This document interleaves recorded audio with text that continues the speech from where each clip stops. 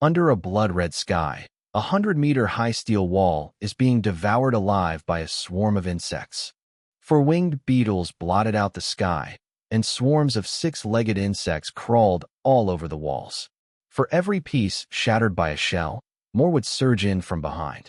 The next second, the entire section of the city wall in the distance collapsed with a deafening roar. Humanity's last line of defense was gone. The Great Xia has held out for 3 months, while other countries have long since been annihilated. Now, the troops remaining at the base might not even last 10 minutes.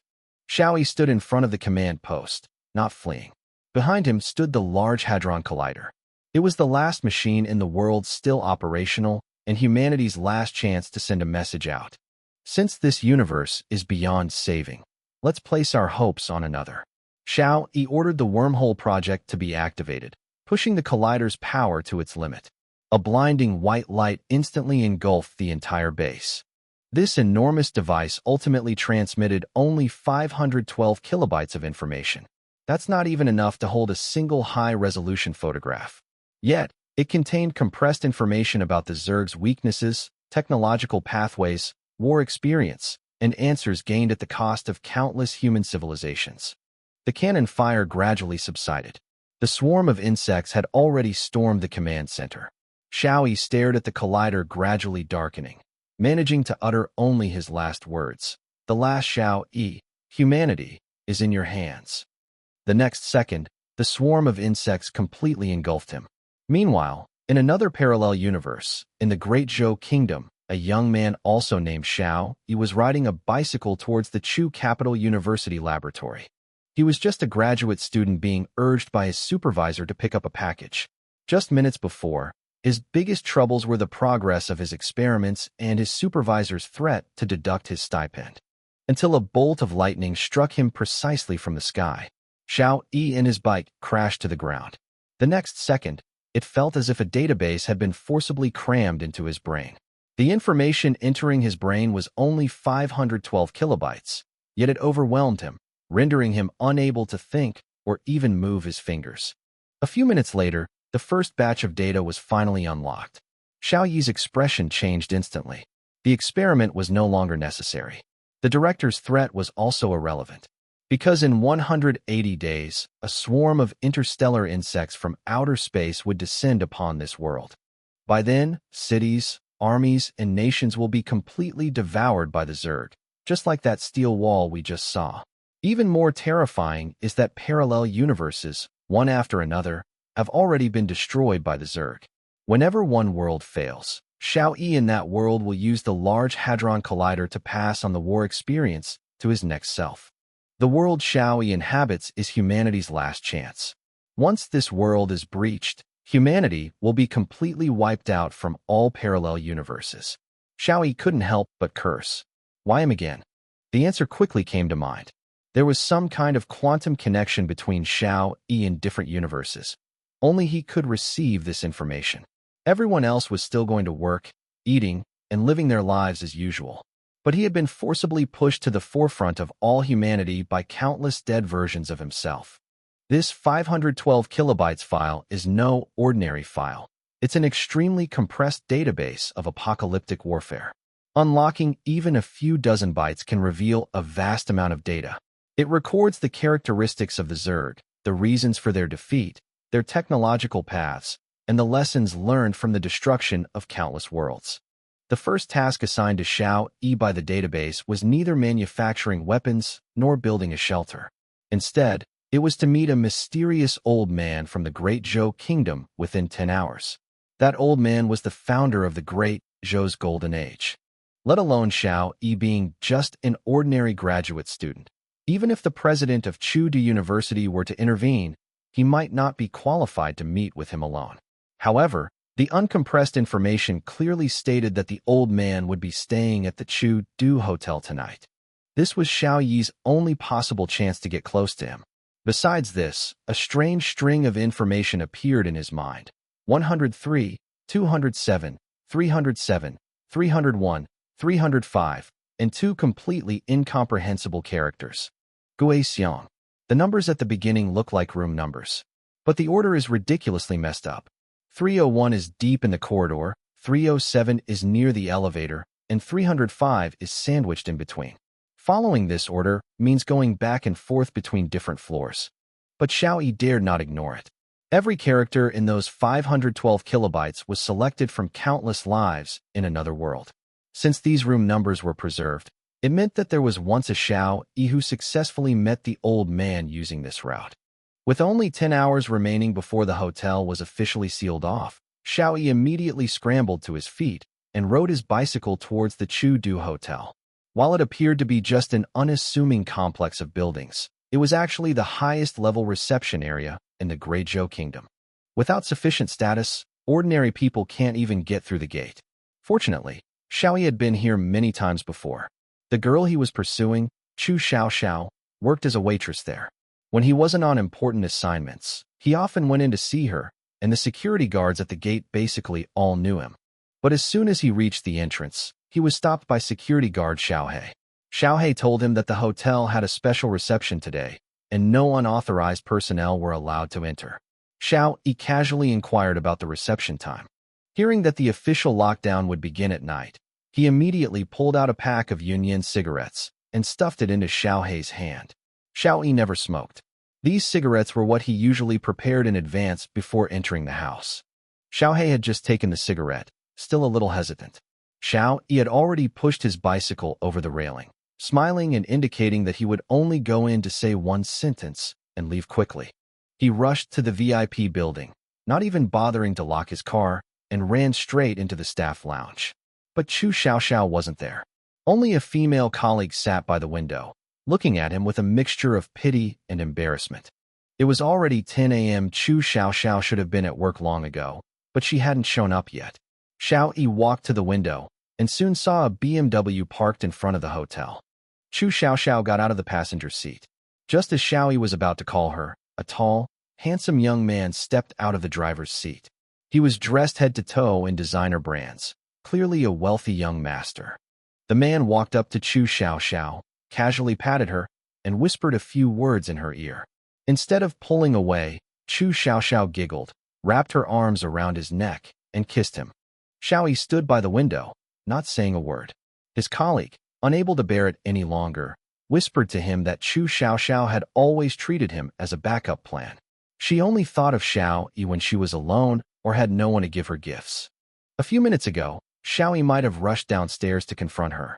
But now, he has no time to waste on this ridiculous relationship. In 180 days, all of humanity will perish. Compared to that, whether he's just a backup option or not is insignificant. Chu Xiao quickly entered the lounge.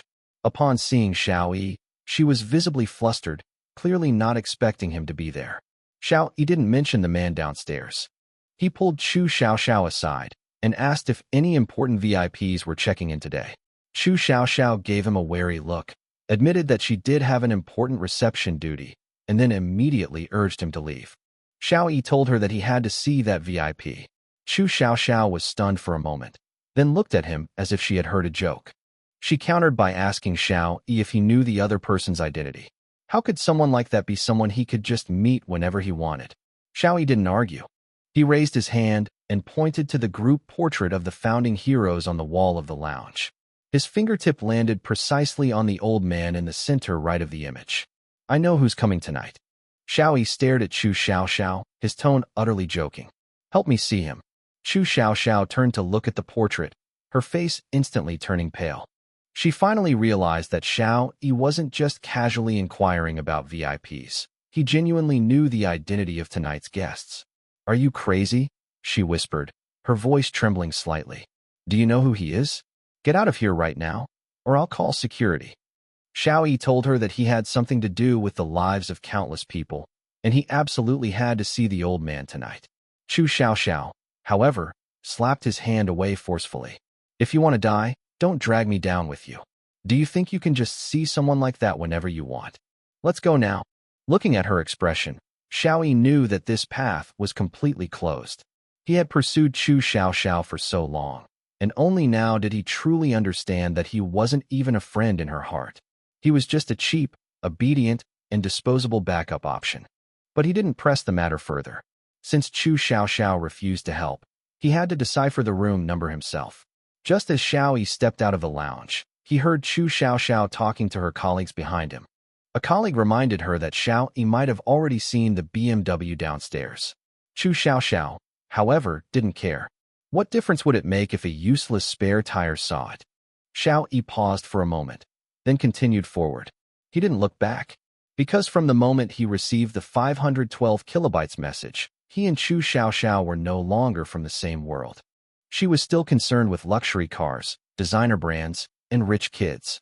But Xiao Yi was about to face a swarm of insects that would devour all of human civilization in 180 days. Just then, he bumped into someone. The man's name was Xie Ziming, a notorious playboy at the hotel. Xie Ziming was carrying a glass bottle, and after being bumped, he quickly protected the bottle. He mysteriously told Xiao Yi that it was something good. Simply waving it under a woman's nose will quickly render her incapacitated. Xiao Yi looked down at the label on the bottle, his expression changing slightly. It was a whole bottle of controlled anesthetic. Xie Ziming, however, didn't take it seriously at all. He even jokingly advised Xiao Yi to stop pursuing Chu Xiao because he often saw her with different men in nightclubs. After saying that, he hugged the glass bottle, pushed open a door next to him, and went inside.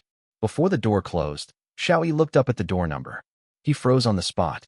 103. This was the first number given by the Apocalypse database. This room has been closed to the public for a long time due to equipment malfunction.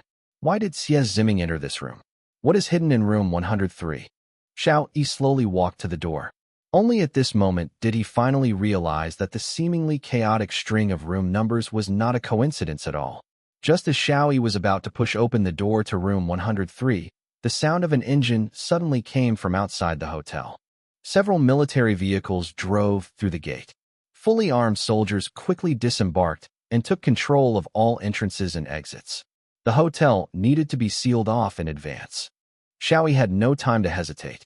He immediately slipped into room 103 and quietly closed the door. There were still several hours before the old man checked in. He could only hide here and wait for nightfall. But soon, the sound of hurried footsteps echoed down the corridor. The guards were checking each room one by one. The doorknob turned slowly. Xiao Yi looked around, then immediately crawled into the wardrobe and held his breath. The door was pushed open. Footsteps grew closer. After checking under the bed, the searchers went straight to the wardrobe. Just as the cabinet door was about to open, Xiao Yi suddenly touched a cold glass bottle. It was the controlled anesthetic drug that Xie Ziming had just hidden. The next second, the cabinet door was yanked open. Standing outside was none other than Xie Ziming. Seeing Xiao Yi hidden in the closet, his eyes nearly popped out of their sockets. Xie Ziming was about to call for help when Xiao Yi raised the glass bottle and gestured for him to be quiet. If this bottle were discovered, Xie Ziming wouldn't be able to explain himself. He could only swallow his words and turn to the guards behind him, saying that there was nothing unusual in the room. After confirming everything, he quickly closed the door and left. Xiao Yi knew Xie Ziming would definitely return. He immediately poured the anesthetic onto a towel and hid it behind his back. Sure enough, less than a minute later, the door was pushed open again. Xie Ziming stormed in, his voice low as he questioned Xiao Yi about why he had stolen his things. Xiao Yi didn't answer. He first glanced at Xie Ziming's height and build. The two were about the same size. He could use this identity. Taking advantage of Xie Ziming's momentary lapse in attention, Xiao Yi pounced on him and tightly covered his mouth and nose with a towel. Xie Ziming struggled desperately, but quickly lost his strength and collapsed to the ground. Xiao Yi dragged him to the bed, covered him with the blanket, and then changed into his work uniform. Just as he straightened his collar, footsteps sounded outside the door again. Xiao Yi immediately hid behind the bed. The head waiter peeked in and reminded Xie Ziming to bring the fruit platter to the VIP area at 6:10. The person on the bed didn't respond. The supervisor frowned, preparing to go in and check. Xiao Yi could only grab Xie Ziming's wrist and shake it a couple of times from under the covers. Seeing this, the foreman assumed Xie Ziming was slacking off again, impatiently cursed, and finally turned and left. Xiao Yi wiped the cold sweat from his forehead and checked the route in his mind again. The next location was 207. It was just an ordinary double room, not at all like a place an elderly person would stay. but 103 had already proven that these numbers were never meaningless. It was approaching 6 o'clock. Xiao Yi changed into his uniform and walked out of the room, carrying an empty tray. The stairwell was blocked off by soldiers, so he had to take the elevator instead. The guards glanced at him a few times. His uniform, tray, and name tag were all in order. No one suspected that this head-down waiter was actually a graduate student who had sneaked in. The elevator slowly ascended. A terrifying thought suddenly popped into Xiao Yi's mind. Was this information truly from a parallel universe? Was it possible that it was bait deliberately planted in his mind by an enemy? But he quickly dismissed this idea. The old man had long since retired. Even if the assassination had succeeded, it wouldn't have plunged the entire Great Zhou kingdom into chaos. The enemy had no reason to devise such a complex deception just to get close to someone who was no longer in power. The elevator doors opened. Xiao Yi suppressed his doubts and went to room 207. As soon as he pushed the door open, he found someone was already inside. Xiao Yi was about to leave when the person, without even looking up, treated him like a waiter and asked him to help unpack the fruit that had just been flown in. This seemingly troublesome situation ironically gave Xiao Yi a reason to stay in the room. The people in the room needed to check each piece of fruit to ensure there were no poisons or foreign objects before they could be placed in the fruit bowl. Xiao Yi could only stand by and help. He appeared calm, but his palms were sweating profusely. The target was scheduled to check in at 6 o'clock. Time ticked by. When the clock struck 6, the inspector finally handed the prepared fruit platter to Xiao Yi, instructing him to deliver it to the VIP's room. But Xiao Yi had no idea about the specific room number. Just then, 3 numbers resurfaced in his mind: 301, 307, and 305. 307 was closest to the elevator. 305 was right next to it. But the first room the information provided was 301, at the far end of the corridor. Xiao Yi didn't try to be clever. He skipped 307 and 305 and went straight to 301. When he pushed open the door, he found it empty.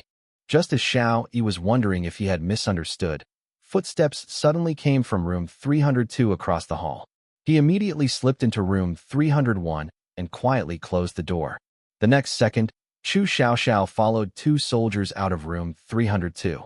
If Xiao Yi had taken the normal route directly to 307, he would have bumped into her right now. Once the others were out of sight, he immediately grabbed the fruit platter and headed towards 307. But just as he reached the door, it suddenly opened. A burly soldier strode out and chased after Chu Xiaoxiao. Chu Xiaoxiao seemed to hear the commotion and was about to turn around. Without any hesitation, Xiao Yi slipped into room 307 before the door closed. Chu Xiaoxiao turned around as expected. She glanced at the empty corridor, found nothing amiss, and then continued walking. Only after the footsteps completely disappeared did Xiao Yi emerge from 307. Now only one number remained: 305. The route took another detour, seemingly illogical. But Xiao Yi understood. 301 was to avoid Chu Xiaoxiao. 307 was to evade a follow-up inspection. These numbers weren't the old man's room numbers. They were a life-saving route earned through countless failures. He had just reached room 305 when a command suddenly came from behind him. Patrolling soldiers were checking staff identification. Xiao Yi reached out to push the door open, only to find it locked from the inside. The soldiers had already noticed him and were walking towards him step by step. Although Xiao Yi was wearing a uniform, he had no identification. If he were checked, he would be immediately exposed. He could only knock forcefully on the door of room 305. There was no response. The footsteps behind him grew closer. Just as the patrolman reached him, the door finally opened. The man inside glanced at Xiao Yi and gestured for him to come in. Seeing that he had indeed come to deliver a fruit platter, the patrol officers did not continue their investigation. Xiao Yi breathed a sigh of relief, but the man inside recognized the fruit on the tray. It was a fruit platter specially prepared for the elderly.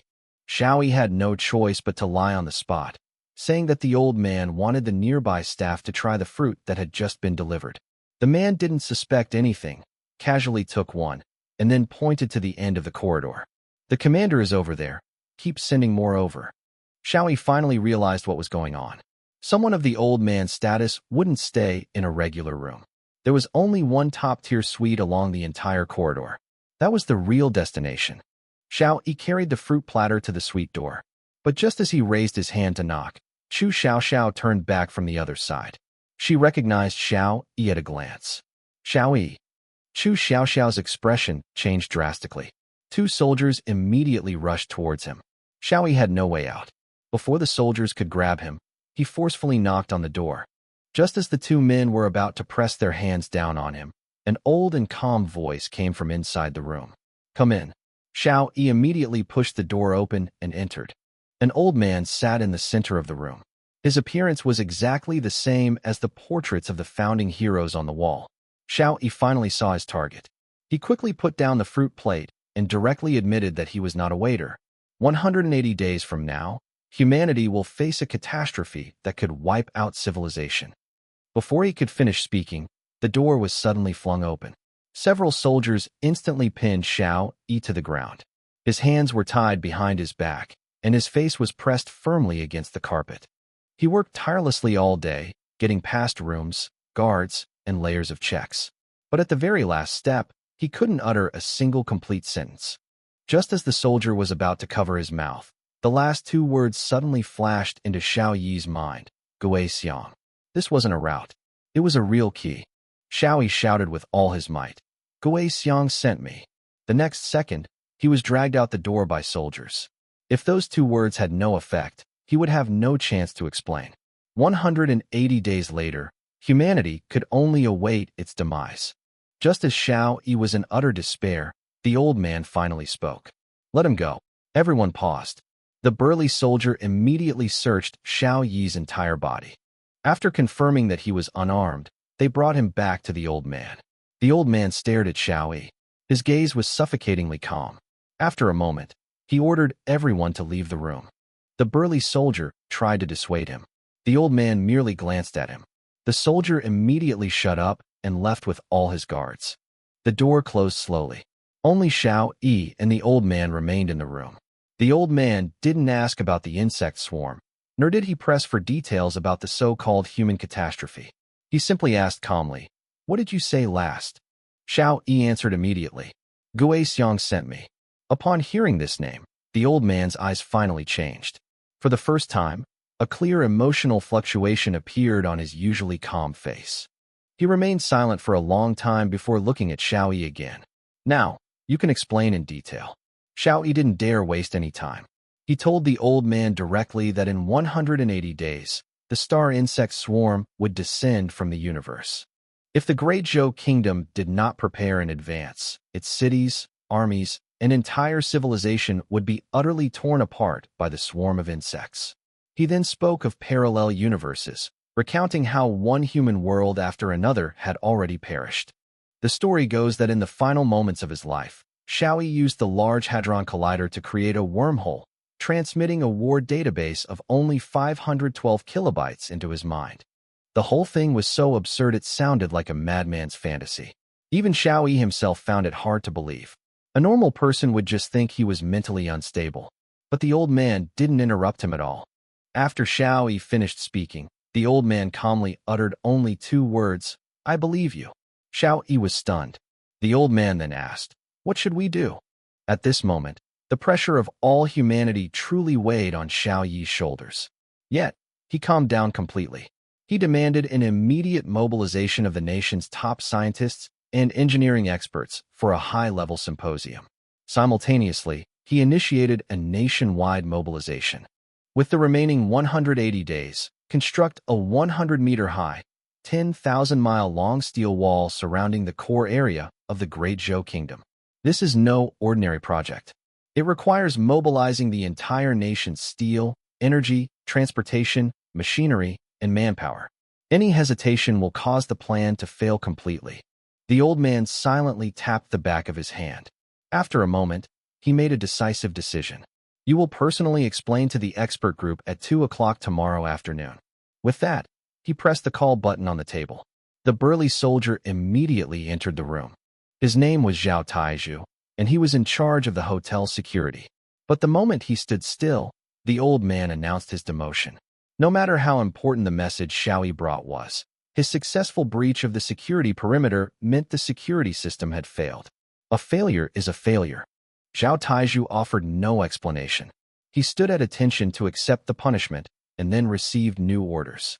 Tomorrow afternoon, he must personally escort Xiao Yi to ensure Xiao Yi attended the expert meeting on time. Xiao Yi felt a little guilty and apologized to him. Zhao Taizhu shook his head. He didn't blame Xiao Yi. On the contrary, the fact that an ordinary graduate student could break through such tight security and stand upright in front of the old man already impressed him. I'll pick you up at 1 o'clock tomorrow afternoon. But just as Xiao Yi looked at Zhao Taizhu, a strange image suddenly flashed into his mind. Under a blood-red sky, Zhao Taizhu, clad in steel armor, stood alone at a breach in the broken city wall. He unleashed a furious barrage of fire on the swarm of insects with heavy weapons until his last bullet was used up. Zhao Taizhu discarded his weapon, drew his massive steel sword from his back, and charged into the insect tide. The next second, countless beetles completely engulfed his figure. The video abruptly cut off. Xiao Yi froze on the spot. He finally understood that the 512 kilobytes database was not the whole thing. The mysterious connections between different universes continue. He can not only receive texts and data, but may also see fragments of the future that have occurred in other worlds. These scenes might change the fate of countless people. When Xiao Yi left the room, Chu Xiaoxiao was already waiting outside. When she saw Xiao Yi being brought out by Zhao Taizhu, her first reaction wasn't to ask if he was injured. Instead, she hurriedly distanced herself from him. He's not my boyfriend. I have nothing to do with him. She repeated it several times, afraid that Xiao Yi's actions would implicate her. Zhao Taizhu looked at Xiao Yi and asked in a low voice about their relationship. Xiao Yi answered calmly, I used to think there was a connection. Now I know there isn't. The goddess he once pursued had completely lost her luster at this moment. Chu Xiaoxiao chased after the car again, loudly emphasizing that she was the one who reported Xiao Yi and warning him not to shift the blame onto her. Xiao Yi didn't even turn his head. Zhao Taizhu glanced at her and only commented indifferently, Your judgment in the past was indeed not very good. The car doors closed.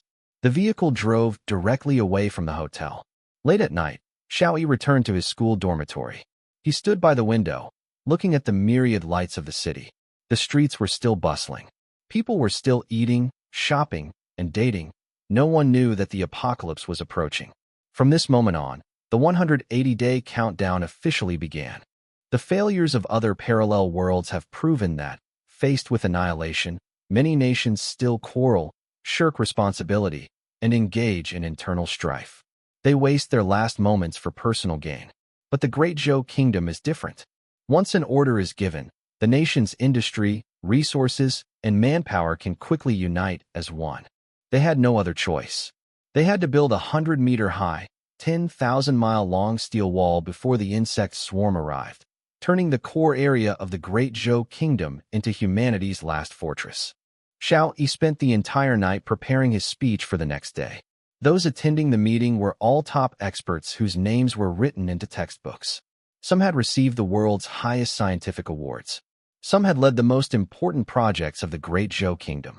Xiao Yi was just a graduate student who hadn't even graduated yet.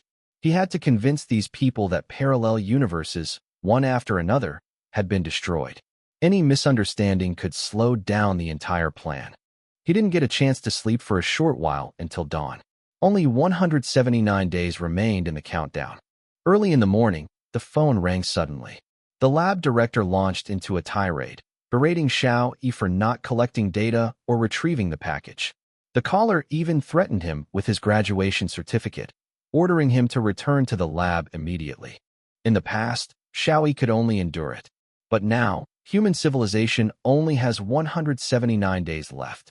A professor's reputation and threat are no longer worth mentioning. Xiao Yi only answered with one word, no. Then he hung up the phone. It was 1 p.m. A black Blue Star flagship car was parked downstairs in front of the dormitory building.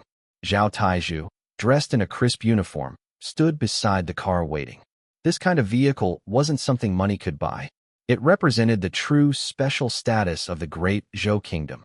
Lin Dashan, Lu Xiaofei, and Wang Bing were peering out of the dormitory window, dumbfounded. Xiao Yi casually told them that the car downstairs was there to pick him up. The three of them burst into laughter. They thought Xiao Yi hadn't slept all night and was starting to talk nonsense. Xiao Yi didn't explain. He changed his clothes, turned around, and went downstairs. Soon, the laughter in the dormitory stopped abruptly. Zhao Taizhu personally opened the car door for Xiao Yi and invited him into the back seat. The Blue Star flagship vehicle slowly drove away from the school. Only 3 roommates remained standing at the window, speechless for a long time. Meanwhile, the Chudu Hotel once again raised its security level. Xie Ziming, Chu Xiaoxiao, and other ordinary service staff can only be responsible for the reception work on the outermost perimeter. One after another, black flagship cars drove in. Those who stepped off the vehicle were all top scientists from various fields across the Great Zhou Kingdom. They also shared a common identity, members of the nation's highest think tank. Just as everyone was in shock, another Blue Star flagship car slowly pulled up in front of the hotel. Zhao Taizhu got out first and personally opened the back door. Xiao Yi stepped out of the car. Xie Ziming saw him and exclaimed in surprise. Chu Xiaoxiao froze on the spot. She simply couldn't believe that the man she had looked down on as useless yesterday was now riding in the highest class vehicle, entering the hotel with the national think tank. Xiao Yi stood ramrod straight, his expression composed. As he passed Chu Xiaoxiao, he merely raised his hand in a polite greeting before following Zhao Taizhu into the VIP building. The waitress next to her looked on with envy and couldn't help but praise Chu Xiaoxiao for her good taste in finding such a high-status boyfriend. Chu Xiaoxiao opened her mouth, but couldn't utter a single word. Because just yesterday, she told everyone herself that Xiao Yi was just a useless backup plan. She had nothing to do with him. But only one night later, the man she was so eager to discard had become someone she wasn't even qualified to approach. Zhao Taizhu didn't linger. He took Xiao Yi directly to see the old man. The old man put down his newspaper and asked him if he was ready. Xiao Yi answered readily. The old man reminded him that the people inside weren't so easily persuaded. Xiao Yi expressed confidence. He then asked the old man why he believed in him.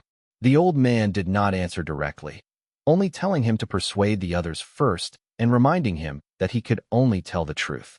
The area outside the conference room was under level 1 security. Xiao Yi was thoroughly searched. He was then taken to the VIP room to wait. Inside the conference room sat top elites from their respective fields. The old man entered the meeting room. Everyone stood up simultaneously. He announced that he was only there to observe, but guaranteed with his personal integrity that every word Xiao Yi spoke was true.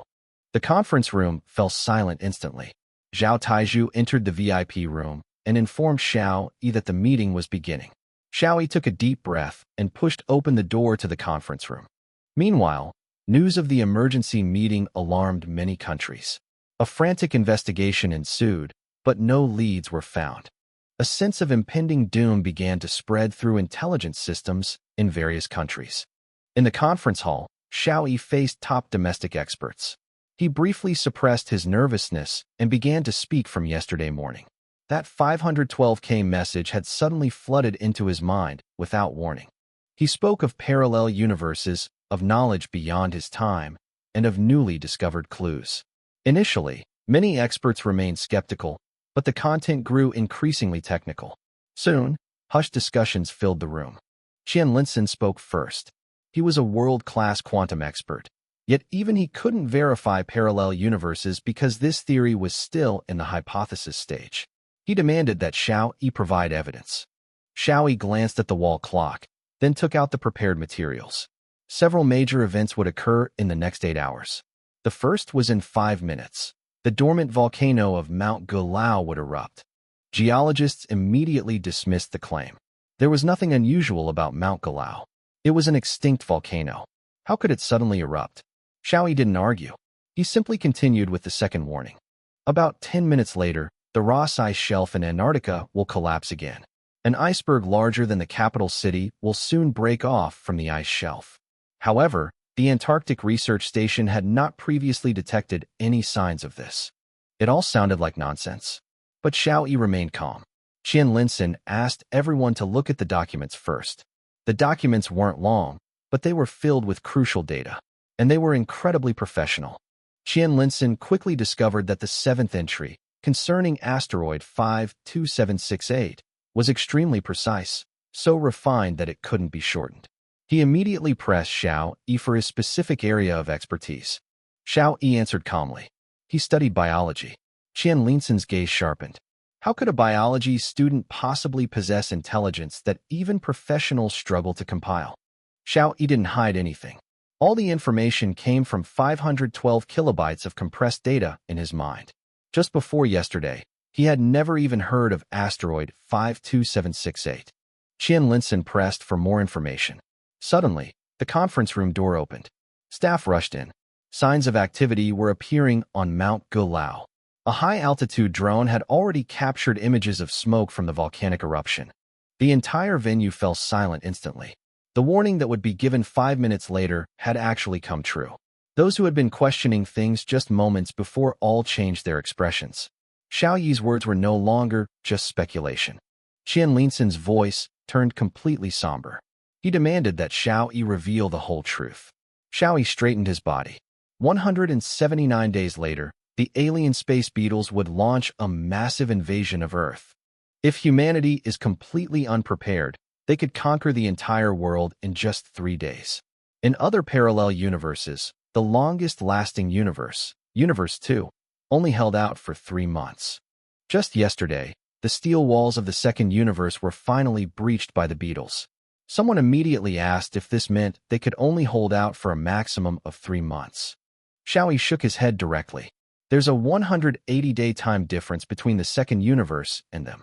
As long as they learn from the other side's experience and avoid the mistakes they made, this world still has a chance. The old man frowned and asked, "How exactly do we resist?" Xiao Yi's answer was, "Only a nationwide mobilization. Mobilize all domestic resources to wage a nationwide defense war." They had to build it. The greatest miracle in human history. A steel wall, hundreds of meters high and thousands of miles long. But immediately, some questioned, why not unite with other countries? Xiao Yi took a deep breath.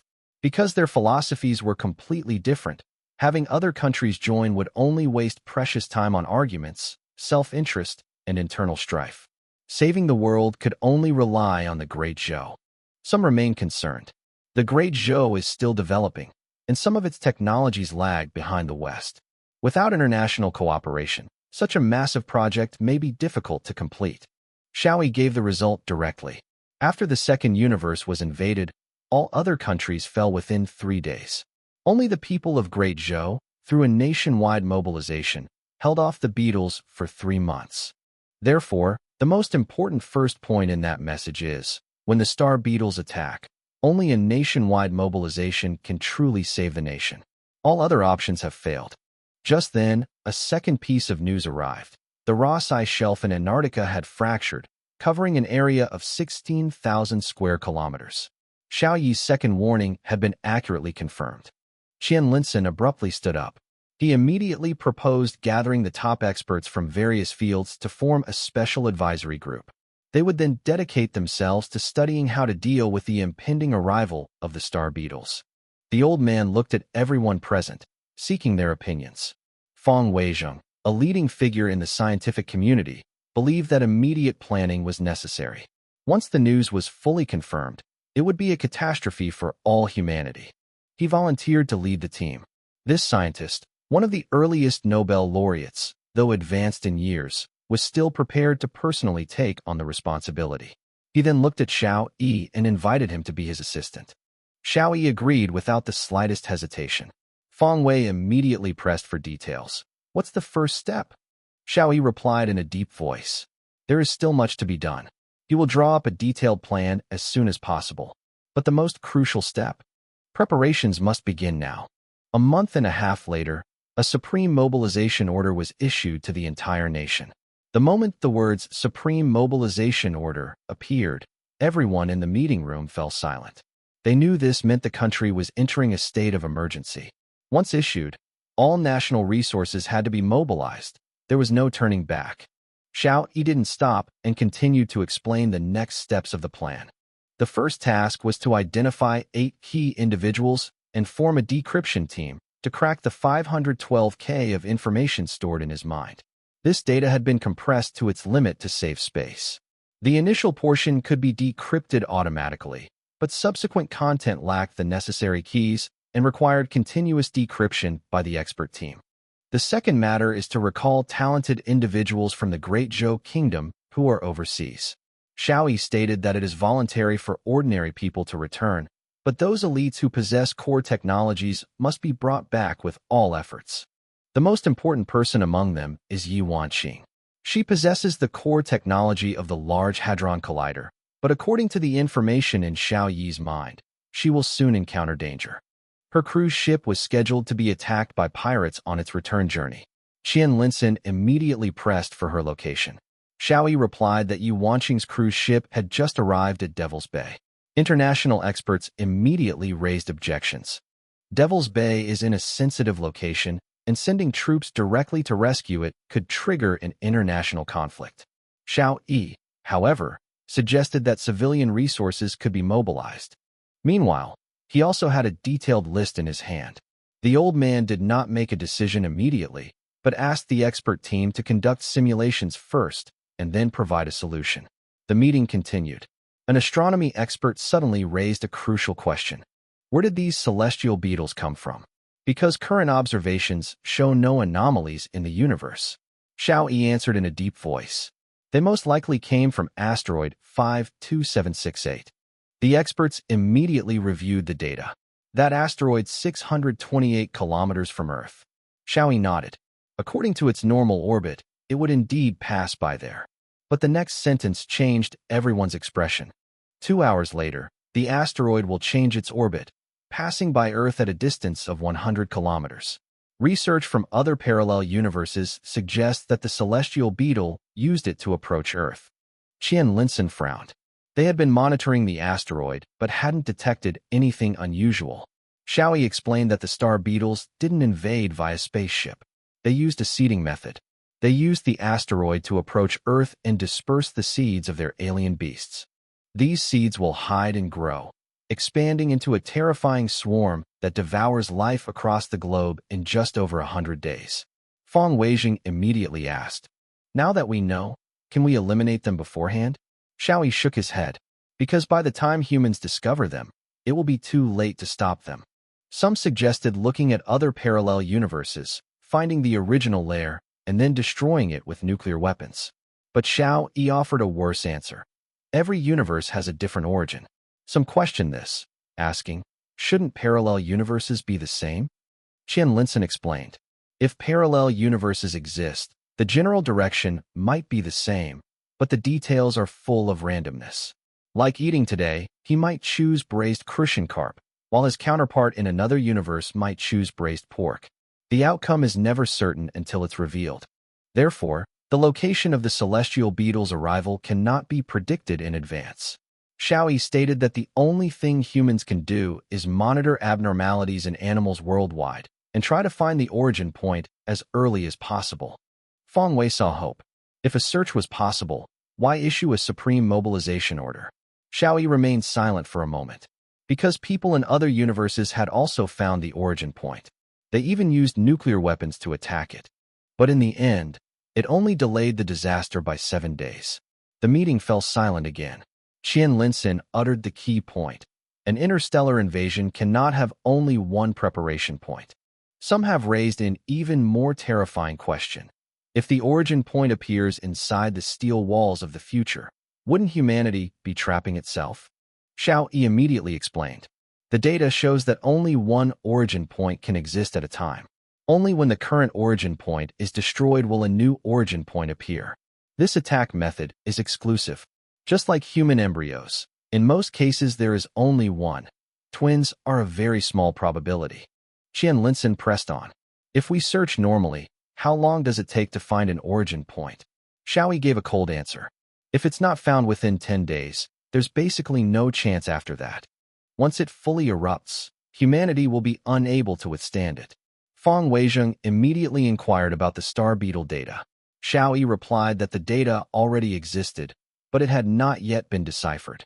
He needed 8 experts. Fang Weizheng immediately agreed to make arrangements. But Xiao Yi added another name, Gu Linxing. This person was crucial to the future decryption work. After the meeting, Xiao Yi returned to the old man's room. He finally asked the question that had been nagging at him. Why did the old man trust him so much? The old man simply smiled. Because of that name. Xiao Yi was even more puzzled. A single name could actually make the old man stand behind him without reservation. Just then, there was a knock on the door. Fang Weizheng and Qian Linsun walked in. The old man, with a serious expression, formally announced the new mission. Fang Weizheng, the old man commanded. The elderly Fang Wei stood up straight instantly. From this moment on, he would serve as the head of the expert team for the nationwide mobilization, responsible for formulating and executing all plans. The future destiny of humanity now rested on his shoulders. The old man first appointed Qian Linsun as the deputy head of the National Mobilization Expert Group, tasked with fully assisting Fang Weizheng. Finally, the old man looked at Xiao Yi and announced him as a special advisor. The three men received the order simultaneously. The old man solemnly reminded them. The fate of all humanity now rests on their shoulders. This responsibility must be shouldered. The old man then asked Xiao Yi what the first step of the plan was. Xiao Yi produced a proposal. It was action advice left behind by the second universe. But they couldn't simply copy it. Because the second universe has failed, and they've only just begun. The old man finally granted authorization. The expert team has the highest authority and can mobilize all domestic resources. He told him to just keep moving forward, with the nation as his backing. After a day of intense meetings, Xiao Yi walked out of the Chu Du Hotel. He was utterly exhausted. Just as he was about to get into the car, Chu Xiaoxiao suddenly called out to him. The girl who had stirred his heart yesterday.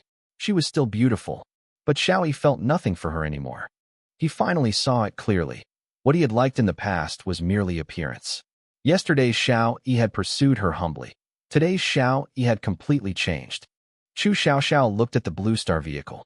Then, thinking of those important figures from earlier that day, she asked in a trembling voice, "Is Xiao Yi one of them?" Xiao Yi simply replied calmly, "This is a state secret. He cannot disclose it." This simple sentence sent a complete panic through Chu Xiaoxiao. She had always considered herself beautiful and used her appearance as leverage. The man she wanted to marry had to be young, wealthy, and of high status. Ideally, he would also own a luxury car and a company. Previously, Xiao Yi was merely a backup option in her eyes. His qualifications weren't good enough, so she always kept her distance. But she never imagined that the person she had just given up on would change his fate overnight and be able to enter the nation's highest council. Chu Xiaoxiao hurriedly explained. She said she had always liked Xiao Yi and was willing to do anything for him. She even put on her most pitiful act, which she used to be very good at. Xiao Yi simply smiled faintly. He told her that she was destined to be just a passerby in his life. Then he turned and got into his car. The Blue Star car slowly drove away. Xiao Yi didn't look back, because he was no longer the person trapped by emotions. Back in the dorm, Xiao Yi had barely lain down when Lin Dashin and the other two immediately surrounded him. One massaged his shoulders, one fanned him, and one handed him milk tea. They kept asking him questions. What was it like riding the Blue Star train? What identity was Xiao Yi hiding? Xiao Yi was amused by them. He only told the three that a major event would happen soon, and that they would respond actively when the country needed them. Although the three didn't understand, they did as he said, washing and tidying Xiao Yi's feet, and even afraid to make a sound when they slept. They didn't know. After tonight, this was the last time, living in the same dormitory as Xiao Yi. Meanwhile, on the other side, the countdown reached 178 days. Gao Daqiang was carrying cement. As a retired Special Forces soldier, he once wore a military uniform, but now he could only earn money through physical labor. After finishing his work, the boss handed him 100 yuan. Just as he was about to leave, his daughter suddenly called him Dad happily. Gao Daqiang reached out to hug the child, but his mother-in-law pulled him away, disgusted by his dusty appearance and feeling he had brought shame to the family. Gao Daqiang lowered his head in silence. Earning money through physical labor wasn't shameful, but in his mother-in-law's eyes, he was just a good-for-nothing. Back home, he had barely stepped inside when his mother-in-law scolded him again. She scolded him for bringing cement into the house and for his lack of skills after his military service. His younger daughter couldn't help but defend her father, but his mother-in-law told her, "Don't be like your father. He'll never amount to anything." When his wife returned home, her eyes were red, and she didn't say a word. Gao Daqiang sensed something was wrong and immediately pressed her for an explanation. His wife finally revealed the reason. Their daughter had been teased at kindergarten because her classmates thought her father was just a dirty-looking porter. Gao Daqiang froze instantly. He remembered the day he gave his daughter popsicles. He had only wanted to express his love, but it had led to his daughter being ridiculed. His daughter had told her classmates that her father was a hero, but all others saw was Gao Daqiang covered in dust. From then on, their daughter became increasingly silent, even refusing to go to kindergarten. Gao Daqiang was heartbroken. He promised his wife that he would find her a decent job the next day. But his wife, having bottled up her feelings for too long, couldn't help but complain. His military uniform from years ago had made her fall in love with him, but reality had disappointed her. That evening at dinner, his brother-in-law made a new demand. They had to buy another car before the wedding. His mother-in-law immediately demanded they contribute money. Gao Daqiang frowned and refused, believing that a man should take responsibility. However, his mother-in-law slammed her hand on the table and berated him angrily. She thought Gao Daqiang was incompetent and would only bring shame to her son. Gao Daqiang's anger flared, but his wife pulled him back, forcing him to suppress his rage. The mother-in-law's insults grew increasingly vicious. She even threatened Gao Daqiang's family, saying that if they couldn't come up with the money for a car that day, they would all have to move out. She also mocked Gao Daqiang, saying that he hadn't even been able to afford a house after all these years. Finally, Gao Daqiang couldn't take it anymore and stood up, glaring angrily at the person who had been humiliating him all along. He doesn't own a house. Not because he hasn't worked hard. It's because most of the money he's earned over the years has been used by his wife to support her younger brother. His mother-in-law doesn't seem to care. Instead, she says that her daughter is so well off. If she hadn't married Gao Daqiang, she would already be living in a villa and driving luxury cars. His wife pulled him back again. Gao Daqiang remained silent for a long time before finally sitting back down. He knew that his wife had truly suffered with him. Before his retirement, they lived apart. After his retirement, he couldn't provide her with a comfortable life. As a man, he always felt indebted to his wife. Finally, he took out his bank card. This was the money for his daughter's tuition at a prestigious primary school. He told his wife to decide for herself, but his mother-in-law snatched it away, saying, "Why would a girl need a prestigious school?" She then gave the money to her son to buy a car. Gao Daqiang looked at his wife, but she kept her head down and didn't object. At that moment, he fell completely silent. He went outside, intending to smoke a cigarette to relieve his fatigue. He had never smoked before, but carrying cement was too tiring. Sometimes, he could only rely on it to get by. His daughter suddenly chased after him, hugged his leg, and earnestly told him, "Daddy can't smoke. Smoking isn't good for a child." Gao Daqiang put away his cigarette, bent down, and picked up his daughter. His voice was hoarse as he said, "It's all my fault. I let you get bullied at school." A tear fell as he finished speaking. His daughter reached out and wiped it off for him. She told him that his father wasn't useless. He was a hero, because in her heart, that father in military uniform, he's always been a hero. But what others see is just a dusty laborer. Just as Gao Daqiang remained silent, a young man appeared and calmly asked him if he was Gao Daqiang. Gao Daqiang looked up in confusion. The man before him possessed a composed demeanor, unlike that of an ordinary young man. The next second, the man spoke directly. "I am Xiao Yi. The country needs you. Are you willing to serve the country?" Gao Daqiang's body stiffened. His years of military experience instantly kicked in. He immediately stood at attention and saluted. Gao Daqiang, ready to serve the country at any time. Looking at the man before him, Xiao Yi's mind flashed back to the future. On a steel battlefield, Gao Daqiang, clad in mecha, led his team to defend the breach in the city wall. They did not retreat a single step. To buy time for their rear, they risked their lives to hold back the insect swarm. In the end, they all perished. Xiao Yi was silent for a moment. He told Gao Daqiang that this mission was extremely dangerous. There might be no assistance, no supplies, and the country might not even publicly acknowledge it. Would he still be willing to accept such a mission? Gao Daqiang didn't hesitate. He only asked one question: "What is the mission?" Xiao Yi answered in a low voice, "Rescue Yi Wanqing." Hearing this name, Gao Daqiang's eyes instantly reddened. He hugged his daughter tightly. He had finally waited for the opportunity to serve his country. The next second, he saluted again, his voice unwavering. I swear to complete this mission, even at the cost of my life. His daughter, though not understanding what was happening, mimicked her father, raising her little hand in a military salute. Xiao Yi knelt down and told the child that her father was a true hero. However, this secret might only be known to her. After leaving Gao Daqiang's house, Xiao Yi immediately instructed Zhao Taizhu to take him to find Gu Linxing. Zhao Taizhu looked at the exhausted Xiao Yi and advised him that he could delegate this matter to someone else. But Xiao Yi shook his head. These two people were of great importance. He had to personally invite them. After saying that, he leaned back in the car and fell asleep a few seconds later. Meanwhile, at the Mingho Hotel in Jiangxing City, a high school reunion was being held. 10 years after graduation, everyone gathered again. The organizer, Guo Liming, is now a manager at a Fortune 500 company. But the person attracting the most attention tonight is Li Mingho. Born into a wealthy family, he secured funding to start his own business during his university years.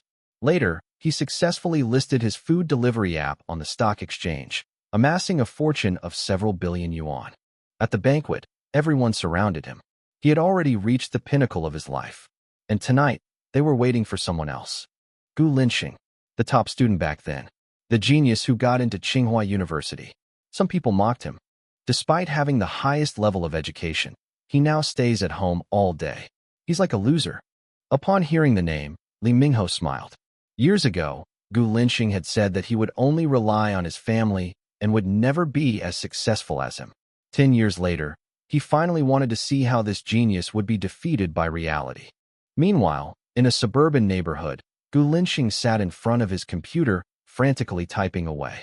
He graduated from Tsinghua University, but didn't have a stable job because he looked down on those kinds of jobs. A peer-to-peer lending company once approached him to develop a program, but he discovered their ulterior motives and hacked into their server. From then on, everyone in the industry knew about this eccentric old man. No one dared to mess with him easily. Then, two old classmates suddenly showed up and forcibly took him to a class reunion. Gu Linxing looked reluctant, but his parents wanted him to go. After all, there were successful people there, and perhaps they could help him find a job. Inside the prestigious hotel, Li Mingho was growing impatient. He glanced at the time and sneered. Why hasn't Xiao Yi arrived yet? Because today, the bet he had waited 10 years for was finally about to be fulfilled. 10 years ago, he made a promise with Xiao Yi to compete in achievements 10 years later. The loser would have to kneel down and admit defeat. But now, Li Mingho only wanted to see Xiao Yi kneeling before him. Li Mingho watched as everyone mocked Xiao Yi. He finally understood why he had organized this class reunion. He wasn't nostalgic. He wanted to see Xiao Yi bow his head in embarrassment. 10 years ago, Xiao Yi was the top student in the city and was admitted to Tsinghua University, becoming a genius in everyone's eyes. Li Mingho, on the other hand, failed his college entrance exam, scoring less than 200 points. Back then, he could only endure the comparisons. Now, Li Mingho, backed by his father's capital, has successfully launched his food delivery app on the stock exchange, amassing a fortune of billions. He feels he's finally turned his life around. So he spent money to invite all his classmates, just to prove one thing. What good is being good at studying? If you can't navigate the social world, you're still a loser. Soon, two classmates led Xiao Yi into the private room. His ordinary clothes immediately drew a chorus of laughter. Some mocked his cheap clothes, while others laughed at his former status as a top student, now reduced to an ordinary person. These people were often compared to Xiao Yi by their parents when they were young. Now they see a genius fallen from grace. Finally finding his chance for revenge, Li Mingho slowly walked out and stood in front of Xiao Yi. He asked if Xiao Yi still remembered him. Xiao Yi glanced at him, then shook his head. In the past, he had only focused on his studies and hadn't remembered this classmate at all. The crowd immediately mocked him. He didn't even recognize President Li, and he dared to call himself a genius? Li Mingho sneered, reminding Xiao Yi of the agreement made 10 years ago. A contest of achievements 10 years later, with the loser kneeling in defeat. Xiao Yi finally remembered. His face slowly lowered. He knew his current predicament, a wealth of knowledge going unrecognized. They are unwilling to make money by violating their principles. Therefore, they can only be suppressed by reality and remain at the bottom. Seeing his reaction, Li Mingho smiled and demanded that he fulfill his promise and kneel down. The entire private room erupted in chaos. Everyone started jeering. Those who had once been jealous of Xiao Yi were now frantically shouting for him to bow his head. Some even went up to him, grabbed his shoulders, and forced him to kneel. Xiao Yi gritted his teeth, his body straining to hold on. Even if he suffered humiliation, he refused to bend his knees. Li Mingho took out his phone to record a video, preparing to document his victory. Just then, Guo Liming prepared to step forward and kick him. But the next second, a scream rang out. The person who fell wasn't Xiao Yi, but Guo Liming. A burly man appeared and kicked him, breaking his leg in one swift motion. The scene fell silent instantly. The students who had been so arrogant just moments before all backed away in fear. Li Mingho forced himself to ask who this man was, but Zhao Taizhu didn't answer. He simply helped Gu Linxing up. Just as Li Mingho was about to question him, a young man entered the private room. It was Xiao Yi. He approached Gu Linxing and confirmed his identity. Gu Linxing nodded, his face still showing the humiliation from before. Xiao Yi looked at Li Mingho and inquired about their bet. Li Mingho immediately explained that it was an agreement made 10 years ago. The loser had to kneel and kowtow. Gu Linxing didn't deny it, but he was unconvinced. He wasn't a sore loser. It was just that his talent had gone unrecognized for years, and now he was being publicly humiliated. After listening, Xiao Yi looked at Li Mingho and calmly said, "Since that's the case, then you can kneel." The entire audience was instantly stunned. Someone immediately defended Li Mingho, saying that Li Mingho was worth billions and should naturally be considered the winner. Xiao Yi, however, countered with a question: an academician of the Chinese Academy of Sciences or the owner of a listed company? Whose achievements are greater? The woman was speechless. The next second, Xiao Yi produced a letter of appointment. On behalf of the nationally mobilized expert team, he formally notified Gu Linxing that he had joined the expert team, would receive a national stipend, and would be awarded the title of Academician of the Chinese Academy of Sciences, effective immediately. The entire banquet hall fell completely silent. Gu Linxing, who had just been forced to kneel, instantly became someone everyone looked up to. Li Mingho's mind went blank. He couldn't accept it. Just when he was about to win, Gu Linxing had pulled off a stunning comeback. Gu Linxing stared at the employment contract, his eyes gradually reddening. After years of being unrecognized, someone finally saw his value. Xiao Yi turned to look at Li Mingho. Now it was his turn to fulfill his bet. Zhao Taizhu stepped forward and coldly asked, "Need my help?" Li Mingho's face turned deathly pale instantly. The next second, he immediately knelt down. A billionaire, the owner of a listed company, before a team of experts mobilized by the entire nation. They had no right to resist. Xiao Yi didn't linger. He left with Gu Linxing. Before leaving, he asked Li Mingho to inform Gu Linxing's family that Gu Linxing had been transferred to a government post, and they wouldn't be able to meet for a while. Li Mingho immediately bowed his head and agreed. Only after Xiao Yi left did the others dare to comfort him. Some even suggested calling the police. Li Mingho slapped him across the face. He knew that organization was far beyond their capabilities. He then reminded the others that the burly man looked familiar. Everyone examined the news photos. They quickly discovered that Zhao Taizhu had been seen repeatedly alongside important figures. Li Mingho's expression changed drastically. He immediately arranged for a vehicle and decided to personally go to Gu Linxing's house to report that he was safe. Countdown. 177 days left. Outside the Chu Capital Conference Hall, Xiao Yi hurried towards the meeting. On the way, he encountered the laboratory director. Upon seeing him, the director immediately showed displeasure. Because in his eyes, Xiao Yi was merely a student in the laboratory. The director questioned him about his visit, even speculating that he was just a volunteer. He demanded that Xiao Yi lead the way. Xiao Yi offered no explanation, simply pointing in the direction of the meeting room before continuing on his way. The director was furious, his face turning ashen. He decided that after the meeting, he would definitely teach this student a lesson. But Xiao Yi simply left behind a single sentence, "I doubt you will." The director stood there, trembling with rage. He never imagined that the student he had been behaving like a servant just yesterday would be in a meeting of this caliber today. But time was running out for him. He could only suppress his anger, enter the conference room, and sit in the most inconspicuous corner. He had once been a person of some standing at Xiao Yi University, but upon arriving, he discovered he wasn't even in the top ranks. On the platform, Feng Wei was seated at the head of the table, with Qian Linson beside him. Below them sat top scientists and heads of various departments. Each of them was influential enough to impact an entire field. The atmosphere at the meeting was unusually heavy. An experienced expert couldn't help but ask why the meeting hadn't started yet. Feng Wei calmly replied, "There's one key figure who hasn't arrived." Everyone was immediately puzzled. Who could it be that had so many top figures waiting? Qian Linson smiled and explained, "He's a special advisor to the National Mobilization Expert Group and a key figure in this meeting." Just as he finished speaking, the conference room door opened. Xiao Yi walked in, carrying documents. All eyes immediately turned to him. Young. Too young. Many even doubted whether they were seeing things. Feng Wei stood up.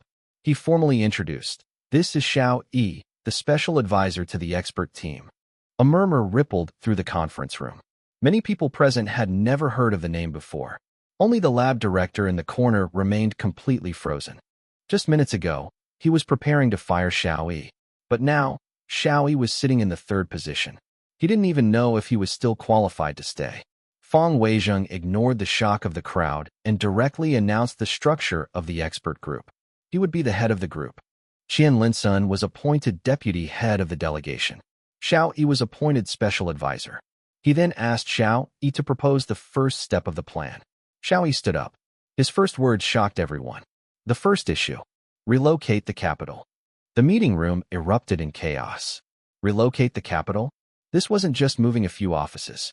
This was a major event affecting the entire national system. Someone immediately raised a question. Why move the capital?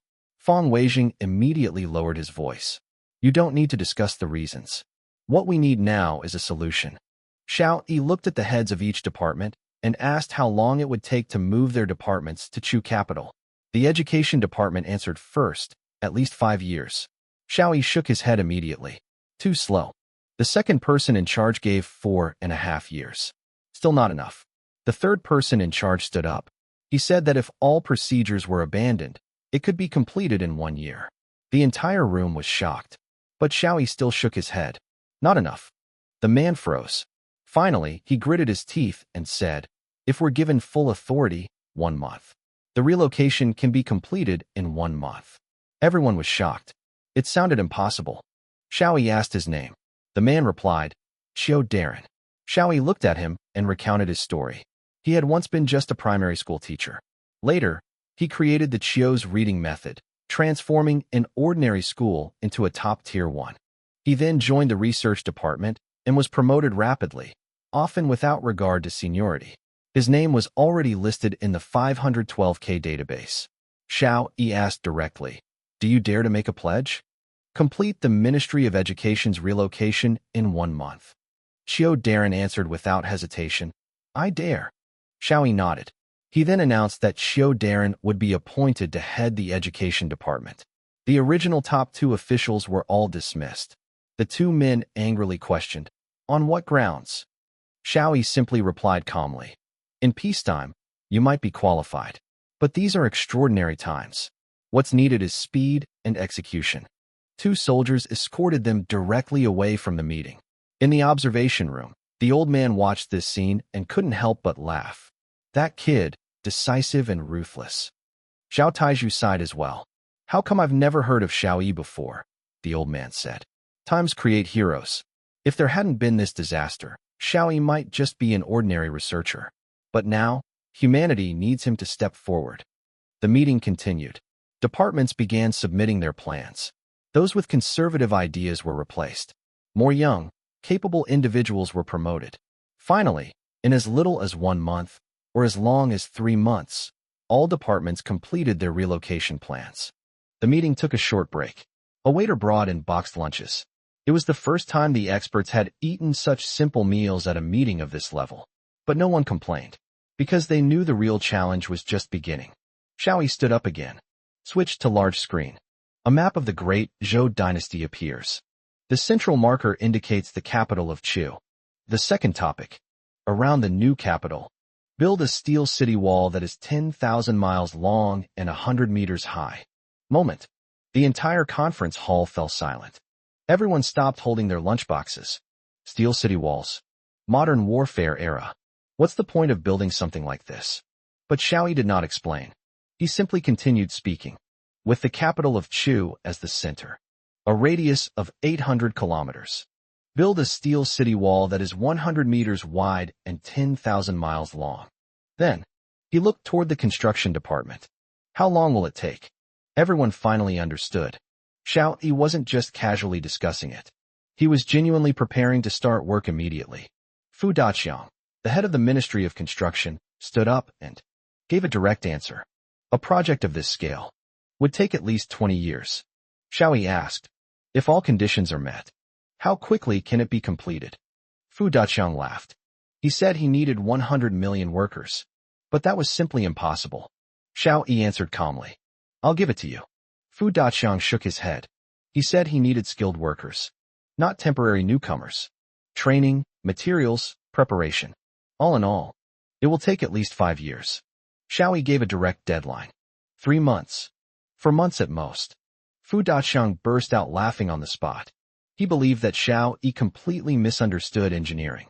Construction isn't about shouting slogans. It can't be accomplished with passion alone. Xiao Yi looked at him and said only one sentence. Over the years, you've forgotten your original aspirations. Fu Daqiang immediately retorted. He was a construction expert. If he said no, then no. Just then, a soldier walked into the conference room and handed over a document. After reading it, Xiao Yi placed it directly on the table. The Anti-Corruption Bureau just searched Wulong residential area and found 500 million yuan in cash.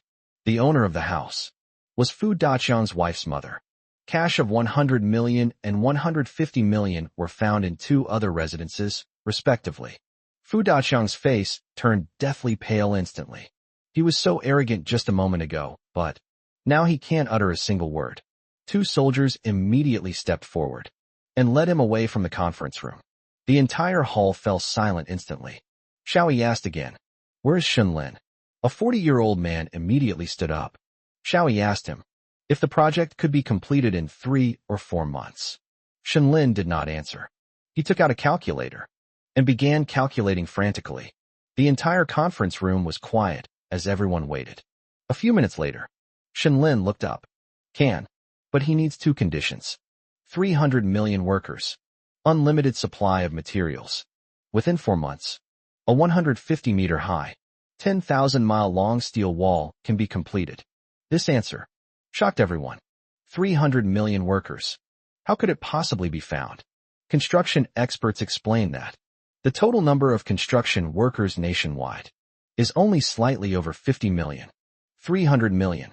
That's like a fairy tale. But Xiao Yi spoke directly. 400 million workers. I'll give them to you. Then he looked at Shenlin. Do you dare to sign a pledge? Shenlin did not hesitate. Dare. Because he knew. The opportunity has finally arrived. For many years, despite his clear abilities, he was consistently suppressed by Fu Daqiang. Now that Fu Daqiang has fallen, the vacant position has fallen right into his hands. After the meeting, everyone left. But everyone only has a few keywords in their mind. The capital was moved. Steel city walls. 400 million workers. Supreme mobilization order. And that young consultant. They finally realized it. In the Great Zhou Kingdom, something truly momentous is about to happen. However, the meeting did not end. Those who remained were all core experts.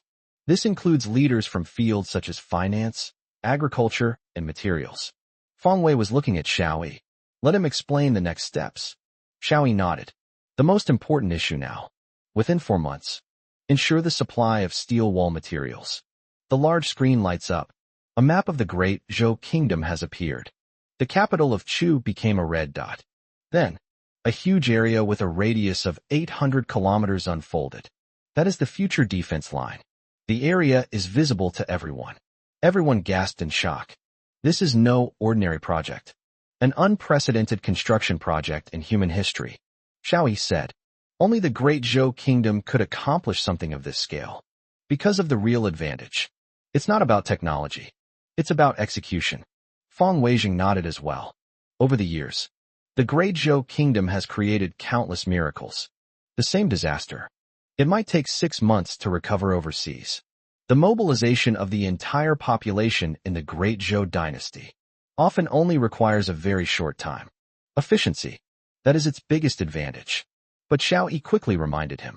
Miracles require resources. So now, we must utilize our 4 trillion foreign exchange reserves. In return, they received oil, steel, minerals, and food. The meeting room fell silent instantly. 4 trillion in foreign exchange reserves. If used directly, it will inevitably impact the international market. It could even cause huge losses. The experts immediately began a discussion. Just then, a young man raised his hand. His name is Wang Xinglin. He is a researcher in the Financial Research Department. He said he had written papers. The research aims to determine how to exchange all foreign exchange reserves for the maximum amount of physical resources. It hasn't been published yet simply because the title is too bold. Xiao Yi smiled. This is not a regret. On the contrary, it was a stroke of luck. If the plan is leaked beforehand, its value will be lost. Wang Xinglin began to explain the plan. First step. Foreign exchange cannot be sold directly. Otherwise, it could trigger market volatility. We must first create global panic. Crack down on the energy market. At the same time, we will proactively adjust the exchange rate to drive up the value of the US dollar. This is the only way to reduce the impact. Reuse foreign exchange reserves to purchase critical global resources. Speaking of professional fields, Wang Xinglin completely forgot his nervousness. This is the first time I've stood in front of these top figures. He finally got the chance to prove himself. Soon, his proposal was printed out, distributed to all experts. In the conference room, all the experts were staring at Wang Xinglin. The young researcher was so nervous that his voice was trembling just moments before, but once he entered his area of expertise, he was like a completely different person. He presented his plan and outlined the first step. They are using hidden new energy technologies within the country to create panic in the international market. This alcohol-like energy source, produced from crops, can replace petroleum. However, due to the limited arable land resources in China, this technology has not been made public.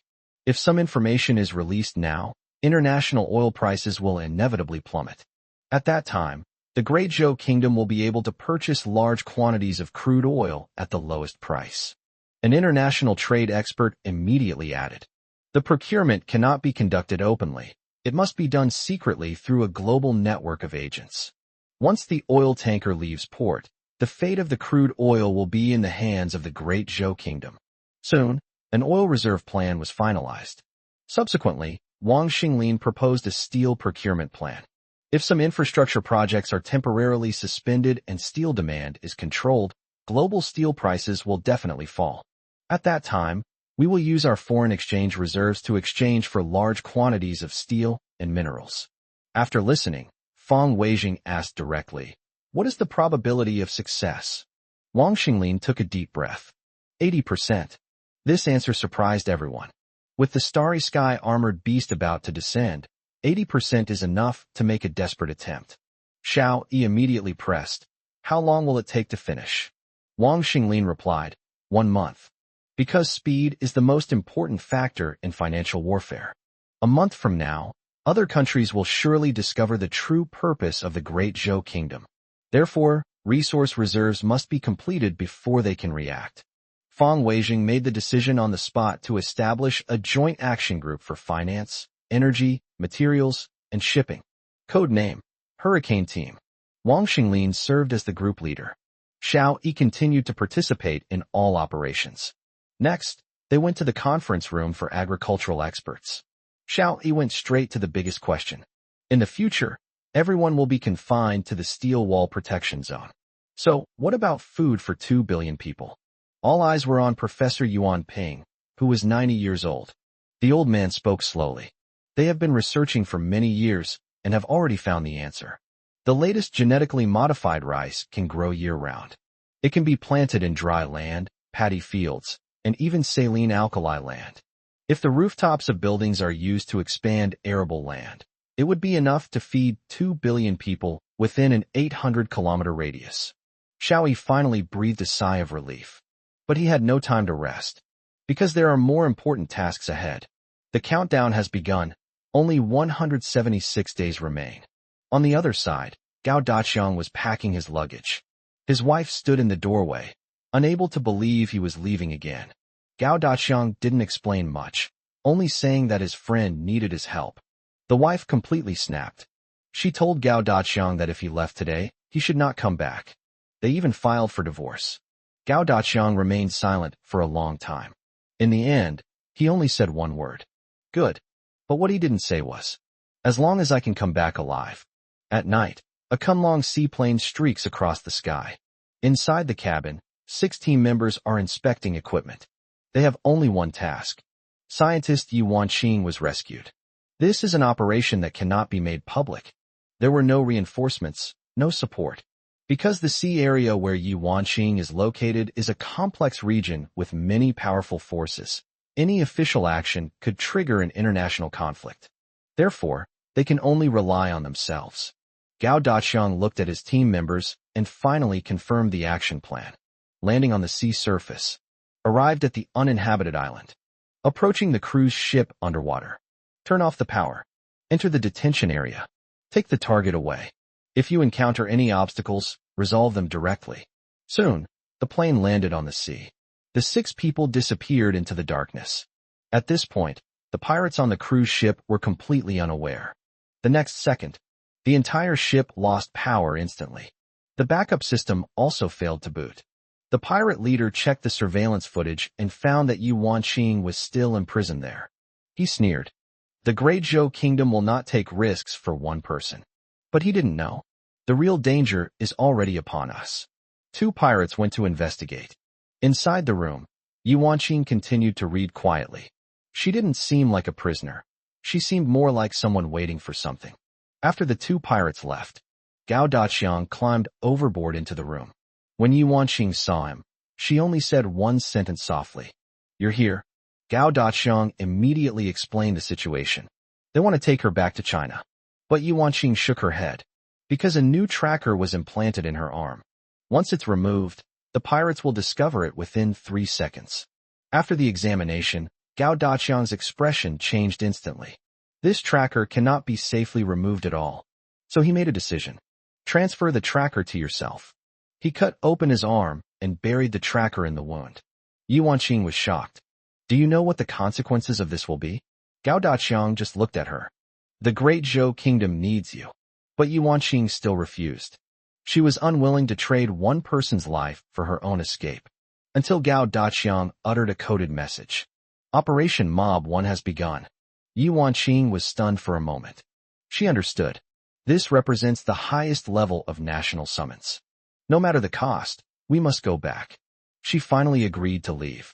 Before leaving, she asked Gao Daqiang. Your name? Gao Daqiang smiled. Gao Daqiang. If you can, please tell my daughter that her father is not a good-for-nothing. Her father is a hero.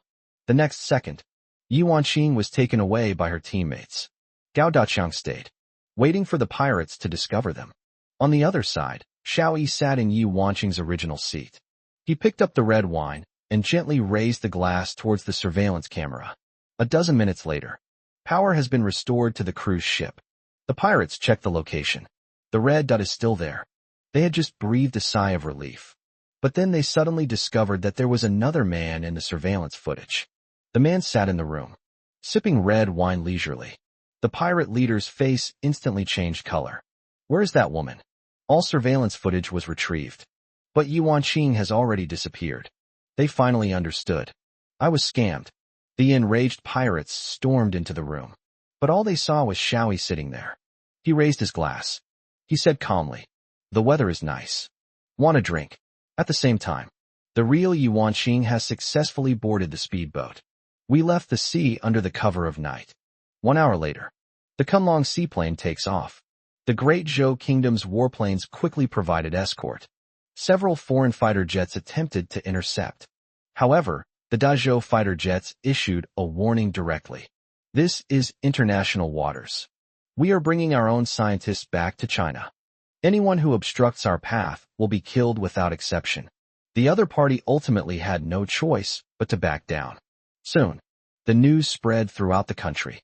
In the picture, Xiao Yi was tied up by the pirates, but there was no fear on his face. The host announced, renowned scientist Yi Wanqing was successfully rescued. During the operation, a civilian was detained by the pirates. In front of the television, Gao Daqiang's daughter suddenly pointed at the screen. Dad, the wife, mother-in-law, and father-in-law were all stunned. The thing in my hand. It fell to the ground instantly. On television, the masked pirate leader was seen shouting wildly at the camera. He threatened to execute Xiao Yi in the most brutal way. The next second, the camera turned to Xiao Yi. Everyone thought the young man would be afraid. But Xiao Yi simply moved closer to the microphone and calmly said, Daughter, Daddy promised to take you to the children's playground, but it might be a little late. But Dad will definitely come back. In front of the television, Gao Daqiang's wife instantly broke down in tears. At that moment, she finally understood. Xiao Yi is not running away from his family, nor is he irresponsible. He left home to complete a mission that could cost him his life at any moment. What she regretted most was saying divorce to Xiao Yi before he left. That was just something I said in anger. She never intended to really leave this man. She once hoped that one day she could proudly tell everyone. Her husband is a true hero. But now, Xiao Yi has fallen into the hands of pirates, and his fate is unknown. She held her daughter and wept bitterly. The daughter said seriously, Mom, don't cry. Dad said he'll come back. The wife wiped away her tears and nodded vigorously. Yes, Dad will definitely come back. The mother-in-law and father-in-law standing next to him were deathly pale. They used to criticize Xiao Yi for being useless, but they only realized it now. A complete failure like him could never cross the ocean to rescue a national scientist. The mother-in-law remembered what she had said in the past and slapped herself hard. She regretted it. The father-in-law said in a low voice, Stop hitting him. Wait for him to come back and apologize to him in person. The television screen switched again. Yi Wanqing appeared before the reporters. Although she was tired, her eyes were firm. Thank you to everyone who cares about me. Special thanks to Mr. Xiao Yi. He gave his life to allow me to return to China. You are a true hero.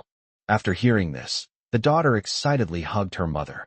Mom, you see, I told you long ago, Dad is a hero. His wife nodded, tears welling in her eyes. Right. Your father has always been a hero. Just then, there was a knock on the door. The wife's younger brother rushed into the house. He knelt down on the ground, clutching his property certificate and bank cards. Sister, these all belong to brother-in-law. I'm returning them all. I was wrong before. The mother-in-law hurriedly stopped her. You have no money and no house. How will you get married in the future? The younger brother gritted his teeth and said, I am a man. I'll earn the money myself if I don't have any. I can't be the clown for my hero brother-in-law. At the same time, seen from the press conference on diplomacy in Beijing, foreign journalists raise questions. Did the Great Zhou Kingdom violate international rules by sending people into sensitive waters for rescue? The spokesperson remained calm. First, the kidnapped individuals are Chinese citizens. Why do you question the rescue operation instead of condemning the pirates? Secondly, this action was carried out by civilian righteous people. Third, Mr. Xiao Yi is already retired from the military and has nothing to do with the government. He paused for a moment after speaking. But as a former soldier, I pay tribute to Mr. Xiao Yi. He then faced the camera and gave a standard military salute. The reporters on the scene were all shocked. Everyone realized it. The Great Zhou Kingdom is no longer the country that could be bullied at will. Countdown. Day 175. Gao Daqiang's wife brought their daughter to the kindergarten. Today, everyone has stopped. The children gathered around. Someone gave me candy. Someone gave me a toy. Someone gave me a picture book. The little girl, clutching a handful of gifts, didn't understand what was happening. A man stepped forward. He handed her a permanent membership card for the children's playground. From now on, all services here will be free for you. The little girl asked in confusion. Why? All children answered at the same time. Because your father is a hero. The wife stood in the crowd, her eyes instantly reddening. Just then, A military vehicle stopped at the entrance. Xiao Yi accompanied Yi Wanqing downstairs. The girls saw them and immediately shouted, "Dad, I knew you were a hero." Xiao Yi nodded with a smile. Yi Wanqing squatted down and said to her, "Your father is a hero that everyone admires." The chubby boy also came over. He lowered his head and said, "Sorry, your father is not a good-for-nothing. Let's play together." The girl thought for a moment and nodded in agreement. The children ran into the kindergarten. Xiao Yi looked at Yi Wanqing. "Let's go. The meeting is still waiting for you." The two returned to the expert group. Inside the conference room, all the experts are discussing the issue of the Steel City Wall. When Qian Linson saw Xiao Yi return, he immediately asked, "Why must the city wall be 100 meters high? If the starry sky armored beasts can fly, what's the point of the city walls?" Xiao Yi turned on his computer. Two unfamiliar creatures appeared on the screen. "This is the data we just cracked. Starry sky armored beast, an alien creature that resembles an insect. One of them has 4 wings. Xiao Yi explained. This flying armored beast can fly up to 1,500 meters when unloaded. The expert's expressions changed. Then the city wall is useless? Xiao Yi shook his head. The key lies in the biological bombs they carry. When fully loaded, their maximum flight altitude is only about 100 meters. So the 100-meter-high city wall was built to intercept them. The final standard has been raised to 150 meters. The meeting room fell silent instantly. Everyone finally understood. This city wall was not built to defend against ordinary attacks. It was to block the most dangerous attack method of the starry sky armored beast. Qian Linson continued to ask, "What about underground?" Xiao Yi replied, "There are also defenses underground. We also need to build a super hadron collider." All the experts gasped. The world's largest hadron collider today has a tunnel that is only a few tens of kilometers long, and that's what they need to build. It is a super project spanning 5,000 kilometers. Xiao Yi, however, told everyone, this is not impossible. Because of his 512 kilobytes data, it includes complete hadron collider technology. The electron waves it generates can propagate through the underground soil to prevent the starry sky armored beasts from invading from underground.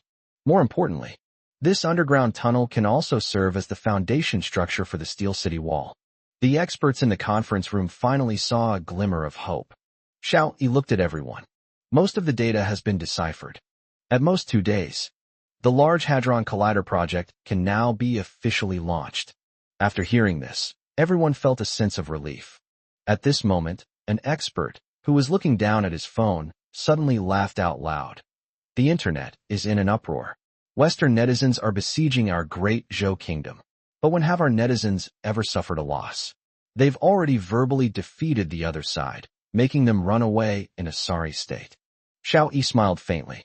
The controversy isn't just online. It's also rampant at the official level. Another expert frowned and said, the United States suddenly announced that it would impose a 50% tariff on our Great Zhou. This is clearly retaliation for our rescue of Dr. Yi Wanqing. There's a storm of criticism online, but we haven't officially responded yet. Xiao Yi opened the messages and, sure enough, the comment section was in an uproar. Western netizen Ma accused the Great Zhou Kingdom of aggression, saying that it was internationally disputed waters and that the Great Zhou Kingdom had no right to enter. He also claimed that this was an official action that blatantly disregarded international rules. A netizen from Dazhou, I eat watermelon, immediately retorted. Look carefully, those are civilian heroes and veterans. How can it be military action? You are the real scoundrels for condoning pirates detaining Dr. Yi Wanqing. Western netizen Susan continued to label the Great Zhou Kingdom as a hegemonic power, claiming this was an invasion and provocation. Netizen Big Stick directly retorted, "This is what you call invasion? Then give us back our 12 zodiac animal heads first.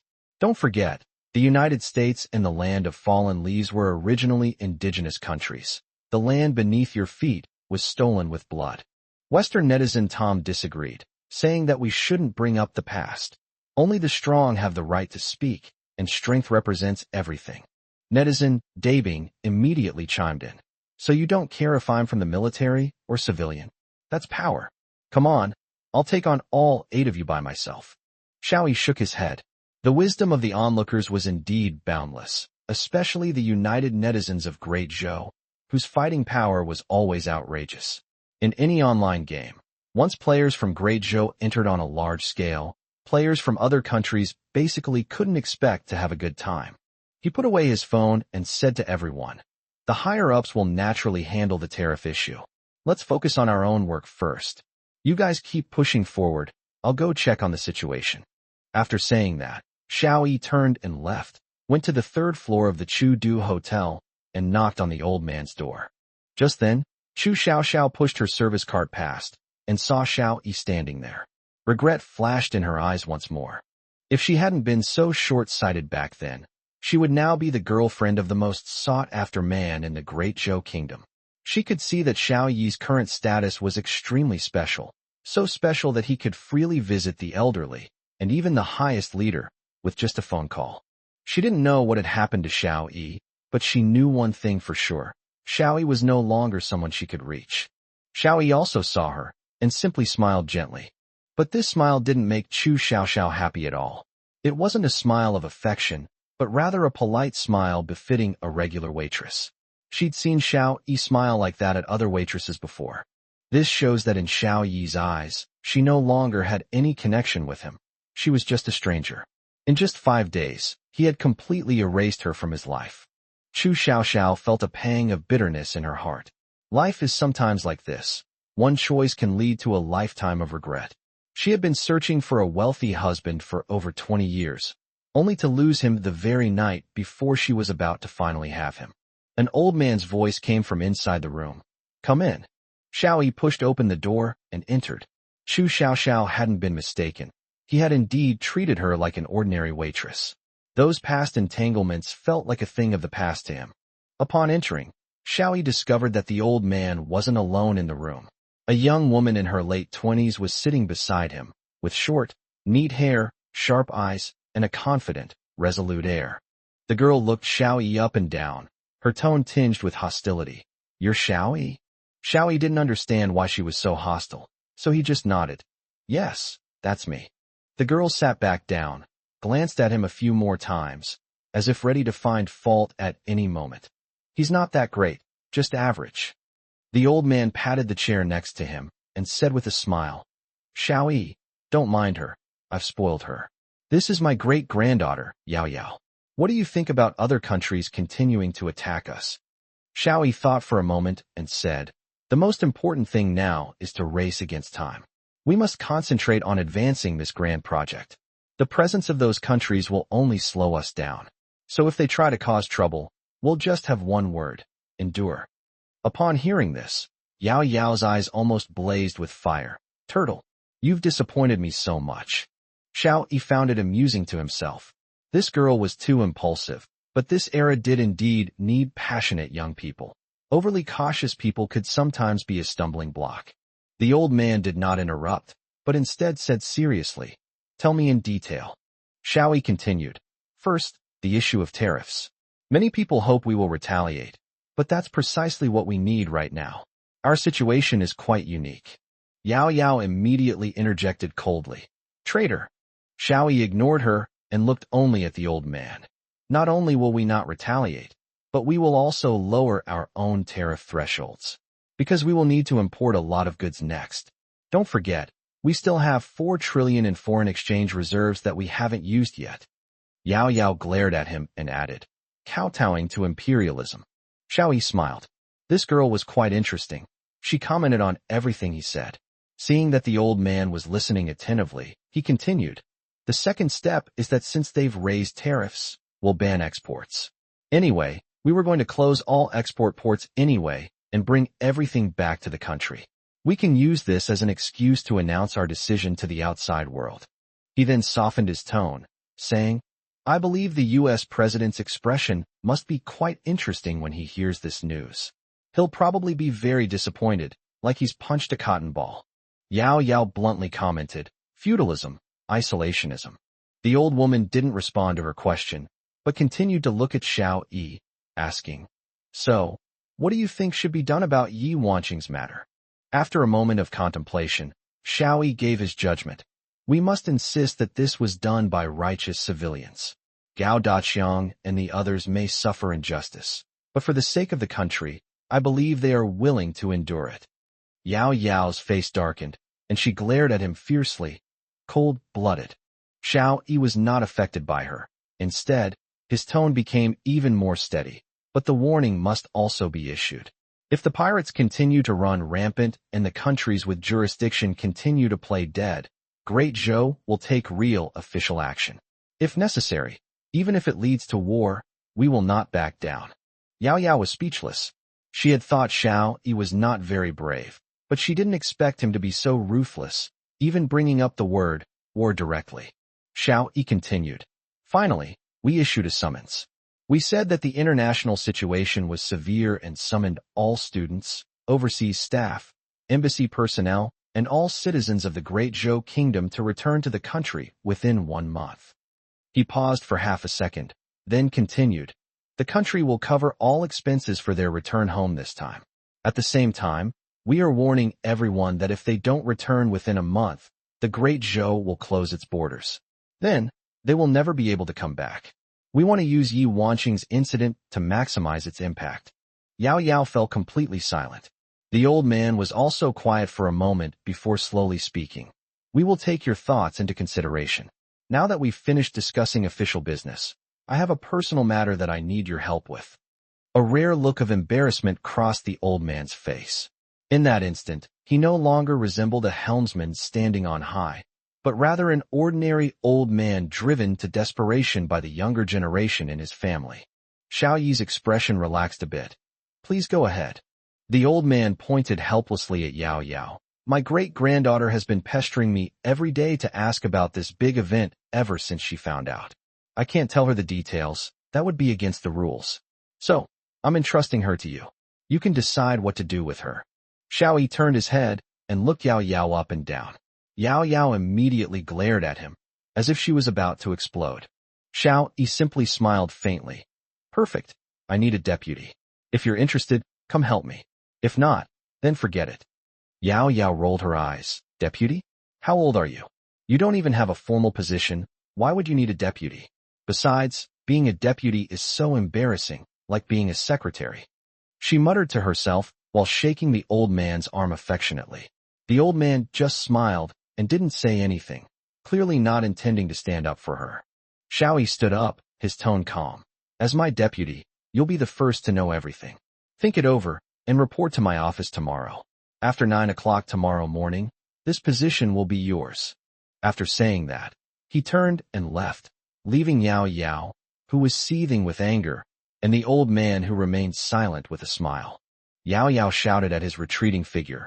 What are you so smug about? You can give that deputy position to whoever you want. I don't care. Xiao Yi didn't turn around. The best way to deal with this kind of spoiled girl is to first wear down her arrogance. Otherwise, with a little princess by your side, you can't get any serious business done. Even though Yao Yao was the old man's great-granddaughter, Xiao Yi had no intention of treating her like royalty.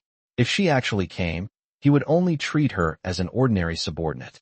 As night fell, a Blue Star flagship car slowly came to a stop outside a sanatorium on the outskirts of Chu capital.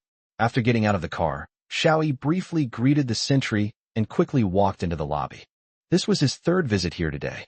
Time was compressed to the extreme, yet Xiao Yi felt no fatigue whatsoever. For a long time to come, this sanatorium would be his primary place of residence. The sanatorium has now been urgently requisitioned as a base for the expert team mobilized by the entire population, and the alert level has been raised to level 1. The sentries looked at Xiao Yi with eyes full of respect. Although they didn't understand why this young man was so important, it didn't stop them from being deeply respectful. Xiao Yi walked straight into the largest conference room. This room had been temporarily converted into the expert team's command center, where almost all the experts had gathered. Less than 100 meters from the conference room, a new building is under construction day and night. It is the Future Combat Command Center, built entirely according to the standards described in declassified information. The site was selected the day before yesterday. A deep pit was dug overnight, and underground construction has already begun today. This speed is almost miraculous. Looking at the construction site, Xiao Yi finally understood the words from the second parallel universe. Only the Great Zhou Kingdom can save humanity. Only the Great Zhou Kingdom could build compliant buildings at the fastest speed amidst doubts. And only the people of the Great Zhou Kingdom would voluntarily work overtime and rush forward regardless of cost after learning that the project was related to the fate of all mankind. In the center of the conference room, a giant screen was playing news. Upon seeing Xiao Yi, Wang Xinglin immediately approached him. The usually reserved man seemed like a completely different person now. Advisor Xiao, you've come at the perfect time. We're broadcasting news about new energy sources right now. This is the first shot we've fired in our financial war. On ordinary days, Wang Xinglin is so quiet that he can go a whole day without saying a word, and people often laugh at him for being silly or simple-minded.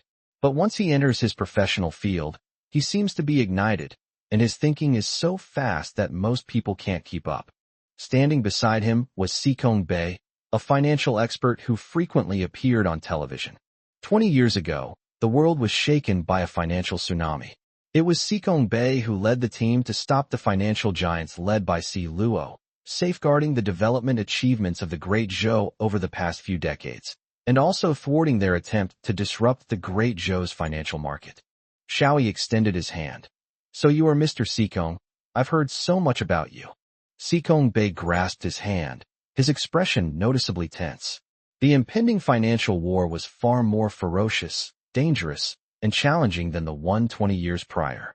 With only 5 minutes left before the declaration of war, the air in the command room almost froze.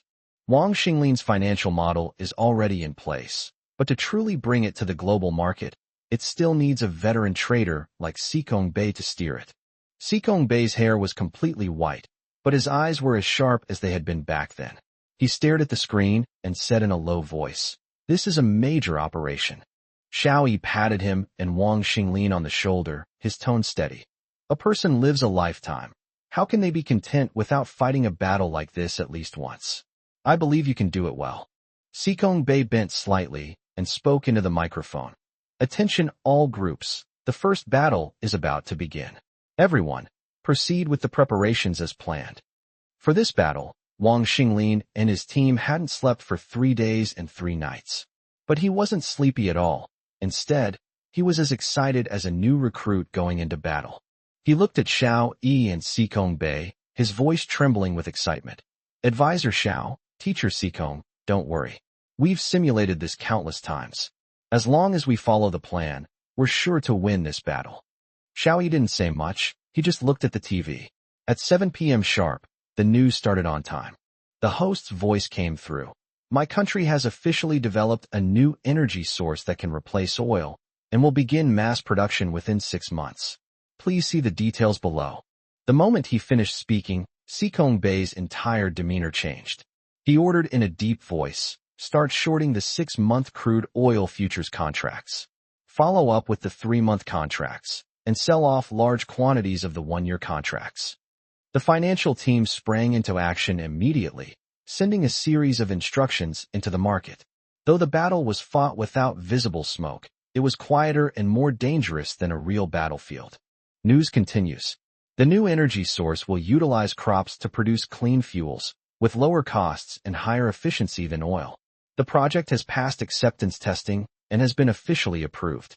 Even more critically, the Great Zhou Kingdom has reached a cooperation agreement with the agricultural powerhouse Ba Kingdom to establish dozens of new energy production bases in Ba Kingdom. The fastest base will start construction within a month, and the first factory will be completed 6 months later, producing products equivalent to 1 million gallons of crude oil annually, with the scale to continue to expand. Sikong Bei stared at the fluctuating data and spoke faster. Increase the intensity, keep throwing. Soon, reports began to come one after another. Report, my country's crude oil futures have begun to fall by 1%. Report, Lion country crude oil futures have started to fall. Report, the United States is following suit. Report, the sheep country is following suit. Report, the Sangwa market has also reacted. A series of downward signals came in, but Sikong Bei's brow remained furrowed. He knew very well that this pace was not enough. He immediately ordered, secretly disclosed the contents of our cooperation agreement with Pakistan. At this time, it was the morning trading session on the other side of the ocean. Inside the crude oil futures trading center, brokers were busy as usual. Prices fluctuated on the screens, and people hurried by, but everyone was used to these small fluctuations. The speed at which people move here almost reflects the market trend. Fast is the norm. Jogging indicates high volatility, and if someone starts running wildly, it means a one-sided market trend. Right now, everyone is focused on speed, and the market seems relatively calm. An agent named Stephen, with a mocking smile, said to Wang Yin, who was not far away, "And is your great Zhou kingdom spreading fake news again? What new energy? It's all a lie." Wang Yin, holding his coffee, looked up casually. "We've been researching new energy sources for many years. I'm not surprised at all that we can make something to replace oil. Anyway, I'm shorting it. Oil is doomed." Stephen sneered. "Ancient civilization? Besides the old 4 great inventions, what else have you invented? I don't believe you can make this kind of new energy first." Wang Yin's tone remained calm. "In 5G, artificial intelligence, autonomous driving, navigation, and space exploration, we've caught up, and even surpassed others. If you don't believe me, we can bet. You go long, I go short. Let's do it today." After saying that, he shook his cup, stood up, and said, "The coffee is good today. I'll go get another one." Stephen's mocking expression slowly faded. He asked his assistant in a low voice, "Check how many hands Wang Yin left empty-handed today." The assistant looked nervous. "I've already checked. They're all short. It's like they're betting everything. I suspect they have inside information." Stephen glanced at the computer Wang Yin had left on the table and immediately had an idea. "Distract his assistant. I'll take a look at his computer." After Wang Yin's assistant was dismissed, Stephen quickly turned on his computer and soon saw a document. It contained a detailed plan for the cooperation between the Great Zhou Kingdom and the Ba Kingdom to build a new energy factory. Stephen, who had been in this industry for many years, could tell at a glance that this was neither fake news nor ordinary official propaganda, but a development plan that could already be implemented, with frighteningly complete details. He immediately took out his phone to take a picture and sent it to an industry insider. Not long after, the other party replied, "This is a complete plan, and it has reached the implementation stage." Stephen checked the futures prices again. Crude oil had only dipped slightly. It hadn't collapsed yet. He frowned and tentatively placed dozens of short orders. Coincidentally, at the same time, it seemed that many people in the market made the same choice. A large number of tentative short positions began to appear. The atmosphere in the trading hall suddenly became tense. People's pace quickened noticeably, changing from a normal fast to extremely fast. From a distance, Wang Yin observed Stephen's subtle actions and a faint smile appeared on his lips. The same scene is playing out repeatedly in major crude oil futures markets around the world. Short positions are piling up, and traders' nerves are becoming increasingly tense. In the command center, someone reported again. "Report, the downward trend is becoming obvious, and the magnitude is increasing." Xiao Yi couldn't see the gunfire, but he could feel the oppressive atmosphere of this financial war. He looked at Sikong Bei. "Is it starting to take effect?" Sikong Bei shook his head, his eyes still fixed on the market. "Don't worry. No matter how big the news is, the market won't just keep falling straight down. It will definitely rebound."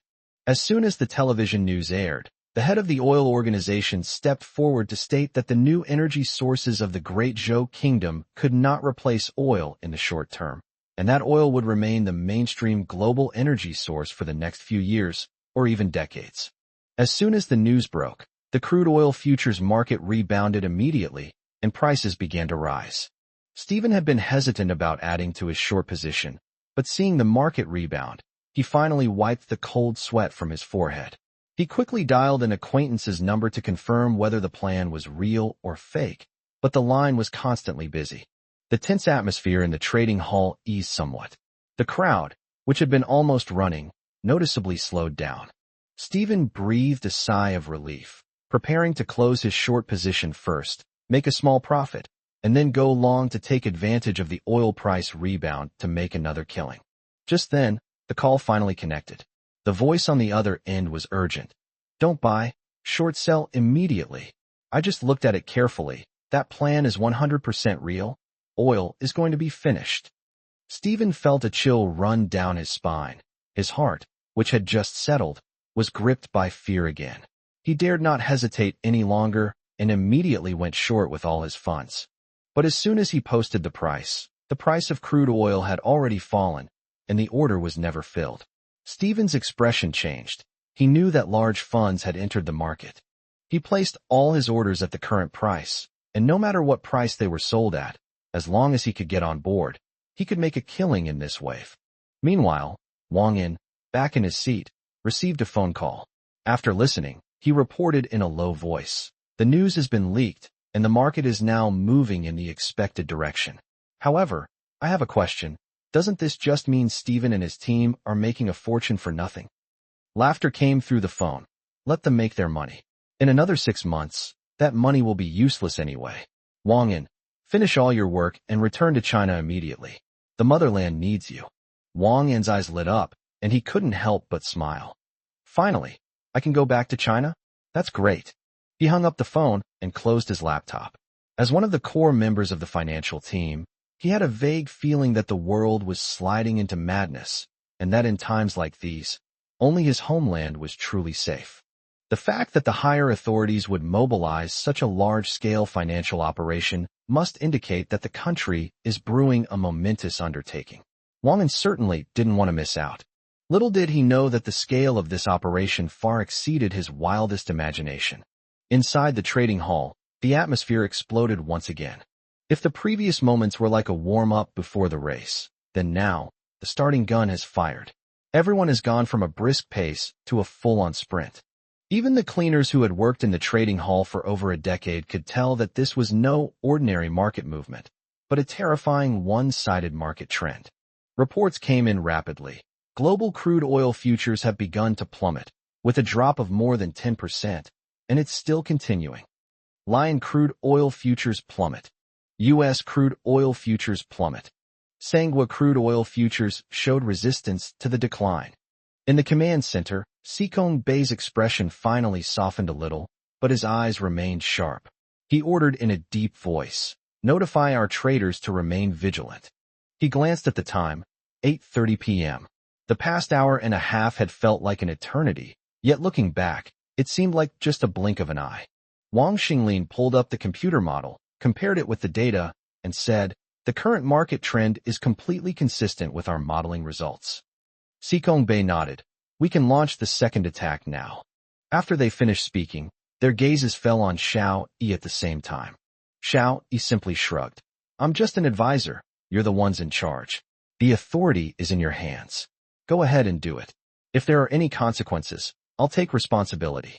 These words are more effective than any order. In peacetime, the more promising a person is, the more afraid they are of taking responsibility, but Xiao Yi's attitude is very clear. The credit goes to you, but he will bear the risks. Without further hesitation, Sikong Bei decisively ordered, "Notify the television station to broadcast the news." At 9 p.m., the news began promptly. After the music, the announcer began calmly. "According to the latest reports, my country's Ministry of Petroleum has officially announced that with the completion of new energy research and development, my country will transform from an energy importer to an energy exporter. Because my country's crude oil reserves are sufficient for 3 years, starting today, my country will cease importing crude oil and instead export it. All domestically produced crude oil will be used for export." This news became the final straw that broke the camel's back for the crude oil futures market. Crude oil futures plummeted instantly, followed by a sharp drop in the spot crude oil market. The global crude oil market entered a state of complete frenzy. Stephen stared at the charts, watching the price plummet, and was so excited he almost burst out singing. His competitors, lacking the latest information, hadn't managed to escape their long positions or capitalize on the short ones, and could only watch helplessly as Stephen's profits snowballed. Just then, the boss called. "Stephen, this is the most successful deal you've ever made. We'll double your commission this time." "Thank you, boss." Stephen hung up the phone excitedly, his eyes instinctively glancing at Wang Yin's control panel. He was so happy to have earned so much today, thanks to Wang Yin's tip. He even planned to treat Wang and to the most expensive drinks. Strangely, Wang was not in his seat, and it seemed he had disappeared for a while. Stephen smiled and said, "And don't blame me. You just didn't have the chance to enjoy it." He handed his work to his assistant and was preparing to leave early to treat himself. Suddenly, a cry of alarm erupted in the trading hall. "It's negative. Crude oil is negative." This is only the second time in history that crude oil futures have turned negative. The first time was due to a global catastrophe, and it's unexpected that it has happened again today.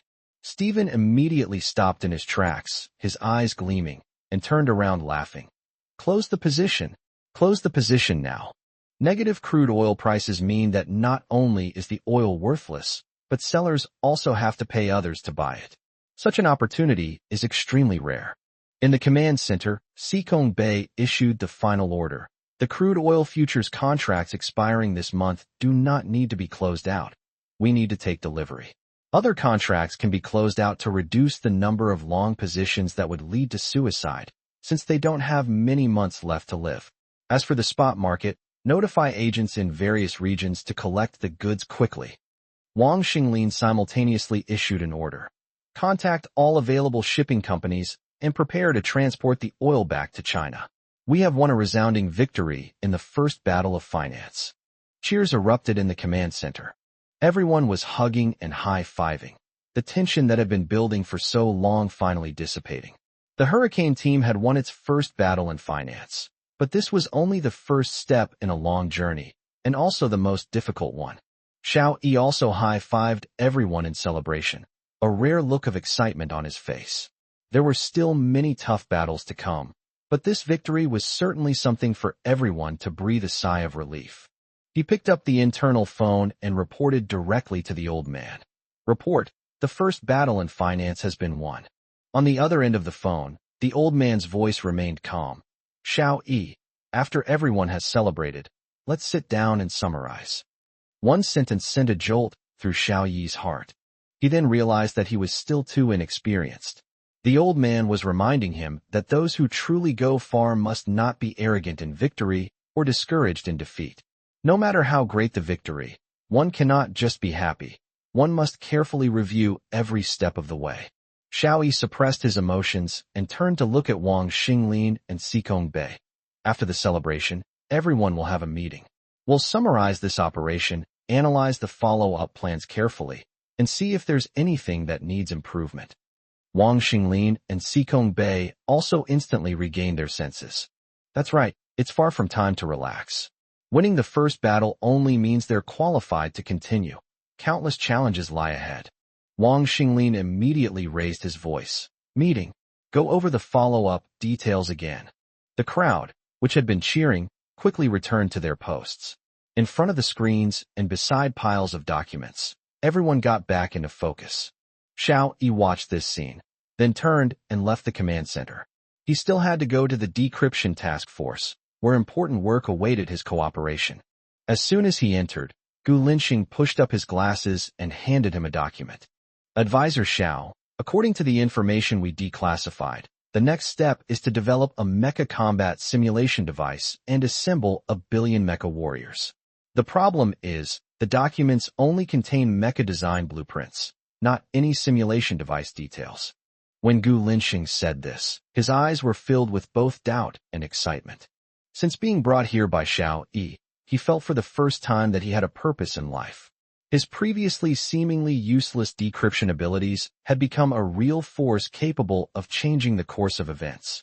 To save space, this batch of data was compressed and encrypted to the extreme.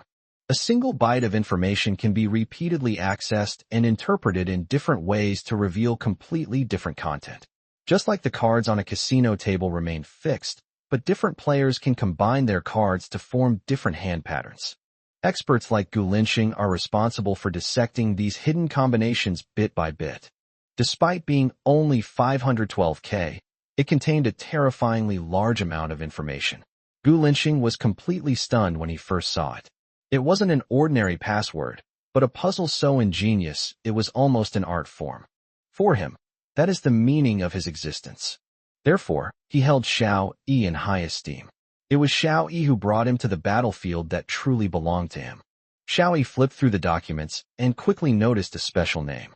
Home. He looked up and asked, "What do these two words mean?" Gu Linxing shook his head. "I'm not sure either. Not a single word in these 512 Burmese chats is superfluous. In the content related to the mecha forces, apart from the words homeland, everything else is mecha design blueprints." Xiao Yi's brow twitched, and a game suddenly flashed through his mind. That game is called Homeworld. It's a first-person mech shooter game developed by a small domestic team. Xiao Yi was originally a game enthusiast and would play a few rounds in his spare time. When he first encountered it, he felt that it was completely different from the casual games on the market. Players need to pilot various mechs in battle. The mechs can be upgraded, equipped with additional devices, and freely modified. Similar themes are not uncommon, but Homeworld's biggest feature is its realism. Ironically, it's precisely because of this realism that it doesn't appeal to most players. In typical games, players want to have the protagonist's halo and sweep through NPCs, all for the sheer fun of it. But Homeland is different. The enemy AI in this game is ridiculously strong. In other games, a player might wipe out a group of NPCs, but in this game, it's often an AI mech that beats up a group of players, leaving them screaming all over the map. Even more outrageous is that recharging only buys skins, without any stat boosts. Spending money only makes you look good, offering absolutely no combat benefits. Trying to bully others by spending money? Forget about it. In an era where players crave instant gratification, this kind of conscientious game is destined to struggle to survive. It used to have dozens of servers, but now only one server is struggling to stay afloat, and the players are just a group of die-hard fans. Xiao Yi was one of them. He's been too busy with experiments and tasks lately, and hasn't been online for a long time. Thinking of this, Xiao Yi immediately took out his phone and opened the game interface. But as soon as he clicked in, he saw a server shutdown announcement. Due to poor management, Homeworld is about to shut down. He tried logging in and found he could still get in. But the game lobby was filled with wailing. No one was interested in doing quests. They were all gathered together for a farewell memorial. Without delay, Xiao Yi opened the properties panel and handed the phone to Gu Linxing. Gu Linxing's eyes lit up as he read on. Reaching the end, he could barely contain his excitement. Fantastic. This game is perfect. Give me half a month, and I can perfectly adapt it into a mecha simulation software. I never imagined there were games like this on the market. It's truly a conscientious game. Xiao Yi shook his head. Games with a conscience generally don't last long. Games, like online novels, need to give people a sense of satisfaction and vanity. Novels that are too realistic are prone to failure, and games that can't give players a sense of enjoyment also have a hard time surviving. At this point, he changed the subject, but it wasn't too unlucky. At least, it encountered the era that needed it most.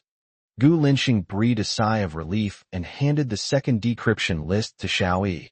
These are the design drawings for the Great Wall of Steel, as well as the construction and building plans for the Large Hadron Collider. Xiao Yi immediately asked, "Did Expert Yi get it?" Gu Linxing raised his hand and pointed to the table next to him. There was a figure lying there, motionless. She has been in this position for an hour. Xiao Yi looked over and couldn't help but laugh. For Yi Wanqing, the design blueprints for the Large Hadron Collider were like a rare horse finding its discerning owner, or a wise confidant meeting a wise mentor. No wonder she hadn't reacted at all after he'd been inside for so long. It turns out that her soul had already been captivated by that design drawing. What was the result? Xiao Yi sat down next to Yi Wanqing. Since returning to China, Yi Wanqing has barely slept. Especially after learning about the nationwide mobilization plan, she was like a firecracker, constantly in a state of high excitement. She looked up, her eyes bloodshot and her dark circles heavy, but her voice trembled with excitement. It's incredible. This design has solved many of my problems. More importantly, the electron waves generated by the Large Hadron Collider at low power can indeed cause fatal damage to the star beetle. At this point, she frowned again. Unfortunately, these electronic waves are only effective when propagating through solids. They can't be blocked at all in the air. The weight on Xiao Yi's heart finally lifted. The information in his mind kept telling him that the underground Hadron Collider could withstand the interstellar beetle. But he wasn't a physics expert after all, and he needed confirmation from a top expert like Yi Wanxing before he could truly feel at ease. Yi Wanxing quickly became worried again. But Xiao Yi, building a Hadron Collider within 6 months is too difficult. We simply don't have that many construction workers. Xiao Yi smiled faintly. Extraordinary times call for extraordinary measures. I have already submitted a report to the leadership, hoping to stop all non-essential work within 5 days and convert all 700 million working-age people into construction workers. He continued. At the same time, we will issue a call to action to gather all retired workers under the age of 70 who are capable and willing to serve the country and join this campaign. Yi Wanxing suddenly laughed. Then my dad will definitely be happy. He's been retired for 5 years and complains at home every day, saying that he can still go to work and contribute his remaining energy, and that the country shouldn't let him rest. Xiao Yi looked at her, his tone softening. You haven't seen your parents since you came back, have you? Yi Wanxing's smile faded slightly. As you can see, I have so much work to do. How can I leave? Xiao Yi thought for a moment and then said directly, you can't keep going like this. Gulinsheng, put the documents away. Before 9 o'clock tomorrow morning, Expert Yi is not allowed to access these documents again.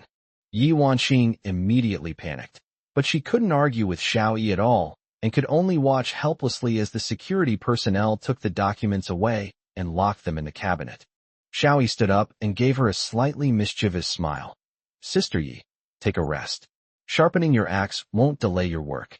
I believe you'll be more efficient after a good night's sleep. Yi Wanxing was angry but couldn't vent it, so she could only roll her eyes at him. Fine, I'm going to sleep. Xiao Yi, you need to get a good night's sleep too. Tomorrow, no. Every day has a lot to do. You have to be able to handle it. Xiao Yi yawned. You're right. I'm going to sleep too. Goodbye. Countdown, 174 days. This is the 6th day since receiving the message from the parallel universe. Early in the morning, Xiao Yi arrived at the General Mobilization Headquarters. He had only slept for 4 hours the night before, but he wasn't sleepy at all.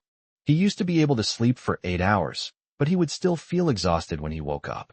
Now he clearly feels that 4 hours of high-quality sleep is more effective than the 8 hours he used to get. By 7 a.m., quite a few people had already arrived at the headquarters.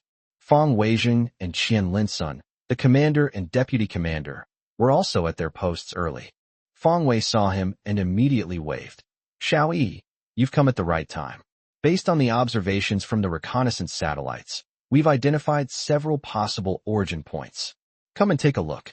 Xiao Yi felt a little ashamed. These experts had arrived even earlier than him. It was somewhat unreasonable that a young man like him couldn't compete with people in their 80s. But now is not the time to dwell on this. According to messages from other universes, now is the best time to trace the origin point. If it cannot be found, humanity will face a massive outbreak of interstellar beetles in 174 days. However, if we can find the origin point in advance, it may buy all of humanity's 7 or 8 days. These 7 or 8 days, in the countdown to the end of the world, are of immeasurable value. Soon, a soldier stepped forward with a folder and reported. Report, we have found 5 possible locations. First, there has been a large-scale animal die-off in the Pakistani rainforest, and the specific cause of death is still under investigation. He flipped through the documents and continued. Second, a mass die-off of elephants occurred in Central Africa. Third, inland in sheep country, tens of thousands of livestock disappeared from a ranch. Fourth, in northern Decay country, tens of millions of poultry died. Fifth, in the Pacific island nation of Java, all life on the island became extinct. The huge screen lit up, and 5 red dots appeared on the map at the same time, marking the 5 abnormal areas. Biologist Wang Lin looked at Xiao Yi. Advisor Xiao, I'd like to know more about the origin point. You only said that biological anomalies would appear near the origin point. Now anomalies have appeared in 5 places. Could they all be the origin point? Xiao Yi did not answer immediately. He stared at the 5 red dots on the screen, and a picture suddenly flashed through his mind. On a certain island, blood covered the ground, and animal fur, bloodstains, and broken bones were scattered everywhere, as if some creature had instantly devoured all life. He wanted to see it more clearly, but the image vanished in the blink of an eye. This is visual representation and also additional information conveyed by phenomena similar to quantum entanglement. Seeing his silence, Wang Lin's voice held a hint of unease. Advisor Xiao, what exactly did the origin point use to trigger the massive insect swarm outbreak? Xiao Yi turned around, looked at Wang Lin, and then at Feng Weizheng and Qian Linsen. He said in a deep voice, although I don't have any concrete information, I can now roughly guess the principle of the origin point. Xiao Yi pointed to the red dot on the screen. These alien beasts invaded Earth not through direct warfare, but through reproduction. Everyone fell silent instantly. Xiao Yi continued to explain. This is different from the invasions in many science fiction novels. The Star Beetle did not directly send an army to forcibly occupy the Earth, because that would be too costly, have a low success rate, and would also provoke a human counterattack, and might even be intercepted in outer space. Therefore, they chose a more covert method. His tone grew increasingly calm. In their eyes, the Earth is like an egg. They don't need a massive army to invade. They only need to send a seed. This seed can escape human sight and quietly enter the Earth. After landing, it begins to divide and grow, developing like an embryo, and finally breaks out of its shell and grows rapidly. Xiao Yi looked at the 5 red dots on the screen and finally said, and the place where this embryo grows is the origin point. Wang Lin stared at the big screen and suddenly asked, if we find the origin point and destroy that seed, wouldn't that be equivalent to thwarting the Star Beetle's invasion plan? Feng Weizheng immediately shook his head. It's not that simple. Since they're called seeds, to be on the safe side, they definitely won't just release one. If one origin point fails, the second seed will be activated. Xiao Yi picked up where he left off, adding more directly. Only one origin point can exist at a time to prevent them from devouring each other. Just like how other seeds become ineffective after a human embryo is formed. But the seeds of the Star Beetle don't die, they just lie dormant. As long as they receive an awakening signal, they will become active again. So destroying the origin point can only delay the outbreak, not completely stop the invasion. Wang Lin understood instantly. He quickly ran to the control platform and erased the 3 red dots. Since the origin point needs to store energy for the big burst, what it needs to do is not simply kill, but devour these creatures. Based on this calculation, locations 1, 2, and 4 are not the origin point. On the big screen, only 2 of the 5 red dots remained. One was inland in Sheep Country, and the other was on Java Island. Qian Linsen immediately ordered, arrange for people to conduct further verification of these 2 locations immediately. Xiao Yi glanced at the time. It was already past 8 in the morning. The origin point still needed confirmation, so he temporarily left the command center and returned to his office. Besides official business, he also needed to see if Zhang Shuiyao would report on time. He sat on the sofa scrolling through his phone. Just as he opened WeChat, he saw a series of messages from his mother. The messages were simple. Tomorrow was her birthday, and Xiao Yi had to come home. Xiao Yi is now a national mobilization advisor, a matter classified as a state secret, and his family is unaware of it. His mother simply assumes he has free time as before, which is why she keeps urging him. He considered it for a moment. If he could locate and deal with the origin point today, he could indeed go back tomorrow. His hometown wasn't far from Nanquan City, so he could conveniently visit the founding team of Homeland along the way. Besides that, he also needed to go to Shanshui City to do something of great importance concerning the fate of humanity. Despite his packed schedule, Xiao Yi felt no fatigue, but rather an irrepressible excitement. People aren't born lazy. They just haven't encountered something worth fighting for. Now that he'd found his goal, even the laziest person would be forced to muster the fighting spirit. It was 8:55, and Zhang Shuiyao still hadn't appeared. Xiao Yi shook his head. She was indeed the old man's great-granddaughter, but the first thing the old man taught him was to distinguish between public and private matters. If Zhang Shuiyao cannot report for duty before 9 o'clock, Xiao Yi will not give her this position. He got up and walked out of the office when he saw Zhang Shuiyao standing at the door with an indifferent expression on her face. I'm here. I'm not late. But the unease in her eyes was unmistakable.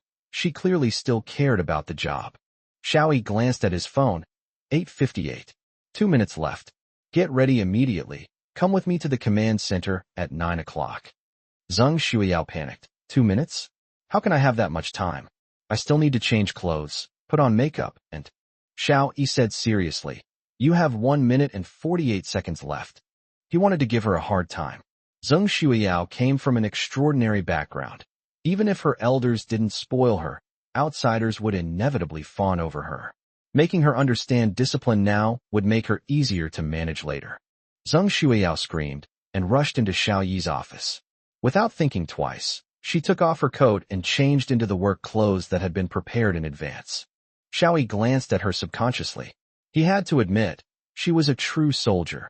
Her figure, accentuated by her tight-fitting underwear, was well-proportioned and strong, completely different from that of an ordinary girl. Zheng Shuiyao immediately noticed his gaze and glared at him fiercely. Xiao Yi had no choice but to pretend to fix his hair, forcibly hiding his embarrassment. In less than a minute and a half, Zheng Shuiyao stood in front of him, looking up with a heroic air. Report, Zheng Shuiyao is ready. Before Xiao Yi could speak, she smiled smugly again.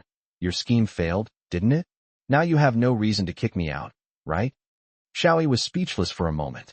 Yesterday she said she wasn't interested in this job, but today it's become him deliberately making things difficult for her, not wanting her to stay. Sure enough, reasoning with a woman is basically useless. Xiao Yi handed her a stack of documents. Familiarize yourself with these materials as soon as possible, but do not divulge them. They are all top secret at the moment. Zheng Shuiyao composed herself and answered seriously, yes. After all that commotion, she finally got into the zone. At this moment, Xiao Yi was no longer the young man she disliked yesterday, but her actual boss. The two entered the headquarters, where Qian Linsen greeted them. He smiled when his gaze fell on Zheng Shuiyao, clearly recognizing her. However, he didn't say much, reporting directly. Breaking news. Java Island is experiencing a wildlife extinction event caused by a hurricane. Inland in sheep country, there have been reports of large numbers of livestock disappearing from farms. Biologist Wang Lin followed up, saying, we contacted a citizen of the nearby Great Zhou Kingdom. He sent back 2 crucial pieces of information. First, the farm appears to have been the site of a massacre. There is blood everywhere, but no animal carcasses can be seen. Second, the farm owner and his family of 5 have all disappeared. Xiao Yi's face instantly darkened. Immediately notify that citizen to evacuate and return home immediately. At the same time, issue a notice to all expatriates residing in sheep country, instructing them to take the nearest flight home within half a day. Qian Linsen frowned. This is the origin point? Xiao Yi nodded, his tone unusually certain. Yes, this is the origin point. And it's not fixed, it moves. We must destroy it today. Otherwise, once it moves, we might never find it again.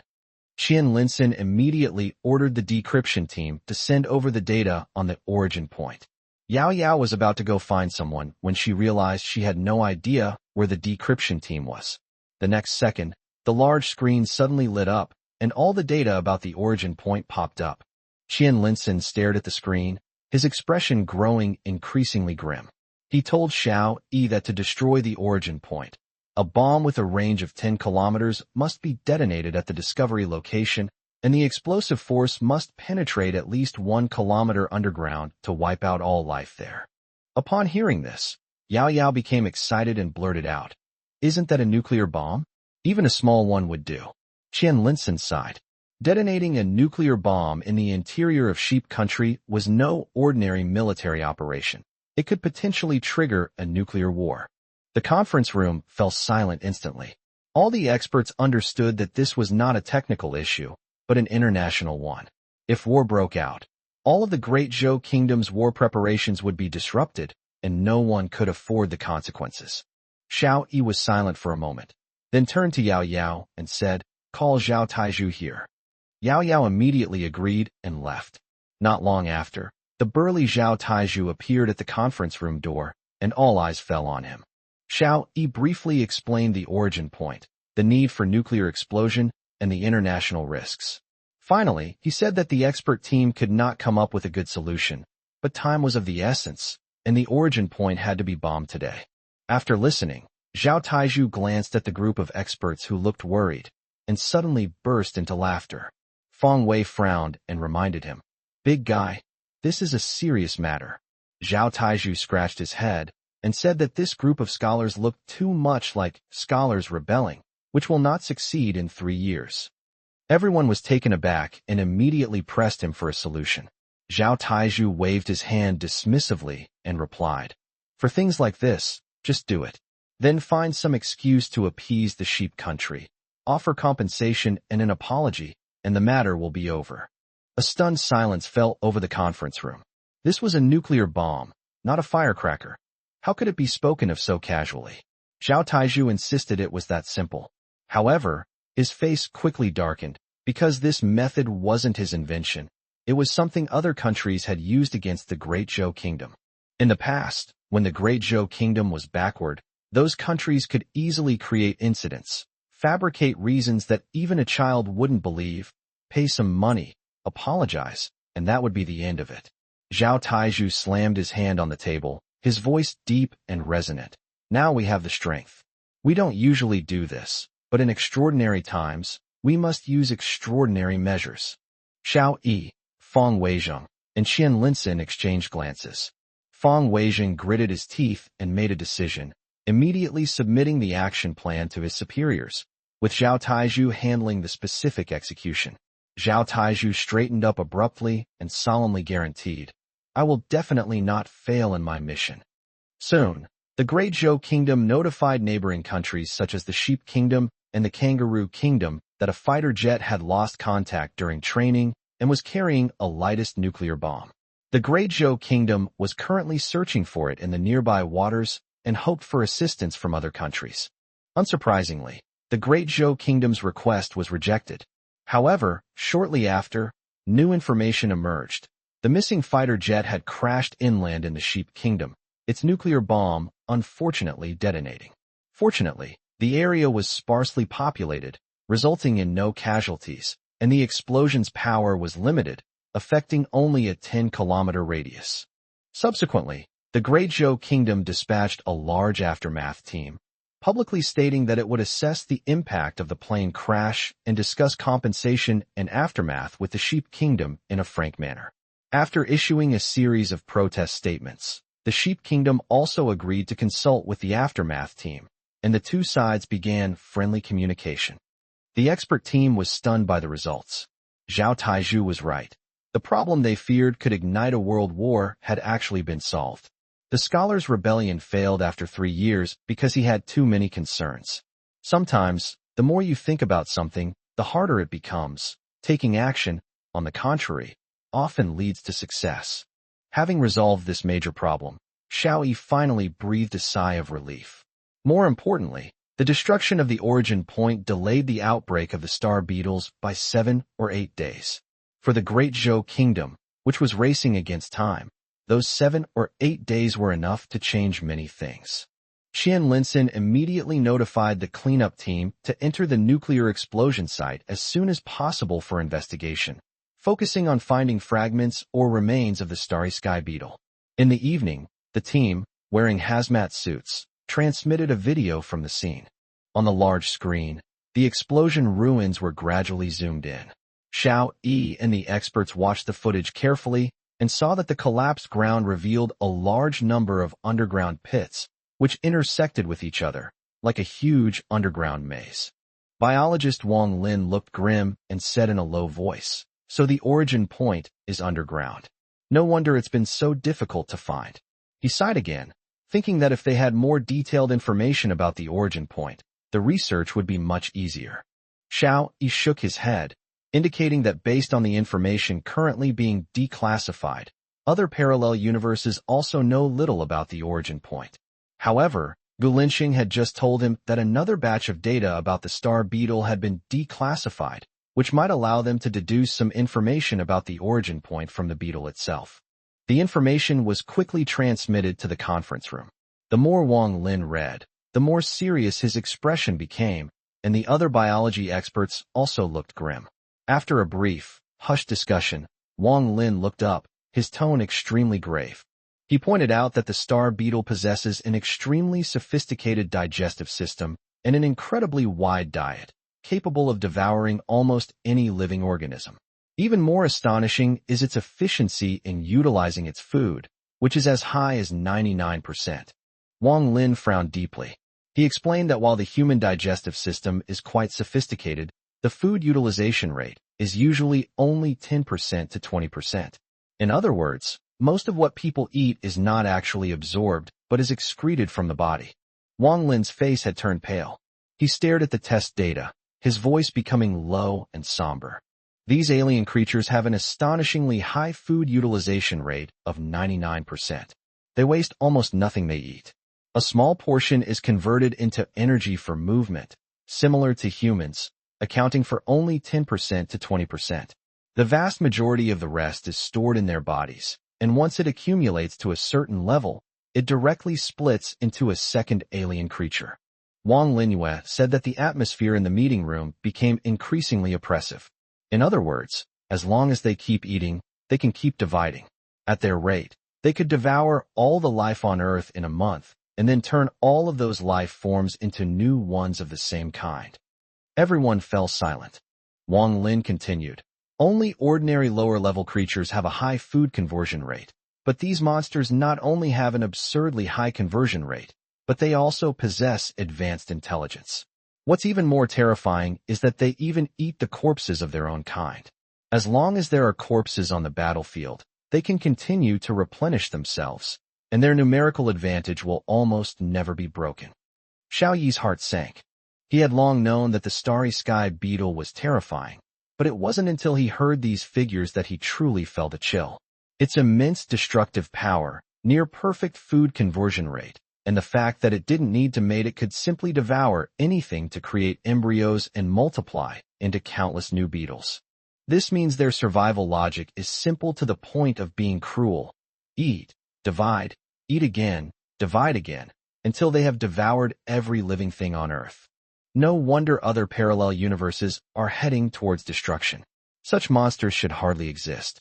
They are like predators pushed to the limits of evolution, born to stand at the top of the food chain. Qian Linson suddenly frowned and asked, Professor Wang, there's something I don't understand.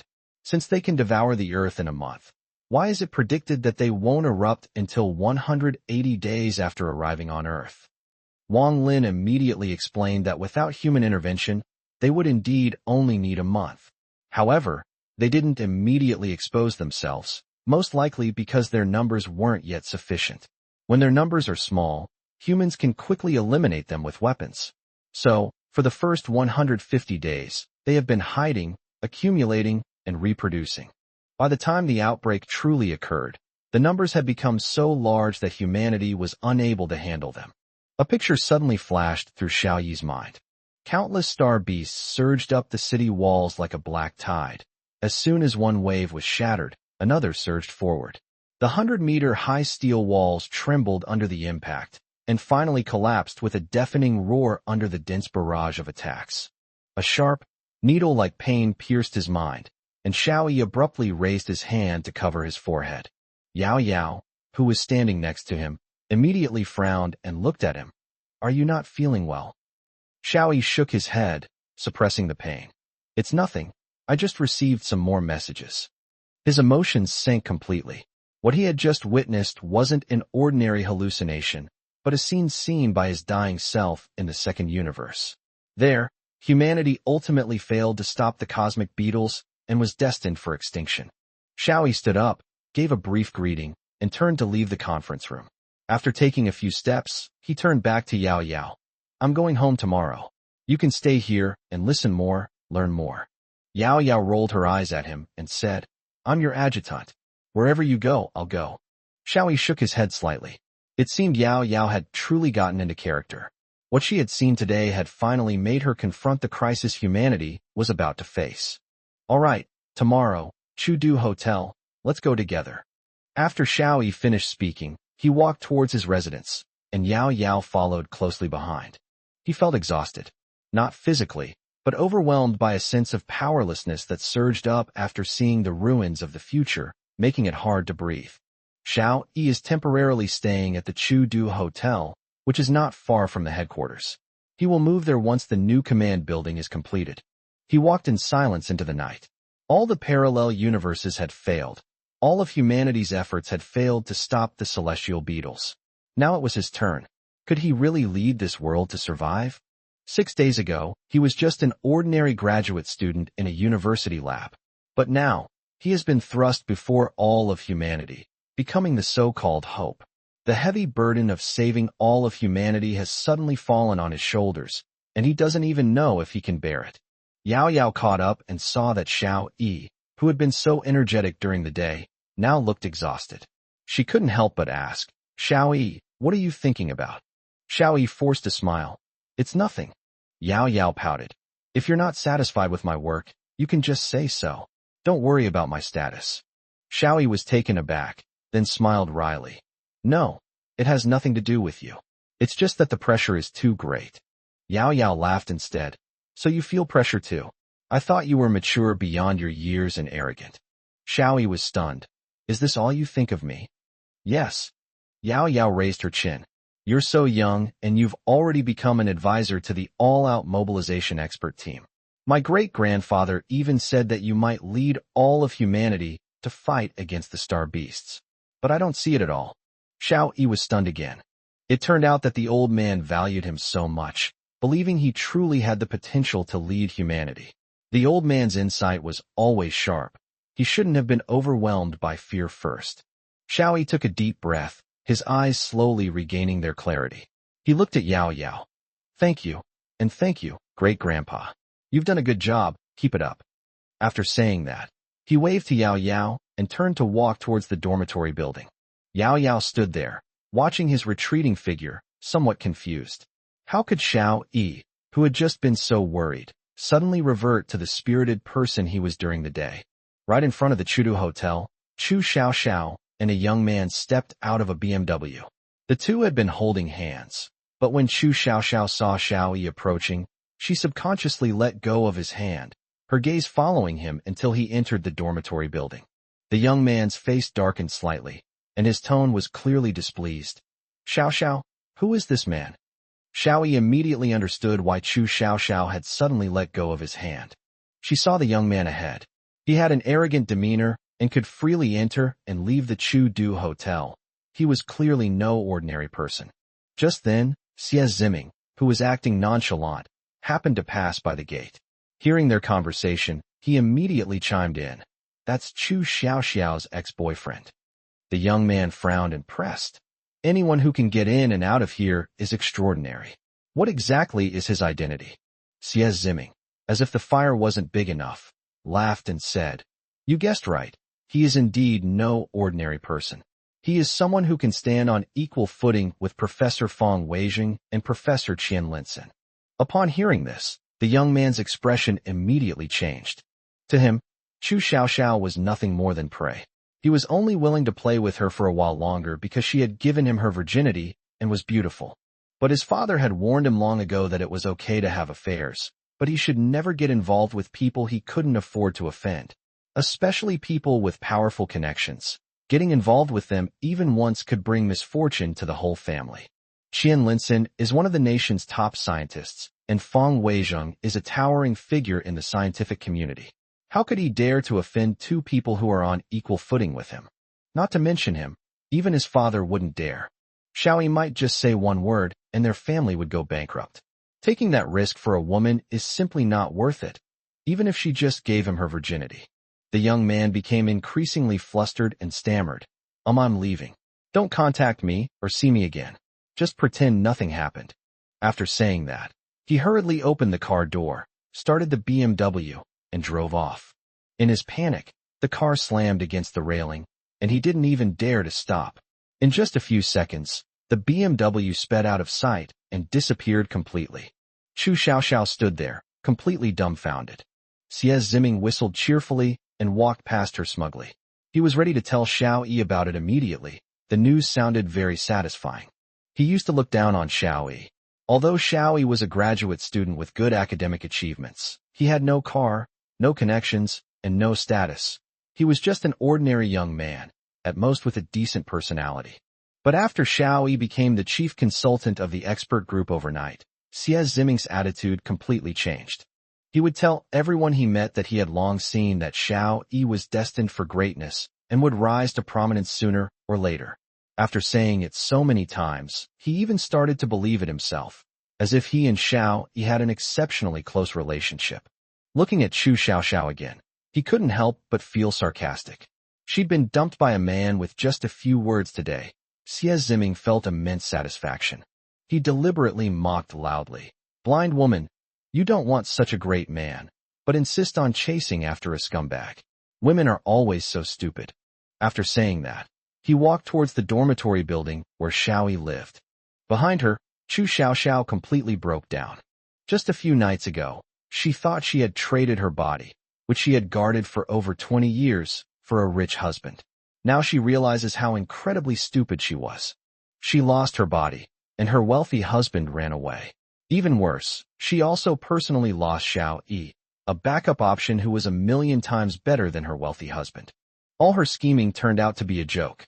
Chu Xiaoxiao plopped down on the ground and burst into tears, crying loudly. "It's not fair. It's not fair.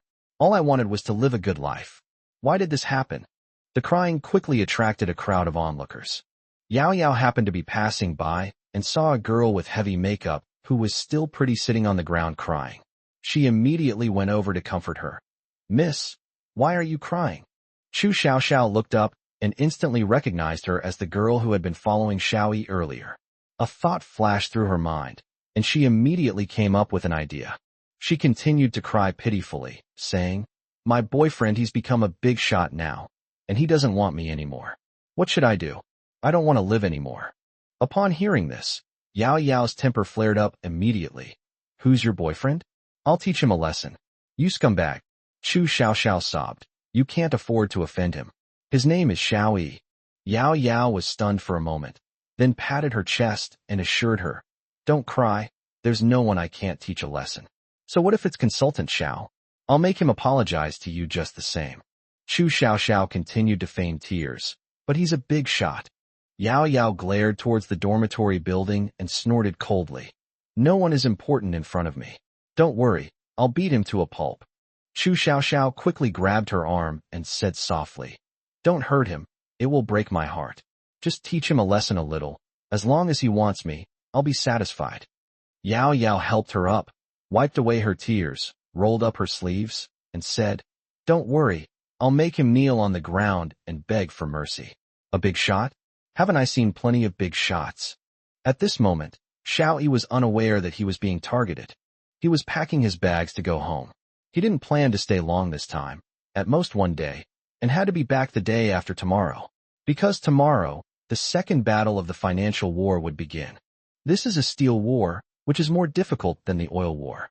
They must complete the purchase of crude oil and steel within a month and deplete all of their 4 trillion foreign exchange reserves to exchange for as many urgently needed supplies as possible. Xiao Yi really didn't have much time. No matter how busy he is, he must go home. Because once the star beetles erupt, he may never have the chance to see his family again. Meanwhile, in Nanquan City, Zhao Hongyi sat in his office, mechanically twirling the ballpoint pen in his hand. He had been driven to the brink of desperation. As the developer of the game, Homeworld, he participated in every stage of design and adjustment. To him, Homeworld is like his own child, containing all his dreams and hopes. But reality is cruel. Because he insisted on not compromising with players who spend money on in-game purchases, Homeworld's financial situation deteriorated, and it was on the verge of bankruptcy. The only way to make money in this game is through player skins. And besides looking good, these skins offer no stat bonuses whatsoever. To succeed in a game, spending money or grinding endlessly is useless, only skill matters. In this era where money talks, this rule seems out of place. The company can no longer survive. With no income, Xiao Yi could only cut expenses again and again. The number of servers was reduced from several to one, and the last one was completely shut down yesterday. There was no money in the account, employee salaries were overdue, and rent and utilities were owed. Xiao Yi had no other assets except for one house.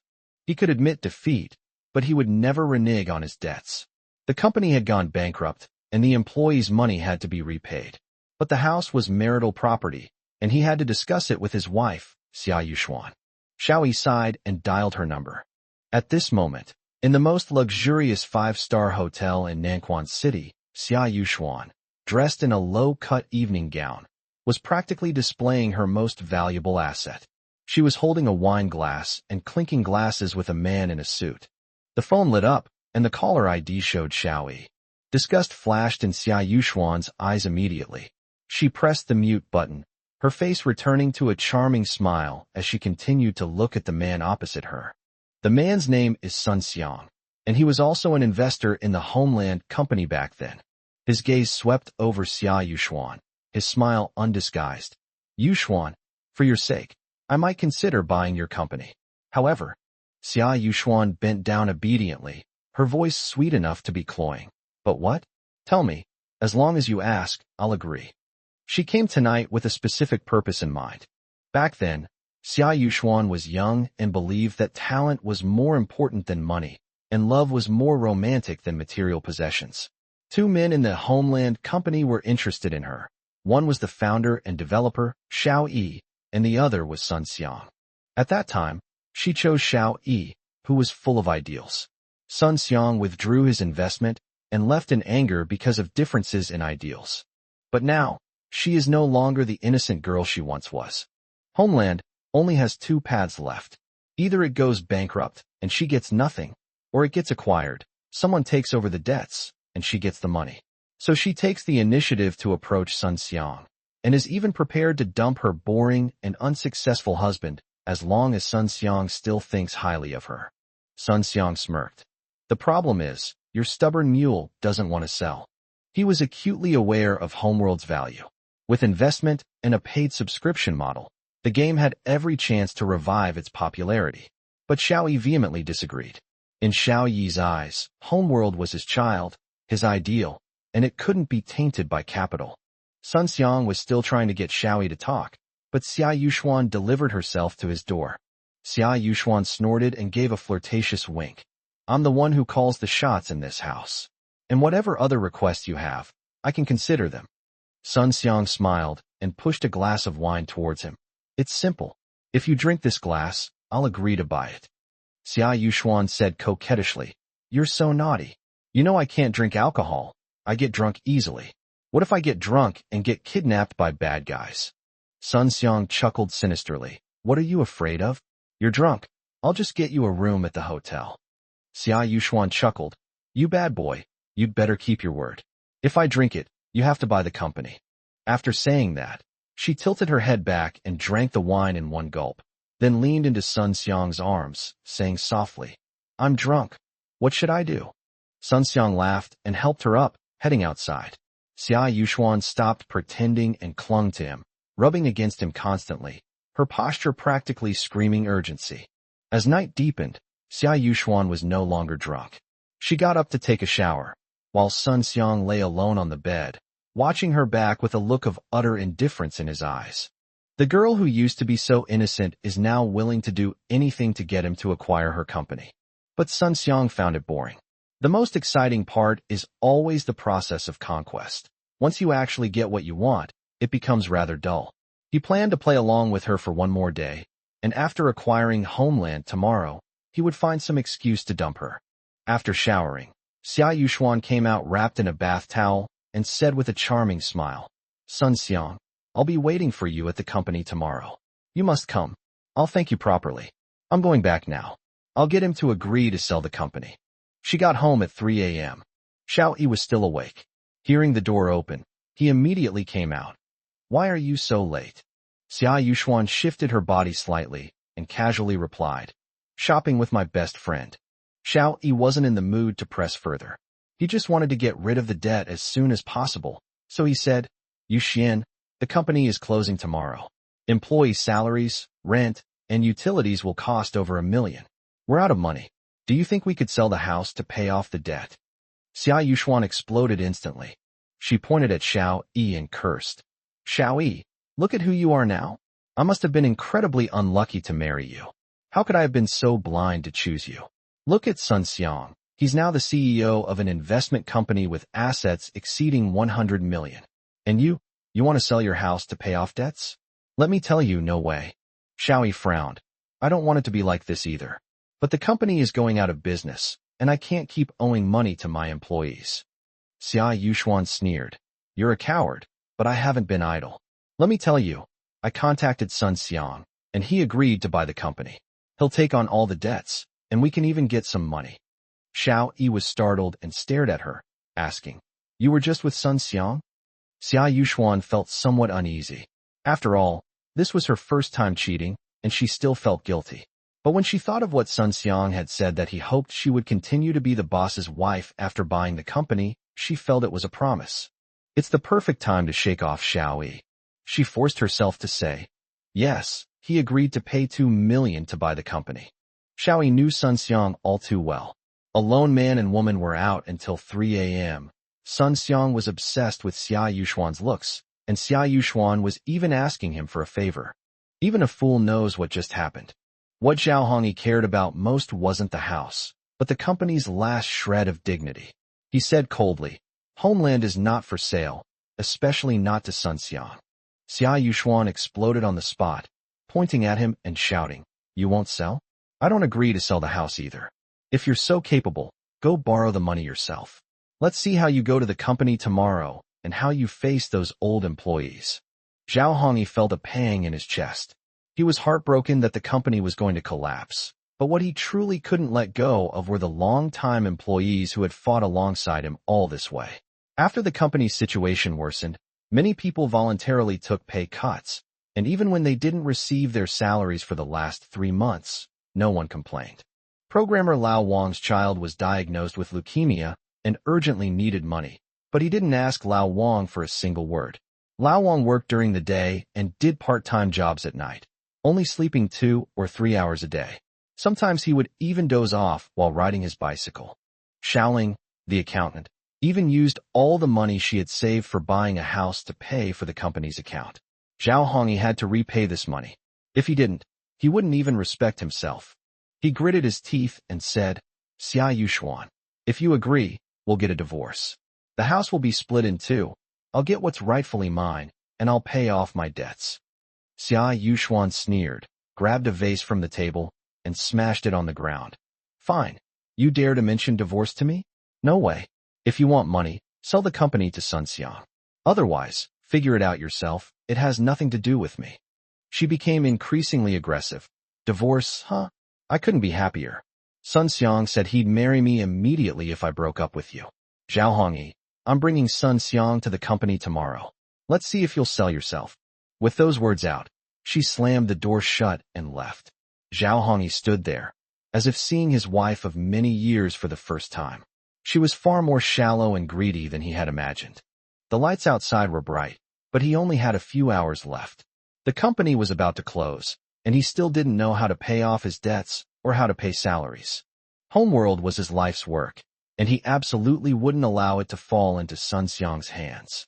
He knew all too well what Sun Xiang would do: massively embezzle funds to modify the game, destroy fair rules, and utterly dishearten the long-time players who had been with him for years.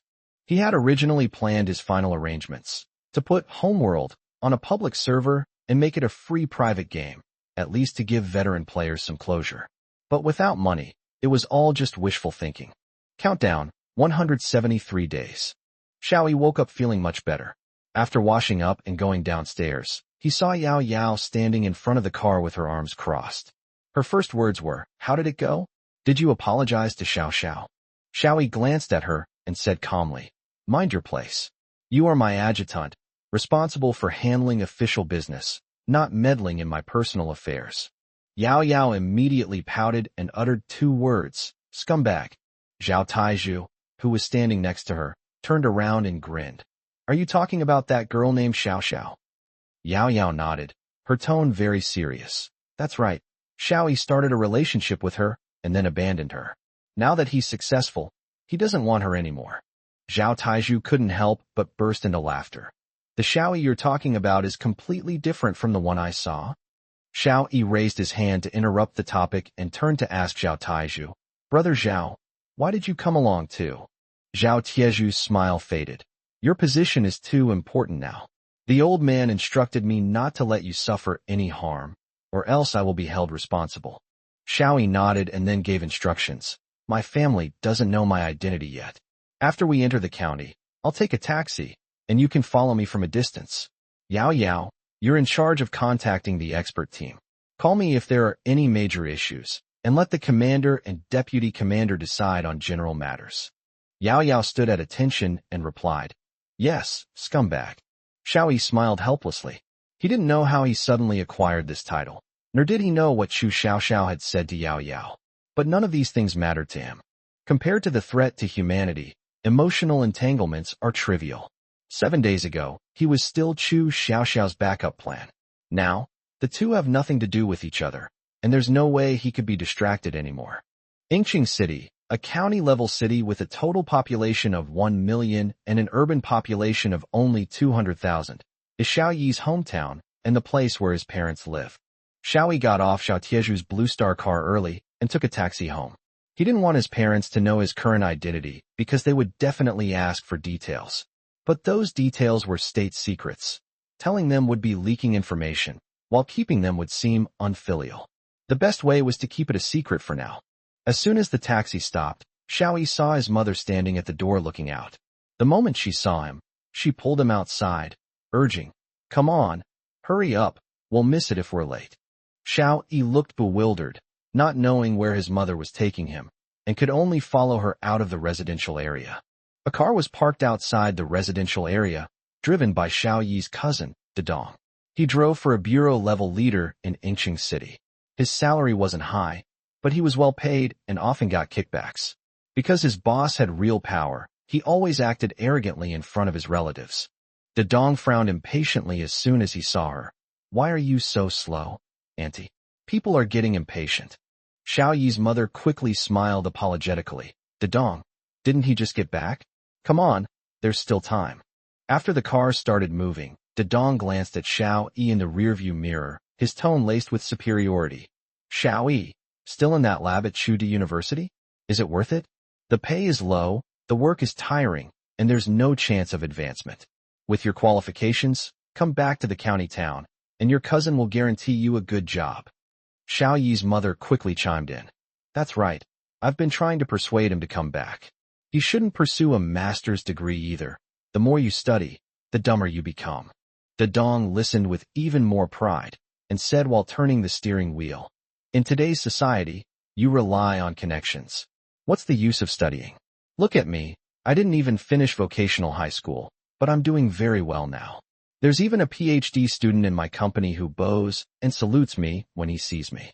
After he finished speaking, he turned a corner, drove the car into the entrance of a hotel, and came to a steady stop. Mom, what are we doing at the hotel? Xiao Yi stood at the door, looking at the large hotel in front of him, feeling a little uneasy. Zhao's mother didn't explain, but pushed him inside, saying, Of course we're here to eat. In the hall, Mr. Xiao came out to greet them. He breathed a sigh of relief when he saw them. Thank goodness, we made it just in time. Xiao Yi was even more puzzled. Dad, Mom, who else are we having guests today? Do we really need to come to a fancy hotel for a meal? Zhao's mother shut him down with one sentence. Don't worry about it, just go in. At this moment, Xiao Yi's cousin Dedong parked his car and caught up, patting Xiao Yi on the shoulder. Xiao Yi, you must seize this opportunity. Xiao Yi paused, realizing what was happening immediately. Oh no, he'd been tricked by his mother again. This wasn't a meal, it was clearly a blind date. It's unclear when it started, but Zhao's mother became unusually concerned about his marriage. On several occasions, Xiao Yi even made a special trip from the provincial capital, Chudu, back to Yingqing to deal with it. But blind dates were incredibly boring for him. The first thing they asked was about his income, then his car and house, and finally, there was a whole comparison between the two families. It felt more like a business deal than a discussion about feelings. Later, whenever Zhao's mother mentioned blind dates, Xiao Yi would find an excuse not to go home. But this time, she changed her tactics and took him directly to the dinner party. Xiao Yi turned to leave. He was overwhelmed with things to do and had no time to sit there and listen to people questioning him. Zhao's mother reacted quickly, grabbing him and saying, You can't leave. This girl is truly 1 in 1,000. If you leave, I won't acknowledge you as my son anymore. Xiao Yi stopped helplessly. After all, it was his mother's birthday today, and he hadn't had a meal with his parents in a long time. Even if it wasn't for a blind date, he should at least have a meal with them. Dedong chimed in. Cousin, this girl is really great. She's our bureau chief's daughter, beautiful, and both her parents are leaders within the system. If you marry her, you won't have to worry about your future. Maybe I'll even have to follow you around from now on. Xiao Yi glanced at Dedong. In the past, blind dates were always arranged by parents, but this time Dedong was more enthusiastic than anyone else. He asked casually, Cousin, you didn't introduce her, did you? Dedong's expression was somewhat unnatural. Yes, of course we'd think of our own people first when there's a good opportunity. Xiao Yi noticed something was off about him, but he was too lazy to press the matter. He figured he'd just treat today as having dinner with his parents and leave afterward. Let's go, Xiao Yi said. I have a lot of things to take care of after dinner. Seeing that he finally agreed, Mr. and Mrs. Xiao were overjoyed and led him into the private room, one on each side. The private room was large, with a round table in the middle that could easily seat more than 20 people. Quite a few people were already inside, most of whom Xiao Yi didn't recognize. Only his aunt and uncle were considered family. Xiao Yi had seen the middle-aged woman sitting at the head of the table before. She should be the bureau chief's wife that Dedong had mentioned. Sitting next to her was a girl in her mid-20s, who was indeed beautiful, but she was covered in designer brands, and her jewelry was so dazzling that it was almost blinding. After a brief greeting, Xiao Yi sat down next to his parents. The bureau chief's wife called to the waiter, Let's serve the food. Dedong quickly asked, The director hasn't arrived yet? The director's wife said calmly, We won't wait for him. He has an important meeting and can't get away. If it ends early, he'll come over. Mr. and Mrs. Xiao immediately smiled ingratiatingly. The leader is just so busy. Xiao Yi saw this, but said nothing. His parents had lived their lives as ordinary people, and they naturally held officials in awe and a desire to curry favor with them. He understood this and didn't want to embarrass them in front of everyone. The girl glanced at Xiao Yi, her eyes filled with scrutiny. She had thought that with Xiao Yi's qualities, he would be nervous and reserved on a blind date with her. But Xiao Yi had remained calm since he entered the room. In fact, she guessed correctly. Xiao Yi really did just treat this blind date as a meal. As soon as the dishes were served, Xiao Yi started by picking up food for his parents, saying, Dad, this is lobster meat, high in protein and low in fat, which is perfect for you. He then picked out the fish belly and put it in Zhao's mother's bowl, saying, Mom, this piece has no bones, it's your favorite. He was busy taking care of his parents and barely glanced at the girl. The bureau chief's wife's expression immediately turned sour. She asked, Hey, what's your name? Dedong quickly replied, Xiao Yi Xiao Xiao. The bureau chief's wife frowned. Xiao Xiao sounds awkward, so I'll just call you Xiao Yi. Xiao Yi, how much do you earn each month? Not wanting to embarrass his parents, Xiao Yi casually replied, Not much, just a few thousand a month. He is currently a graduate student, and his income is only enough to cover basic expenses. Upon hearing this, the director's wife's tone immediately changed. She's a graduate student, and she only earns such a small salary. How will she support the family in the future? Our Xin gets 30,000 yuan in pocket money every month. Xiao Yi smiled and asked in return, So, how much does your Xin earn? One sentence left the bureau chief's wife speechless. How much could a girl fresh out of school earn in a month? That 30,000 yuan in pocket money was clearly not earned by her own efforts. The atmosphere instantly became awkward. Dedong quickly stepped in to smooth things over. Isn't this because I've climbed onto your high branch? The bureau chief just says a word and arranges a lucrative position for me. Earning as much as I want in a month is easy, isn't it? Zhao's mother quickly chimed in. Yes, our Xiao Yi is very smart. He's been a good student since he was little, and he can learn anything very quickly. The bureau chief's wife's expression softened slightly. She looked Xiao Yi up and down, then suddenly asked, How are you feeling? Do you have any problems in that area? Xiao Yi almost spat out his food. Asking about income, car, and house on a blind date was one thing, but asking such questions on the first meeting was truly eye-opening. Even more outrageous, Zhao's mother actually rushed to answer.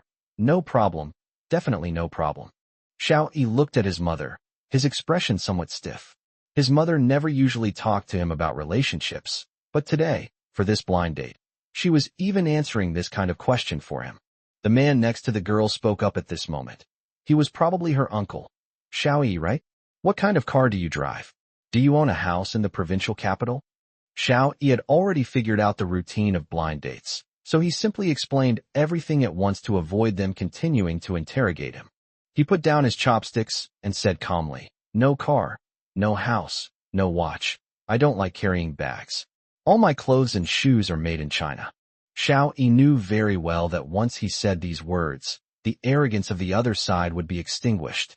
Sure enough, the other side of the table fell silent instantly, with only the clatter of bowls and chopsticks breaking the silence. The atmosphere was so awkward it felt like it had been paused. Seeing that things weren't going well, Auntie quickly tried to smooth things over. Our Xiao Yi is very hard-working and quick-witted. He got into graduate school without relying on connections. If he really had connections, he would have been successful long ago. The mother gritted her teeth and echoed, "Yes, we only have one son. If he gets married, we'll definitely prepare the dowry, buy a house, and we can also consider a car." Xiao Yi's heart sank upon hearing this. He knew his family's financial situation better than anyone. If they were to gather all these things, his parents would likely be burdened with a huge debt. What's even more absurd now is that the second and most crucial battle of the financial war is about to begin. Iron ore is even harder to crack than crude oil, and foreign monopolies are much deeper. It will be difficult to win by relying solely on financial power. Top experts like Feng Weijing and Qian Linsen are all on the front lines keeping a close eye on things, while this key figure is sitting here going on a blind date. Xiao Yi finds it all absurd. He simply changed the subject and said to his mother, "Mom, I might be very busy lately. I might send someone to pick you up and take you to Chu. You should prepare in advance." Xiao Yi's plan was simple. The safest arrangement was to bring his parents to his side when the star beasts unleashed their power. The mother didn't take it seriously and scolded, "How busy can a mere researcher like you be? You even sent someone to pick me up. Have you become an official?" The director's wife immediately chimed in. "Chudu will be very busy, but it might not be possible for you to bring your mother there. Have you heard? Chudu has been designated as the capital, and the relocation will be completed within 4 months. Xiao Yi's heart tightened suddenly. The plan to relocate the capital was still a top-level secret, and he never expected that she would mention it in casual conversation at the dinner table. This indicates that information has begun to leak out. The plan for a nationwide mobilization may need to be brought forward. Otherwise, the more rumors circulate, the more likely it is to cause chaos. The mother immediately turned to Xiao Yi and asked, "Really? Is it true?" Xiao Yi did not answer. The director's wife said smugly, "It's definitely true. My husband said it himself. The meeting he's holding now is to discuss the planning. Chudu is being replanned everywhere, and once all the departments move there, land will only become more scarce." She added, "Don't ask your son either. He's just a junior researcher. How could he have access to such top-secret information?" Xin gently tugged at her mother's hand. The bureau chief's wife then changed the subject. "Let's not talk about national affairs. Let's talk about the 2 children." She glanced at Xiao Yi's family, her tone as if she were offering charity. "Since you have no house or car, and I think Xiao Yi is all right, I can barely accept it. How about this? Xiao Yi will live with us, and we'll provide the car and the house." Then she stated her conditions. "The first child will take our surname, and the subsequent children will take your Xiao family's surname. What do you think?" Cousin Dedong was the first to agree. "Great. Now that we have a house, a car, and a job, Auntie, you can relax a lot." Aunt nodded in agreement. "Xiao Yi, you're really lucky to have met such a great catch. We'll arrange a government job for you in the future. Your future is limitless." Xiao Yi frowned slightly, finally realizing something was wrong. Given his apparent circumstances, this blind date shouldn't have succeeded in the first place. Even if it were a marriage into his family, there was no need for the other party to be in such a hurry. Xin is beautiful and comes from a good family. It wouldn't be difficult for her to find a son-in-law to live with her family. She can take her time to choose, and there's no need to rush. The mother hesitated. Xin's mother, Isn't this like marrying into the family? We only have one son. It doesn't seem appropriate. The bureau chief's wife's face immediately darkened. Cousin Dedong quickly advised, Auntie, you're too conservative. These days, there are so many only children. What's this talk about marrying into the family? 2 children, 1 family name. For children, 2 family names. 8 children. Before he could finish speaking, someone at the table laughed and cursed. Pa, do you think a sow is giving birth? Everyone laughed, and the mother forced a smile as well. Although it was still like marrying into the family, the girl was too good a catch, and she could get Xiao Yi transferred back to Ingxing and arranged a respectable job for him. In his mother's eyes, Xiao Yi would be able to walk with his back straight once he entered the system. Xiao Yi didn't rush to speak. He wanted to see what this family was really planning. Xion's uncle, getting carried away with his drink, raised his glass and said, So what if you marry into the family? Having a bureau chief as your father-in-law makes it a glorious thing. Do you know what kind of wine this is? It's Flying Fairy Matai, which costs several thousand yuan a bottle. At my sister's house, it's free, you can drink as much as you want, and they even give you free drinks after you finish them. He stood up and pointed at Xiao Yi. You won't be able to spend your salary in the future. Traveling abroad won't cost you money. Eating out won't cost you money. Even going to a prostitute too. I misspoke. Anyway, you won't be able to spend your salary at all. Upon hearing this, Xiao Yi silently picked up his phone and sent a message. Help me investigate this bureau chief. The sooner the better. Yao quickly replied. Received, you scumbag. Xiao Yi smiled wryly. It seemed he wouldn't be able to shake off this nickname anytime soon. The bureau chief's wife glared at her younger brother unhappily. You talk too much, drink less. Then she looked at Xiao Yi and began to list the rules. We don't have high expectations of you. First, keep yourself clean. Second, don't be too strict with Xion. Third, you can't fight back if Xion hits you, and you can't talk back if she scolds you. Fourth, be available whenever we call. Cousin Dedong immediately agreed on Xiao Yi's behalf. These are not problems. Xiao Yi has always been a good student, obedient and filial, and he will definitely be good to his wife. Miss Xion, don't worry, he will definitely go along with you. The mother paused for a moment, then could only nod. Yes, my child is very obedient and filial. The bureau chief's wife was satisfied and immediately made the decision. Then it's settled. We'll get married next month. We'll book the hotel. It can't be low class. There will be many important people from the city coming, and we can't afford to lose face. She's already started making arrangements. We'll take the wedding photos right away, and I'll find someone to pick the date. Anyway, with our family here, you can just focus on toasting. Xiao Yi suddenly spoke, his tone frighteningly calm. Looks like you're in a hurry. He turned to look at Xion and asked directly, How many months pregnant? Xion looked blank and blurted out, 3 ah. At the dining table, there was an instant, deathly silence. The atmosphere at the dinner table suddenly became awkward, and everyone fell silent. But this was exactly the peace and quiet Xiao Yi wanted. He acted as if he hadn't heard what had just been said, first serving his parents a few bites of food, then lowering his head to eat as well.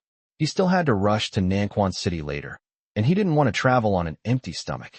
Seeing her son's calm demeanor, Xiao Yi's mother quickly turned her gaze to her cousin Dedong, her eyes full of questioning. Xiao Yi knew perfectly well that his cousin Dedong must have known the truth all along. After all, he was the bureau chief's driver. The news couldn't have been kept secret. But in Dedong's eyes, even if the woman was pregnant when she married into the bureau chief's family, Xiao Yi would still be the one who profited. If this marriage goes through, Dedong will not only gain favor with the bureau chief, but also establish a marriage alliance with the bureau chief's family. As for whether Xiao Yi is being cuckolded or not, what does that have to do with him? He's not the one being cuckolded. Feeling a little guilty under his aunt's gaze, Dedong unconsciously looked away. At this moment, Dedong's mother spoke up to smooth things over. These days, many young people get married because they're pregnant. As long as the two of them live well together in the future, it's not a big deal. As soon as she finished speaking, Xion blushed, and the director's wife's expression also turned sour. Shotgun weddings are indeed common, but marrying someone else's child is a completely different matter. If the man actually agrees, he'll be utterly humiliated. Before Xiao Yi's mother could retort, the bureau chief's wife spoke first. Since we've come this far, we won't hide it anymore. Yes, our Xin is pregnant. But this is also a good thing for you. Otherwise, with Xin's qualifications, how could your Xiao Yi have gotten a chance? Xin's uncle immediately chimed in, his tone particularly self-righteous. That's right. Even now, you're still lucky to have married into this family. You two old folks are blessed. You'll be able to hold your grandson in a few months. What a wonderful thing.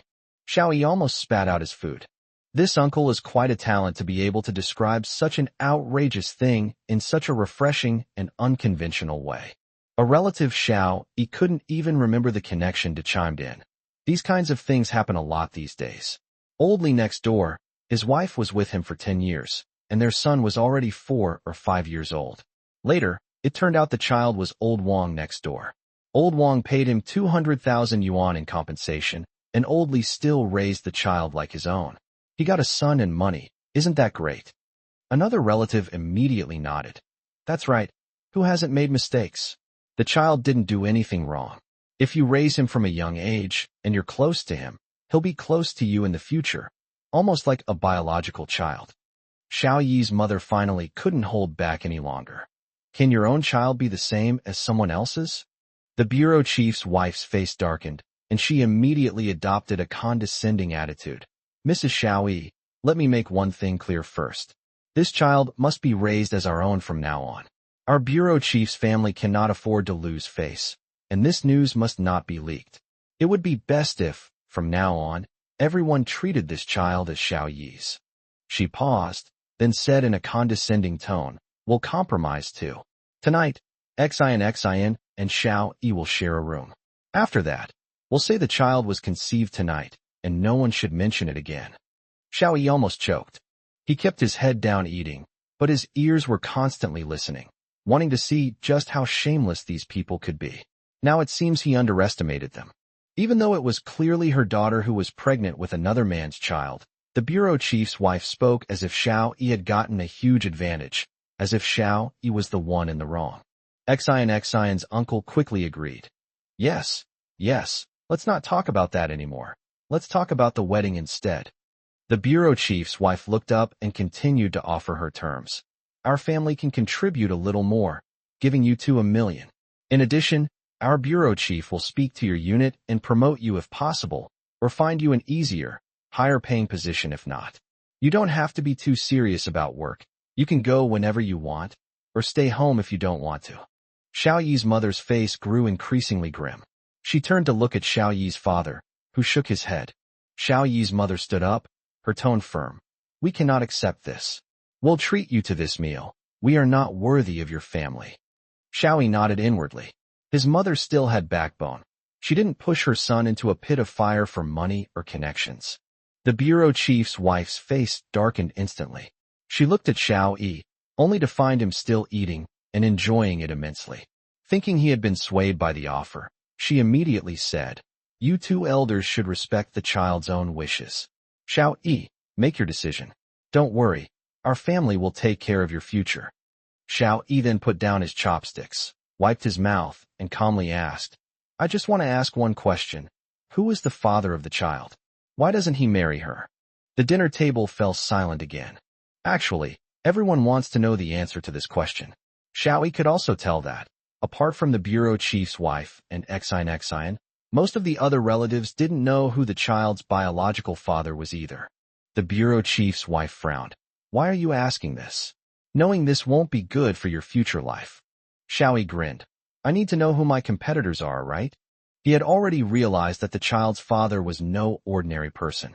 Otherwise, why wouldn't the bureau chief's family have allowed Xin to abort the child, instead insisting on giving birth and rushing to find someone to take over? The director's wife's tone turned cold. You don't need to know that. Xiao Yi nodded. Okay, since it's inconvenient to talk about it, let's get an abortion and then get married. Upon hearing this, the bureau chief's wife's face clearly showed panic. No, the child cannot be aborted. Xiao Yi stared at her. Why? The bureau chief's wife refused to admit it, saying, It just won't work. Xin's aunt quickly tried to salvage the situation. If the child is aborted, she may not be able to have children in the future. This is a lifelong matter and cannot be taken lightly. Xiao Yi spread his hands. Then there's nothing I can do. If you abort the child, I'll agree to marry you. If not, then forget it. Xian suddenly stood up, pointed at Xiao Yi, and angrily said, "Look at you, you coward.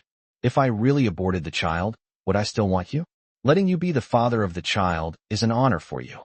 Do you know how prominent the child's biological father is?" Xiao Yi's eyes darkened. He finally understood. This bureau chief's family wasn't simply looking for someone to take over their child. They were using their daughter and unborn child as bargaining chips to climb the social ladder. If he really married Xian, he probably wouldn't just be cuckolded once, but would be cuckolded until the other party completely got tired of him. Xian, sit down. The director's wife's face darkened, and she immediately interrupted her daughter from continuing to reveal more information. She turned to stare at Xiao Yi, her tone condescending.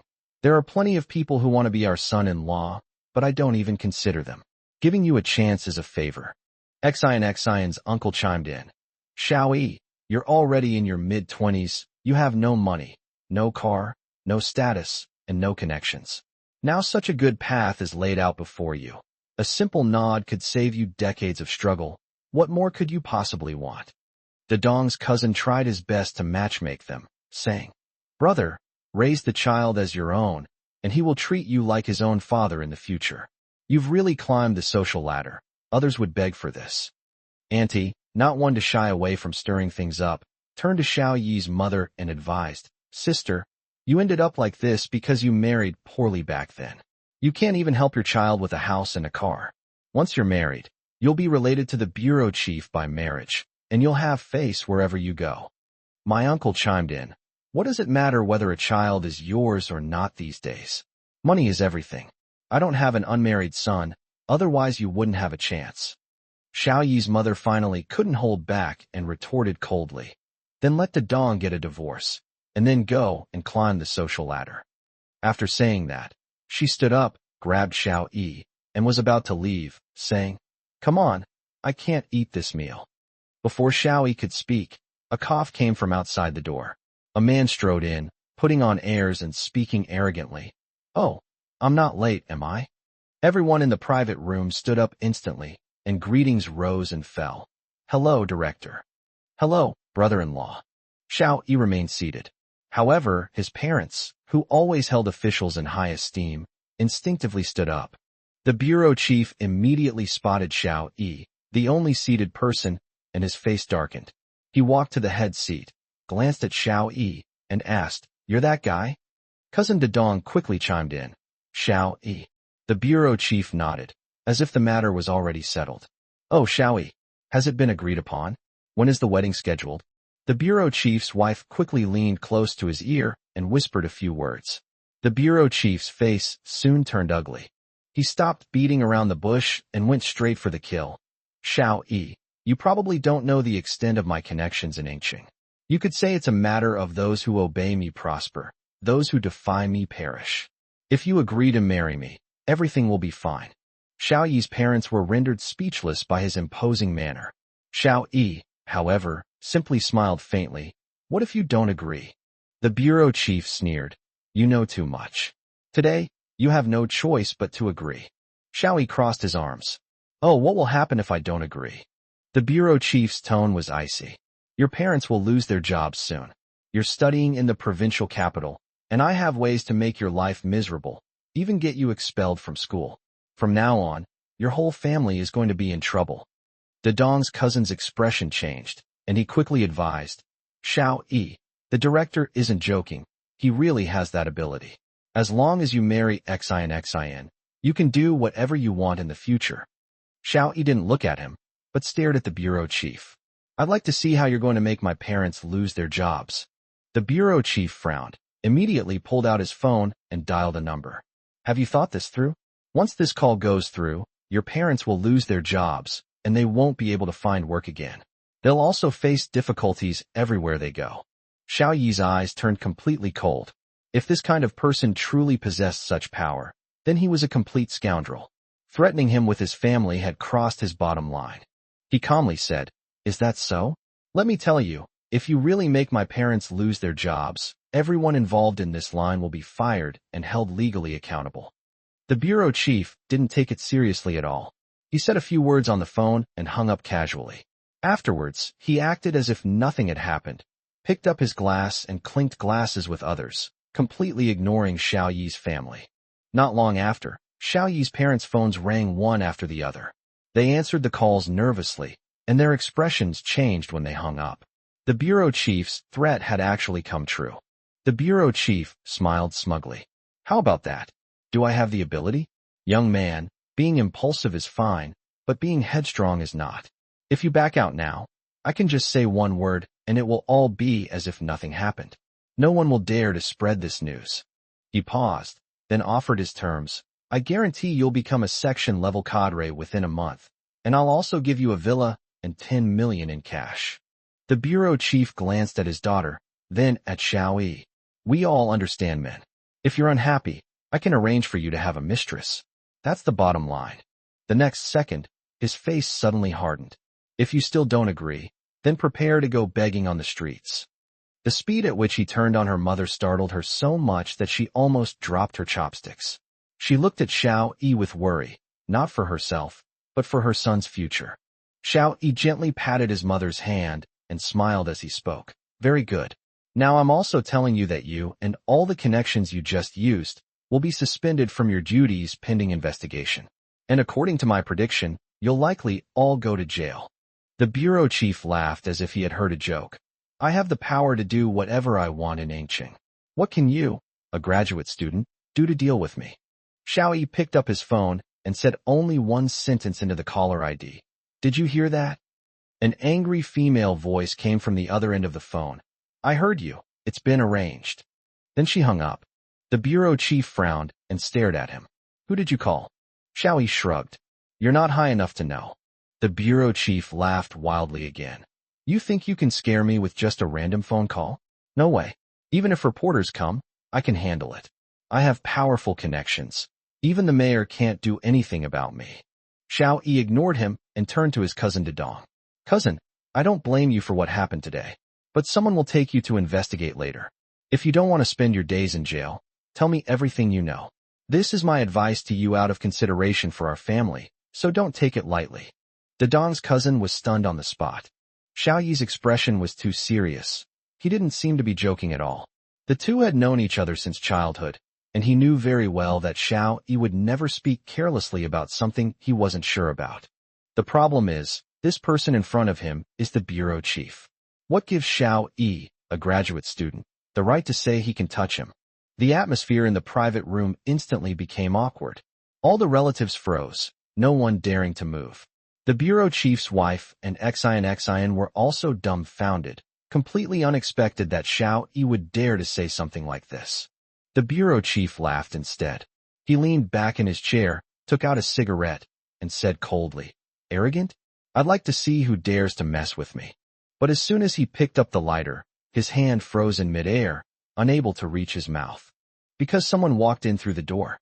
That was the person he feared most to see. The director of the Independent Commission Against Corruption.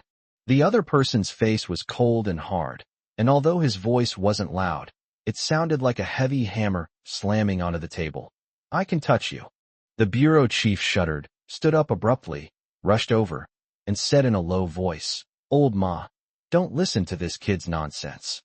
The head of the Independent Commission Against Corruption ICAC said expressionlessly, "I have enough evidence to arrest you." The bureau chief's face turned deathly pale.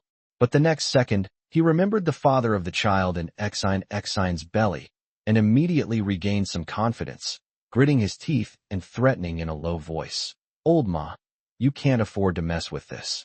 Do you know who my superiors are?" The head of the Independent Commission Against Corruption remained calm.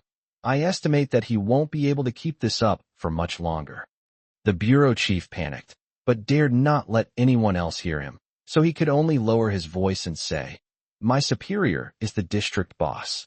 You dare to touch me, and I'll make you regret it." The head of the Independent Commission Against Corruption suddenly glanced at Xiao Yi, a meaningful smile playing on his lips. "Very good. Thank you for providing such valuable information. By the way, do you know who this young man is? The bureau chief was taken aback. He had originally thought that by bringing up his powerful backer, the other party would be somewhat wary. But now it seemed that the director of the Independent Commission Against Corruption was not only unafraid, but even more confident. He stared at Xiao Yi, still unconvinced. Who could he be? Isn't he just a graduate student? The head of the Independent Commission Against Corruption ICAC didn't waste any more words and waved his hand. Two staff members immediately stepped forward, restrained the head, and prepared to take him away. Before leaving, the director of the Independent Commission Against Corruption leaned close to his ear and whispered, "Didn't you have a meeting today? What's the chief consultant of the All-People Mobilization Expert Group?" The bureau chief's mind went blank. He hadn't paid any attention to Xiao Yi's name when he first heard it. But now that he thought about it, the chief consultant of the National Mobilization Expert Group was indeed surnamed Xiao and was very young. Cold sweat instantly broke out on his back. He never imagined that such a high-ranking person would be dining in a private room like this, and even being arranged to have a blind date with his daughter. If he had known earlier, he would never have dared to come, even if you beat him to death. The bureau chief's legs went weak, and he collapsed to his knees with a thud, trembling like a leaf. His previous arrogance vanished completely, leaving only a pile of mud. The head of the Independent Commission Against Corruption gave him a disgusted look and waved for him to be dragged away. As he left, he nodded slightly to Xiao Yi, who returned the nod. The private room fell silent again. The bureau chief's wife was deathly pale, and XINXN stared at Xiao Yi in terror. The group of people who had been so arrogant just moments before were now barely daring to breathe. The bureau chief's wife, having seen her share of situations, quickly realized that Xiao Yi was no ordinary person. She walked around the tables and chairs, knelt down in front of Xiao Yi with a thud, her voice trembling.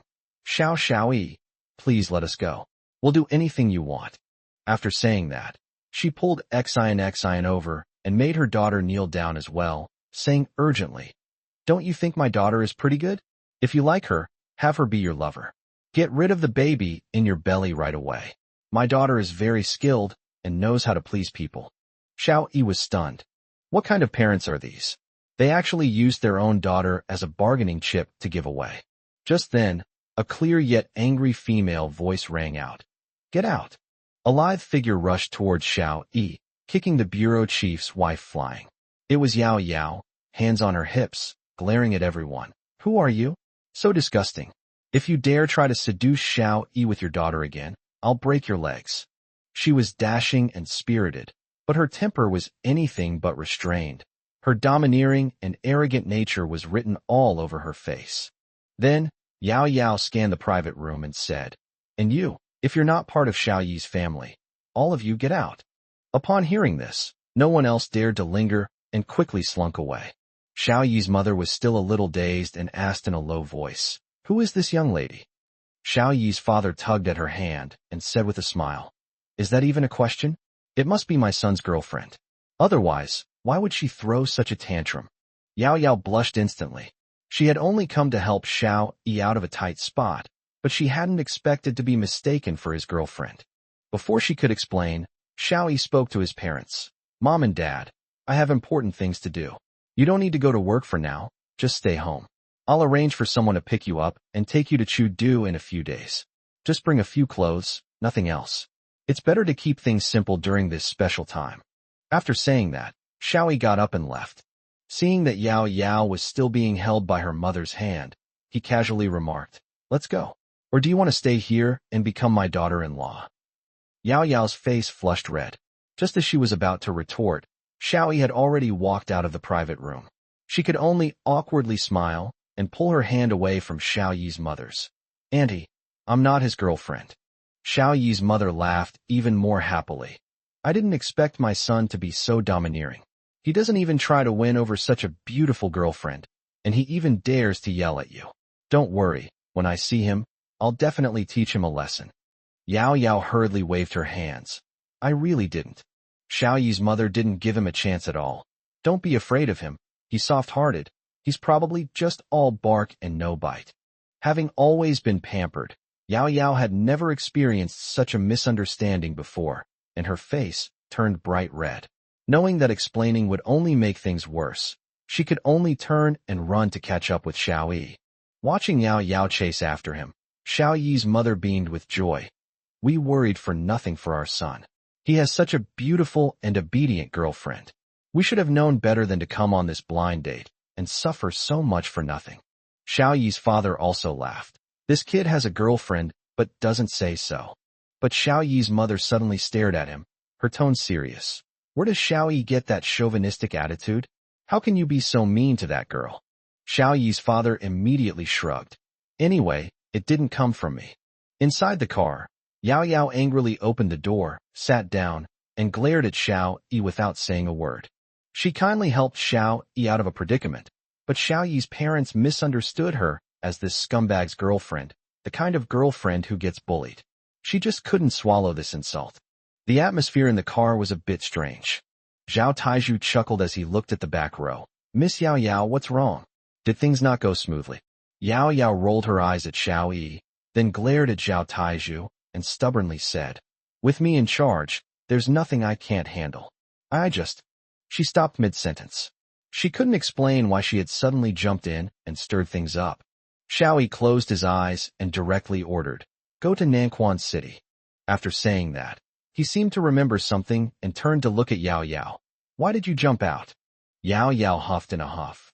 I'm afraid you won't be able to resist the temptation of beauty and will actually fall for that little vixen, doing something that will betray Xiao Xiao. Xiao Yi's lips twitched, but he was too lazy to explain and closed his eyes again. He just wanted to rest and recover his energy. Zhao Taizhu, sitting in the front row, couldn't help but burst out laughing. Sorry, Xiao Xiao? Ha ha ha. That's the funniest joke I've ever heard. After saying that, he stepped on the gas, and the most iconic car in the Great Zhou Kingdom shot off instantly. Yao Yao was stunned. She always felt there was something hidden between Zhao Taizhu and Xiao Yi. Could it be that Xiao Xiao really had a problem? But she quickly dismissed the idea. How could a girl lie about her innocence? It must be men like Xiao Yi and Zhao Taizhu who are too arrogant. But after thinking it over, something still felt off. She didn't know Xiao Yi, but Zhao Taizhu had been by her great-grandfather's side for so many years and had never tolerated any wrongdoing. If Xiao Yi were truly a scumbag, Zhao Taizhu would be the first to object. Could it be that she really misunderstood Xiao Yi? Yao Yao couldn't help but look back. Xiao Yi was already asleep, fast asleep. She knew that this man carried the heavy burden of saving all of humanity and was indeed very tired. So she shut her mouth and didn't disturb him any further. But she was still thinking to herself, a scumbag is a scumbag. Even if he's a scumbag who saves all of humanity, he's still a scumbag. Meanwhile, in Nanquan City, in the conference room of Jiyu and Company, Zhao Hongyi sat in the president's seat, his eyes red, looking at the old employee opposite him with guilt. The team that once had dozens of people is now down to just over a dozen. But these people are all loyal members of the company. Zhao Hongyi remembers everyone's name, family situation, preferences, work characteristics, and even some minor ailments clearly. In this era where everything is about spending real money, Homeworld has survived to this day thanks to them. During the company's most difficult times, some employees even paid out of their own pockets. But now, he can't even pay back the debts, and he's almost unable to pay salaries. Selling the house was his last resort. Just then, the conference room door was kicked open with a bang. Sun Xiang and Xia Yuxuan walked in. What was even more jarring was that Xia Yuxuan's hand was actually linked with Sun Xiang's arm. Longtime employees all knew about the relationship between the three. When Xia Yuxuan chose Zhao Hongyi, everyone thought that hard work and talent could truly win love. But now they realized that hard work and talent ultimately lost to money. Xia Yuxuan sat down as soon as she entered, crossed her legs, and said in a cold tone, as if announcing something. Zhao Hongyi, I brought Sun Xiang with me. I've made up my mind, the company will be sold to him. I've also negotiated a price for you, 5 million, enough to pay off your debts. Zhao Hongyi looked at her, momentarily lost in thought. The innocent girl who applied for a receptionist position at the company back then has somehow transformed into this shameless and mercenary woman before me. With red eyes, he said, word by word. I've said it before, the company won't be sold. Especially not to Sun Xiang. Sun Xiang wasn't in a hurry. He just smiled, greeted the veteran employees, and sat down to watch the show. Xiao Yi sneered and pointed at programmer Lao Wang. Not selling? Lao Wang's son needs money to save his life, and he has shares in the company. If the company is sold, he can get his shares and salary. She then pointed to another disheveled employee. And there's old Chun, who's wasted his youth at this company and is over 30 and still can't find a wife. Can you bear to let these people work hard for you for over a decade, only to end up penniless? Silence fell over the meeting room.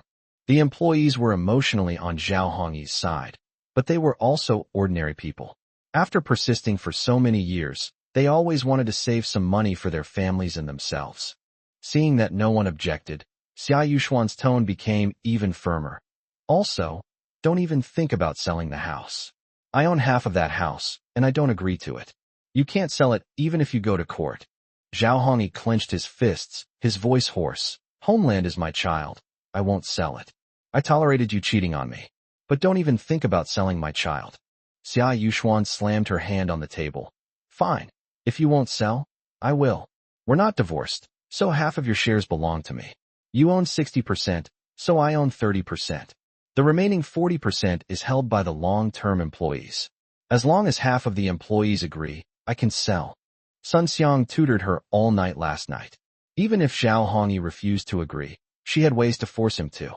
She swept her gaze across the crowd and said coldly, "Those willing to sell the company, raise your hands." The veteran employees looked at each other, then at the haggard Xiao Yi, and finally all sighed, lowered their heads, and no one moved. Xiao Yushuan's expression changed, and she immediately stared at Old Wang. Old Wang, don't you want to get your son treated?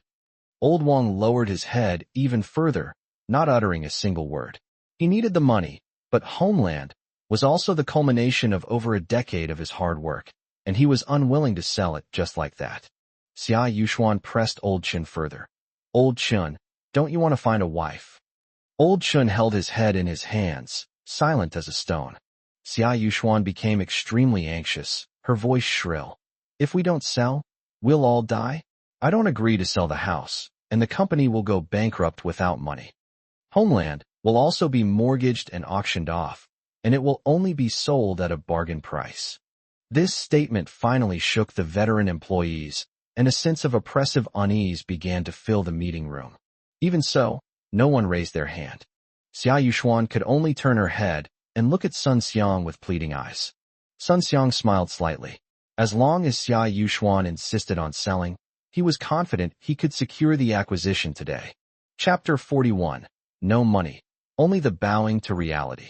He stood up and said, "On behalf of the acquiring party, I solemnly promise that we will not make any major changes to the game, but only add some paid features. Moreover, you are the heroes of this game, and I promise that all your positions will be retained, and your salaries will be doubled. Now, those who are willing to sell the company, please raise your hands." Xiao Yi was stunned. He panicked. Sun Xiang had dealt him a fatal blow. The reason these long-time employees were willing to follow him was precisely because they believed they could achieve something great.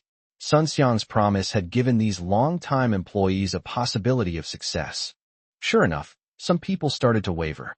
The first person raised their hand, then the second, the third. Almost everyone raised their hand except for Xiaoling from the finance department. She wanted to ask the employees more questions, but Xiao Yi stopped her. 45%, 50%, 55%. Sun Xiang smiled slightly. Having acquired more than half the shares, Xiao Yi, you've lost. I'll make the payment right now. Sun Xiang made a phone call, and soon he held up the information in his hand and said, "The payment has been transferred to the company account. Homeland is mine now." Xiao Yushuan took Sun Xiang's arm and said coquettishly, "It's all thanks to others. You're not even going to reward me." Sun Xiang glanced at Xiao Yi, hooked Xiao Yushuan's chin with his finger, touched her lips, and said, "Xiao Yi, I told you you were destined to fail. Now, it's proven true. I've acquired your company. Your employees have all betrayed you and become my employees, and your wife is now asking me for a kiss." Sun Xiang watched as the lawyer handed him the signed documents from the shareholders. He glanced at them, waved them in his hand, and laughed wildly at Xiao Yi, saying, "The game Homeworld, which you value most and even treat like your son, is now mine. Didn't you want to maintain the game's balance the most? Didn't you want money to interfere with the game the most? Now I'm going to heavily introduce paying players. Rich people can buy good equipment, and rich people should be able to crush those free-to-play players in the game. That's just how the world is. The rich are high and mighty, and the poor are supposed to be subservient. Just like you and me, I have money, so I will control the world and I can control Homeland. You don't have money, so you should be cuckolded and let your child become my tool for making money. Face reality. Stop dreaming. What ideals, what morals? Without money, don't talk about ideals, don't talk about morals. Xiao Yi chose you at first, but once she realized reality, she still obediently came to my bed. Sun Xiang turned his head to Xiao Yi. Good girl, tell me, am I more powerful than your husband? Oh no, I mean, Xiao Yi, who is about to become your ex-husband? Xiao Yi winked and said, of course you're better. In what way? Sun Xiang asked with a wicked smile. They're good at everything, especially that, Xiao Yi said with a chuckle. The two of them completely ignored everyone's feelings, especially Xiao Yi's. Vulgar, shameless, despicable. Finance manager Xiaoling stood up angrily, cursing as she looked at Xiao Yi, as if she were the one who had been insulted, not Xiao Yi. Xiao Yi glanced at Xiaoling and said with a flippant smile, oh, it seems Xiao Yi isn't a good person either. He's even secretly flirting with the women in the office. Xiao Yi and Xiaoling were both speechless. Xiaoling did indeed admire Xiao Yi, but due to moral constraints, she had never confessed her feelings. Xiao Yi now understood why Xiaoling had used all her savings to help the company when it faced a financial crisis. He looked at Xiaoling, his eyes filled with apology. Several employees couldn't sit still and wanted to sneak out. Stop right there, Lao Wang. If you want to get your son treated, stay right here. And you, Lao Chun, if you want a good wife, don't get your butts off this bench. I'm going to humiliate this guy right in front of you. He actually kicked me out of the company back then. Now I'll see who's tougher, Sun Xiang shouted excitedly. The employees were restless, but dared not leave. After a while, Old Wang couldn't hold back any longer. He stood up and said, I won't sell my shares anymore. I can't listen to this anymore. Mr. Sun, you've gone too far. Sun Xiang held up the contract in his hand and said, Old Wang, I'll say it again. Sit down and behave yourself. You've already signed the contract, and the company now belongs to me. If you want to keep your job, listen to me, and you'd better join me in cursing this blind fool. Otherwise, get out of here right now. Xiao Yi was pale. He hadn't expected the situation to turn out this way. He couldn't control his own company anymore. It was forcibly sold off by that woman in collusion with Sun Xiang, and there was absolutely nothing he could do about it. He couldn't tolerate that woman cheating on him, and now she was stealing his hard work that was even more intolerable. Enraged, he abruptly stood up, strode towards Xiao Yi, and raised his fist, ready to strike. What are you doing? Xiao Yi was scared and tried to hide behind Sun Xiang. But Sun Xiang was also a little guilty. He was completely exhausted and no match for Xiao Yi. If Xiao Yi were to fight, he wouldn't stand a chance. Security, security, take this madman out of here. 2 security guards came in, looked at the situation, and hesitated for a moment. After all, just a few minutes ago, Xiao Yi was their boss. You two, grab him right now and break his legs, or I'll fire you both. Sun Xiang yelled. 2 security guards frowned, walked up to Xiao Yi, and said in a low voice, I'm sorry, Mr. Zhao. As they spoke, they restrained Xiao Yi. Xiaoling tried to rush forward, but was blocked by the security guards. Break his legs, Sun Xiang shouted, jumping up and down. The 2 security guards remained silent. They could only resist with silence. Xiao Yi had always been kind to them, and they truly couldn't bring themselves to harm him. The only thing they could do was prevent Xiao Yi from making a move. Fine, if you won't do it, I will. Sun Xiang picked up a wooden stick from the ground, rushed to Xiao Yi's side, raised the stick high, and smashed it down hard on Xiao Yi's leg. The veteran employees all turned their heads away, unable to bear witnessing this scene. Xiao Yi was their leader, and they were willing to follow him through thick and thin. However, hard work requires financial support. Without money, they could only bow to reality and had to compromise themselves to submit to Sun Xiang. That's life. Snap! Chapter 42, You are not alone in this battle. Oops. A scream rang out, making the veteran employees shudder. But they felt the voice was strange. It didn't sound like Xiao Yi's, but rather like Sun Xiang's. Old Wang turned his head and was surprised to see that the person lying on the ground was not Xiao Yi, but Sun Xiang. Sun Xiang rolled on the ground, clutching his leg, screaming in agony. One of his legs was bent at a strange angle, clearly broken.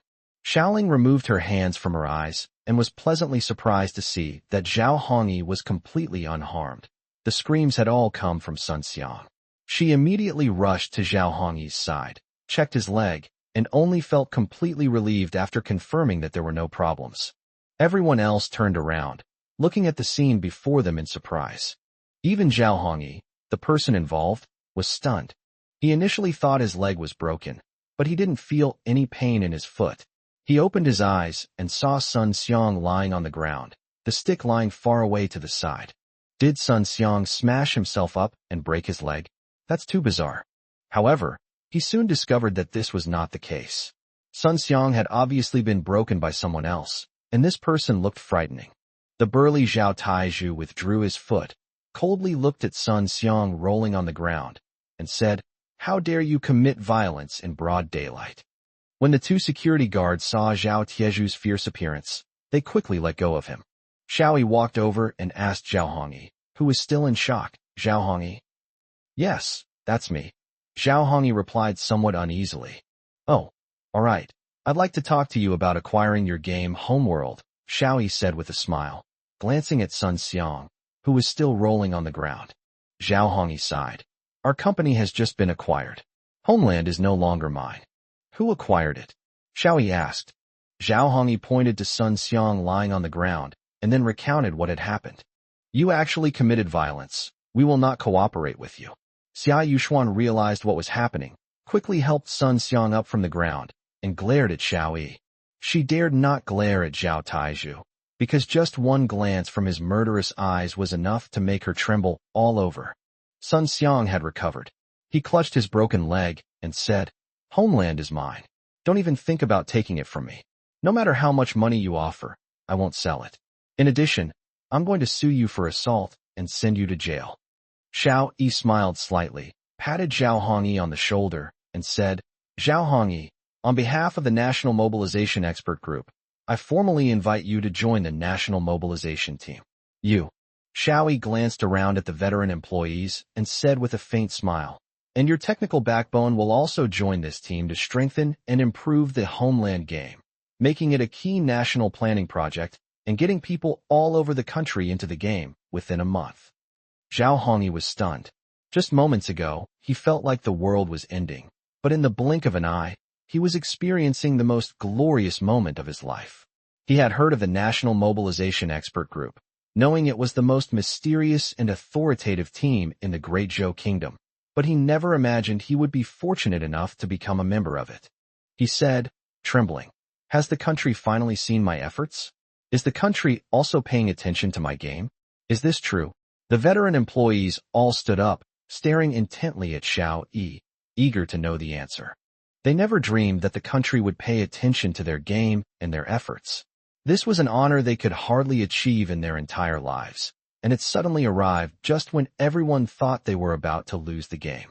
"Yes, the country has long recognized your efforts and perseverance. I, Xiao Yi, the chief consultant of the National Mobilization Expert Group, welcome you to join us," Xiao Yi said. Xiao Yi was excited and was about to shake hands with Xiao Yi when he saw Sun Xiang lying on the ground. He said anxiously, "But the game Homeland has already been acquired by them. Homeland is mine, and I won't sell it to anyone." Sun Xiang immediately straightened his back. Since the country had taken a liking to Homeland, they would make a hefty profit from it. They wouldn't sell it for less than 500 million, even if it was acquired for 5 million. Xiao Yi seemed to have seen through his thoughts, looked down at Sun Xiang with a playful expression, and said, "The country is very grateful for your contributions. I am officially informing you that the National Mobilization Expert Team has officially requisitioned the game Homeland. We will issue you a certificate of commendation to thank you for your support." After saying that, Xiao Yi turned to Xiao Yi and said, "Now, pack up all the game's data and information and send it to Chudu tonight. You guys should also pack your bags and set off together. Xiao Yi looked at the others and said, your families will be taken care of by the state. All expenses, including medical expenses, will be paid by the state. Sun Xiang looked at Xiao Yi in surprise, forgetting all about his leg pain. That's it? All you give me is a certificate of commendation? I spent 5 million. Zhao Taizhu snorted. 5 million? You'll soon find that 5 million is worthless. This certificate of commendation is much more useful than money. Sun Xiang wanted to say something, but seeing Zhao Tieju's expression, he didn't dare to say a word. Seeing Xiao Yi walk out, he quickly tried to go up and ask again. Advisor Xiao, are we just going to give this 5 million to the country like this? Xiao Yi glanced at him. What? You want to contribute your family's assets to the country? Sun Xiang shuddered. The expert group mobilized by the entire nation was a godlike force. Who would dare to provoke them? If they really had their eyes on his family's business, he would be in deep trouble. Xiao Yi sneered. However, the country doesn't care about your family's businesses. In the eyes of the country, all your family's businesses combined are not worth a single hair of homeland. After saying that, Xiao Yi tossed a piece of paper to Zhao Hongyi. This is the phone number of Gu Linxing, the leader of the decryption team. You will report directly to him tomorrow.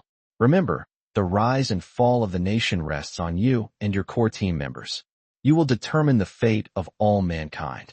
Zhao Hongyi was taken aback, but immediately straightened his chest and said loudly, Zhao Hongyi will do his utmost to serve the motherland. We will do our utmost to serve our country. Old Wang, Old Chun, Xiao Ling, and the others said loudly, their chests puffed out. Like the vast majority of people in the Great Zhou Kingdom, they were willing to give up everything and fight with all their might as long as it was for the country's service and for the safety of the nation. In peacetime, they are just ordinary people who complain and are forced to bend over by the hardships of life. But once extraordinary times arrive, they are willing to give everything for their country. The people of the Great Zhou Kingdom all have a heart that yearns to serve their country. It's just that they lack the channels and means to do so. At the command of the motherland, over 1 billion people will unite as one. They will set aside all prejudices and dedicate themselves wholeheartedly to the country. All they're missing is an order. Xiao Yi deeply understood, and he immediately felt a significant reduction in the pressure on his body. He was not fighting alone. He had the support of the nation's massive population of over 1 billion. Chapter 43 The Second Battle of the Financial War, the Iron or War begins. Although everyone lives their own lives and arguments and quarrels are everywhere, when faced with a formidable enemy, the vast majority of people will put aside their prejudices and unite as one. This is the strength of the Great Zhou Kingdom, a strength that no other country possesses.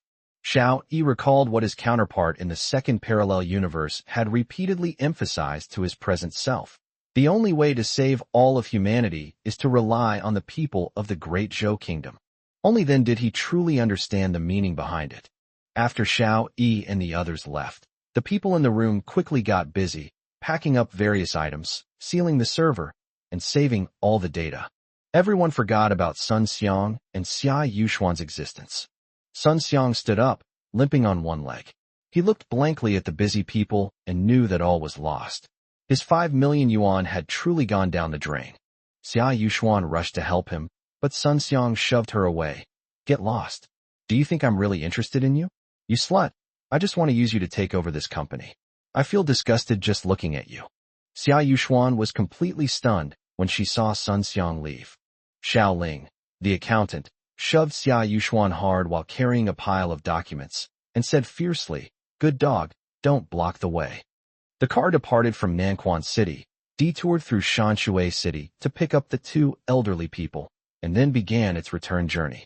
Xiao Yi spent most of the day in the car, but he was in good spirits. This was partly because he slept for a few hours in the car, and partly because the second phase of the financial war had begun. The car's large screen is playing news, thanks to the 5G chip installed in the vehicle, which provides high-speed, real-time news broadcasts. This is also one of the achievements of the Great Zhou Kingdom. The Great Zhou Kingdom is ahead of other countries in deploying 5G networks, which are now commercially available and performing very well. News highlights. The National Construction Commission has issued a new directive ordering all ongoing construction projects nationwide to cease operations. More details will follow in the subsequent report. Yao Yao's heart skipped a beat. This news was the most controversial move so far, and also the first huge challenge the expert group, which was about to face with the mobilization of the entire population, was about to encounter. Although the order to relocate the capital has a wider reach and greater impact than this order, it is currently only circulating within a small circle, and many people do not believe it, considering it a rumor. Even those who know the relocation is real believe it will not truly affect their lives for several years. Because never before has such a significant decision been implemented in such a short period of time. For example, the idea of delaying retirement has been circulating among the people, but it has not been implemented for a long time. The policies formulated by the Great Zhou Kingdom prioritize stability and peace. Implementation will only proceed after thorough deliberation. Therefore, due to the above factors, the relocation of the capital did not cause much of a stir among ordinary people. However, tonight's decision is no small matter, as it directly brought all infrastructure projects to a standstill, affecting almost 70% of the population. The expert team's move was indeed quite significant. Has it started? Xiao Yi murmured, his mind racing. Across the ocean, the presidential palace of the United States. The president watched the television news with suspicion, then turned to ask, "What is the Great Zhou Kingdom doing?" The economic advisor from the United States said, "The recent series of actions by the Great Zhou Kingdom are very strange. I suspect that the Great Zhou Kingdom is behind the plunge in crude oil prices.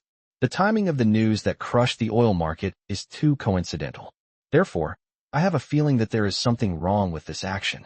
The president's chief aides shook their heads. As the president's staff, they were dismissive of the expert's opinion. "I don't think there's anything wrong with it. It's probably just internal corruption. They need to clean up the corruption. They've even halted construction on the newest dam they're building. This is highly unusual.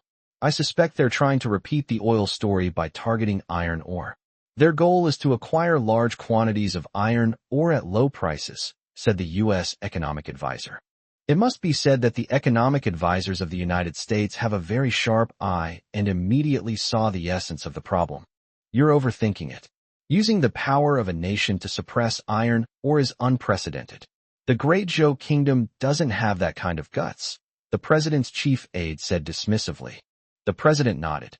Yes, the Great Zhou Kingdom is a developing country and doesn't have that much strength or the guts. You know, Australia is our little brother, and the Great Zhou Kingdom wouldn't dare to bully them. There must be a problem within the Great Zhou Kingdom. Let's wait and see. The economic advisor from the United States shook his head. He couldn't convince the president and his team, but he knew that the news from the Great Zhou Kingdom was suspicious. Moreover, the Great Zhou Kingdom's recent actions had been very suspicious. It seems that the Great Zhou Kingdom is collecting world resources for some reason. According to the announcement from the Construction Commission, construction of the world's largest dam will be suspended, along with other real estate projects under construction across the country. The resumption date will be announced separately. The Construction Commission has also suspended approvals for all infrastructure projects. Breaking news.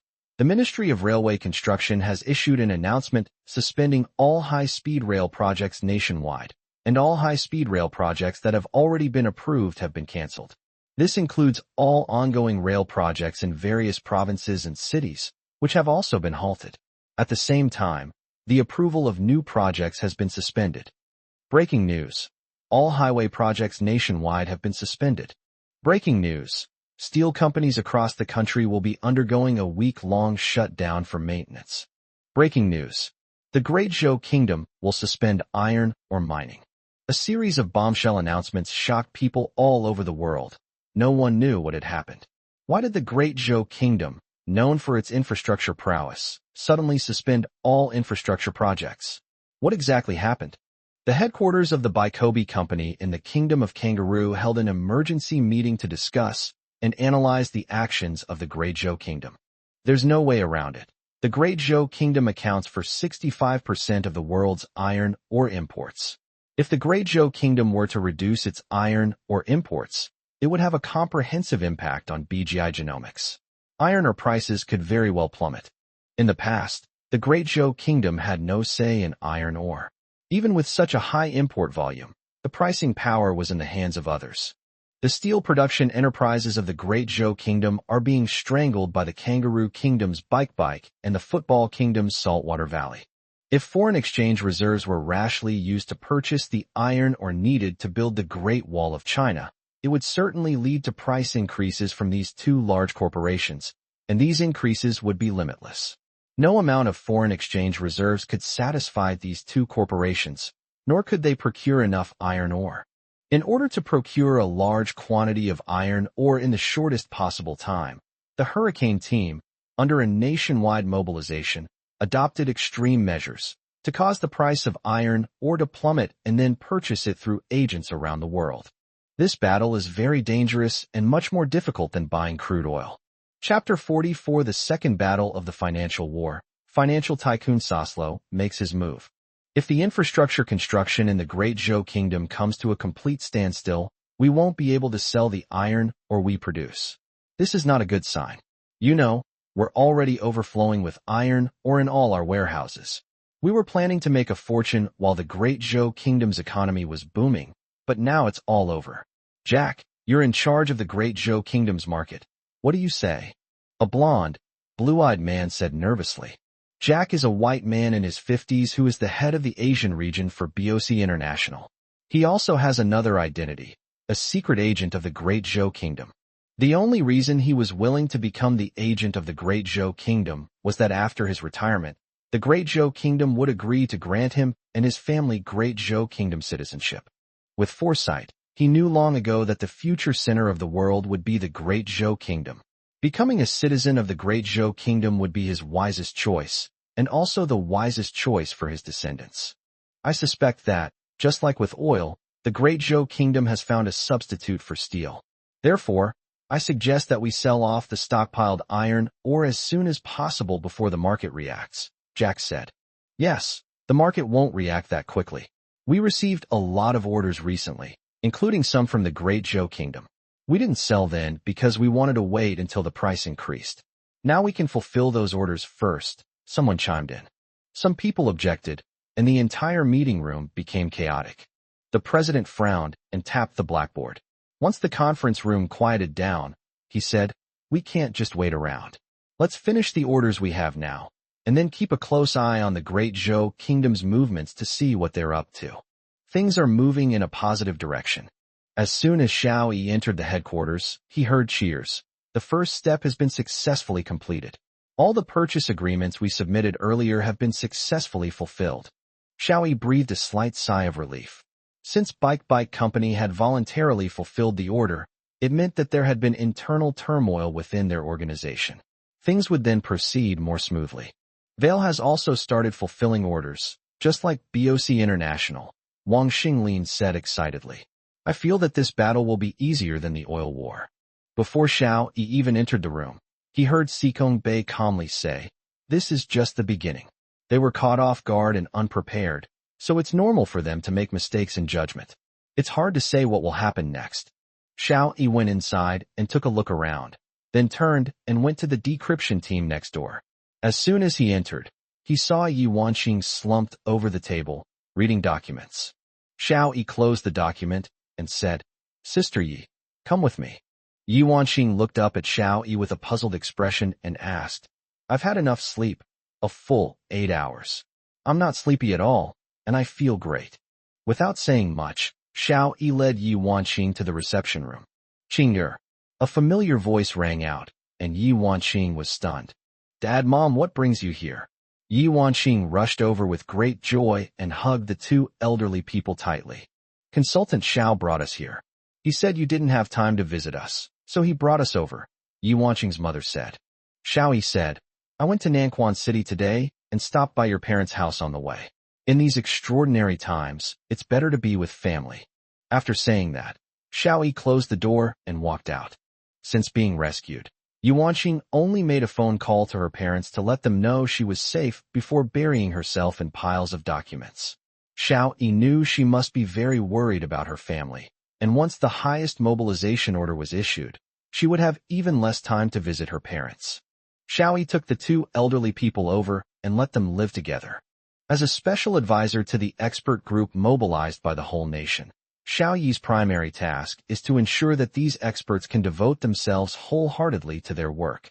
Since Yi Wanqing didn't have time, Xiao Yi helped her bring the elderly person over.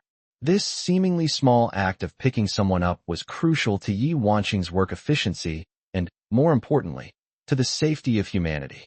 Yao Yao, make arrangements for the two elders' food, clothing, and accommodation later.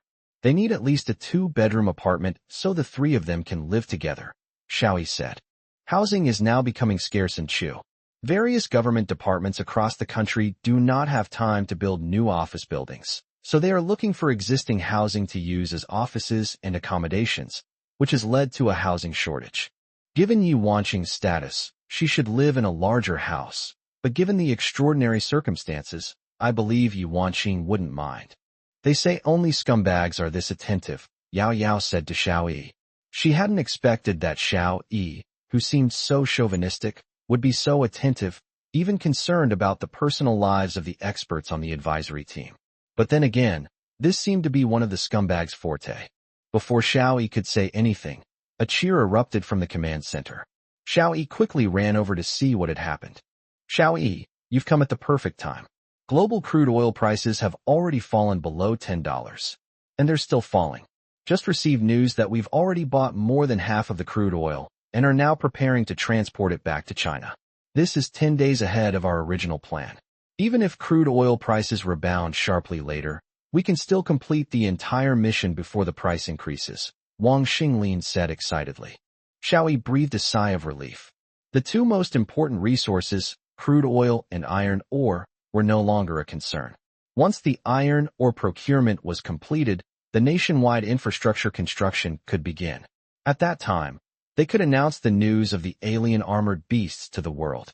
Strangely, Sikong Bei didn't seem happy. He seemed deep in thought, lost in thought. What are you thinking about? Is there a problem? Xiao Yi asked. Sikong Bei frowned and said, I've detected unusual activity. It seems someone is trying to stir up trouble by taking advantage of this sharp drop in crude oil prices. Trying to stir up trouble? Xiao Yi asked, somewhat surprised. Yes, and the move was significant. Crude oil prices plummeted, and logically, the currencies of those major oil-producing countries should have weakened and depreciated. But look, Sikong Bei displayed the exchange rate of the currency of the most famous oil-producing country, the Arab world. Since crude oil prices started to fall, this country's currency has not only not depreciated, but has gradually appreciated. Although the magnitude is small, it is very suspicious, Sikong Bei said.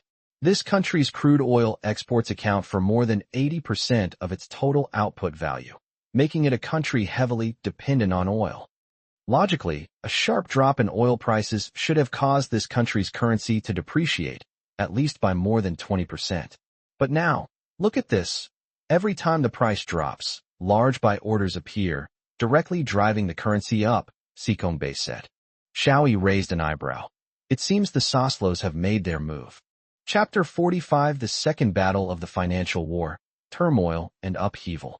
Soslo? The financial magnate Soslo.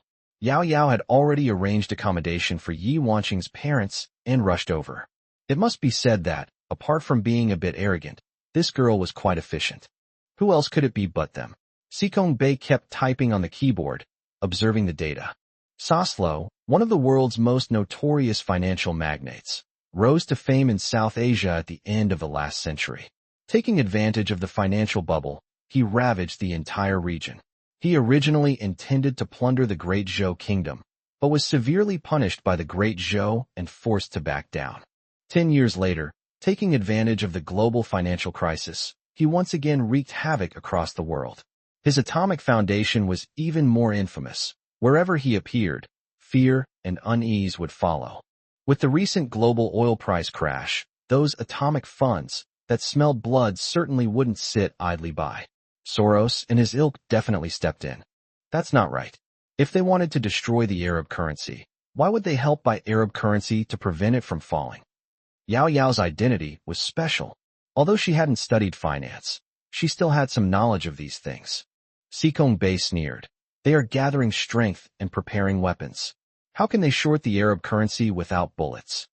Wang Xinglin leaned over and added, to short a country's currency, you first need to have enough ammunition. This oil price crash came too suddenly, and they weren't prepared.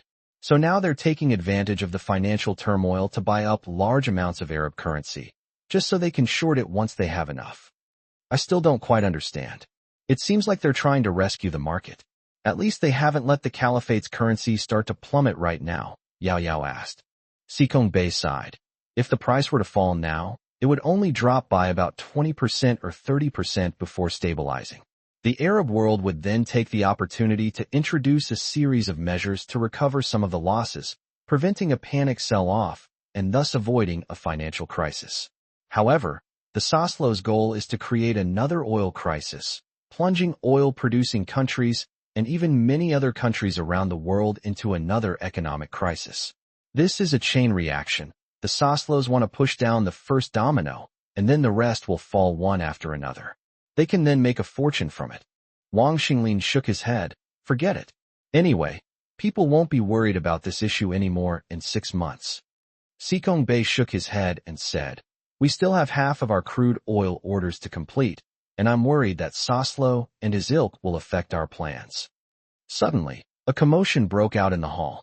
Someone ran over to Wang Xinglin and Sikong Bey and said, something bad has happened. The Abbasid Caliphate just announced a 90% production cut. Our procurement mission is in trouble.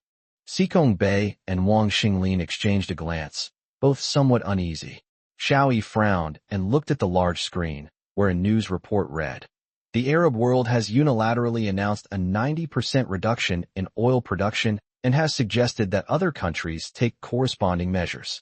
It is understood that this is a countermeasure taken by the Arab world to prevent a financial crisis in oil-exporting countries caused by a sharp drop in oil prices. Breaking news. The Kingdom of Shamer has taken the lead in responding to the suggestion of the Arab Kingdom and announced that it will reduce crude oil production by 90% starting next week. Wang Xinglin slammed his teacup down and cursed. Damn it, we'll be completing our crude oil procurement in a few days. How did this mess happen now? Wang Xinglin looked at Sikong Bey, then at Xiao Yi, and said, what should we do? If crude oil production is limited, and we forcefully buy it, it will cause oil prices to skyrocket, and our intention to buy will be exposed. Sikong Bey also had a headache. It's these Saslows, these vampires who are ruining things. It must be that the Arab world discovered that the Saslows were shorting their currency, so they used extreme methods to protect their currency. This is completely useless, and it plays right into the Saslows' scheme. They can take advantage of the situation to create public opinion and start suppressing the Arab currency. Yes. How could a mouth that's already open shut just because you've reduced production? It'll definitely take the opportunity to bite. This move by the Arab world has ruined our important plans. Wang Xinglin paced back and forth. Modeling and data analysis is one thing, but real battlefield combat is another. Only then did Wang Xinglin understand the gap between theory and reality. Xiao Yi suddenly said, we defeated Saslow back then because of our huge foreign exchange reserves. We still have 4 trillion in foreign exchange reserves, and we're worried about how to use them. Why don't we join hands with the Abbasid Caliphate? We can use our foreign exchange to exchange for their oil. Sikong Bey slapped his thigh. That's right, we can join hands with the Abbasid Caliphate. They don't need to reduce production, and we'll provide foreign exchange to cut off the Saslows' poisonous hands. I'll report to the country tomorrow. No need for tomorrow. Extraordinary times call for extraordinary measures. Report now. Feng Wei walked over. Although he was old, he still walked steadily and was in good spirits. Commander Feng, it's so late and you're still not resting? Sikong Bey and Wang Xinglin quickly stood up and said. Feng Weijing said, many of our plans depend on your results before we can proceed. How can I sleep on such a crucial day? Xiao, report to the higher-ups immediately. Xiao Yi nodded and immediately picked up the phone to make a call. A few minutes later, Xiao Yi returned and said, in half an hour, our head of the Ministry of Trade and Economic Affairs will board a plane to the Arab world. The Arab world is ready to receive you. Wow, so fast. Sikong Bey and Wang Xinglin were both shocked. Feng Wei took a deep breath. The last time we saw such high efficiency was around the time of the founding of the nation. Back then, a report could be submitted and implemented in as little as an hour. Extraordinary times call for extraordinary efficiency. That's the speed of the great Zhou kingdom. How's the progress on the iron ore side? Feng Wei changed the subject. We're still in the exploratory stage, and it will take some time for iron ore prices to respond. We'll handle this carefully, Wang Xinglin said. Australia, the land of kangaroos. The CEO of Bike received a phone call from Boris, the economic advisor to the United States. After hanging up, the CEO frowned deeply, for the news he heard shocked him. Boris told him that this fluctuation in iron ore prices was likely an official action by the Great Zhou Kingdom, aimed at suppressing iron ore prices and buying up large quantities at low prices. As for the reason, rumors circulated that the Great Zhou Kingdom was about to undertake a massive construction project and urgently needed a huge quantity of iron ore. Boris told him not to fall for the Great Zhou Kingdom's treacherous scheme and to proactively lower the price of iron ore. Chapter 46: The Second Battle of the Financial War. If you can't make it, buy it. The president trusted Boris greatly, as Boris himself was an unavoidable shareholder. However, Boris also made it clear that neither the United States nor Australia officially accepted his claims. They believed that the Great Zhou dynasty possessed a new material, like oil, that could replace steel. The president convened a meeting with his think tank to discuss measures to address the recent fluctuations in iron ore prices. 172 days to go. Xiao Yi was woken up very early by a phone call from the commander-in-chief's office. Xiao Yi washed his face and rushed out. Upon entering the headquarters, he saw a busy crowd. Sikong Bei was no longer the clean and tidy man he always was. His hair was messy, his beard was unshaven, and his face looked like he hadn't washed it. He had obviously just arrived at the headquarters. What happened? Xiao Yi asked. Sikong Bei shook his head. It's a big deal. Our members on the board of directors of Bicobacterium have sent word that the economic advisors of the United States have discovered our intentions and informed them. After a night of discussion, they introduced a countermeasure this morning, reducing iron ore production by half to control prices so that they don't fall but rise. Moreover, they will review every order to see if the final destination is our Great Zhou Kingdom. As soon as they entered the conference room, Yao ran over and handed Xiao Yi and Sikong Bei each a cup of coffee. Xiao Yi looked at Yao in surprise. How come you got here before me? Yao tilted her head back proudly. This is what an adjutant should do. Upon entering the conference room, the entire hurricane team was already present. Wang Xinglin's hair was also messy, clearly indicating that he had come here as soon as he got out of bed. It's said that word has already spread that we're going to build a 10,000-mile-long steel wall, Wang Xinglin said. Xiao Yi was not surprised. Although the news of building the steel wall was only circulating in a small circle, and those who knew about it were elites and leaders in various industries, it was still difficult to guarantee that it would not be leaked at all. What's most troubling is that Boris Johnson, the economic advisor from the United States, personally called the president of BBio, demanding a price increase and production cuts, Wang Xinglin said, shaking his head. Xiao Yi astutely noticed the loophole. Since it was discovered by Boris, the economic advisor of the United States, why didn't the United States take any action, and why didn't Australia take any action either? Instead, it was a company like BOC that took countermeasures? This is indeed a bit strange. It seems we need to ask an international affairs expert to help us analyze it, Wang Xinglin said. Xiao Yi immediately made a phone call. As the special advisor for the nationwide mobilization, he had the authority to mobilize all personnel. Furthermore, to support the expert team, various sectors of the nation had stationed personnel at the command center, ready to be summoned at any time. Soon, a member of the International Affairs Expert Group came over. After listening to Xiao Yi's question, the expert said, "Just now, the United States dismissed Boris Johnson from his position as economic advisor. The specific reasons are unknown, but according to our observation, it should be due to disagreements between Boris Johnson and the presidential staff." Xiao Yi breathed a sigh of relief. It seems this was Boris's personal action. We still have a chance. Wang Xinglin breathed a sigh of relief and said, "We should retaliate. I looked up some information yesterday. A certain country has invented a graphite and cellulose material that is stronger than steel and even titanium alloys. We can report this news to provoke BOC International. That's fine. I'll arrange for someone to find the information right away. We'll revise and polish it a bit, then hand it over to the news department for broadcast, Xiao Yi said happily. Don't rush. Qian Linson, who came in from outside, stopped Xiao Yi's plan. He said, we don't have detailed data on hand. If we falsify it, it will be full of loopholes. It simply won't stand up to the scrutiny of experts from other countries. This is not like our new energy plan. The new energy plan has undergone years of demonstration and testing. It can withstand the most stringent inspections. The report you produced in just a few hours will only expose our true intentions. Xiao Yi, you must be careful in your actions. As our most important advisor, you must prevent such mistakes from happening again. Qian Linson said earnestly. Xiao Yi broke out in a cold sweat. Yes, he had taken the elites from other countries for fools. A hastily written paper was bound to have many problems. He was still too young and needed to learn more from these seniors. What can we do then? Even if we start researching now, the earliest we can succeed is several years away, which is simply too late, Wang Xinglin sighed. One expert said, actually, there are similar groups in our country that are studying this topic. Qian Linson waved his hand and said, call the materials science experts over for a meeting. Soon, a materials science expert arrived.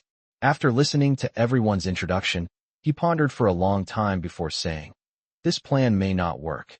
As far as I know, we are still in the early stages of materials research and are quite far behind developed countries. It will take at least several years to develop similar materials. Moreover, even if we fabricate a fake paper, it will take several months. Silence fell over the meeting room again. If this approach didn't work, it would be difficult to impact Brock's business. Xiao Yi glanced at his phone. A message popped up. A well-known game company had been acquired by the famous Tencent. This was typical behavior for Tencent, a behemoth in the Great Zhou Kingdom. Whenever a company emerged that might pose a threat, they would rush to acquire it, nipping any competitor in the bud. This game is clearly the same. Xiao Yi raised an eyebrow, and an idea suddenly came to him. Since we can't do the research ourselves, let's learn from the penguins and buy it. We can just buy this research team, right? Qian Linson's words were like a wake-up call. Pointing at Xiao Yi, he said, young man, your ideas are truly innovative. For us older generation scientists, buying someone else's research is a disgrace. Only you young people would think of taking such a shortcut. That's right. Extraordinary times call for extraordinary measures. Xiao Yi immediately arranged for someone to communicate with them and buy this research result and the research team as quickly as possible. Also, you can broadcast a news item now, briefly mentioning this matter. Don't make it obvious, just mention it briefly. Given the current state of Bai Kai, they should find out about this news very quickly. Old ginger is spicier. Although Qian Linson is a scientist, he is no less skilled in business strategy. Chapter 47: The Terrifying Efficiency of the Infrastructure Construction Maniac. Soon, the news broadcast a very ordinary news item, which stated that the Great Zhou Kingdom was in contact with a research team from another country, and the two sides would cooperate to bring the team's latest research results to fruition. Bike must open its headquarters. The president saw the news, glanced at the information about the team's research on graphite and cellulose, and said dismissively, it will take at least 3 to 5 years for this kind of research to be put into mass production. Jack had received the latest news and knew what to do. He suddenly said, remember Max? Max from the US who makes cars. He almost went bankrupt last year because their famous Tesla couldn't be mass-produced. They had a huge backlog of orders. But last year he went to China and built a gigafactory. From signing the contract to mass production, it took less than a year. Now the gigafactory in China can produce 3,000 cars a day, several times more than all other factories combined. Max went from almost going bankrupt to becoming the 4th richest person in the world.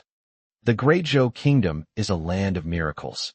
In other countries it might take 3 to 5 years, but in the Great Zhou Kingdom it might only take a year, or even less. Jack stopped there, knowing that saying more would be counterproductive. After he finished speaking, he sat quietly without saying another word. But his words ignited a powder keg, and others rushed to speak. talking about transforming a train station overnight, building a skyscraper in a month, and constructing a bridge across the river in 10 days. The number of crazy things that China has done is countless. What can you do? That's what they call the infrastructure powerhouse. Other countries wouldn't even dare to think about doing such things. The president's expression shifted between light and shadow as he began to hesitate. Although he trusted Boris's judgment that this was definitely a conspiracy by the Great Zhou Kingdom, what if Boris was wrong? He would then ruin the promising future of the entire Kobik company. Meeting adjourned. We'll wait a bit longer. The hesitant president finished speaking and walked out of the office with a gloomy expression. Big food country. After a night of negotiations, the trade officials of the Great Zhou Kingdom signed an agreement with the Great Shur Kingdom. The Abbasid Caliphate resumed oil production and doubled its capacity. The Great Zhou Kingdom purchased all of this oil, using its foreign exchange reserves. Simultaneously, to help the Abbasid Caliphate transform from an energy-dependent nation into a modern one, the Great Zhou Kingdom postponed the launch of its new energy sources by 2 years. In return, the Abbasid Caliphate would establish a strategic alliance with the Great Zhou Kingdom. In short, oil supplies are open, and both sides maintain consistency on international affairs. The signing of this agreement immediately sparked a huge wave of discussion. This has already challenged the United States' position as an oil-producing nation. That Boris guy, saying the Great Zhou Kingdom's goal is crude oil, I think that's utter nonsense. The Great Zhou Kingdom's goal is to expand its influence. A wolf in sheep's clothing. The U.S. president roared in anger. But the agreement had already been reached, so there was no point in him throwing a tantrum. Mr. President, the Abbasid Caliphate was worried about being targeted by financial giants, so it had no choice but to reach an agreement with the Great Zhou Kingdom. Otherwise, we can also provide funds to regain our voice, the new economic advisor said. The president's chief aide sneered. The Great Zhou Kingdom doesn't treat money like money. We're different. How could we just give money to the Abbasid Caliphate like that? Wouldn't it be better if we used this money ourselves? At least it could stimulate our economy to increase by 0.1 percentage points. The president understood the underlying meaning. How much money did the Great Zhou Kingdom give to the Abbasid Caliphate? The president's chief aide said, enough for the Arab world to win this financial war. The president gasped. Has the Great Zhou Kingdom gone mad? They could use so much money in our country. They could buy our national bonds. The president's chief aide said, I suggest that we secretly help them and make the Great Zhou Kingdom suffer a great loss. Everyone breathed a sigh of relief upon hearing that an agreement had been reached with the Arab world. This was an unexpected bonus. They hadn't anticipated that their intervention would actually boost crude oil purchases. The Abbasid Caliphate and the Great Zhou Empire are moving at an unprecedented speed, exchanging goods at an unprecedented pace. This is because their attack is imminent. The Abbasid Caliphate desperately needs the vast foreign exchange reserves of the Great Zhou Kingdom to win this war. In the command center, Sikong Bey stared at the data on the screen, his brow furrowed. Although the news had been released, the acquisition agreement with the research team from a certain country had been finalized, and it had even made the headlines. There was absolutely no word from Bykobik. This left everyone with a deep sense of unease. Throughout the entire day, everyone remained focused and alert. Sikong Bey was still as disheveled as he was in the morning, as were Xiao Yi and Wang Xinglin. Yao Yao, who had just entered, saw 3 messy men staring at the screen without blinking and smiled to herself. She picked up a comb and started combing Xiao Yi's hair, then Sikong Bey's, and finally Wang Xinglin's. But the strangest thing is that none of the 3 of them noticed that their hair had become smooth. This scene made everyone else burst into laughter. Looking at the serious Xiao Yi, Yao Yao secretly felt a little strange. How could such a serious and enthusiastic boy be a scumbag? Is being a scumbag a virtue? Devil's Bay, a disputed waterway. Several pirates are patrolling a cruise ship. Since Yi Wanqing was successfully rescued, security has been heightened here in case another rescue attempt occurs. Devil's Bay is located on a crucial section of the Gold Route, making it a coveted area for various powers. Consequently, major nations have continuously increased their influence here. In particular, the United States, Australia, the Lion Kingdom, and the Fallen Leaf Kingdom have set up numerous restricted areas here. The stated purpose was to curb rampant piracy, but in reality, it was to prevent other countries' military forces from entering Devil's Bay, so that they could firmly control this golden shipping route. While they claim to be cracking down on piracy, the pirates are actually becoming even more rampant under the protection of these countries. Other countries have also proposed using military escorts to escort their merchant ships in and out of shipping lanes, but unsurprisingly, these proposals have all been rejected for various reasons. In particular, ships from the Great Zhou Kingdom were not allowed to enter, and the United States hoped to use this method to directly hinder the rise of the Great Zhou Kingdom. Nowadays, merchant ships from the Great Zhou Kingdom rarely pass through Devil's Bay anymore, preferring instead to detour thousands of nautical miles. A leader entered a heavily guarded room on the cruise ship. The room was dimly lit and filled with the smell of blood. The leader sat down and said, "So, have you confessed yet?"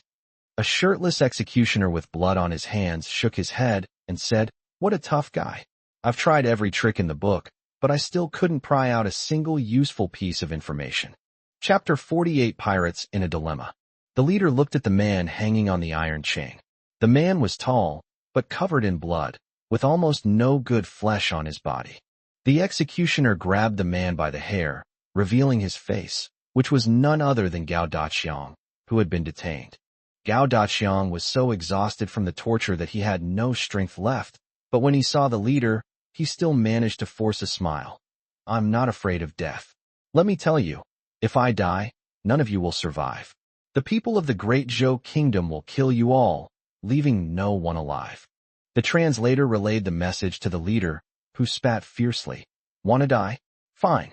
Tell him that if he doesn't reveal who's behind this today, I'll carry out a vigilante justice on the spot, kill him, and send the video of the killing to his family." Upon hearing the translator's words, Gao Daqiang grinned and said, "I did it spontaneously. I'm a righteous man from the people. There's no one behind me directing me." The reason the pirates haven't killed Gao Daqiang yet is that they received orders to get him to reveal the mastermind behind it all, preferably someone from the Great Zhou Kingdom's military. They also plan to record the encounter and post it online. This would allow the countries with jurisdiction over Devil's Bay to have evidence to accuse the Great Zhou Kingdom, and thus impose sanctions on it. This is a reason and pretext for developed countries to contain the development of the Great Zhou Kingdom. I'm not joking. If you don't confess today, I'll send you to the gallows tomorrow, and I'll even broadcast it live online. The leader spat and turned to leave. Behind him came the muffled groans that Gao Daqiang was barely suppressing as the executioner tortured him. The people of the Great Zhou Kingdom truly have many heroes. "It's a pity that heroes die young," the leader muttered. Here were hostages from various countries captured by the pirates at sea.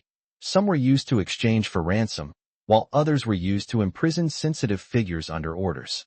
This was also a major source of their income. Detaining Yi Wanqing could have brought them a lot of income, but it was ruined by Gao Daqiang. Fortunately, the other party said that as long as Gao Daqiang revealed the mastermind behind it all, he would receive every penny. If Gao Daqiang doesn't confess, and he really can't make this money, he will use the cruelest methods to kill Gao Daqiang. The Great Zhou Kingdom. At the press conference, the spokesperson was making a routine statement when a foreign journalist suddenly asked, "Hello, how does your country handle the Gao Daqiang issue?" The spokesperson said, "We are actively negotiating through diplomatic channels, hoping to restore Mr. Gao Daqiang's freedom as soon as possible." The reporter pressed further. "It is said that Gao Daqiang has confessed that the military of the Great Zhou Kingdom sent him to rescue Ms. Yi Wanqing in the disputed waters." The spokesperson refuted the claim, saying, "This is a rumor. I reiterate that Mr. Gao Daqiang's actions have nothing to do with the Great Zhou Kingdom. They are his personal actions. He is a righteous civilian. I would like to remind you that if you do not have evidence, you may be prosecuted if you make such statements again." The reporter quickly said, "I also heard the news, but I don't know if it's true or not. However, I did hear a rumor that the pirates will execute Mr. Gao Daqiang tomorrow, and it will be broadcast live worldwide." The spokesperson paused, clearly hearing this question for the first time as well. In fact, not only was it the first time he had heard it, but it was also the first time for journalists from other countries present. Clearly, this foreign journalist had inside information, and this information was likely true. Some people were using this journalist to pressure the people of the Great Zhou Kingdom into making certain concessions. If Gao Daqiang were to be executed by pirates, it would be a huge blow to the reputation of the Great Zhou Kingdom. The scene was silent as everyone waited for the spokesperson's answer. Everyone wanted to know how the people of the Great Zhou Kingdom, who were always reserved and focused on the big picture, would respond to this question. The spokesperson took a deep breath and stared at the reporter, saying each word clearly. I don't know if what you're saying is true or false, but I can tell you definitively that if the pirates really dare to defy the world and execute Mr. Gao Daqiang by vigilante justice, we will not hesitate to deploy our ocean-going fleet to destroy the entire pirate group. The reporter immediately seized on the loophole, saying, Devil's Bay, where the pirates are located, is a disputed area. It is strictly forbidden for the Great Zhou army to enter.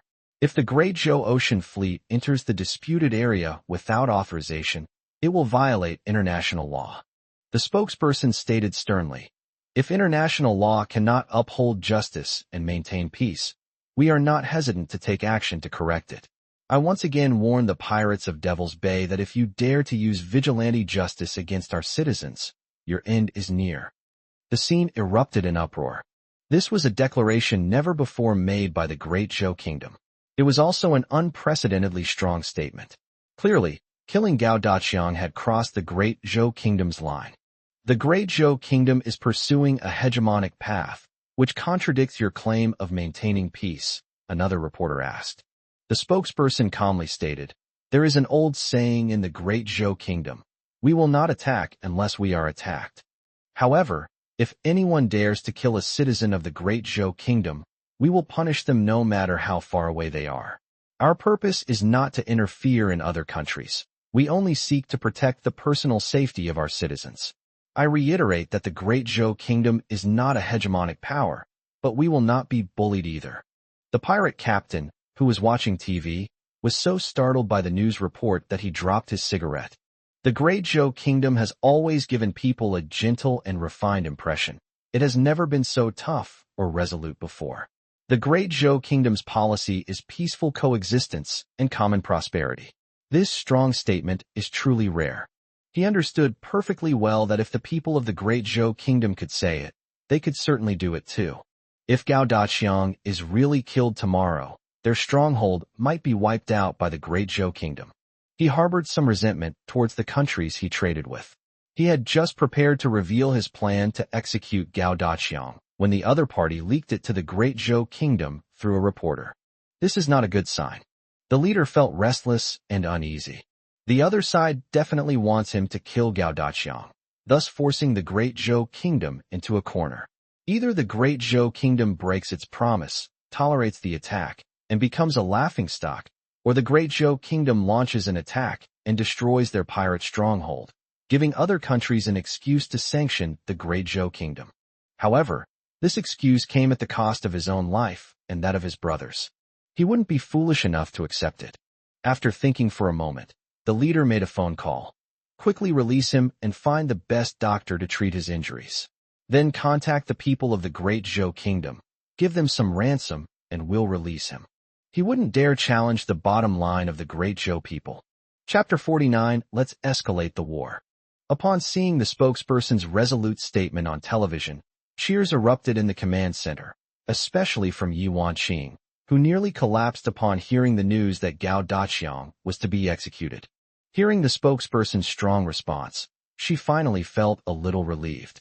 She walked up to Xiao Yi and asked, Xiao Yi, how can we bring Gao Daqiang back? Xiao Yi pondered for a moment and said, as you know, there wasn't just Gao Daqiang on that ship. There were many citizens of the Great Zhou Kingdom as well. Therefore, our mission isn't just to rescue Gao Daqiang, but to rescue them all. Don't worry, the plan to rescue Gao Daqiang has been drafted, but we need to wait a little longer. But what if Gao Daqiang is executed? Yi Wanqing asked worriedly. I believe our stance will soon reach the pirates. If they're smart, they won't act rashly, Xiao Yi said. When will it be? Yi Wanqing was still a little worried. It won't be long. Once we've completed our oil and iron or procurement plans, that will be the time to rescue Gaodaqiang, Xiao Yi said. But I heard that the iron ore war has run into trouble. Yi Wanqing kept asking. Xiao Yi gave Yi Wanqing a smile. Sister Yi, focus on your task. The Large Hadron Collider still needs your plan. As for the iron ore, leave it to us. Seeing Xiao Yi's smile, Yi Wanqing was completely relieved. She trusted Xiao Yi from the bottom of her heart. After Yi Wanqing left, Xiao Yi turned around and asked, "What's going on over there at Bai Kobai Kai?" No, they still insist on not lowering prices and on reducing production. This bike is quite stubborn, Sikong Bei said helplessly. What's the situation in the Saltwater Valley? Xiao Yi asked. Vale had already lowered its prices, but seeing BCG's attitude, they've started announcing production cuts as well, though they haven't raised prices back up yet. Right now, there's a price, but no stock, Wang Xinglin said anxiously, turning around in circles. There is a gap between theory and practice, but Wang Xinglin just can't figure out where he went wrong. What about crude oil? Xiao Yi asked. The Arab world has reached an agreement with our country to purchase all their oil at a price 30% higher than the current price, thus injecting a large amount of foreign exchange into their country. However, this is clearly not enough, because Saslo has declared war, Sikong Bei said. The large screen at the headquarters displayed the current exchange rate of the Arab currency. The Arab currency, which had been rising slightly, has now begun to fall rapidly. The Great Zhou Kingdom also sent the strategist team that defeated Saslo in the last century to support the Abbasid Caliphate, Sikong Bei said. Then why is the drop so rapid? Yao Yao suddenly appeared out of nowhere and asked with a frown. Sikong Bei said, strike the snake at its vital point. Soslith has just launched and is full of confidence. If we confront Soslith head-on now, it's hard to say who will win or lose. It's better to let them attack. It's not that the Abbasid Caliphate doesn't want their currency to depreciate, but rather that they don't want an economic crisis. They can withstand a certain degree of decline. Moreover, after the decline, international speculators will begin to diverge. Some will want to take profits, while others will want to continue to chase the market. Soslith will definitely belong to the latter. Oh, I understand. Once their hearts are divided, the Abbasid Caliphate will launch a counterattack. Yao Yao learned quickly and immediately grasped the principle. Although the Arab world has our aid, their economic foundation is weak, and they can't compete with speculators from all over the world. So, we must fight skillfully to win. Sikong Bei is a financial expert who was one of the participants in the battle against Saslo years ago, so he understands all of this very well. Report: the Shamian currency is also being targeted by international speculators and is falling rapidly. The currencies of other oil-exporting countries have also been targeted. International financial giants are like a pack of wolves, always waiting for an opportunity to make a fortune. 12 years have passed since the last global financial crisis. It's time for another global crisis, and for them to cash in. Therefore, these international speculators have all made their moves, targeting oil-exporting countries. Xiao Yi suddenly raised an eyebrow and turned to ask, how much of Australia's currency do we have in reserves? Sikong Bei was taken aback and said, not much. It's what the country has set aside to share the financial risks. Was that enough to scare them? Xiao Yi smiled maliciously. Sikong Bei was taken aback, but immediately understood Xiao Yi's meaning. You want to drag Australia into this too? Xiao Yi nodded. Not only Australia, but also the football country. Let's scare them a little. Sikong Bei slapped his thigh. Brilliant. How come I didn't think of that? Create the illusion for them that Soster has also set its sights on their country's currency. This will definitely make them ask us for help. Then we can follow the example of the oil-producing countries, sign an order with them, buy all their iron ore reserves, and give them enough foreign currency to win this war. Sikong Bei rubbed his hands together. Xiao Yi, your brain is really sharp. How did you come up with this idea? Let's stir things up and make this battle even more chaotic. Soon, a news report was broadcast. The Great Zhou Kingdom signed an acquisition agreement with a research group from another country, completing the acquisition of a new material.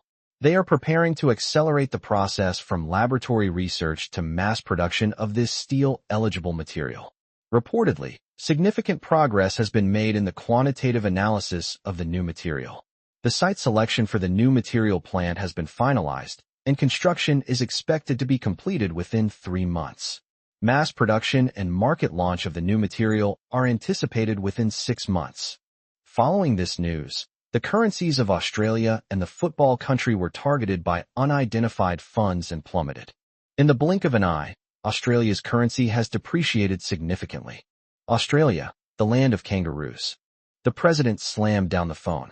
He had just called the President of the United States, demanding that the U.S. cease its support for Southstead. However, the U.S. president refused, citing Southstead's status as a privately owned enterprise. The president of Australia knew that the United States couldn't stop Soster's actions, because most of the money Soster earned would end up in the pockets of American stock market investors. Harvesting other countries' resources and exploiting their wealth is the secret to the United States' rapid accumulation of wealth. Since the war, the United States has relied on such methods to exploit the world, whether it be allies or developing countries. The president sighed. Make a phone call to the leader of the Great Zhou Kingdom. Remember, be polite. Chapter 50 The Shattering of Dreams. It's late at night. Xiao Yi lay in bed, deep in thought, feeling as if he'd forgotten something. However, the news from the front lines was truly exhilarating. The Iron or War had finally reached its most crucial moment. The president of the Kangaroo Kingdom personally called to discuss borrowing the Great Zhou Kingdom's foreign currency reserves to fight a war against Soster. In return, the Kingdom of Kangaroo will pledge the iron ore mined by Bikbikai over the next 3 months, along with all of its current iron ore reserves, to the Kingdom of Great Zhou. As for the CEO's attitude, it's no longer important. With pressure from the national level, he has no choice but to agree. The Great Zhou Kingdom has tentatively agreed to the negotiations and will send a trade delegation to Australia tomorrow to finalize the details. In this battle, the dawn of victory was finally in sight. Donghua City. Although most people had already fallen asleep, the light was still on in Zhang Xiaolong's room. Today is the last round of the preliminary rounds for the 100 Cities Alliance Cup. The 100 Cities Alliance Cup is an amateur esports tournament organized by a regional organization. Although esports has been included in the national competition, and Zhang Xiaolong aspires to become a professional esports player, his parents do not consider playing games to be a respectable job, so they absolutely forbid him from playing games. Not to mention becoming a professional esports player, which in parents' eyes is on the same level as hooligans and thugs. Neglecting one's duties, wasting one's youth, indulging in frivolous pursuits, and failing to achieve anything worthwhile. These are the impressions that esports players have in their parents' eyes. Your parents never see the hard work you put into practicing your positioning, techniques, and hand speed. All they see is you spending over 10 hours a day on the computer, often late into the night. This not only harms the mind, but also the body, and leads to depression. So Zhang Xiaolong could only play secretly. Every time, he would pretend to go to bed early, and only after his parents fell asleep would he secretly turn on the computer. Today's match is crucial. If they win, they will advance to the finals. Making it to the finals means that people are watching their matches, and they may be spotted by professional team agents, which means they are one step closer to their goal of becoming a professional esports player.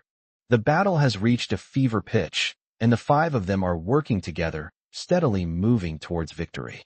Tonight, the team members felt they were in top form. With just a little more effort, they could destroy the opponent's base. In the midst of the tension, Zhang Xiaolong couldn't help but shout loudly, "Cover me! Cover me!" Outside, the father, who had already been woken up, pressed his ear to the door and heard the shout.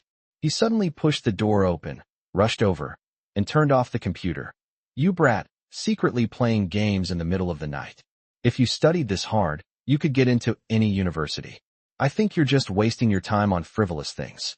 Zhang Xiaolong was stunned. If he had just a few more minutes now, just 1 minute, they could secure the victory and advance to the finals. Reaching the finals was the starting point of their dream, the place where their dream began. Zhang Xiaolong believes that with his skills, he will definitely catch the attention of an agent, and his esports dream will begin. But the black screen told him that it was all over. Nearly half a year of hard work and sleepless nights were all ruined by my father's hand. What my father just turned off wasn't just the power. He also turned off his dream. Zhang Xiaolong stood up angrily. glaring at his father, tears streaming down his face. It turns out that my dream is so fragile, it shattered with just a gentle tap. You're glaring at me, and you're still glaring at me even though you're secretly playing games. Have you finished your homework? I've noticed something's wrong with you for a while now. You go to bed so early every day. Are you just getting up in the middle of the night to secretly play games? The father's voice rose. The mother came over and, upon seeing the scene, also became furious. She grabbed the keyboard and mouse and slammed them to the ground. Son, I don't expect you to achieve great things, but can't you just study properly? Even getting into a less prestigious university would be better. You play games all day long. You're giving up on yourself. I really regret having given birth to you. Zhang Xiaolong completely broke down. He pushed his father away, held the broken keyboard in his hands, and tears streamed down his face again. For a whole year, Zhang Xiaolong didn't eat breakfast, which saved him up to buy the keyboard. When his parents asked him about the keyboard, he lied and said it only cost a few dozen yuan. As for the mouse on the table, he spent half a year buying it by handing out flyers and collecting recyclables in his spare time. This keyboard and mouse carried his dreams and hopes, but now, in the hands of his father and mother, they have been shattered. Smack! His father slapped him. You're still reluctant to part with a broken keyboard and mouse, and you're still crying. I didn't even see you cry when you failed your exams. Look at your cousin. He got into Shanghai Jiaotong University. Look at your older cousin. She got into Zhejiang University. And look at your grades. You can't even get into a bachelor's program. You're a disgrace to our family. The mother pointed at Zhang Xiaolong and said, Son, wake up. If you keep playing like this, you'll become a good-for-nothing. Zhang Xiaolong suddenly stood up. He was already much taller than his parents. He shouted excitedly, I'm not a loser, and I'm not a playful person. I want to become a professional esports player. I work very hard. I secretly get up every night to practice. I'm not just playing around. This is my dream. Zhang Xiaolong pointed at his parents and said, You just destroyed my dream. A dream? The father pointed at the computer. Is this your dream? Smack. The father picked up the computer and smashed it on the ground. Then I'm going to smash your so-called dream, so you'll understand that studying and going to university is the right path, and that's the dream you should have. Zhang Xiaolong looked at the computer, now shattered into pieces, and his heart broke. Go to bed. Don't think you're an adult just because you've grown taller. Bullshit, you don't know anything. You're just an idiot. Making a name for yourself playing games? You're dreaming, not realizing it. Studying, going to university, finding a good job, those are the dreams of an adult. The father grabbed Zhang Xiaolong by the collar. Now get back to bed. We're not buying you a computer anymore unless you get into university. Son, your parents are doing this for your own good. Games are poisonous weeds that destroy people's minds. Look around you. How many of you have succeeded in playing games? Come on, go to bed. The mother pulled Zhang Xiaolong's arm and led him to the bed. Zhang Xiaolong was trembling with rage. Suddenly, he raised his hand, shoved his mother, then shoved his father aside and rushed out the door. His mother and father, caught off guard, both fell. But Zhang Xiaolong didn't care about that. In the darkness of night, Zhang Xiaolong ran wildly, letting tears stream down his face. After years of hard work, he was about to grasp his dream, but fate cruelly played a cruel joke on him, closing the door on it just as it was about to open. Chapter 51 10 Groups 171 days to go. All the construction workers suddenly received a message informing them to attend a new construction knowledge training session. Starting yesterday, many infrastructure projects across the country have been suspended. In particular, projects that were once the pride of the Great Zhou Kingdom, such as high-speed rail and dams, have all been halted. This surprised everyone, and the notice they received today was also strange, requiring everyone to attend training. This was unprecedented and had never happened before. Wang Chong walked out dressed in clean clothes, the first time he'd done so since starting work on the construction site. Wearing trendy, stylish clothes on a construction site offers no advantage.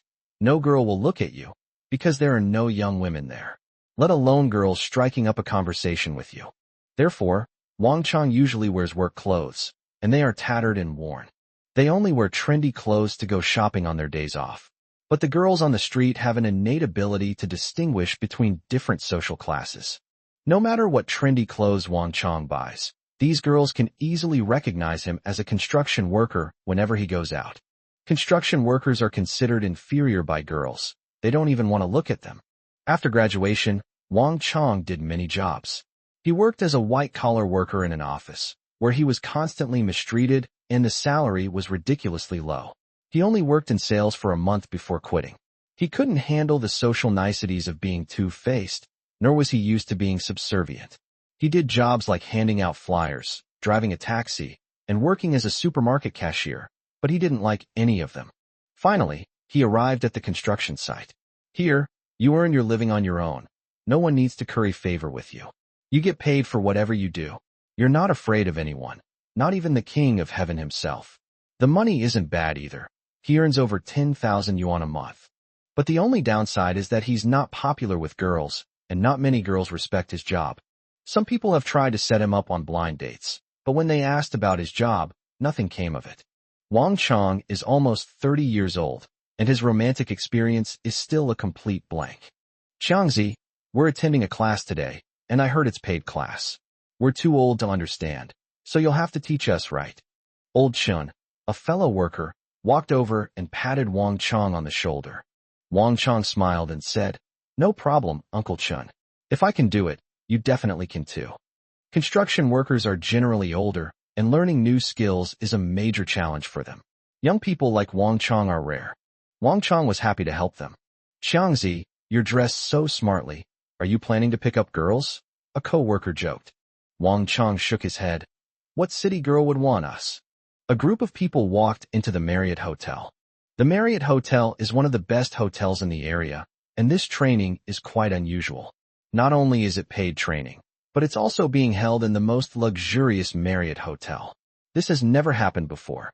There have been training sessions before, mostly on safety knowledge, held in any spacious area on the construction site, or at most in a makeshift office. Where can I find training sessions conducted in a 5-star hotel? Wang Chong was also a little surprised, but he didn't know that this training would change his life, turning him from someone that girls would dislike into someone who was pursued by the most outstanding girls. However, he is now sitting obediently in his chair, picking up a pen that he hasn't held in over 10 years, ready to listen to the teacher's lesson. General Headquarters. Xiao Yi arrived early in the morning, but Yao Yao was actually earlier than him. Upon seeing Xiao Yi, Yao Yao dutifully handed him a cup of coffee and said, "What battle are we fighting today? Isn't it exciting?" Xiao Yi ignored her, walked into the conference room, sat down, and began to look through the decrypted documents that Gu Linxing had handed him. About 1/3 of the 512K data has been decrypted so far. It doesn't seem like a fast process, but Xiao Yi knows it's extremely difficult. In order to save a few dozen bytes of space, most of the compressed data transmitted does not have a key, which needs to be cracked by Gu Linxing and others. However, since Gu Linxing has cracked it in other universes, there should be no problem in this world either. It's just a matter of time. These are the technical parameters for building the steel city wall that we've cracked. They were sent to the construction team yesterday. Shenlin, the team leader, has also distributed this information to the construction bureaus of various cities. As arranged by the mobilization of the expert group, we will begin training the existing construction workers on the key technical points today. Yao Yao seemed to have done her homework and quickly introduced the contents of the documents on the table to Xiao Yi. Xiao Yi secretly thought that Yao Yao was an excellent adjutant. She would take the initiative to complete her tasks almost without him asking. "Good morning, Xiao Yi." Deputy Regiment Commander Qian Linson walked in, greeted Xiao Yi, smiled slightly at Yao Yao, then sat down in the conference room and said, "Notify all departments that the meeting will begin in 5 minutes." Xiao Yi quickly spread the word, and in less than 3 minutes, the conference room was full of people, with everyone from various departments present. 10 groups have now been established. The first is the Hurricane Group, led by Wang Xinglin, with members including financial expert Sikong Bei. It is specifically responsible for the initial operations of the financial markets and is currently the most core and crucial group. The other teams must wait until their task is completed before proceeding to the next step. The entire country is now like a drawn bow, and the hurricane team is the finger that draws the bow. Only when the fingers loosen will the nationwide mobilization officially begin. The second group was the decryption team, led by Gu Linxing. Their task was to decipher the 512 kilobytes of data in Xiao Yi's mind. While 512 kilobytes might not seem like much, decrypting it was incredibly difficult. Gu Linxing slept only a few hours each day, but he wasn't tired at all. On the contrary, he was full of energy because he had found his purpose and the meaning of life. He fights for all humanity, and no matter how difficult it is, he is happy. The third group is the military group, which is currently in the preparatory stage, and Zhao Taizhu is temporarily serving as the group leader. Their main responsibility is the initial preparatory work. Once the mecha is successfully developed, that will be their time to shine. The fourth group is the frenzy group, led by Xiao Yi, primarily responsible for debugging and running the mecha simulation software. Xiao Yi reported for duty the day before yesterday and immediately began setting up the server with his entire team. He hasn't been home since. According to Xiao Yi, who needs a home when fighting for the country. However, Yao has thoughtfully arranged everything at their home. Old Wang's son has been admitted to the best hospital and is receiving the best treatment. Chapter 52 World Shipping Magnates. Unable to repay their country's care, they could only dedicate all their energy to developing the software. Although the Crazy Tide team had only been working for a little over a day, the progress was incredibly fast. According to Xiao Yi's estimate, the Crazy Tide mech training software, adapted from the homeland, would be officially launched in about 10 days. The fifth group is the Green Group, led by the over 90-year-old Yuan Ping. Their current work isn't cultivating new varieties, but rather greening the city's rooftops, aiming to grow grains and vegetables on the roofs of all buildings within the steel walls, maximizing the use of every inch of land. The sixth group is the Hadron Collider Group, which is also the most technologically advanced group. Led by Yi Wanqing, a team of scientists is analyzing the deciphered plans for the Hadron Collider. Their task is the most challenging and crucial. The seventh group is the Education Group, headed by Qiu Darren. It currently has 3 important tasks. The first is to relocate the Ministry of Education to Chengdu. The second is to conduct large-scale short-term training for all universities and high schools, covering all aspects of building the Steel City Wall. The goal is to train all students over 16 years old into qualified construction workers within 2 months. Simultaneously, basic construction knowledge training will be provided to other people in society who are changing careers. The aim is to ensure that everyone in the country who is able-bodied becomes a qualified construction worker. The third task is to provide in-depth training to the existing construction workers, and then assign them as the backbone to various areas of the steel wall to play a leading role.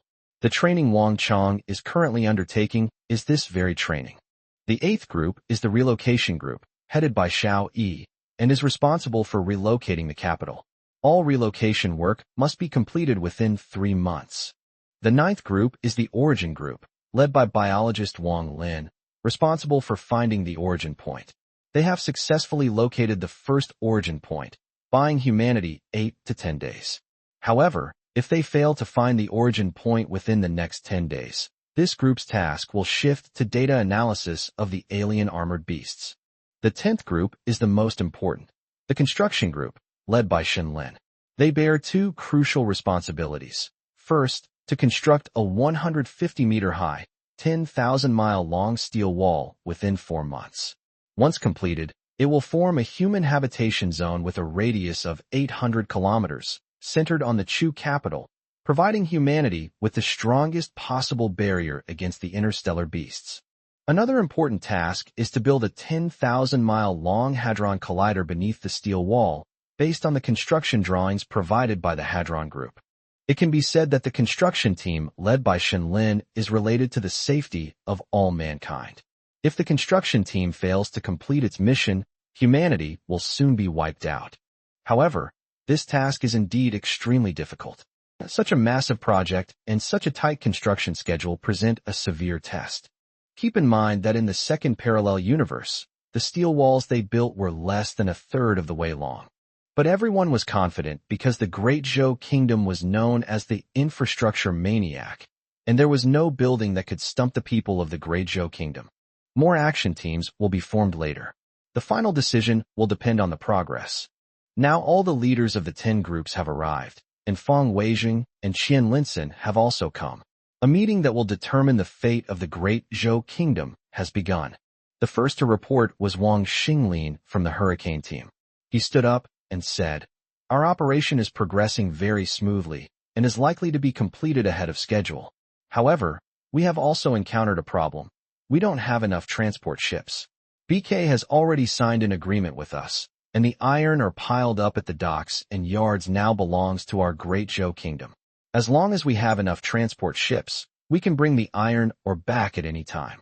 The same applies to oil. Crude oil from the major oil-producing countries is waiting for us to transport, and we also need to transport the crude oil that the intermediary agents purchase for us. The sooner we finish transporting it, the sooner our Hurricane team's operation will end, which will bring forward the announcement of the nationwide mobilization by 1 day." Qian Linsen looked at Xiao Yi and asked, "Does the decryption team have any decrypted materials on this topic?" Xiao Yi shook his head. "The steel walls built in the second universe are far inferior to those we build now. Therefore, their demand for oil and iron ore is not as great as ours. This is a problem that we can only solve ourselves." Fang Weijing suddenly said slowly, "I thought of someone, an old friend. The only problem is that although he has the blood of the Great Zhou Kingdom, we regarded him as an enemy back then." Xiao Yi's eyes lit up. "You mean the shipping magnate, Nie Xiangqian?" "Yes, it's him." Fang Weijing sighed and said, "I'm worried that he still harbors resentment towards the motherland and is unwilling to take action. He has the world's largest ocean-going transport fleet." Xiao Yi asked, "If we ask him for help, will he make any demands?" "Yes. I'm very worried about that. I'm afraid his demands are too harsh and the country won't agree," Fang Weijing said. "After all, he fled the Great Zhou Kingdom back then. He abandoned all his ancestral property and all his relatives and fled to Southeast Asia alone. He was also a genius. With his ruthlessness, he became the world's shipping magnate." Xiao Yi stood up and said, "I have an inescapable responsibility for this matter. I will first consult with the old man, and if possible, I will go to Southeast Asia to meet this shipping magnate." At this moment, a woman Xiao Yi didn't recognize suddenly asked, "Advisor Xiao, I have a question. Why do we plunder resources from all over the world? Isn't that unfair to other countries? You know, other countries also have the right to survive, and they also have the need to build their own steel walls. Isn't it unfair to other countries that we plunder their resources? Moreover, why are we concealing this information? Why don't we announce it to the world and have everyone work together to defend ourselves? Isn't that more powerful than having our country alone?" Xiao Yi frowned and asked, "May I ask which group you are from? I've never seen you before." The woman said proudly, "My name is Yi Zixuan. I just returned from the United States. I am an education expert from the United States and a top professor at Princeton University. I came back because I received an invitation from the National Mobilization Expert Team. I am now a core member of the education group." Xiao Yi felt very uncomfortable with the attitude of this woman named Yi Zixuan because she exuded a sense of superiority. It was as if she was afraid others wouldn't know that she had returned from the developed United States, and her tone also revealed an air of, "I am superior to the people of the Great Zhou Kingdom." Chapter 53: Bananas with yellow outside and white inside. Xiao Yi didn't know how this woman had joined the expert team, but now wasn't the time to dwell on it, or he would appear arrogant and self-willed. Xiao Yi patiently explained, "I've said this before, though you may not have heard it. In this human crisis, only the people of the Great Zhou Kingdom can save humanity. Only the unique spirit of dedication, self-sacrifice, and unity of the Great Zhou people can accomplish this. Just like the last global catastrophe, only our Great Zhou Kingdom, with its extremely strong spirit of self-sacrifice and enormous sacrifices, was able to recover the fastest and become the only country in the world with positive growth. This is the characteristic of the people of the Great Zhou Kingdom. The lessons from so many parallel universes have taught us that cooperation with other countries will only lead to a vortex of mutual bickering and infighting. What they care about most is not the safety of humanity, but politics and their own status. The inherent weaknesses of Westerners doom our cooperation to failure. Therefore, we can only rely on ourselves. However, our country is a resource-poor nation, and relying solely on our resources is insufficient to protect humanity. Therefore, we must use the world's resources to build a base that can protect all of humanity. Once our steel walls are built, to ensure human diversity, we will also allow like-minded people from other countries to join our team. But all of this will only happen after we have sufficient resources. Before this, we can only conceal the information and use various means to collect resources. This is our strategy. I remind you that we are using our 4 trillion foreign exchange reserves to purchase, not to plunder. What the Westerners did to us more than 100 years ago was plunder. Do you understand? Xiao Yi stared intently at Yi Zixuan. Yi Zixuan's eyes darted away, as if she felt humiliated.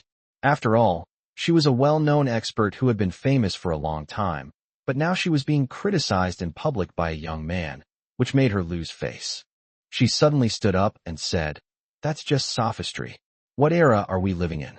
Why are you still talking about closing ourselves off from the world? Only through global cooperation can we develop. I disagree with your view. What do you mean that only the Great Zhou Kingdom can do it, and other countries can't? The foreign countries I've seen are better than our country in every aspect. We should humbly learn from them. They can give us more advanced and reasonable plans.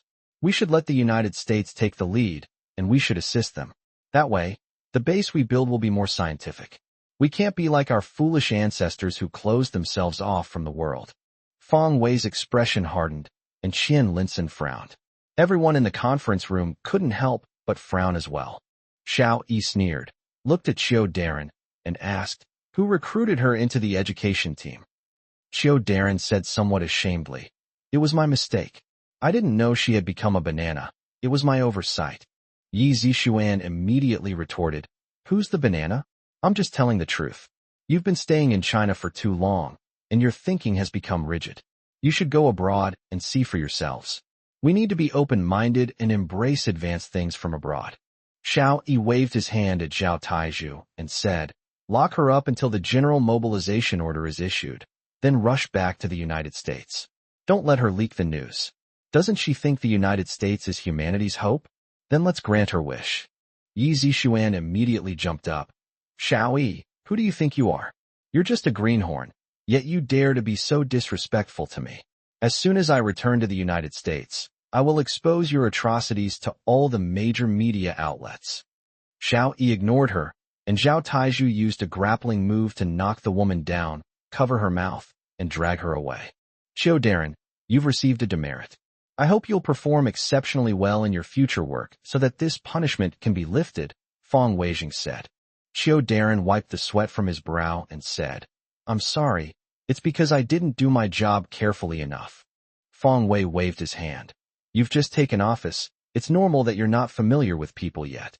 However, all groups, please note that you must vet your group members. Do not let anyone with ulterior motives infiltrate. No matter where you are, there will always be a small group of people who blindly worship foreign things.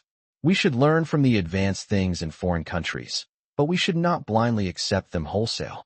The Great Zhou Kingdom existed for more than 5,000 years, longer than any other civilization. It was precisely because of its self-reliance and absorption of the best aspects of other civilizations that it grew stronger. Bananas like the leaf spiral are no longer worthy of being called people of the Great Zhou Kingdom." Xiao Yi turned to Feng Weijing and Qian Linsun and said, "Commander Feng, Deputy Commander Qian, I will go and consult the old man's opinion now and report to the higher authorities. If I can get permission from the country, I will fly to Southeast Asia immediately. I will use my sincerity to ask the shipping magnate for help." Feng Weijing nodded and said, "Go ahead. We'll continue the meeting here.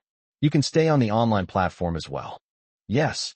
Xiao Yi straightened up, indicating that Yao Yao would stay and follow up on the meeting, and then he turned and left the conference room. Inside the room, the old man was drinking tea when there was a knock on the door. The old man said, "Xiao Yi, you've arrived. Is there something important?" Xiao Yi pushed open the door and came in, explaining his purpose. The old man pondered for a long time before slowly saying, "I have dealings with Nie Xiangqian. He also left in a huff back then. I once extended an olive branch to him, but he couldn't let go of his anger and didn't come back. Moreover, the conditions back then weren't right. It wasn't a good time. Now, Some misunderstandings can be cleared up. When you go this time, please give him my regards.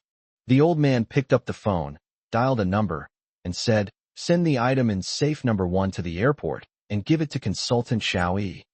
After hanging up the phone, the old man said, bring him a small gift. He should be willing to see you. Before leaving, Xiao Yi couldn't help but ask again, who is Gui Xiang? The old man smiled slightly. I'll tell you once you've built the steel wall.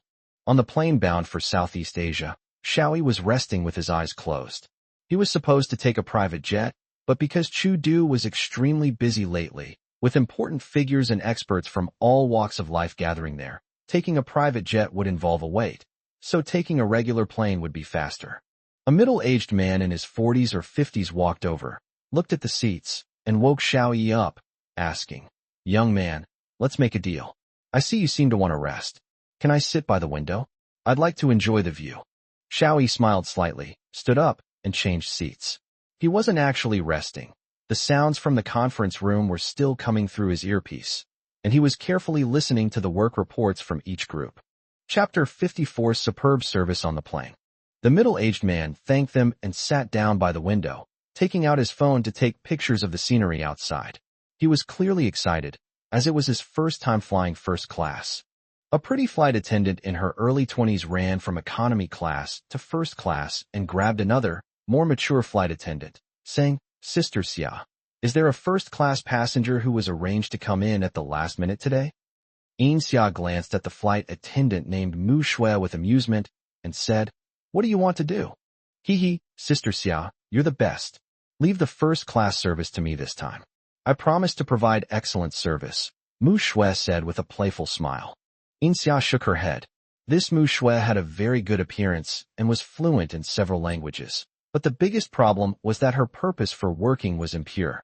According to her own words, she gave up the opportunity to be an unknown actress to become a flight attendant in order to find a boyfriend from a prestigious family. Marrying into a wealthy family would be the best outcome. If that's not possible, being a kept woman wouldn't be bad either. She was surprised to find a first-class passenger who had been temporarily assigned to the cabin, and that it was arranged by the National Special Affairs Office while checking the passenger list. This meant that the person sitting in that seat was of high status, and this was an excellent opportunity. No, job changes are only allowed in special circumstances. You know our rules. Xia said sternly, but seeing Mu Shui's aggrieved look, she smiled. Of course, if you're willing to add more services, no one can stop you. As they were talking, Xia noticed some minor friction in the economy class due to overcrowding, so she quickly went over to mediate. I knew Sister Xia was the best.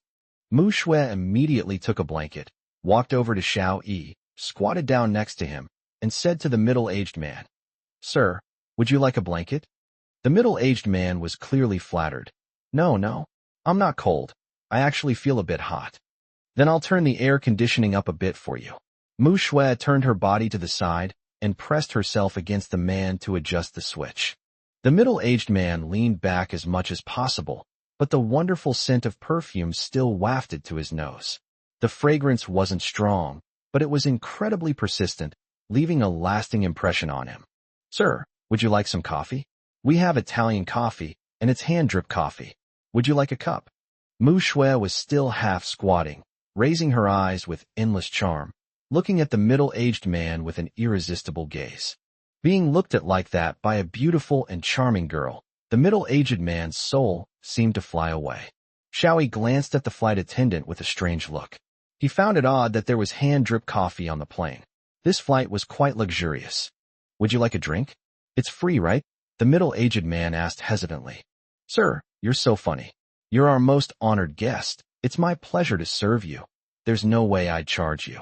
The laughter was crisp, yet subtly menacing, especially to middle-aged men. Mu Shui stood up, turned around, and went to the control room. The middle-aged man wiped the sweat from his brow and said, Wow, is first class this amazing? The flight attendant's service is so good. Xiao Yi shook his head. Although he hadn't flown first class many times, he knew that first class wouldn't offer such good service. Only super VIPs received such treatment. It seems that this middle-aged man must be someone of high status, or perhaps the person who bought him the ticket is someone of high status. Sir, here's your coffee. Mu Shui quickly came over and placed a cup of coffee on the tray. Xiao Yi smelled the aroma of coffee, and it was definitely not instant coffee from a packet. He immediately became interested. Miss, hello, please give me a cup. Mu Shui turned her head and smiled politely at Xiao Yi without saying a word, but quickly wiped the smile off her face as she muttered under her breath. What kind of person is he, wanting his own hand-drip coffee too? Sir, we have magazines and newspapers. Which one would you like to read? Mu Shui remained half-squatting, a posture that gave the middle-aged man a strange sense of conquest. The newspaper, I guess, the middle-aged man said. Soon, Mu Shui came over with the day's newspaper, still half-squatting, and handed it to the middle-aged man. As Mu Shui walked back, Xiao Yi couldn't help but ask, "Where's my coffee?" Mu Shui rolled her eyes at him and said in a low voice, "No." Xiao Yi felt a little uncomfortable and asked, "Why not?" Mu Shui glanced at Xiao Yi and found the boy quite charming, but unfortunately, compared to the distinguished gentleman next to him, he was far less attractive. What is your status? How can you compare to him? I've seen your list. This is your first time flying first class. Someone like you only deserves to drink instant coffee. Xiao Yi was speechless. He never expected to be looked down upon for taking a plane. Instant, do you want it? Mu Shui stared at Xiao Yi and asked fiercely. But as soon as the middle-aged man turned his gaze to her, she immediately switched to a charming smile full of allure. Xiao Yi shook his head. This girl was too snobbish. So the service of famous transoceanic flights is nothing special after all. Mu Shui replied arrogantly. If you want the best service, you have to see if you have the ability to do so. Don't think that just because you spent several months' salary to fly first class once, you can get our best service. Dream on. Our service is tiered. This gentleman is our most distinguished customer and can enjoy the best service. As for someone like you who may never be able to afford first class again, the service you can get is instant coffee. Xiao Yi suddenly stood up. I am also a first-class passenger. This is an insult to me. I demand an apology from you. Apologize? Dream on. Believe me, I can make a phone call and the security guards will drag you away right away. You country bumpkin. Look at your clothes. You have absolutely no taste. I bet all your clothes together don't even cost more than 2,000 yuan. Mu Shui rolled her eyes at Xiao Yi, her face full of disdain. It has to be said, Mu Shui has a really sharp eye. Xiao Yi hadn't planned to go abroad today, so he was dressed very casually. His outfit cost less than 2,000, even less than 1,000. Moreover, Xiao Yi didn't have an expensive watch on his wrist, nor any valuable jewelry or bracelets on his body. It was obvious at a glance that he wasn't a big shot or a rich person. Xiao Yi shook his head and sat down. He still felt he had acted impulsively. As the chief advisor for the nationwide mobilization, he shouldn't have gotten angry with a mere flight attendant. He was still too young and too impulsive. Seeing Xiao Yi sit down, Mu Shui became even more certain that he was just a penniless country bumpkin trying to impress others by flying first class. She glanced at him contemptuously and said, "Scared now? Humph, useless little guy." Chapter 55 Special Jiaolong Special Forces members. Xia, who had just resolved the dispute, happened to walk over. Hearing Mu Shui's voice, she quickly pulled Mu Shui over and dragged her into the kitchen, whispering a reprimand. "What are you doing? How could you treat a customer like that?" Mu Shui tilted her head back and said, "What's so great about a country bumpkin who's flying first class for the first time?" Xia stamped her foot. "He was sent by the National Special Affairs Office. He's definitely not an ordinary person. How can you just curse at him like that?" Mu Shui was stunned. "What? He was arranged by the Special Affairs Office? But why is he sitting here?" She felt like her world had collapsed. Offending someone from the National Special Affairs Office is practically ruining your future. She rushed to Xiao Yi and knelt down abruptly. Not half squatting, but kneeling completely. "Sir, I was wrong. Please don't blame me, okay?" Mu Shui looked at Xiao Yi with teary eyes, hoping to move him with her pitiful appearance. No matter what Xiao Yi asks for, she will fulfill it. Even that kind of request. "I don't think you're suited to be a flight attendant. The Xiao Yi of today is not the Xiao Yi of 10 days ago. The Xiao Yi who has grown up rapidly will not be moved by such a look." Xiao Yi stood up and said to Xia, "You're the team leader, right? I don't want the rest of the voyage to be disturbed." After speaking, Xiao Yi sat down again, closed his eyes, and began to listen carefully to the work reports from each group coming through his earphones. Xiao was taken aback.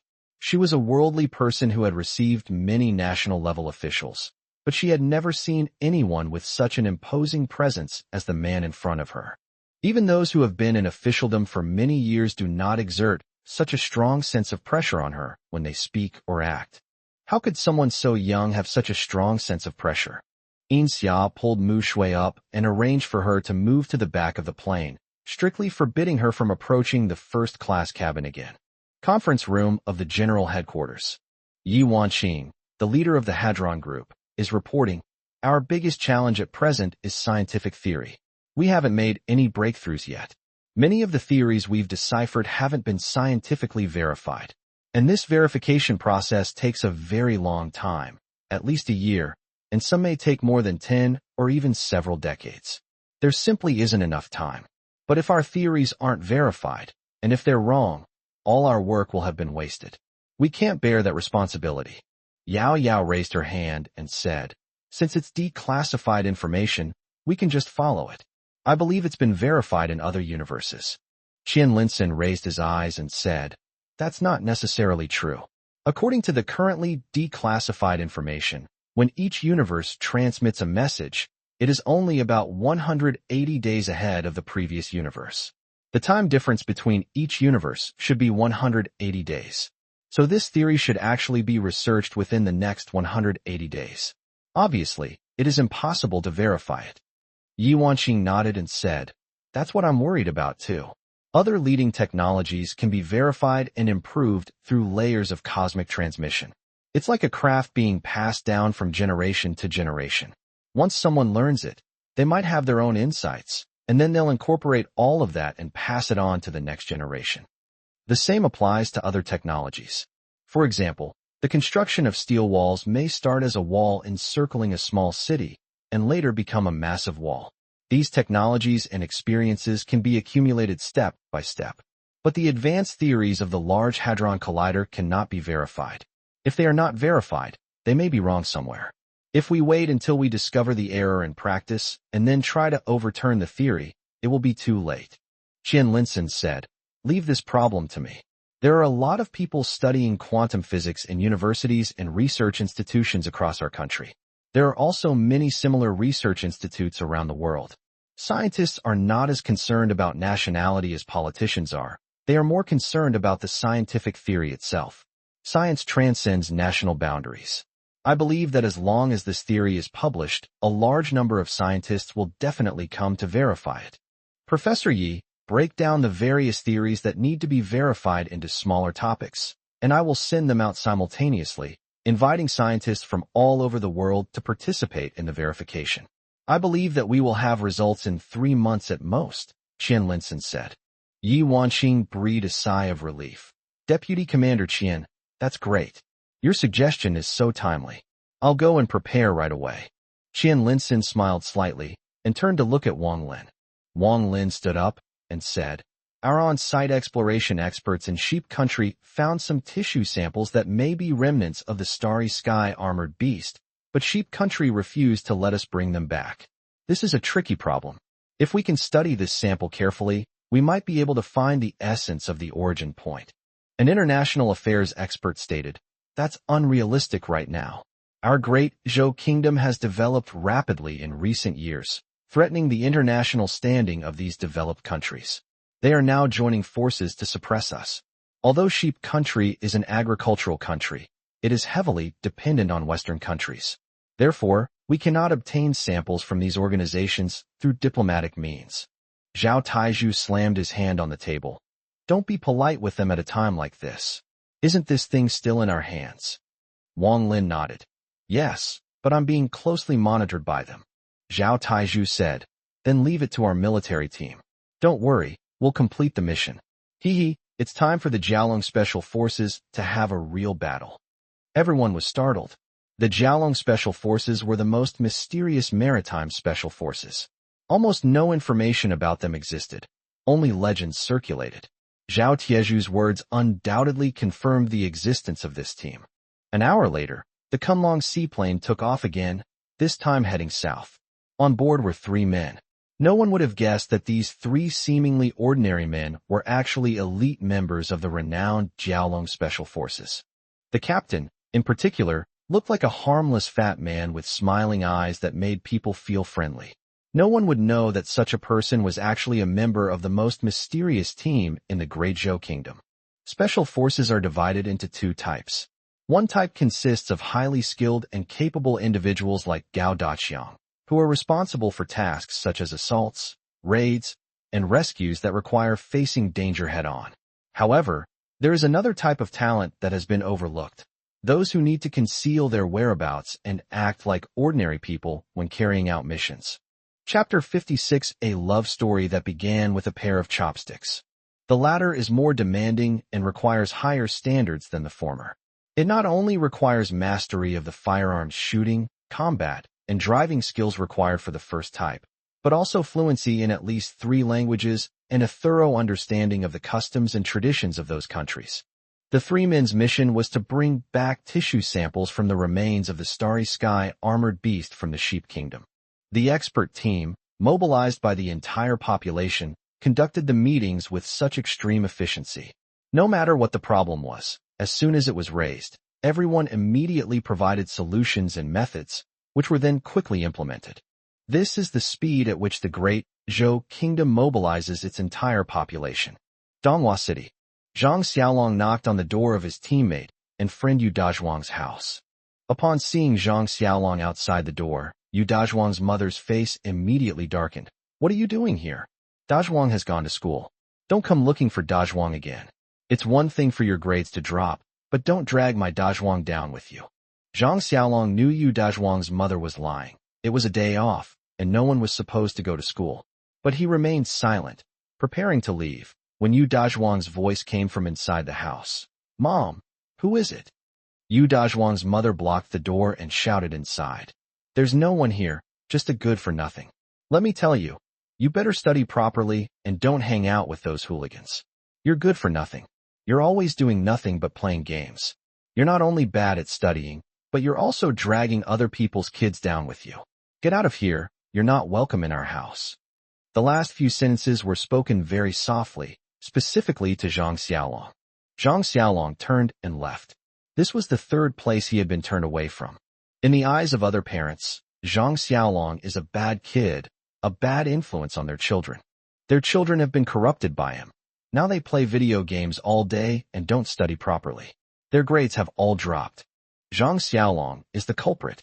Dragging his weary steps, Zhang Xiaolong arrived at Sun Xiang's house. This time, he wasn't stopped at the door because Sun Xiang had no parents. Only his grandparents lived there. Seeing Zhang Xiaolong's exhausted appearance, Sun Xiang knew what had happened. He sighed and said, "Xiaolong, we lost yesterday, by such a small margin. Maybe it's just fate. I've made up my mind. I'm going to drop out of school. Grandpa has asked someone to find me a job." "What kind of job?" Zhang Xiaolong asked in surprise. "Security guards," Sun Xiang said with a sigh. Zhang Xiaolong was taken aback and said, "Have you forgotten our ambition? We aspire to become professional esports players. What future do you have as a security guard? Esports is our ideal." Suddenly, Grandpa Sun and Grandma Sun came over. They knelt down in front of Zhang Xiaolong with a thud. "Xiaolong, please let Sun Xiang go. Look what you've done to him. He can't study well, and he complains about not being free enough when he looks for a job. We finally managed to persuade him this morning, and he finally agreed to go to work. Please let him go. We 2 old folks are kneeling and kowtowing to you." Zhang Xiaolong had never experienced anything like this before and was completely stunned. Sun Xiang sighed and said, "Now you know, right? Xiaolong, stop clinging to your gaming dream. It's time to wake up." Sun Xiang helped his grandparents up and said, "Grandpa and Grandma, don't worry, I will never play games again. I will go to work and earn money to support you." Once Zhang Xiaolong regained his senses, he was too ashamed to stay there any longer, so he silently walked out. Although esports has become an official competition event in the Great Zhou Kingdom, in the minds of most people, esports games are still just a waste of time and energy and are similar to opium and drugs. Zhang Xiaolong also wanted to give up. He didn't want to go home now. He just wanted to wander around until he completely gave up on his dream. Then he would decide to go home. This training was indeed different. They even included lunch. And it was held in a 5-star hotel. The construction workers were somewhat shocked when they entered the luxurious restaurant. This is unprecedented treatment. Every building in this city was constructed brick by construction workers like them, yet their presence in the city is very low. Once a building is completed, they can no longer enter it. The sharp-eyed security guards can immediately tell they don't belong in a completed building. Moreover, if they walk onto the street in clothes covered in cement splatters, they'll be met with disdainful and contemptuous stares. There exists a hierarchy of occupational contempt in this world. Civil servants look down on white-collar workers. White-collar workers look down on blue-collar workers. And there's a hierarchy of contempt among blue-collar workers.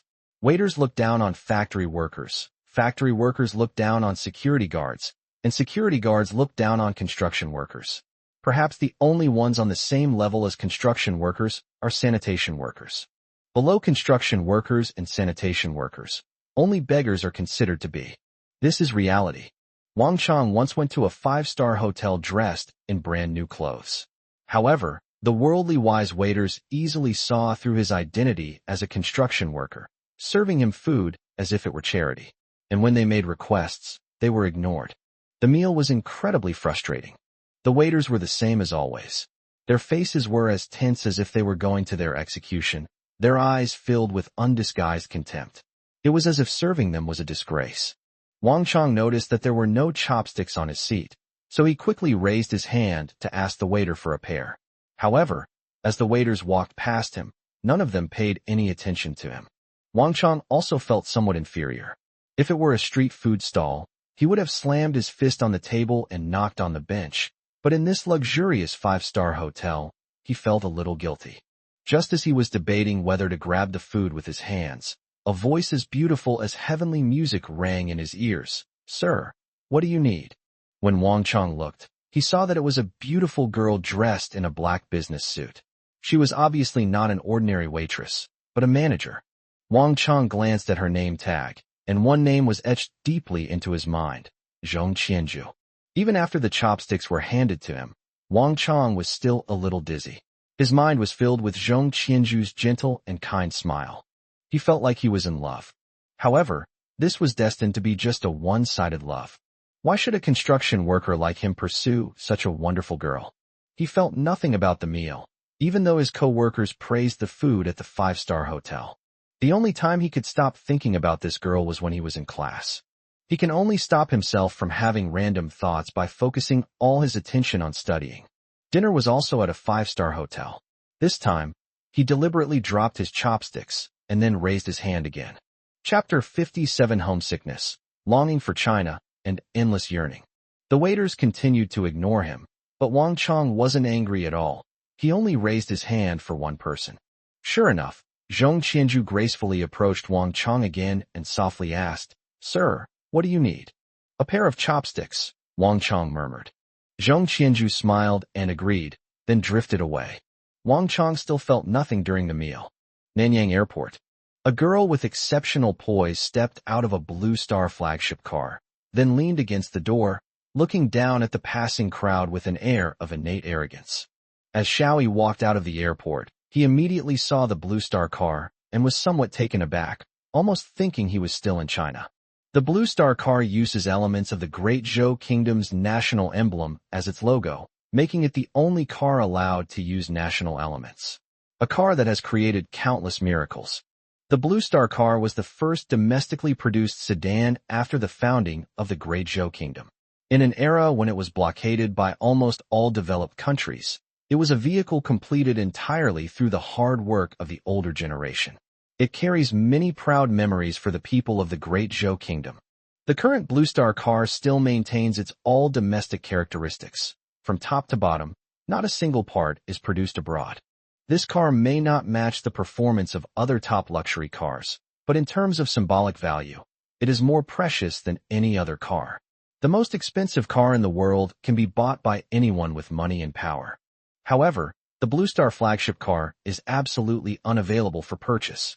Therefore, Blue Star cars, especially the flagship model, are almost never seen overseas. Although this flagship car is a bit old and not the latest model, The fact that it's here speaks volumes. Without hesitation, Xiao Yi walked directly to the front of the Blue Star car, nodded to the girl with exceptional poise, and said, "Are you Niesihua?" The girl looked at Xiao Yi in surprise, her face full of disbelief. "Since when did the Great Zhou Kingdom have such a young high-ranking official as you?" Xiao Yi opened the car door, got in, and said, "I'm not a high-ranking official, I'm an advisor. Let's go." This girl named Niesihua is none other than the great-granddaughter of shipping magnate Nie Xiangqian.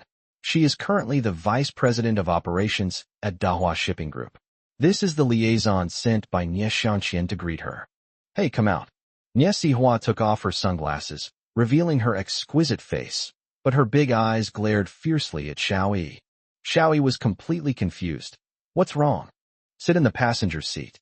"I'm not your driver," Niesihua said, his tone full of arrogance. Xiao Yi smiled. He understood where this girl's arrogance came from. Born with a silver spoon in her mouth, she was not only exceptionally intelligent, but also incredibly hard-working, holding degrees from several of the world's top universities, including Tsinghua University, the best university in the Great Zhou dynasty. She had earned her degree from Tsinghua University in just a year and a half. It would be strange if a girl like that wasn't arrogant. If it were Xiao Yi 10 days ago, he probably wouldn't have dared to look her in the eye. But the current Xiao Yi seems to have matured overnight, and has gained extraordinary confidence overnight as well. Perhaps it's because in other parallel universes, Xiao Yi himself is the commander of all humanity, that Xiao Yi is now full of confidence. Xiao Yi got out of the car, sat in the passenger seat with composure, and then turned to Niesihua and said, "How about I drive? I don't mind being the driver." Niesihua rolled her eyes at Xiao Yi. She understood what he meant. Xiao Yi clearly didn't consider being a driver shameful. In that respect alone, he was a cut above Niesihua. Niesihua got into the driver's seat and looked at Xiao Yi again. "Are you sure it's Xiao Yi? Not an imposter? I thought it was an old man with gray hair." Xiao Yi did not answer directly, but said, "Every minute of my time is precious, and I believe your great-grandfather's time is the same. If you are willing to continue to waste time, I will take a taxi there myself." Niesihua grew up being pampered and spoiled, and she had never been bullied like this by Xiao Yi. She really wanted to kick Xiao Yi out of the car, but thinking that she couldn't explain it to her great-grandfather, she had no choice but to step on the gas and drive the car away. Xiao Yi hadn't been very confident about the negotiations initially, but now he was about 80–90% certain. Firstly, because of the Blue Star car he was sitting in. No one knew how the world's shipping magnate, Nie Xiangqian, had acquired it, but the car revealed his true intentions. He didn't consider his motherland an enemy. He may feel wronged, or he may feel disheartened, but deep down he still takes pride in the Great Zhou Kingdom. Secondly, his great-granddaughter's name reveals everything. Sihua, another name for the Great Zhou Kingdom, Hua Kingdom. Sihua means longing for Zhou, signifying his remembrance of the Great Zhou Kingdom. This truly reflects his state of mind in his later years. In his youth, he may have resisted the Great Zhou Kingdom, but as he grew older, his longing for home became unbearable. That's why he named his favorite great-granddaughter Niesihua. This negotiation has a high chance of success. "Hey, what else does your Great Zhou Kingdom want? We will not cooperate with you." Niesihua felt that Xiao Yi had suppressed her momentum, which was an experience she had never had before, so she wanted to get back at him.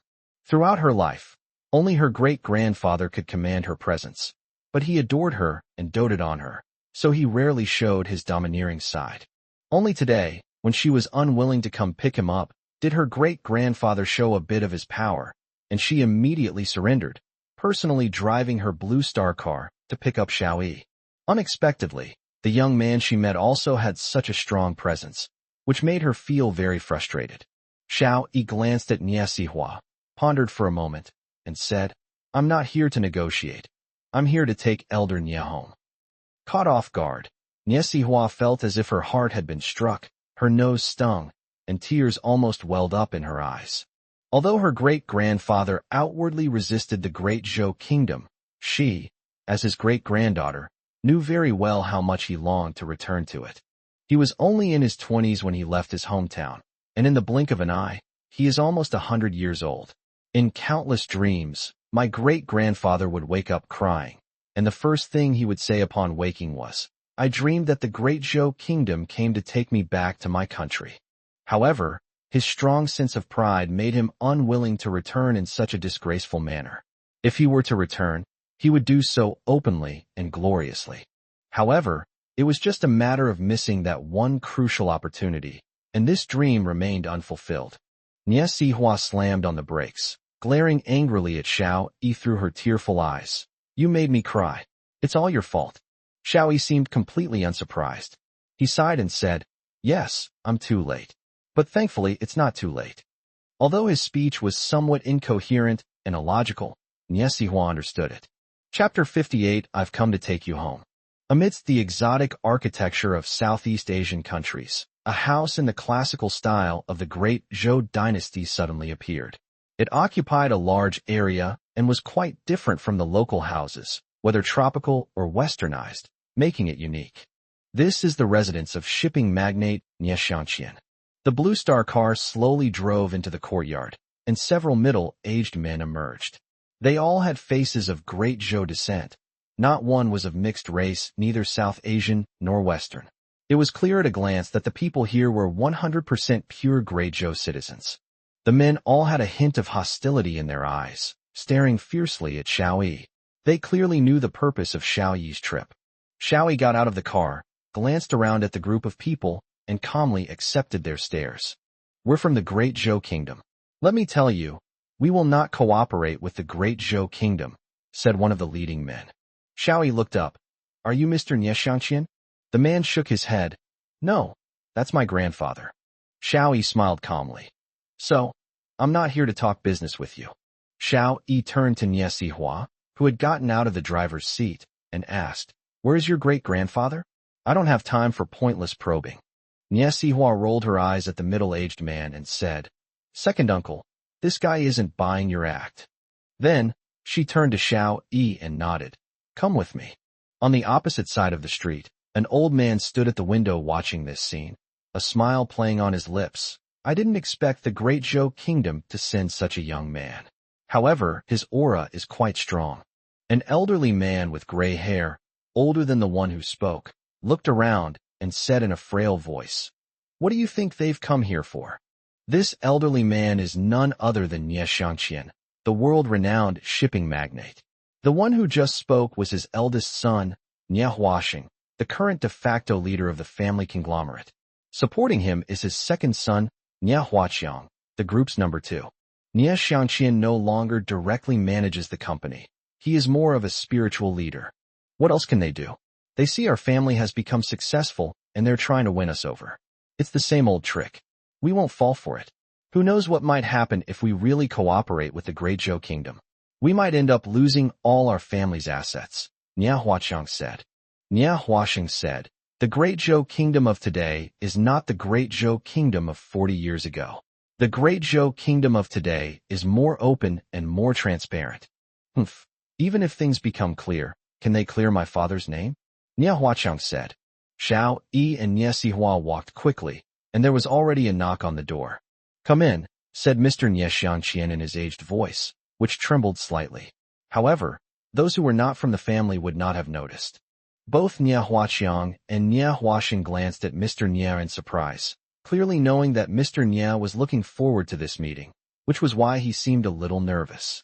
Xiao Yi strode up to Mr. Nie, extended his hand, and said, "Xiao Yi, Special Advisor of the Expert Group for the General Mobilization of the Great Zhou Kingdom, extends my sincere greetings to you on behalf of the elder." Mr. Nie Xiangqian was taken aback, and his voice trembled again. "Is the old man you're talking about him?" Xiao Yi nodded. "Yes, it's the old man you met once more than 30 years ago, when our Great Zhou Kingdom was just starting to prosper." Nie Xiangqian fell silent. He tried to calm himself down, and then sat down in the chair.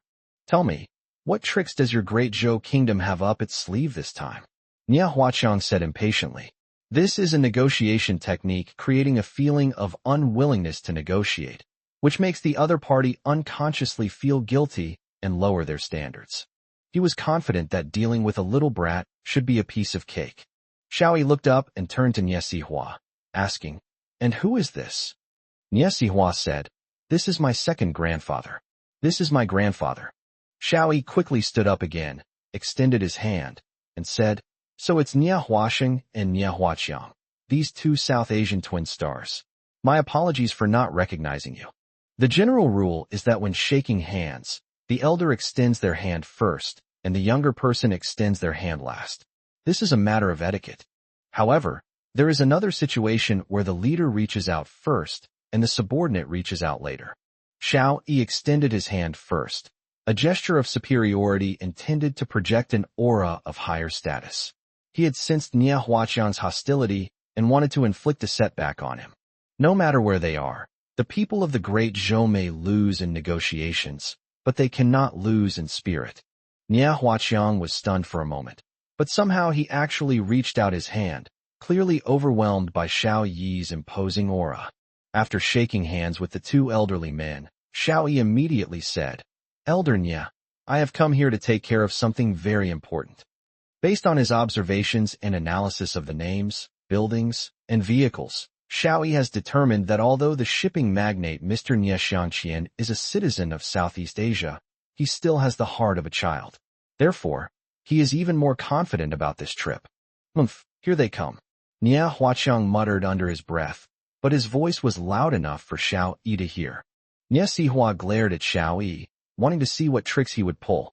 Although Xiao Yi had been dominating her in every way, they could regain their composure if he ever needed their help.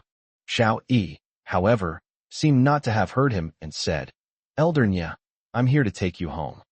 The atmosphere in the room froze instantly.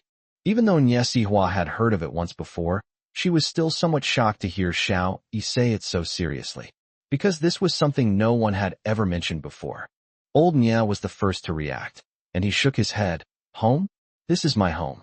Xiao Yi stepped forward and said, Elder Nia, I know that you were once an underground agent of the Great Zhou Kingdom who infiltrated the enemy. However, due to a series of unforeseen circumstances, your superiors destroyed your file and refused to acknowledge your identity. Left with no other choice, you fled your homeland and established a business in South Asia. This information was obtained by Xiao Yi from state secrets.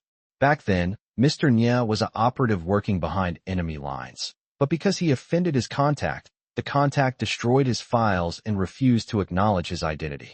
Mr. Nia Xiangqian appealed everywhere, searching for evidence. However, all the people who knew about the situation back then, except for the contact, were dead. During the war, the preservation of records was very inadequate, and all of Nia Xiangqian's efforts were in vain. He was even treated as a hostile element, and all of the Nia family's property was confiscated.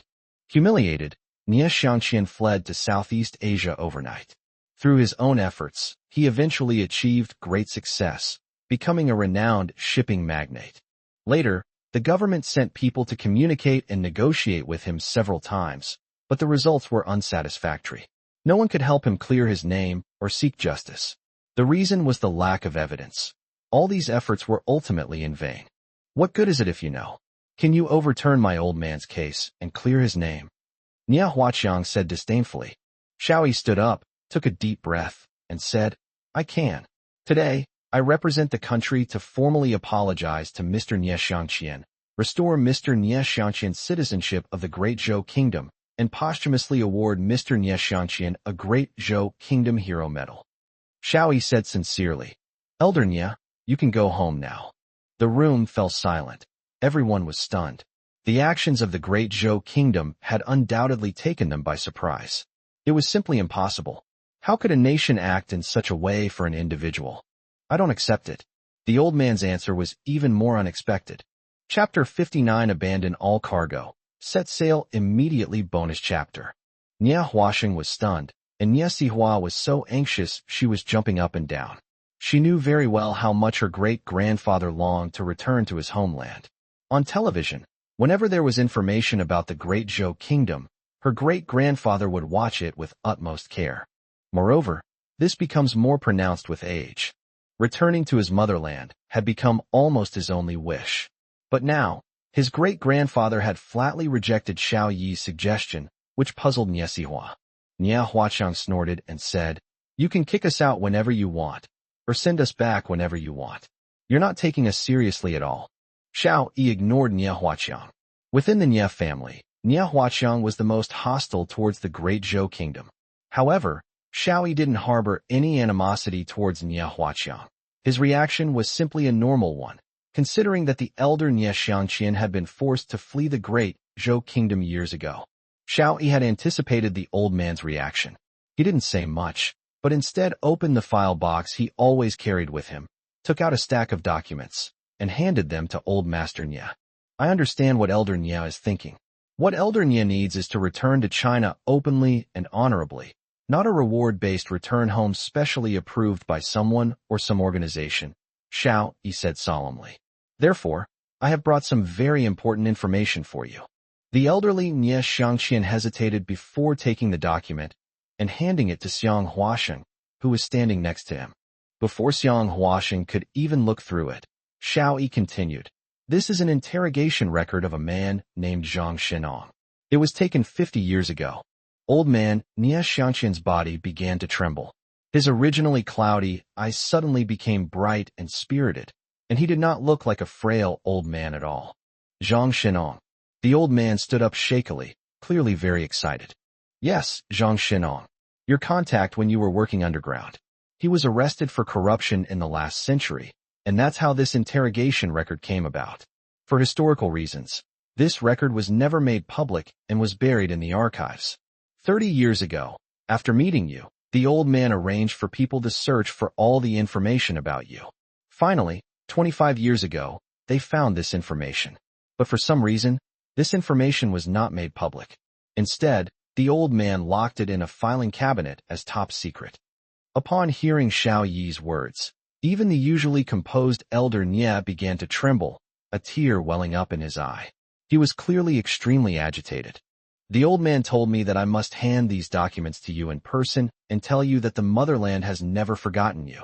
It's not that the motherland is unwilling to welcome you home, but that it is waiting for the most suitable opportunity, the best time, Xiao Yi said. Xiao Yi had read the document. It was a record of an interrogation conducted by a man named Zhang Shenong. It stated that Zhang Shenong deliberately destroyed all of Nye Lao's records due to personal issues, turning Nye Lao from an underground worker into an enemy of the state. Ultimately, this forced Nye Lao to flee to another place. The old man also said that the document he found more than 20 years ago was originally intended to exonerate Mr. Nye, but the international situation changed drastically, and the people of the Great Zhou were ostracized by the locals in Southeast Asia. If this news had leaked out, given the circumstances at the time, it could have had a fatal impact on Mr. Nye's Dahua International Shipping Company. Therefore, this matter was delayed. Only today, with the help of Xiao Yi, has it been revealed to the world. How is Xiao Chui? After a long while, old Master Nye finally calmed down and asked. Xiao Yi knew that this question was about the girl involved in Zhang Shenong's framing of Nye Xiangqian back then. It was because of this girl that a series of events followed. Lu Mingcue married Zhang Shenong the year after you left. She was depressed after the marriage and passed away the following year. The old man arranged for someone to find Ms. Lu's grave and specially instructed the locals to sweep the grave and offer incense every year. He hopes that one day you can visit it in person. After Xiao Yi finished speaking, his admiration for the old man surged up again. These materials were found by the old man, and Ms. Lu's grave was also located through his arrangement. Some actions back, then, that seemed puzzling laid the groundwork for today's major operation.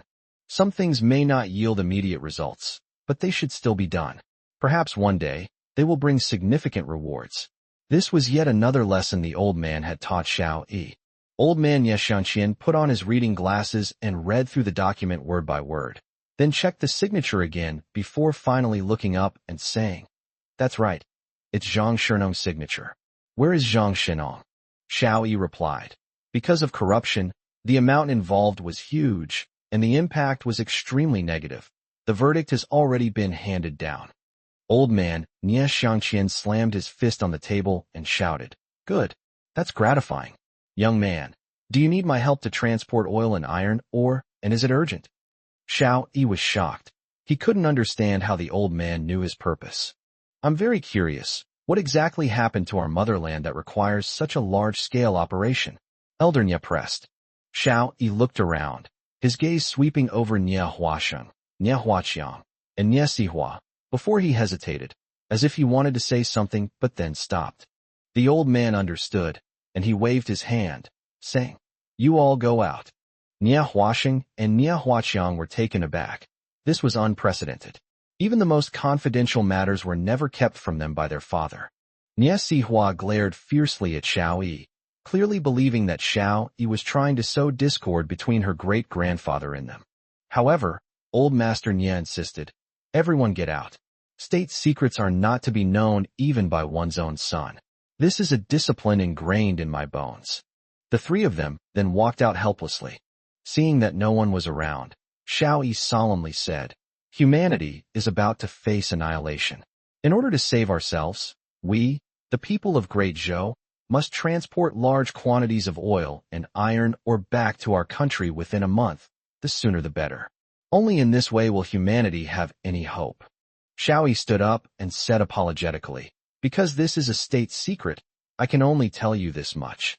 Perhaps you think what I'm saying is too far-fetched or unimaginable, but please believe me, it's true." Old Master Nie waved his hand. "I understand, and I believe you. Don't forget my background. I was the earliest special agent of the Great Zhou Kingdom. Discipline is something ingrained in my bones. I trust you. Call my children in." The three people walked in, all giving Xiao Yi a disapproving look, especially Nie Sihua, whose eyes seemed to want to kill Xiao Yi. "Hua Chong, notify all our oil tankers to head to the Arab world immediately. Notify all cargo ships to discard all cargo on board and head to Australia and the football country as quickly as possible. Cancel all leave, give everyone double pay, and transport the iron ore and crude oil back to China as fast as possible." At this moment, Nie Xiangqian was as majestic as a great general, not at all like a nearly 100-year-old man. P.S. This is the first time I've known Tomato Books had a tipping feature, and the readers have been so generous. This is the first time I've received so many tips. Thank you all so much. I've decided that for every 30 yuan tipped, I'll add an extra chapter. For 50 yuan, I'll add 2 extra chapters. Consider it my perfect attendance bonus. Chapter 60 Speeding Forward. Father, if we abandon the goods on the spot, according to the agreement, we will compensate double the losses. Our Dahua shipping might go bankrupt. Nie Huaqiang said in alarm. "So what if I have to pay?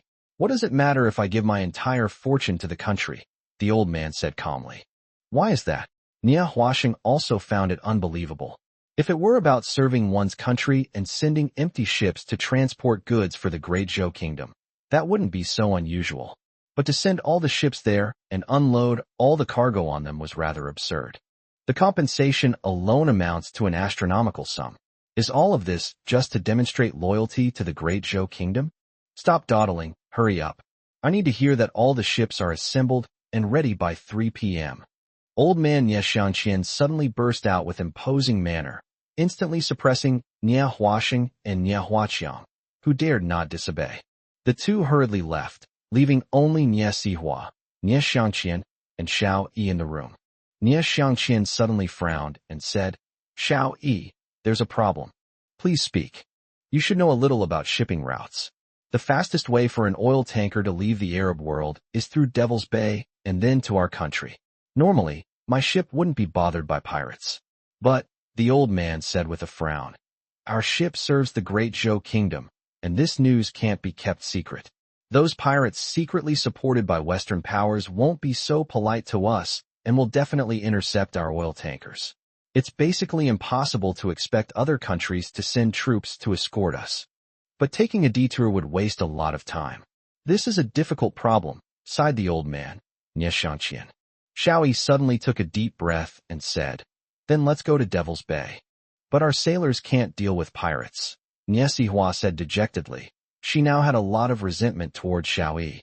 Xiao Yi turned to look at the sulking girl, smiled slightly, and said something that seemed completely unrelated. "Our aircraft carrier battle group has never left the country. It is now necessary to conduct some navigation training in international waters." Nie Sihua was incredibly clever and immediately understood Xiao Yi's meaning. She covered her mouth in surprise and exclaimed, "My God, isn't this going to shock the world?" Old Master Nie smiled slightly. "It's time to draw our swords." "Very good. It's settled then. Let's go to Devil's Bay. As Xiao Yi was about to leave, Elder Nya suddenly grabbed Xiao Yi's hand and said, Xiao Yi, I have a personal request, and I hope you can grant it. Xiao Yi felt a warmth in his heart.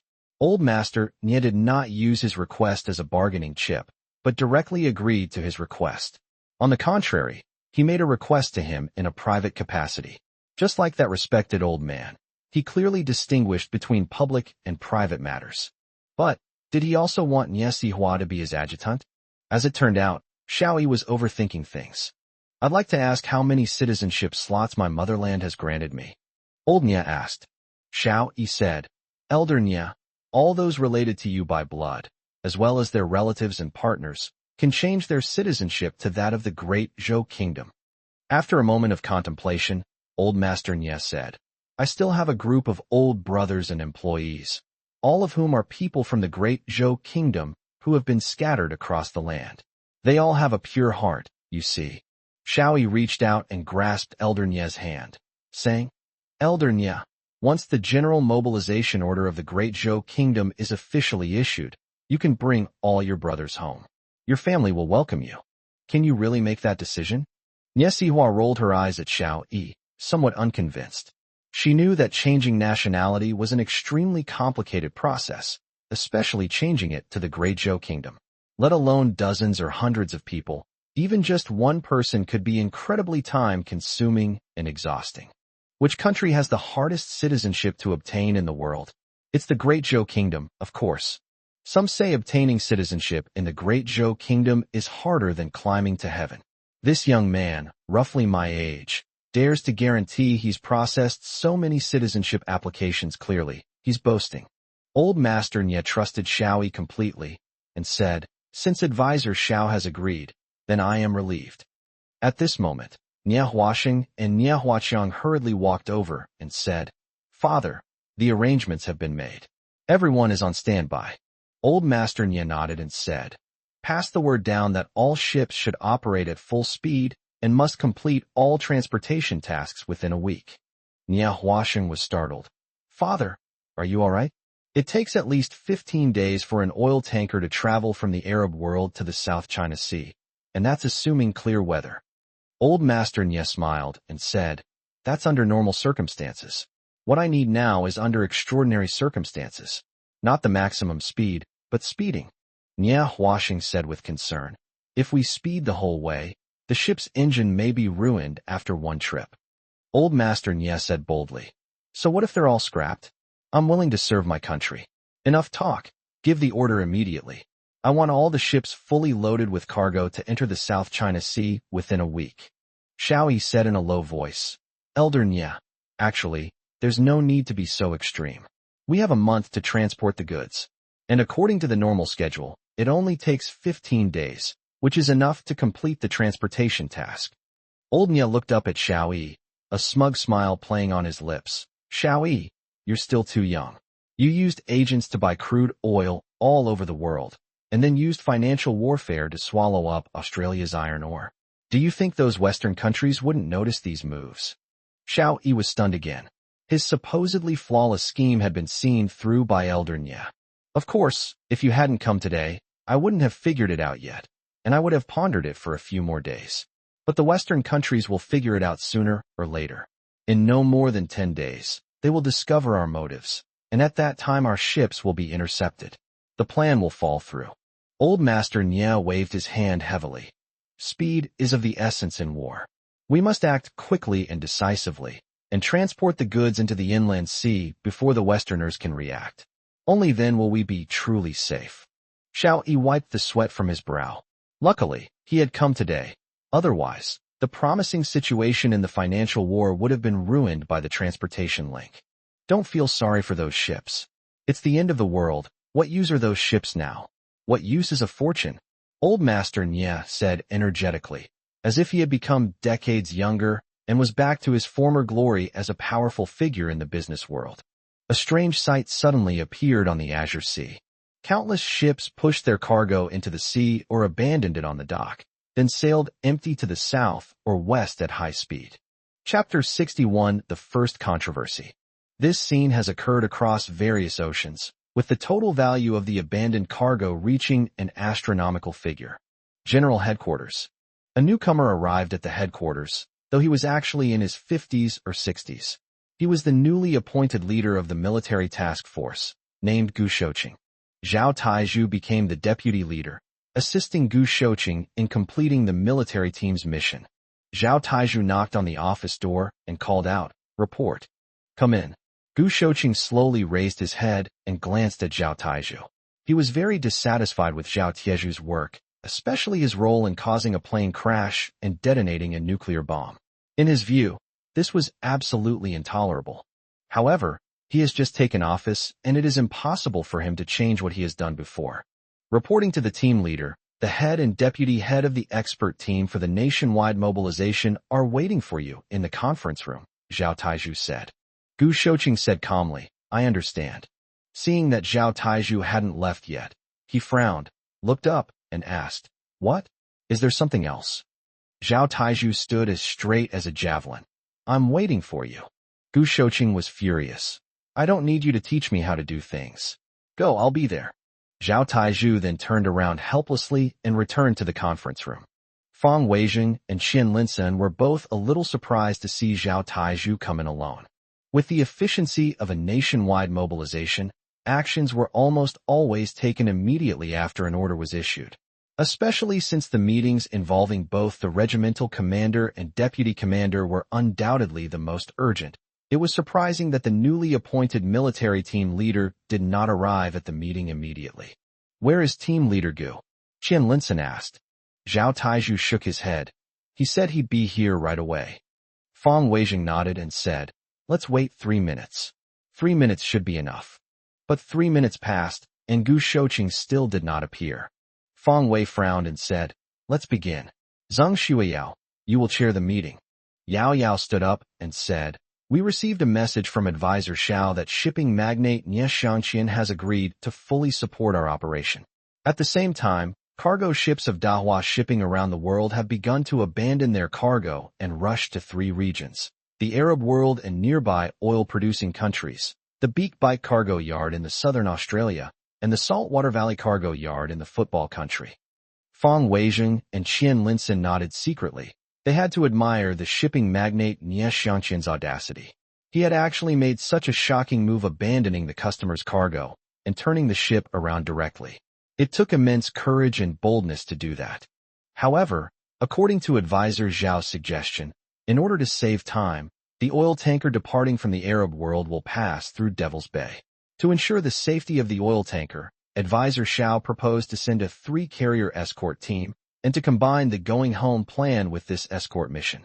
Before Yao Yao could finish speaking, Zhao Taizhu stood up and slammed his hand on the table. "Great!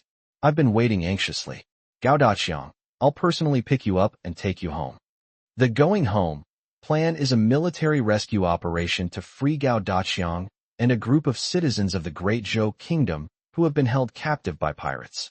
This is a plan that is bound to cause a global sensation, and it is also the first time that the Great Zhou Kingdom has publicly displayed its military power overseas. Therefore, once the plan was proposed, various simulations have been conducted to ensure that the going home plan does not affect the overall situation of the nationwide mobilization. Therefore, although everyone hoped to rescue Gao Daqiang and the others and bring them back to China as soon as possible, according to the results of the simulation, they had no choice but to continue waiting for a suitable opportunity. Now the opportunity has finally arrived.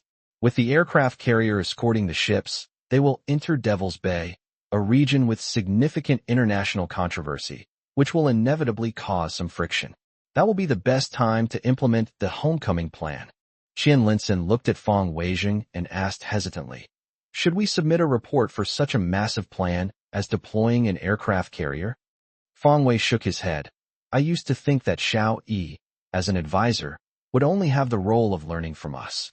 But now I realize that we have a lot to learn from him. What we need to do now is not to submit a report, but to make decisions and then report back to our superiors." Fang Wei tapped the table. "Note that this is a report, not a formal report. We must dare to make decisions and be willing to take responsibility for them, instead of pushing responsibility onto those above us. If Xiao Yi were here, he would definitely mean the same thing. What is a national mobilization expert group? Why does our expert group have such high authority? It's because in this extraordinary period, we must shoulder the heavy responsibility of saving all of humanity, instead of letting those above us worry about it. Qian Linson nodded. I understand. We are scholars and older, so we're a bit less sharp. But that's all right. We won't lose to the younger generation. Fang Weijing nodded and said, I agree with Xiao Yi's opinion. We should send an aircraft carrier fleet to Devil's Bay for escort and implement the go-home plan. Qian Linson slammed his hand on the table. I agree too. Zhao Taizhu stood up excitedly and said, I'll go inform team leader Gu right away. No need, I disagree. Gu Shouqing walked over and sat down next to Zhao Taizhu, glaring at him angrily. I haven't even arrived yet. How dare you start the meeting without my consent? Do you even respect me as the group leader? Zhao Taizhu was taken aback. This was the first time he had been criticized in public since joining the expert group, and for a strange reason at that. Fang Wei frowned and said, Team leader Gu, we started the meeting because you were late. Gu Shouqing glanced at Fang Weizheng, whose hair was already gray, and knew he couldn't lose his temper with him. He held back his anger and said, From receiving the notification to entering the meeting room, only 10 minutes had passed. Even for high-level military meetings, at least 10 minutes of preparation time is allowed. This is already very efficient. How can you say I'm late? Yao Yao was someone who couldn't tolerate any imperfections. She immediately said, This isn't the military. This is a nationally mobilized expert team. The efficiency here is extremely high. If a meeting takes more than 3 minutes to prepare, it's considered late. Gu Shouqing glared at Yao Yao. Who do you think you are? Do you have the right to speak here? Yao Yao wasn't one to back down. I'm Advisor Zhao's adjutant, and I'm speaking on his behalf. Do you think I don't have the authority? Qian Linson slammed his hand on the table and said, Stop arguing. This is the first time we've had a dispute over something unrelated to the main topic, and I hope it won't happen again. Now, Zheng Shuiyao, report the meeting results to Team Leader Gu. Yao Yao suppressed her displeasure and said, Team Leader Gu, after the discussion just now, the expert team has decided to send a 3-carrier strike group south out of the inland sea towards Devil's Bay to escort our cargo ships, and at the same time launch the homecoming hostage rescue plan. Report complete. Gu Shouqing's face turned ashen. What does this mean? You've made this decision, and you still want me to attend this meeting? This is utterly ridiculous. Even if the big boss were here, he wouldn't ignore my decision like this. Chapter 62, Outdated Theories Bonus Chapter You've been asking for. Fang Weijing suppressed his anger and said, Because you're late. However, we respect your opinion. Now, please state your opinion, and then we will make a decision. This is the first time such a phenomenon has occurred when the entire expert group was mobilized. A plan that had already been approved needed to be discussed again for the sake of one person. Gu Shouqing said, This matter is of great importance and needs to be carefully discussed, taking into account all aspects, including international factors, domestic factors, media opinion, and the opinions of the people. Yao Yao looked impatient. This was the first time she had heard such a voice in the General Mobilization Headquarters, and it really annoyed her. Logically speaking, such remarks were commonplace in other meetings. After a whole day of meetings, the final result was whether the New Year's benefits would be rice, flour, oil, or fruit. Such redundant remarks were the main content of the day's meetings. But how could such an inefficient meeting be allowed here? It was simply intolerable. However, considering that the other party was a high-ranking general and the leader of a military team, she had no choice but to continue listening patiently. An aircraft carrier is an important military benchmark for a country. Our Great Zhou has only had an aircraft carrier for a few years now, and there are many things to pay attention to when using it. For example, how does the United States view us? What plans will they use to deal with us? And what will Australia do? Gu Shouqing said methodically. Excuse me for interrupting. What you said has already been verified through modeling, and there is more than an 80% chance that it will not affect our nationwide mobilization order. Qian Linson interrupted him. Gu Shouqing was taken aback. Modeling? That's theory, not practice. Can theory and practice be the same? Countless lessons have taught us that practice is the sole criterion for testing truth. Team Leader Gu, get to the point. If you have any new suggestions for the modeling, feel free to say them. This time, it was Fong Weizheng who interrupted Gu Shouqing. Gu Shouqing's face turned bright red. He had only been speaking for a few minutes when he was interrupted twice, which made him very unhappy. It was something he had never encountered before. Mr. Fong, I haven't finished speaking yet. Isn't it a bit inappropriate to interrupt me like this? After all, I am a military expert and someone who has met the big boss. Gu Shouqing said uncomfortably. Yao Yao's phone flashed. It was Xiao Yi calling. Yao Yao answered the phone. Advisor Xiao. Yes, it's still under discussion. It's a bit special. It's not confirmed yet. What? You want to participate in the meeting? Okay. Yao Yao stood up and said, Advisor Xiao is not satisfied with our progress and is eagerly awaiting our decision. He is now requesting to participate in the meeting via video. Fong Wei waved his hand and said, Bring them in. Xiao Yi's image appeared on the conference room screen. He was in a luxuriously decorated room, which looked like a luxury waiting room at the airport. Encryption check passed. The meeting can begin, a staff member said. Xiao Yi immediately said, Commander Fong, Deputy Commander Qian, what's going on? Is there any other problem? All of Dahua shipping ships have already set off. If the aircraft carrier doesn't depart soon, it will be too late. Fong Weizheng and Qian Linsen looked at each other, both unsure how to respond. Gu Shouqing coughed and said, You must be Advisor Xiao. I'm Gu Shouqing, the new leader of the military team.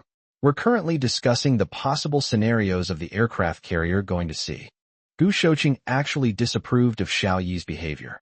An advisor dared to question the commander and deputy commander to their faces, showing no discipline or manners whatsoever. After all, Commander Fong was an elder, and Deputy Commander Qian was a renowned scientific authority.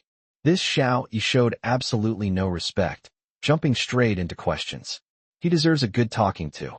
However, he had also heard that Xiao Yi was the key figure in this incident and had gained the complete trust of his superiors. Therefore, his tone was still very polite. This doesn't need discussion. We already conducted a modeling experiment on this plan a few days ago and have a contingency plan for the worst-case scenario.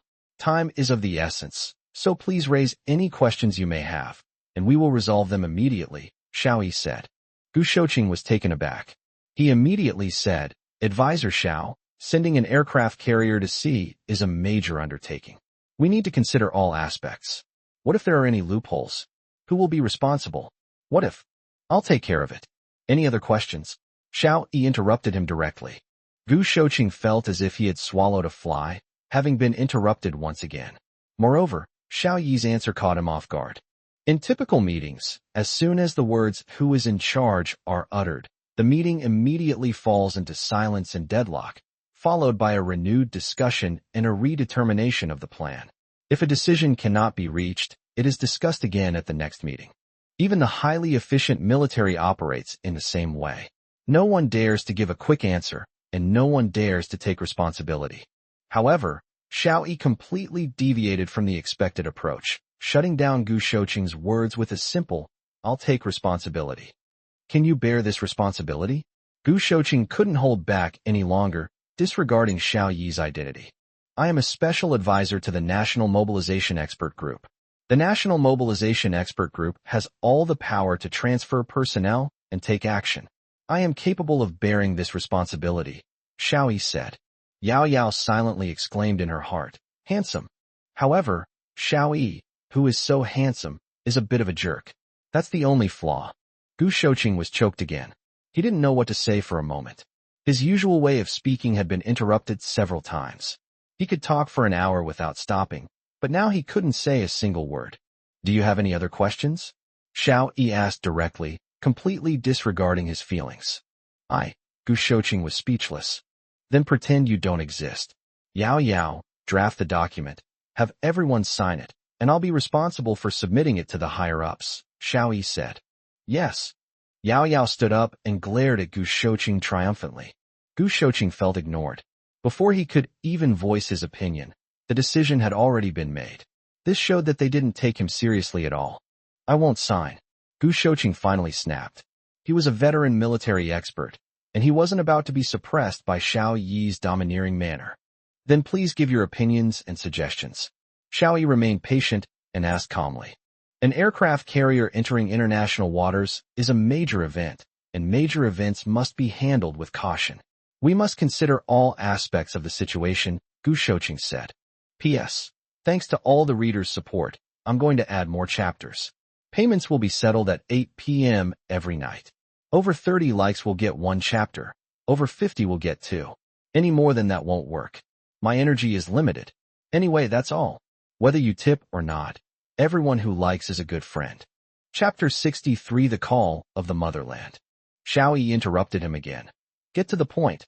What suggestions do you have? Being interrupted once again completely enraged Gu Shouqing. My suggestion is very clear. This matter needs to be handled with caution, carefully studied, and considered from multiple perspectives. Gu Shouqing had become accustomed to his own way of thinking and was completely unaware that he hadn't actually offered any opinions. All he had said were empty words, platitudes, and cliches. He offered no practical suggestions whatsoever. We don't have time for nonsense. I'll ask you one more time. Do you have any concrete suggestions? Xiao Yi's tone was aggressive. There's no other way. Time is life. We must seize every minute to complete this almost impossible task. What I've said are just my opinions. You should make a careful decision, Gu Shouqing said. So there are no specific suggestions. Yao, sign it. Xiao Yi was too lazy to pay attention to this guy, who couldn't see the situation clearly. Gu Shouqing's face turned bright red. He had never been treated like this since becoming an expert. These people completely disregarded him. Everyone else quickly signed, and Yao handed the document to Gu Shouqing. Gu Shouqing finally couldn't hold back anymore. He slammed his hand on the table and said, I will not sign this. How can you hold a meeting like this? You finished such an important meeting in less than 10 minutes. You're treating this like a joke. I won't sign. Xiao Yi's expression on the screen changed slightly, and his tone became exceptionally sharp. I'll ask you one more time. Will you sign or not? Gu Shouqing sneered. Don't think you can do whatever you want just because you're some special advisor. The higher-ups sent me here because they value my abilities. Don't try to use your power to intimidate me. I won't sign. Xiao Yi suddenly smiled, his expression softening slightly. It seems you're not suited for the National Mobilization Expert Group. You're dismissed, Zhao Taizhu. You'll continue as the temporary leader of the military task force until a new leader is appointed. Yes. Zhao Taizhu stood up abruptly and said loudly. He was truly impressed by Xiao Yi's swift and decisive actions. Neither Commander Fong nor Deputy Commander Qian possessed such boldness.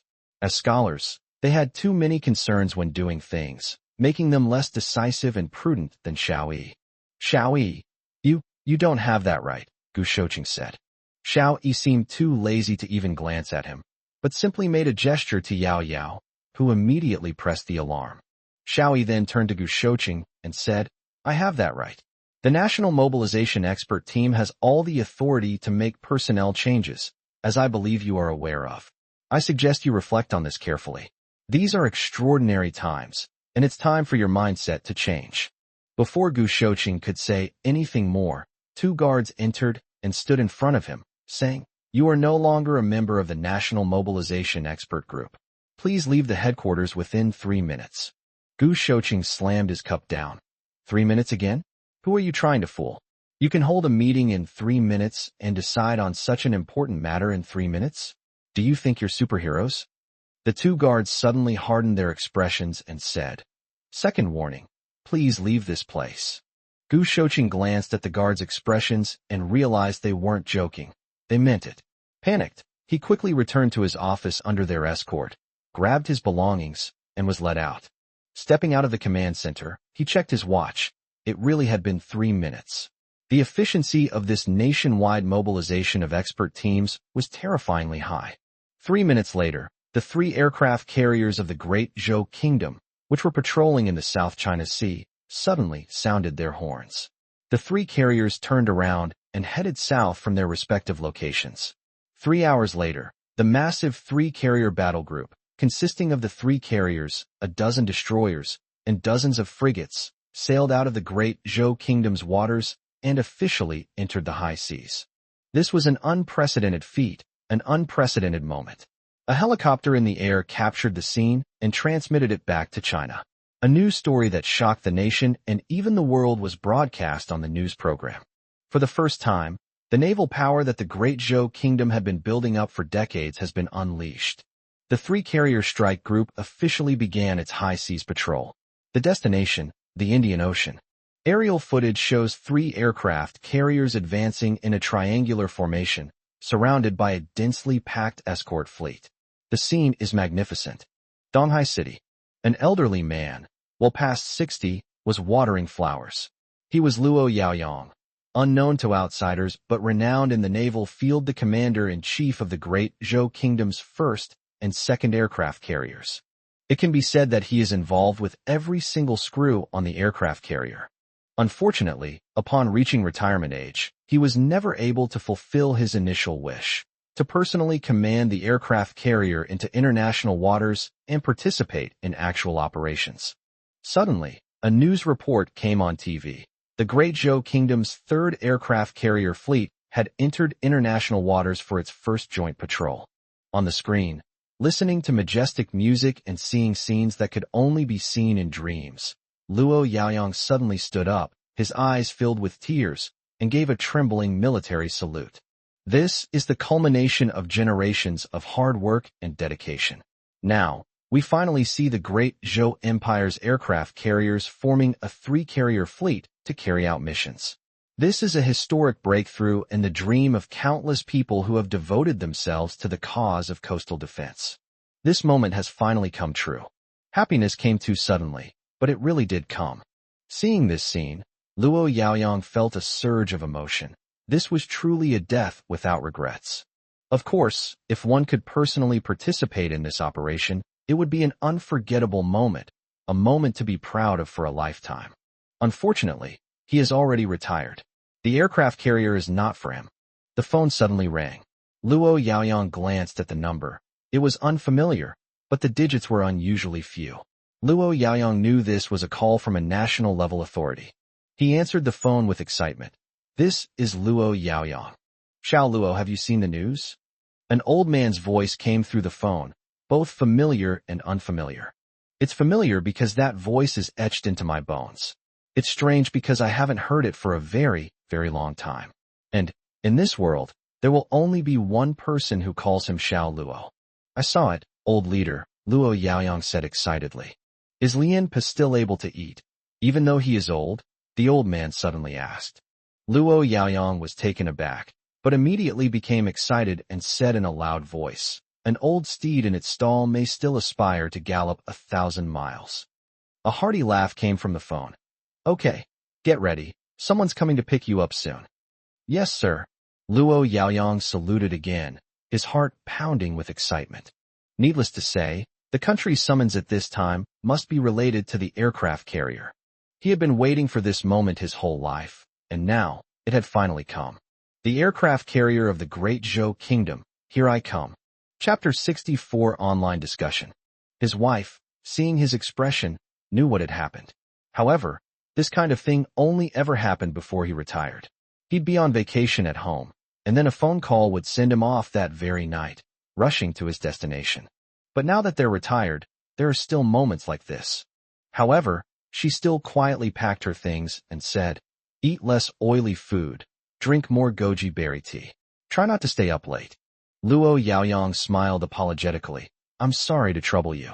I don't know when I'll be back after this trip. Please take good care of yourself. The United States.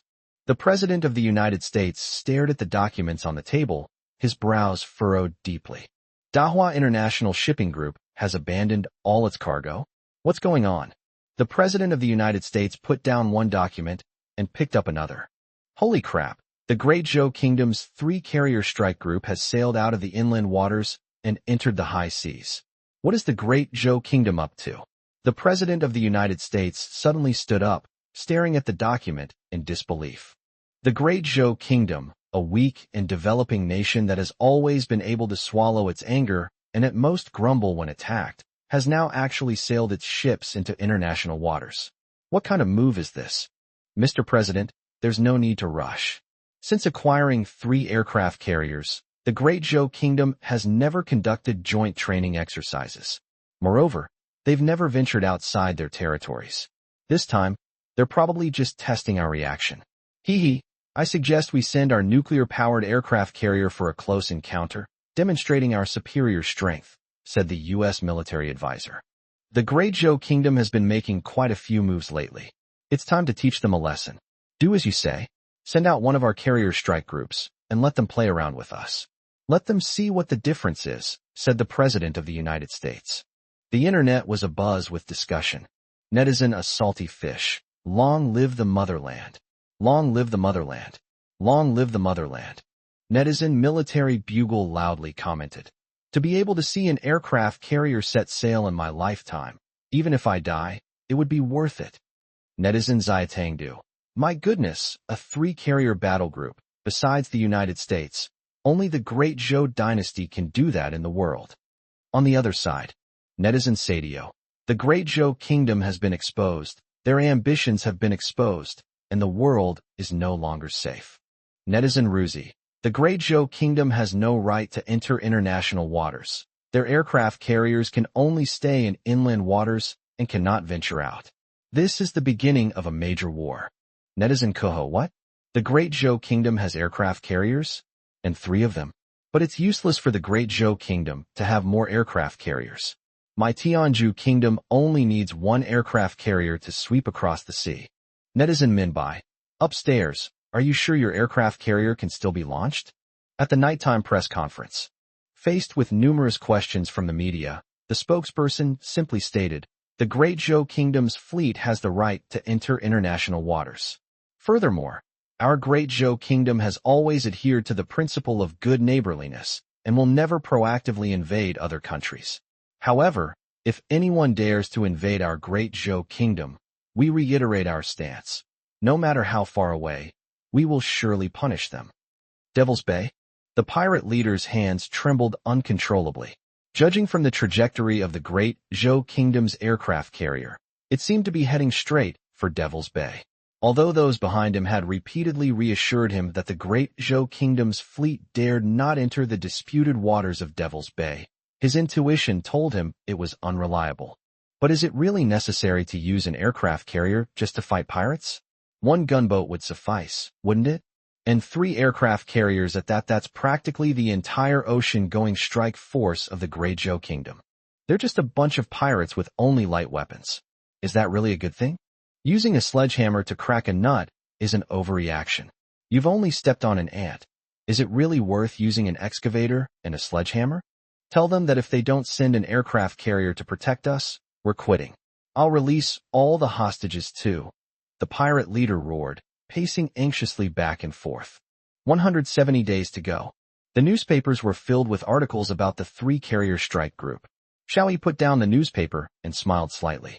Newspapers were filled with various analyses, with experts, some genuine and some not, jumping out to assert with certainty the necessity and importance of the Great Zhou Kingdom deploying its aircraft carrier. Xiao Yi was originally racking his brains trying to figure out what excuse to use to cover up the true intentions of the aircraft carrier group, but now there was no need. Even Xiao Yi had to admire and believe the conclusions drawn by those experts after their analysis. The reasons, the purpose, and the route analysis were all included, and they all seemed quite reasonable. An expert is an expert indeed. You can't argue with that. Xiao Yi understood a principle this time. You don't do something only because you have a reason, but rather, once you do it, a reason will naturally emerge to support it. That's often how things are in the world. Xiao Yi walked into the headquarters. The newly built headquarters building outside was already taking shape and had begun the process of interior decoration and exterior wall decoration. This demonstrates the remarkable speed of infrastructure development in the Great Zhou Kingdom. The capital of Chu is now bustling with activity. Infrastructure projects across the country have almost all come to a halt, but Chengdu has not only continued, but is flourishing everywhere, with construction proceeding at an unprecedented pace. Previously, it could take several years from planning to land acquisition, construction, sales, decoration, and occupancy, but now, it only takes 1 day from planning to construction. Under Shun Lin's leadership, the construction team is radiating a completely new brilliance. Their efficiency is astonishing. Of course, this is also thanks to the help of Xiao Yi and his team. The entire expert team mobilized to remove any obstacles they encounter. Whether it's the approval process or coordination between different localities, any obstacles are overcome. Extraordinary times call for extraordinary measures and extraordinary efficiency. Yao dutifully handed Xiao Yi a cup of coffee and a folder, saying, "The decryption team has decrypted the design blueprints for the mecha. I have notified the experts on mecha design, and they will be attending the team discussion this morning." Xiao Yi took a sip of coffee, nodded to Yao, and said, "I originally thought you were an arrogant and domineering daughter of a high-ranking official, and that you would be difficult to deal with. I didn't expect you to be such a treasure. Not bad, very good." Yao puffed out her chest. "That depends on who it is. If it were Gu Shouqing from yesterday, I'd be all high and mighty. But with you." At this point, Yao blushed, as if realizing her grammatical error, and hurriedly explained, "I'm only a good helper to the expert team." Xiao Yi didn't notice her unusual behavior. He returned to his office, organized some documents, and then went to the conference room. Chapter 65 Mecha Design Blueprints Bonus Chapter. The nationwide mobilization has a phenomenon that is completely different from any other organization. In almost every meeting, the leaders wait for the team members, rather than the team members waiting for the leaders. This reason is logically quite normal, because leaders are there to listen to reports and only need to listen. They don't need to prepare anything. Team members, on the other hand, are there to give reports and must have sufficient materials prepared before attending. However, in general meetings, leaders often deliberately arrive last to appear more prestigious, as they want to project an air of authority. However, in the expert group mobilized by the whole nation, status and face were completely unimportant. Everyone was wholeheartedly dedicated to one thing: to solve one problem after another and overcome one difficulty after another for the future of humanity. Extraordinary times call for extraordinary measures and extraordinary efficiency. Fang Weizheng and Qian Linsen also arrived at the conference room one after the other. Qian Linsen looked at Xiao Yi and asked, "How's things going with the shipping magnate?" Xiao Yi said, "Shipping magnate Nie Xianqian is actually very patriotic, but the country hurt him, which is why he acted so extremely. Fortunately, Yao's great-grandfather had foresight and noticed this matter back then, so he laid the groundwork early on. Otherwise, I wouldn't have been able to persuade the shipping magnate." Xiao Yi turned to Yao and said, "Yao, arrange for someone to pick up the shipping magnate's contact person tomorrow. She's his great-granddaughter and is in charge of all communications between Dahua Shipping and us. This is an arrangement made by the shipping magnate to minimize intermediaries." Upon seeing Wang Xinglin and Sikong Bei enter, Xiao Yi said, "I have some bad news. Our intentions may soon be discovered by other countries." Wang Xinglin and Sikong Bei were both stunned for a moment, especially Sikong Bei. He thought that this set of financial manipulation methods should be very secretive and not so easy to discover, especially since all the transactions were carried out in different parts of the world. Even if they were traced one by one, it would take a lot of time. Seeing that Sikong Bei and Wang Xinglin were still somewhat skeptical, Xiao Yi said, "When I went to Southeast Asia this time, the shipping magnate Nie Xianqian asked me directly if I needed his help to transport iron ore and crude oil. I was quite surprised when I heard that. The old man said that because I went to him, he could quickly guess our intentions. Similarly, if other Western countries analyze all our actions in a unified manner, they can also guess our intentions. According to the shipping magnate's analysis, the Western countries will discover our intentions in about 10 days at most. Therefore, our plans need to be brought forward, and you need to readjust your plans based on this latest situation," Xiao Yi said. Wang Xinglin and Sikong Bei immediately stood up and said, "Received. We will immediately improve the plan and bring forward all the timelines." Sikong Bei said in surprise, "Xiao Yi, if the shipping magnate comes, I must ask him some questions in person." Xiao Yi smiled and said, "It will be soon. Once the ship enters the South China Sea, I will arrange for someone to pick up the shipping magnate, Elder Nye, and bring him home." In just a few minutes, Wang Xinglin and Sikong Bei's meeting was over. They hadn't even had a chance to sit down properly. That's the efficiency of a nationwide mobilization of expert teams. "Xiao Yi, do you have a photo of the shipping magnate's great-granddaughter?" Yao asked. Xiao Yi smiled. "No need for photos. Just look at who has a stronger aura and more imposing presence than you. That's the person you need to meet. Yao Yao glared at him. I'd like to see who can be more arrogant than me. A burst of laughter suddenly filled the conference room. The conference room door opened again, and this time an elderly man with white hair entered, but full of energy. No, calling him an old man is inappropriate, because this person's spirit was more vigorous than that of a young person, and his movements were agile and light, even comparable to Xiao Yi. Luo Yaoyang is here to report for duty, the man said, his back straight. Also entering were Zhao Hongyi, the leader of the Frenzy Group, and Gu Linsheng and others from the Decryption Group. Feng Wei waved his hand and said, Everyone, please get to know each other. This is the new military team leader, Team Leader Luo. Team Leader Luo will be in charge of any military-related issues.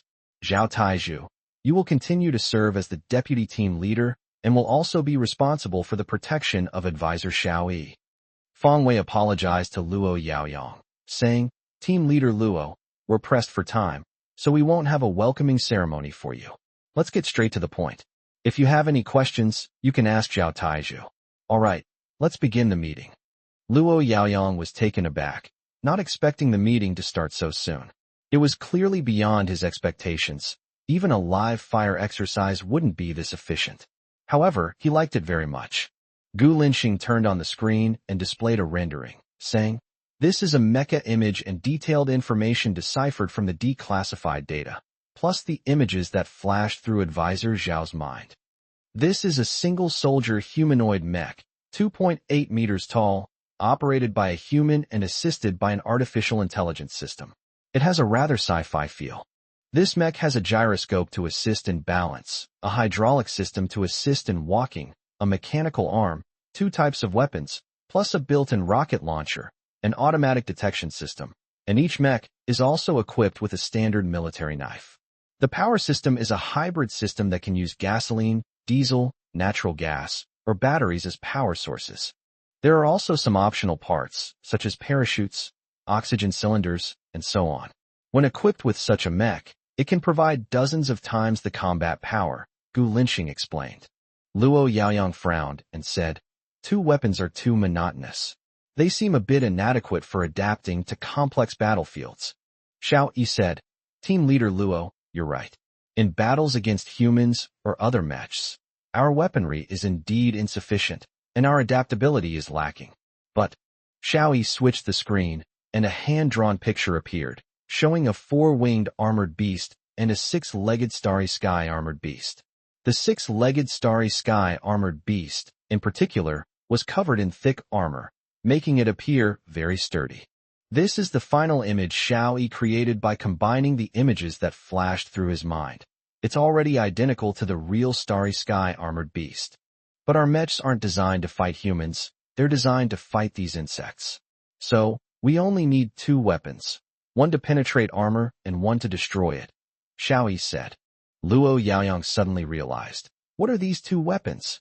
Gu Linsheng said, one type of weapon is an armor-piercing weapon, which uses the most mature domestically produced 12.7mm heavy machine gun. The reason for choosing this weapon is that it has a large stockpile, ammunition is plentiful, and it has been in service for a long time, having withstood the test of time and has a low failure rate. Moreover, the ammunition is easy to modify. More chapters to come. Give me whatever tips you can. I'll stay up all night to make up for it. Chapter 66. 1,000 soldiers are easy to find, but a general is hard to come by. Another type of weapon is the destructive weapon, which is generally used to destroy the internal structure of the starry sky beetle after penetrating its armor, directly killing it. For this weapon, we use the Atlan grenade launcher from the Russians. It has great power and a low failure rate. It is the most practical and proven destructive weapon. Feng Wei frowned and said, Aren't we supposed to buy weapons from the fighting nation? Luo Yaoyang waved his hand, an expert in this field. I've used this weapon, and it's really effective. Most importantly, we already have the capability to produce it independently. In just 1 month, we can build an assembly line and achieve self-sufficiency. Gu Linsheng continued, These 2 weapons are very effective against both the 6-legged star-armored beasts on the ground and the 4-winged star-armored beasts in the sky. Combined with the individual rocket launcher, they will fully meet our needs. Our enemy is not humans, but a relatively homogeneous group of star-armored beasts. Xiao Yi noticed that Gu Linxing had changed a lot. Now, Gu Linxing was confident, composed, and full of fighting spirit, showing none of the dejected and frustrated demeanor he had shown 10 days ago. He was also quite decisive in his words and actions. Sure enough, it wasn't just Xiao Yi who was growing. Everyone was growing, and Xiao Yi had even more confidence in the future. Wang Chong sat on the training ground of the Marriott Hotel, his eyes fixed on a slender figure. However, he only dared to look secretly. Every time Zhong Qianzhu turned around, he would quickly look away, either lowering his head or pretending to talk to the person next to him. Only after the waiters had all left the lobby and the teacher started the lesson did Wang Chong regain his focus and concentrate all his attention on the training, so that he could temporarily forget about that pleasant voice and captivating figure. There was nothing Wang Chong could do. He was too insecure. He knew he was just a construction worker, while the girl, so young, was already a hotel lobby manager, a manager in her own right. He could only admire her from afar. He dared not hope to win her favor. Dear students, starting today, we will begin a new training program on the key technical aspects of building steel walls. Please open your materials. The teacher's words brought Wang Chong back from his wandering thoughts, and he began to pay attention to the content of the lecture. Damn, why do we need to train people in this stuff? We're building houses, not city walls. What's the use of learning this? Old Ma, a fellow worker, shook his head and said, Old Ma, the government is paying for our training and even letting us eat in 5-star hotels. Of course we have to learn, another co-worker said. Wang Chong, don't you agree? Wang Chong was taken aback for a moment, then immediately said, Yes, our task these days is to study, so there's no harm in learning more. The teacher suddenly said, Everyone, perhaps you still have many doubts. You may think that what you've learned is useless, but I can tell you with certainty that it is definitely useful, and very useful indeed. What's the use, teacher? Someone jeered. Old Ma chimed in, asking the question as well. The teacher said, I don't know the specifics either. Boo! A chorus of boos erupted from the audience. However, there will be an exam after the course. Those who achieve excellent results will be directly promoted to outstanding construction workers. The teacher paused, and seeing that everyone's attention was on him, he continued, and will directly enjoy the treatment of a construction engineer. Whoosh! The audience erupted in cheers. Engineers are white-collar workers. It's a source of pride. These construction workers, on the other hand, are destined to be blue-collar workers who earn a living through physical labor their entire lives. Now, they actually have the opportunity to become white-collar workers. It's like a dream come true. Wang Chong was secretly delighted. An engineer? If he became an engineer, wouldn't he be able to pursue that kind and beautiful girl? Study. I must study hard. I've finished introducing the Mechs information, Gu Linxing said, then sat down. Feng Wei looked at the mechanical design expert and asked, Are there any problems with the manufacturing of this mecha? After careful examination, the expert said, We have the blueprints, the components are not difficult to find, and the assembly is not difficult either. Give me 3 months, and we can achieve mass production. Qian Linson looked up with delight. What is the production quantity? The expert confidently stated, It is achievable to have 100 Mechs roll off the production line every day. Xiao Yi, Feng Weizheng, and Qian Linson's expressions all changed. Mass production would be completed in 3 months, at 100 units per day.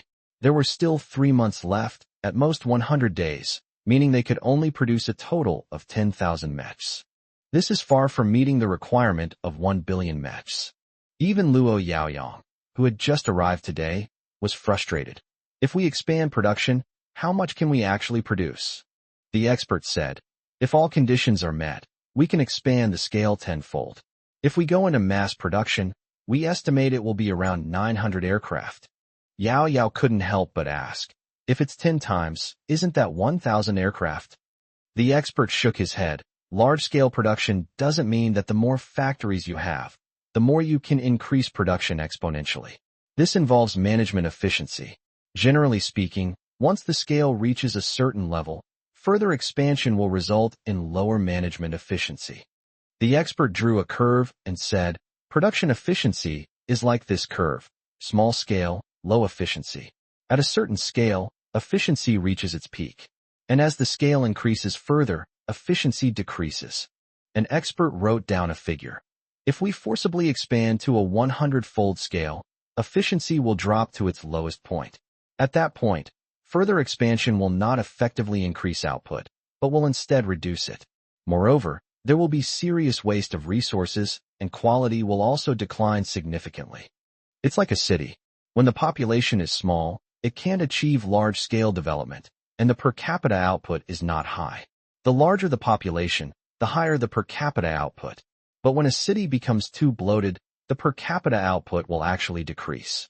If the population density of a city exceeds a certain level, the city will have big problems, which may lead to riots and unrest, and will greatly reduce the per capita output. Look at our neighbor, India. Its largest city has a population of 25 million and a total output value of 160 billion. Its second largest city has a population of 21 million and an output value of 209 billion. This speaks volumes, the expert said.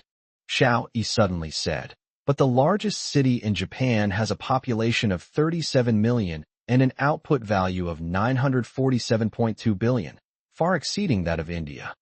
The expert shrugged. This brings up another issue, which is management. Managing a large construction team requires a strong talent. Look at Han Xian in ancient times. He told Liu Bang that Liu Bang could only command a maximum of 100,000 troops, while he could command as many as possible. If there were a management genius, there would be no problem. But where can you find such a genius? After all, there was only one Han Xian. Chapter 67: The Difficulty of Building a Billion-Dollar Mech. If one person can't do it, then form a committee, just like our expert group, that mobilizes the entire population. By pooling our wisdom, wouldn't we be able to manage things? Gu Linxing interjected. Experts say, based on domestic and international experience, the success of a company largely depends on its leader. This is true for Steve Jobs of Apple, Jeff Bezos of Amazon, Lei Jun of Rice, Rin Jingfei of Zhouwei, and the two Mas Jack Ma and Pony Ma. On the contrary, companies with strong teams do not perform as well, especially large companies. Building a billion mechs means a massive supporting industry, involving all sorts of things. And putting all these things together is a profound science. Let me give you an example. Suppose a small belt has a quality problem and needs to be replaced. If it's a small factory, it's simple, they just need to buy a new one. But in a large corporation, problems arise. Some parts are fixed, but some less efficient parts aren't, resulting in inconsistent quality. Many belts have to be scrapped or reworked. There are at least dozens, hundreds, or thousands of such problems every day. This requires rapid decision-making and quick correction. Team management can't do that. Only companies with centralized personal authority, relying on the leader's decision-making ability to make quick judgments, can achieve this. With so many business geniuses in our country, isn't there a single one who can succeed? Yao Yao couldn't help but ask. The expert shook his head. It's not that it's bad. It's that it hasn't reached the level of Han Xian. And another point is that everyone has their own strengths. Some excel at innovation, some at integration, some at communication, and some at discovery. An excellent manager can probably produce 10,000 or even 100,000 units per day, but anything more is very difficult. What we need now is a minimum production of 1 million or even 10 million, which requires a management genius. Simply expanding the scale could actually cause a disaster. Feng Wei looked at Xiao Yi. Xiao Yi, how did the second universe solve this problem? Xiao Yi shook his head. It's not solved. The lack of Mechs is one of the reasons for the fall of the second universe. The room fell silent. Feng Weijing sighed. Let's put this issue aside for now. You guys draft a construction plan first. As for who will be in charge, we'll look around for someone more suitable. The expert nodded.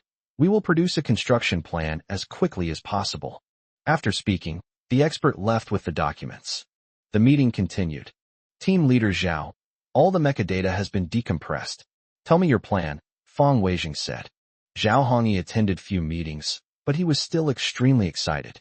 Distinguished leaders, I've reviewed the Mechs data, and I've found that its parameters largely match those of a basic mech in our homeland game. We only need to make some modifications and remove some other mech parameters to achieve over 90% simulation accuracy, Xiao Yi said excitedly.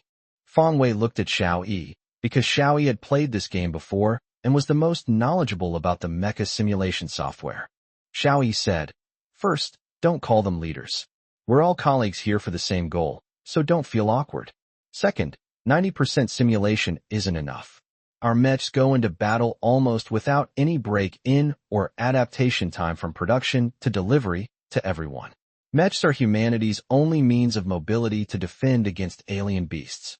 To minimize losses, we can't let everyone die because of the need for a long period of adaptation and training.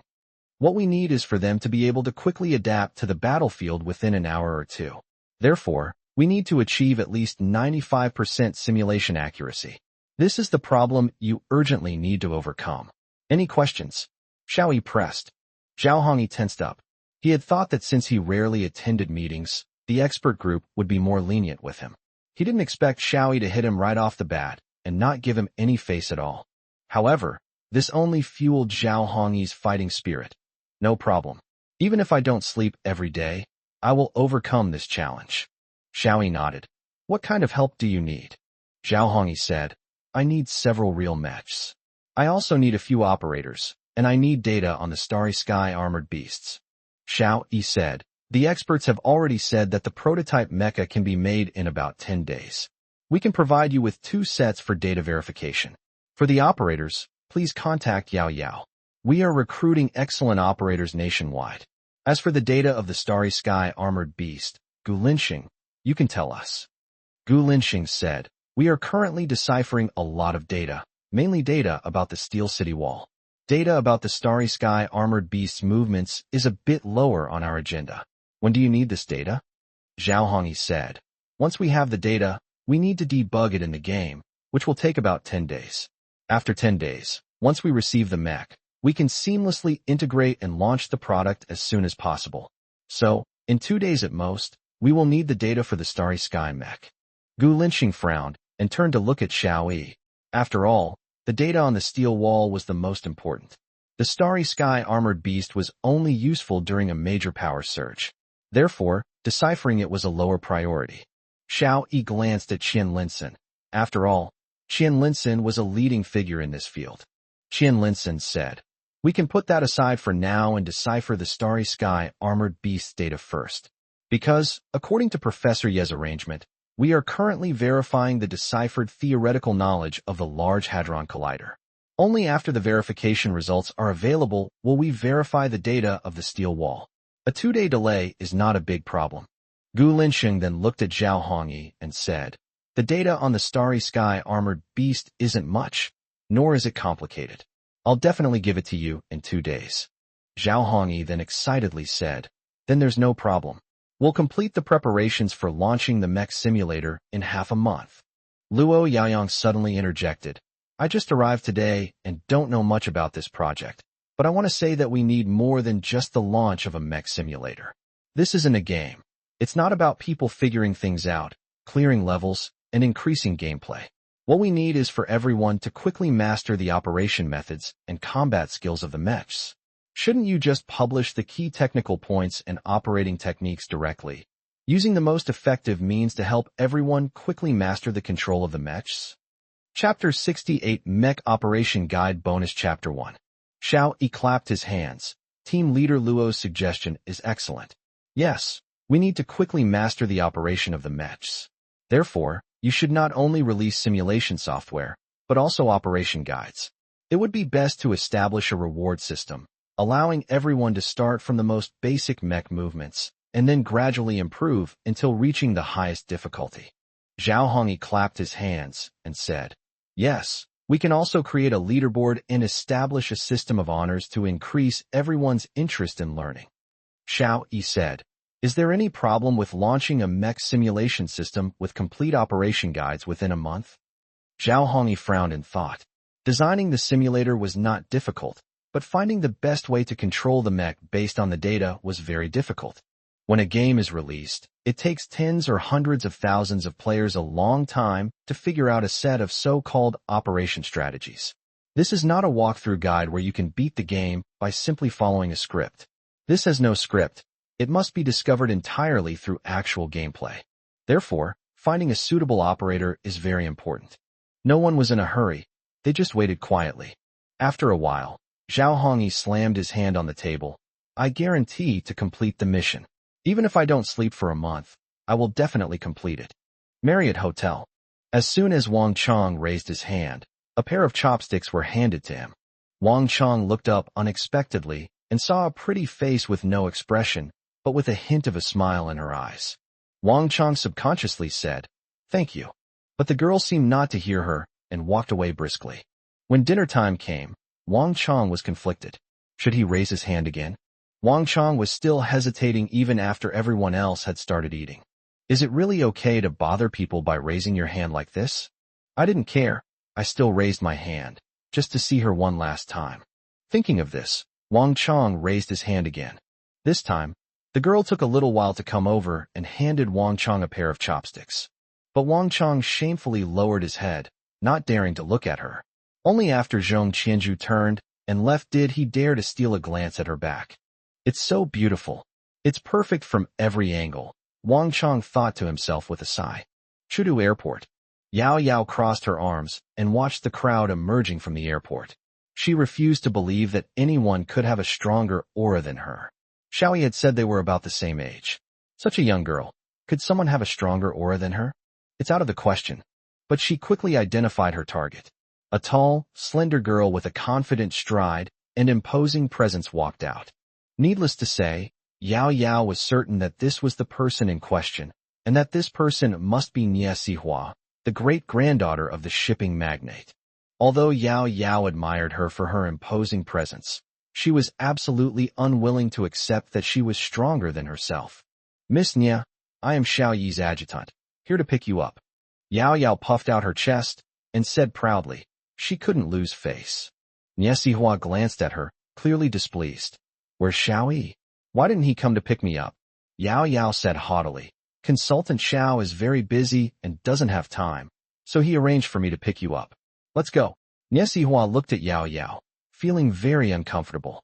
When Xiao Yi went to Southeast Asia, she personally picked him up at the airport, but when it came to her arrival in the Great Zhou Kingdom, Xiao Yi only sent a lowly adjutant. It was simply too disrespectful. Xiao Yi, I'll remember you. Sending just an adjutant? Who do you think you are? I don't need you to pick me up. I have my own car. Nie Sihua shook off Yao and strode towards the door. Yao was furious. How dare someone think she wasn't good enough? She couldn't stand it. She snorted at Nie Sihua. Sit if you want, don't sit if you don't. After saying that, he turned to leave, but the phone suddenly rang. Yao, you have to bring her here, otherwise you don't need to come back. Clearly, Xiao Yi was afraid that she would throw a tantrum, so he made a special call to remind her. This put Yao in a difficult position. She wasn't afraid of Xiao Yi getting angry, nor was she afraid of Nie Sihua getting angry, but she was afraid of losing her position as adjutant. She always felt that Xiao Yi was looking for an excuse to fire her, and she couldn't give him that opportunity. I guess it's because I interfered in Xiao Yi's private life that Xiao Yi tried to use this method to squeeze me out. But I'm magnanimous. Trying to squeeze me out like this is impossible. Thinking of this, Yao quickly put aside her pride and rushed to Nie Sihua, saying, My name is Zheng Shuiyao. Welcome back to China. I am here on the orders of advisor Xiao Yi to bring you back. Please come with me. Nie Sihua wasn't buying it. No need. I'm not interested unless Xiao Yi is picking me up. I can make a call, and someone will come to pick me up right away. Yao's face hardened, and she suddenly reached out and hugged Nie Sihua's waist. I've participated in special forces training, so dealing with you won't take much effort. I'll give you two choices. Either come with me, or I'll carry you away. My readers are so supportive. Thanks to reader, words don't go together, for the generous reward. It really stung. Thanks also to user 227777837, Royu's dad, and others for their donations. There are just too many people to keep track of. As usual, we reached 50 readers yesterday. So here are 2 chapters. One more chapter coming up later. Chapter 69. Two women clash. One wins in Aura Bonus Chapter 2. Feeling the immense force in her waist, Niesihua believed it. Faced with such a rude person, she really had no choice but to obediently get into the car. As the car started, Yao Yao smiled smugly. You're still a bit lacking when it comes to aura. Niesihua glared angrily at Yao Yao from behind and said, I'm going to sue you, and also your boss Xiao Yi. I'm very dissatisfied with your attitude. Tell me, who is your boss? Yao Yao drove without turning her head and said, My boss is Xiao Yi, of course. Go ahead and sue me. He's the one who told me to pick you up at all costs. Niesihua was taken aback, then angrily asked, Who is Xiao Yi's superior? Yao Yao tilted her head and thought for a moment before saying, It seems that even Commander Fong and Deputy Commander Qian can't control Xiao Yi. Xiao Yi's boss must be the big boss. I can't help you with that. I can't arrange for you to meet the big boss, and I don't even know the big boss's phone number. Niesihua was taken aback. What did you say? The only one who can control Xiao Yi is the big boss. Yao Yao shrugged. That's pretty much the gist of it. Niesihua found it strange. Xiao Yi wasn't that old, at most a little older than her, maybe even younger than herself, yet he wielded so much power. It was indeed odd. The car stopped, and Yao Yao got out. After waiting a while, she didn't see Niesihua get out. She climbed into the driver's seat and said, We're here. Get out. Niesihua rolled her eyes at her. How am I supposed to get out of the car if you don't open the door for me? Yao Yao raised her fist fiercely. It seemed that, apart from her great-grandfather, she had never opened a car door for anyone. Now, to have to open the door for a girl was simply unacceptable. But remembering Xiao Yi's warning, she could only suppress her displeasure and open the car door. Please get out of the car, Miss Niesihua. Niesihua then got out of the car triumphantly and gave Yao Yao an arrogant chin. Upon arriving at the conference room, Xiao Yi immediately spotted Niesihua and quickly greeted her, saying, We are monitoring the aircraft carrier's movements. You've come at the right time. Could you send us the ship's location so we can advise the carrier on its course? The large screen displayed a nautical chart showing that the aircraft carrier battle group had entered the Indian Ocean and was heading towards its destination. The destination was clearly Devil's Bay. Luo Yaoyong, with his gray hair, was examining the data, occasionally glancing at the fleet's position on the nautical chart. He was surrounded by a group of people, all of them intently focused. Niesihua rolled her eyes at Xiao Yi, but for the sake of the bigger picture, she suppressed her displeasure and said, I'll have our company send over the fleet's location right away. A dozen minutes later, the screen displayed the positions of the various cargo ships. Countless tiny dots were scattered across the nautical chart, some already at their destinations, while others were still sailing on the high seas. According to my grandfather's arrangement, cargo ships from other places will directly transport the goods, hoping to make as many trips as possible before the outside world guesses our intentions. Especially for ships from Australia, we aim to make at least 3 round trips. As for the oil tankers from the Arab world, we will first gather them together, and then we will transport them in batches once the escort ships arrive. The fastest oil tankers may stay in the Arab world for 1 to 3 days after they are full of crude oil, before entering Devil's Bay, until all the oil tankers are fully loaded and pass through Devil's Bay together, Niesihua said. Xiao Yi glanced at the nautical chart and said, That's taking too long. Our aircraft carrier shouldn't need that much time. Team leader Luo, what do you think? Luo Yaoyong said, I know what the shipping magnate means. He's worried that we can only complete 1 escort mission, since we've never entered Devil's Bay before. Devil's Bay is an internationally disputed area, and according to international practice, only the armed forces of the United States and their allies are allowed to enter Devil's Bay. Therefore, the shipping magnate believes that we can only enter Devil's Bay by surprise and then escort them out, so as not to provoke a strong reaction from Western countries. If we had entered Devil's Bay much earlier and hadn't come out, insisting on waiting until all the oil tankers had passed through safely, Western countries would definitely have taken action, and a conflict might have broken out. Luo Yaoyong pointed to a small red dot on the screen and said, Look at the Atlantic Ocean. The United States nuclear-powered aircraft carrier has turned around and is approaching our carrier group. They are definitely not here to make friends with us. Niesihua quickly said, Yes, that's what my grandfather meant. We'll launch a surprise attack, so the escort team can come in and out quickly, and even if Western countries protest, it won't have any effect. Xiao Yi shook his head, but this will be extremely risky. If they figure out our intentions, and then suddenly send people to blockade the strait, we won't be able to complete our mission. This is a race against time, the faster the better. Xiao Yi looked at Luo Yaoyang. Team leader Luo, what do you think? Although Luo Yaoyang is new here, he is an aircraft carrier expert and a military expert, so he has the most authority to speak on this matter. Luo Yaoyang pointed to the entrance to Devil's Bay and said, the entrance to Devil's Bay is very narrow. If someone causes an accident at the entrance, they can block it. If our oil tankers gather together and they deliberately cause trouble to block the entrance, our oil tankers will not be able to enter at all.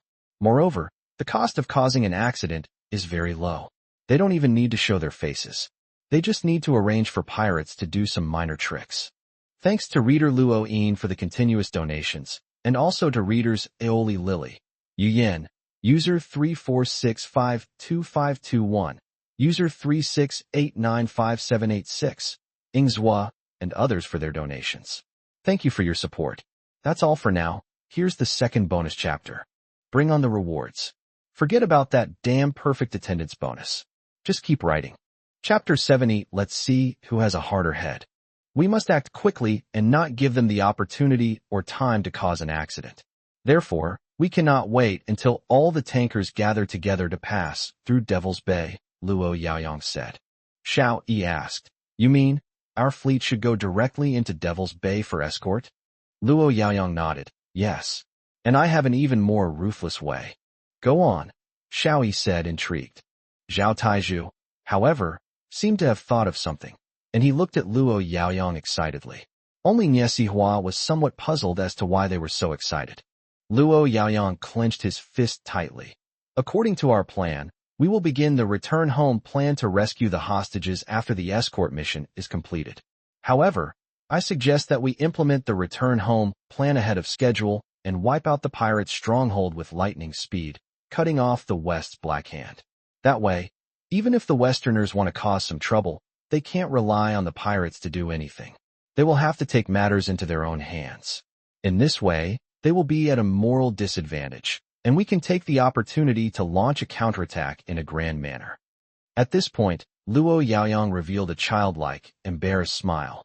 It's just that this idea is too radical, and I doubt the higher-ups will allow it. After all, the principle of our great Zhou kingdom is never to provoke trouble, but we are not afraid of trouble either. Xiao Yi smiled and said, Old Luo, go for it. This is a small matter. The entire expert team can handle it. Extraordinary times call for extraordinary measures. Implement this plan immediately. As for the reporting, I'll take care of that. Xiao Yi looked at Niesihua and said, Miss Nia, inform your ships to complete the mission as quickly as possible. There's no need to assemble. Niesihua stared dumbfounded at Xiao Yi, Luo Yaoyang, Zhao Taizhu, and the expert group, and said in surprise, Such an important matter. You just made this decision? Xiao Yi nodded, yes. But my grandfather said you should have at least 2 or 3 days to finalize the plan. That's why he asked the tanker to wait at the entrance to Devil's Bay, Niesihua said. Luo Yaoyang said, in the past, our maritime power was weak, and we really had to consider everything carefully before we did anything.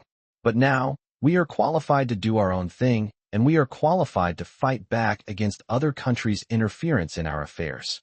Xiao Yi also said, we have been holding back for a long time. The Yi Wanqing incident, the Gao Daqiang incident, and the many citizens of Great Zhou who were unjustly detained by pirates, we have been enduring all this. It's not that we don't want to fight back, but that we are building up our strength. As we always say, those who offend Great Zhou, no matter how far away, will be punished. Now that the aircraft carrier has been deployed, let's draw our swords. Niesihua was still somewhat worried, but, as team leader Luo just said, the United States nuclear-powered aircraft carrier has arrived, and their carrier and weapons are more advanced than ours. If a war breaks out, we will suffer losses. Luo Yaoyang laughed loudly. Don't worry, an accidental clash is possible, but a war is impossible. We won't fire the first shot. Whoever fires the first shot is morally reprehensible. As long as we don't fire, What can they do to block our way? If they really dare to block our way, we'll clash with them. Let's see who's more stubborn. Faced with a 3-carrier battle group, even a nuclear-powered carrier group wouldn't dare to move easily. If they also want to build a 3-carrier fleet, they'll have to bring 2 carriers from other oceans. But by the time their carriers arrive, we'll have already completed our escort mission, and they can just follow behind and eat our words. Luo Yaoyang was full of energy and high spirits, clearly having been brewing this idea in his mind for a long time, but without the opportunity to realize it. Now that he has the opportunity to realize his dream, he feels completely at ease. Donghua City.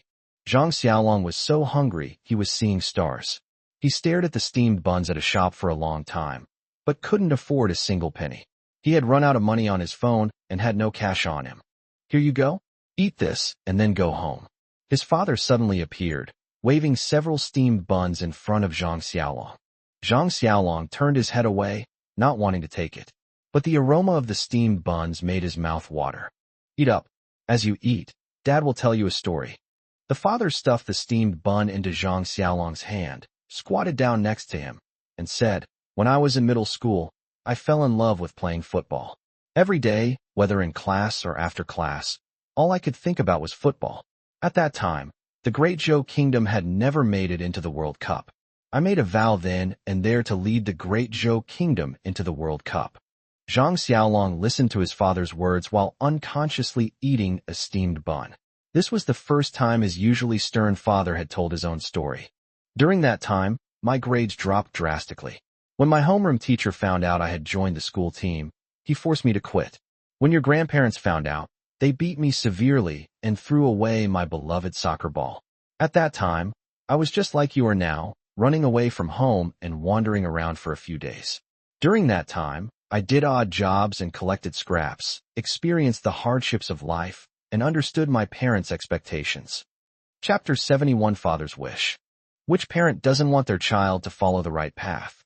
They all want the best for their children. Playing football should only be a hobby, not a profession.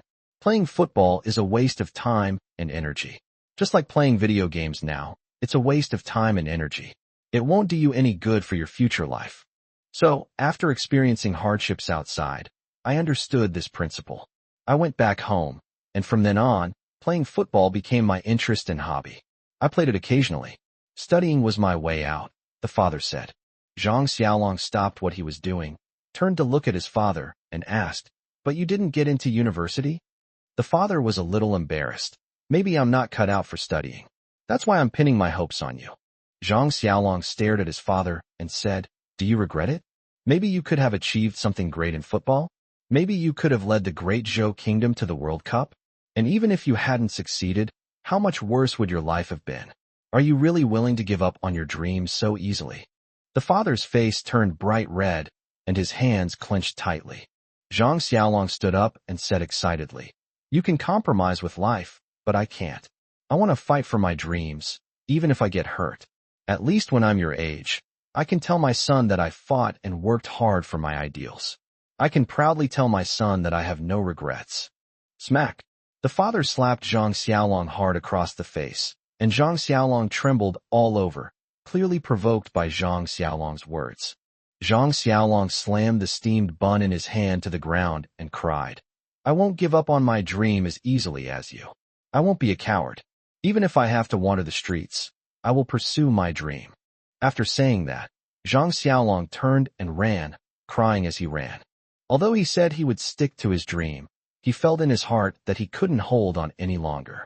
He knew that after wandering around for a while, he would most likely end up like his father, compromising with life, having to give up his dreams, pick up his books, and honestly take the college entrance examination to squeeze onto that single plank bridge that countless people are trying to cross. That's life. However, before compromising, he still wanted to persist and struggle. He doesn't want to regret it when he's old. The meeting ended, and it was getting late. Xiao Yi glanced at Nie Sihua and noticed that she looked embarrassed and uncomfortable. "Miss Nie, are you feeling unwell?" Xiao Yi asked. Nie Sihua shook her head with a strange expression, but the next moment, her stomach made a very embarrassing rumbling sound. Xiao Yi suddenly realized that Nie Sihua probably hadn't eaten much on the plane, and after arriving at the headquarters, she started an intense meeting. Now it was almost dark, and she was probably starving. Since Niesihua wasn't familiar with everyone yet, she was too embarrassed to ask for food. So she remained hungry. Xiao Yi felt something was off. Logically speaking, Yao, this treasure girl, should have thought of this long ago. Why didn't she arrange a meal for Miss Nia? I'm sorry, it was my negligence. Come on, I'll take you to the cafeteria. The food there is very good, Xiao Yi said with a smile, leading the way. Upon hearing the name Yao, Niesihua became furious and forgot about her stomach. She stood up and said, I want to sue you, my adjutant. You are not of high rank, but are arrogant. Moreover, you are incompetent. You didn't even prepare food for me, such an important guest. Xiao Yi was taken aback. He remembered that Yao had prepared coffee and snacks for him in the office. However, he immediately realized that this was a contest between two girls with strong presences. I'm going to sue you. You didn't even pick me up yourself, and you only sent such a nobody to pick me up. This is contempt for me, Niesihua said angrily. Xiao Yi said apologetically, I'm really too busy. I'm sorry. However, your accusation is invalid. My status is special, and no one will accept your accusation. Niesihua asked suspiciously, is it really only the big boss who can control you? Xiao Yi turned to look at Niesihua and said, it's not a matter of who's in charge. You've spent half the day in the operations room, so you should know more or less about the current situation. We don't intend to hide anything from you and Elder Nia. Therefore, you should understand how difficult the current situation is. So, focus on the overall mobilization of the people and reduce internal conflicts. You are also a citizen of the Great Zhou Kingdom, with the blood of the Great Zhou Kingdom flowing in your veins, so I believe you can understand. Niesihua blushed, stammering, and unable to speak. This was the first time she had been speechless in front of a young man. This made her, who was proud, very uncomfortable, but she couldn't refute him. Xiao Yi reached out and tugged at her arm. We're almost at the cafeteria. Let's go. I'm hungry too. Niesihua felt awkward and didn't want Xiao Yi to control her emotions like that. Xiao Yi suddenly said, as for the battle between you and Yao, that's up to you. Whatever makes you happy. Chapter 72 Fighting Pirates. We need a reason bonus Chapter 1. Niesihua felt relieved. It turned out that Xiao Yi was aware of her situation. She immediately felt lighter. Okay, you said it. I will definitely make your pretty adjutant cry. After saying that, her steps became lighter, and she quickly caught up with Xiao Yi's pace. 169 days to go. Zhang Xiaolong sat up from the park bench, his clothes damp with the morning dew, making him shiver. He jumped around a few times, trying to warm himself up, but his stomach growled, and his legs felt weak. At this age, people are naturally growing, and their appetites are astonishing. After not eating properly for 2 days, Zhang Xiaolong felt like he was starving to death. He unconsciously walked to the steamed bun stall again, staring at the freshly steamed buns and swallowing hard. Suddenly, he saw his father again, and he quickly turned and ran. But his father did not give up and chased after him. After running a few steps, Zhang Xiaolong looked back and found his father squatting on the ground, clutching his stomach, his head covered in sweat. Zhang Xiaolong ran back and asked, Dad, what's wrong? Are you sick? The father waved his hand, took a breath, and said, It's nothing. I came out to look for you early this morning, and I'm exhausted. Are you hungry? Have some steamed buns. Father then took out a few more steamed buns. Zhang Xiaolong hesitated for a moment, but still took it and swallowed it in big gulps, saying as he ate, Don't bother, I won't give up. The father didn't speak, but after a while he said, I regret it. Zhang Xiaolong was taken aback. He stopped chewing and, with his mouth full of buns, mumbled, What? The father squatted down and said, Didn't you ask me if I regretted it? I do regret it. My coach told me that I have a high aptitude for football. As long as I persevere and train hard, I might achieve something in football. But I gave up, so I regret it. Zhang Xiaolong was stunned. The father looked up, tears welling in his eyes. Perhaps, if I had insisted back then, life wouldn't have been so bland and boring, so difficult. But thankfully, God gave you to me. The father pulled a flyer from his clothes and handed it to Zhang Xiaolong. If you really don't want to give up, then give it a try. After saying that, the father stood up, rubbing his legs and lower back, and slowly walked away. Zhang Xiaolong looked at the poster in his hand with suspicion. It read, Recruiting Mech Simulators. Most importantly, the recruiting unit was none other than the all-out mobilization expert team, Frenzy Group. This is an amazing department, an amazing team. In just the last few days, news about the nationwide mobilization of the expert team has spread throughout the country. And just like always, without any official announcements, the National Mobilization Expert Team has been mythologized. Becoming an employee of the National Mobilization Expert Team is equivalent to successfully transcending tribulation and ascending to immortality. Zhang Xiaolong's heart began to pound uncontrollably. Xiao Yi entered the headquarters and saw Luo Yaoyang asleep in a chair. He clearly hadn't gone home all night. Xiao Yi glanced at Zhao Taizhu, who had obviously not gone back either, and was now staring at the big screen observing the situation. Suddenly, Luo Yaoyang woke up with a start. He stood up abruptly and said, Report the location of the first oil tanker. Report, the first oil tanker will arrive at the entrance to Devil's Bay at 4 o'clock this afternoon, Zhao Taizhu said. What's the situation with the iron or cargo ships? Luo Yaoyang pressed. The first batch of iron ore has arrived at our dock. I have already notified the Nanhai Deepwater Terminal to empty the other cargo ships and have them transferred to nearby ports for unloading. The Nanhai Deepwater Terminal will only accept iron ore and oil tankers arriving at the port, Zhao Taizhu said. He now genuinely admires and respects Luo Yaoyang, the team leader. Where is our aircraft carrier located? Luo Yaoyang asked. We will arrive in the waters near Devil's Bay around 10 a.m., Zhao Taizhu said. When the elderly Fong Weijing reappeared, Xiao Yi quickly went to greet him and said, Commander Fong, you're getting old. Don't push yourself too hard. Fong Wei shook his head. I just came to check. Has the aircraft carrier entered Devil's Bay yet? Zhao Taizhu said, At 10 a.m., the aircraft carrier will arrive in the waters near Devil's Bay. Where is the oil tanker? The oil tanker is related to the official release time of the nationwide mobilization order, so it is on everyone's mind. The tanker will arrive at 4 o'clock in the afternoon, Zhao Taizhu sighed. From the time the aircraft carrier arrives at Devil's Bay to the tanker's arrival, and then the escort fleet sets sail to escort it, it will probably take 7 or 8 hours. Xiao Yi frowned. Time is money. We can't just sit here and wait. A military expert said, if our escort fleet rashly enters Devil's Bay, it may provoke interception by Western countries. We lack a justification. Moreover, we have never entered Devil's Bay for escort missions before, and rashly entering would cause international disputes. Furthermore, in order to conceal our operations, Dahua Shipping flies the flag of Southeast Asian countries. Even if we were to provide escort, it wouldn't be justifiable. We cannot escort without a reason. In a sense, that would be challenging international rules. Xiao Yi frowned. Then we'll create a reason.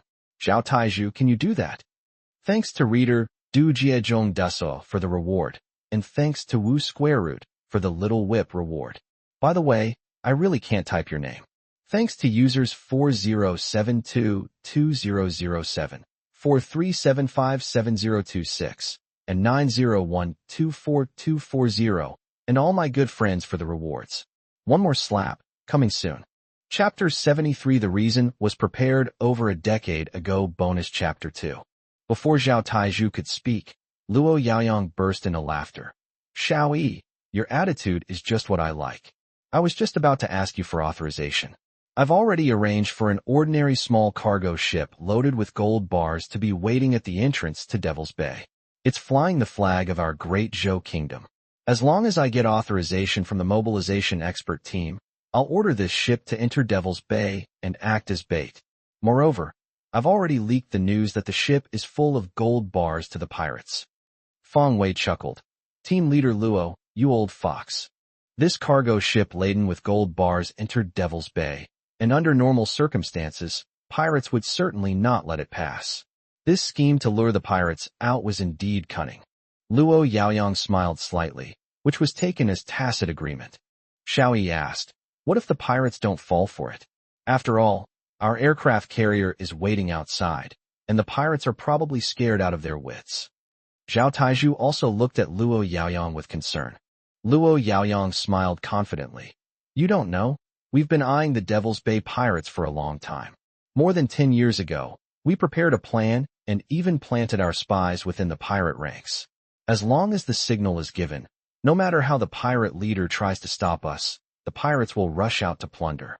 At that time, our escort fleet can openly and honestly take down the pirates' lair. Xiao Yi clapped his hands excitedly.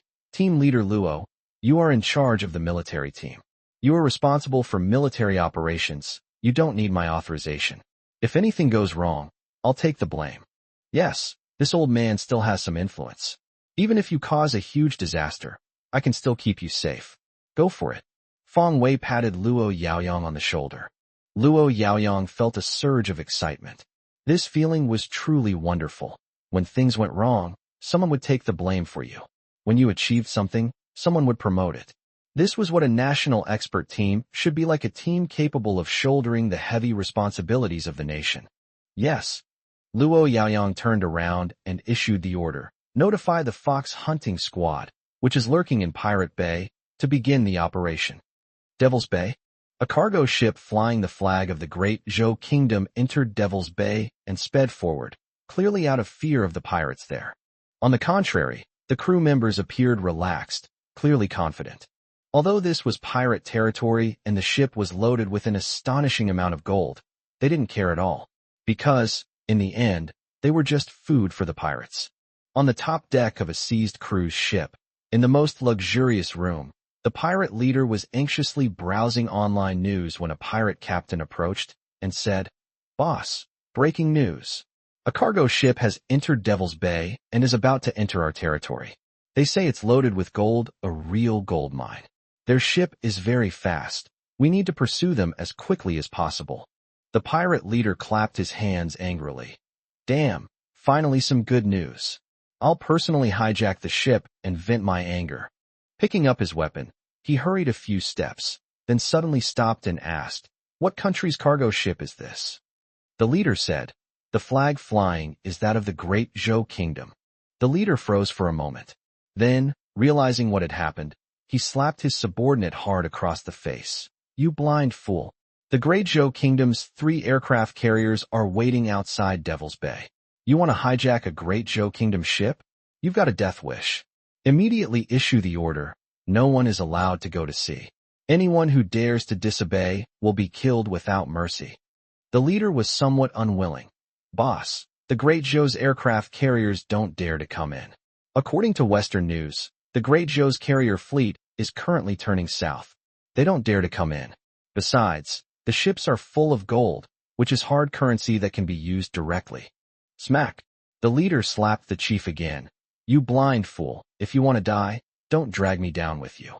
The Great Zhou Kingdom's aircraft carrier has turned around, but the cruiser hasn't. It's facing us. Aren't you just giving them a reason to attack? With our defenses, any gunboat can fire 2 shells, and we're dead." The leader picked up his gun and fired 2 shots at the ground beneath the leader's feet. "If you dare to go out to sea, I'll kill you." The leader turned and walked out, unwilling to accept his fate. As they passed the ship's cabin where pirates were gathered, a short man stopped the leader. "I heard there's a big fish?" The leader shook his head. "The boss won't allow the robbery." A greedy glint gleamed in the short man's eyes. "Is the ship full of gold bars?" The leader nodded. The short man chuckled to himself and said, "If the boss doesn't dare, then why don't you dare either?" The leader frowned. "What do you mean?" The short man said, "Do you want to be a pirate for the rest of your life? Living in constant fear, aren't you afraid of encountering a formidable opponent and dying at sea?" The leader was taken aback. "Don't just stand there. My ship is powerful and fast. We'll secretly hijack it, transfer the gold bars to my ship, sail into international waters, find a place to live under assumed names, and with these gold bars, we can live a carefree life for the rest of our days," the short man said. "Thanks to readers I want to like. My name is Dead. Do you know there are immortals? Xiao Yi, quantum mechanics, and many others I can't list. Thank you for your donations." Second update delivered. It's Monday again. Wishing everyone continued happiness. Chapter 74. The historic moment has finally arrived. The leader's eyes lit up. He touched his swollen face, gritted his teeth, and said, "Let's do it. We're already in this dangerous business. Why should we be afraid of this and that? You're right. If we pull off this, we can go ashore and become wealthy, law-abiding citizens. A dozen minutes later, a speedboat sped out of Pirate Harbor and into Devil's Bay, chasing after the fast-moving gold ship. After the pirates boarded the ship, they found that all the sailors had jumped overboard and escaped. They caught a big, fat fish without lifting a finger. Upon seeing the dazzling gold bars, the group of pirates excitedly began to dance. Meanwhile, news was broadcast on major news outlets around the world. A cargo ship carrying gold belonging to the National Bank of the Great Zhou Kingdom had been hijacked by pirates, and the ship was carrying gold bars worth billions. In order to retrieve the gold cargo ship and to escort ships of the Great Zhou Kingdom passing through Devil's Bay, the Great Zhou Kingdom's carrier group, which was conducting 3 carrier formation training in the nearby waters, dispatched several cruisers into the disputed waters of Devil's Bay to provide escort. Devil's Bay? The military no-go zone that the Great Zhou's military forces had never been able to enter has finally been breached by the Great Zhou. 3 cruisers, 6 frigates, 4 nuclear-powered submarines, a helicopter carrier, and several small gunboats proudly entered Devil's Bay. This was a historic breakthrough, and a breakthrough that shocked the world. The world was in an uproar at that moment. Netizen Sazi, the wolfish ambitions of the Great Zhou Kingdom have been exposed. They have taken the first step in invading the world. We should declare war on the Great Zhou Kingdom. Netizen Blue Star, the person upstairs is blind. It's clearly a righteous escort. Relying on your fleet for escort will only make the pirates more and more rampant. We still need our Great Zhou Kingdom to quell the pirates. Netizen Rosie, another militarist has bared its fangs. Where are U.S. aircraft carriers? Intercept them immediately. Netizen Army of Justice. Who exactly is the militarist? Aren't you the ones who support pirates? Aren't you the ones who instigate terrorist attacks? Netizen Fens. Where are the gold bars? I want to become a pirate. A netizen commented, a military song resounds. Those who dare to offend my Great Zhou Kingdom, though far away, shall be punished. Hey upstairs, how many heads do you have? Look, the moment my Great Zhou Kingdom's naval fleet appears, the pirates flee in terror. Netizen Bend. Wow, the Great Zhou Kingdom really dares to fight. This sleeping lion has awakened, and the world is in danger. Netizen Old Gun. The Great Zhou Navy is mighty. We have finally unsheathed our swords. Salute to the valiant warriors escorting us. At an emergency press conference, the spokesperson calmly stated, because our national bank's cargo ship was hijacked, rampant piracy has become a malignant tumor on the sea routes. It is true that Devil's Bay is a disputed area, and it is also true that the jurisdiction of Devil's Bay belongs to Western countries. However, since you are unable to control the pirates, then let the navy of our Great Zhou Kingdom teach you how to govern. The spokesperson continued, I hereby formally announce that our ocean-going fleet will provide escort services for all countries in need of escort, ensuring the safety of their goods and personnel. To my knowledge, our escort fleet has already received requests from more than a dozen countries, including Pakistan, Southeast Asia, and even the United States, to provide escort services for their cargo ships. We will let the world know what order should exist in Devil's Bay. The reporters immediately erupted in chatter, raising their hands frantically to ask questions. A reporter who had been granted permission immediately stood up and said, Spokesperson, I would like to ask how long your escort will last. Also, why is it such a coincidence that the 3 carrier strike groups are right in the area where the incident occurred? Was this something you deliberately arranged? The spokesperson smiled slightly. We'll arrange for pirates? Your imagination is good enough to write a web novel. As for the escort time, it might be very short, because the Great Zhou Kingdom will allow these pirates to become law-abiding citizens. Another reporter asked, is there a plan to rescue Mr. Gao Daqiang in this escort operation?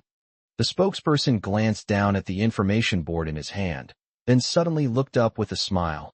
According to the latest news, Mr. Gao Daqiang has been rescued. The venue erupted again. Upon hearing that the Great Zhou Kingdom's gold-carrying ship had been hijacked, the pirate leader panicked.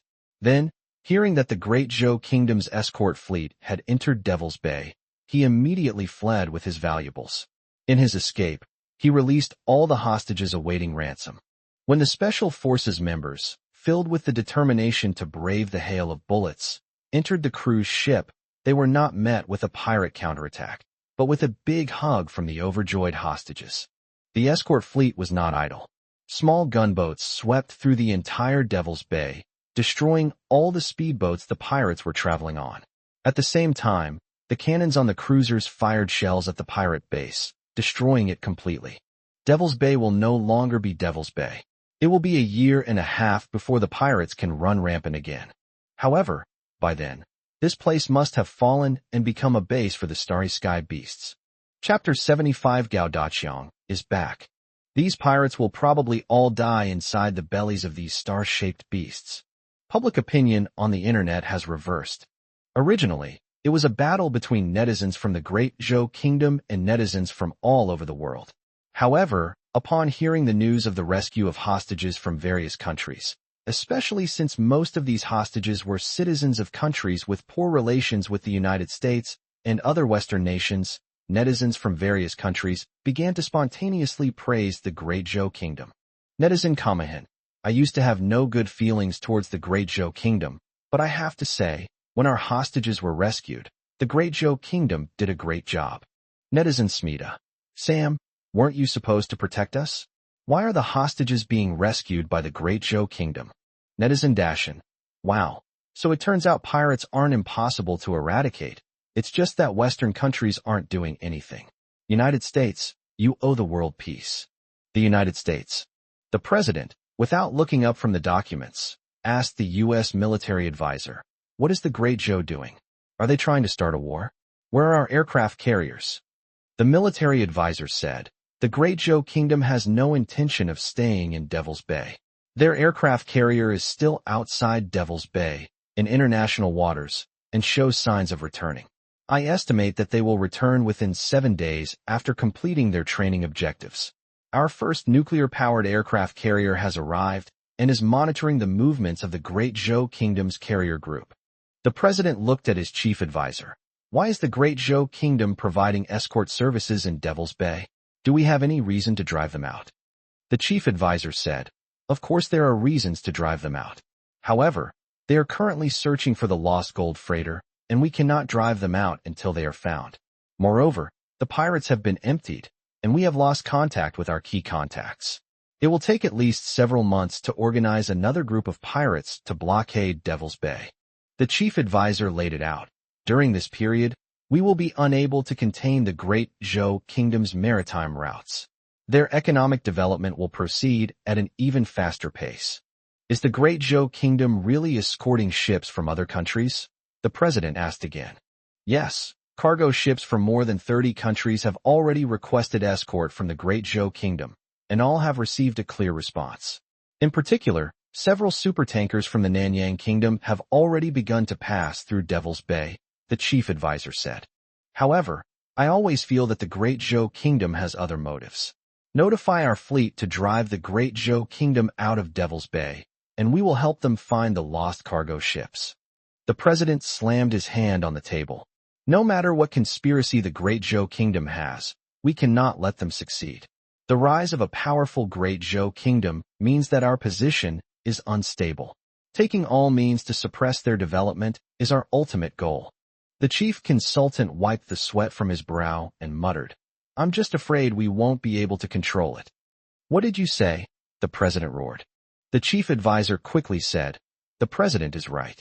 We cannot lose our status as the world's #1 power. Operations room of the General Command. A scene appeared on the big screen, filmed by a Special Forces soldier. One of the team members pried open a locked iron door and rushed into the cabin. There, on a bed with almost no bedding, lay a bloodstained body.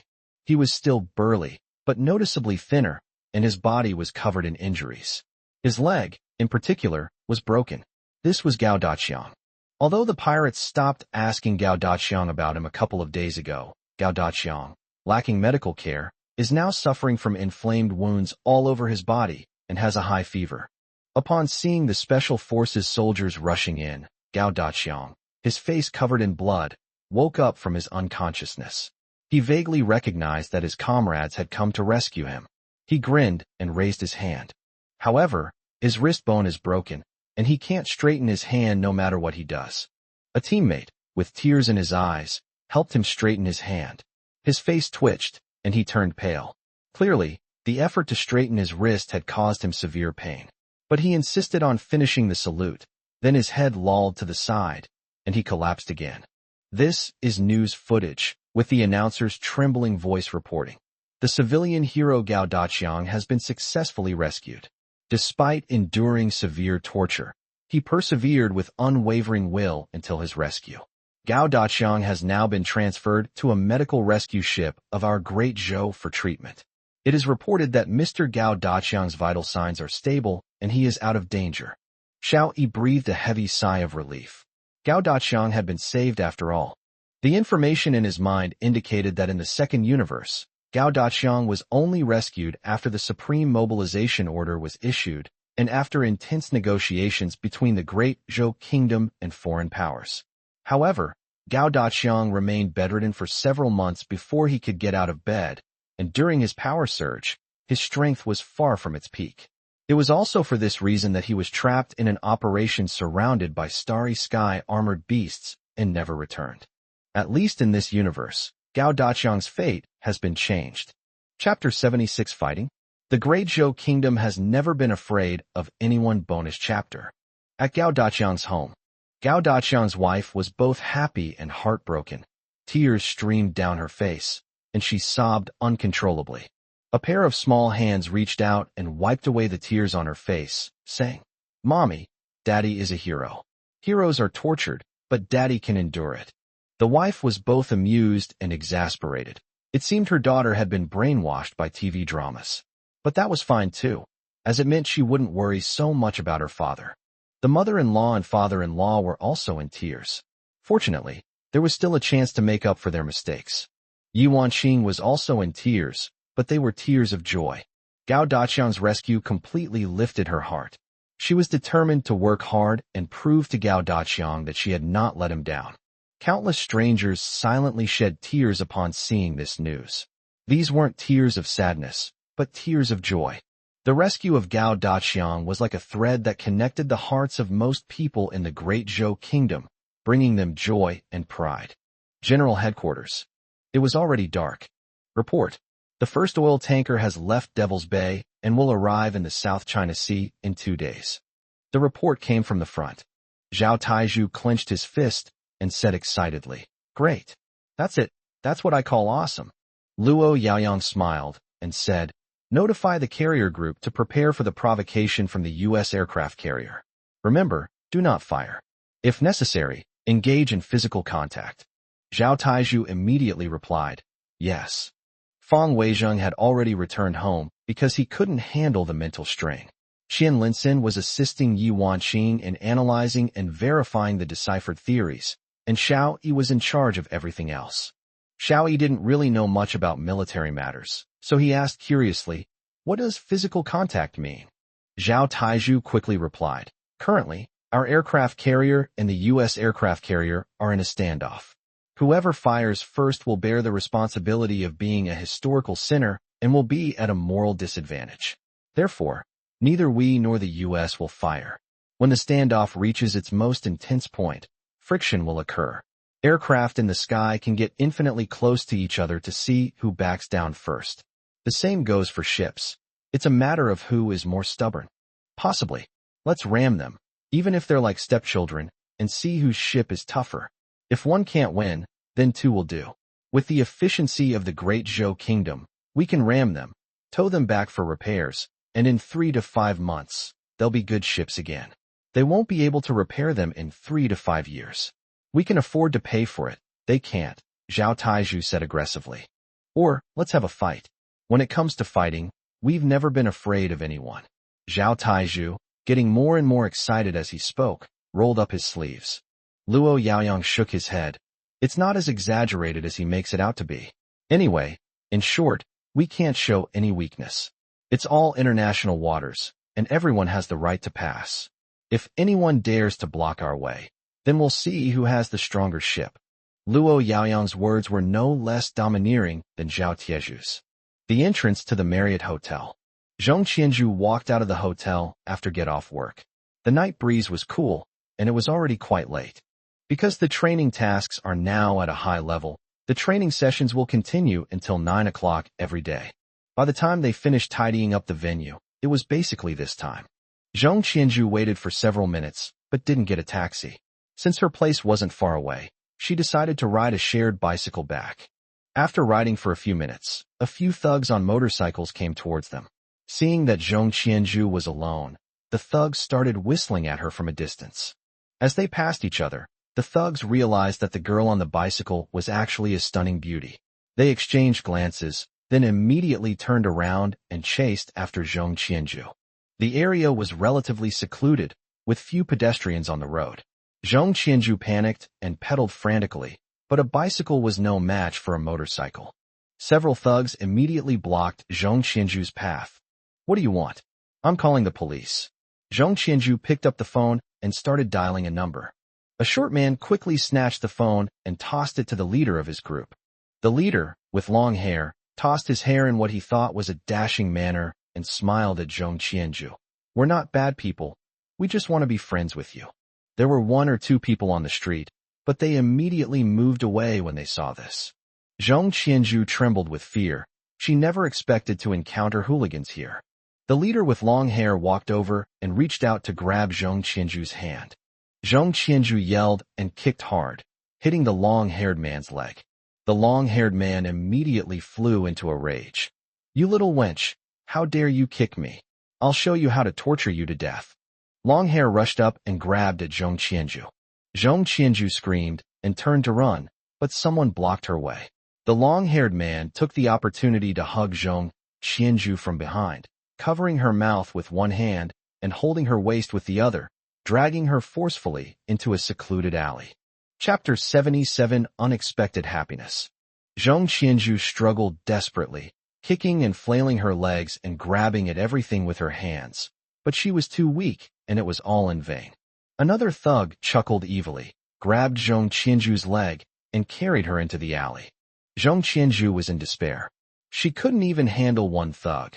There were 4 or 5 of them, and she had no chance of escaping their clutches. Her strength waned, and her resistance became increasingly futile. In the end, all that was left was to cry. Suddenly, a familiar voice rang out. "Beast!" A burly man rushed out, wielding a wooden stick, and slammed it hard into the back of the long-haired man. The long-haired man screamed in pain and immediately dropped Zhong Qianzhu. Seeing that the man was alone, the other thugs grabbed bricks and iron bars, hoping to take him down together. However, the man was extremely strong and agile, and his stick appeared and disappeared unpredictably, striking down the 2 thugs in one fell swoop. Seeing that things were going wrong, the thugs helped their accomplice up from the ground, helped him onto a motorcycle, and fled. Wang Chong dropped the wooden stick in his hand, turned around, and looked at Zhong Qianzhu on the ground with pity, asking with concern, "Are you all right?" When Zhong Qianzhu heard the voice, she knew it was Wang Chong, who always asked her to add more chopsticks during meals. She had become quite familiar with his voice over the past few days. Seeing him, all her fear vanished, and she felt safe. She struggled to her feet, straightened her clothes, and said, "It's all right. I'm so glad you came." "Thank you, Wang Chong." Wang Chong was taken aback. "You? How do you know my name?" Zhong Qianzhu glanced at him, a slight smile on her lips. "For 6 meals in a row, you insisted on having extra chopsticks at each meal, and you were shouting so loudly. How could I not know?" Wang Chong scratched his head sheepishly. "So you already knew." Sorry." Zhong Qianzhu picked up the bicycle from the ground, her smile widening, and asked, "Why did you deliberately lose the chopsticks?" When Wang Chong realized his little scheme had been exposed, his face immediately turned red, and he stammered, "Well, I just wanted to take another look at you." After saying that, Zhong Qianzhu and Wang Chong both blushed, and they were both awkward and didn't know what to do. After walking a few steps in silence, Zhong Qianzhu broke the silence. "What are you doing here?" Wang Chong breathed a sigh of relief and quickly said, "I lost my notebook. I have an exam tomorrow, so I was rushing over to get it so I could study tonight. I didn't expect to run into you like this." Zhong Qianzhu said with lingering fear, "Luckily you arrived in time. Otherwise, Wang Chong mustered his courage and looked at Zhong Qianju. It's too dangerous for you to walk alone at night. Where's your boyfriend? Why didn't he pick you up? Zhong Qianju covered her mouth and laughed. After a while, she stared at Wang Chong and said, Are you trying to ask me if I'm single? Wang Chong discovered that the flirting techniques he had learned and practiced with his friends for several days were completely useless because the girl didn't follow the script at all. He didn't know what to say for a moment, and his face turned as red as if he were drunk. I'm single, Zhong Qianju said softly, her voice barely audible, but Wang Chong heard her clearly. Huh? Wang Chong was completely dumbfounded. His friend, who called himself a Casanova, hadn't told him what to do after the girl's direct answer. After a long while, a sentence finally popped into his head. It's too dangerous for you to be alone. How about I take you tomorrow? Zhong Qianju bit her lip and took a few steps before saying, I'll be leaving get off work at this time tomorrow too. Wang Chong was stunned again. This was completely different from what his friend had said. His Casanova friend had said that pursuing a girl required many techniques and methods to get her to agree to meet again. But Zhong Qianju didn't hesitate at all and readily agreed to pick her up, which was essentially their first date. This left Wang Chong completely at a loss as to how to proceed. Then I will wait for you. After Wang Chong finished speaking, he didn't know what else to say. The two of them walked in silence for more than 10 minutes. Although silent, Wang Chong felt very close to Zhong Qianju. Zhong Qianju stopped, and Wang Chong, startled, asked, What's wrong? Zhong Qianju pointed to a residential area behind her and said, I've arrived. Wang Chong said disappointedly, So fast? Zhong Qianju parked her bicycle, turned around, and smiled sweetly at him. Wang Chong, see you tomorrow. Wang Chong waved his hand dismissively, and Zhong Qianju turned around and smiled at him again. Don't raise your hand for chopsticks tomorrow. My girlfriends have already noticed. Okay, can I have a bowl? Wang Chong felt his IQ plummeting, and he was speaking like a 3-year-old. No. Zhong Qianju turned around and pretended to glare at him angrily. Seeing that Wang Chong was uncomfortable, she chuckled. Don't worry, you can see me. Wang Chong watched Zhong Qianju enter the residential area before turning back. He felt so happy he could fly. He had no idea how he got into the dormitory. Even after he lay down on the bed, he still had the silly smile on his face from when he parted from Zhong Qianju. Chapter 78 The Standoff of the Carrier Array. 168 days to go. Zhang Xiaolong walked into a building, followed by 4 teammates including Yu Dazhuang and Sun Xiang. This recruitment adopted a game-like format, allowing for both free team formation and random team pairing. It took Zhang Xiaolong a tremendous amount of effort to convince his teammates. They wanted to try again. Zhang Xiaolong didn't want to have any regrets, and neither did his teammates. This would be their last effort. If they couldn't get the job, Zhang Xiaolong would truly give up. Upon entering the interview hall, Zhang Xiaolong and his companions were stunned, as there were quite a few applicants, including 3 professional esports players. After all, the reputation of the National Mobilization Expert Group is too prestigious. To become a member of the National Mobilization Expert Group is simply the pinnacle of one's life. Sun Hongyi came out and glanced at the crowd in the hall. There were 200 or 300 people who came to apply for jobs, filling the entire hall. Sun Hongyi picked up the microphone and said, Hello everyone. I am Sun Hongyi, the leader of the crazy group of the National Mobilization Expert Team. This time, we are not recruiting players for any professional team, but for the country to recruit suitable operators. This is a noble profession. Sun Hongyi asked, Has any of you played Homeworld? More than half the people in the hall raised their hands. Zhang Xiaolong began to feel nervous. He had never heard of the game, Homeland. It's okay if you haven't played before. We're testing your comprehension. Each of you will have half an hour to practice on the machine. After half an hour, you will begin 2-on-1 battles.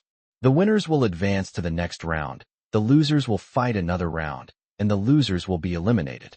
The Mechs you control will be the most basic model and cannot be modified. On the vast ocean, from high above, 2 massive fleets stand facing each other across the sea. The 3 aircraft carriers of the Great Zhou Kingdom were arranged in a triangular formation, surrounded by escort ships of various sizes.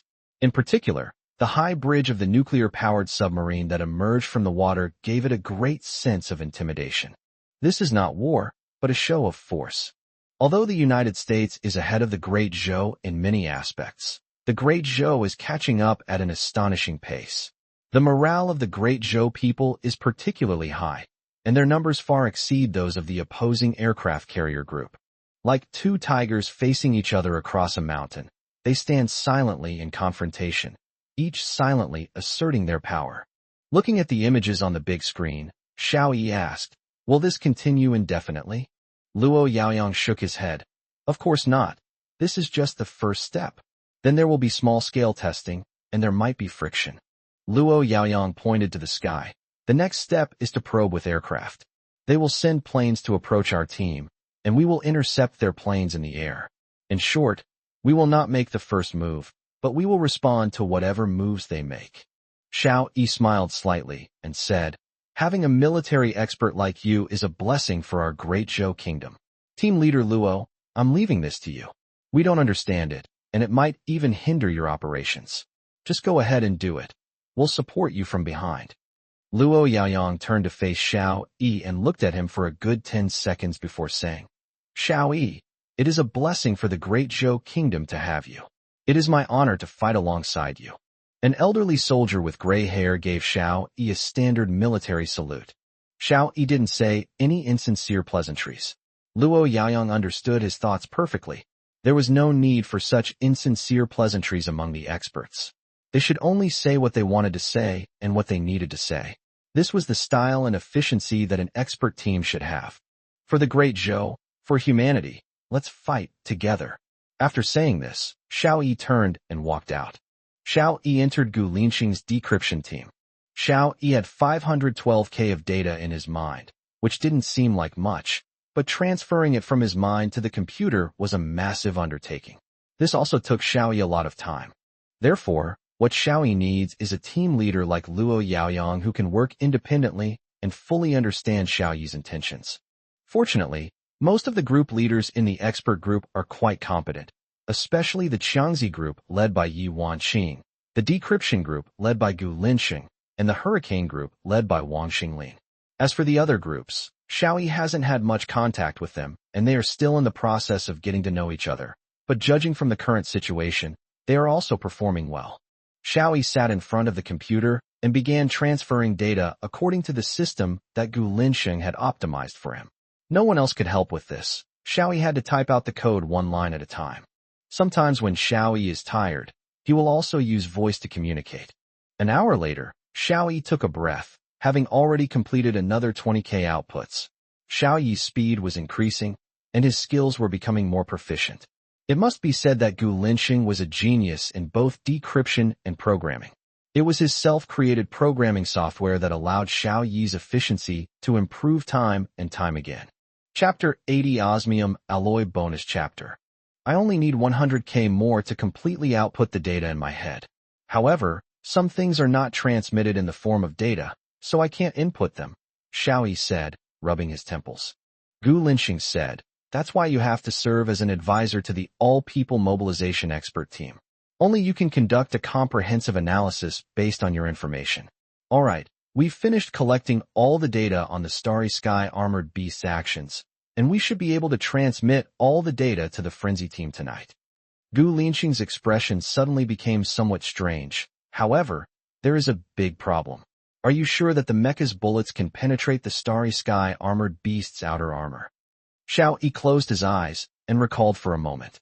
A scene slowly appeared in his mind. Several Mechs were rapidly firing at a star beetle.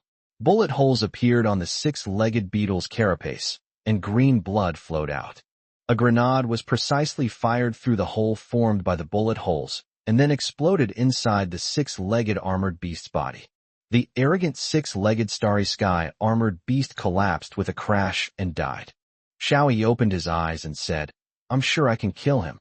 Xiao Yi turned to look at Gu Linxing. "Why would you ask that?"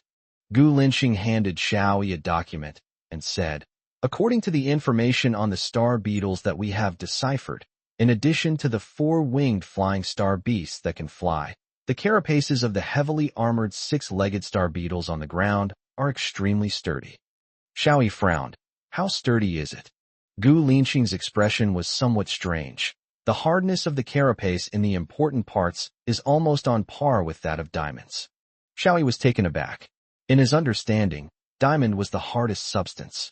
If the exoskeleton of the starry sky beetle was on par with diamond, how could he possibly break through it? Xiao Yi quickly stood up and urgently convened a meeting with experts in materials science and related fields. This is a huge problem, and if it can't be solved, their bullets will be completely ineffective against the starry sky armored beast. 3 minutes later, the materials seminar in the conference room had already begun. This is the efficiency of a fully mobilized expert group. As everyone knows, the urgent issue is how to break through the starry sky armored beast shell, Xiao Yi said. A materials expert stated, while there aren't many objects with higher density and hardness than diamond, there are some. For example, graphene, hexagonal diamond, and carbide. However, these things only exist in laboratories and in theory and cannot be mass-produced. Can we mass-produce it in the short term? Xiao Yi asked. Aren't there many graphene products on the market? Qianlinson shook his head. It's very difficult, almost impossible. Graphene is a material that has only recently become popular. There are many products on the market that hype up graphene. As you know, that's how businessmen are. Apart from the name graphene, everything else is meaningless. They just use graphene as a gimmick. Just like the nanotechnology that was all the rage a few years ago, it was all hype. There are only a handful of companies that can commercialize nanotechnology. If graphene is to be mass-produced and used in weapons, it will probably take several years to achieve that, Qianlinson said. Fang Weijing suddenly said, actually, we can use alloys. There are several alloys that are harder than diamonds, and the heavy metal osmium is one of them. Osmium alloys, in particular, are harder than diamonds. The materials expert sighed. I also considered osmium alloys, but osmium is a rare metal, especially in my country, where there are almost no decent osmium platinum ores. To equip 1 billion mech warriors and the defensive fortresses of the steel walls is just a drop in the ocean. The meeting fell silent.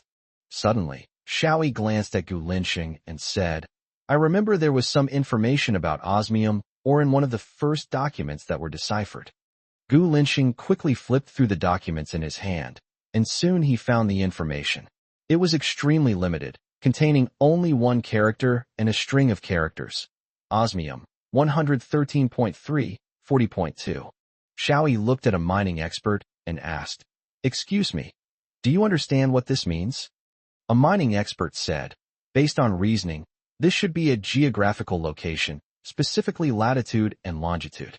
Xiao Yi asked, could it be that there is osmium platinum, or here?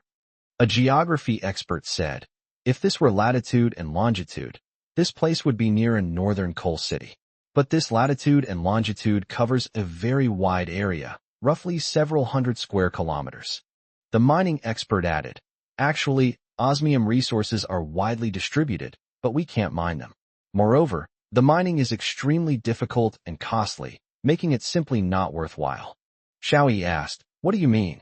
A mining expert stated, theoretically, various rare metals, including osmium platinum ore, exist in abundance at depths of 50 kilometers underground. However, mining ore at depths of 50 kilometers is too costly and simply not worthwhile, so no one engages in this type of mining. The deepest mine in the world is currently an oil well, which is only about 12 kilometers deep. Chapter 81 The Mad Expert and the Holdout. Qianlinson nodded. Indeed, I know a little about that.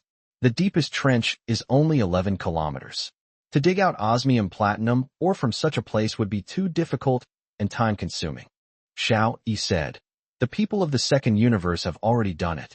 The information in my mind clearly tells me that their bullets can penetrate the shell of the star-armored beast.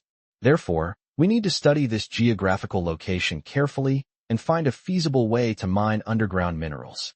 Qianlinson suddenly said, Xiao Yi, do you remember the example of a volcanic eruption you used to prove your point?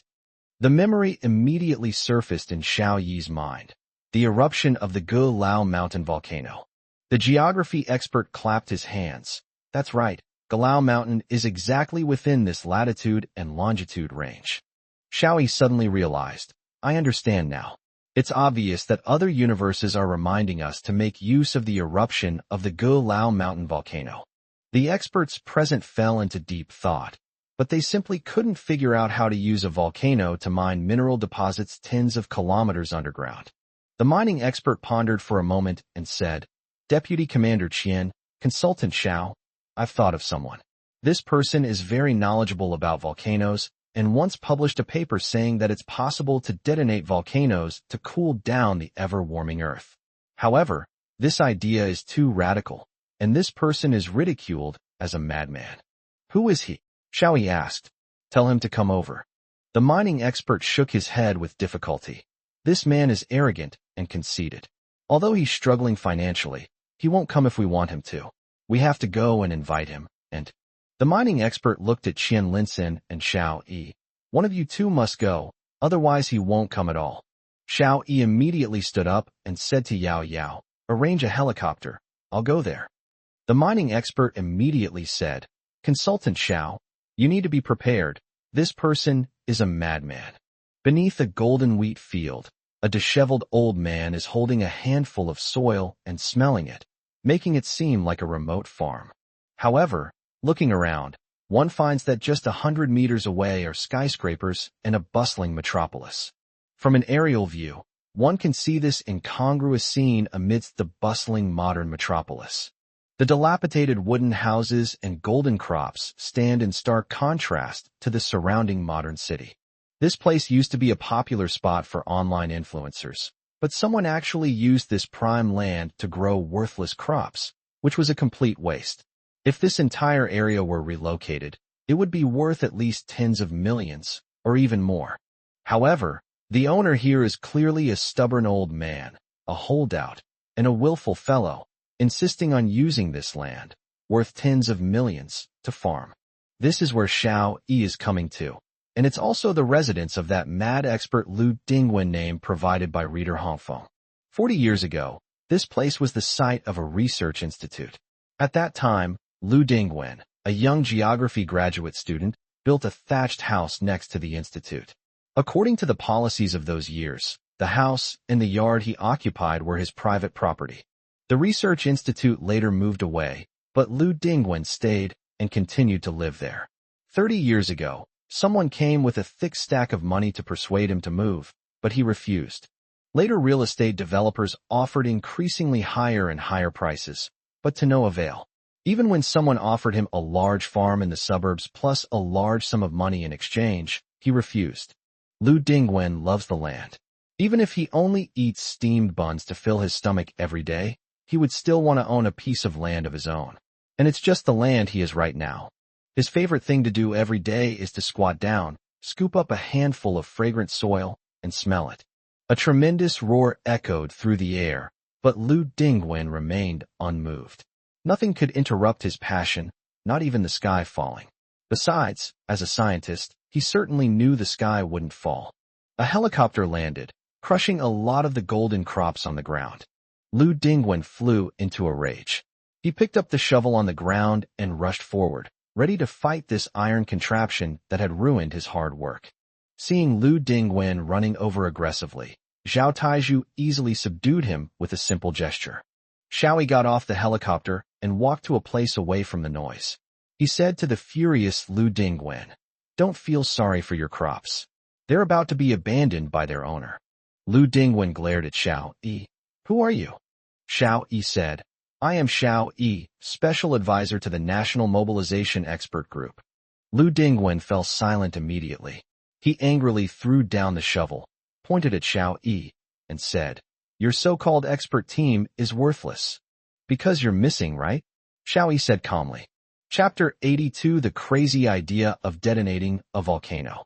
Lu Dingwen was taken aback, but he immediately raised his head and puffed out his chest, saying, "I don't have time for that. Get lost. I can't be bothered to see you." Before Xiao Yi could speak, he immediately turned around, pointed at Xiao Yi, and said, "I know you're a developer. Don't try to fool me by pretending to be an expert. Let me tell you, I'm not selling. This place is my life." Xiao Yi took out a map and pointed to the location of the Lao mountain volcano. "I would like to ask you for a favor." "I won't help. Lu Dingwen said immediately before Xiao Yi could finish speaking. Never mind then. I'll go find Stephen to help me detonate the volcano. Xiao Yi put away the map and made to leave. Lu Dingwen was dumbfounded. Stephen was also a foreign scientist with the same ideas as him, but Lu Dingwen hated him because he believed that Stephen had plagiarized his ideas and firmly believed that Stephen's ideas were naive and low-level. Wait, are we really going to detonate the volcano? Lu Dingwen asked. Xiao Yi shrugged. Maybe. Detonating a volcano is one possible method. Lu Dingwen suddenly grabbed Xiao Yi like a child. Let me see. Which volcano should I detonate? Xiao Yi pointed to the map, Galao Mountain. Lu Dingwen frowned. This volcano has only just shown signs of eruption, and it's a small one at that. It's not interesting. I'm not doing it. Xiao Yi put away the map. Zhao Taizhu, let's go find Stephen. To deal with scientists who seem crazy, you only need to grasp their weaknesses to make them submit. Lu Dingwen's weaknesses are two: his arch-enemy Stephen and his obsession with detonating a volcano. Sure enough, Lu Dingwen suddenly hugged Xiao Yi from behind like a child. Don't go. Don't go. We can talk things over. That Stephen is a liar. If you go to him, he will definitely give you bad advice. Xiao Yi wanted to get rid of Lu Dingwen, but the old man Lu Dingwen stuck to Xiao Yi like glue and wouldn't let go. Xiao Yi said helplessly, "You're better than Stephen?" Lu Dingwen immediately let go of his hand and said, "Of course, his theories are all plagiarized from mine. I published my paper in the journal Science 35 years ago, while Stephen published his paper 3 years later. He plagiarized." Xiao Yi had no interest in the issue of who plagiarized whom. He asked directly, "Are you willing to join the expert team mobilized by the entire nation?" Lu Dingwen was taken aback and asked, "Can it detonate a volcano?" Xiao Yi nodded. "Okay. That's fine then," Lu Dingwen said. "Get ready. We're leaving," Xiao Yi said. "We're not prepared at all. Let's go." Lu Dingwen walked towards the helicopter first, but after a few steps he stopped, turned around, and looked at Xiao Yi suspiciously. "Are you really Xiao Yi?"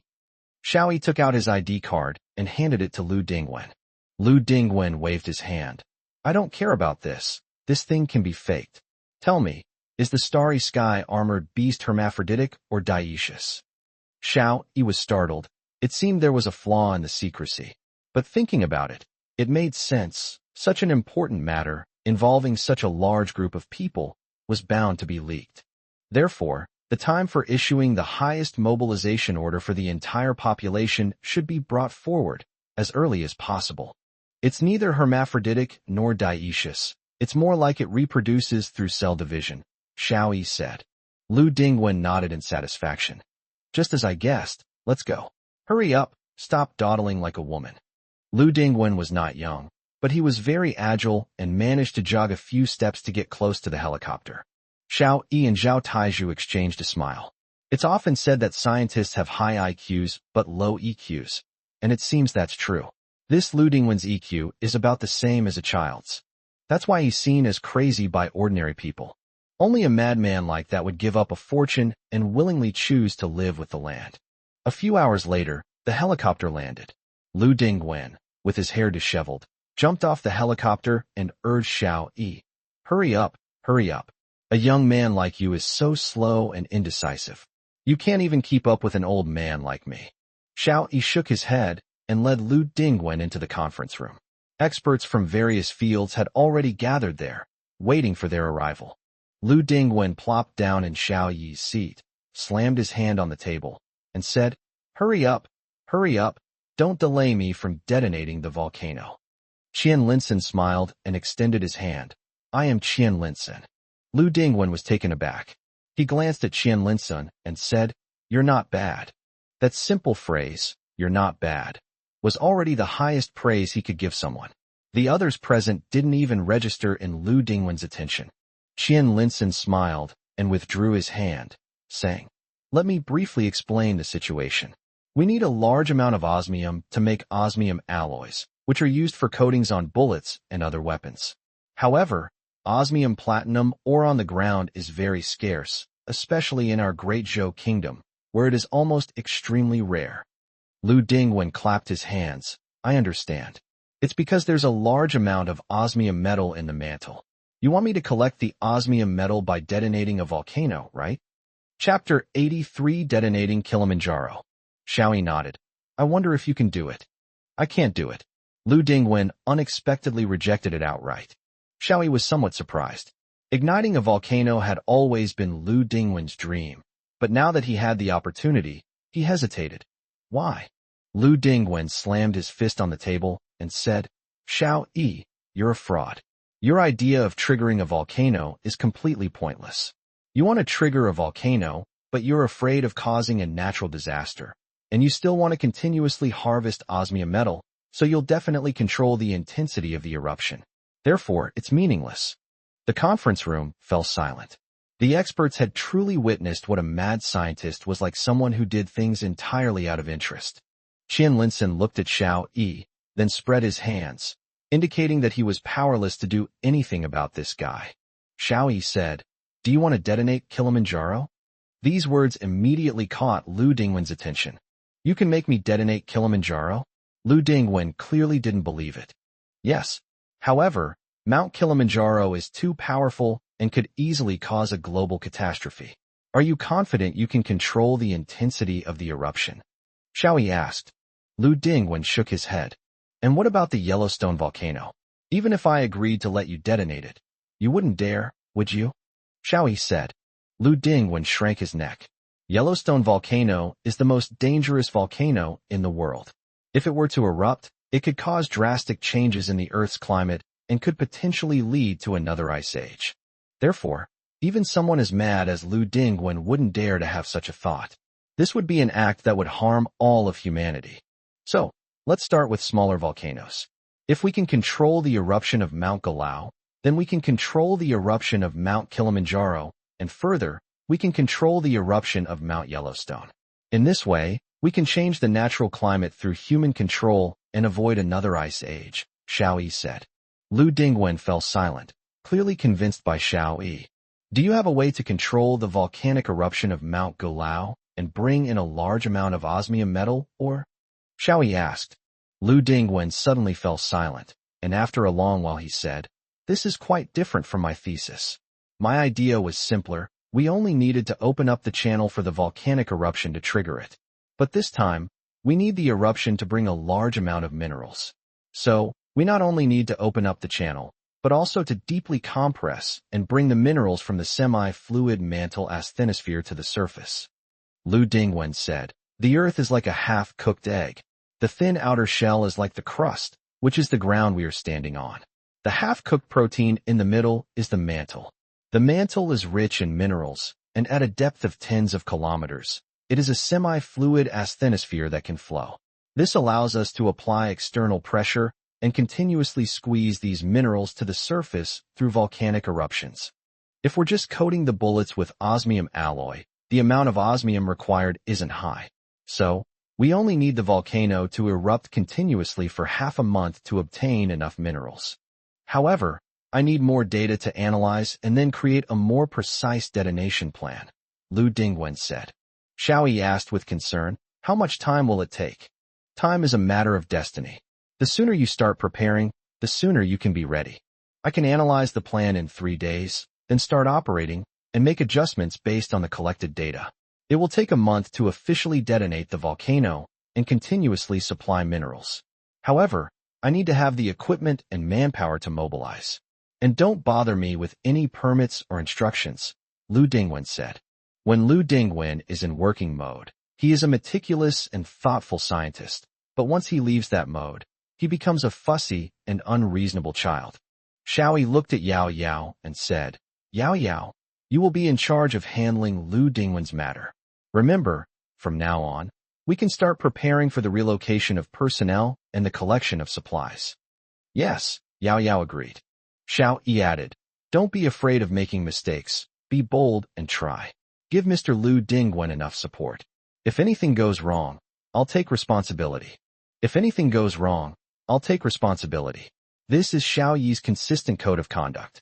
It's also one of the reasons why he has received the full support of all the experts present. Yes, I guarantee I'll detonate the Jalaishan volcano. I love watching fireworks. and seeing fireworks this big would be the most exciting thing ever. Yao Yao's words made the group of scientists blush with embarrassment.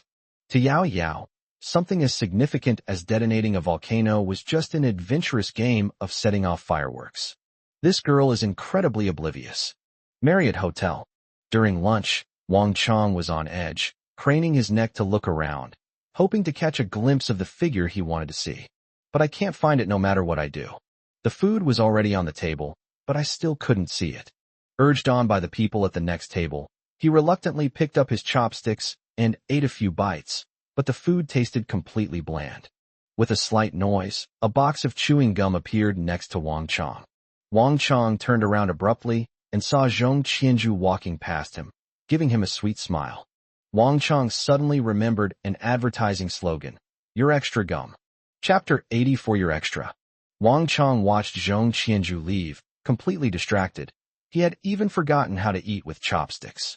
Jiang Chong, a co-worker sitting next to Wang Chong, name provided by reader Xiao, turned to look at Zhong Qianzhu, who had walked away, slapped Wang Chong awake, picked up the chewing gum on the table, and said, "What does this mean?" Before Wang Chong could answer, he tore open the packaging and pulled out a few slices to distribute to his co-workers. Wang Chong quickly snatched it away, but there was only one piece left. He couldn't bear to eat it, so he quickly hid it in his inner pocket. Seeing Wang Chong's nervous look, his co-worker Jiang Qing knew there was a story behind it. "Wang Chong, if you don't tell us today, we brothers won't let you off the hook." Wang Chong's face turned bright red, but he remained silent.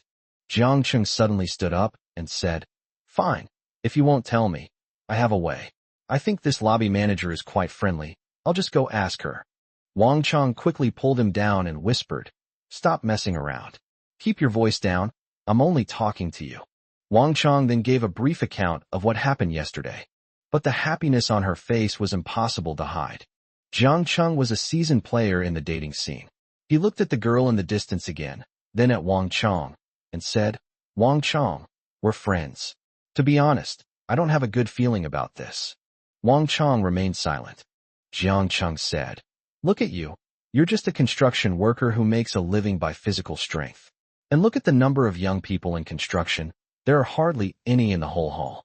This shows that construction workers have low social status, and young people look down on this job because they think it's shameful." Jiang Chong then pointed to the young and pretty waitresses around him, whose faces were devoid of smiles, and said, "I bet these waitresses with long faces are thinking, why should I serve food to these lowlifes? Even the waitresses look down on us, let alone that Miss Zhong, who is the lobby manager. A lobby manager of a 5-star hotel must have at least a bachelor's degree in hotel management. Her looks are top-notch, her figure is top-notch, and when you walked past her just now, did you smell a faint, pleasant fragrance?" Jiang Qing asked. Wang Chong nodded. Whenever he got close to Zhong Qianzhu, he could smell a very faint but pleasant scent, which he had always thought was a girl's natural fragrance. "That's Chanel No. 5. Such a tiny bottle is worth over 1,000. Jiang Qing shook his head. "Let's not talk about anything else. She's not from your world." Wang Chong was somewhat unconvinced.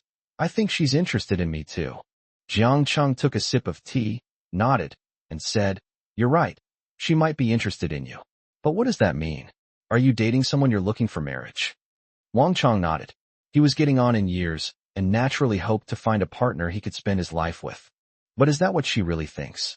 Maybe she's just tired of those charming, refined white-collar elites. Or maybe she has a pot-bellied old man behind her and just wants to find a younger one to change things up, Jiang Cheng said. Wang Chong grabbed Jiang Cheng by the collar. "Don't slander her, or I'll beat you up." Jiang Cheng pried Wang Chong's hands off, shook his head, and said, "You're the kind of guy who forgets his friends for a pretty face. But I understand. After all, you really like her. I hope she doesn't just like your face and your strong body. I'm leaving." Seeing Jiang Cheng leave, Wang Chong began to feel worried. Jiang Cheng was right in some ways. Zhong Qianzhu and he were indeed from different worlds. She was like a proud white swan, while he was at best just a little sparrow. However, he didn't think a girl with such an innocent smile could be a promiscuous woman. During afternoon classes, he tried his best to concentrate on the lessons. Fortunately, the afternoon was exam time, which allowed Wang Chong to get rid of his worries and focus on the exam. The prospect of becoming a construction engineer through excellent grades was a huge temptation that drove him to devote all his energy to it. Recruitment site for mecha operators. Zhang Xiaolong's team eliminated 3 groups of contestants in succession and entered the quarterfinals. At first, Zhang Xiaolong was not very familiar with operating the mecha, but after 3 elimination rounds, he began to get used to operating the mecha and even came up with several combination schemes. Those who had played the game Homeworld didn't actually have much of an advantage. This is because the Mechs used in the competition were one of the most basic models. Players who had played Homeworld for a few days would usually upgrade their Mechs to become more powerful and agile. Therefore, using only this most basic mech for combat can actually make it difficult to get the hang of. Brothers, let's give it our all for 3 more games, and we'll be champions. Our dream will come true, Zhang Xiaolong said. Xiaolong, the tactics you came up with are really effective. Let's practice them properly. We're sure to make it to the finals. Sun Xiang rubbed his hands excitedly. They had never been so close to their dreams before, and they were all a little excited. Wow, that's awesome. Suddenly, a shout came from behind. Zhang Xiaolong turned around and saw a scene on the screen that shocked him. Suddenly, the mech in the contestants' hands came to an abrupt stop, then kicked off a nearby tree, using the momentum to spring into the air. The machine gun in his hand suddenly spewed fire, raining down on the mech opposite him. Before the opposing mech could react, 3 grenades were fired in quick succession, instantly destroying the mech. This set of movements was fluid and flawless, and the athlete's control over the mecha was extremely precise. Yi Outyin from the Starry Sky team is truly amazing. The crowd erupted in cheers. Zhang Xiaolong's face paled. Just from Yi Outyin's moves, it was clear that he was very familiar with the game, Homeland, and had excellent control over the Mechs. With only 1 opponent left, Yi Outyin's teammates completely stopped, wanting only to see how Yi Outyin would brutally kill this last person. Yi Outyin controlled his mecha to run. The opponent tentatively fired a grenade. Yi Outyin controlled his mecha to make a feint, dodged the grenade, and quickly approached the opponent's mecha. The opponent frantically raised his gun, preparing to aim. At this moment, Yi Outyin's mecha suddenly made a feint. It looked like he was controlling the mecha to turn to the left, but his bent left leg suddenly turned, and the entire center of gravity of the mecha shifted to his right leg, easily causing the opponent's grenade to miss again. Yi Outyin's mecha had already arrived in front of the opponent, running around the opponent's mecha, sometimes up, sometimes down, sometimes left, sometimes right, making it impossible for the opponent to find his trace. Chapter 85 Chu Xiaoxiao's Hostility. His bullets were unerring, each one hitting the enemy's mech. By the time the other person knelt down, their face was completely unrecognizable. Yu Dazhuang tugged at Zhang Xiaolong's clothes. Wow, this Yi Outyin is too strong. He adapted gameplay from other games to this one, and he actually succeeded. What do we do? Zhang Xiaolong felt a deep sense of desolation. There are always people stronger than you, and the sky is always higher than the heavens. Yi Outyin's strength was indeed too great. If Zhang Xiaolong had a month, he could have mastered those skills too. However, this was his first time playing Homeworld, and he wasn't yet familiar enough with the Mechs, so it was impossible for him to perform such smooth movements. Xiaolong, is there any way to deal with him? Sun Xiang asked. Zhang Xiaolong didn't say anything. He lowered his head, walked to the practice table next to him, and started practicing his mecha again. Maybe we should just give up. This Yi Outyin could take on all 5 of us by himself, Sun Xiang said as he followed. Zhang Xiaolong glared fiercely at Sun Xiang and said, "Let me tell you, I will never give up on my dream." Sun Xiang sighed. But have you thought of a way to deal with him? Zhang Xiaolong continued operating the mouse and keyboard, muttering, "There will be a way." To the hotel. Xiao Yi and Yao Yao were walking side by side, when suddenly Yao Yao reached out and plucked a fallen leaf from Xiao Yi's shoulder, saying, "Why are we going to find my great-grandfather now?" Xiao Yi said, "I'd like to give a work report, and I also hope your great-grandfather can help me organize my thoughts." Chu Xiao, who was just walking out of the hotel, happened to see this scene, and her eyes immediately flashed with anger. As Chu Xiao walked past Yao Yao, Yao Yao was about to greet her, But Chu Xiaoxiao acted as if she didn't see her, bumped into Yao Yao hard, and whispered, "Shameless." Yao Yao looked completely bewildered. She stopped and asked, puzzled, "Xiao Xiao, why did you scold me?" Xiao Yi didn't stop at all. He couldn't be bothered with the little squabble between the two girls. Chu Xiaoxiao had long been erased from his mind. He only saw her as an ordinary waitress. He has no interest in the private lives and petty thoughts of ordinary people. He is now concerned with matters of great importance, such as the fate of all humankind. Chu Xiaoxiao didn't stop, but stormed forward. Yao Yao quickly caught up and stopped Chu Xiaoxiao, saying, "Xiao Xiao, have you misunderstood something?"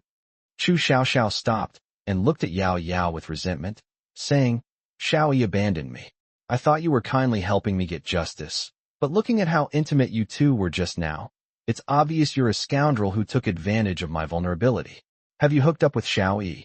Yao Yao was so shocked she couldn't speak. She never knew someone could so casually make baseless accusations. "Speechless now, huh? I must have been blind to ask you for help." Chu Xiaoxiao turned and left. Yao Yao then realized what was happening and grabbed Chu Xiaoxiao, saying, "Hey, Xiao Xiao, you've misunderstood. There's nothing between Xiao Yi and me." Chu Xiaoxiao snorted coldly, her pretty face contorted slightly, looking rather strange. "Misunderstanding. What were you doing just now? You almost kissed him." Yao Yao began to think that this girl was being a bit unreasonable. "I'm just trying to help you." Chu Xiaoxiao interrupted her. "Don't try to deny it. I'm asking you, do you dare say you don't like him?" Yao Yao blurted out, "Of course I don't like that scumbag." "Humph, liar. The way you look at him gives you away. You like her. Don't think you can fool me. You scumbag, you scumbag. You two are a pair of scoundrels." Chu Xiaoxiao cursed venomously for a few moments, then turned and ran away. Yao Yao watched Chu Xiaoxiao's departing figure with a frustrated expression. She began to doubt whether Xiao Yi was a scumbag, because in Chu Xiaoxiao's eyes, she hadn't done anything wrong, yet she was being labeled a scumbag. Is Xiao Yi also like her, having done nothing yet becoming the scumbag she's talking about? Yao Yao shook her head and turned to chase after Xiao Yi. Inside the room, the old man pointed to the chair opposite him and said, "Sit down." "Where's Yao Yao?" Xiao Yi said, "I'll be right there. There are some things I need to report to you immediately." The old man waved his hand. "Don't talk about reporting. I'm not in direct management. However, I can offer some suggestions if needed." Xiao Yi said, "We have now discovered that there has been a leak of information. At the very least, the scientific community has a general idea of the true purpose of our mobilized expert team. Therefore, we need to expedite our progress. The highest mobilization order will probably also need to be issued ahead of schedule." The old man waved his hand. "Actually, you don't need to worry too much about the leak. Sometimes, it's a good thing to be prepared with some rumors. You can see what public opinion is saying, which will help you make your final decision. The expert team is human too, and they can make mistakes. It's a good opportunity to use public opinion to test whether you're right or wrong. If you suddenly announce to the public that the end of the world was coming, who could stand it? Wouldn't it cause a huge panic? Having such a rumor can greatly alleviate people's panic. Everything needs adjustment. Nothing is set in stone." The old man pointed to the tea on the table. "Like this cup of tea. If it's too hot, you can't drink it.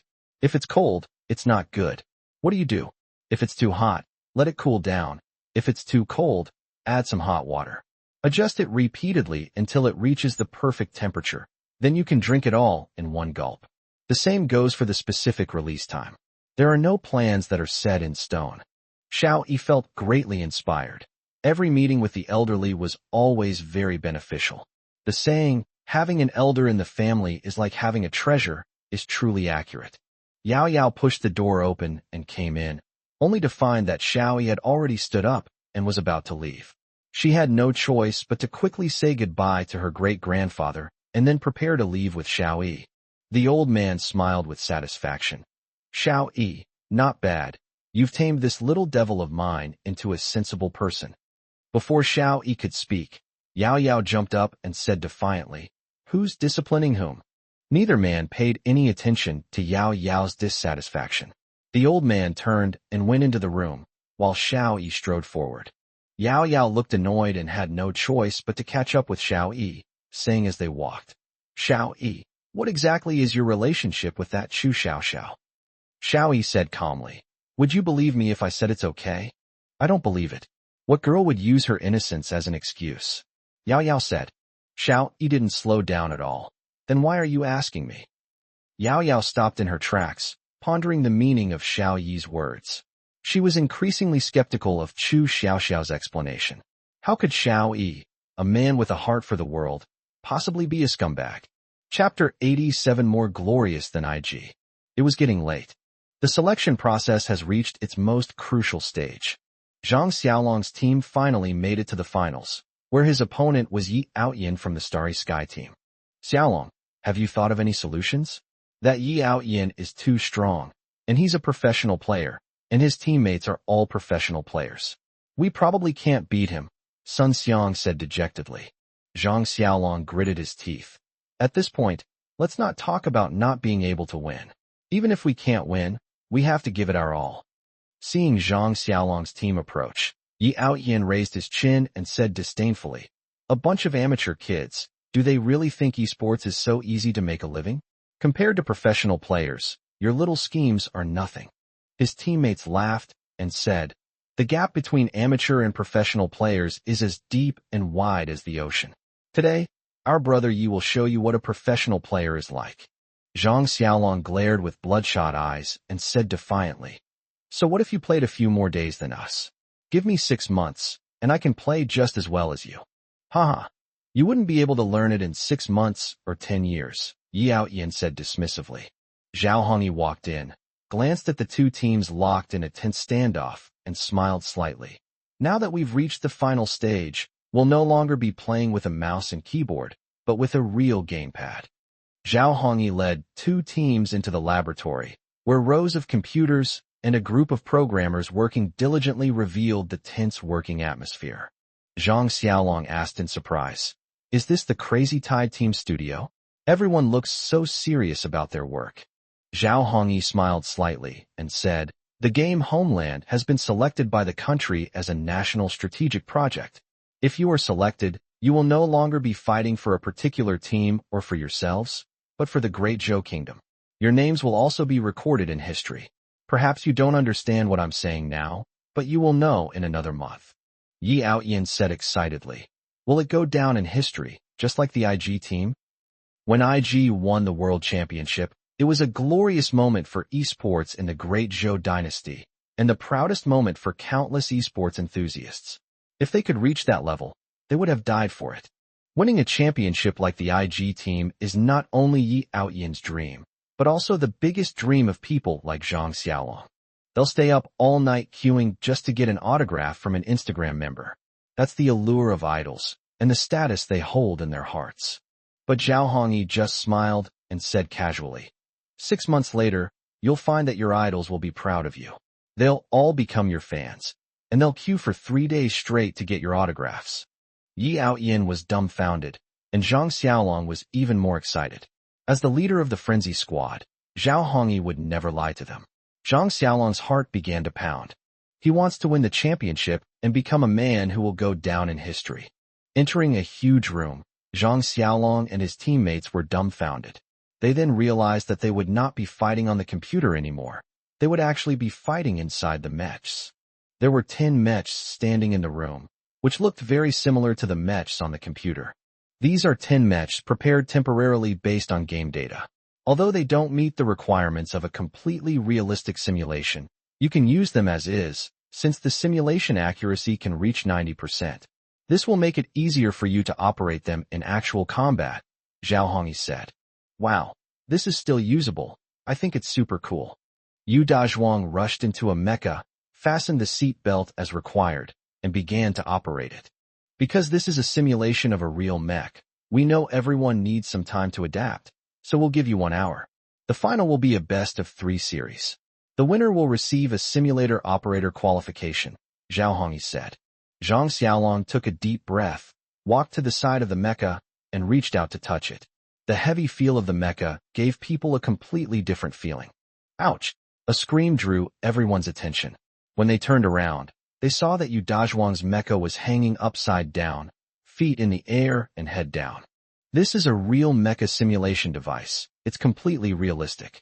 So, take your time to get used to it. Zhao Hongyi wasn't surprised. Yu Dazhuang used his arms for support to straighten his body. Wow, that's exciting. It's fun. This is real simulation. Zhang Xiaolong quickly crawled inside as well, beginning to get used to the realistic simulation. An hour later, Zhao Hongyi said, "All right, I believe you are all basically familiar with operating the Mechs. I hereby declare the first battle ready to begin. Your Mechs are all of the same type, and the arena is no longer a familiar one, but a completely unfamiliar one. The competition will now begin." Chapter 88: The First Step Towards a Glorious Beginning. Although the time was short, Zhang Xiaolong had already figured out several tactics. They were much less proficient than their opponents, but they were able to hold their own against the Starry Sky team members by relying on their overall tactics. However, Sun Xiang made a mistake and his leg propulsion system was destroyed by Yi Aoyin's grenade, leaving him paralyzed. Taking advantage of this, the 5 members of the Starry Sky team launched an attack, eliminating all his other teammates in one fell swoop. Zhang Xiaolong was outnumbered and ultimately ambushed by Yi Aoyin. During the 10-minute break, Zhang Xiaolong quickly adjusted his tactics. Zhao Hongyi, on the other hand, quietly observed from the sidelines. Yi Aoyin then began explaining tactics and assigning tasks. Soon, the second match officially began. The battle was quite intense this time, and in one skirmish, both sides lost 2 mechs. Zhang Xiaolong quickly adjusted his tactics, using a 3-mech strategy to surround and attack one of the Starry Sky team members, and successfully killed the opponent. In the final battle, Zhang Xiaolong's 3 mechs faced off against Yi Aoyin's 2 mechs. Yi Aoyin used his teammates to draw the attention and firepower of Zhang Xiaolong's team, and took the opportunity to eliminate Zhang Xiaolong's teammates. Now it's just Yi Aoyin and Zhang Xiaolong facing off one-on-one. After a fierce battle, Zhang Xiaolong was unfortunately defeated due to his lack of skill in controlling the weapon. Disappointed, Zhang Xiaolong took off his headphones and stepped out of the mecha simulator. He felt very disappointed, but he had truly given it his all. In terms of familiarity with mechs, he is far inferior to Yi Aoyin. That's an indisputable fact. He only started playing Homeworld today, while Yi Aoyin has been playing it for a long time. However, failure is failure, and there's no use in making excuses. Perhaps this is Zhang Xiaolong's fate. He's always just a hair's breadth away from success, but he always fails at the most crucial moment. Several people walked out dejectedly, all in low spirits. Thinking about the prospects Zhao Hongyi had described, they felt regret. Yu Dazhuang, Sun Xiang, and several others started blaming each other. But failure is failure, and they have to accept it whether they want to or not. Back home, Zhang Xiaolong didn't turn on the lights. He secretly took off his shoes, preparing to sneak into his room so his parents wouldn't see him. But as soon as he stepped into the living room, the lights came on. The father glanced at Zhang Xiaolong and knew the outcome. He sighed, "It's good that you're back. You should give up your dream. Focus on your studies. Maybe you're just not destined for esports." Zhang Xiaolong remained silent, feeling as if fate was playing a cruel joke on him. Perhaps he really had to give up his dreams, like his father, and yield to life's hardships. He would become an ordinary person working a 9-to-5 job, bowing down to the necessities of life. However, he was unwilling to accept it. "I've saved the food for you. It's all been reheated. Eat it, take a hot bath, and go to school tomorrow," the father said, then sighed again. Zhang Xiaolong felt a pang of sadness. He understood that his father had also pinned his hopes on him, and seeing Zhang Xiaolong's dream shattered must have hurt his father even more. But that's life, and you have to accept it. His father had given him a chance, and now he had to give his father an explanation. Holding the bowl, Zhang Xiaolong couldn't eat anything. Tears welled up in his eyes. But a man should accept defeat. Since he lost, he should just go to school properly tomorrow. Knock, knock, knock. A knocking sound suddenly came from outside the door. The father went over, opened the door, and said a few words to the person outside. Suddenly, the father called out in a strange tone, "Xiaolong, come out quickly." Zhang Xiaolong was puzzled. His father's voice was strange, sounding hoarse and choked with emotion, as if he were crying or joyful. Zhang Xiaolong walked out blankly, then saw Zhao Hongyi standing at the door, smiling at him and saying, With the special approval of the expert group of the whole People's Mobilization, we sincerely invite Zhang Xiaolong to join the frenzy group. Zhang Xiaolong was stunned. He looked at his father, who was already in tears. Zhang Xiaolong suddenly thought of something. If his father had been able to fulfill his wish to play football back then, would he have been even happier and more excited than he is now? In the dormitory, Wang Chong put on his best clothes, shaved, and groomed his hair neatly. Tonight was, for him, a formal date. As soon as Jiang Cheng entered, he saw Wang Chong's excited expression and knew what was going on. He suddenly sighed and said, "Wang Chong, we're good friends. That's why I'm telling you this from the bottom of my heart. This girl is not simple. If you get involved with her, you'll suffer for the rest of your life." Hearing this, Lao Wang, who shared the dorm with Xiangzi, stuck his head out of his bed and said, "Xiangzi, I also advise you not to go. She's obviously a rich and beautiful woman. You're just a construction worker. Your income and social status are not as good as hers. How can you be worthy of such a heavenly beauty?" Wang Chong's good mood was instantly ruined by them. "I believe her." Jiang Cheng sighed and said, "Wang Chong, I'm your good brother, so this afternoon I specifically kept an eye on this manager Zhong for you. Do you know how much her outfit is worth?" Wang Chong frowned. "How much could it be? It can't be as much as my monthly salary, can it?" Chapter 89, A Man's Inferiority Complex Bonus Chapter. Your monthly salary is only a little over 10,000. That's not enough to cover the cost of her bag. I've seen her bag. It's worth at least 50,000, which is 5 months' salary of yours, Jiang Cheng said. Wang Chong was taken aback, and he began to hesitate. "Xiangzi, this girl's monthly expenses are definitely over 50,000 yuan. Can you support that?" Jiang Cheng earnestly advised. Wang Chong was in a panic. "Impossible. She couldn't possibly earn more than 50,000 a month. We're not a first-tier city. We're a third-tier city. She could earn at most 20,000 a month." Jiang Cheng clapped his hands. "You've hit the nail on the head. That's right. She can only make 20,000 a month at most. So how could she possibly spend 50,000 a month?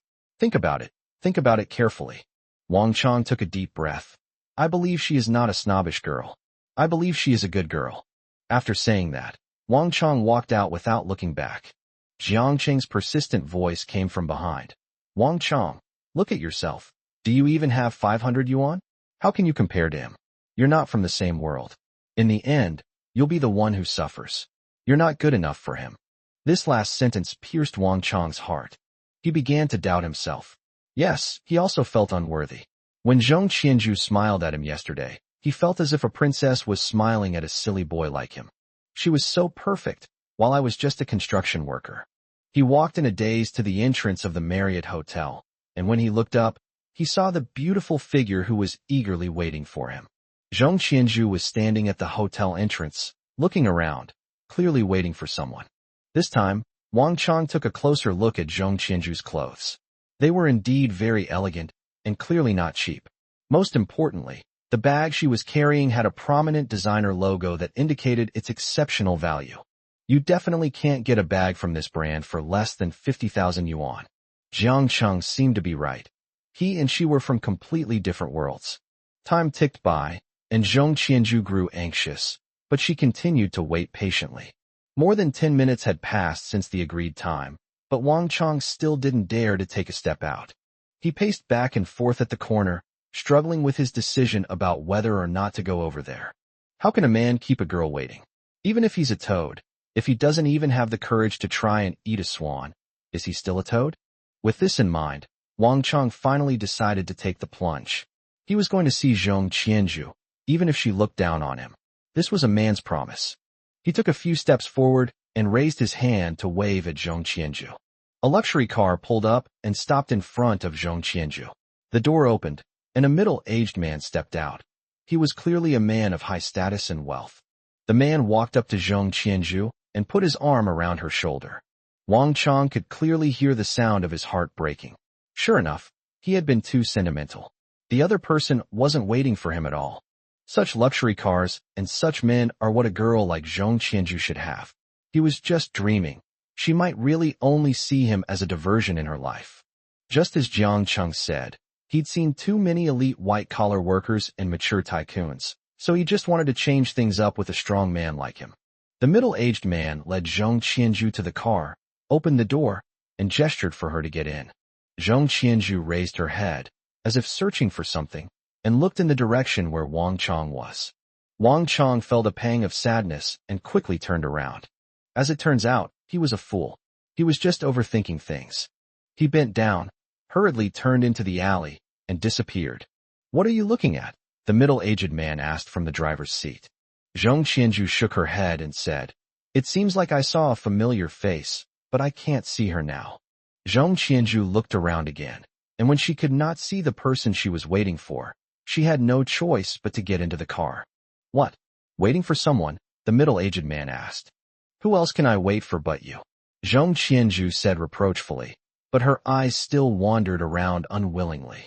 "You have some fashionable clothes in your pockets. Don't wear work clothes all the time. Dress more presentably. You don't like jewelry, but you should at least wear decent clothes so you're presentable," the man said. Zhong Qianzhu said absent-mindedly, "I don't like things that are flashy and precious. I heard there were thugs around here yesterday, and your mother was worried, so she insisted that I pick you up on my way tonight. Let's go." The middle-aged man started the car and drove off. Seeing that Zhong Qianzhu didn't speak, the middle-aged man continued, "I happen to be free these days, so I can pick you up every day. By the way, daughter, when will this construction worker training program end?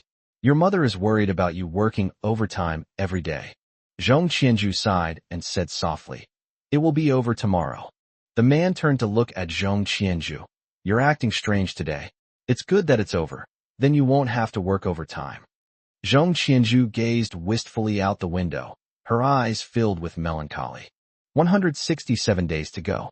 As soon as Xiao Yi entered the headquarters, he heard some great news. The first supertanker had entered the South China Sea. Chapter 90: The Crazy Idea of Naturalizing Elon Musk. Xiao Yi spotted Niesihua immediately, who exuded a powerful aura and outstanding temperament. Niesihua glanced at him and said with slight dissatisfaction, "You're too late. The oil tanker has already entered the waters of the great Zhou kingdom." Xiao Yi didn't say anything. He casually took the coffee Yao Yao handed him and said, "Although I'm not here in person, my heart is already here." Niesihua rolled her eyes at Xiao Yi, and Yao Yao also gave Xiao Yi a strange look. Only then did Xiao Yi realize that his words seemed to have a grammatical error and were likely to cause ambiguity. I'm going to find Deputy Regiment Commander Qian." At this moment, Xiao Yi seemed to have reverted to his behavior from more than 10 days ago, making up an excuse and running away. The two girls laughed as they watched Xiao Yi flee in a panic. However, upon hearing each other's laughter, they glared at each other angrily. Niesihua reached for the coffee Yao Yao was holding, but Yao Yao nimbly turned and dodged her. Upon entering the Hadron Collider team's office, Qian Linsen was talking to Xiao Yi. Seeing Xiao Yi enter, Qian Linsen said, "You've come at the right time. I have some questions for you." According to this data, the Hadron Collider has a major limitation. Building such a massive collider requires an extremely large amount of energy. With our current power supply, it's simply impossible to start it. How did Universe 2 start the Hadron Collider? Xiao Yi pondered for a moment and said, "Actually, the Hadron Collider in the second universe is much smaller than the one we are building. Moreover, they cannot maintain high-speed operation indefinitely. They usually only maintain low-speed operation as a defensive measure against the attack of the interstellar beetles. They are rarely used in practice. The only time they were to start at full power was when they sent us this 512K data before they were overrun." Yi Wanqing sighed. "It seems that we can only solve the energy problem ourselves. However, if we only need to maintain a low speed to resist the star beasts, our power supply can still meet the requirements." Qian Linsen sighed. "This is the only way for now. By the way, Xiao Yi, has the person in charge of mass production and construction of the Mechs found a target?" Xiao Yi shook his head. "If we can't find a chief supervisor like Han Xian, we'll have to break down the mecha construction task into thousands of factories. But that makes it hard to guarantee quality," Qian Linsen said. Xiao Yi sighed. Looking across the great Zhou kingdom, neither Shuang Ma nor Lei Jun are the best candidates. They have both served as the heads of mecha construction in the previous universes and have achieved good results. but they are still far from producing 1 billion mechas. Yi Wanqing stood up, her hand supporting her chin, and paced back and forth a few steps before saying, "Should we broaden our target a bit? For example, someone who isn't so famous, like the founder of our domestic car company."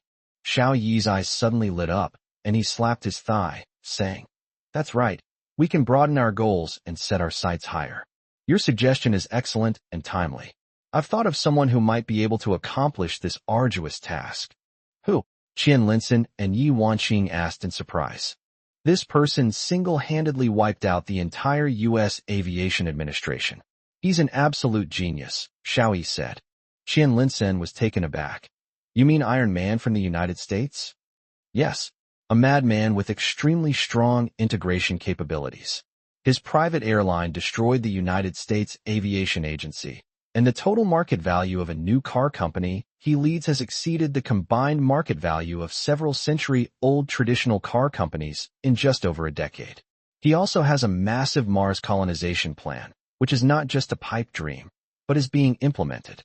I think someone like this could potentially help us complete our large-scale mass production plan for Mechs," Xiao Yi said. Yi Wanqing shook her head. "You mean Elon Musk, right? But he holds 3 citizenships, one of which is the United States. How can we let him into a top-secret organization like the All-People Mobilization Expert Group?" Qian Linson sighed and said, "Yes, the primary condition for forming the expert team for the nationwide mobilization is to have the citizenship of the Great Zhou Kingdom. This is what you said, a lesson learned in blood from other universes." Xiao Yi smiled and said, "We can naturalize him." "Naturalize him? How is that possible?" Yi Wanqing exclaimed in shock. "Becoming a citizen of the Great Zhou Kingdom means giving up other citizenships. How could the United States, as the most developed and advanced country in the world, possibly become a citizen of our Great Zhou Kingdom?" Xiao Yi took a deep breath. "Anything is possible. Don't forget, Elon is a madman. So, I need a crazy plan to impress him. And what our all-out mobilization of experts is doing is itself an extremely crazy thing." Yi Wanqing and Qian Linson looked at Xiao Yi as if he were a madman. To naturalize a madman who was one of the world's top 10 richest people, only a madman would have such an idea. Suddenly, cheers erupted in the hall. Xiao Yi went out and saw on the big screen that the second supertanker had entered the South China Sea, while the first supertanker had entered the port and begun unloading its cargo. This speed exceeds the speed of all known oil tanker transport. "Xiao Yi, our Nye family has made a huge sacrifice this time. The engines of our supertankers have had their lifespan reduced by at least 10 years. Nye Sihua said with a dissatisfied tone as soon as she saw Xiao Yi. Xiao Yi said, "I am very grateful for Elder Nye's contributions and demeanor. In Elder Nye's hometown, people are ready to welcome him home." Wang Xinglin led Sikong Bei into the hall and said to Xiao Yi, "Advisor Xiao, nothing can stop our plans now. We intend to begin the 3rd battle of the financial war, the food war." Xiao Yi said excitedly, "Then what are we waiting for? Let's have a meeting in the conference room and discuss our strategy." He turned to look at Nye Sihua and said, "Miss Nye Sihua, why don't you come to the meeting with us? It might come in handy." Nye Sihua looked shocked. She pointed to her nose in disbelief. "You want me to attend the meeting? This is a high-level meeting of the expert group mobilized by the whole nation." Xiao Yi smiled faintly. "You are already a member of our all-people mobilization expert team, Hurricane Group." Nye Sihua still couldn't believe it. "You trust me? I haven't passed the naturalization review yet, and I haven't obtained the citizenship of the Great Zhou Kingdom." Without a word, Xiao Yi grabbed Nye Sihua's arm and pulled her away. "Stop dawdling. Time is limited. Our meeting must begin within 3 minutes. Elder Nye's actions have already been approved, and he can directly become a citizen of the Great Zhou Kingdom, as can you." Nye Sihua felt something was off, and then she realized that Xiao Yi was holding her arm tightly. She could feel that Xiao Yi's hand was warm and steady. Chapter 91 Discussion Meeting on the Food War. 3 minutes later, a group of excited people sat around the conference table in the meeting room. Before everyone had entered, Wang Xinglin stood up and said, "The task of purchasing iron ore and crude oil is basically over. Our supertankers have all been loaded and are passing through Devil's Bay. The last tanker will pass through Devil's Bay within 3 to 5 days. With the strength of our 3-carrier fleet, as long as we don't encounter a similarly sized fleet from the United States, we have nothing to fear. Once we pass Devil's Bay, no other country will be able to strangle us anymore. And if the United States wants to form a 3-carrier strike group, it will be at least a week later. Therefore, in order to announce the national mobilization plan as soon as possible and to issue the highest mobilization order as soon as possible, our hurricane team suggests that we start buying food 10 days in advance. Niesihua watched the attendees with great interest. She thought that Dahua shipping was very efficient and the meeting was very effective, but compared to the meeting of the expert group that mobilized the whole people, it was simply long and redundant. They didn't even bother with polite formalities or use respectful terms between superiors and subordinates. They just jumped right in and started talking. It completely shattered her expectations. However, she liked the atmosphere. Sikong Bei added, "In fact, our country has been quietly stockpiling grain overseas for years and has established many grain depots through cooperation in order to cope with possible food crises and to counter the monopoly of the 4 major international grain traders. The first step in this battle is to bring this grain back." Niesihua quickly said, "Our supertankers are all idle after unloading. I can arrange for them to not rest, but simply modify them and use them to transport grain." Xiao Yi gave Niesihua an approving look and said, "Very good. Having a boat in hand means you're not worried." International trade expert Fu Zixuan, name provided by Mr. Booklover, tapped the table. Once everyone's attention was on him, he said, "Ladies and gentlemen, let me pour some cold water on your enthusiasm. The international grain monopoly is in the hands of the 4 major Western groups, namely the 4 major grain traders, A, B, C, and D. If we rashly try to transfer this batch of grain back by ship, I believe that once the first batch leaves port, the second batch will definitely not be able to get out." Wang Xinglin was taken aback, and he began to ponder. Niesihua asked, puzzled, "Why?" "I can arrange for ships to load and depart continuously." Fu Zixuan said, "Our great Zhou kingdom's recent actions have attracted the attention of Western countries. It's just that with Soslo and the others blocking the way, they've drawn a lot of attention, which is why their reaction to our great Zhou kingdom has been somewhat slow. But if we try to use the same method to purchase and transport grain, it will definitely provoke attacks from the 4 major grain merchants, A, B, C, and D."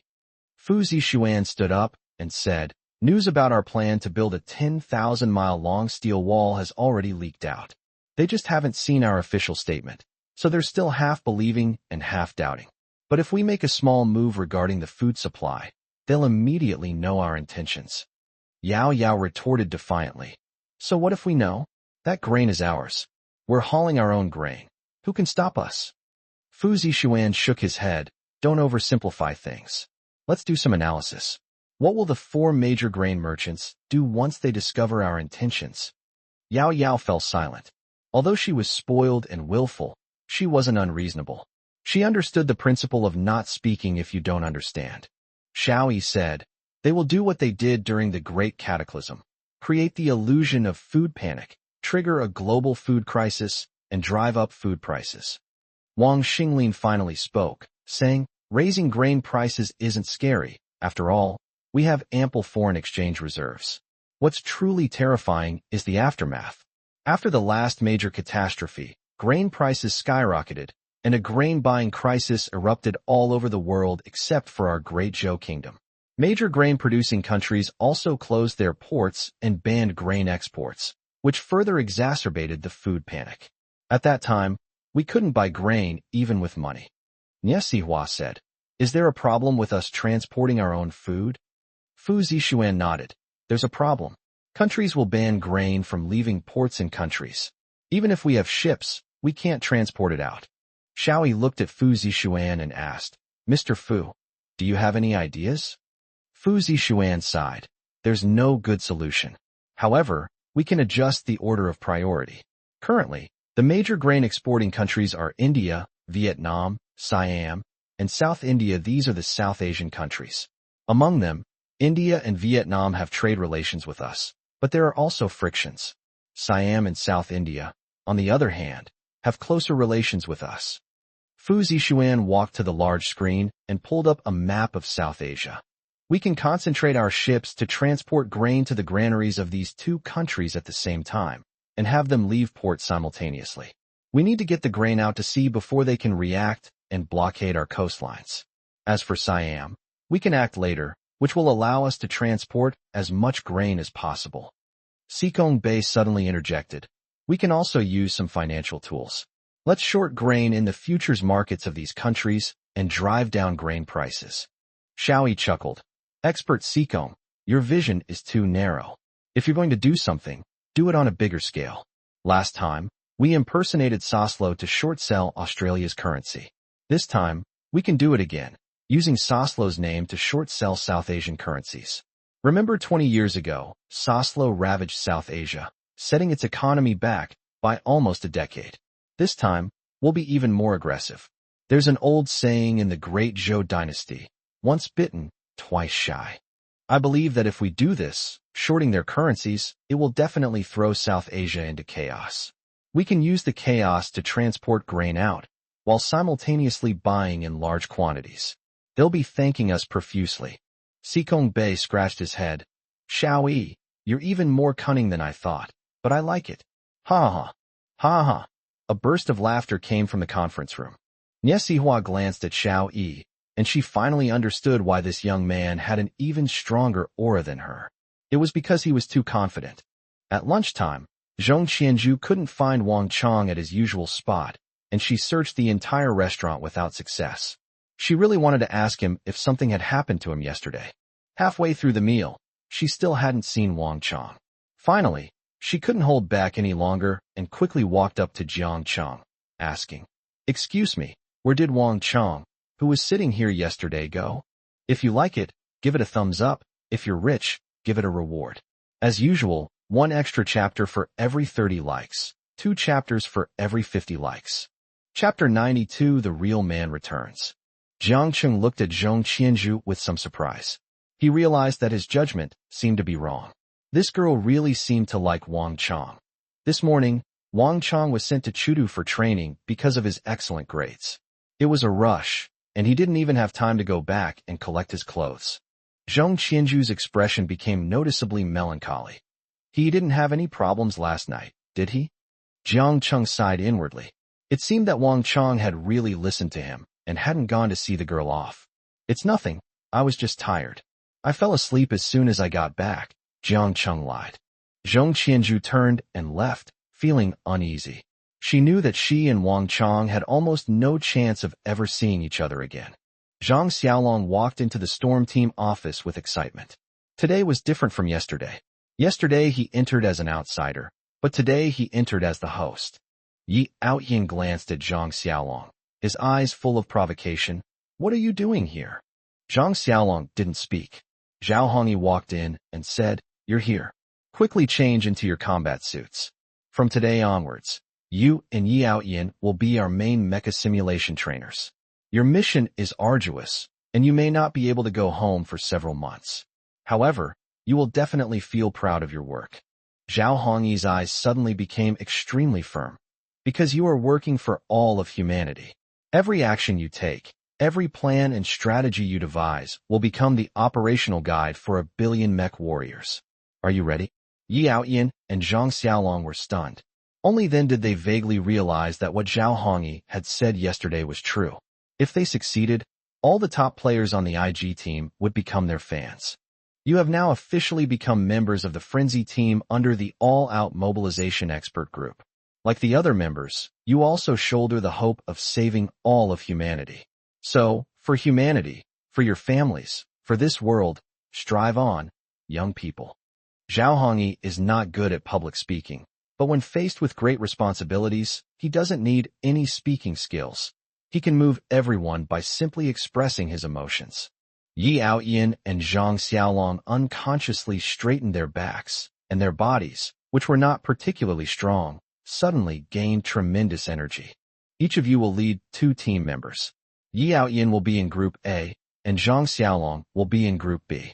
The task for each of your groups is to work with the programmers and mechanics to research and refine the operation of the Mechs, and each group will create its own operating guide, Xiao Yi said.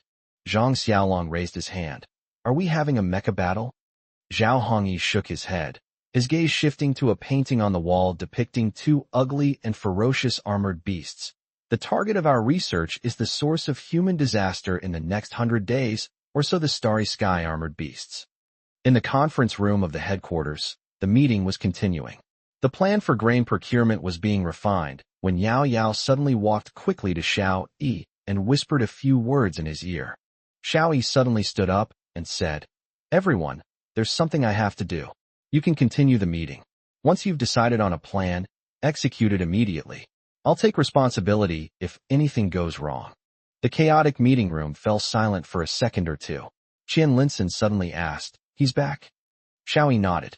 The people in the conference room immediately cheered. Qian Linson said with a little excitement, "Please tell him that I am proud of him." Wang Xinglin quickly raised his hand. "Me too." Sikong Bei also raised his hand. "Me too." People raised their hands. "Me too." "And me?" Completely confused, Nie Sihua asked Xiao Yi in bewilderment, "Who's back?" Xiao Yi took a deep breath. A true man. Chapter 93 Heroes, Welcome Home. A helicopter hovered in the air and slowly landed on a grassy field. Sitting in the cabin, Xiao Yi said to Gao Daqiang, "I'm sorry, but due to political sensitivities and my own identity, I can no longer see you off." Yi Wanqing tidied her hair and said, "I can deliver it." Gao Daqiang, sitting in his wheelchair, grinned and said, "It's okay, I know the way." Xiao Yi grasped Gao Daqiang's hand and said, "Remember, take the time to recover from your injury. Also, a mecha simulation software is about to be launched. You must practice it diligently until your body is fully recovered. Remember, remember." Xiao Yi's expression was strange, drawing sidelong glances from Gao Daqiang and Yi Wanqing. However, Xiao Yi couldn't tell him how cruel the future would be for Gao Daqiang if his body couldn't recover to its optimal state. However, this is not the second universe. They have seized the initiative, and everything can be changed, and they have time to change it. "Okay, it's just a game, I'll practice hard. Although I'm more skilled at handling a gun than a mouse, I can learn," Gao Daqiang said with a smile. Xiao Yi laughed too, not wanting to make the atmosphere too tragic. "No need to touch the mouse. What you touch is much cooler than the mouse." Gao Daqiang was carried off the helicopter. Xiao Yi said at the end, "Originally, the city was prepared to welcome you back with the biggest welcome ceremony. They even set up a venue in the square, and the mayor personally wrote a speech." Xiao Yi's tone turned serious. "But for the sake of the bigger picture, and to avoid provoking the United States and the United States, we've decided to send you back quietly. Even your family doesn't know you're coming back. You won't mind, will you?" Gao Daqiang stood up and said, "I, Gao Daqiang, am not serving my country for those empty titles." Xiao Yi nodded and said, "This is the suburbs, but you should know the way home.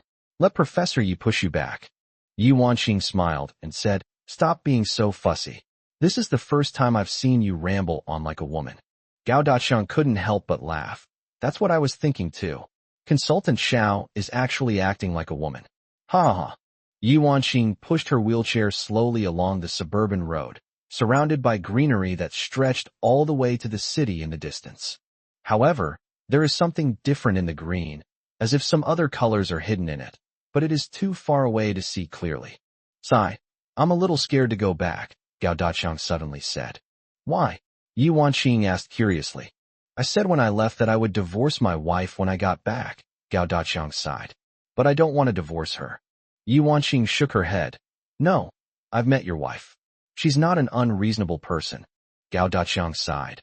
"My wife is a good wife, but my mother-in-law sigh, never mind. I haven't given her a good life, and I feel guilty about it. If she can find someone better, I wish her all the best." Yi Wanqing didn't know what to say. After all, she didn't understand them at all. "When we first started dating, I was completely clueless about romance. On our first official date, she looked at me empty-handed and said that I hadn't even brought her a flower on our date," Gao Daqiang continued. "I panicked a little and just picked a morning glory from the roadside. You know, the kind of blue wildflower. I gave it to her." Yi Wanqing smiled and said, "You really are a bit clueless about romance. You didn't even bring flowers for our first date." Later, when I went back to visit my family, guess what she brought to greet me at the airport? Gao Daqiang's eyes were slightly moist. He was genuinely reluctant to part with her. What? Yi Wanqing guessed it, but deliberately didn't say it. She was holding a bunch of blue morning glories.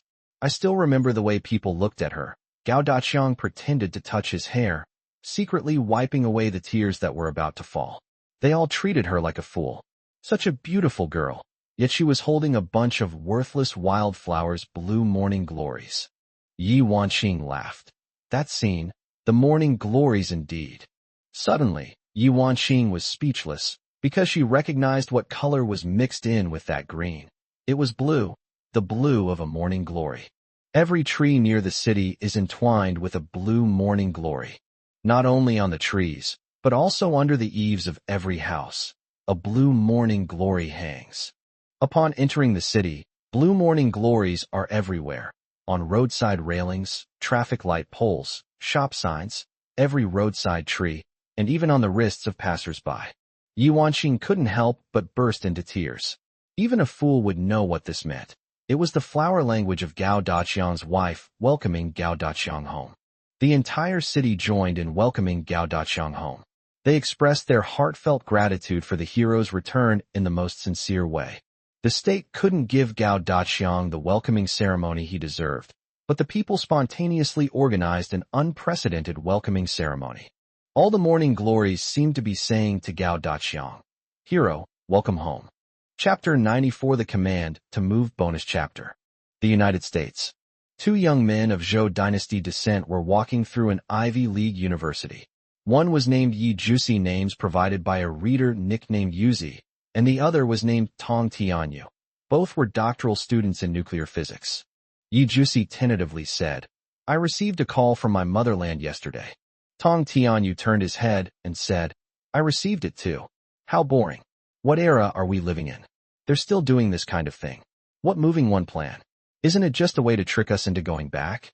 "I'm not going back," Yi Jusi said with some surprise. "Why don't we go back? We are all government-sponsored students, and the country has invested a lot of effort in cultivating us, hoping that we will return to the country after completing our studies at a critical time and contribute to the development of the Great Zhou Kingdom." Tong Tianyu curled his lip. "What do you mean by saying that the Great Zhou Kingdom nurtured us? I earned it through my own abilities. My current life depends on my scholarship." "Who gave you the scholarship?" "Not the Great Zhou Kingdom, but the United States." "So, I should thank the United States, not the Great Zhou Kingdom." Yi Jusi shook her head. "The Great Zhou Kingdom nurtured me, and I should repay my country. I've decided to take the plane back home tomorrow morning." Tong Tianyu glanced at Yi Jusi with a mocking look. "You've watched too many patriotic movies in your head. What's the environment like in the Great Zhou Kingdom? What's the environment like in the United States? Can you even compare? What we researchers need most is to produce results. But with the current level of the Great Zhou Kingdom, it's of no benefit to our academic research at all." Tong Tianyu pointed to a building not far away and said, "Let's not talk about anything else. Just take our teacher, Yang Buwei, name provided by a reader. He was a child prodigy who caused a sensation in the Great Zhou Kingdom back then. He was also sent abroad to study on a government scholarship. Look at him now. Professor Yang not only doesn't return to China, but he has also become a U.S. citizen. Even if people in the Great Zhou Kingdom call him a traitor, he doesn't care. The reason is simple. If he returned to the Great Zhou Kingdom, where would he have achieved what he has today? Only with such a good school in the United States, with so many outstanding talents working together, can one achieve such great success. And look at how Professor Yang countered those critics in the Great Zhou Kingdom. He said that his research is not only for the benefit of the people of the Great Zhou Kingdom, but for the benefit of the entire world, which is why he chose to stay in the best research environment in the world to conduct his research. Yi Jusi was speechless, because Yang Buwei was one of the world's top nuclear physicists, and the supernuclear energy project he was researching was at the forefront of the world's technology. His achievements were indeed made under such favorable conditions in the United States. Moreover, in order to obtain research qualifications and access more core research projects, Yang Buwei even swore an oath to become a citizen of the United States and renounced his citizenship of the Great Zhou dynasty. Yang Buwei was also their doctoral supervisor, and Yi Jusi agreed with Yang Buwei's choice. After all, science knows no borders, and anything that contributes to humanity should be supported. But this time is different. This time, a decisive action order has been issued. Every student sent abroad by the Great Zhou Kingdom receives an order, Operation Motion 1. This is an emergency order. Once issued, it signifies that the Great Zhou Kingdom needs you most. Every citizen of the Great Zhou dynasty overseas should promptly obey the instructions upon receiving them. However, this order had always been just a legend, never actually issued. Its sudden release now indicated that the situation had reached a critical juncture. As citizens of the Great Zhou Kingdom, they should unconditionally obey the order. Tong Tianyu, I think this situation is special, different. Think about it. The Move 1 command has always been just a legend, never actually issued. Now that it's suddenly being issued, it must be related to the Great Zhou Kingdom's current grand plan. So, I will definitely go back. Even if I don't get to use it, I don't want to regret it, Yi Jusi said. Tong Tianyu smiled dismissively. Have you heard some rumors too?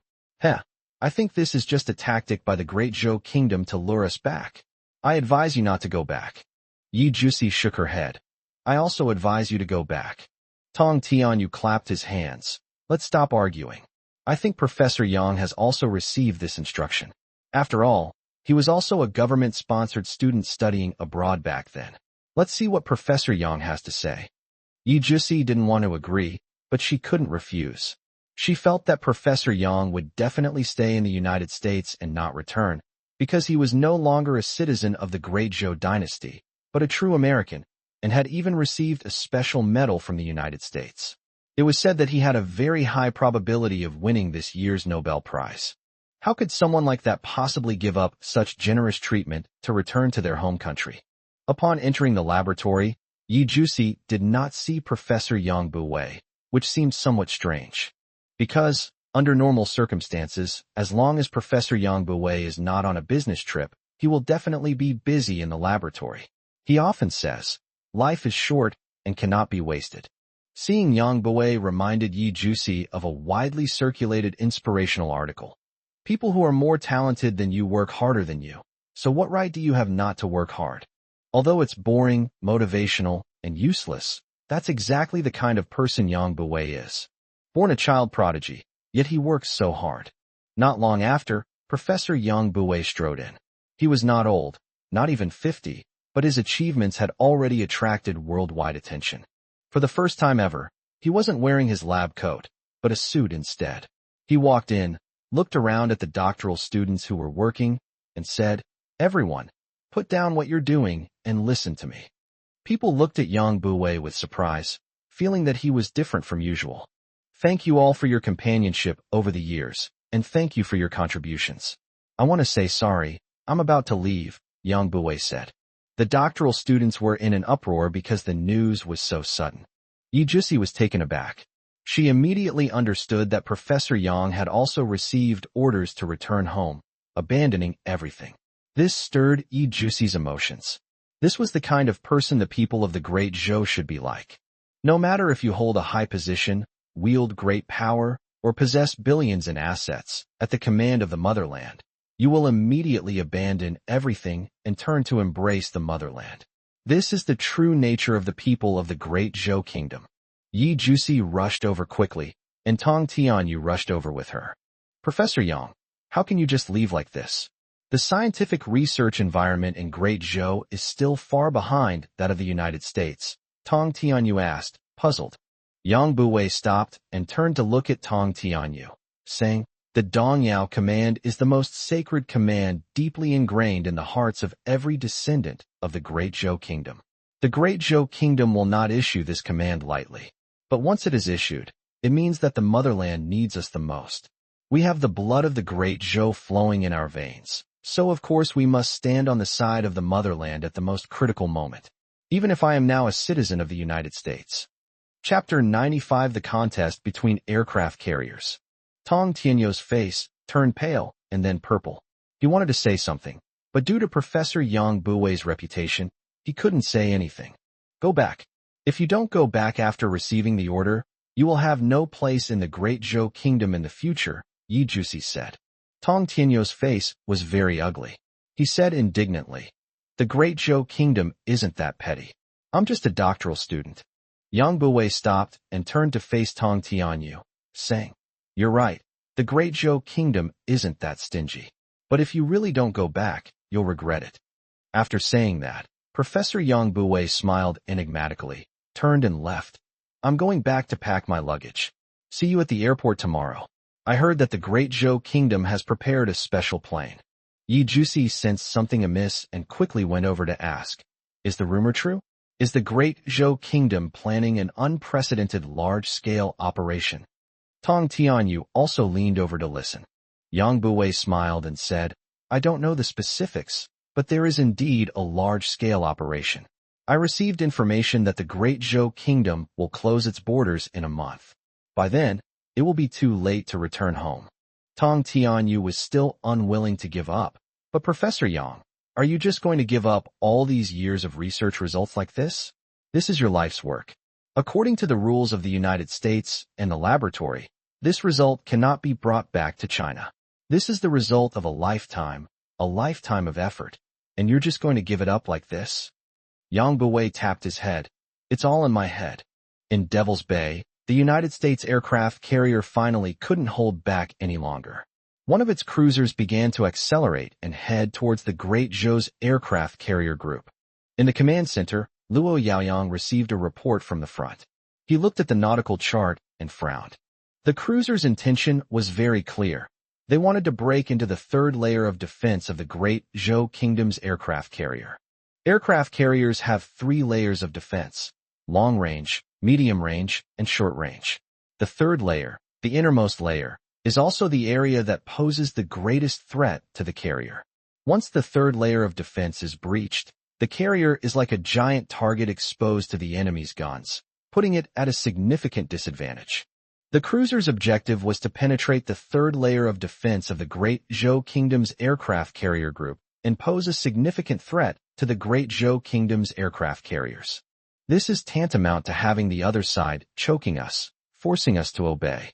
Otherwise, if a conflict were to break out, the safety of the aircraft carrier would be severely threatened. This is a blatant threat from the United States. If the Great Zhou Kingdom's aircraft carrier group were to retreat voluntarily for safety reasons, it would lose in terms of morale and would also have a significant impact on Devil's Bay behind it. The waters of Devil's Bay are under the jurisdiction of the United States and the United Kingdom, while Western Allied countries also have jurisdiction. The warships of those restless Canadians and Western Allied countries patrolling the waters around Devil's Bay will jump out as if they have a powerful backer, creating difficulties for the escort mission in Devil's Bay. The cruiser's advance must be stopped. Luo Yaoyang called Xiao Yi and said, "We're afraid we have to make a move." Xiao Yi calmly said, "Team leader Luo, I trust your judgment. We should act when necessary." Luo Yaoyang put down the phone. He knew that this was a critical moment, and he was about to do something that would shock the world, something that had never been done before. This is the first time in the world that someone has dared to challenge the United States, the sole superpower. The United States, the world's leading military and economic power, possesses 11 active aircraft carriers and nearly 400 overseas military bases scattered across the globe. Such formidable strength far surpasses even the rapidly developing Great Zhou dynasty. Those forces that dared to challenge the authority of the United States were almost all crushed. Therefore, no country would easily challenge the United States, not even the Great Zhou dynasty. However, today is the time to face the challenge. Cruiser number 303, adjust course and meet them head-on, Luo Yaoyang ordered. Captain Zhao Wanwei of the 303 cruiser name provided by reader 2893527 tensed up, knowing what this order meant.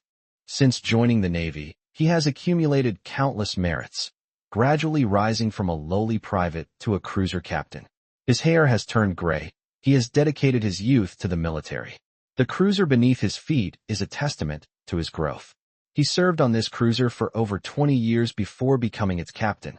However, Luo Yaoyang's order meant that his life's work could be severely damaged, and the ship might even be scrapped. This was because the cruiser was already nearing the end of its service life. Engaging the enemy cruiser head-on could potentially shorten the cruiser's service life. But military orders are absolute, and no matter how reluctant you are, you have to carry them out. All departments, listen up. Heavy ammunition stored away. Change course and advance at full speed, Zhao Wanwei said in a deep voice. Luo Yaoyang's orders meant they had to engage the enemy cruiser head-on. To avoid secondary damage, they had to store their heavy weapons and ammunition to prevent a secondary explosion upon impact. However, necessary weapons must be kept in place in case the enemy suddenly opens fire. The principle of the standoff is that no firing is allowed. Whoever fires is a war criminal. This is a red line that no one dares to cross lightly. However, we must be wary of the other side resorting to desperate measures and actually opening fire. With everything prepared, the cruiser burst out of the carrier group, charging forward like a wild horse. It was also like a fearless warrior charging towards the enemy lines. From the air, the two cruisers could be seen charging out of their respective positions, like the vanguard generals of two armies in ancient battles, charging straight at each other.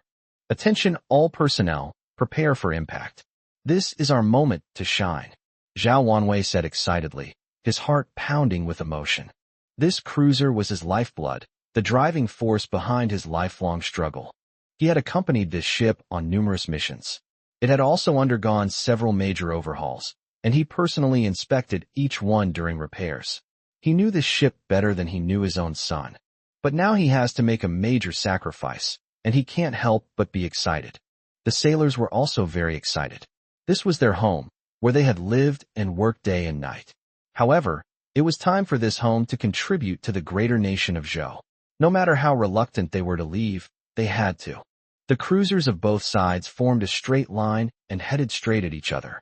The captain of the American ship was somewhat shocked. He hadn't expected the people of Great Zhou to resort to such extreme measures to retaliate against his provocation. However, he also believed that this was merely a gesture by Great Zhou. Chapter 96 Let Go and Do It. After all, no country in the world dares to challenge the authority of the United States. Not even the rapidly developing Great Zhou. He believed that the Great Zhou's cruisers were merely for show. Thinking of this, the captain arrogantly picked up the microphone and shouted at the opposing cruiser. Cruiser of the Great Zhou Kingdom, you are blocking the route of our Sam Kingdom cruiser. Please give way immediately. Zhao Wanwei sneered and picked up the microphone, saying, U.S. cruiser, you have intruded into the warning line of my Great Zhou's aircraft carrier group. I order you to turn around immediately, or you will bear the consequences. Zhao Wanwei spoke sternly, his words, I command you, exuding an air of dominance that made the opposing captain begin to feel somewhat guilty. The other ship's captain said, This is international waters, and I have the right to navigate through. Zhao Wanwei snorted coldly. I have one too. Zhao Wanwei added. When two armies meet on a narrow path, the brave one wins. The two massive warships passed each other head-on, dozens of kilometers apart. An early warning aircraft in the air transmitted the footage to headquarters. The previously noisy headquarters suddenly fell silent. Unbeknownst to everyone, an old man quietly walked in and stood beside Luo Yaoyang. No one noticed him. Everyone's eyes were fixed on the images displayed on the big screen. In such a situation, a large destroyer would need a buffer distance of at least several kilometers to avoid it. It's like those car chase scenes on TV, where two cars are speeding towards each other and charging at each other, seeing who's scared and who's going to dodge at the last second. Those who evade responsibility are the weak. This is a consensus. Madmen. The Great Zhou Kingdom is a bunch of madmen. The captain of the American ship was furious. As the captain of the world's #1 superpower, how could he possibly admit defeat? But the Great Zhou Kingdom didn't look weak at all. On the contrary, they were fearless and full of boundless courage. Captain, what should we do? The distance is getting closer and closer. If we don't take evasive action soon, it will definitely lead to tragedy. Keep going, hold on. I don't believe they'd actually dare to ram us. We're the United States, the world's #1 power. How could they dare? The captain roared, trying to bolster his courage.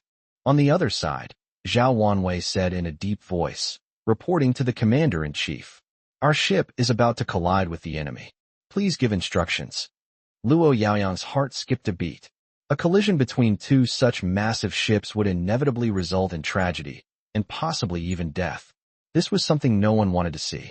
However, in order to defend their dignity and to show their attitude, the people of the Great Zhou Kingdom could not simply endure the blows thrown at them. The collision incident more than 20 years ago demonstrated the courage and spirit of the people of Great Zhou. Although a pilot was sacrificed, Great Zhou gained extremely valuable secrets and let the Western powers know about the courage and integrity of the people of Great Zhou. It also brought temporary peace. This time, the Great Zhou Kingdom is even less likely to back down.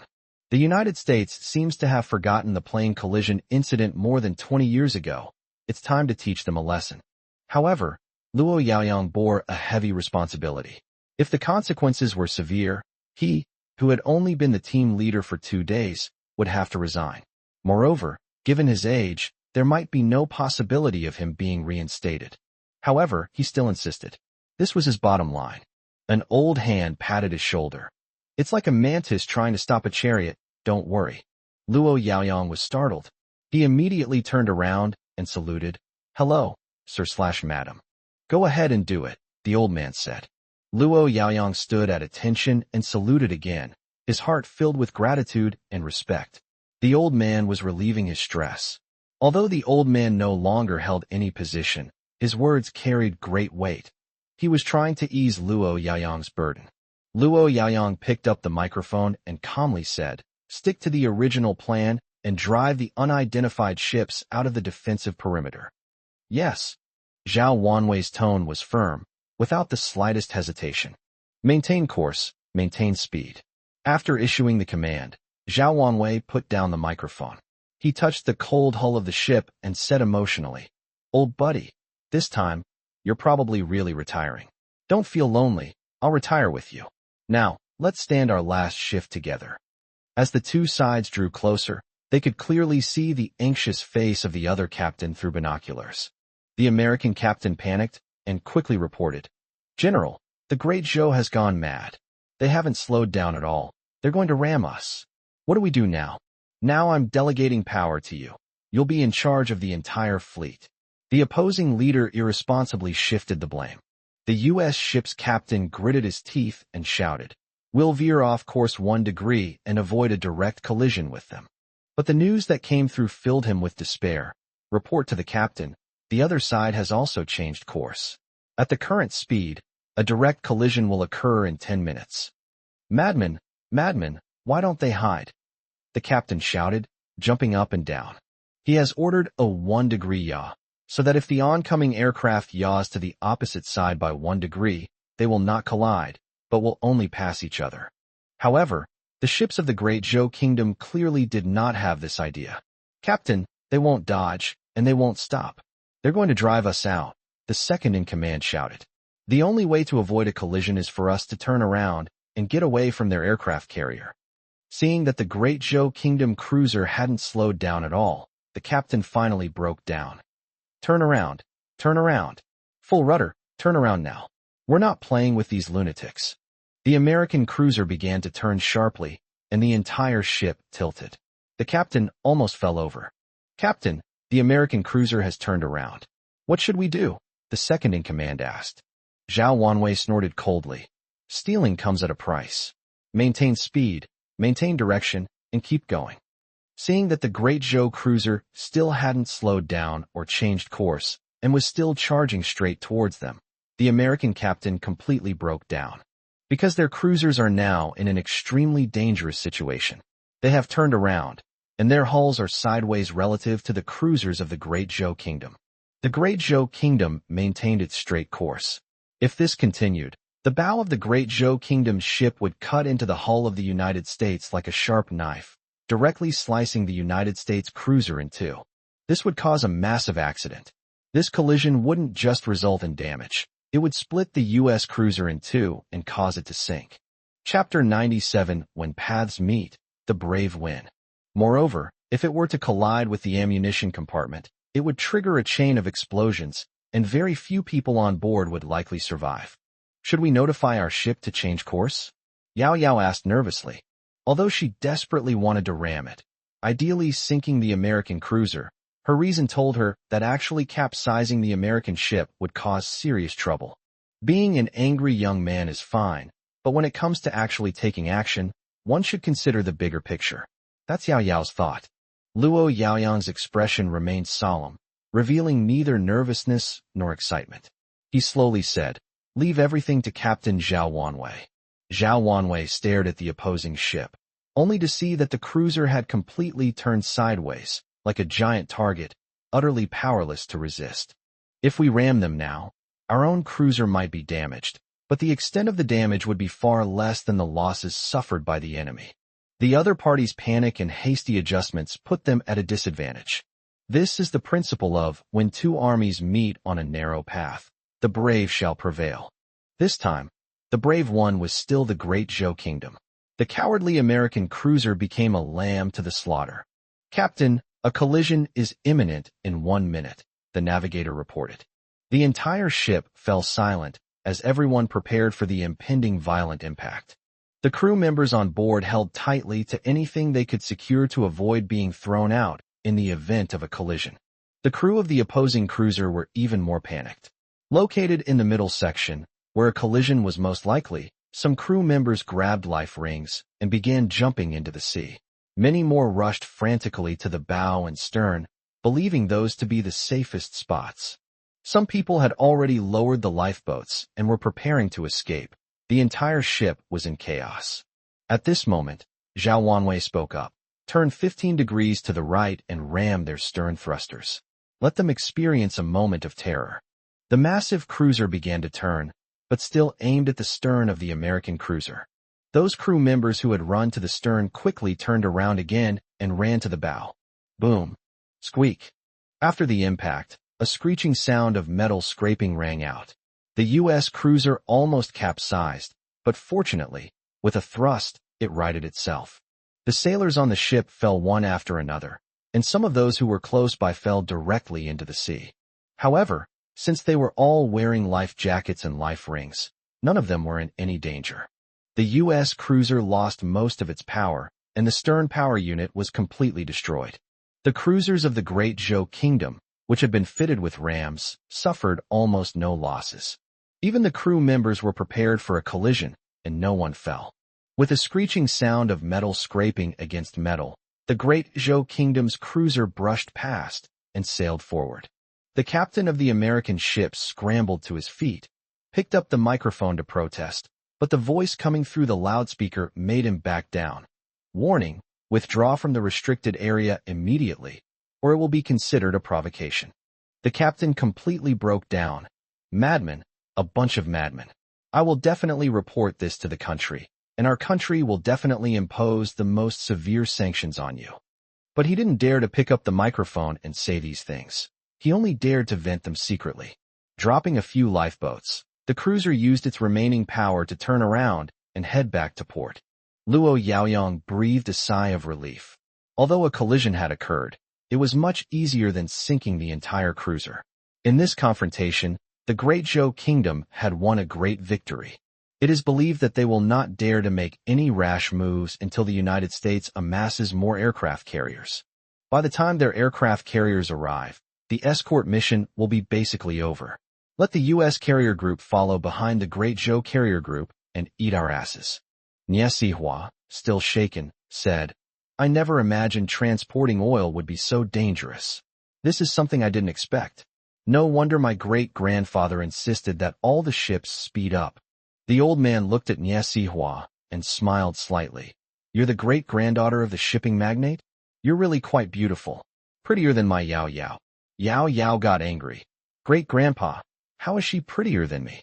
She's just a little pretentious, isn't she?" Niesihua was also angry.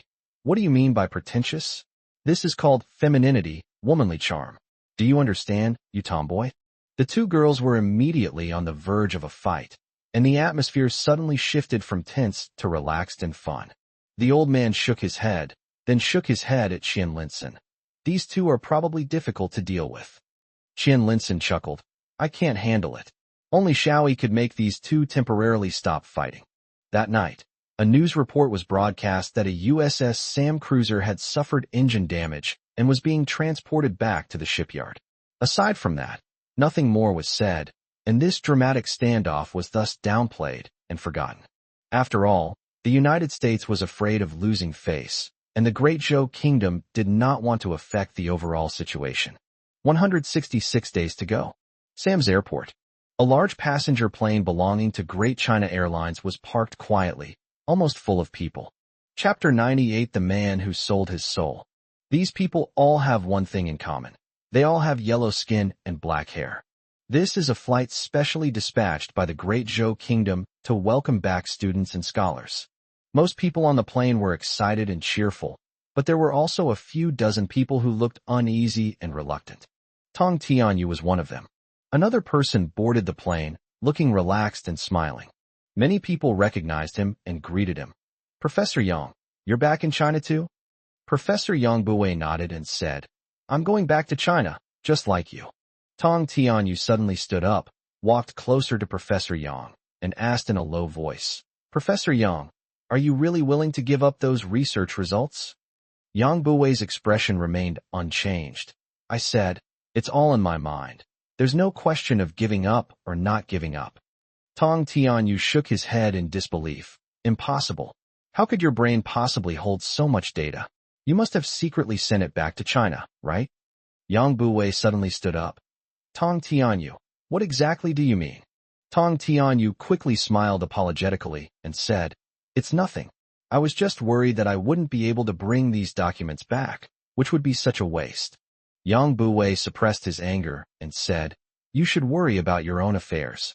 Tong Tianyu walked hesitantly to the back row, but as soon as he sat down, his expression changed, turning gloomy. He said to a young man next to him, "I don't want to go back. If only there were a way to avoid going back." The young man next to him also said, "I don't want to go back either. The United States is so nice, and I even found a foreign girlfriend. If I leave, I'll have to start all over again. It's so annoying." Tong Tianyu looked around and said in a low voice, "Do you think if the Land and Resources Bureau suddenly seizes this plane, we can avoid going back?" The young man, named Du Zhuan, was a good friend of Tong Tianyu. He said in a low voice, "Why would the Land and Resources Bureau come to investigate?" Tong Tianyu patted Du Zhuan on the shoulder and said, "Take a look around for me. I'll make a call. Maybe I can get someone from the Land Bureau to come over." Du Zhuan was secretly delighted and looked around. Tong Tianyu then made a phone call. "Hello, is this the police station? This is the airport. There is a spy from the Great Zhou Kingdom named Yang Buwei. He is preparing to smuggle our country's classified information on supernuclear energy into the Great Zhou Kingdom. He is on flight number X." Tong Tianyu quickly hung up the phone. He gave Du Zhuan a thumbs up, indicating that everything was going well. The flight attendant closed the cabin door and smiled at the passengers, saying, "Welcome aboard Dahua Airlines. This is a special plane prepared by the nation for overseas patriots to return home. We will fly directly to Chengdu to send you outstanding talents back to the Great Zhou Kingdom. We wish you a pleasant journey." Du Zhuan frowned. "Isn't it too late? The cabin doors are all closed." Tong Tianyu shook his head. "Who knows? If I get back to Chengdu, I'll take the next flight back immediately." The plane slowly began to taxi, line up, and wait for takeoff. Yang Buwei closed his eyes slightly to rest. It was a long journey, and he needed to be well rested to deal with the important work ahead. As a top-notch supernuclear energy expert, he already knew some things about the Great Zhou Kingdom and a little bit about the Star Beasts. He also knew that the Great Zhou Kingdom urgently needed to solve the problem of energy supply, and the supernuclear energy he was researching was the best way to solve the energy supply problem. Tong Tianyu's words just now surprised him, because he had indeed transmitted some data back to the Great Zhou Kingdom, but not directly. Instead, he transmitted it secretly through a third party. Tong Tianyu's words just now made him a little worried. If someone were to obstruct the project, he was concerned that it would affect the construction of the Great Zhou Kingdom. However, now that the planes have started lining up for takeoff, he can finally relax completely. Perhaps Tong Tianyu was just asking casually. It won't have a significant impact. The plane finally reached the runway and began preparing for takeoff. Suddenly, Several police cars with their hazard lights flashing rushed onto the runway and headed straight for the plane. The captain waited in vain for the order to take off until the police car arrived, at which point he realized something was wrong. The police quickly approached and found Professor Yang Buwei. Without saying a word, the two policemen took Professor Yang Buwei and prepared to get him off the plane. The cabin erupted in chaos, with everyone discussing the incident, but no one knew what had happened. Du Juan excitedly said, "The police really came. What do we do now?" Seeing the police about to leave, Tong Tianyu shouted, "To hell with them. I'm not going back to China. I'm staying in the US. This is paradise. Anyone who tries to stop me, I'll call the police." Tong Tianyu picked up his already meager luggage and strode towards the boarding gate. Yi Jusi stood up and stopped Tong Tianyu. "Don't go. We are all citizens of the Great Zhou Kingdom. Shouldn't we return to serve our country when it needs us the most?" Chapter 99 My Motherland Will Come to Save Me bonus chapter. The commotion alerted the police, who turned around to look in this direction. Tong Tianyu quickly raised his hand. "Officer, these people from the Great Zhou Kingdom want to kidnap me and take me to the Great Zhou Kingdom. Please save me." Chaos erupted in the cabin as dozens of international students, already reluctant to leave, stood up and jeered. "We don't want to leave either. We want to get off the plane." Under the watchful eyes of the crew and a group of people from the Great Zhou Kingdom who were once classmates, colleagues, and compatriots, the group squeezed out of the cabin. Tong Tianyu even turned his head and shouted at the Great Zhou Kingdom people in the cabin. "To hell with it. The Great Zhou Kingdom is a hegemonic country. I'm not going back. I want to be a Sam. Nobody can stop me." Yi Jusi said angrily. "Tong Tianyu, I never thought you were a traitor, a betrayer. The country has wasted its time raising you. You ingrate." Du Juan shouted at Yi Jusi. "You're the fool, the idiot. A brainwashed moron. You finally got to go abroad, and you're still thinking about going back home. If you hadn't forced me, I wouldn't have gotten on the plane. Like Tong Tianyu, I want to put down roots in the United States. This is my home. The air here is even more fragrant than in the Great Zhou Kingdom, and the moon here is even rounder than in the Great Zhou Kingdom." Another international student who was getting his luggage shouted, "I'd be a fool to go back to China if I didn't get the generous treatment I deserve from developed countries. I'm leaving too, and I'll fight anyone who tries to stop me." Yang Buwei, who had already been escorted to the cabin door, stopped and turned around to glare at the group of ungrateful students. He said, "If you don't want to go back to the Great Zhou Kingdom, I can tell you that you won't be able to go back even if you want to. The Great Zhou Kingdom doesn't need a bunch of ungrateful bastards like you." The police couldn't understand what Yang Buwei was saying, but they knew it wasn't anything good. They forcibly dragged Yang Buwei off the plane and put him in a police car. Dozens of international students followed them off, shouting excitedly like escaped convicts, dragging their luggage and running happily towards the airport waiting area. The cabin was quiet, and everyone was somewhat uneasy. Several people who were already wavering in their resolve began to stand up, hesitating whether or not to get off the plane. At that moment, a pretty flight attendant came out, glanced at the people in the cabin, and said, "Is there anyone else who wants to get off?" A man with thinning hair timidly raised his hand. The flight attendant said, "Then please disembark as soon as possible. I won't say goodbye to you either, because we won't see each other again. The Great Zhou Kingdom is about to begin a massive national construction project, and you are destined to be absent." The man with thinning hair hesitated for a moment, but when he saw the people running around happily, he finally made up his mind, dragged his suitcase, and walked out. The flight attendant scanned the passengers in the cabin again. "The Great Zhou Kingdom isn't begging you to return home. Now, anyone who wants to disembark, hurry up. We only welcome builders who have the motherland in their hearts, not opportunists." These words finally convinced those who were still hesitant to sit down. For the blood of the Great Zhou people flowed in their veins. The flight attendant smiled and closed the cabin door, then turned to everyone and said, "Congratulations on making the right choice. You will soon know what your choice means for you today. Fellow countrymen, the motherland welcomes you. Now let us embrace the motherland." The plane gradually taxied, then took off and flew eastward. On the ground, Professor Yang Buwei turned his head to watch the plane take off through the car window, his heart filled with regret. He knew that it was most likely his student, Tong Tianyu, who had reported him. He wasn't worried about his own safety. He was worried about the construction of the Great Zhou Kingdom's super-nuclear energy project. Without its own leadership, the Great Zhou Kingdom would find it difficult to achieve a breakthrough in super-nuclear energy.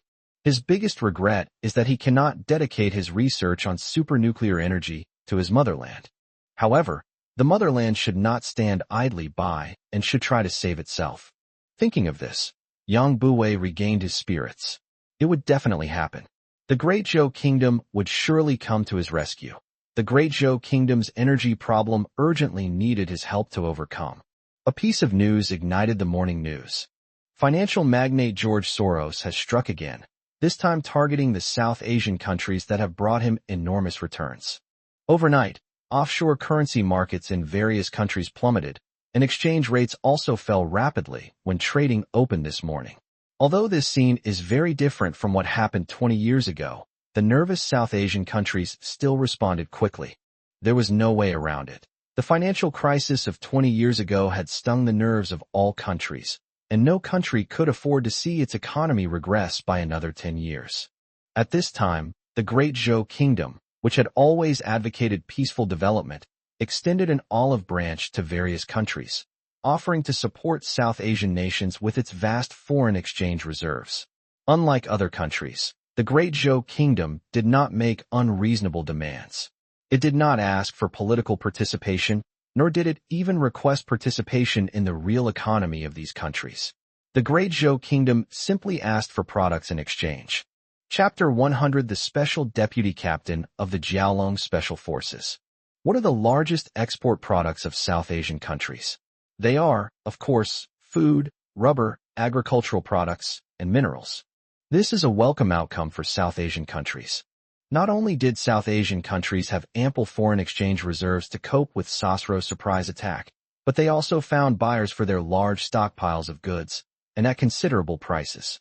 This revitalized their economies and also helped them fend off Sosro's underhanded tactics.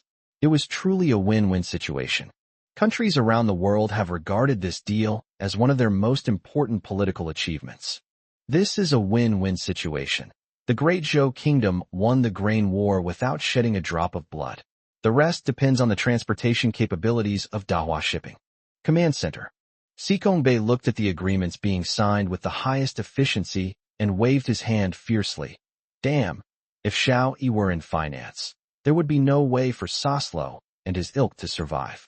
This move of subduing the enemy without fighting is simply brilliant. Wang Xinglin laughed and said, I think openly repairing the plank road while secretly crossing the Qinsong would be a more fitting description. International trade expert Fu Zixuan stood up and said, the national mobilization order will be issued in a few days. In these last few days, we should close the net, spend all the remaining money, and buy back all the materials we can. Now is the time to reveal the truth. I estimate that other countries will soon know the truth. Wang Xinglin nodded and said, okay, let's divide the work. I'll be in charge of Asia, Senior Sikong will be in charge of Europe and Africa, and Fu Zixuan will be in charge of the most difficult continents, the North and South.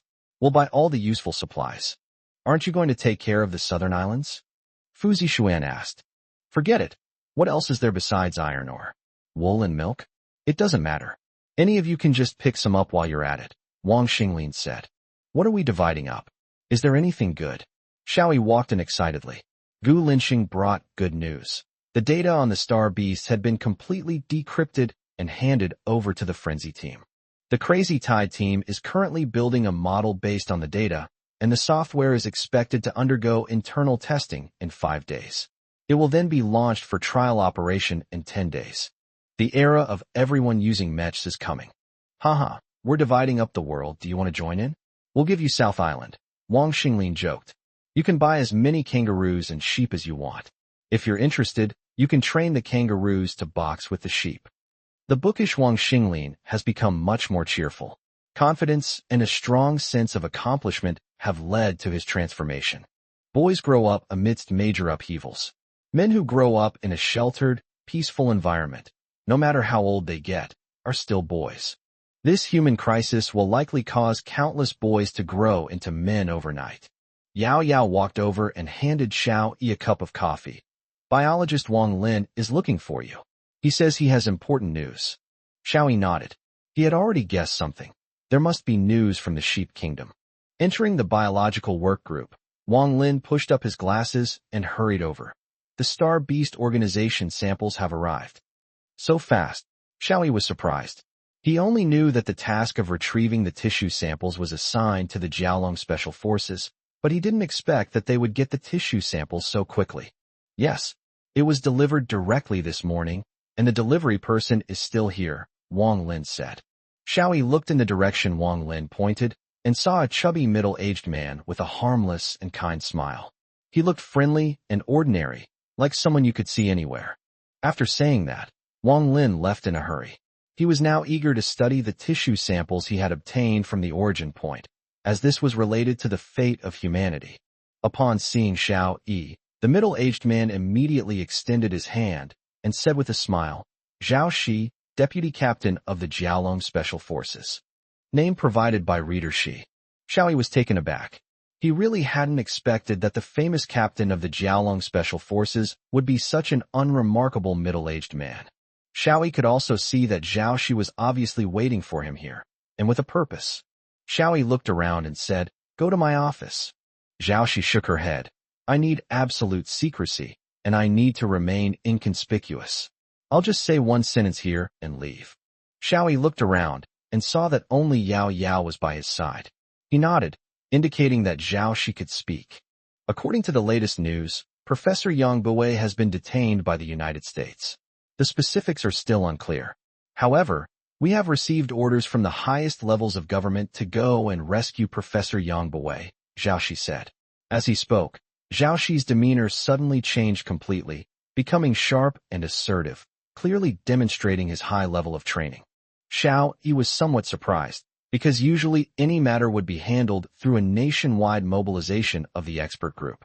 This time, the national level directly issued the task to Zhao Shi, which obviously had a special reason.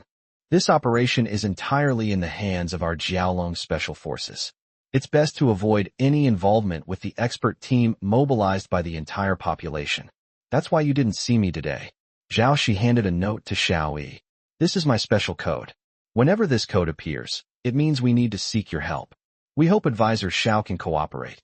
Xiao Yi asked, puzzled, why is this happening? Why isn't this a nationwide effort? Zhao Shi smiled slightly, but her eyes were sharp. You will soon understand that this matter has nothing to do with the expert team. Xiao Yi understood. This operation, like the rescue mission Gao Dachang carried out, was an underground operation, one that couldn't be made public. And judging from the looks of it, it was even more clandestine than the operation to rescue Yi Wanqing. In order to avoid any negative impact on the mobilization of the expert team, this rescue operation will not involve the expert team in any way. This demonstrates the care and support shown to the expert team at the national level. Xiao Yi nodded. He was about to shake hands with Zhao Shi, but Zhao Shi immediately changed her demeanor and bowed humbly, saying, "The things have been delivered, so I'll be leaving now." When he left, he looked like an ordinary deliverman, and you couldn't see the sharp edge he had just displayed. Xiao Yi secretly admired them. These were true Special Forces elites. Upon entering the laboratory, Xiao Yi saw tissue samples placed in an isolation chamber. It has a shell, muscle tissue, and blood. This is the richest tissue sample we've found in sheep country. It's a pity there are no internal organs, and we can't tell which part of the body it's from yet. Wang Lin said as he saw Xiao Yi enter, carefully taking a sample from the isolation chamber and examining it under a microscope. Chapter 101A Big Star with Foreign Citizenship. Xiao Yi walked around the isolation chamber. This fragment of the star beast had an outer shell, which should match a certain part of the star beast in his mind. However, after carefully reviewing and recalling the details, Xiao Yi felt that nothing matched up at all. This puzzled Xiao Yi. However, everything would only be known after Wang Lin's research results were released. Bianjing City. Several luxury cars were speeding through the city streets, causing pedestrians and other vehicles to scramble to avoid them. Many cars were forced to stop, and the drivers rolled down their windows and yelled at the luxury cars. However, these luxury cars continued to do as they pleased, speeding through traffic, their loud engines drawing even more criticism. But these people were not ashamed at all. Instead, they laughed excitedly. Upon receiving the report, Yuan name provided by Reader Jaeger set up checkpoints and speed bumps on the roads these luxury cars were sure to take, waiting for these arrogant drivers to walk right into his trap. Not long after, a loud engine roared over, and a red and black supercar rushed over. Upon seeing the checkpoint, it had to slow down. If it weren't for the good condition of the car, it would have almost crashed into the intercepting vehicle.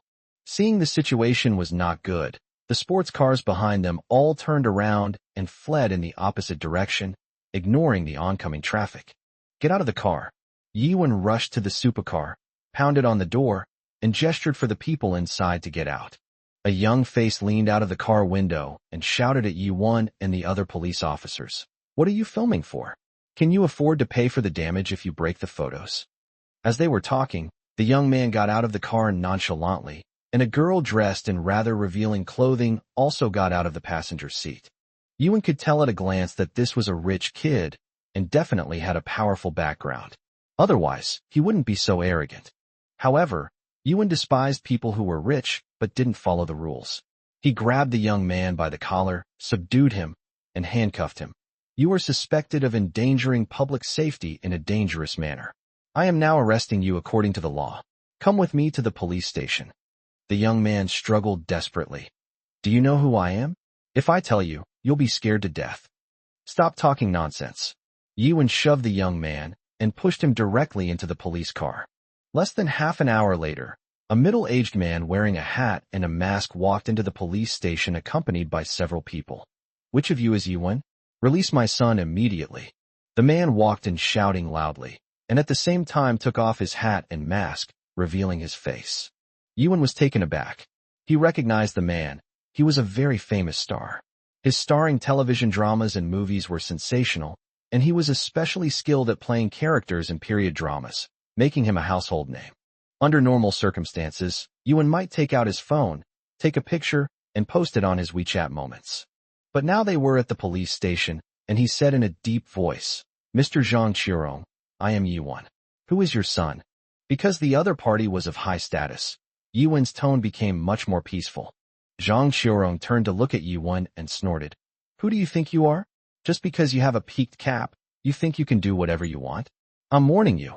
Release my son right now. Zhang Qirong's assistant was even more arrogant. Hey, Mr. Yi. Mr. Zhang Qirong was a guest personally invited by the mayor of Bianjing City. He was just having dinner with the mayor. And you, with just one phone call, brought us here. Have you thought about the consequences? Yuan frowned. This is a police station. Mr. Zhang, you are a public figure, so you should be more careful about your words and actions. Don't hurl insults here without reason. Zhang Qirong's assistant immediately jumped up. Oh ho, a mere police officer, and you think you're so great? It's people like you who abuse the power given to you by the people that make you so arrogant and domineering, even daring to arrest our young Master Zhang. I advise you to release him immediately, or you're finished. Zhang Qirong raised his hand to stop his assistant's continued attack. He said, Officer Yi, release my son, release the car, and I'll pretend this never happened. Otherwise, Yuan gritted his teeth. He had never seen such an arrogant person before. How dare he shout like this in the police station? So what if he's a celebrity? I'm sorry, Zhang Donyang is suspected of committing a crime and has been detained. We are conducting an investigation and cannot release him. Please leave, Yuan said coldly. The assistant was about to jump up and start cursing when Zhang Qirong stopped him again. He took out a passport and threw it on the police station counter. This is my passport. I am not a citizen of Great Zhou. I am a citizen of Maple Leaf Country. My son is also a citizen of Maple Leaf Country. You have detained my son without cause. This is not a small matter. It is an international incident, and it is very serious in nature. I advise you to release him immediately. Otherwise, you will not be able to bear the consequences. Yuan was taken aback. He picked up his passport. Although he couldn't read the words, he could see the symbol of Canada.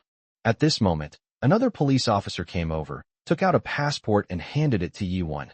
That Zhang Donyang is also a Canadian citizen. Yuan felt a chill in his heart. This Zhang Qirong was a true citizen of the Great Zhou Kingdom, with the face and appearance of the Great Zhou Kingdom, and he was famous in the Great Zhou Kingdom. It was with the support of the people of the Great Zhou Kingdom that he achieved his current status and prestige. Unexpectedly, after this guy became successful, he actually joined the Canadian government. He's actually a descendant of the Maple Leaf Nation. This is a very common phenomenon. Some people, after becoming wealthy, take the money they earned in the Great Zhou Kingdom and immigrate to other countries. Yuan just didn't expect that Zhang Qiurong, who had always played a shining, positive role, would also immigrate. Moreover, if Zhang Dongyang is a foreigner, it does cause more trouble, and they will face greater pressure. However, Yuan had no intention of backing down. He closed his passport and placed it on the table. On the territory of my Great Zhou Kingdom, foreigners must also abide by the laws of my Great Zhou Kingdom. Your son Zhang Dongyang is involved in a crime and must be detained pending trial. Zhang Qiurong clearly hadn't expected this police officer surnamed Yi to be so tough. He snorted coldly. Fine, you're creating a diplomatic incident. I obtained Canadian citizenship 10 years ago. This will have a huge impact. I can make a simple phone call, and you'll have to release him obediently. Moreover, you'll be severely punished. Release him before I make that call. Otherwise, you can expect to be dismissed. Yi Wen's face hardened. Mr. Zhang Qiurong, if you continue to threaten me like this, I will detain you on charges of obstructing justice. Zhang Qiurong was taken aback. He looked at Yi Wen's face and saw only determination. He knew that Yi Wen was not joking. He sneered, picked up the phone, and dialed a number. Mayor Ji, this is Zhang Qiurong. I've learned my lesson about your hospitality, and I'm very dissatisfied with your city's reception. Chapter 102 The Stable Mayor. After a brief conversation, Zhang Qiurong hung up the phone. He turned his back to Yi Wen, seemingly too lazy to even glance at him again. Zhang Qiurong's assistant jumped up, pointed at Yi Wen, and said, You're finished. You're doomed. Mayor Ji is on his way. Let's see what you're going to do then. Yi Wen frowned. Mayor Ji was the mayor of Bianjing City, and he always had a very good reputation. However, the fact that Mayor Ji had come in person meant that things were really getting serious. The first to arrive was not Mayor Ji, but the police chief. The bureau chief said a few words to Yi Wen, neither too harsh nor too mild, and then explained a few things to Zhang Qiurong. Zhang Qiurong's face was still full of anger, clearly indicating that the bureau chief was not important to him. Mayor Ji walked in very quickly. He smiled and nodded at Zhang Qiurong, then extended his hand. Zhang Qiurong also put on the kind of upright and approachable smile commonly seen on television and shook hands with Mayor Ji. Mayor Ji said apologetically, I'm sorry, I didn't expect this to happen. Zhang Qiurong said, My son is a Canadian citizen. This is a matter involving foreign nationality. Mayor Ji, you'd better handle this carefully. Mayor Ji turned around, glanced at the bureau chief, then at Yi Wen, and the three of them went into the inner office. Yi Wen had a bad feeling. This matter would probably have to be handled discreetly. Although Mayor Ji had a very good reputation, he also had a nickname, the mayor of the big picture. Mayor Ji often says, the overall situation is paramount. Everything should be done with stability in mind. This is also Mayor Ji's working principle. When Mayor Ji first took office, his former superior, who had promoted him, had a heart-to-heart talk with him and told him a very important principle for being an official: stability. The Great Zhou Kingdom is in a phase of rapid development, and Bianjing City, located in the heart of the Great Zhou Kingdom, is also developing at full speed. At this time, stability is of paramount importance. Only by maintaining stability can we avoid rash actions and squandering the fruits of years of hard work. A few years ago, a new energy vehicle manufacturing project approached both Bianjing Kaifeng and a neighboring city, hoping to establish its operations in one of these two cities and to receive strong government support. The new energy project is a project that the Great Zhou Kingdom is fully promoting and a key project supported by the state. As soon as the letter of intent was released, the two cities began a fierce competition. They all offered generous terms in anticipation of the project's implementation. The mayor on the other side made a tough decision and offered preferential policies that were twice as good as those in Bianjing. At this point, many people advised Mayor Ji to follow suit and make the policy even more favorable. However, Mayor Ji decided to play it safe. The preferential treatment he offered was already the bottom line. Any further concessions would harm the interests of the nation and the collective, and would also violate principles and policies. As a result, the project was launched in a neighboring city. Then, the car manufacturing began in a big way, and the neighboring city became very prosperous. Its total industrial value also increased rapidly, and it suddenly showed a trend of catching up with Beijing City and leaving Beijing City behind. This has drawn considerable criticism of Mayor Ji, with many questioning his desire for stability. However, last year the tide suddenly turned. A new energy vehicle manufacturing project in a neighboring city was exposed for fraudulently obtaining national subsidies, resulting in a large number of manufactured vehicles being scrapped before reaching the market. At the same time, a large number of completed vehicles remained unsold. Soon, the company went bankrupt, leaving behind a huge fiscal deficit, which immediately caused the economy of the neighboring city to decline. At this moment, people praised Mayor Ji's wisdom, and Mayor Ji finally understood what stability meant. Maintaining stability is the best way to ensure economic growth. Therefore, prioritizing the overall situation and seeking stability became Mayor Ji's mantra. As expected, after listening to Yi Wen's report, Mayor Ji looked at the bureau chief and said, "There are no small matters when it comes to foreign affairs. The overall situation is of utmost importance, and we must seek stability in everything we do." Mayor Ji then turned to look at Yi Wen and said, "I suggest that punishment be the primary approach. After all, if this gets out of hand, it will have a very negative impact on everyone. He's a young man, and a foreign citizen of the Zhou ethnicity. He should be given a chance to correct his behavior." The bureau chief nodded and looked at Yi Wen. Yi Wen was in charge of this matter, so the bureau chief had to give Yi Wen some face. Yi Wen was somewhat unwilling, but seeing Mayor Ji's expectant gaze and the bureau chief's troubled expression, he could only sigh. The punishment this time was primarily educational for Zhang Dongyang, with a substantial fine imposed on him. All Yi Wen could do was issue the maximum fine, but this amount was nothing to the wealthy and powerful Zhang Qiurong. That's how the matter was handled. As Zhang Qiurong was leaving, he looked at Yi Wen and said, "Young man, there are some people you can't afford to mess with. Consider this a lesson for you." After saying that, he left with a group of assistants, shouting and yelling. Yi Wen's face was ashen. He returned to his office and smashed his cup. There was nothing he could do. The world was just that realistic. Shanghai Airport. A private jet landed, and a middle-aged white man stepped off. He was none other than Elon Musk, one of the most legendary figures of our time.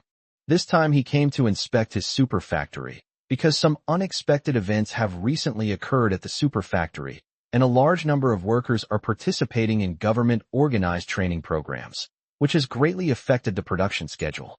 His vast business empire nearly went bankrupt 2 years ago because its production capacity couldn't keep up. In the United States, he was unable to increase production of his best-selling car model, which was fatal to his business empire. Fortunately, the Great Zhou Kingdom saved his life at this time, giving him many preferential policies, which allowed him to miraculously complete the entire process from planning to mass production in the Great Zhou Kingdom within a year. This immediately propelled him into the ranks of the world's top 5 richest people. 2 years ago, he was struggling on the verge of bankruptcy, but now he has joined the ranks of the world's top billionaires. This has made him feel very fond of the magical country of Great Zhou and deeply admire the speed of its infrastructure construction. The title of Infrastructure Maniac is truly well-deserved. It can be said that it was the Great Zhou Kingdom's miraculous infrastructure efficiency that saved its life. A domestically produced Blue Star flagship car from the Great Zhou Kingdom was parked on the tarmac. A young man with a smile on his face stood straight in front of the car, smiling at Elon. Elon was somewhat puzzled because he didn't recognize the young man. However, he had spent quite a bit of time in the Great Zhou Kingdom and knew a great deal about its affairs. Don't be fooled by the fact that this Blue Star flagship vehicle doesn't have a flashy exterior. It looks heavy, but lacks style. He knows that this car is a national symbol and has special significance. You can't get on this car without a certain status. This young man is clearly not simple. However, Elon only regarded Xiao Yi as an assistant to some important figure, because Xiao Yi was simply too young. Chapter 103: A Madman versus a Madman in Infrastructure Development. In the Great Zhou Kingdom, without certain qualifications and experience, it is impossible to hold a high position. Mayor Zhu sent you, right? Iron walked over and handed the luggage to Xiao Yi. To his surprise, a tall man quickly came around, took Elon's luggage, and put it into the suitcase. Xiao Yi smiled, opened the car door, and said, "The Great Zhou Kingdom welcomes you. My name is Xiao Yi. I will give you a more detailed introduction in the car. Time is short, let's go." Elon was somewhat surprised. They were already discussing official business before even getting into the car, and he looked so nervous. When did the efficiency of the Great Zhou Kingdom become so terrifying? It's important to understand that the efficiency of the Great Zhou Kingdom now far surpasses that of other countries. Of course, this efficiency only applies to matters of national importance to the Great Zhou Kingdom. As the car glided away, Xiao Yi said, "I know you have a lot of questions, but listen to me first." Xiao Yi's powerful aura forced even the arrogant Iron to obey. "I am Xiao Yi, Special Advisor to the Great Zhou Kingdom's All-People Mobilization Expert Team. You may not have heard of our team or me yet, but that's okay. In a few days, you'll see just how amazing our expert team is.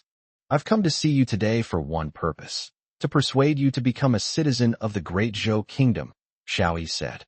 Elon smiled slightly.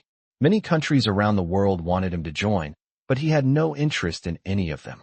As for the Great Zhou Kingdom, he was willing to join, but his conditions needed to be met. "No problem. I also feel that things are very inconvenient now, and many things are difficult to do. I am willing to join your nationality. However, I want to retain my original 3 nationalities."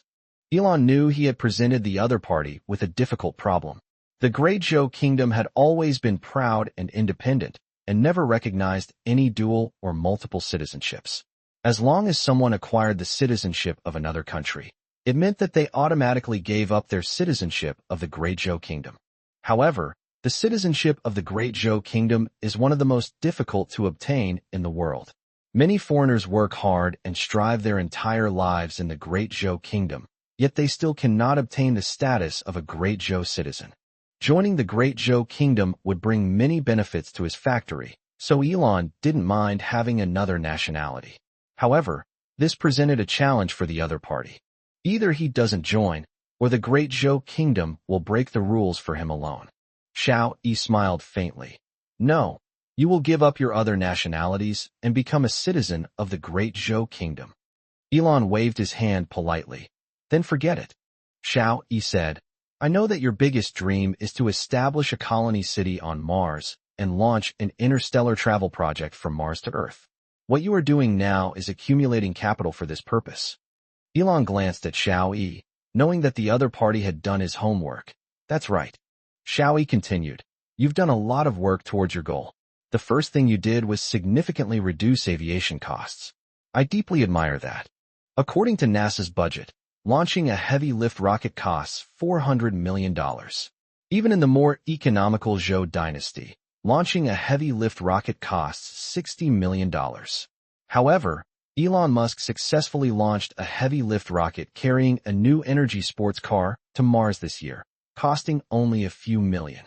Moreover, they estimate the cost of launching a Mars travel spacecraft to be only around $2 million. This is not a literal estimate, but a calculated figure.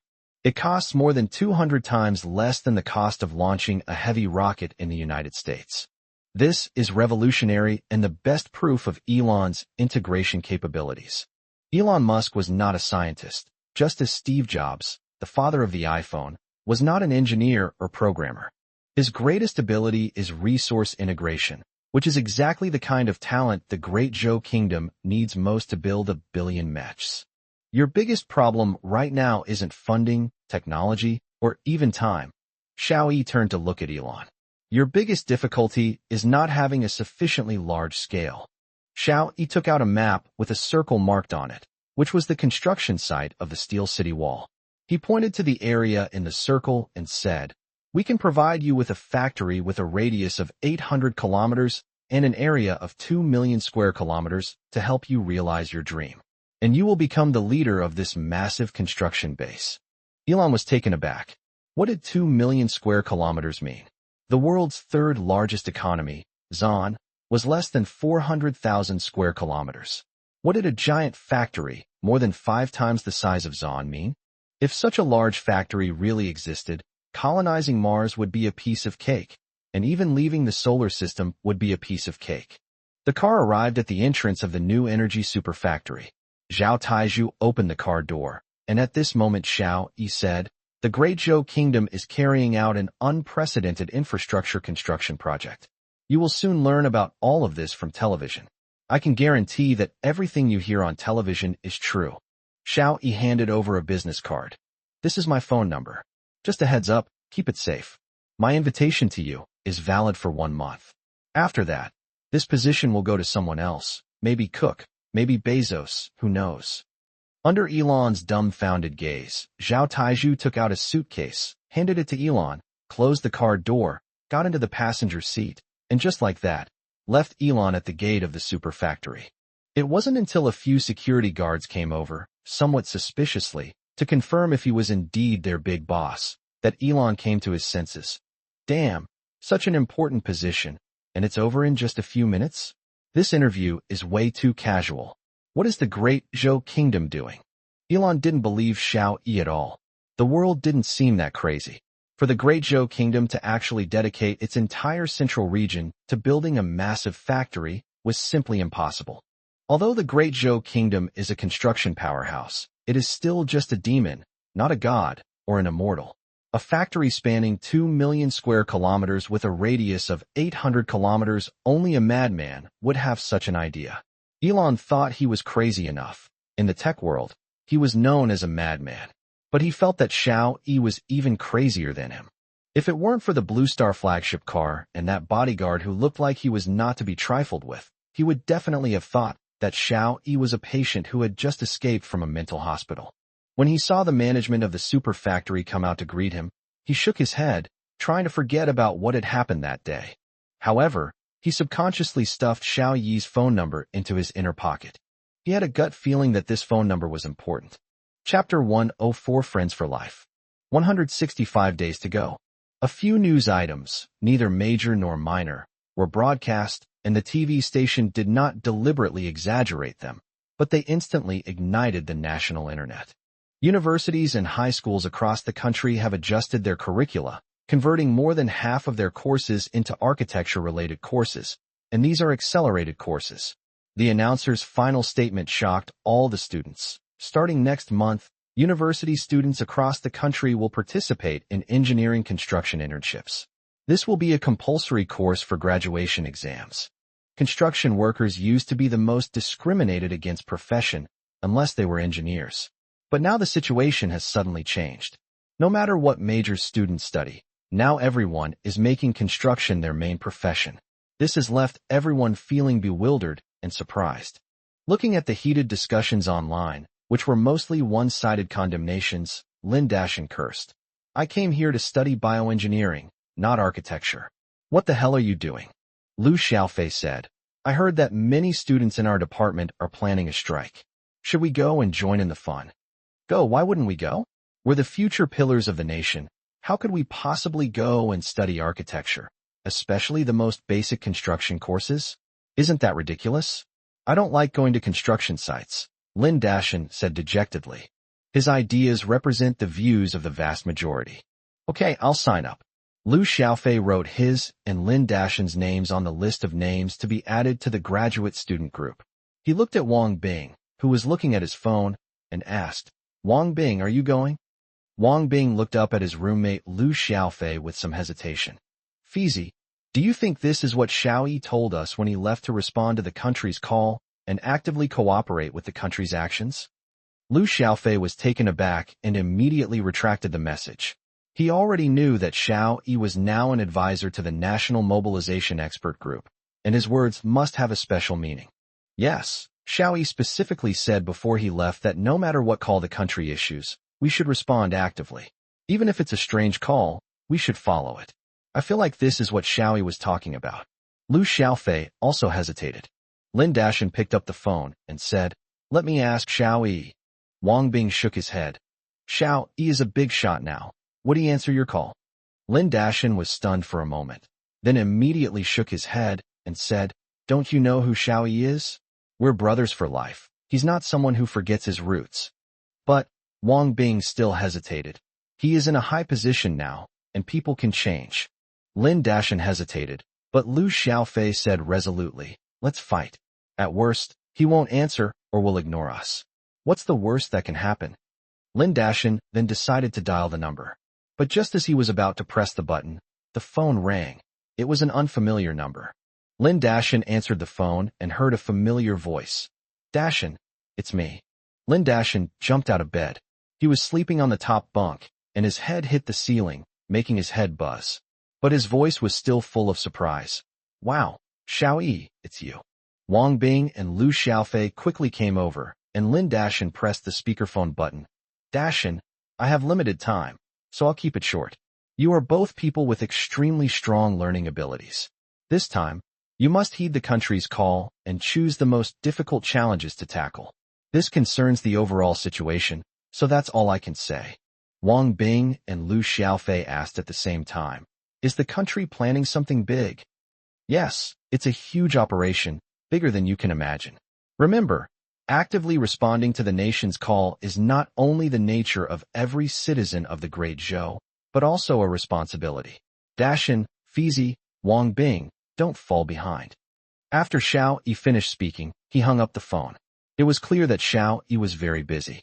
The brothers were deeply moved. Even with Xiao Yi's high status and busy schedule, he hadn't forgotten to look after his old comrades. That's a true friend. Wang Bing clapped his hands. "I told you, Xiao Yi wouldn't change, hey? Why are you guys hitting me?" "Damn it. You just said people change, but I think you're the one who changes, a chameleon." Lin Dashin and Lu Xiaofei gave Wang Bing a good beating. "Hey guys, I've analyzed it. With our current level, learning basic architecture is too boring, and we can't learn advanced architectural knowledge in a short time. I think we can find an architectural major that requires in-depth study, but can be learned in a short time to break through," Lu Xiaofei said. "Let's go ask the teacher what we need to cram for. We'll focus on those topics and hopefully it won't be too late," Lin Dashin said, standing up. Zhong Qianzhu stared blankly at the empty construction site in front of her. This place was thriving just a few days ago, but now there's not a single person left. The entire construction site was occupied only by a few large trucks loading and unloading building materials, such as steel bars. Besides these, there was only the old man guarding the gate. "Young lady, are you looking for someone? Don't bother looking anymore. All the construction workers here have left. Not just here. It seems like all the workers in the country have left," the old man said tremblingly. Zhong Qianzhu asked, somewhat disappointed, "Grandpa, where did they go?" "I went to the provincial capital for intensive training. But I won't be coming back after the training. It seems I'm going directly to some major national project, a super large project, I think." "I'm not coming back," the old man said. Disappointed, Zhong Qianzhu turned around and walked dejectedly towards the hotel. She felt a surge of sadness rising within her. This was an experience she had never had before. She had met many outstanding boys and tried dating them. However, she could never find that spark of attraction. Wang Chong raised his hand 3 times in a row to ask for chopsticks, which caught Zhong Qianzhu's attention. Then she saw Wang Chong studying diligently in the conference room. It said that men are most attractive when they're serious. She used to not believe it, but seeing Wang Chong's appearance, she suddenly started to believe it. However, Wang Chong was just a construction worker, a lowly profession in the eyes of ordinary people, at best only slightly better than sanitation workers or porters. Even the waitresses looked down on serving them. Therefore, she never had any further contact with Wang Chong. But when Wang Chong rescued her, she mustered up her courage and told herself, "Who cares? Let's try getting to know each other first. At least, he's the first person who has made her heart flutter." But reality played a cruel joke on her. Just as she was about to start a relationship, she lost track of her boyfriend. General Headquarters. Chapter 105. The person who issued the Supreme Mobilization Order. Xiao Yi hung up the phone, turned to Yao Yao, and said, "Notify the conference room to hold a meeting. All group leaders who are present should come, and those who are not present should send someone over." After speaking, Xiao Yi walked into the conference room and sat down in his seat. A short while later, Qian Linsen and Fang Weijing also came in and sat in the main seats. The unwritten rule that leaders wait for other participants is a correct rule that has never been adopted by anyone since the establishment of the National Mobilization Expert Group. The fourth person to enter was none other than the highly respected old man. Xiao Yi and the other two quickly stood up to greet him, but the old man waved his hand and said, "No need. I'm just here to listen in. You can continue." Everyone in the room quickly arrived, and 3 minutes later, the meeting officially began. As for those who were late, they simply needed to find a seat. There was no criticism or blame, because everyone knows that there's always a reason for being late. In the general headquarters of the National Mobilization Expert Team, those who slack off, those who just coast along, and those who put on airs only have one option: expulsion. Xiao Yi stood up and said, "We have already begun preliminary preparations, releasing some information that the entire nation needs to digest. Construction workers have been undergoing intensive training in batches according to their skill levels, and will be dispatched to various construction sites in 3 days to serve as team leaders. Universities and high schools have also begun short-term architecture-related training programs. Our nationwide mobilization plan was originally scheduled to announce the highest mobilization order 20 days later, but now we are preparing to announce it 10 days earlier. These 10 days will provide us with more time to prepare for our actions. Now, each team, please report on your preparations and current progress regarding this plan." The efficiency of the expert team mobilized by the whole nation is always this high. Education team leader Xiao Darren reported, "After more than 10 days of planning, our Education Commission has completed the relocation preparations, and the site has been basically secured. Although the conditions are a bit worse and more cramped than before, it has improved efficiency.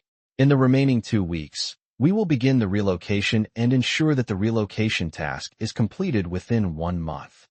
Regarding education and training, based on the information provided by the decryption team, we have arranged for construction experts to be assigned and to provide intensive training to a group of promising construction workers for various projects.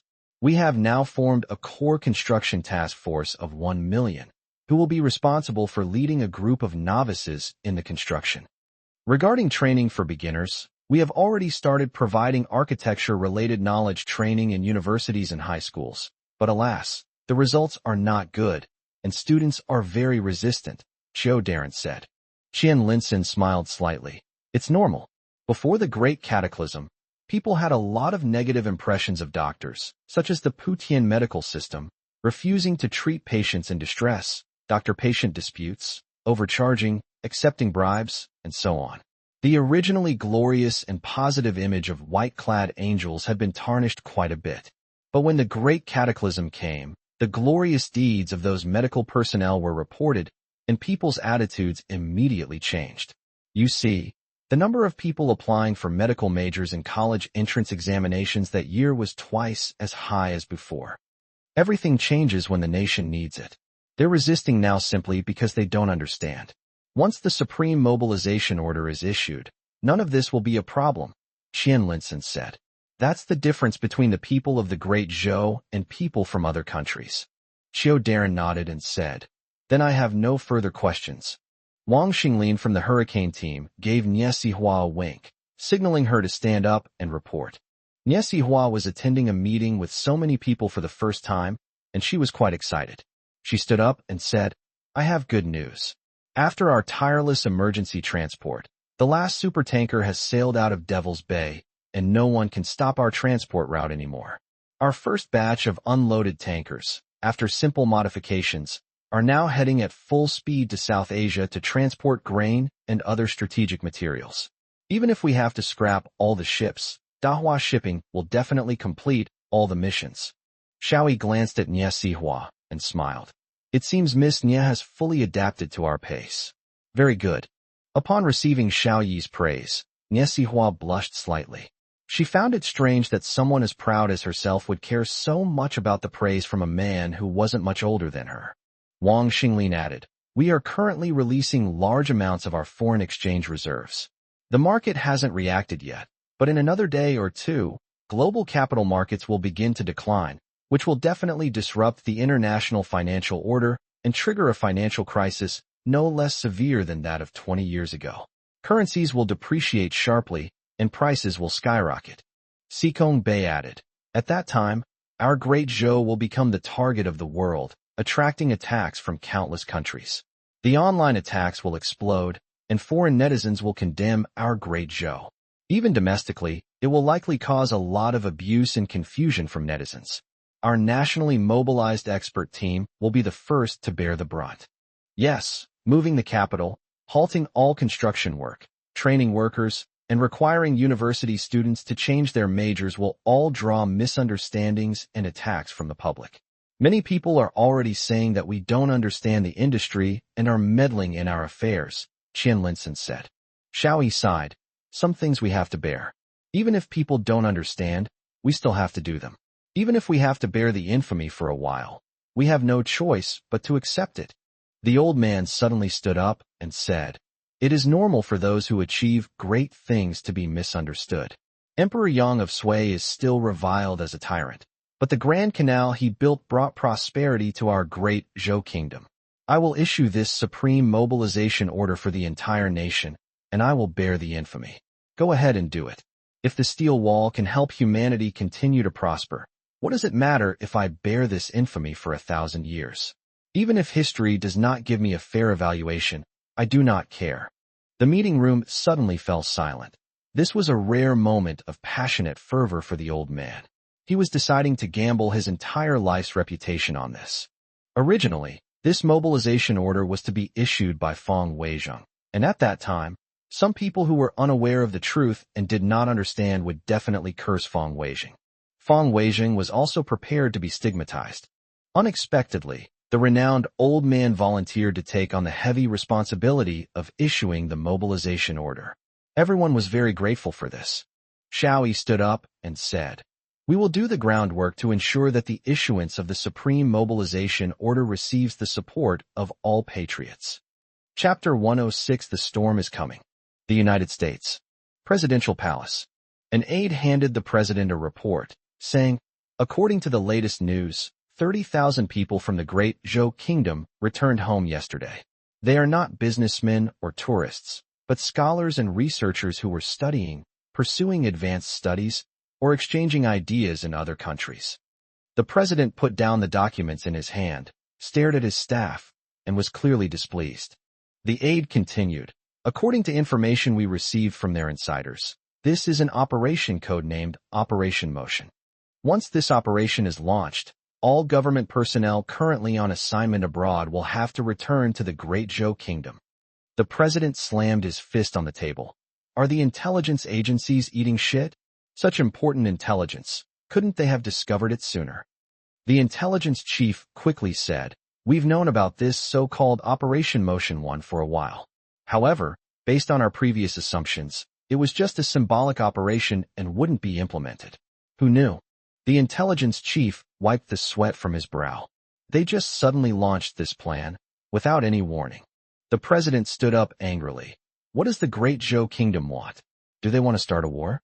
Their military strength isn't that arrogant right now. The intelligence chief said, according to information obtained from within the Great Zhou Kingdom, the Great Zhou Kingdom has launched a major project, so it needs the support of these people. The president angrily retorted, didn't you try anything to stop them?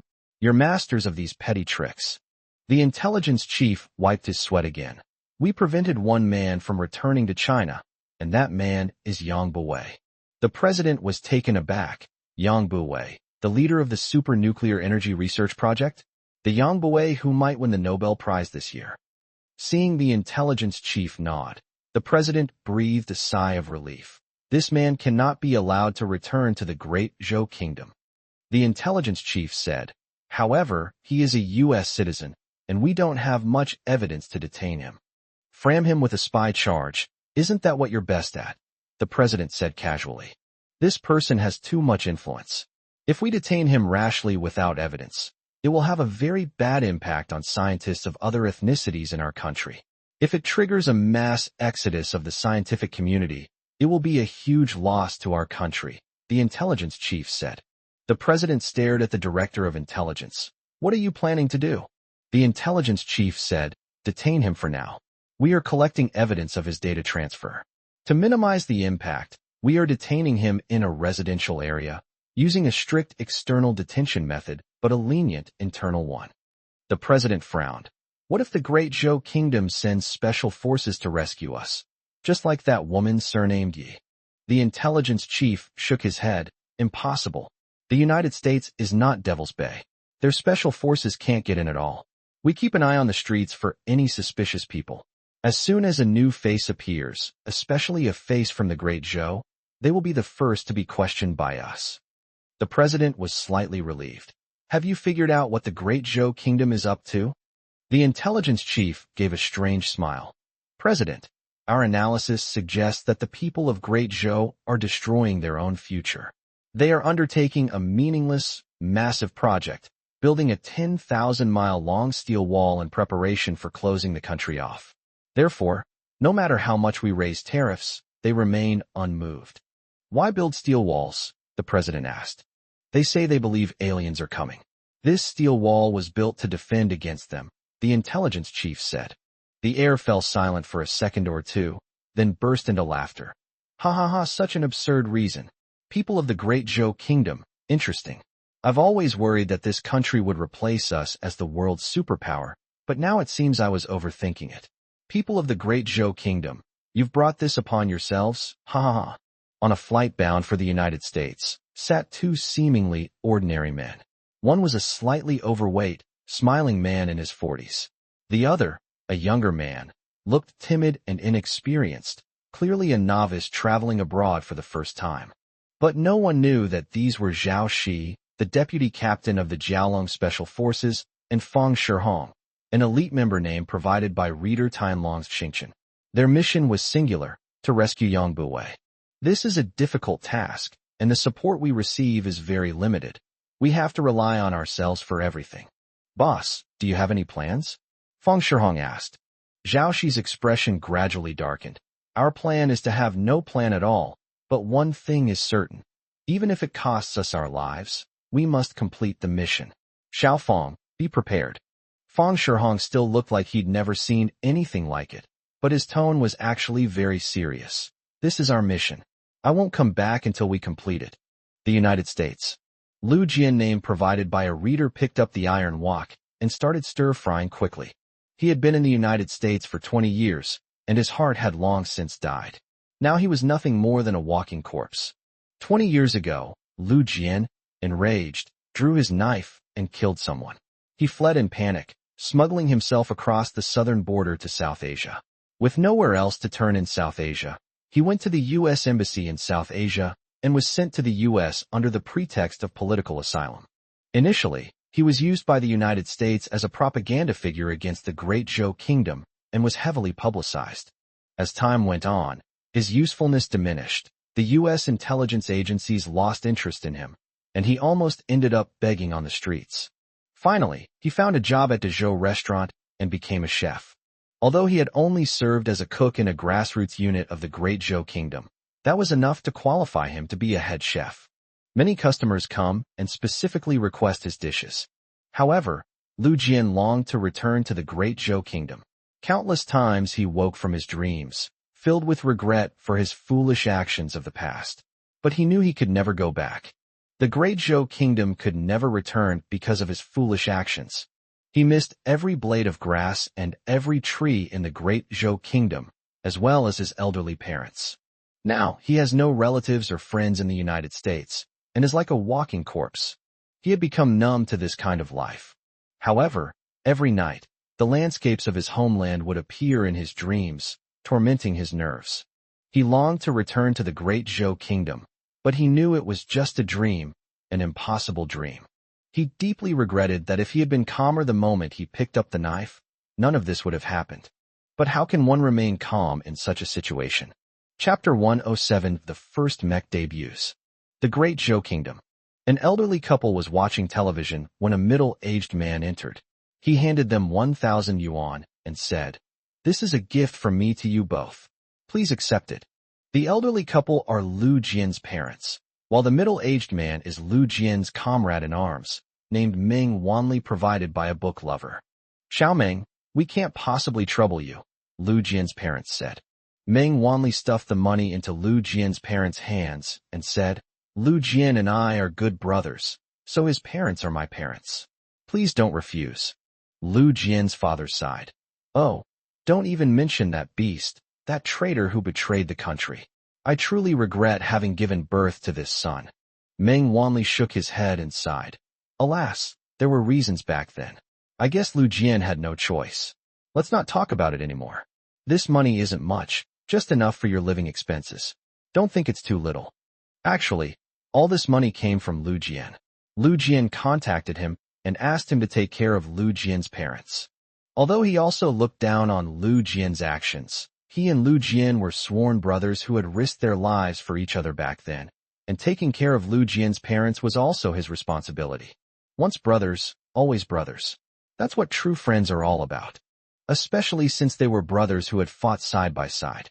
Although his family was not well off, and he had a heavy burden, he still came frequently. Oh, Lu Jian, he was so foolish. How could he be so impulsive? Lu Jian's mother couldn't help but shed tears. Speaking of what happened back then, Lu Jian's parents were filled with grievances. Lu Jian felt wronged and aggrieved, but what had already happened could not be changed. If time could be reversed, Lu Jian would never have laid a hand on anyone. However, the murder itself was not what Lu Jian's parents hated most. What they hated most was Lu Jian's subsequent actions. He actually crossed the border illegally and sought asylum in the U.S. Embassy. What was most infuriating was that he acted as a figurehead for the U.S. against the Great Zhou Kingdom, spreading propaganda extensively. This caused Lu Jian's parents a great deal of humiliation, and many children would curse them as traitors when they saw them. Their doors and windows were frequently smashed, but they couldn't go out to reason with anyone and could only silently endure it. Fortunately, so many years have passed, and people have gradually forgotten about it. They are now finally living normal lives. Xiaoming, do you have any news about Lu Jian? Lu Jian's mother couldn't help but ask. Although she was cursing him in her heart, she was still very concerned about her unfilial son. Oh, I think he works as a chef in a restaurant, but I don't know the specifics. I wonder if it's possible to get him to come back to China, Meng Wanli said. Sigh, it's better if they don't come back. Our family can't afford to lose face like this, Lu Jian's mother murmured. Lu Jian's father cursed. If he dares to come back, I'll break his legs, make him kneel in the street, and never let him get up again. Unless the country forgives him. Meng Wanli fell silent. He couldn't comfort the two elderly people, so he silently stayed with them for a while, sighing and lamenting, before taking his leave. 164 days to go. General Headquarters. As Xiao Yi walked in, he saw Xihua standing somewhat awkwardly in the hall. Upon seeing Xiao Yi enter, she quickly went over and said, Xiao Yi, do you have a moment? Go ahead and say it, Xiao Yi said. Xihua hesitated for a moment and said, my mission is nearing its end. In a few days, all the cargo ships will have completed their mission. According to my grandfather, these ships will be sent to the shipyard for dismantling and turned into steel to be transported to the construction site. What should I do then? It seems like my expertise will be useless. Xihua's major is trade and management. Xihua's expertise was originally very useful, as it was perfect for assisting her great-grandfather in managing the Dahua shipping company. But things are different now. Once the starry sky beasts erupt, the entire world will be plunged into a fierce war to defend humanity. Trade will be useless, and commercial management will be ineffective. This also made Xihua seem useless. This was a huge blow to the proud Xihua. She had thought she was a favored daughter of heaven, but in the work that followed, she would become a burden. These past few days, Xihua has been suffering greatly. She doesn't want to appear useless, especially in front of that annoying Yao Yao. She absolutely cannot become a useless piece of trash. Therefore, Xihua finally put aside her pride and sought advice from Xiao Yi. Xiao Yi glanced at Xihua, who was originally proud, but now looked as uneasy as a little girl. Xiao Yi smiled faintly. Come on, I'll be staying at the headquarters all day today. You can come with me to all the departments. You might discover something. Out of respect for shipping magnate Xiangqian, Xiao Yi was willing to give Xihua some special treatment. This was the proper course of action, both publicly and privately. Do you want me to be your assistant for a day? Xihua asked, her brows slightly furrowed. This Niesihua was much more approachable and endearing than the arrogant great-granddaughter of the shipping magnate. I guess so, Xiao Yi replied casually. What about that annoying Zheng Shuiyao? Will she ostracize me? Niesihua asked. Xiao Yi shook his head. She has a very important task today. Lu Dingwen is throwing a tantrum, and only she can handle it. She probably won't be coming over for the next few days. Niesihua clapped her hands excitedly. Great. I'm sure I can do better than her.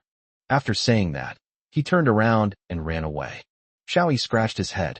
He thought Niesihua would reject the title of his deputy, but he didn't expect her to be so excited about the job. He really couldn't understand the girl. Suddenly, a commotion arose ahead. Xiao Yi found it strange. The people here were all leaders in their respective fields, top figures at all levels of the Great Zhou Kingdom. Logically speaking, these people should have seen the world, and ordinary things would not cause such a commotion. Bang, bang, bang. A loud mechanical crashing sound came from the ground, and Xiao Yi then realized that a teenager was piloting a mecha as it walked over. Mecha engineer Murong Tsang, name provided by reader Liang Sheng, followed closely behind. Seeing Xiao Yi enter, he quickly came over and said, Advisor Xiao, I have accomplished my mission. The first mecha prototype is complete. Xiao Yi was secretly astonished. From the declassification of the documents to the landing of the first mecha prototype, less than 10 days had passed. This efficiency was simply divine. Zhang Xiaolong piloted his mecha to Xiao Yi and saluted like a soldier. Reporting to Advisor Xiao, Mecha Warrior Zhang Xiaolong is here to report for duty. This mecha isn't as exaggerated as those in comic books. It's only a little over 2 meters tall. But its metallic texture and heavy, cold weapons make it appear exceptionally majestic. Chapter 108, Individual Soldier Auxiliary Combat System. Xiao Yi looked at Murong Tsang, whose eyes were bloodshot, whose hair was messy, and whose beard was unkempt, and said, You've worked hard. For a mecha to go from design blueprints to an engineering prototype, every part must be processed individually, and every material must be inspected. To complete the production of an engineering prototype in less than 10 days, these engineers must have been working non-stop, probably with very little sleep, and even less personal time each day. Murong Tsang waved his hand. It's not hard work. Doing what you like and doing something meaningful is never hard work. However, he was still very excited because Xiao Yi and many other people had seen his hard work, and that was enough. This is the attitude of many people in the Great Zhou Kingdom towards work, and it is also the biggest difference between the people of the Great Zhou Kingdom and those of other countries. Their willingness to sacrifice for the country, regardless of cost, is a characteristic of the people of the Great Zhou Kingdom. The Mechs' official name is Individual Soldier Assistance Combat System. The United States once developed and released a personal exoskeleton assistive device, which was a rudimentary exoskeleton mecha. This mecha is a crystallization of the wisdom of countless parallel universes, formed through layers of transmission across countless parallel universes. The entire mech is like a single, continuous garment. Below are the footrests, and a little above that are alloy-made leg support devices. The upper body consists of mechanical arms, each equipped with a domestically produced 12.7 mm heavy machine gun. When loaded with osmium-plated bullets, it becomes a powerful single-soldier armor-piercing weapon. The left arm houses the Atlantean grenade launcher, which is used to internally blast the Star Beetle after armor penetration. This will achieve the goal of destroying the Star Beast. The foot system is a hydraulically assisted walking system, which is powerful and agile, allowing people to easily carry large amounts of bullets and ammunition for long marches. A gyroscope is installed in the lower back area. The gyroscope's function is to maintain body balance and make walking more stable. It also helps the entire assistive system maintain balance and uprightness. On the back is a weighted pack carrying ammunition and supplies. At the very edge of the pack is a standard-issue military knife. This is an essential weapon for close combat. There are spare interfaces at the top for additional installations. Murong Tsang said excitedly. This is a simplified version of the mecha. If it were equipped with a larger load bag and fuel tank, and its head could carry an RPG rocket launcher, a parachute, and a flamethrower, its height would reach 2.8 meters. Then it would be a complete mecha. Xiao Yi looked at Zhang Xiaolong and asked excitedly, "How's the control?" Zhang Xiaolong grinned and said, "This is much more enjoyable than using a mouse, and it's not complicated to operate. It's very easy to get started." Xiao Yi asked, "Is this operation very different from the operation you perform in the simulator?" Zhang Xiaolong raised his hand and manipulated the mecha to make a sudden stop and turn. Although they are generally similar, there are still subtle differences in the feel of them. Xiao Yi said seriously, "Zhang Xiaolong, you have a heavy responsibility. You not only need to cooperate with the engineers to complete the debugging, installation, and design of the mecha, but also assist Zhao Hongyi's Crazy Tide team in adjusting the simulation level of the mecha simulator. Most importantly, you need to complete the mecha operation guide in a short period of time. Can you do it?" Zhang Xiaolong raised his hand sharply. "Advisor Xiao, rest assured, I, Zhang Xiaolong, will complete this mission with my life. This is my long-cherished dream, something even more glorious than winning the esports championship representing the Great Zhou Kingdom. I will definitely live up to your expectations and complete this mission." Watching the mecha nimbly and skillfully depart, Xiao Yi felt a complex mix of emotions. A small mecha, yet it embodies humanity's hopes. Without Mechs, humanity simply cannot defend its steel walls, let alone launch a counterattack. These Mechs carry the hopes of countless humans across parallel universes. "Here you go, coffee." Niesihua suddenly walked over and handed Xiao Yi a cup of coffee. Xiao Yi picked it up and smelled a rich aroma. "This coffee smells really good," Xiao Yi praised. Niesihua proudly raised her chin. "This is Pakistani coffee that I brought specially. I learned how to make hand-drip coffee from a coffee master. How can Zheng Shuiyao's coffee made from a coffee machine compare?" Xiao Yi was a little confused as to why these two girls were always competing. They were both perfectly fine girls, so why did they have to dislike each other? Perhaps it was because both girls had such strong auras? That was the only guess Xiao Yi could make. The United States. Lu Jian was cooking in the kitchen when two men in police uniforms and sunglasses entered. They scanned the people in the room and asked, "Who is Lu Jian?" Lu Jian came out of the kitchen and raised his hand somewhat nervously. "Yes, that's me." The policeman glanced at the documents in his hand, checked them, and said, "Come with us. Oh, and bring your cooking utensils." Lu Jian followed the police with some unease. Walking into a house not far away, Lu Jian saw a man of Chinese descent sitting on the sofa, who ignored the police when they entered. Lu Jian recognized the man. It was Professor Yang Buwei, the pride of the Great Zhou Kingdom and renowned as a child prodigy. It was said that he was now a citizen of the United States and was currently conducting a crucial research project. "Professor Yang, hello. What would you like to eat?" Lu Jian asked. On his way here, Lu Jian already knew what he was going to do. He was going to cook for an important person who was under house arrest here, and it had to be Chinese food. This person only eats Chinese food. If there is no Chinese food, he would rather starve himself. After careful selection, the people guarding Professor Yang Buwei finally chose Lu Jian as the chef to cook for him. The reason for choosing Lu Jian was because of his special status. To the Great Zhou Kingdom, he was a traitor. They will absolutely not pledge allegiance to the Great Zhou Kingdom again. Therefore, having Lu Jian cook for Professor Yang Buwei is the best option. Professor Yang Buwei glanced at Lu Jian indifferently and said, "Fish-flavored eggplant."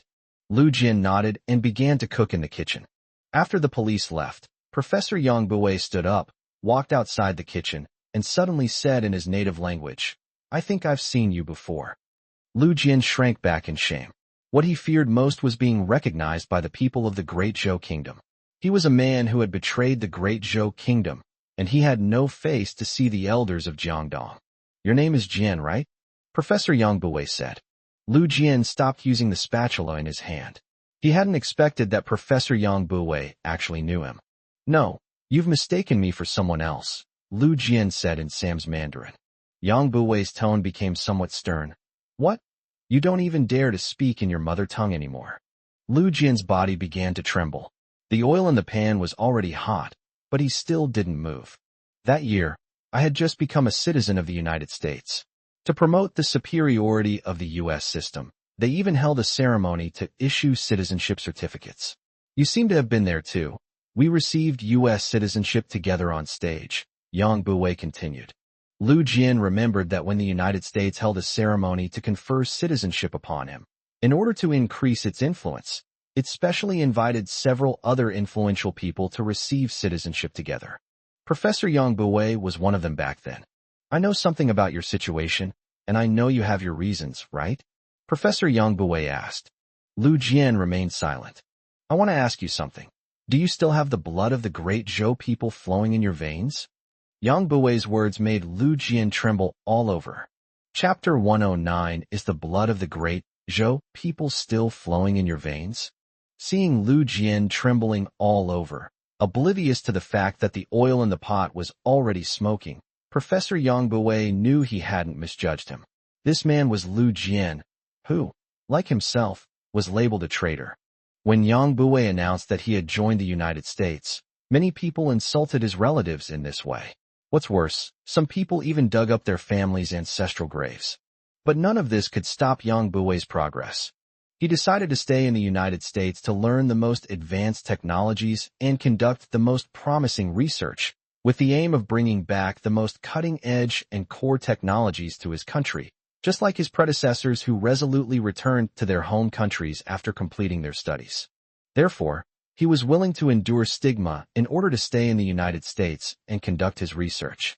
This was because the technological capabilities of the Great Zhou dynasty were far from meeting his requirements. Moreover, he was somewhat unaccustomed to the bureaucratic practices of the Great Zhou kingdom during peacetime. He preferred to devote all his energy to scientific research rather than participate in those petty squabbles and backstabbing. But things are different now. The Great Zhou kingdom is now preparing for an unprecedented operation, a massive battle. Their enemy is not another country, but the enemy of all humanity. So, it's time for him to return to China. Yang Buwei reached out and turned off the stove, staring at Lu Jian as he said, I know you felt wrong back then, that you were innocent. Lu Jian suddenly looked up at Yang Buwei, who shrugged and said, I've seen your file. I just want to know if you still have the blood of the great Zhou people flowing through your veins. Lu Jian sighed and shook his head. I am a citizen of the Great Zhou kingdom. I dream of being a citizen of the Great Zhou kingdom. Of course I bleed the blood of the Great Zhou kingdom, but. Lu Jian lit the stove with a touch of melancholy. But my motherland will not acknowledge me. I am a traitor. Yang Buwei said. It doesn't matter whether others think you are a traitor or not. The key is whether you consider yourself a traitor. Lu Jian stopped what he was doing again. Yang Buwei continued. Back then, I attended the ceremony with you, and I was also considered a traitor. But I never thought that way. So when my country needed me, I was ready to go back without hesitation. Yang Buwei walked back to the living room. This is why I'm under house arrest here. Lu Jian remained silent. At that moment, the door opened, and a policeman came in, surveyed the area, found nothing unusual, and then turned and left. Lu Jian finished cooking the dish, brought it out, and placed it on the table, saying, This is the fish fragrant eggplant you ordered. Because it doesn't have Pixian chili bean paste, the taste is a little different. Yang Buwei picked up his chopsticks, took a bite, and said, Without one's seasoning, it loses its soul and the taste of home. As Lu Jian turned to leave, Yang Buwei asked again, Don't you really have anything to say? Lu Jian stopped and, after a long pause, said, Unfortunately, my country doesn't need me. Yang Buwei said meaningfully, In the past, perhaps we didn't need you, but since you met me, our motherland needs you. These words confused Lu Jian. He packed his things and came out.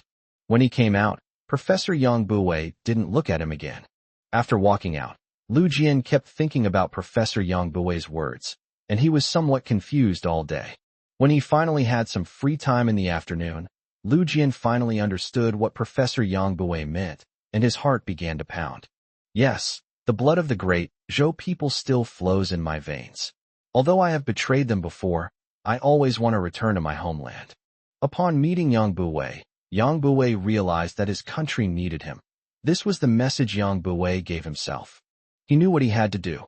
He went outside to a public phone booth several blocks from his workplace and dialed a number he had always kept in mind but never dared to dial. A staff member at the Great Zhou Kingdom's embassy in the United States received a phone call. Soon after, The staff member rushed to the office and relayed the call to the ambassador. After listening to the call, the ambassador immediately dialed a top-secret internal number. A few minutes later, Xiao Yi and Feng Shihong, who were having a meal at the restaurant, received a phone call. After hanging up the phone, Xiao Yi immediately stood up and said, "Let's go. We've found the target." Xiao Yi led Hua into the Origin Group's office area. The group leader, biologist Wang Lin, stood up to greet Xiao Yi and said somewhat dejectedly, "According to the data, our Origin Group is going to be disbanded. 10 days have passed, and we haven't found any more information about the origin point. We found 3 locations, but they were all ruled out. This means our search is pointless. The Star Beast outbreak is inevitable in over 170 days. Xiao Yi said, "It's already good. We've delayed the time by about 7 or 8 days, and those 7 or 8 days are crucial for our preparations. Now, you don't need to search for the origin point anymore. Focus on analyzing these remains." Xiao Yi looked at the limbs in the glass box, still puzzled by the location of the limbs. "We can't keep taking hits forever. One day we'll have to fight back, and that's when we'll need your research results." Wang Lin swayed his dejected mood and said, "That's no problem. Our entire team is working hard on the analysis to establish a complete gene sequence database. We're serious about fighting the Star Beasts." As Hua left the Origin Group, she said worriedly, "Where exactly is that seed? How come we can't find it?" Chapter 110 Lu Jian's Impulsiveness. Xiao Yi said, "Actually, this was expected. We discovered the first origin point because it was too close to the residential area, which made us aware of the anomaly. But if the origin point is located in a desolate and uninhabited area, it will be difficult to detect the anomaly with our current methods. The only way we can detect the Star Beast is by observing the loss of animals on the ground. But in many places, especially in animal reserves, there are already a large number of animals. If some animals disappear, it is difficult for us to notice. Once it has accumulated enough strength, it will begin to lie dormant and hide. We will be even less able to detect its existence." Xiao Yi gritted his teeth. Now, it has gone into hiding, entering a dormant period. Its major outbreak is only a matter of time. Fortunately, we have been working hard and have never let up. Since this battle is unavoidable, let's face its challenge head-on," Hua said with some worry. "But do we really have enough time? Such a huge project, such a difficult task. I can hardly imagine it." Xiao Yi turned to Hua and smiled firmly. "I definitely can. You weren't born in the Great Zhou Kingdom, so your understanding of it is probably a bit one-sided. Here's what we'll do. After you finish your business here, go to the front lines of construction and see for yourself. I believe you can find your place. You need to believe in yourself. Someone as outstanding as you. How come you've suddenly become timid? This isn't the proud and aloof girl I knew." After saying this, Xiao Yi turned and walked towards the hall. Hua was taken aback. Yes, when did she become so insecure? She was a prodigy, a renowned heroine. She would surely find her place. Watching Xiao Yi's departing figure, she quickly followed. She was somewhat puzzled. When had she unconsciously been outshone by Xiao Yi? Being such a happy adjutant after just one day was hardly the behavior expected of the proud Hua. "No, I wasn't outdone by Xiao Yi. I just wanted to prove that I'm smarter and more useful than Zheng Xueyao," Hua thought to herself, finally finding a suitable excuse. The United States. A smiling middle-aged man and a timid young man walked into the restaurant and ordered a plate of fish-flavored eggplant. Lu Jian was startled. The name fish-flavored eggplant was a code he had obtained from the embassy of the Great Zhou Kingdom. He cooked the dish and brought it out, placing it in front of the 2 men. His eyes glanced at the table, where a pair of chopsticks were placed, crossed in a cross shape. Lu Jian immediately confirmed that this was the liaison sent by the Great Zhou Kingdom. He just didn't expect it to arrive so quickly, in only about 2 hours. It seems that this operation is very urgent. As the 2 men left, the middle-aged man deliberately praised the chef and handed him a banknote as a tip. When no one was around, Lu Jian opened the banknotes and found a note tucked inside. It had an address for a small hotel nearby. Half an hour later, Lu Jian entered the hotel room. Xiao Yi extended her hand. "My name is Xiao Yi. This is my assistant, Feng Shihong." Lu Jian looked at the timid young man, and in the blink of an eye, Fang Shihong had transformed into a spirited warrior, looking very capable. My name is Lu Jian. Lu Jian felt a little guilty. After all, he had once been a traitor, an enemy of the people who was despised by everyone. Although he had taken the first step to surrender to his motherland, he really didn't know if his motherland would accept him. Xiao Yi said, Mr. Lu Jian, we know you. Back then, you killed someone in a fit of rage, but you were actually deeply wronged. I have already reported your case to the highest national authority, and the country highly approves of your actions this time. Lu Jian was moved to tears and almost knelt down. He had been waiting for this moment for a long time, never expecting that his small act would attract national attention. But I did so many things that I have wronged my country. Can my country forgive me? Lu Jian said, sobbing uncontrollably. Xiao Yi sighed. I already know the details of your situation. This matter is not solely your fault. The country is currently conducting a major overhaul to correct past wrongful convictions, and many long-standing cases of injustice have been reinvestigated and overturned. I believe you have seen the news. Fang Shihong said somewhat excitedly. That person back then really deserved to die. Xiao Yi waved his hand. Xiao Fang, you can't say that. The methods you used back then were too extreme. In fact, your case was solved in 2 years. Although that person died, the country still investigated him. If you hadn't fled, your case would have been retried in 2 or 3 years at most, and you would have been given a lighter sentence. Lu Jian exclaimed excitedly, Really? Lu Jian's thoughts drifted back to more than 20 years ago. That year, he had just been discharged from the army and returned to his workplace. Someone told him that if he wanted to do well at work, he had to curry favor with the boss.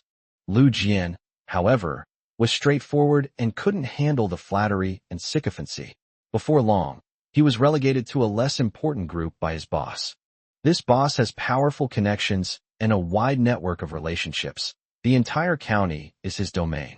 He once boasted that there's nothing in the county he can't handle. Even the county magistrate has to be mindful of his feelings.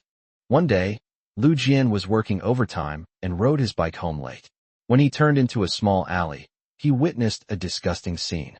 His boss pinned a pretty female colleague down in his car and groped her. The female colleague only dared to struggle, but dared not ask for help.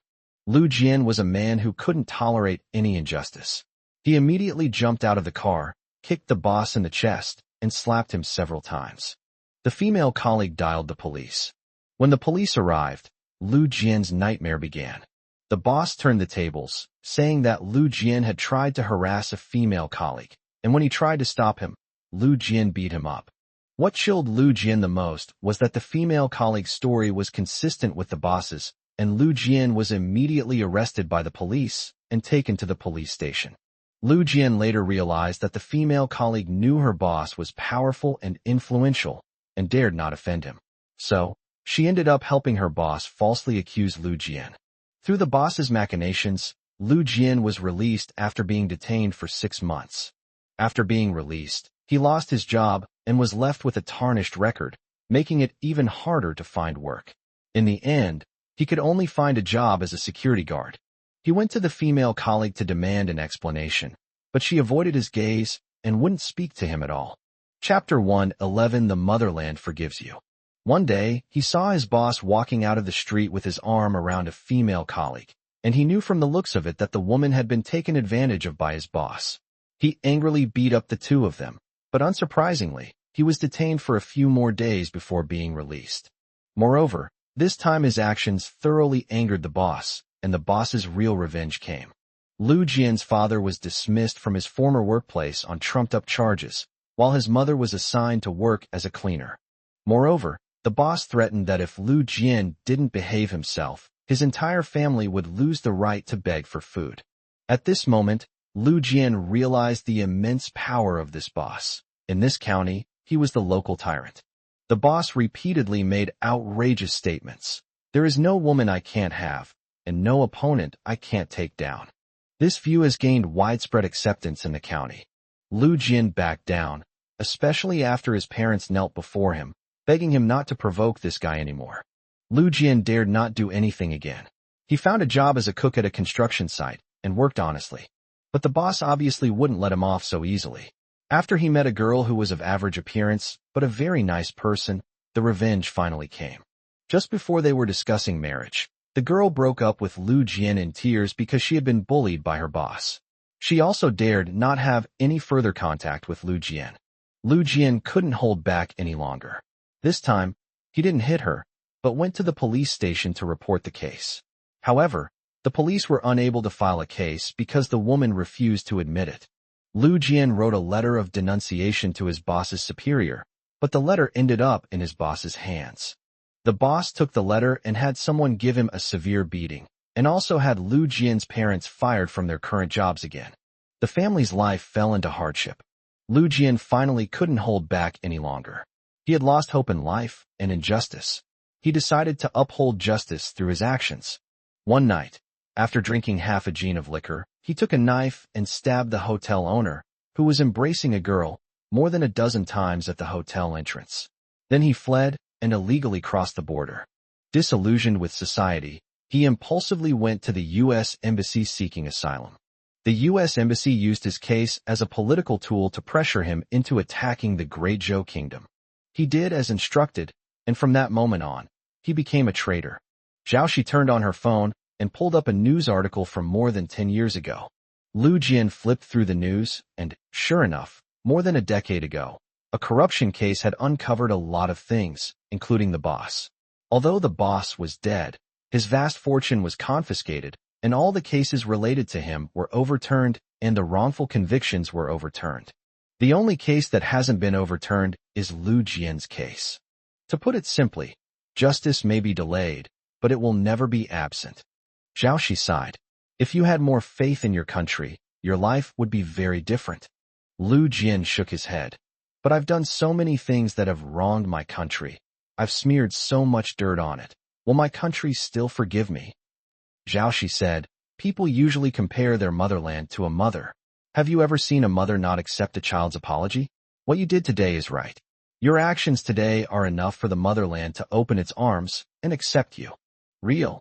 Xiao Yi suddenly stood up straight and said, Lu Jian, I am officially informing you that as long as you return to the country, your citizenship of the Great Zhou Kingdom will be restored immediately, because you have proven today that the blood of the Great Zhou Kingdom flows in your veins. Lu Jian burst into tears again. 20 years had passed, and he had finally received the news he had been waiting for. As long as he returned, he would still be a citizen of the Great Zhou Kingdom.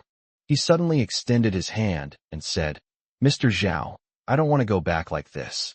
I want to atone for my sins. You've come to rescue Professor Yang Buwei, right? I can see Professor Yang Buwei and help you. I will go back after Professor Yang returns to China. Xiao Yi smiled with relief. Actually, I also want your assistance in rescuing Professor Yang Buwei.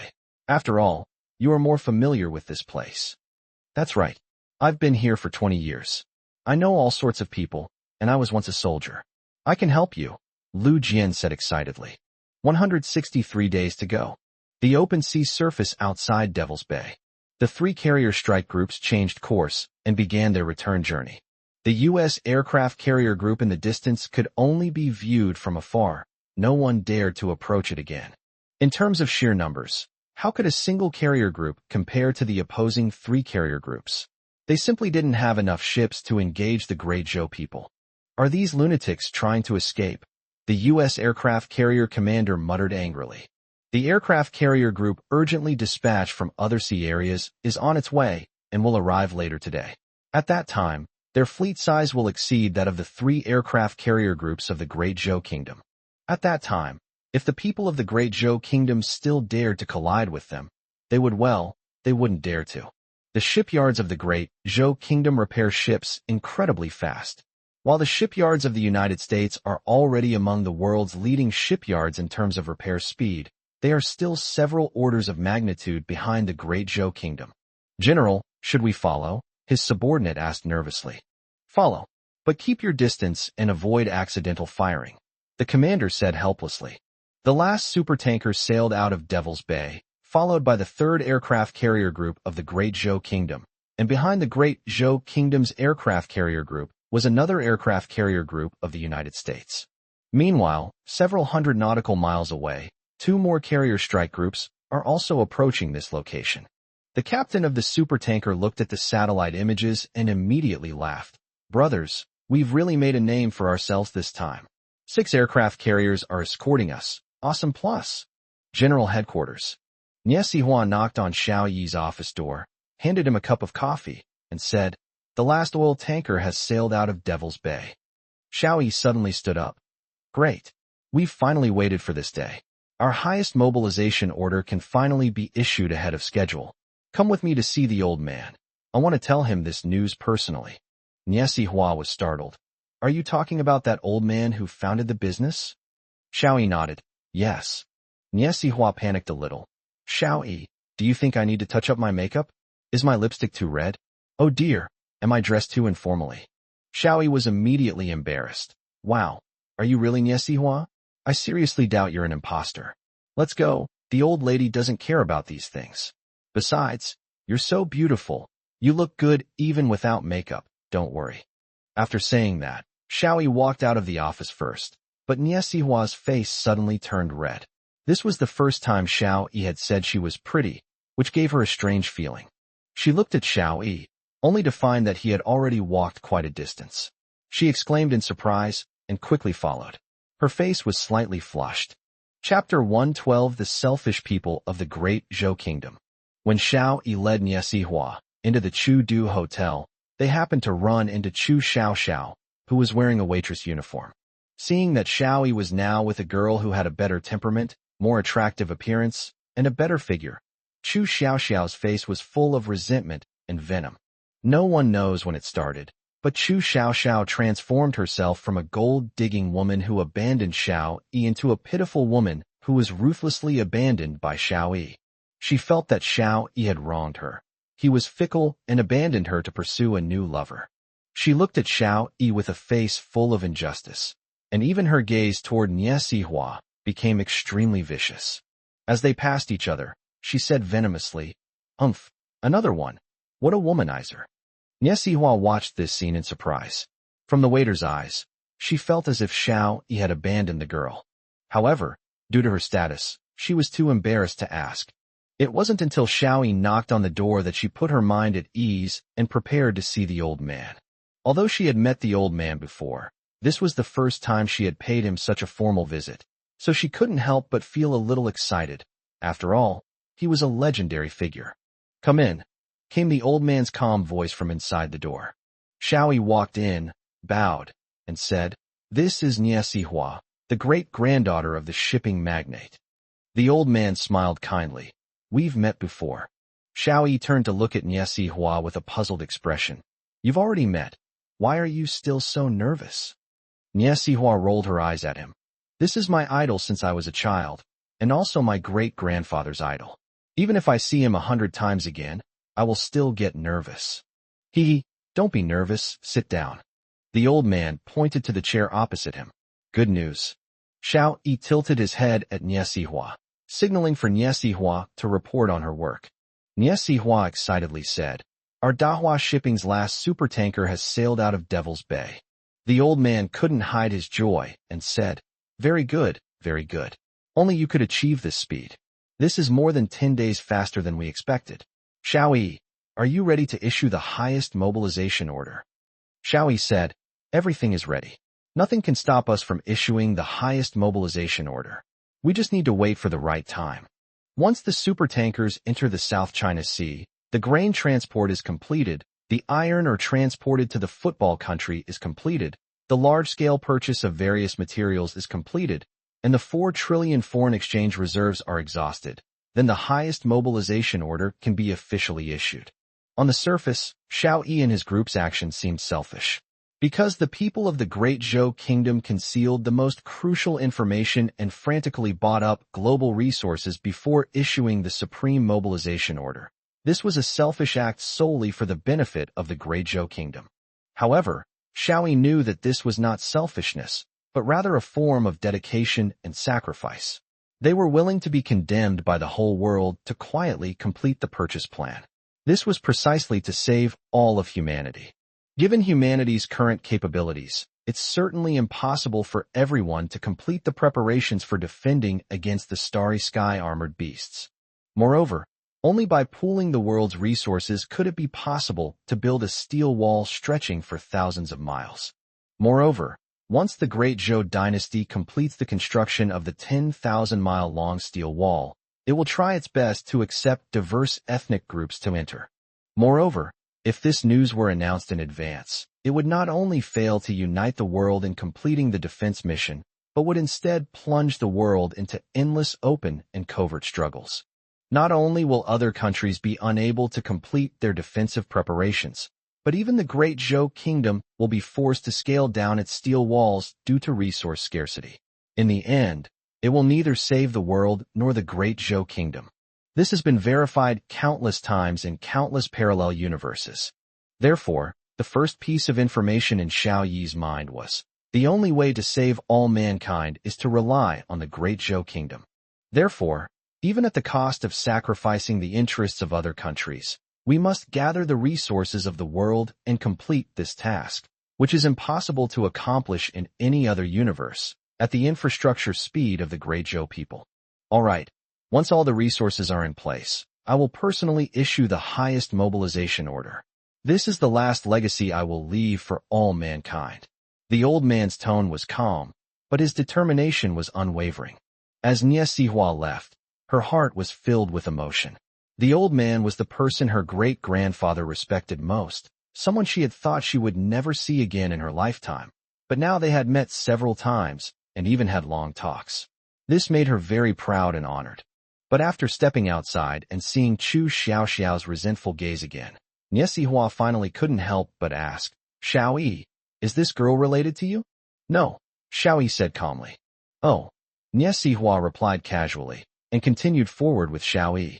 This surprised Xiao Yi, who asked, "You believe it?" Nie Sihua nodded. "I believe you." "Why?" Nie Sihua's attitude was completely different from Yao Yao's. Yao Yao had always suspected that Xiao Yi had really started something and then abandoned it, but after she casually answered, Nie Sihua fell silent, which made Xiao Yi somewhat suspicious. "Given your status, if you really abandoned this girl, you would have gotten rid of her long ago," Nie Sihua said. "The reasoning is simple, yet accurate." Xiao Yi turned to look at Nie Sihua and smiled slightly. "You are indeed different from Yao Yao." "What's different?" Nie Sihua asked with great interest. "Your analytical skills are better than hers," Xiao Yi said. Nie Sihua felt incredibly sweet inside. This was the first time Xiao Yi had ever praised her. And he even used that wretched girl, Yao Yao, as a point of comparison. The United States. The three people hurried into Joran Street. This was the gathering place of the people of the Great Zhou Kingdom. These three people looked quite ordinary. A slightly overweight, smiling middle-aged man, a timid and reserved young man, and a man with a weathered face. These are Zhao Shi, Feng Shihong, and Lu Jian. The three men entered a smoke-filled attic, where several fierce-looking young men were gathered. These men were all covered in tattoos, especially on their arms, where almost everyone had the character Zhong loyalty tattooed on them. The swirling smoke came from the Guan Gong statue on the wall. "We're looking for Brother Feng," Lu Jian said with a forced smile. A young man looked impatiently at Lu Jian and his group. These people looked too ordinary. They didn't look like gangsters at all. "Brother Feng isn't here." Lu Jian asked, "Where did Brother Feng go?" The young man shoved Lu Jian and said impatiently, "How annoying. If you don't leave, I'll throw you out." As he spoke, the young man grabbed Lu Jian by the collar, preparing to drag him out. But he found that his arm was being gripped by a hand, and this hand was even stronger than a pair of iron clamps. Chapter 113. I can be a bad guy, but I will never be a traitor. The tattooed young man's expression hardened. He looked up at the owner of the hand with a serious expression, only to find it belonged to a smiling middle-aged man. "Brother, we just came from the Great Zhou Kingdom. We have important business with Brother Feng," Zhao Shi said with a smile. No one could tell that such an innocent-looking middle-aged man could have such strength in his hands. The middle-aged man released his grip, and the young man was shocked to find a bright red finger mark on his wrist. The young man clutched his wrist, glared at the man, and turned to walk into the inner room. Soon, the young man came out and waved, indicating that he should go inside with him. As soon as Zhao Shi entered, she saw a man with an ugly knife scar. This was Zhang Haofeng, the notorious leader of the Green Gang in Joran Street. Lu Jian, what do you want now? Zhang Haofeng had a thick gold chain around his neck and a face full of menacing features. It was obvious he was a gangster. Zhao Shi was still smiling amiably when Lu Jian stepped forward and said, Brother Feng, this is my new friend. He just came from the Great Zhou Kingdom and has something to discuss with you. Zhang Haofeng looked Zhao Shi up and down again, then glanced at Feng Shihong beside him, a hint of suspicion in his eyes. Speak if you have something to say, and we'll do things the usual way. Lu Jian looked around, seemingly wanting to say something, but then stopping himself. Zhao Shi stepped forward and said, I am Zhao Shi, a businessman. I'd like to discuss a big deal with Brother Feng. Zhang Haofeng waved his hand, signaling the others to leave, and said, a person with such strength is definitely not a businessman. So what is it? Zhao Shi lowered his voice and said, before we talk business, I'd like to ask you, is the blood of the United States or the blood of the Great Zhou? Zhang Haofeng suddenly stood up. Are you here to humiliate me? Although I am a fugitive, I am still a citizen of the Great Zhou Kingdom and have never been a citizen of the United States. I am a disciple of Guan Yu. How could I betray Guan Yu and work for foreign devils? Just as Zhao Shi was about to speak, Zhang Haofeng waved his hand and said, don't say anything. I don't want to work for those bureaucrats either. It's true that I'm a citizen of the Great Zhou Kingdom, but I'm not stupid. Feng Shihong was about to say something, but Zhao Shi stopped him. He slowly sat down and said, then who are you willing to risk your life for? Are you willing to risk your life for the millions of people of the Great Zhou Kingdom? What do I care about irrelevant people? I only live for myself. If you have business to do, then talk. If not, then get lost. Don't try to bargain with me using nationalistic rhetoric. That won't work, Zhang Haofeng said. Feng Shihong wanted to say something, but Zhao Shi gave him a look, so he had no choice but to remain silent. All right, let's talk business. I need a batch of weapons and manpower. Zhao Shi took out a list and placed it on the table. Lu Jian said you have some goods. You name the price. Zhang Haofeng glanced at the list and immediately threw it away. I'm not doing this business. Looking at this list, it's either robbing a bank or kidnapping people from prison. These are things that will get you killed. I'm not doing them. No amount of money can make me do them. Zhao Shi took a deep breath and said, what if I could pardon you and restore your status as a citizen of the Great Zhou Kingdom? Zhang Haofeng smiled dismissively. Don't try to fool me. For a wanted criminal of my caliber, unless that old man gets involved, it will be very difficult for me to clear my name. Zhao Shi just smiled and didn't say anything. Zhang Haofeng was startled by Zhao Shi's appearance. He sat up straight and asked, can you really reach that old man? Zhao Shi shook his head. Impossible. What you just said is right. A wanted criminal of your level really can't be cleared. But there is one person who can grant you a pardon. Zhang Haofeng's heart pounded, but after a while, he leaned back in his seat. Impossible. I can't even forgive myself for the crime I committed. No one will grant me a pardon. Zhang Haofeng's crimes are indeed countless. From a young age, he was a petty thug who spent his days fighting and hanging out in the streets, becoming a local bully at a young age. Moreover, he was disfigured in a fight, leaving him with this scar. He recruited a group of wayward teenagers to form a gang, which operated rampantly for a period of time by collecting protection money. However, the protection fee touched a nerve with many people, and his gang was quickly destroyed. He fled to a big city and hung out with a local hoodlum for a while, where he learned a lot. After returning to his hometown, he founded a company, gathered his former subordinates, monopolized the entire building materials market, and amassed a fortune through intimidation, kidnapping, and other means.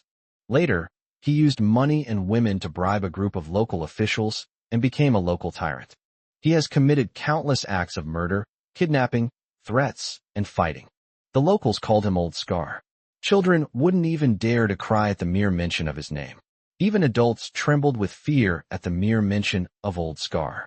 He was, in short, a local tyrant and a bandit who was universally hated. Later, the country launched Operation Sharp Sword, which dismantled the officials he had bribed and brought his crimes to light. The night before the police arrested him, someone tipped him off, and he immediately fled abroad with money. He eventually became a gang leader in the United States. If his crimes could be pardoned, the world would truly be changed. Zhao Shi calmly replied, "That's right. The crimes you committed are indeed unforgivable. Unless you perform a great service that can save countless lives of the great Zhou people, I will ask that person to pardon you.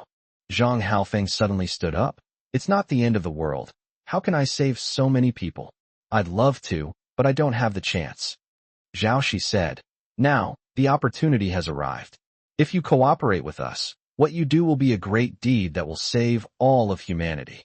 This great deed cannot erase your crimes, but it can allow the people of the great Zhou kingdom to see you in a new light.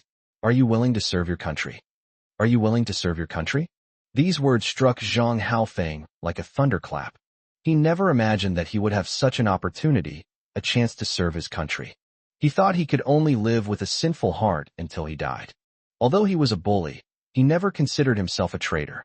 He never gave Lu Jian, a traitor, a kind look. It wasn't until he saw Lu Jian drunk and crying bitterly on a street corner late at night, denouncing his treason, that he began to see Lu Jian in a new light. Later, after learning about Lu Jian's background, he started doing business with him. His motto was, "A person can be a bad person, but he must never be a traitor." The level of a bad person is higher than that of a traitor. You can exonerate this guy too? Zhang Haofeng was somewhat tempted. If Lu Jian's status meant the country could grant him a pardon, then perhaps he really could have a chance to redeem himself. Yes, you can too. This operation will not only bring you salvation, but also leave your mark on history. Xiao Yi said firmly. Happy Mid-Autumn Festival. Thank you for your donations. I've been quite busy lately. I'll list the donors later. I still need 2 more chapters. I'll make them up during the National Day holiday. Chapter 114, The Blood of a Rogue, is also blood of passion. Every gangster harbors a dream of becoming a chivalrous hero. Older members of the underworld grew up listening to stories of Guan Yu and the Water Margin, their minds filled with chivalrous sentiments of unwavering loyalty and righteousness. Younger members, on the other hand, grew up reading stories of Chan Ho Nam and Chicken, their minds also filled with the same sentiments of unwavering loyalty and righteousness. But as they walked, they went astray, turning loyalty into arrogance and chivalry into crime. But one thing remains. The heroic spirit in their bones is still there.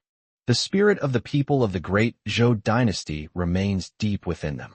However, they had long since lost the opportunity to serve their country and gradually became enemies of the nation and its people.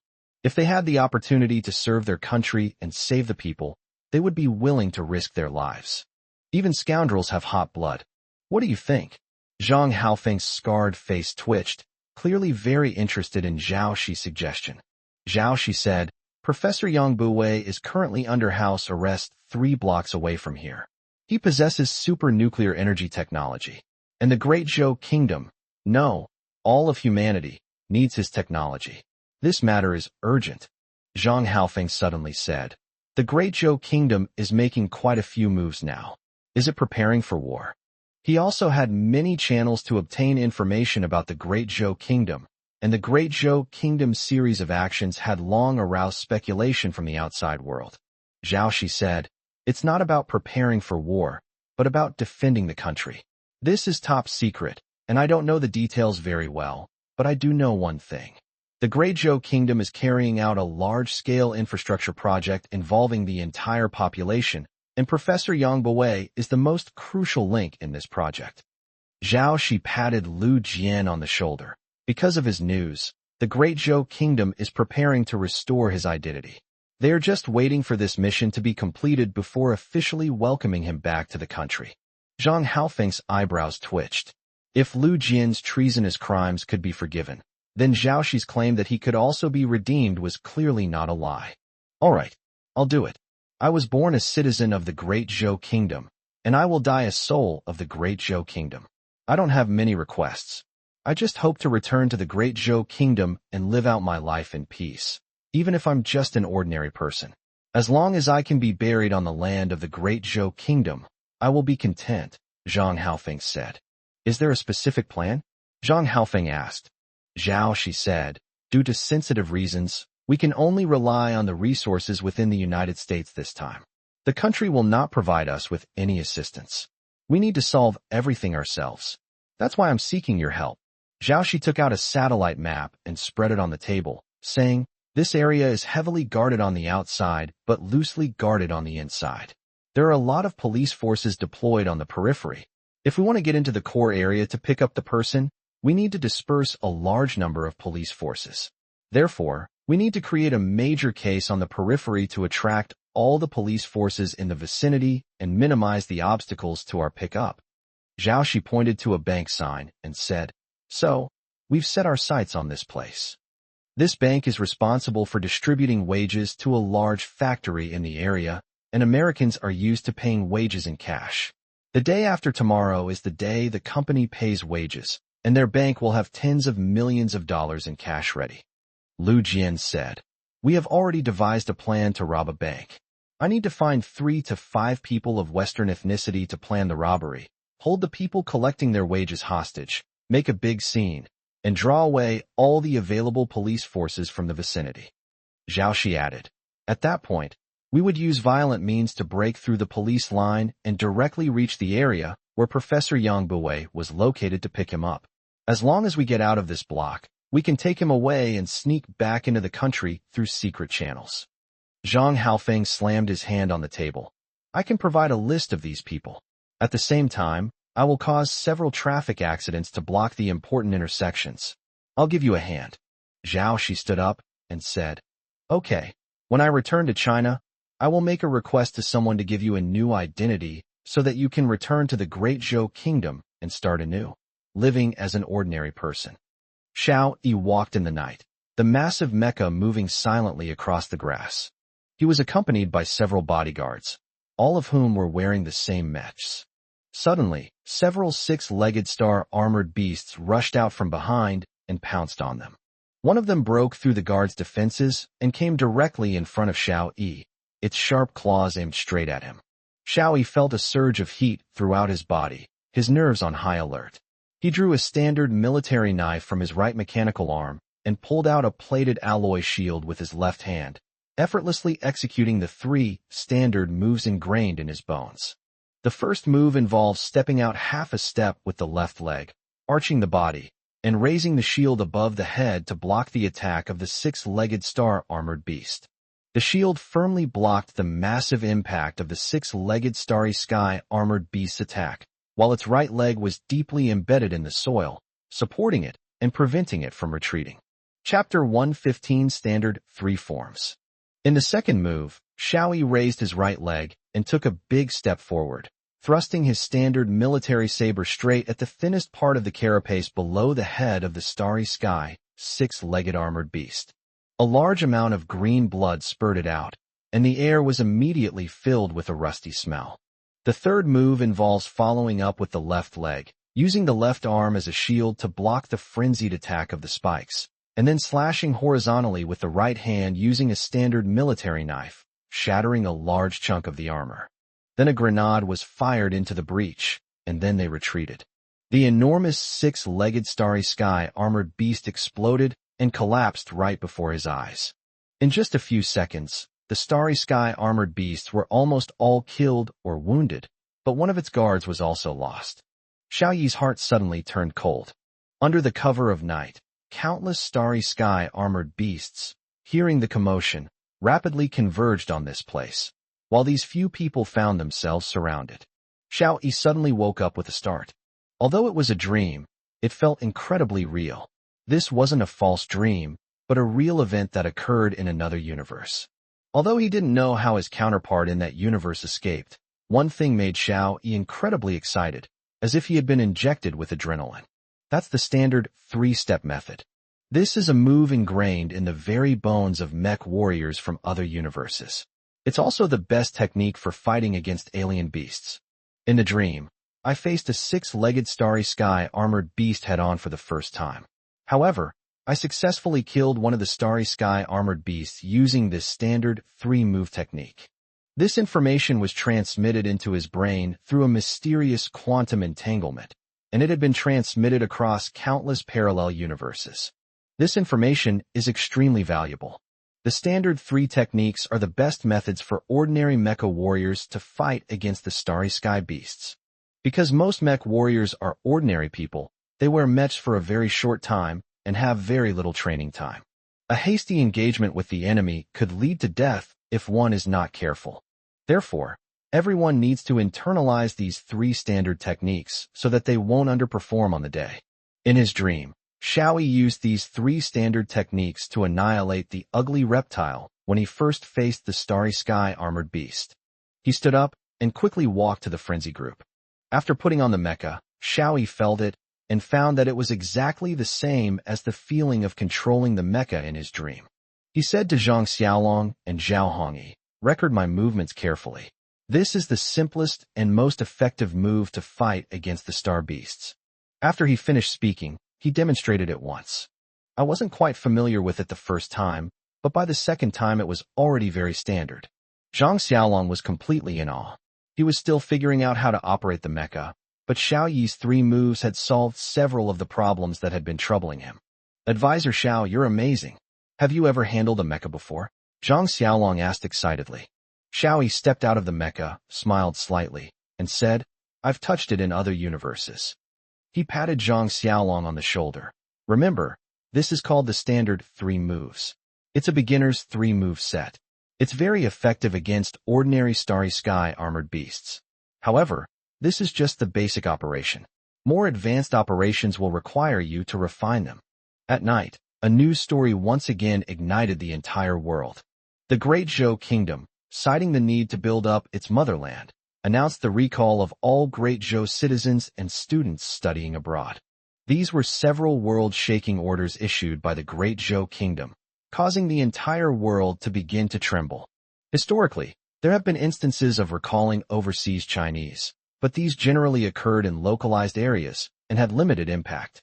However, this time the Great Zhou Kingdom issued a recall order to its overseas Chinese, which inevitably aroused a great deal of controversy.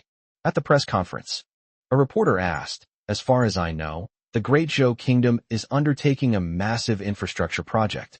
Is that the reason for recalling all its overseas citizens?" The spokesperson said, "We are undergoing an unprecedented transformation, which requires the participation and dedication of all citizens of the Great Zhou Kingdom. I would like to solemnly remind all citizens of the Great Zhou Kingdom around the world that now is the time when our motherland needs you most. Regardless of whether you are wealthy or not, regardless of whether you have a bright future, now is the time for you to put everything down and return to your motherland." The spokesperson took a deep breath. "The motherland needs you, and you need the motherland too. Hurry up and go home, or you will regret it." It was extremely rare for a spokesperson to speak so earnestly. The reporters present began to whisper among themselves. The content of this press conference was also disseminated around the world in the shortest possible time. Africa. The owner of a construction team came out and quickly gathered all the management. He said, "Everyone, my country is calling me back home. Although I can't bear to leave this project here, and I can't bear to leave you all, I'm sorry, I have to go. One more chapter to come will be posted later." Chapter 116 Xiao Yi Insults Bonus Chapter. The management team is all black, which is an important way for the Great Zhou Kingdom to support African countries. The Great Zhou Kingdom brought advanced management experience, funds, and equipment to impoverished African countries, helping them to fundamentally address the root causes of poverty and embark on the path to development. This is something other countries cannot do. That's why it enjoys the support of these countries. "Boss, you can't leave. We need you," the black men said sincerely. The boss shook his head. "The country needs me. I must go back. I'll leave this place to you." When he left, the entire village and town came out to see him off, and the town officials even granted him the status of an honorary citizen. The boss turned and got into the car, tears streaming down his face. Behind him lay the achievements of decades of hard work, and now, at the call of his motherland, he had no choice but to abandon everything to dedicate himself to the country. His only hope is to one day return to this place and continue his career. However, this time the motherland's actions were so significant that it seemed the entire world was about to undergo a massive transformation. His hope seemed impossible to realize. This scene has occurred in countless countries. The spokesperson's unexpected remarks caused deep unease among the people of Great Zhou overseas. Because the Great Zhou Kingdom was meticulous in its actions and cautious in its words and deeds. Therefore, the astute overseas Chinese responded to the call of their motherland immediately and began their return journey. Of course, there are also some diehards who still ignore the call of the motherland. The United States. A video quickly went viral in the United States. In the video, a reporter randomly interviews a citizen of the Great Zhou Kingdom. "Hey, your country is calling you back. What do you think?" The young man from the Great Zhou Kingdom raised a finger dismissively. "To hell with the Great Zhou Kingdom. I was able to come to the United States because of my parents' money and connections, and it has nothing to do with the country. Now you think you can send me back with just a few words? No way. The luxury car I drive is mine, the mansion I live in is mine, my supermodel girlfriend is mine, and I am mine, not belonging to the Great Zhou Kingdom." The young man jumped into the luxury car and made a cursing gesture at the camera. The video quickly went viral online, generating polarized opinions. Abroad, he received widespread praise, with people saying he dared to think and act. Domestically, there was a barrage of criticism, with people saying he had forgotten his country and his roots. Unlike the people of the Great Zhou Kingdom in Africa who returned home en masse, a group of people went against the tide in the Great Zhou Kingdom, a group of merchants who had made a fortune in the country. The group fled with their valuables and jewelry. Among them, two people stood out, the famous star Zhang Qiurong and his son Zhang Danyang. Although the two tried to conceal themselves, they were still spotted by sharp-eyed reporters. A reporter handed a microphone to Zhang Qiurong and asked, "Mr. Zhang Qiurong, why did you choose to go abroad at this time? Are you trying to evade the country's call to action?" Zhang Qiurong didn't say anything. He just lowered his head and charged forward. Seeing how relentlessly the reporters were pursuing them, his son, Zhang Danyang, stepped in front of him and shouted, "Aren't you all annoying? We are Canadians. Returning to Canada is returning to our motherland. How is that escaping?"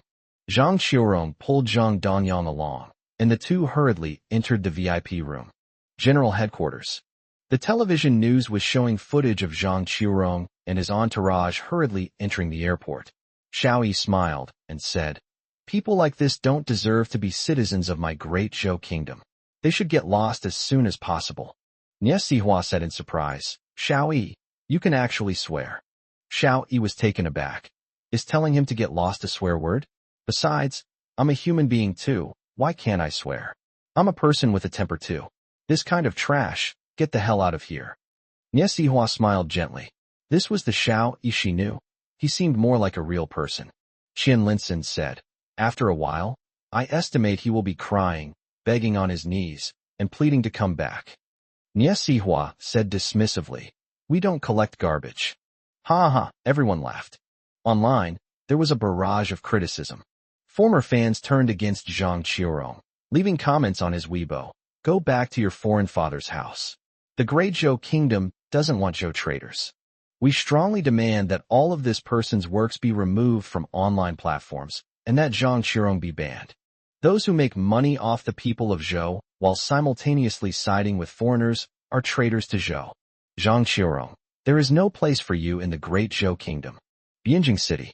Mayor Ji, watching the news report on TV, couldn't help but smash his glass. Stability, stability, stability, to hell with it. This kind of traitor should be locked up. However, after venting his anger, Mayor Ji regained his composure and continued reading the next news item. He silently prayed, "Stay calm." Chapter 117. The great waves sift away the sand, leaving behind the gold. Yi Wen, who was on duty, saw this scene and felt quite uncomfortable. He was still resentful about having to release Zhang Danyang a few days earlier. Now, seeing them escape back to Canada, he was angry but helpless. "Two traitors, if you ever fall into my hands, you'll be in for a world of hurt," Yi Wen said bitterly. The international airport was bustling with activity, as planes flew overhead and landed, revealing excited faces, scholars, students, and people from all walks of life from around the world returning from various parts of the Great Zhou Kingdom. In contrast, bloated businessmen, with their families and valuables, hurried through security, squeezed onto departing flights, and flew to countries around the world. General Headquarters. Feng Wei was looking at a document, his brow furrowed. He was clearly very dissatisfied with its contents. "Xiao Yi, take a look at this document." This is information we just received from the Civil Aviation Administration of China.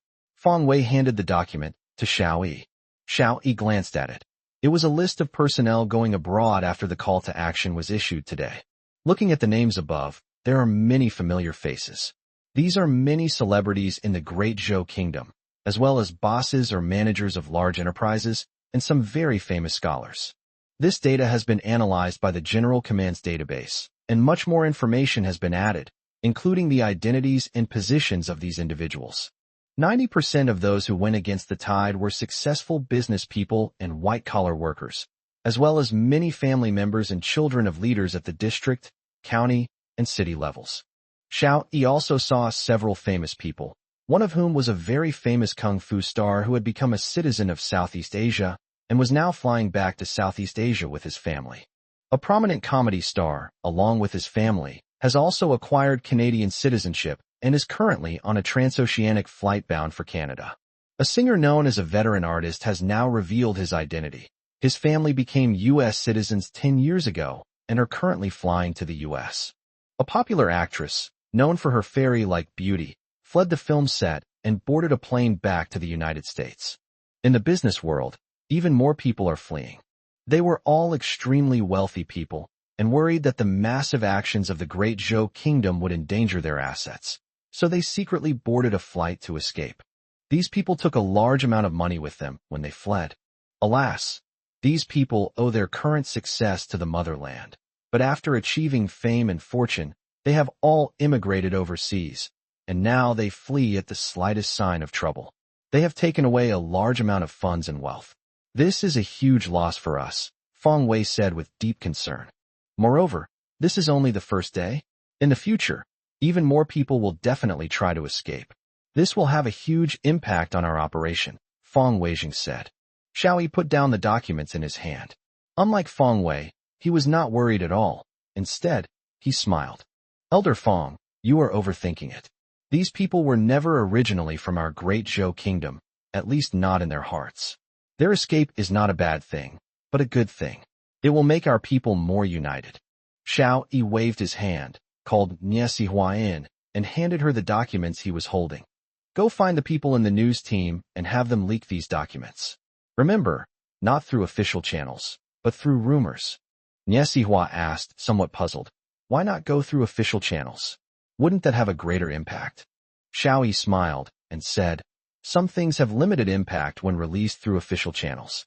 Our Great Zhou Kingdom has over 1 billion people who are interested in gossip. What kind of news are they most interested in?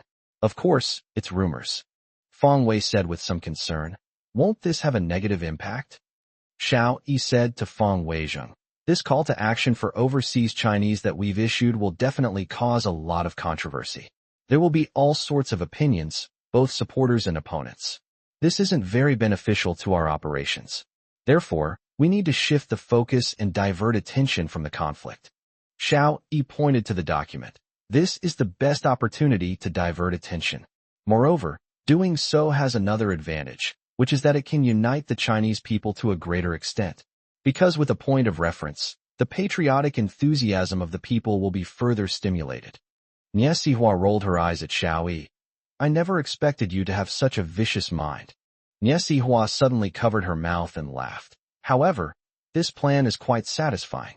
Xiao Yi said, is that vicious? Not enough. I'll kick them while they're down. Mechs, tell your great-grandfather that we'll give the shipping magnate Xianqian a grand welcome back to China tomorrow. I'll go to the old man and have him personally greet him, giving those defectors a resounding slap in the face. We'll make sure they never have the face to come back. Feng Weijing said with some concern. Xiao Yi, isn't this going too far? After all, they are the elites of our Great Zhou Kingdom. Xiao Yi said seriously. Elder Feng, you're wrong. They're not elites, they're just scum. Their escape is a good thing, a great thing. Get rid of these scum, and what's left will be the elites. Our team will be purer and more united. Before Feng Wei could say anything more, he heard an old but energetic voice say, well said. This is the way of the great waves washing away the sand, leaving only the gold. These people should leave. We don't care about them. Xiao Yi stood up and nodded to the old man. The old man walked in and said, I heard everything you said. Xiao Yi, you've even learned to assign me tasks now. Huh, you're getting bolder and bolder. Xiao Yi smiled sheepishly and scratched his head. Niesihua burst out laughing. This was the first time she had ever seen Xiao Yi with such an adorable expression. Little girl of the Nie family, tell your great-grandfather that tomorrow, in the very city he fled from, we'll hold a grand welcome home ceremony. This old man of mine will definitely be there in person, the old man said. Oh, and we should also do a live stream online. We need to keep up with the times. Niesihua stuck out her tongue and said, Yes, sir. Feng Wei watched this scene and seemed somewhat moved. He fell silent. After Xiao Yi and Niesihua went out to arrange the welcoming matters, Feng Wei said to the old man, I have an idea, but I don't know if I should say it or not. The old man waved his hand. These are extraordinary times. Although the highest mobilization order has not yet been issued, it has already been implemented internally. So, speak your mind if you have any thoughts. Don't hold back. Extraordinary times call for extraordinary measures. Chapter 118 Rescue Operation begins.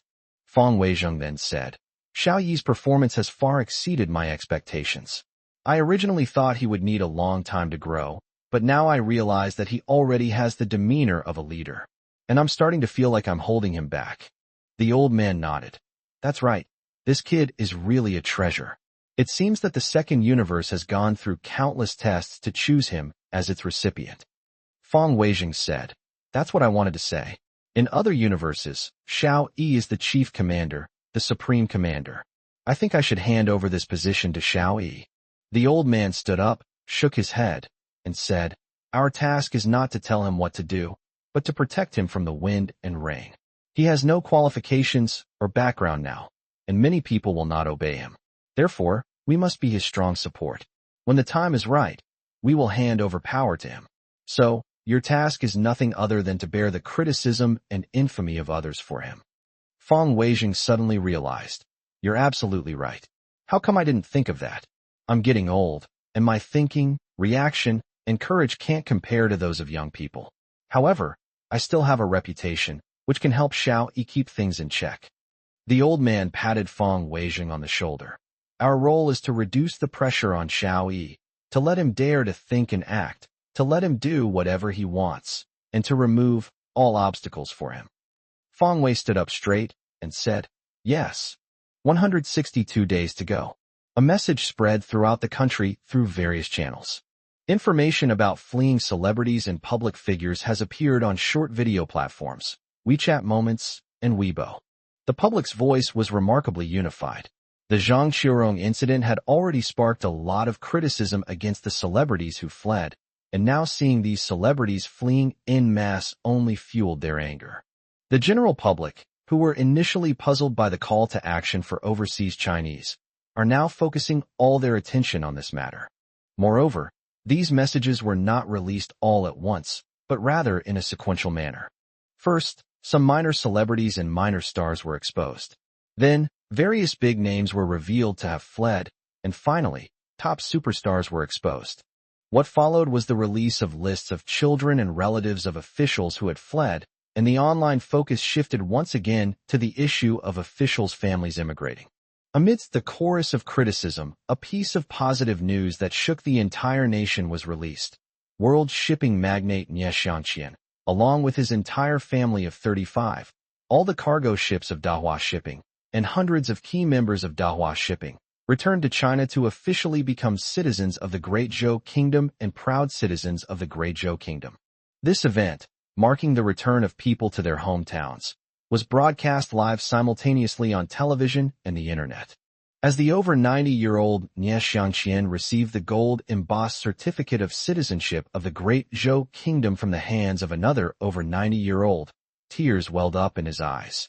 Holding high his Great Zhou Kingdom citizenship certificate, he faced north, knelt down tremblingly, kissed the familiar yet unfamiliar land, kowtowed 3 times heavily, and said in a trembling voice, Great Zhou Kingdom, the prodigal son, Nie Xianqian has finally returned.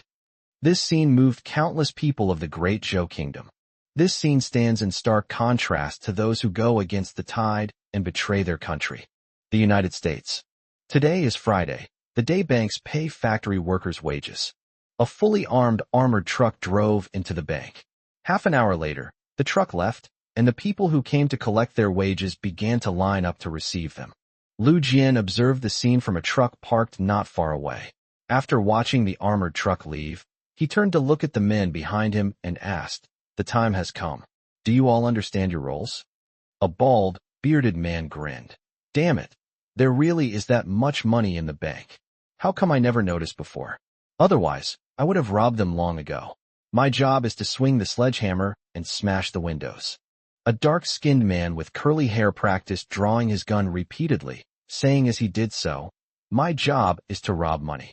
The more the better." A heavily made-up woman said, "My mission is simple. Cause an accident to block the main road, and then pick you up in my car." A somber Latino man said gravely, "My task is to take down the security guards as soon as possible, then control the hostages, and try not to hurt anyone or cause any bloodshed." Lu Jian nodded and said, "My task is to keep the bank manager occupied and use his pupils and fingerprints to open the vault door." After saying that, Lu Jian looked out the car window and saw that the queue was getting longer and longer. Lu Jian took a deep breath. Their operation today was crucial. They needed to create a greater commotion to attract the attention of the surrounding police. Only in this way could Xiao Yi and his team's operation proceed more smoothly. To ensure the plan's success, Lu Jian personally led the bank robbery operation. Moreover, they were all fully armed and had ample ammunition. These men were all desperate criminals hired by Zhang Haofeng, and they were all extremely excited when they heard about the large sum of money. After just one day of scouting the location and hearing Lu Jian's robbery plan, they were all willing to participate. Lu Jian felt a little nervous, but he didn't regret it at all. This was the path of self-redemption he had chosen.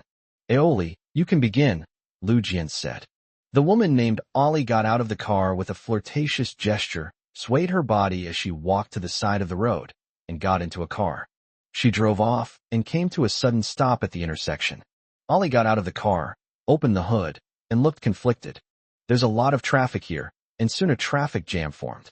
Lu Jian put on a mask and said, "Let's move out." The van sped towards the bank entrance and quickly came to a stop. Four men jumped out, and the Latino man lunged forward, pressed a gun to the security guard's head, and disarmed him. Lu Jian pulled down the large iron gate and closed the bank door. The curly-haired, dark-skinned man raised his gun and fired several shots. Instantly, the entire bank was thrown into chaos. People inside the bank crouched down in terror, covering their heads and not daring to lift their heads. The bald, bearded man raised a large iron hammer and began smashing it against the glass counter. At that moment, the bank staff behind the counter had already quietly pressed the alarm. With a whoosh, the glass was smashed, and the bald, bearded man excitedly pulled out a gun and opened fire on several security cameras. He was a skilled marksman. The cameras were destroyed in the ensuing gunfire. Chapter 119, The Bank Robbery. Lu Jian, gun in hand, kicked open the manager's office door, grabbed the manager, and yelled, "Open the vault door now." The scene was chaotic. The workers who came to withdraw money crouched on the ground, their hands instinctively covering their heads. Several security guards had already been subdued, their weapons discarded, and they lay prone on the ground with their hands behind their heads, too afraid to move. The bank staff were trembling with fear, not daring to speak or look up. The alarm has already been sounded, so they bear no responsibility. All they need to do now is save their own lives. The bank manager did the same. He obediently opened the vault door, revealing several large boxes of cash. A curly-haired, dark-skinned man rushed in carrying a money bag and began stuffing money into it, shouting excitedly as he did so. One of the security guards looked at the weapon not far from him and was getting restless. The bald, bearded man had already seen it. Just as the security guard was kneeling on the ground and slowly moving in front of the weapon, he raised the gun in his hand. Bang! A gunshot rang out, and screams erupted throughout the hall. The security guard trembled as he was shot, his body now riddled with bullet holes. Anyone who dares to move will suffer the consequences. The bald, bearded man raised his gun, scanning the surrounding crowd with an arrogant air. The people in the room were even more terrified, and they all covered their heads and lay on the ground, no longer daring to move. Lu Jian glanced at the security guard on the ground. Although he was injured, he was not dead yet, and the injury was not fatal. Police sirens could be heard outside the bank, and soon police officers began shouting, "Listen up, you're surrounded." The Latino man glared at Lu Jian. "Hey, what's going on? Didn't you say the police wouldn't be here so quickly?" He turned to the curly-haired black man and shouted, "Curly, stop pretending. The police are here. We should leave." The bald, bearded man shouted nonchalantly, "Curly, ignore him. Pack up the money. We have hostages. The police won't dare storm in."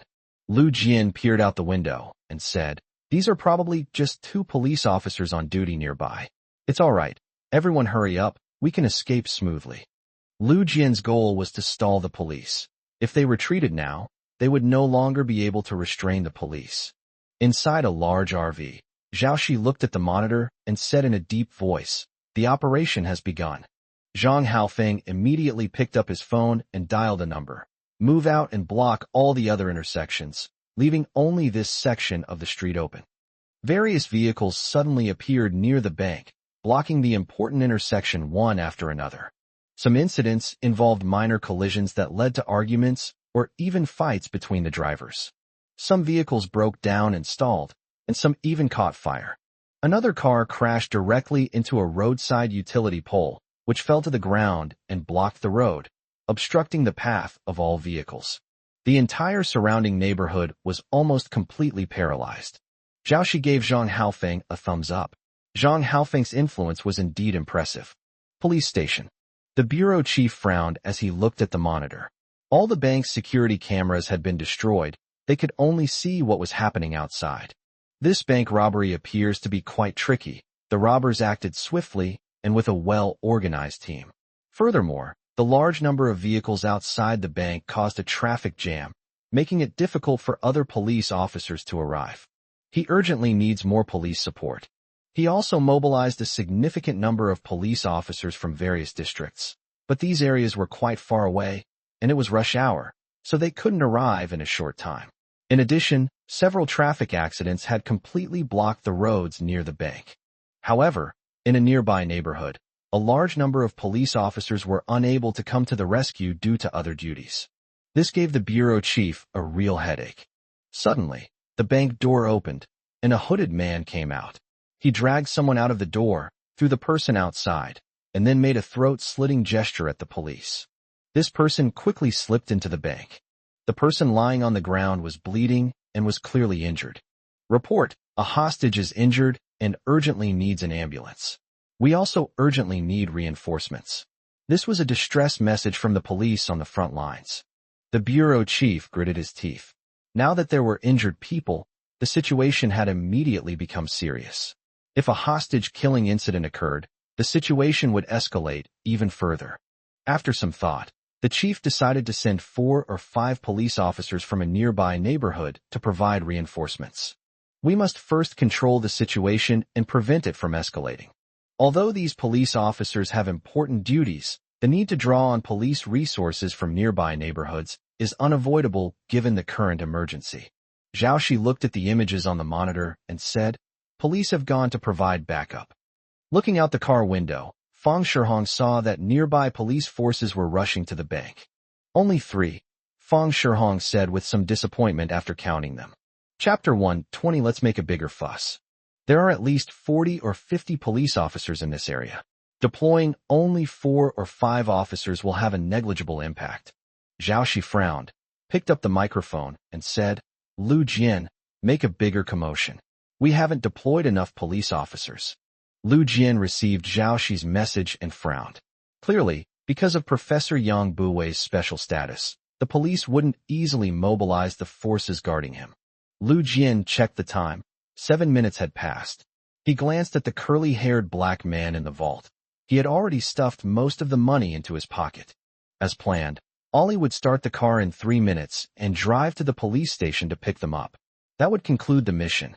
However, the current commotion is too small to attract more police. We need to make a bigger scene here. The sirens blared again, and this time 3 police cars arrived, surrounding the bank entrance. Lu Jian gritted his teeth, took out a hand grenade, and walked to the door. Looking outside, he called out, "Hurry up. Ollie's car is here." Curly-haired man moved even faster, and soon he walked out of the vault carrying 2 large bags full of cash. The bald man with the bushy beard took a bag, slung it over his shoulder, and, carrying a gun, hurried toward the gate. The Latino man yelled at the people in the bank, "Get down, close your eyes, or I'll kill you all." The people in the bank were even more terrified, lying on the ground, too scared to move. The bald man had reached the gate and was looking for Ollie's car. Lu Jian made up his mind. "I'll cover you as you get out. Get in the car quickly." As he spoke, Lu Jian threw a grenade. Boom. With a loud bang, a large section of the nearby window shattered. Lu Jian shouted, "Red car on the left. Hurry up."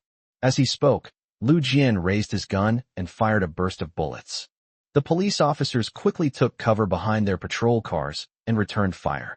However, Lu Jian and his men had overwhelming firepower, suppressing the police so much that they couldn't even raise their heads. Ollie, who was pretending to decorate her car, was startled by the commotion. She turned her head and saw that Lu Jian and the others had rushed out of the bank. She was puzzled. She had just checked her watch, and there were still 2.5 minutes until her turn to make contact. Why were they rushing out now? But she didn't have time to think much, so she quickly closed the hood, jumped into the car, and rushed over. The bald man with the bushy beard rushed out only to realize something was wrong, because Ollie's car hadn't arrived. And now they were standing in front of the bank, completely exposed. The only solution now is to suppress the police with firepower. He picked up his gun and opened fire on the police car. The curly-haired man and the Latino man also realized the situation and unleashed their strongest weapons in a barrage of attacks. The police's force was far inferior to their weapons, and they were completely suppressed in an instant. 3 police officers were hit, one of whom was hit in a vital area and was obviously dead. Police station. The bureau chief slammed his fist on the table. The situation had become complicated. A simple bank robbery had escalated into an armed robbery. This was a far more serious matter.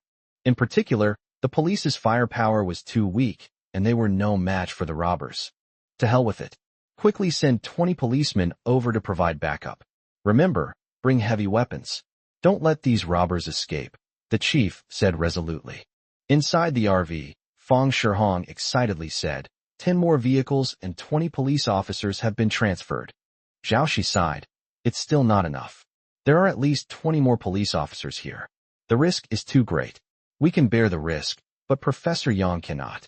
Xiao Yi carefully picked up the microphone and said, Lu Jian, it's not enough.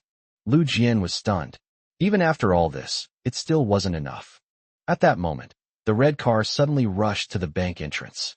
Ollie pretended to be panicked and jumped out of the car, then screamed and ran towards the police. This immediately attracted the attention of the remaining police officers, who, fearing they might hurt Ollie, had no choice but to stop firing. Get in the car quickly. The bald man with a thick beard rushed into the car and waved vigorously at Lu Jian. The curly-haired man and the Latino man also ran over and quickly got into their car during the brief pause in the police's firefight. Lu Jian's heart tightened. Once they got in the car, they would escape from here. This operation would then be a complete failure. Chapter 121. The opportunity has arrived. Let's go. He ran towards the car, but his mind was still racing, trying to think of a way to salvage the situation. Once in the car, Lu Jian had an idea. He started the car and quickly drove towards the direction the police had come from. Hey, where are you going?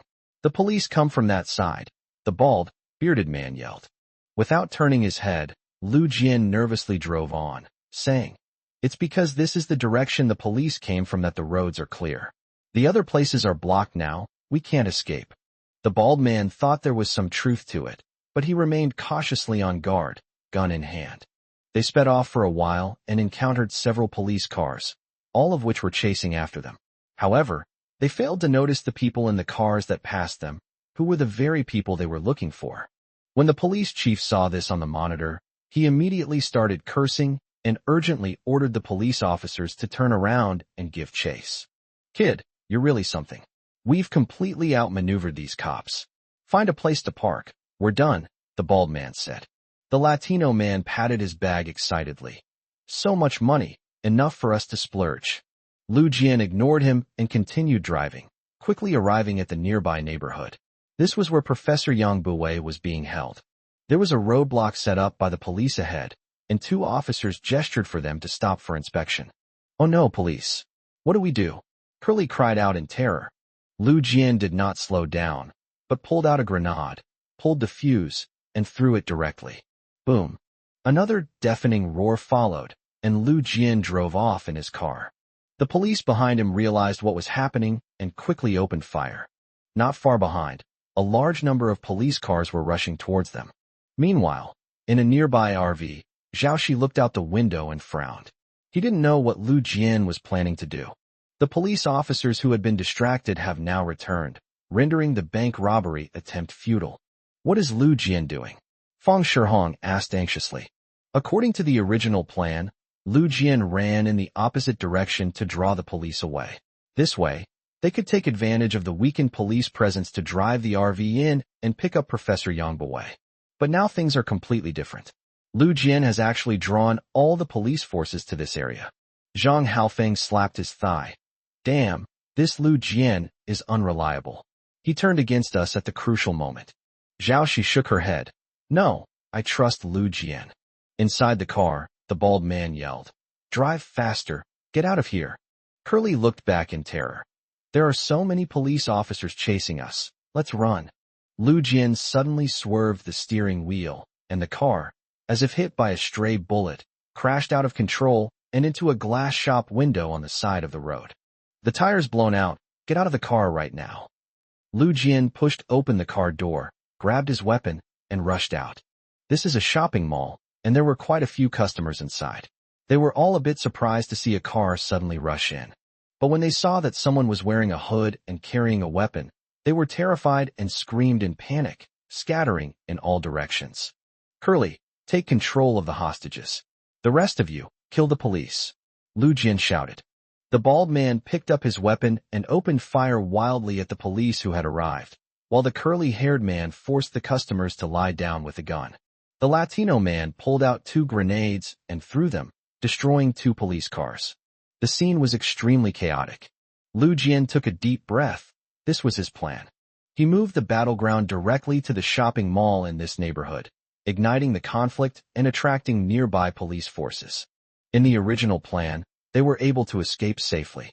But with the current plan, their chances of escape are uncertain. However, the best plan Lu Jian could think of was his current plan. The police cars all stopped, and the officers jumped out and hid behind them, aiming in their direction. Because they didn't know the situation inside, the police didn't dare to open fire rashly. "Damn it! How did such a good plan turn into this mess? It's all your fault." The bald, bearded man glared at Lu Jian and said fiercely. Lu Jian calmly said, "Now is not the time for us to blame each other. What we need to think about now is how to escape." The Latino man turned and looked at the mall behind him, his brow furrowing. "There are hostages here, and there must be a back door. We'll escape through another door." At the police station, the police chief is mobilizing all available officers to surround the entire shopping mall. Things are getting increasingly out of control. Compared to the current situation, the custody of that great Zhou citizen seemed less important. Aside from a few guards, the director ordered everyone else to be redeployed there. "The opportunity has arrived. Let's go." Xiao Yi looked at the dozens of police cars speeding away, his heart filled with joy, and issued the order to move out. Chapter 122 Successful Rescue. More and more police cars arrived and surrounded the entire mall. The Latino man who had gone to scout ahead returned in a huff, saying, "The police have surrounded the area. We can't get out." The curly-haired, dark-skinned man was panicking. He paced anxiously back and forth. Suddenly, he flung open the door, raised his hands, and shouted, "I quit. I quit. I'm surrendering." When the police saw someone walking out with their hands raised, they all pointed their guns at the curly-haired black man and loudly ordered him to slowly walk out. The bald man with a full beard looked at the bag of cash he was carrying on his back, his face full of conflict. "It's such a waste to give away money that we finally got our hands on it. But if you don't surrender, the police's bullets don't discriminate." He looked at Lu Jian and asked nervously, "What should we do?" Xiao Yi's voice came through Lu Jian's earpiece. "Action. Get them out in 5 minutes. Lu Jian took a deep breath. He needed to hold on for another 5 minutes. He couldn't let the curly-haired guy's surrender affect the emotions of the other two. He said, "We have hostages, and we can negotiate. You need to take good care of the hostages." After saying that, Lu Jian started firing wildly at the outside. The police, enraged by the attack, opened fire, leaving Curly riddled with holes and blood splattered everywhere. The bald man with the bushy beard roared angrily, completely abandoning any thought of surrender. He picked up his weapon and fired all his bullets. He wasn't finished. He grabbed a woman with each hand, held her in front of him, pressed a pistol against her head, and dragged her out. "Cease fire. If you fire again, I'll kill her." The bald, bearded man walked out, carrying the woman, and carefully hid behind her. The police stopped firing once they saw hostages being brought out. A negotiator who had rushed over picked up a megaphone and began speaking. On the other side, a motorhome appeared to have lost control, suddenly turning around from the road and crashing into a wall on the side of the road. Although the wall was surrounded by barbed wire and high-voltage lines, it could not hide the huge size of the RV. The car slid for several dozen meters after passing through the wall before coming to a stop. Having already received the news, Professor Yang Buwei, who was taking a walk nearby, suddenly rushed to the RV and jumped onto the door. The police officers nearby only then came to their senses and quickly raised their guns to aim. However, this RV has been modified to be bulletproof and impact-resistant, making it completely impervious to bullets. Xiao Yi accelerated, and the car passed through another section of the wall. Because most of the police force had been redeployed, they simply didn't have time to intercept them. 4 or 5 policemen and a few security guards could only chase after them desperately in their cars. Damn, something happened here too. The bureau chief was overwhelmed. He began to have a feeling that this matter was not so simple. It seems that the two things are related. Helicopter, get on track of that RV immediately. Keep a close watch on it. All police officers, move out and intercept the RV, the chief shouted angrily. A helicopter appeared in the sky and quickly headed towards this location. Good news finally came through Lu Jian's earpiece. The person has been rescued. Retreat immediately. Lu Jian took a deep breath and looked outside. The bald, bearded man was discussing terms with the negotiation expert. Receive. A weight was finally lifted from Lu Jian's heart. A few minutes later, the helicopter finally spotted the RV speeding away and quickly locked onto its trail, broadcasting its location. Police officers from all directions gradually surrounded the RV and set up roadblocks in front of it. After the RV ran over a pile of steel nails, its tire blew out, forcing it to stop in front of the roadblock. Police officers from all directions surrounded the RV. Several policemen rushed forward, carefully raising their weapons, and shouted into the RV. "People inside, put your hands up and come out. Otherwise, we'll shoot." Outside the mall, the bald man with a thick beard made a bunch of demands, then returned with the hostage. As soon as he entered the mall, he pushed the hostage, whose legs had gone limp, to the ground and shouted at Lu Jian. "I want them to exchange the hostage for a van. They must be there within 10 minutes. The bald, bearded man's eyes darted around the mall. Damn it. If only there were a car here, we could take the hostages and rush out. Upon hearing this, the Latino man suddenly looked at the car parked in the shop window, the one they had rushed in with during their escape. He circled the car, his expression suddenly changed, and he pressed the gun against Lu Jian's head. "What do you mean by this? This car is perfectly fine. There's no tire blowout. Why did you stop?" The bald man looked at Lu Jian suspiciously, then ran over to check the car.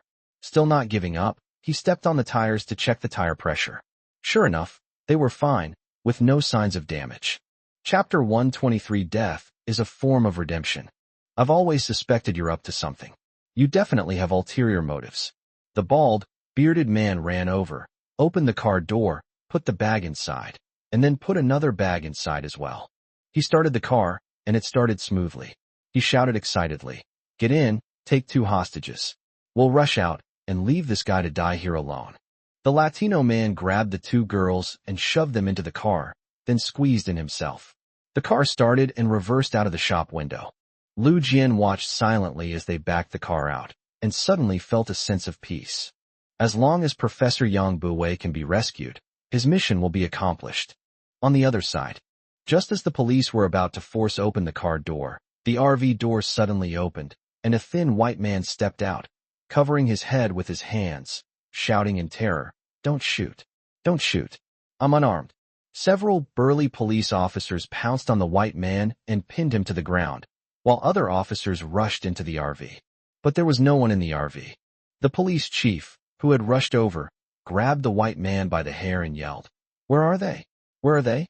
Where are the people in the RV?" The white man said, his voice trembling with tears, "I don't know. I don't know. Someone gave me $1,000 to keep driving." "Where are they?" The chief angrily pressed down on the white man's head, rubbing it hard against the ground. The white man finally said, "They got on their motorcycles and left. I don't know where they went. Please spare me." The police chief cursed a few times, then shouted at the surrounding police officers, "Immediately seal off the entire city. We must find that person." Inside the mall, Lu Jian heard a voice through his earpiece.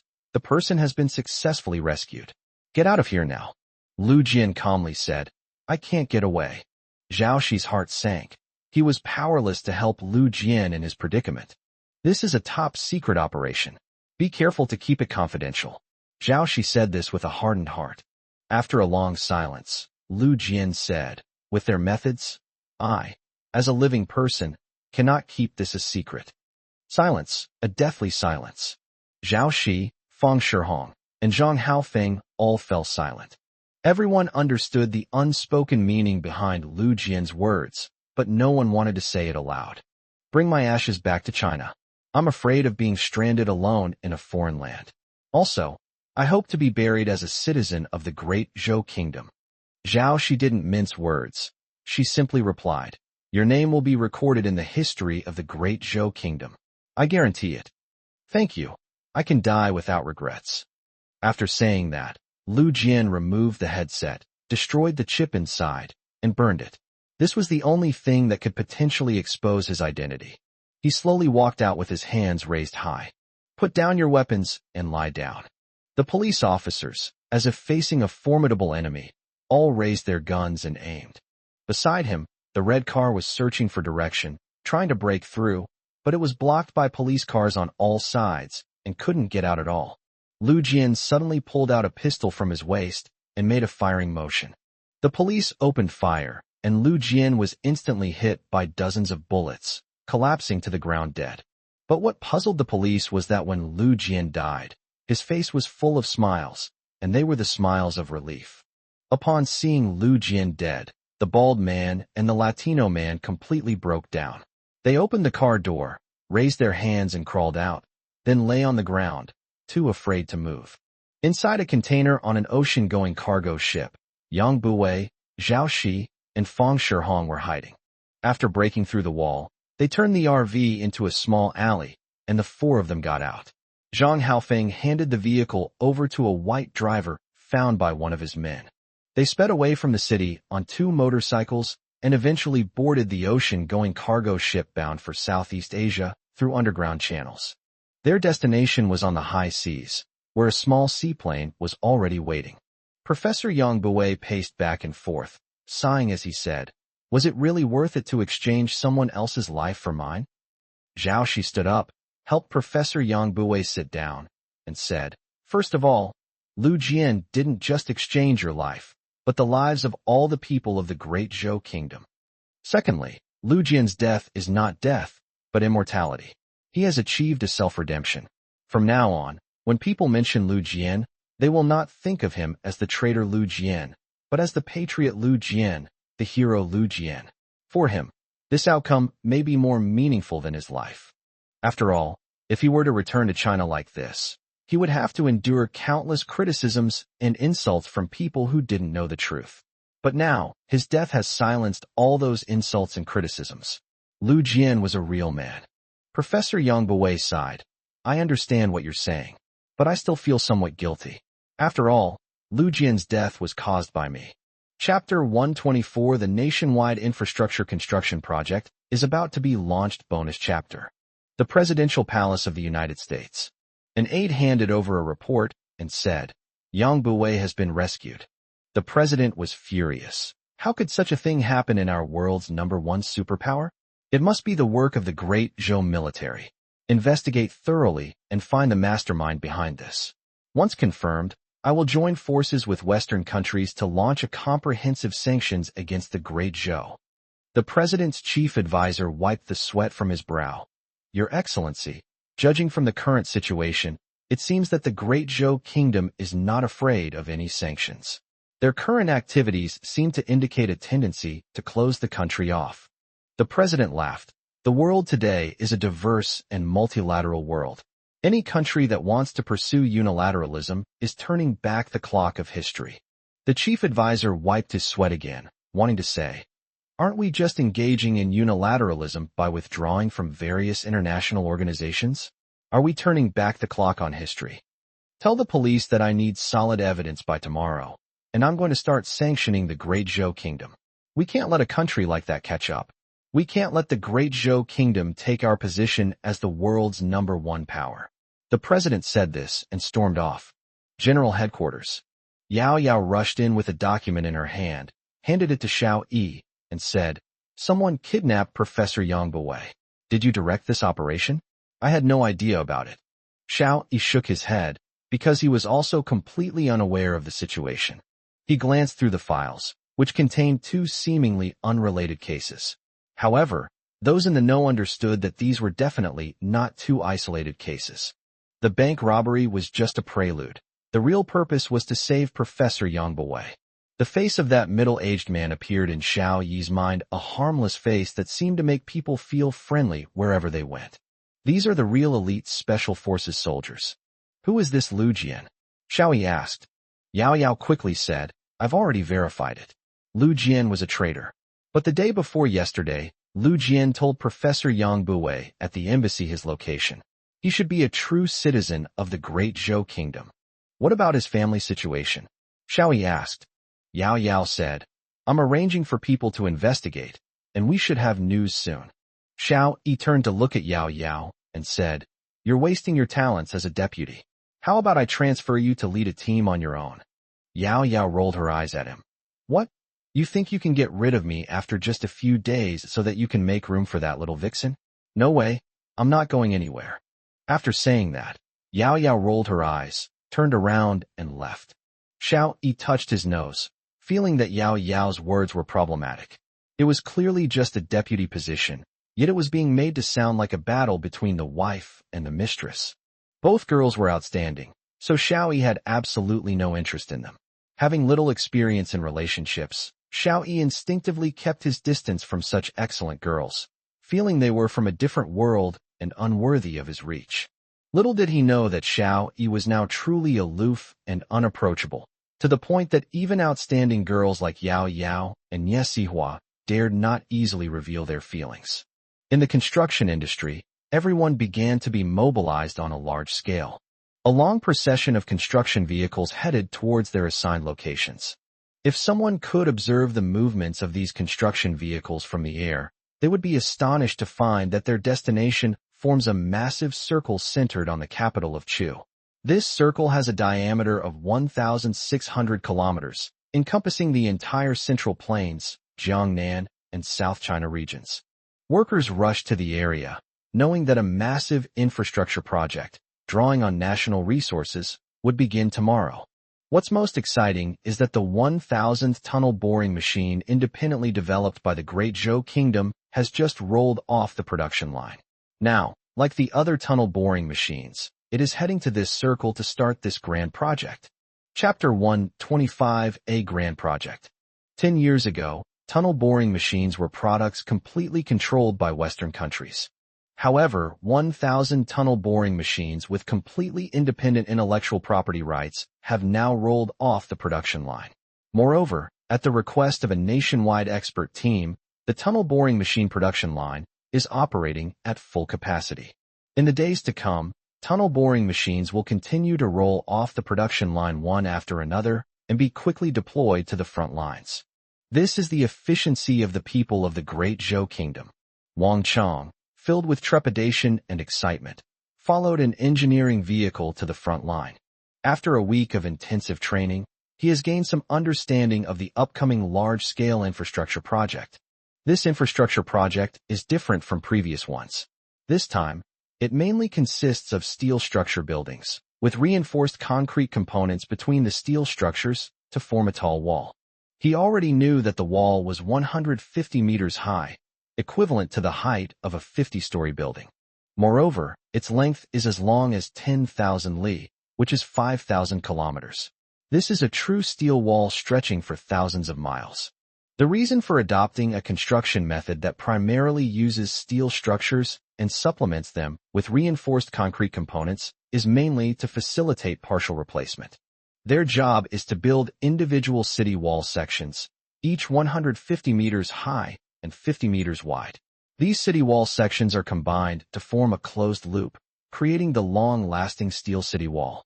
However, if a section of the wall is damaged, a single section can be replaced with maximum efficiency, without affecting the integrity of the entire wall. Although Wang Chang was shocked by the sheer scale of the project, he couldn't understand why such a city wall would be built in this day and age. This is no longer the era of cold weapons. Such steel walls could stop the cavalry of nomadic tribes, but they couldn't withstand attacks from cannons and missiles. As for atomic bombs, they would be utterly defenseless. However, since it is a call from the state, there must be a reason for it, and it must be correct. The people of the Great Zhou Kingdom possess this awareness. Because the nation is extremely cautious in matters of great importance, unlike some countries, such as the United States, where someone can make incomprehensible decisions on a whim. Everyone in the Great Zhou Kingdom knows that since it is a major decision made by the state, there must be profound reasons for it, and it must benefit the vast majority of the people. Perhaps some department leaders are incompetent and make foolish decisions, but at the national level, such a thing would never happen. Many things seem incredible at first, but when the truth comes out, people are amazed at how wise and forward-thinking the national level plans are. For example, 5G, artificial intelligence, and so on. The car stopped, and Wang Chang got out, immediately shocked by the scene. Although he had been working in the construction industry for many years and had been involved in the construction of many large-scale projects. However, the scene before him still left him speechless with shock. Within his field of vision, he saw the most construction vehicles of his life. In particular, there were excavators. One would arrive every 50 meters. Looking straight ahead, all you can see is a straight line filled with countless excavators, stretching as far as the eye can see, no matter which way you look. Such a massive project is worthy of being recorded in history. Engineer Wang, what exactly are we going to do? I'm so excited. This is even more spectacular than the dam construction my father's generation did in the collective commune. After all, in their time, we could only see people busily carrying soil, but we never saw such magnificent construction machinery. A construction worker in his 40s couldn't help but ask. Wang Chang said with emotion, "Don't ask what we're doing, just do it. It's worth it to be able to do such a grand project once in a lifetime." Wang Chang is currently a trainee engineer, and his main task is to lead a team to construct the steel city wall. In peacetime, Wang Chang would never have become an engineer, especially after such a short period of training before being put to work. However, this training was very focused and direct, specifically on the construction of steel city walls. Because the content was simple, it was relatively easy to train. So, after a week of hard work, Wang Chang, a worker with more than 10 years of construction experience, basically mastered the key points. Therefore, the Ministry of Construction directly promoted this group of trainees to trainee engineers. In a few days, each of them will lead hundreds of people to construct the wall. Wang Chang is the captain and engineer of this team of over 100 people. He bears a great responsibility, but also an extremely high level of honor. However, Wang Chang was puzzled as to where this team of over 100 people came from, because he currently only had about a dozen construction workers under his command. "Wang Chang, you're our captain now, that's impressive." Jiang Cheng got out of another car and walked over with 10 men. These 10 men were all once Wang Chang's co-workers, but now they are all Wang Chang's subordinates. Human circumstances are truly wondrous. Just 10 days ago, Wang Chang was working alongside everyone, eating with them, and talking about women. Now, because of his outstanding academic performance, He has suddenly become the team leader.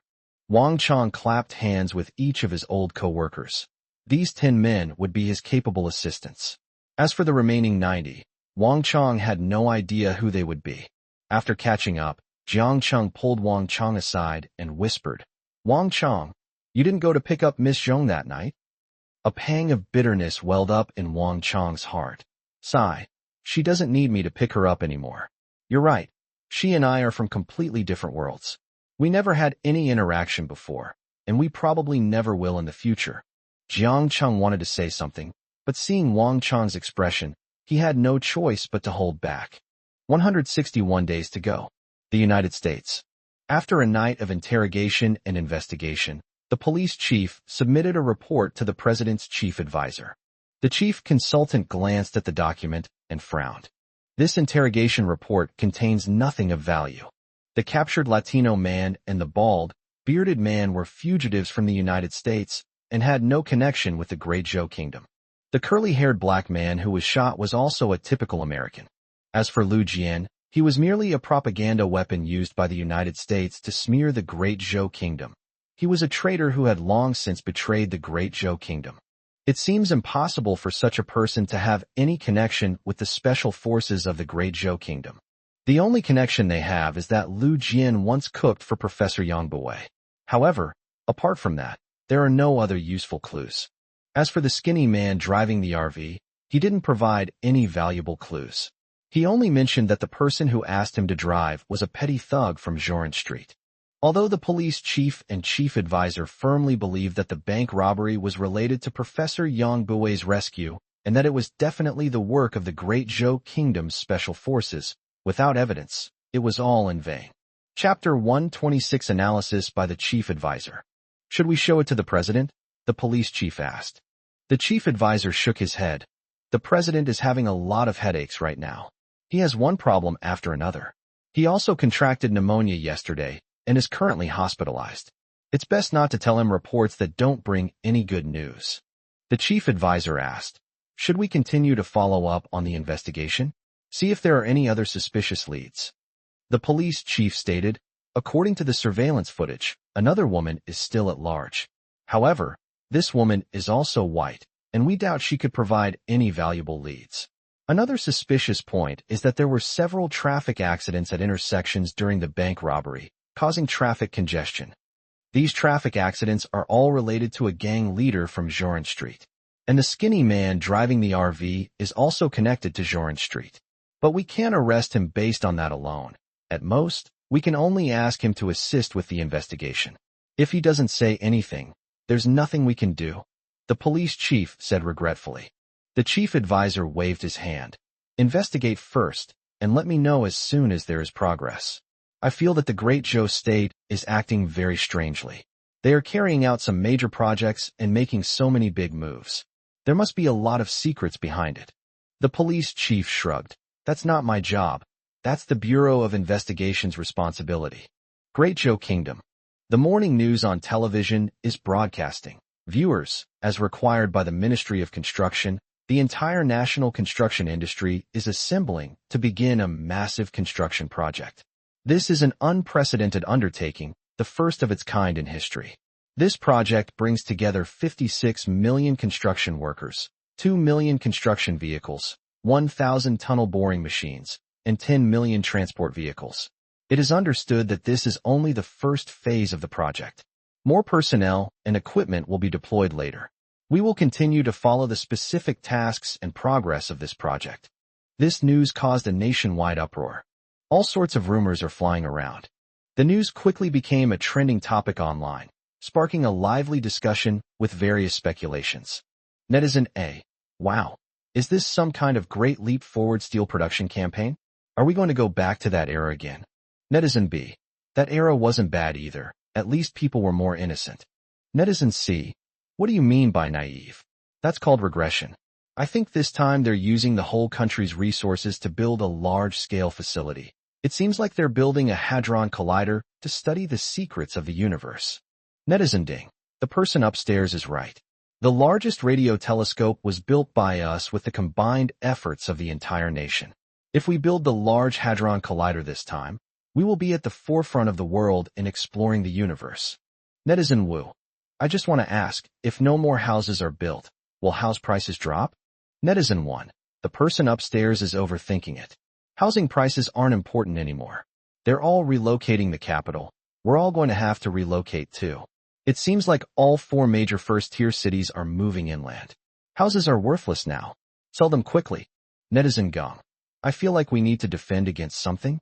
Are aliens coming, and we need to build fortifications? Netizen Xian. It's not aliens, it's zombies coming. There must be a virus spreading. A biohazard is about to begin. Netizen Ren. Have you guys gone crazy from playing games? There are no zombies. This is a major project that benefits the country and its people. We should trust the country and follow its lead. We won't go wrong. Netizen Gue. The person upstairs is right. Trust the country and follow the country. The country will not harm our interests. At the press conference, a Western journalist asked, Spokesperson, what exactly is the Great Zhou Kingdom doing? In the past 10 or 20 days, the Great Zhou Kingdom has taken many significant actions and made many bold moves. Does this mean that the Great Zhou Kingdom has acquired something that other countries do not? If so, isn't the Great Zhou Kingdom being too selfish? Why can't it share information? The spokesperson hesitated for the first time, because the reporter's guess was correct. The Great Zhou Kingdom is indeed undertaking a massive project, and it does possess top-secret information that other countries do not. However, for the sake of human survival, the Great Zhou Kingdom cannot announce this news to the public for the time being. Everything will only be announced when the highest mobilization order is issued. The spokesperson gathered his thoughts and said, I can now tell you that we are undertaking a massive project that will benefit all mankind. We are currently excavating a long underground tunnel, which will house the world's largest Hadron Collider. The entire venue erupted in commotion.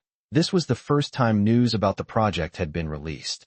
Reporters raised their hands, but the spokesperson waved them off, saying, I know you're all eager to know the details about the Large Hadron Collider. We will release those details to the world in a week.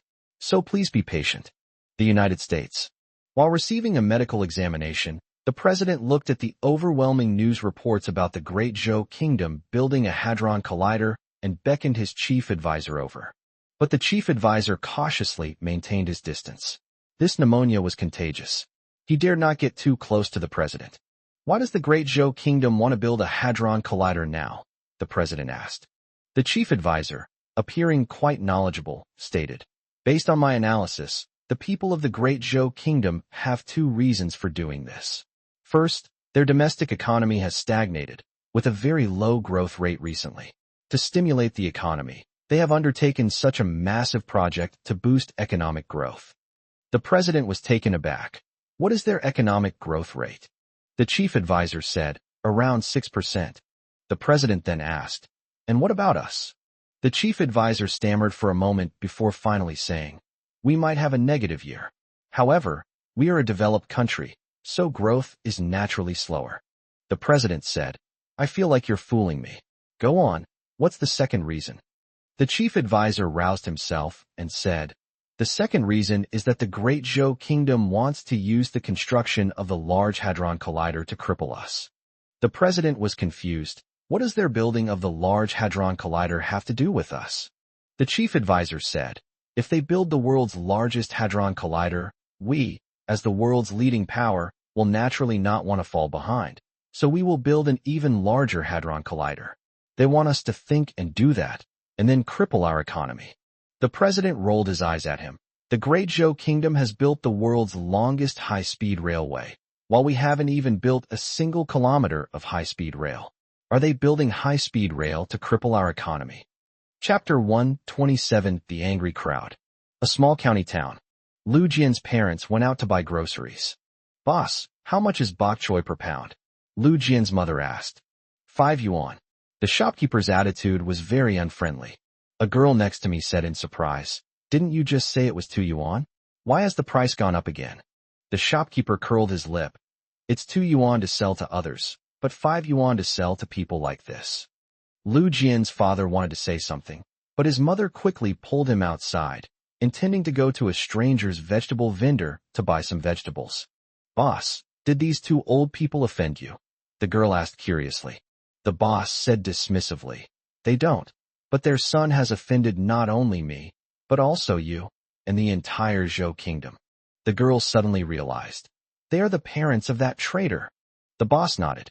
The girl's sympathetic gaze immediately turned into utter disgust. How can someone like that, who gave birth to such a son, have the nerve to live in this world? If it were me, I'd rather be dead. The last sentence was spoken loudly, causing Lu Jian's parents, who had just left, to tremble slightly.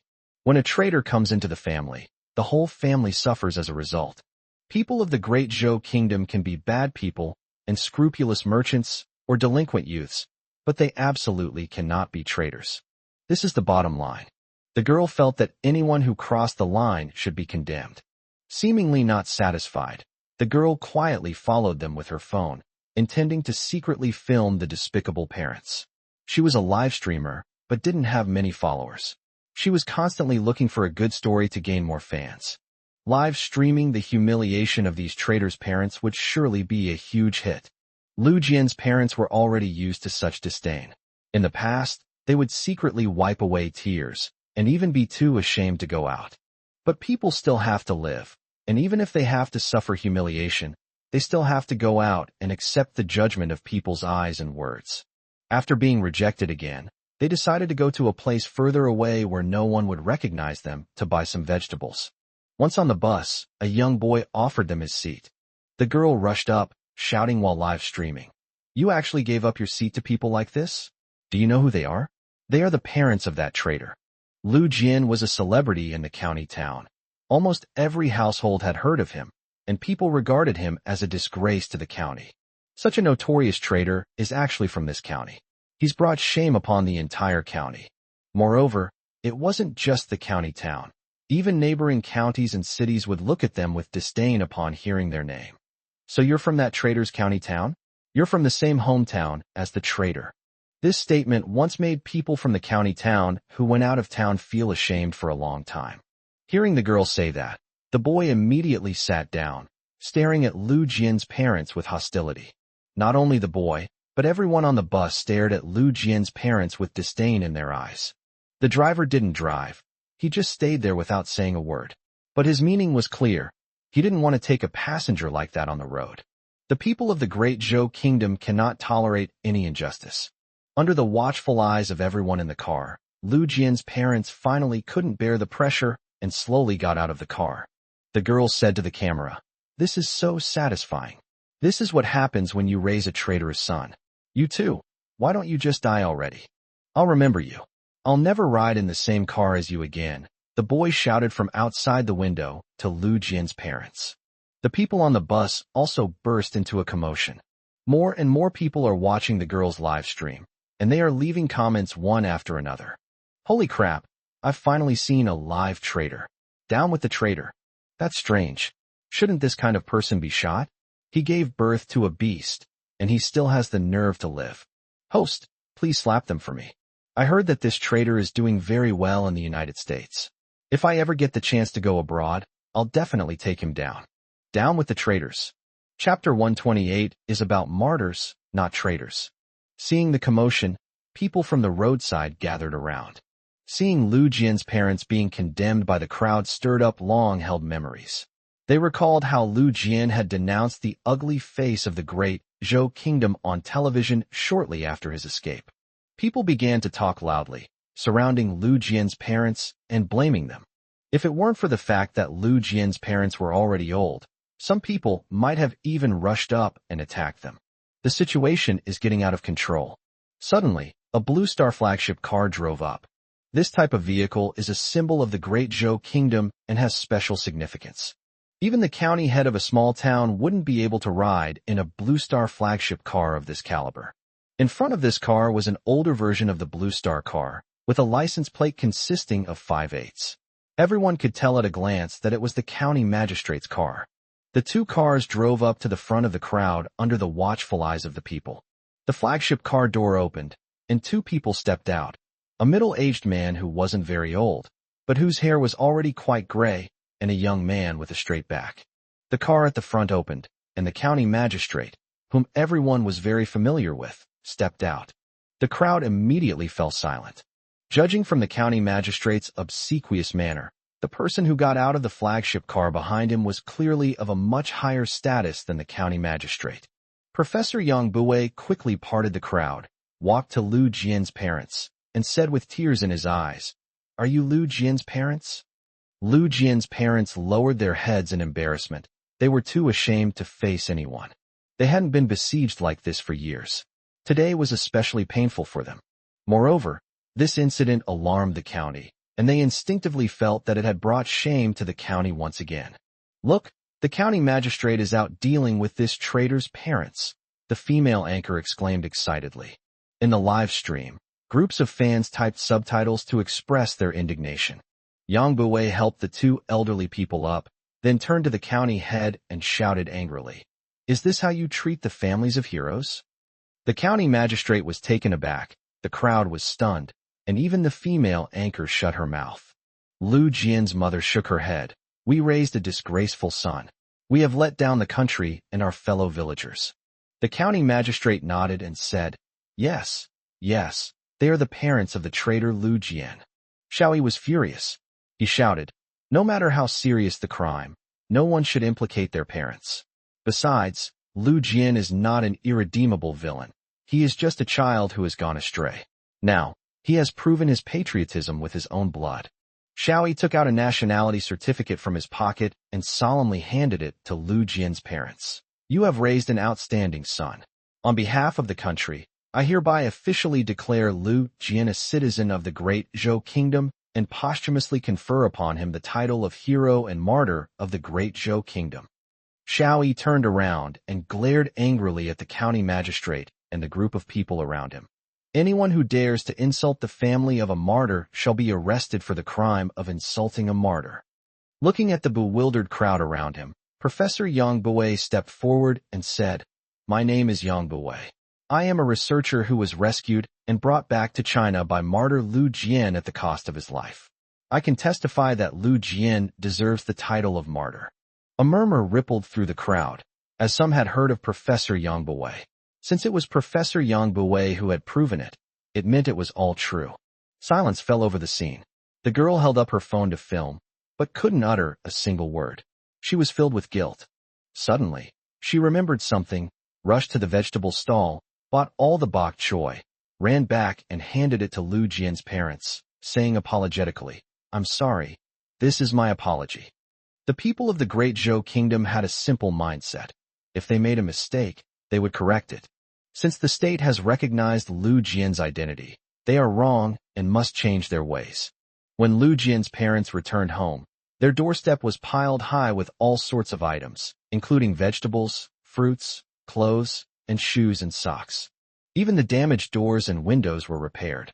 Along the way, neighbors who knew the news spontaneously stood at the door, smiling at Lu Jian's parents, which made them unable to hold back their tears of happiness.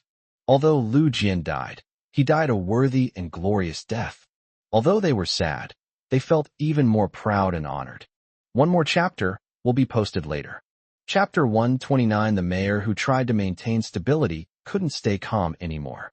Bianjing City. Mayor Ji took a document from his secretary and opened it as usual. He habitually skips the beginning and starts reading from the middle. This is a habit he has developed over many years. Even the most lengthy official documents are mostly filled with platitudes and empty phrases at the beginning. The real content is in the very last part. He would only return to the beginning of the document and carefully consider every word and sentence if the document's content was serious or important. This is an experience and secret to being an official, and it doesn't contradict his desire for stability at all.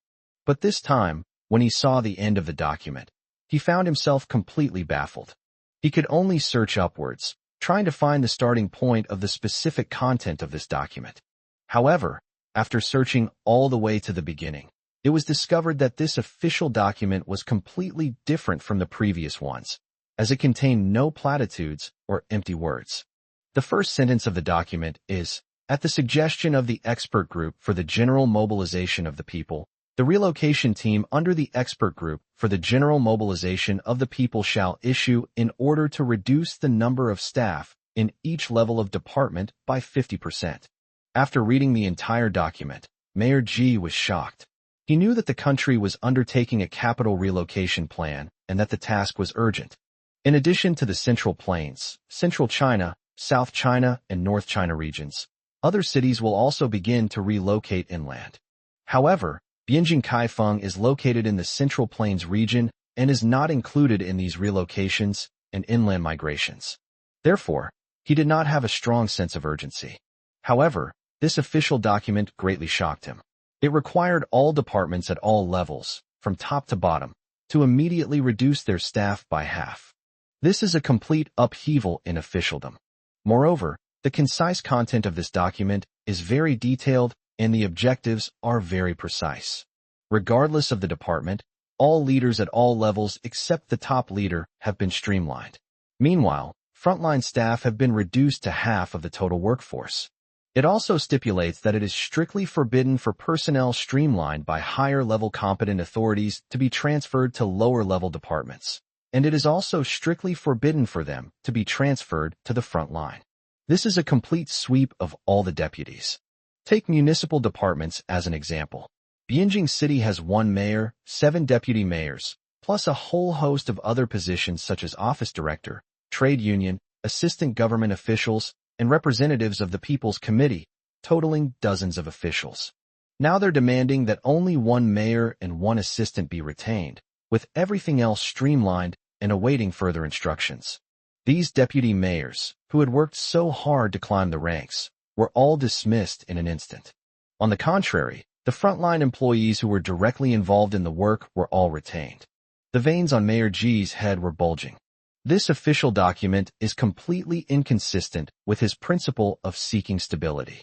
Although there are 7 deputy mayors, each with impressive backgrounds, Mayor G prioritizes stability and has managed to maintain a harmonious and peaceful administration in Bianjing City. The economy has also been stable and growing, with all sectors developing steadily and without any major disruptions. Mayor G also received a lot of praise for these things. But this official document has now shocked him. By removing almost all officials except for the top leader, what is the country trying to do? He quickly dialed the provincial number to ask his former boss for help. But his former boss's words terrified him. Don't ask me what to do, because I'm also on standby. Mayor G's heart pounded with fear. Just 6 months ago, his former boss was preparing to promote him to a deputy position in the province in order to prepare him for a higher position.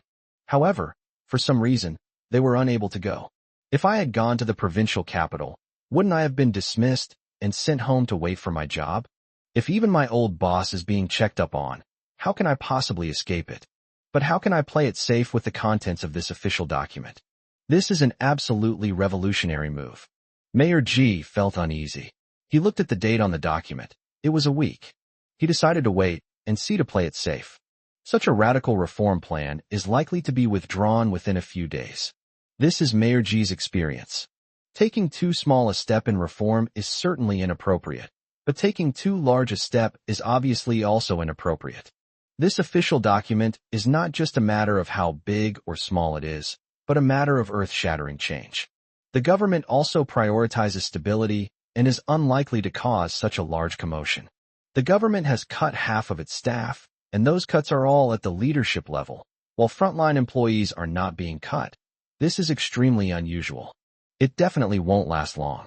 Moreover, in order to prevent the streamlined middle-level managers from crowding out frontline employees, the official document specifically stated that the list of those to be streamlined must be reported level by level, and that personnel from higher levels must be sent down to verify and check it. Anyone found to have committed fraud will be immediately dismissed. This made Mayor G break out in a cold sweat.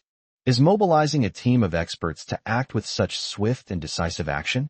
Chapter 130 The rumors spread by Xiao Yi. At almost the same time, almost every city and county received this official document. A massive campaign to streamline national institutions has begun. To complete such a massive infrastructure project and to mobilize 1.4 billion people quickly and efficiently, the existing large and cumbersome institutions simply cannot do it. It must be like a wartime organization, lean, efficient, precise, accurate, and full of vigor. The simpler the organization, the higher its efficiency and the faster orders can be issued. The responsible party will also be more clearly identified. There will be no more instances of mutual buck passing, bickering, or infighting, because there is only one leader. To be a leader, one must have the courage to take responsibility and the awareness to do so. To complete such a massive project, it is necessary to have a series of well-functioning departments at each level to maintain it. As for the cadres who were laid off, they will all rush to the front line of construction after the order for a nationwide mobilization is issued, and start infrastructure work with greater responsibilities. The dramatic changes in the Great Zhou Kingdom have begun to be reflected in all levels of society. The topics of discussion these days are mostly about relocating the capital, the massive tunnel construction project, streamlining the staff at all levels of government, and major adjustments to school curricula. All sorts of news are flying around, especially rumors, which are spreading all over the world. Among the most widely circulated versions are three, one of which says that a great war is about to break out. The Great Zhou Kingdom is about to begin recovering its territory, which will soon ignite a war. One theory is that aliens are going to attack Earth, and the Great Zhou Kingdom is making all-out defense preparations. Another thing is that the Great Zhou Kingdom is building a super-large urban cluster. This super-large urban cluster will become a country within a country, which will take the Great Zhou Kingdom's economy to a new level and catch up with the United States next year. As for other versions, there are even more. General Headquarters. Manhwa said worriedly. Xiao Yi, I feel that the people of Dezhou are very restless now. Everyone is making wild guesses. Shouldn't we investigate those rumors? Yao said dismissively. Investigate? Humph, these rumors were spread by Xiao Yi in the first place. Do you expect Xiao Yi to investigate himself? Manhwa was startled. Why? Xiao Yi said, rumors are not necessarily a monstrous flood. By using rumors reasonably, we can mitigate the impact and panic that our upcoming mobilization order will bring to the people. This is what Yao's great-grandfather taught me. Xiao Yi winked at Manhwa. Don't forget, Yao's great-grandfather was a brilliant military strategist who won every battle when he was young. What he said is the essence of the essence. Manhwa then realized what was going on. Xiao Yi looked out the window at the new building, which was already 11 stories high. Construction was proceeding at a rate of almost 1 floor per day. The entire building had been topped out and was now undergoing interior decoration. As planned, the equipment relocation and debugging will begin in another 2 weeks. The headquarters will be relocated in its entirety in 20 days. The most core institutions of the Great Zhou Kingdom will be located in this building. Of the 10 groups, all except the Origin Group, which has already been disbanded, will be relocated there. The Origin team was merged into the military team, responsible for analyzing the collected tissue samples and establishing a gene sequence library. Their hope was to find the weaknesses or characteristics of the starry sky beasts from within. Although all the actions seem busy and chaotic, they are actually well organized inside. This is not anyone's achievement, but rather the result of everyone involved maintaining a strong sense of participation and dedication. Chapter 131: The Escaped Elites. Hongqiao Airport. The most bustling airport in the Great Zhou Kingdom is now even busier. Because a rumor was circulating among the elite, and it was very widespread, with detailed and seemingly plausible details. The news had a huge impact, causing international flights to other countries to be fully booked. These people are more numerous and come from a wider range than those who flew abroad in the previous 2 days. In particular, almost all of the celebrities and top billionaires fled, with the proportion of those who fled reaching as high as 50%. This rumor, supposedly originating from the General Mobilization Headquarters, suggests that the recall of overseas students is not an isolated incident, but rather that even stricter control measures are in the works. Following this recall of overseas students, a strict travel ban will be implemented within 7 days. The country's borders will be closed. All ports of entry, whether by sea, air, or at trade ports, will be shut down. Domestically, a series of major actions will be implemented, and strict controls will be placed on all sectors of the domestic economy. This message is presented with absolute certainty and comes from a very high level, making it highly credible. Therefore, once it was spread, It quickly caused a sensation among the social elites. A large number of wealthy business owners and elites fled the country, with entertainment stars being the most affected. Hangzhou Airport has almost become a grand stage for celebrities to make their appearances, with those celebrities with connections and backup plans using various excuses to go abroad. The fans had already heard the news, and many gathered at the airport, hoping to get up close and personal with the celebrities. A tall celebrity wearing a baseball cap walked in hurriedly with his head down, followed closely by a large group of assistants. He is a top-tier celebrity in China, and together with several other stars, he is known as one of the 5 returned sons, boasting tens of millions or even hundreds of millions of fans. Unlike the other 4, he was a descendant of the Great Zhou Kingdom with Lion Kingdom citizenship. Although his career was almost entirely based in the Great Zhou Kingdom, he never truly considered himself a citizen of the Great Zhou Kingdom. If it weren't for the opportunity to make a lot of money in the Great Zhou Kingdom, he would never have come here in the first place. Lu Zilong, it's Lu Zilong. A fan recognized his star and shouted wildly, crowding forward. Other fans also crowded around, creating a very lively scene. Several assistants quickly protected him and separated him from the fans. Lu Zilong said with disgust, "What a bunch of junk. I can't escape these people no matter where I go." The agent whispered, "Xiaolong, don't let anyone hear this. These idiots are indeed annoying, but the money you earn comes from their contributions. So, it's best to maintain appearances." Lu Zilong said impatiently, "We're about to leave. Do we still need to deal with these people?" The agent said, "The Great Zhou Kingdom can't just stay closed off like this. It will open its doors sooner or later, and then we'll still have to come back to make money off these idiots. So, we still need to deal with them." Upon hearing his manager's words, Lu Zilong reluctantly took off his mask, his previously disgusted face instantly turning into a smile as he waved to his fans. One fan exclaimed excitedly, "Lu Zilong, are you leaving us too?" Lu Zilong gave a perfunctory smile. "I won't leave you. I just need to go back to the Lion Country to deal with some visa issues. I won't abandon you. I love you." His handsome face paired with these words immediately elicited screams from fans.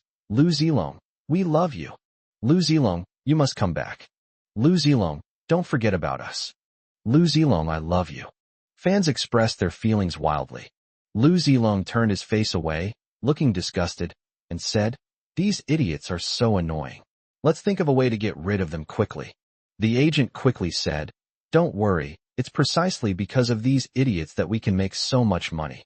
You should just pretend to sign an autograph. I have some photos here, you can post them too." Lu Zilong said irritably, "This is really annoying. I'll only send out 10, and then I'll leave." After saying that, Lu Zilong turned to face his fans, a smile spreading across his face again. "I love you all too."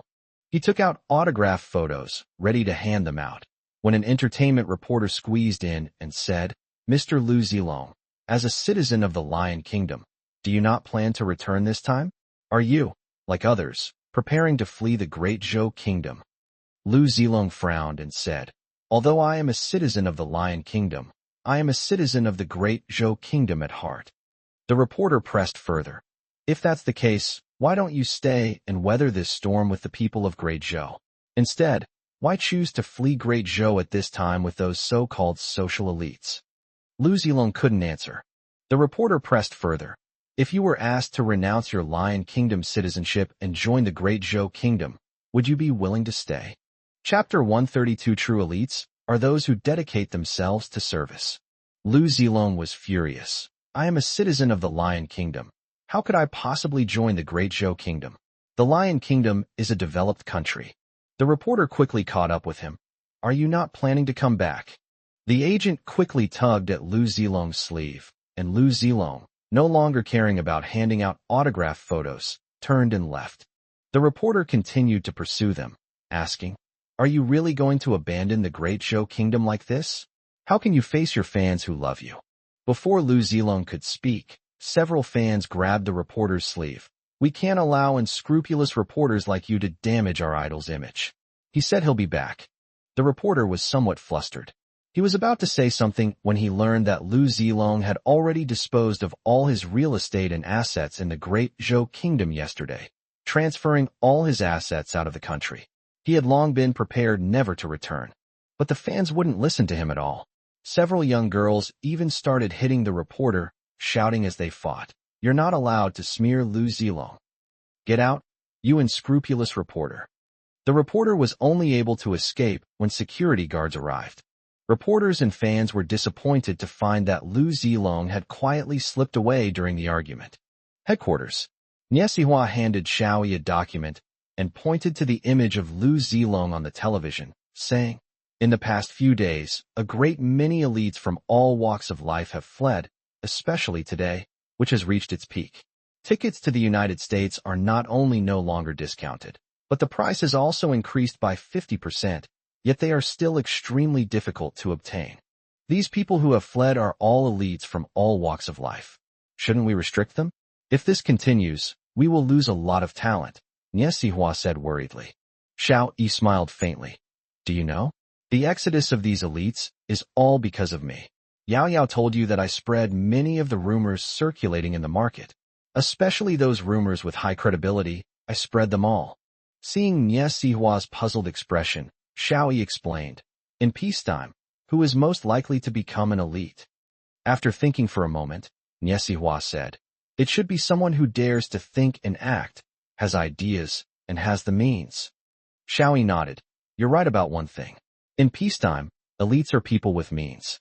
Moreover, they are people who will stop at nothing. Those who are good at scheming and scheming are most likely to succeed in peacetime. But now we are at war. These people who scheme and plot are the ones most likely to cause trouble. What is needed in wartime is dedication and self-sacrifice, which are precisely what the social elites lack the most. Therefore, such elites not only cannot help us, but will also greatly hinder us. In peacetime, apart from those with a sense of social responsibility, the rest of the elites are major obstacles to our actions. We don't need these so-called elites of peacetime. So I'm spreading these rumors to get rid of these fake elites and keep the real elites with a sense of social responsibility. The more of those fake elites you have, the better." After Xiao Yi finished speaking, he glanced at Niesihua and asked, "You are also an elite. If you were in this situation, would you leave your country?" Niesihua and Xiao Yi exchanged a glance, and her heart suddenly skipped a beat. Her cheeks flushed slightly. "Of course I won't. I dream of becoming a citizen of the Great Zhou Kingdom and fighting alongside the people of the Great Zhou Kingdom. That is my great-grandfather's dream, and my dream as well as the dream of my whole family." Xiao Yi gave a thumbs up and praised, "You are exactly the elite I need." Niesihua felt a surge of excitement. She secretly wondered what Xiao Yi meant by need, and whether he was hinting at something to her. Xiao Yi, unaware of Niesihua's ulterior motives, watched Lu Zilong's retreating figure on the big screen and said disdainfully, "Sissy elites like him are better off staying far away. What we need are men of integrity and true men." Niesihua did not speak. Xiao Yi continued, "When a society becomes extravagant, it will start to produce these pretty male celebrities. This is also the most dangerous time. Fortunately, people still admire heroes, and the masculine spirit in their bones is still there. When the highest mobilization order is issued, people like Gao Daqiang will become the true idols that people worship. Only those who dare to dedicate themselves are worthy of worship." Niesihua suddenly asked, "What about you? Are you a real man?" Xiao Yi was taken aback. He lowered his head and stared into Niesihua's eyes. "What do you think?" Niesihua looked into Xiao Yi's clear eyes and was instantly captivated. Her heart pounded, and after a while, she murmured, "I feel that you are." Xiao Yi reached out and patted Niesihua's head. "You've been fooled. I'm just an ordinary man." After saying that, Xiao Yi turned to leave, but saw Yao Yao glaring at him angrily at the door, as if she wanted to eat him alive. Xiao Yi asked curiously, "Who upset you?" Yao Yao glared at him angrily and said, "You." Lu Zilong gave the reporter a push and hurried towards the security checkpoint.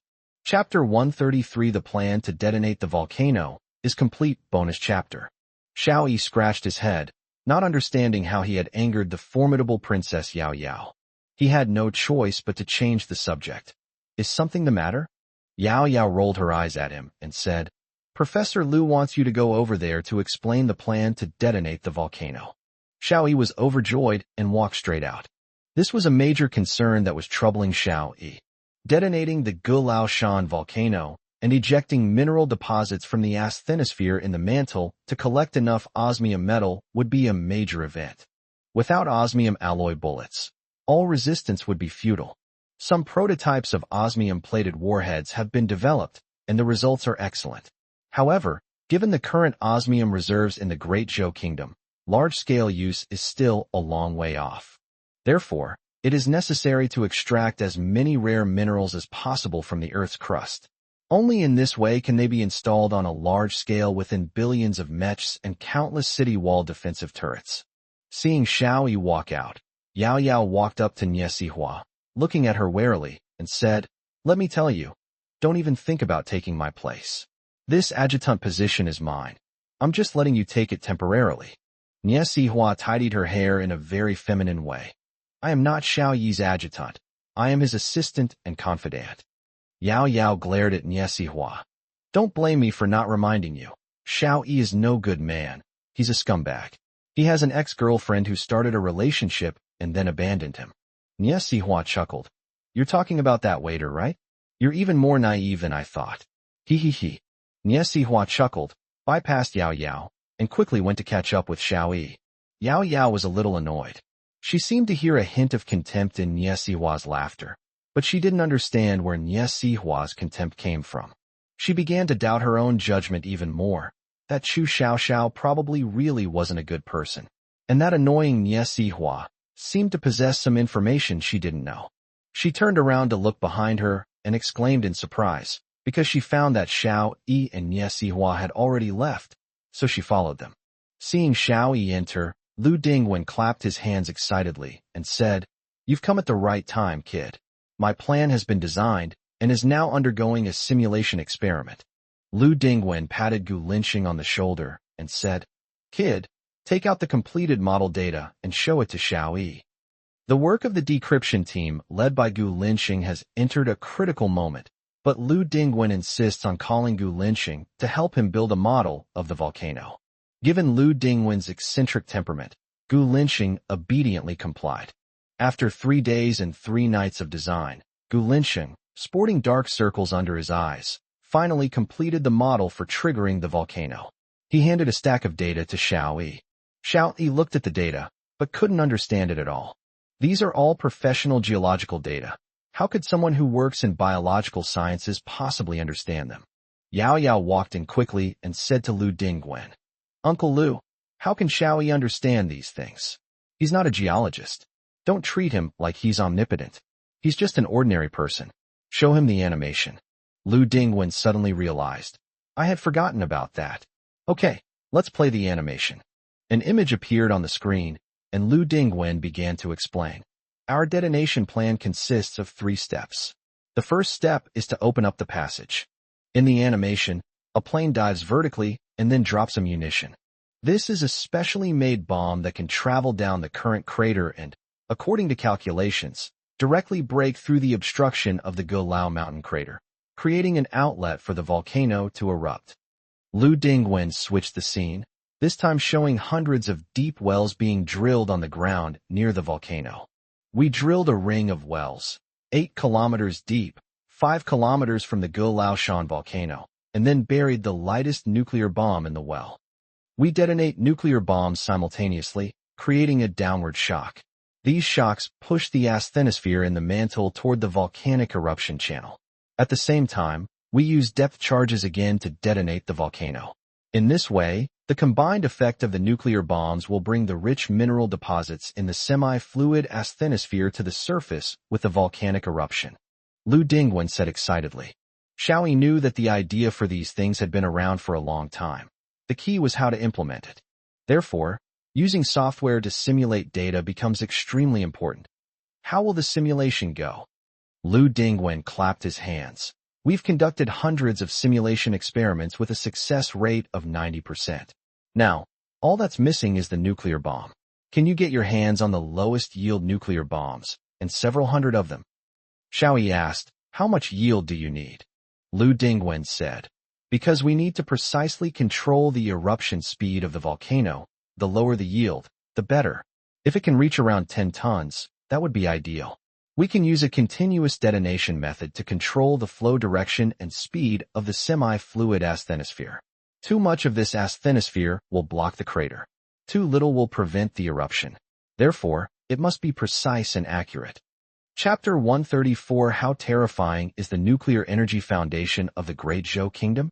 Xiao Yi immediately thought of Professor Yang Buwei.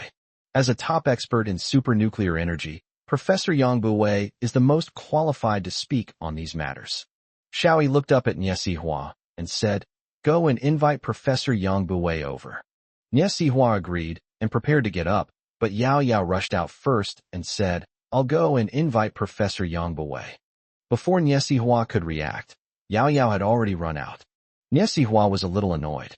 She turned around and stared at Xiao Yi with a resentful look, making Xiao Yi think that he had made a big mistake. Fortunately, Xiao Yi remembered that there were still people he needed to invite.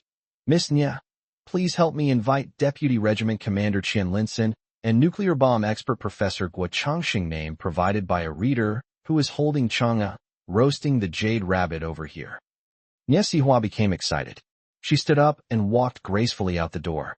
When she reached the door, she suddenly turned to Xiao Yi and said, "Don't call me Miss Nie. It's too formal. You can call me Sihua or Cici." Both Lu Dingwen and Gu Linxing, two bookworms, could tell that there was a fight between the two women, and that they were both involved with Xiao Yi. Gu Linxing smiled and said, "Advisor Xiao, it seems your relationship is quite special." Lu Dingwen patted Gu Linxing on the head. "What's so special about them? They're just a pair of adulterers." "No, wait, let's call them right. Let's call them lovers." Xiao Yi waved his hand. "Don't talk nonsense. How could such an outstanding girl like her be interested in a bookworm like us?" These words touched Lu Dingwen and Gu Linxing, and both of them looked somewhat somber. It is said that a person's IQ plus EQ are fixed numbers. High IQ often means low EQ. Conversely, high EQ often means low IQ. As for those people with both high IQ and high EQ, they are very likely aliens.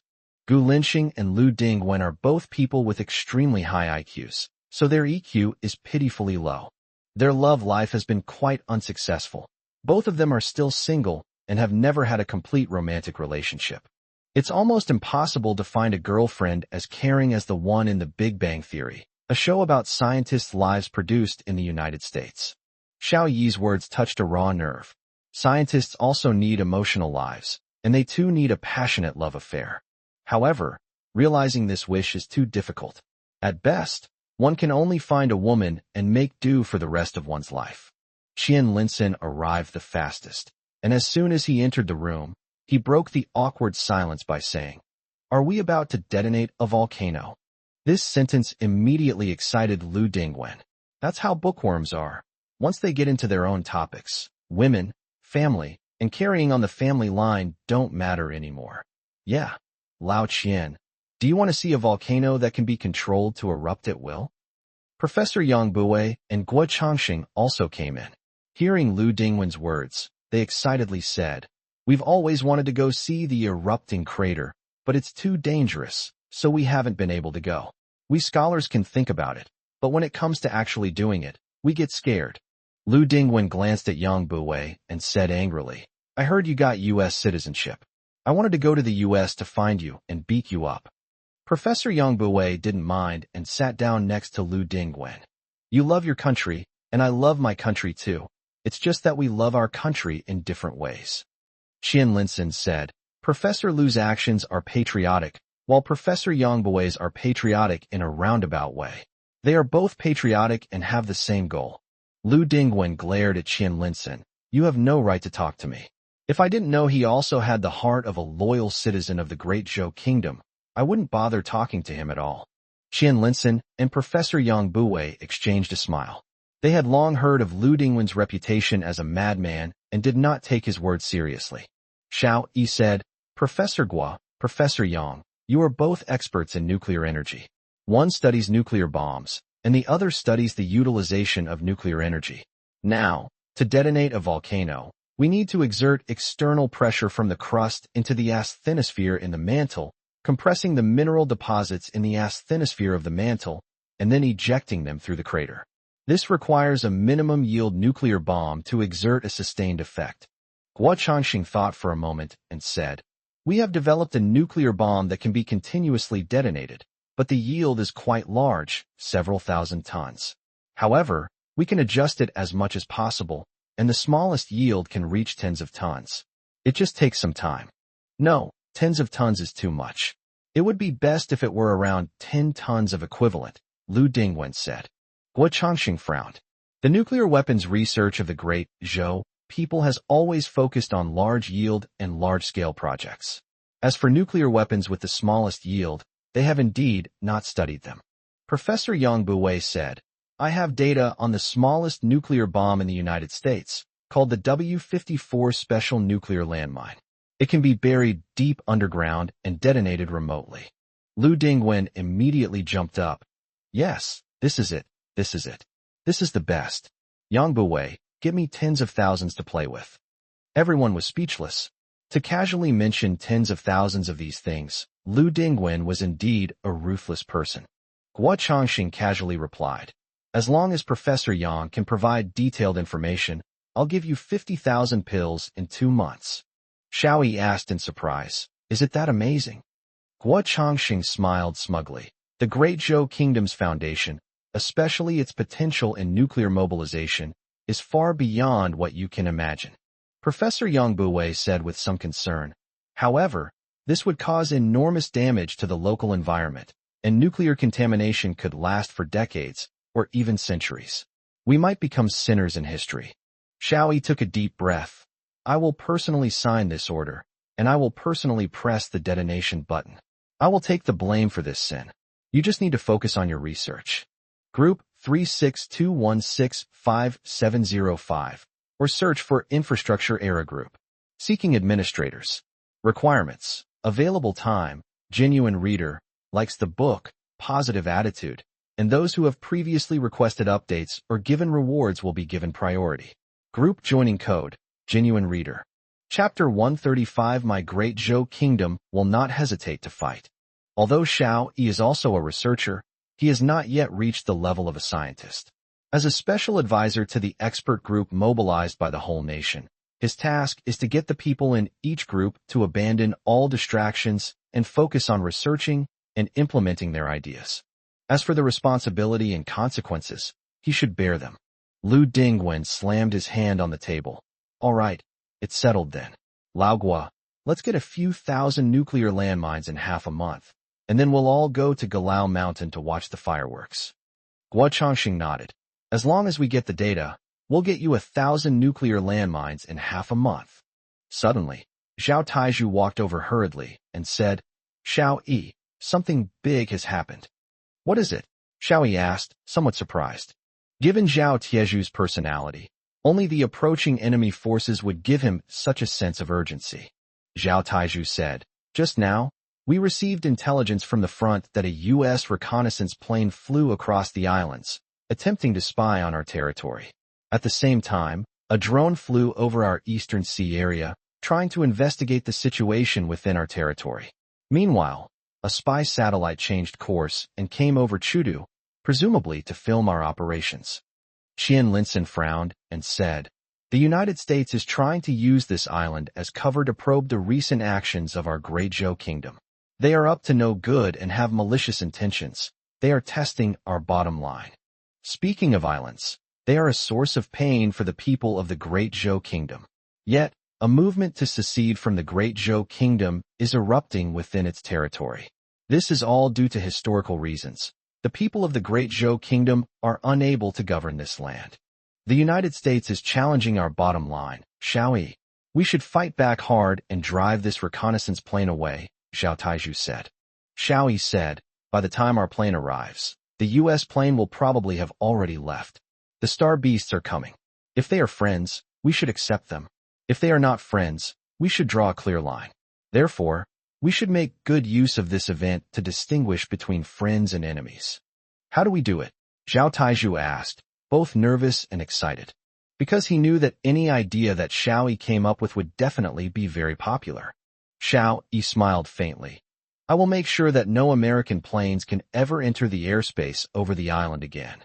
At the press conference, facing a dense crowd of journalists from various countries, the spokesperson said, word by word, according to the instructions of the expert group of the National Mobilization, effective immediately, our Great Zhou Kingdom will take full control of all airspace of the Great Zhou Kingdom. Anyone who violates the airspace of our Great Zhou Kingdom will be expelled in accordance with international law. Reporters from various countries were immediately in an uproar. Everyone familiar with the situation in the Great Zhou Kingdom knew what those words meant. Due to historical reasons, there are jurisdictional disputes over some areas of the Great Zhou Kingdom, especially the islands, whose airspace is not under the control of the Great Zhou Kingdom.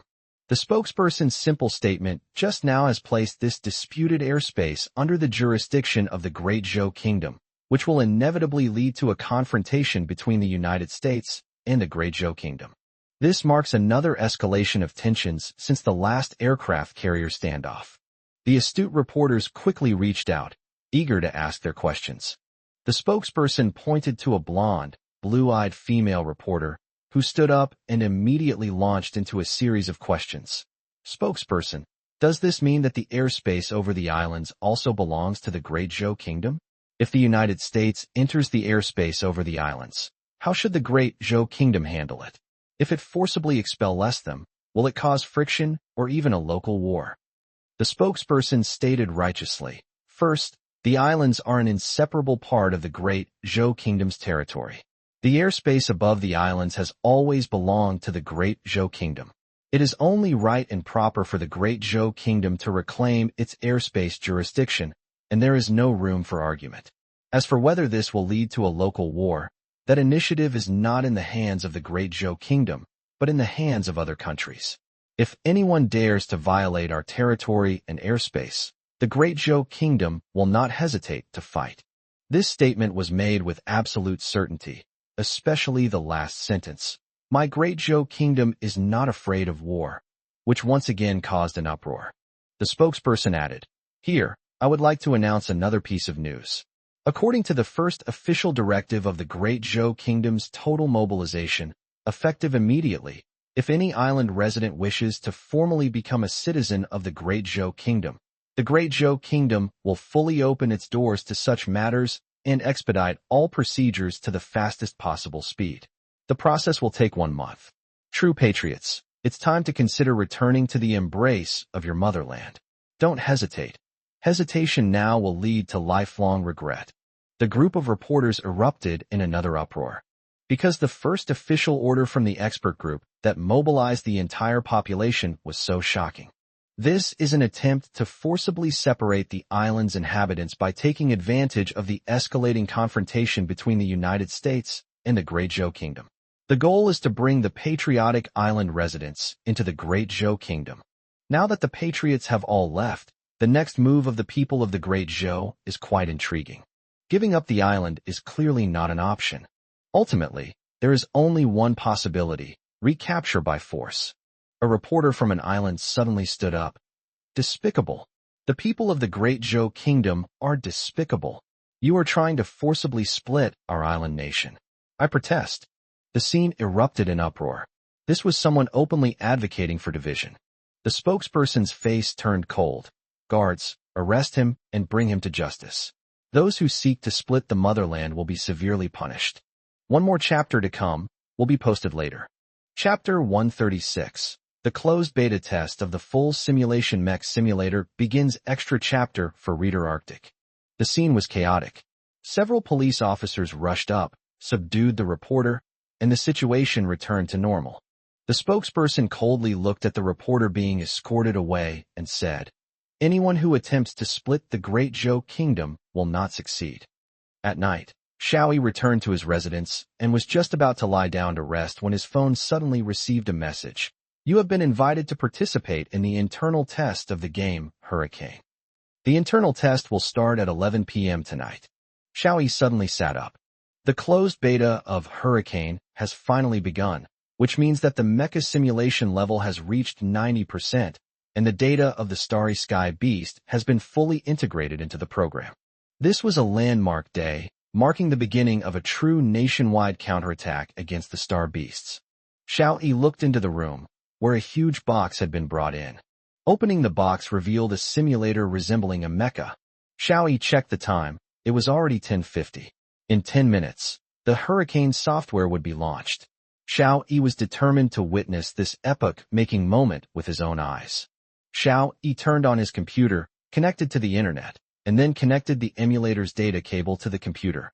After downloading the Hurricane program, Xiao Yi tried out this mecha simulator. Xiao Yi used the most realistic mecha simulator, which could perform realistic actions such as flipping, leaping, and running. There are 3 types of mech simulators. One type is full simulation, which is the simulator that Xiao Yi currently owns. One type is a full visual simulation simulator that uses a helmet and a controller.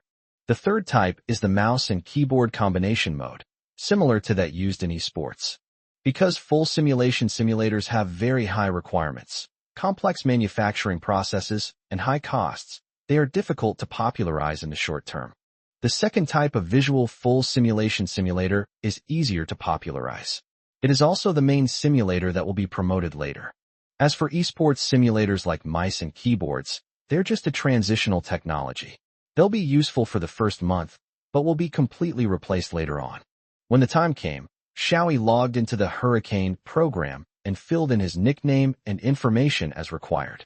After thinking for a moment, Xiao Yi chose the nickname Swatting Bugs and then entered the interface. What appeared before him was a mecha, exactly the same as the one Zhang Xiaolong had used before. Xiao Yi's only choice was the color of the mecha. Otherwise, he had no options. As soon as he entered the game, Xiao Yi saw a mech nicknamed Big Bull emerge, and its walking style looked very familiar to Xiao Yi.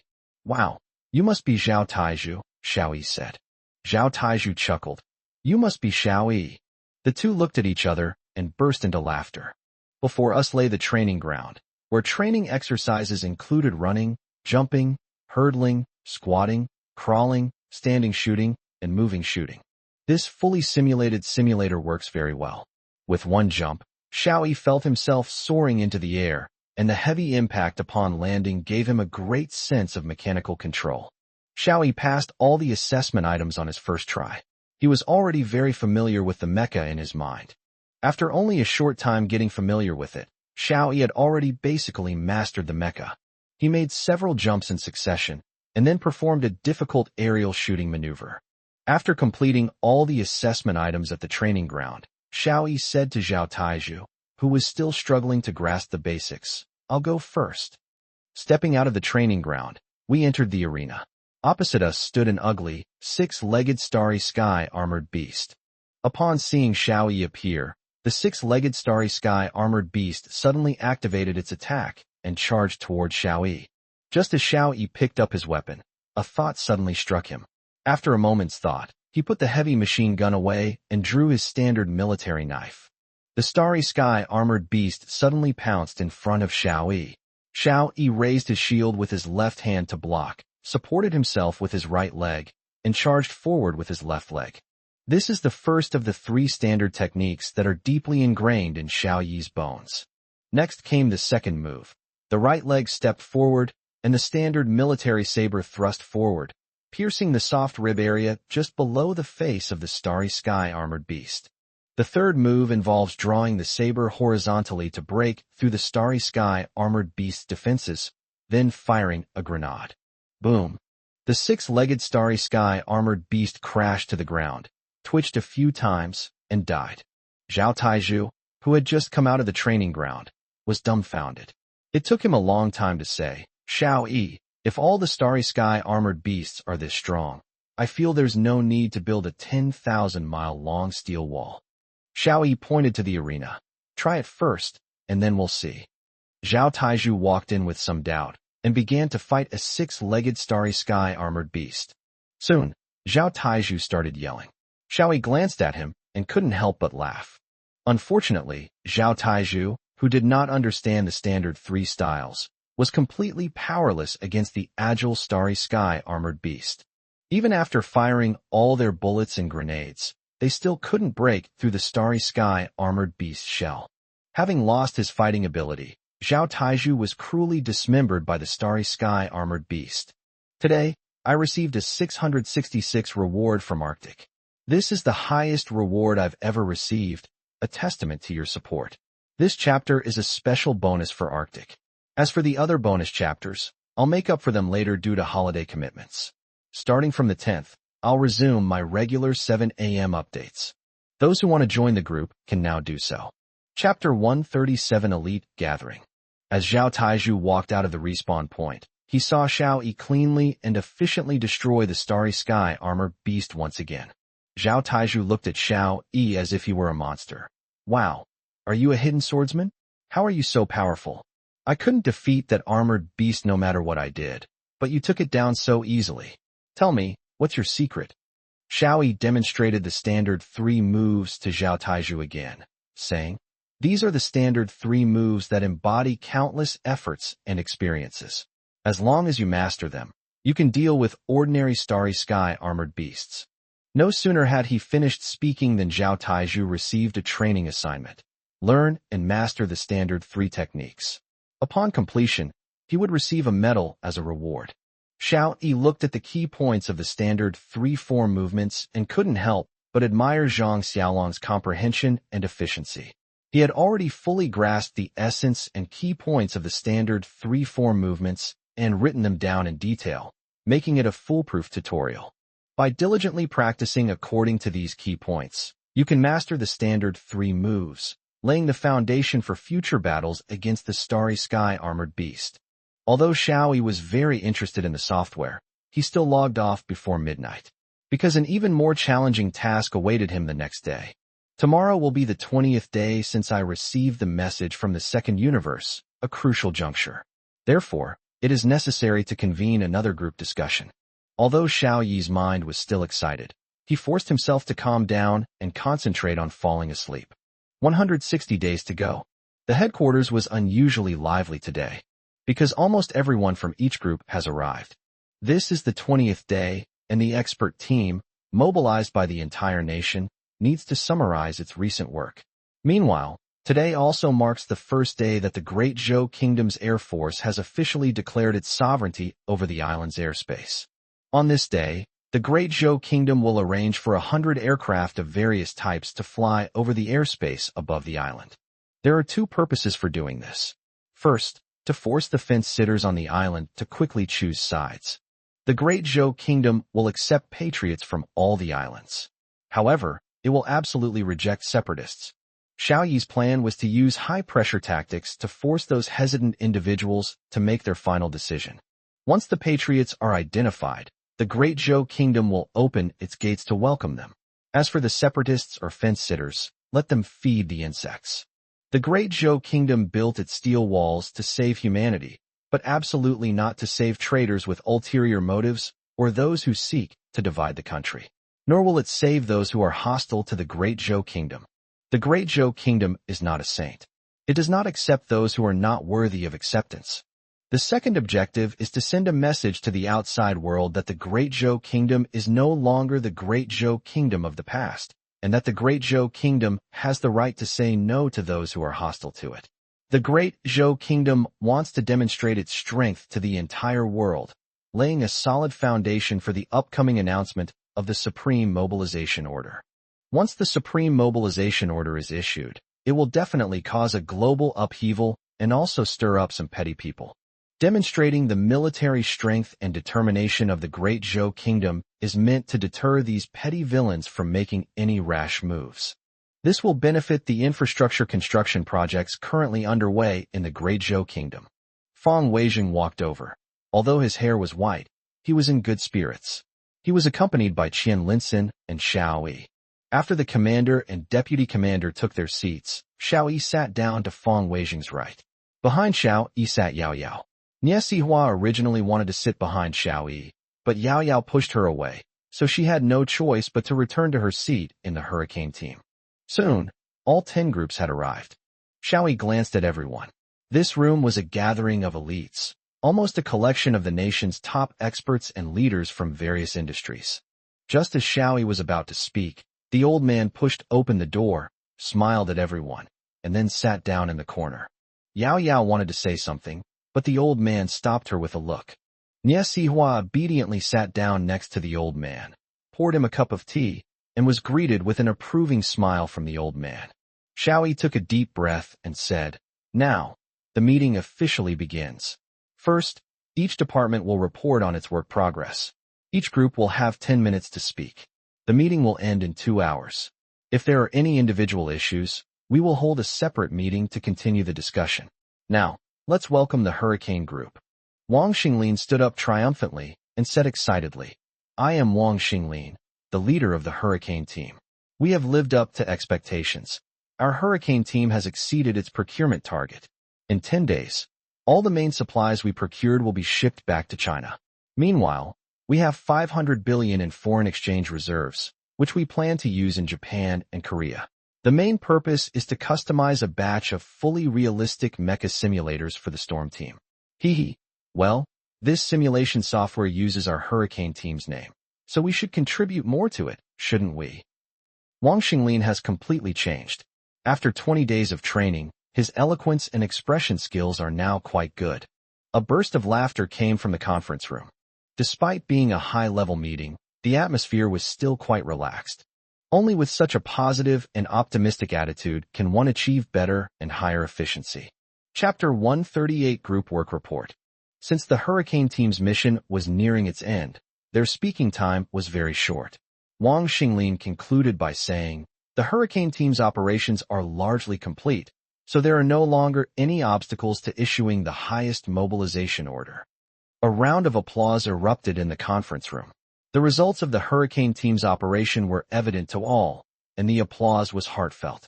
The second group to stand up and report was the Biology Team, which had changed its name. The original team was called the Origin Team, and their original mission was to find the origin point. However, their current mission is to establish a gene sequence database of the star beasts, using existing star beast tissues discovered at the origin point for genetic analysis. Their work seems easy now, but once the starry sky armored beasts erupt, their mission will become exceptionally difficult. The information transmitted from the second universe contained very little information about the starry sky armor beast's genes. Xiao Yi could basically guess the reason. After the outbreak of the star beasts, the entire nation focused on resisting them, making it difficult to establish a star armor beast gene bank. Once a starry sky armored beast dies, it will be devoured by other starry sky armored beasts, leaving almost no remains. Moreover, after the starry sky armored beasts erupted, their numbers increased exponentially, and they had already become rampant before people even paid attention to them. Once they become rampant, it will be very difficult for people to obtain the corpses of the starry sky armored beast. Another point is that the starry sky beasts are an extraterrestrial species and have no relation to any species on Earth. The genetic sequences of all kinds of organisms on Earth are completely unrelated to the genes of the starry sky beasts. Establishing a gene bank for the star-armored beasts would take a very long time. Moreover, the gene bank data is enormous, while the amount of information transmitted from the Large Hadron Collider through the space barrier is limited and cannot be integrated into it. Therefore, building a gene sequence library is basically starting from scratch. The tissue samples we have are very limited and completely different from the genes of organisms on Earth. Therefore, we are currently focusing all our efforts on establishing a gene bank. However, we need a supercomputer to assist us. We hope the expert team can provide this as soon as possible. Biologist Wang Lin said somewhat reservedly. Qian Linsun waved his hand and said, "How about we build you a supercomputer? Our supercomputer just happens to need an upgrade." Gu Linxing interjected. The Taihulite supercomputer has been upgraded and now uses all domestically produced chips. Although its performance is still not as good as the Xeon chips from the United States, we have enough of them. In next year's supercomputer rankings, the Taihulite will definitely regain the top spot. 5 years ago, the Sunway Taihulite supercomputer became the world's #1 supercomputer upon its debut. However, its core chip was a Xeon chip from the United States. In the following year, in order to curb the rapid economic growth of the Great Zhou Kingdom, the United States banned the world's #1 chip company from exporting its highest performance Xeon chips to the Great Zhou Kingdom. As a result, that year, the ranking of supercomputers in the Great Zhou Kingdom dropped to 3rd or 4th place. This incident deeply offended the top leadership of the Great Zhou Kingdom, prompting the government to issue several policies to strongly support domestically produced chips. After several years of dedicated research, the Great Zhou Kingdom's chip was finally born. Although it cannot match the performance of Xeon chips, supercomputers rely not only on the computing power of a single chip, but also on the accumulation of a large number of chips and the optimized combination of operations. This upgrade of the Taihu Lite supercomputer fully utilizes domestically produced chips.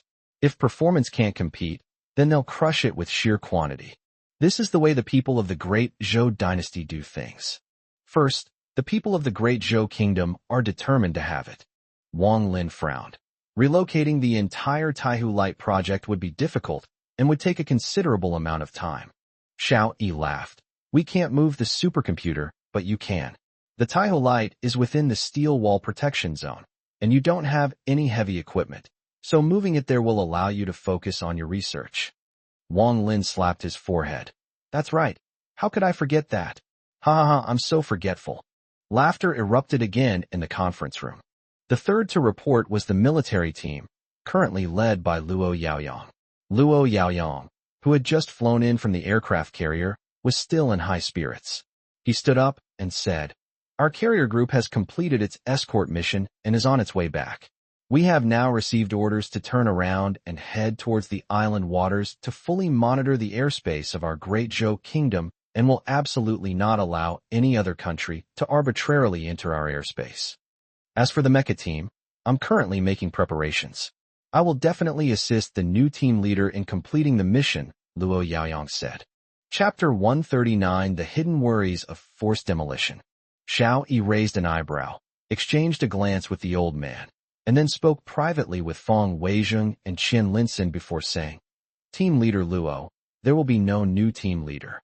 Although you are a naval expert, military affairs are interconnected, and we don't have time to train a new team leader.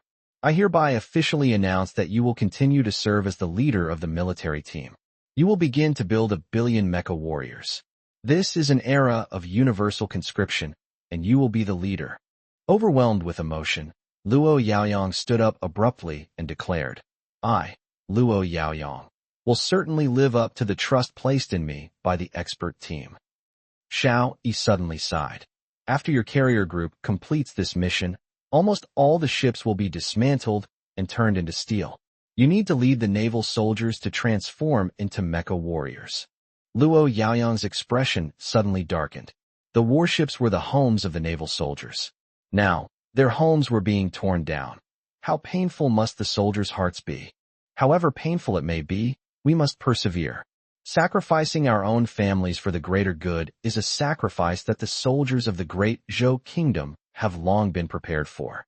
Zhao Hongyi had just stood up when Xiao Yi stopped him. The Frenzy team will have a small meeting later.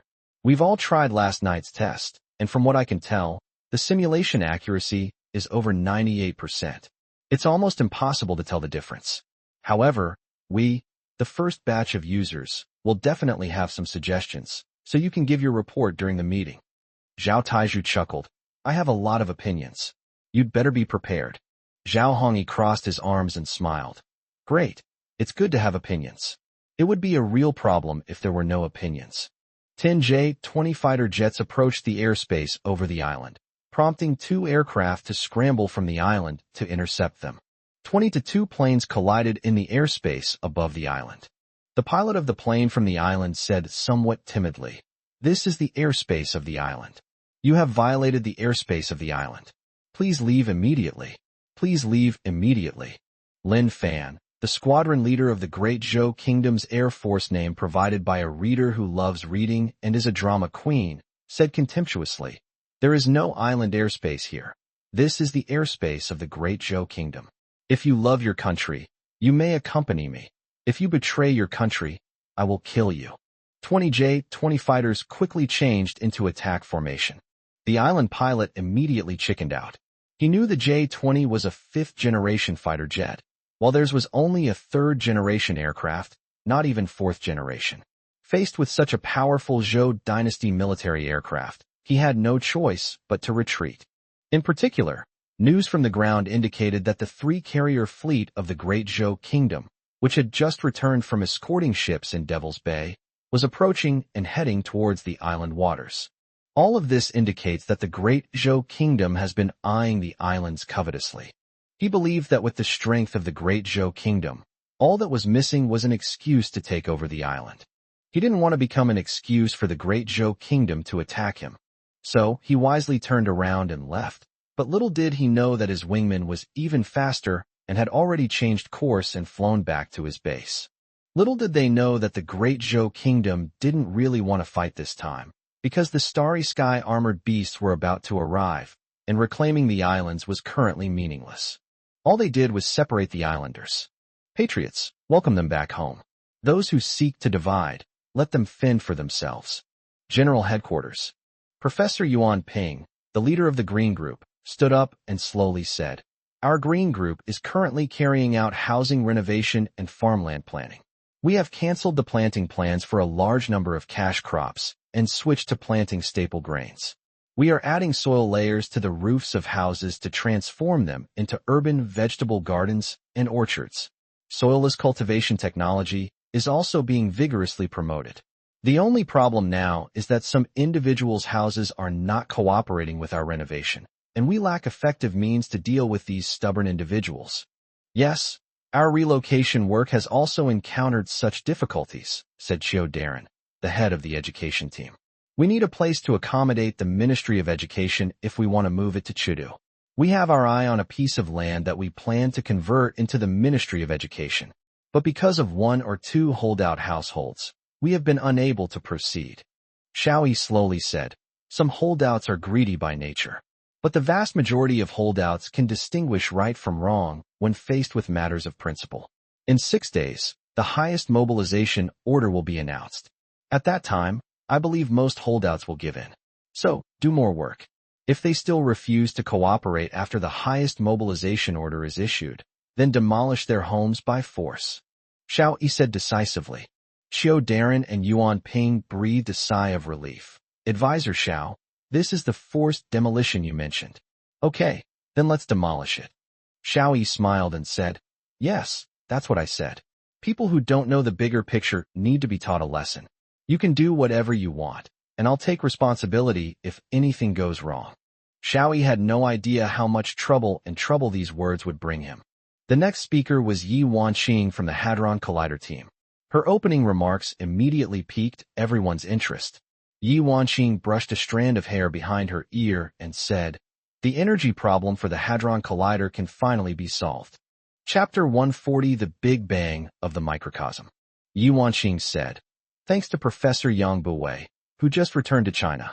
After a whole day of in-depth discussions, we are confident that we can successfully develop supernuclear energy within 100 days, which will be able to provide energy to the Large Hadron Collider for more than an hour continuously." Qian Linsen's brow furrowed. "An hour? How long should the interval be before it can continue for another hour?" As one of the top quantum physics experts in China, Qian Linsen is very concerned about this Hadron Collider. Because the operation of the Large Hadron Collider can create a microscopic world of the Big Bang state, it has great evidentiary value for the study of theories of time and space. According to the information Xiao Yi received, even if humanity could withstand the attacks of the Starry Sky armored beasts and launch a counterattack to annihilate them all, it would be to no avail. The lair of the Starry Sky armored beast, located deep in space, has not been destroyed. The Starry Sky armored beast may return at any time, and it may appear in an even stronger form. Humanity on Earth will never have peace. Moreover, no one knows what form of civilization the Starry Sky beasts actually are, whether they will launch attacks using other parallel universes, or whether their technology will travel through time tunnels to launch a continuous barrage of attacks. The first universe carries not only the hopes of humanity in the first universe, but also the hopes for the revival of humanity in other universes. The Large Hadron Collider is the spark that allows human life to continue. To study the origin of the universe, we must begin with the microscopic Big Bang, examining the relationship between time and space, and the morphology and formation of wormholes. All of this requires starting with the microscopic Big Bang phenomenon created by the Large Hadron Collider. After defeating the Starry Sky beast, humanity still has much to do. However, All of this relies on the successful research conducted at the Large Hadron Collider. Moreover, once the Large Hadron Collider is completed, Qian Linsen's main work will shift to the Hadron Group to conduct systematic research. Therefore, he pays close attention to the research results of the Large Hadron Collider. Yi Wanqing glanced at Professor Yang Buwei, who immediately understood and said, "Theoretically, we can continuously provide sufficient energy for the Large Hadron Collider, because the supernuclear energy project can do just that." Qian Linsen astutely grasped the meaning behind Yang Buwei's words. Theoretically? Are there any technical obstacles? Yi Wanqing said, "Deputy Commander Qian, as an expert in quantum theory, you must know that two extremes occurred during the experiment at the Hadron Collider: extremely low temperatures and extremely high temperatures. Throughout the entire orbit of the Hadron Collider, it maintains extremely low temperatures, even lower than the temperature of space. However, at the moment of collision, it can generate temperatures that are 100,000 times higher than the temperature of the Sun. This has a huge impact on the overall heat dissipation." Professor Yang Buwei interjected, "Supernuclear energy can also generate a lot of heat, which needs to be dissipated quickly. Therefore, after each high-speed particle collision, it takes more than 10 hours to cool down. This is the biggest obstacle restricting the operation of the Hadron Collider." Qian Linsen suddenly realized, but he said confidently, "All the technical difficulties are not the real difficulties. The real difficulties are theoretical. There has been no substantial progress in the research on quantum theory." After saying this, Qian Linsen sighed. Although they had gathered the world's top talents to analyze and verify the theoretical information transmitted from Xiao Yi's mind, scientific research is something that cannot be rushed. The fact that the Zhou dynasty's civilization progressed very slowly over 5,000 years is enough to illustrate this point. Technological breakthroughs often involve being stuck at bottlenecks for a long time, but once a breakthrough is achieved, it's a leap forward. The first industrial revolution exemplifies this. The invention of the steam engine rapidly propelled the development of science and technology throughout the world in a short period of time. Qian Linsen sensed that they were currently at a bottleneck, and that once they broke through it, it would bring about another huge leap in technological development. However, breakthroughs require accumulation. You can't rush them. Xiao Yi said, "Let's take it one step at a time. I believe in the saying that there are always more solutions than problems. When we encounter difficulties, we'll solve them and move forward. This battle to protect humanity from the starry sky beasts is a protracted one. We are prepared for a protracted war. Time is on our side." The position of head of the relocation team is currently vacant, and the specific tasks are being handled concurrently by Xiao Yi and Qian Linsen. Yao Yao has made a lot of efforts in this regard. However, compared to the current progress, the relocation team's actions still seem too small.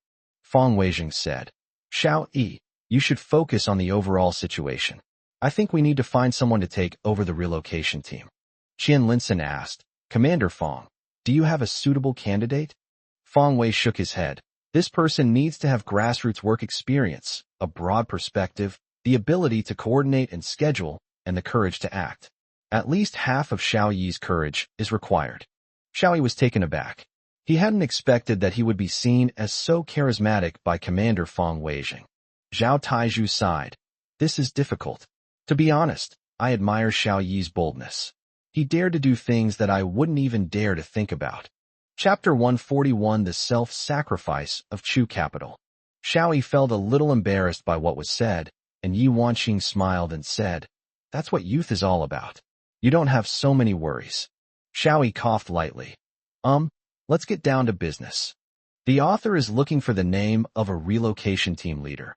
Leave a comment below if you're interested." Yao Yao said, "The relocation work has been partially completed, but because most of the infrastructure teams have gone to the Steel City Wall construction site, there is a severe shortage of construction workers and equipment. Various government departments that have moved into Chudu cannot find suitable office space. This is the biggest obstacle at present." Xiao Yi said, "I plan to mobilize the people of Chu to leave their homes and relocate to other cities, leaving Chu vacant for the various departments of the country." Fang Wei sighed. Why is it Chudu again? During the last global catastrophe, Chudu suffered the most. The city was completely locked down for 4 whole months, and the people of Chu-do made enormous sacrifices. This time, we have to relocate the people of Chu-do from their homes again. It's really a headache. The relocation work is very difficult. Xiao Yi shook his head. If this order were issued in other cities, I think it would be more difficult. But in Chu-do, it is more likely. Why? Several people asked in unison. Xiao Yi said, it was because of the last great catastrophe that the people of Chu were more united than ever before, and many moving and inspiring events occurred, which also served as a baptism for the souls of the people of Chu. As soon as the order for a general mobilization is issued, the people of Chu who have made contributions in the past will quickly make a decision to make contributions once again. Xiao Yi continued, I once participated in a survey about ordinary people's attitudes toward kindness. This survey focused on donations to children in mountainous areas who had dropped out of school. The survey found that people who had previously donated to help children who had dropped out of school were much more enthusiastic about donating again. On the other hand, people who had never donated, even if they were good people, were not necessarily going to donate. There are many similar experiments. Once people have made an effort, they will be willing to make it again, Xiao Yi concluded. Nie Sihua chuckled and said, it seems to be the same in sales. People who buy a lot of clothes are more likely to buy new ones when they see them. People who are reluctant to buy clothes may not necessarily buy them, even if they see clothes they like. Laughter erupted again in the hall. Xiao Yi said, therefore, I know that the people of Chu will once again make enthusiastic contributions, and it will be easier to mobilize them than in other cities. The old man stood up and said, Chu-do has a special geographical location, about 800 kilometers away from most of our country's coastline. In ancient times, it was a thoroughfare connecting 9 provinces. The steel city wall built with Chu-do as the center basically covered most of our country's wealthy areas. Moving the capital to Chu-do is the best choice. However, it will be tough on the people of Chu-do. Xiao Yi, you must do a good job in handling the aftermath. Xiao Yi stood up and nodded.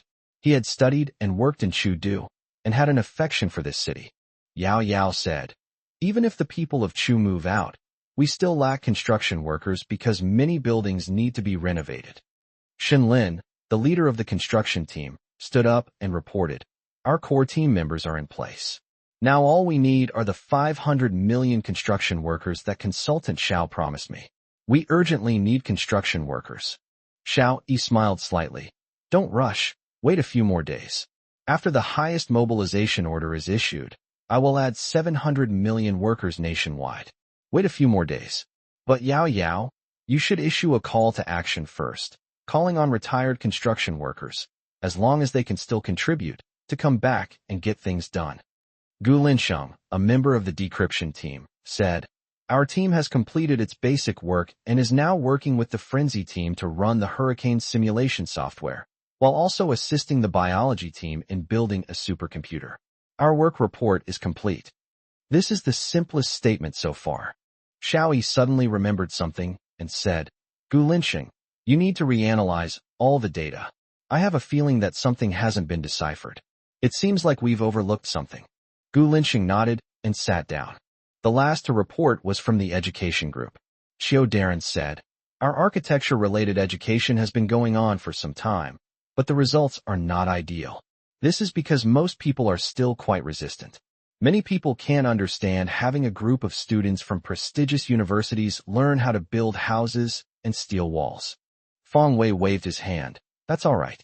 Once the supreme mobilization order is issued, everything will be fine. Xiao Darren sighed. It's still a matter of time. Time is of the essence. The more we learn, the sooner we can get started on construction. I'm so anxious that I'm losing a lot of hair. Xiao Yi said, the key is still public opinion. Let's have the propaganda department issue a notice. Recently, major media outlets such as television, propaganda, and news should focus on promoting national construction. In particular, documentaries about major national projects should be shown to students to inspire a sense of admiration and pride in construction workers. This will change students' thinking.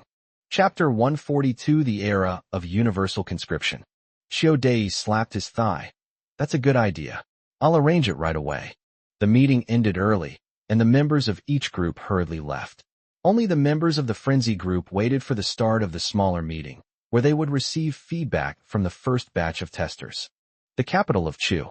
In an old house dating back more than 30 years, a woman nearing 50 slowly walked out. Her hair was neatly combed, and her clothes were clean. Although she was old, she stood up straight. Her name is Zhao Majan, name provided by a reader, and she is a quiet and reserved woman. Just as I stepped out, a community worker approached me and said, "Sister Zhao, you've received our relocation mobilization notice, haven't you? Our Xianyang community has always been a model of civilized community. Now the government is calling on us to relocate to the suburbs, not only allocating us houses twice the size, but also distributing several million yuan in relocation compensation to each household. Logically speaking, the government has already treated us very well. Sister Zhao, you are an educated and understanding person. When do you sign the relocation agreement? I'll find a moving company for you. I guarantee everything will be moved in place." Zhao Moran walked quietly, showing no intention of stopping. The staff member panicked and quickly stood in front of Zhao Moran, saying, "Sister Zhao, this is a call from the nation. Sister Zhao has always been the most responsive to the nation's call.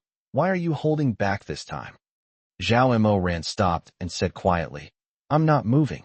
After saying that, she walked past the community workers blocking her way and continued walking quietly.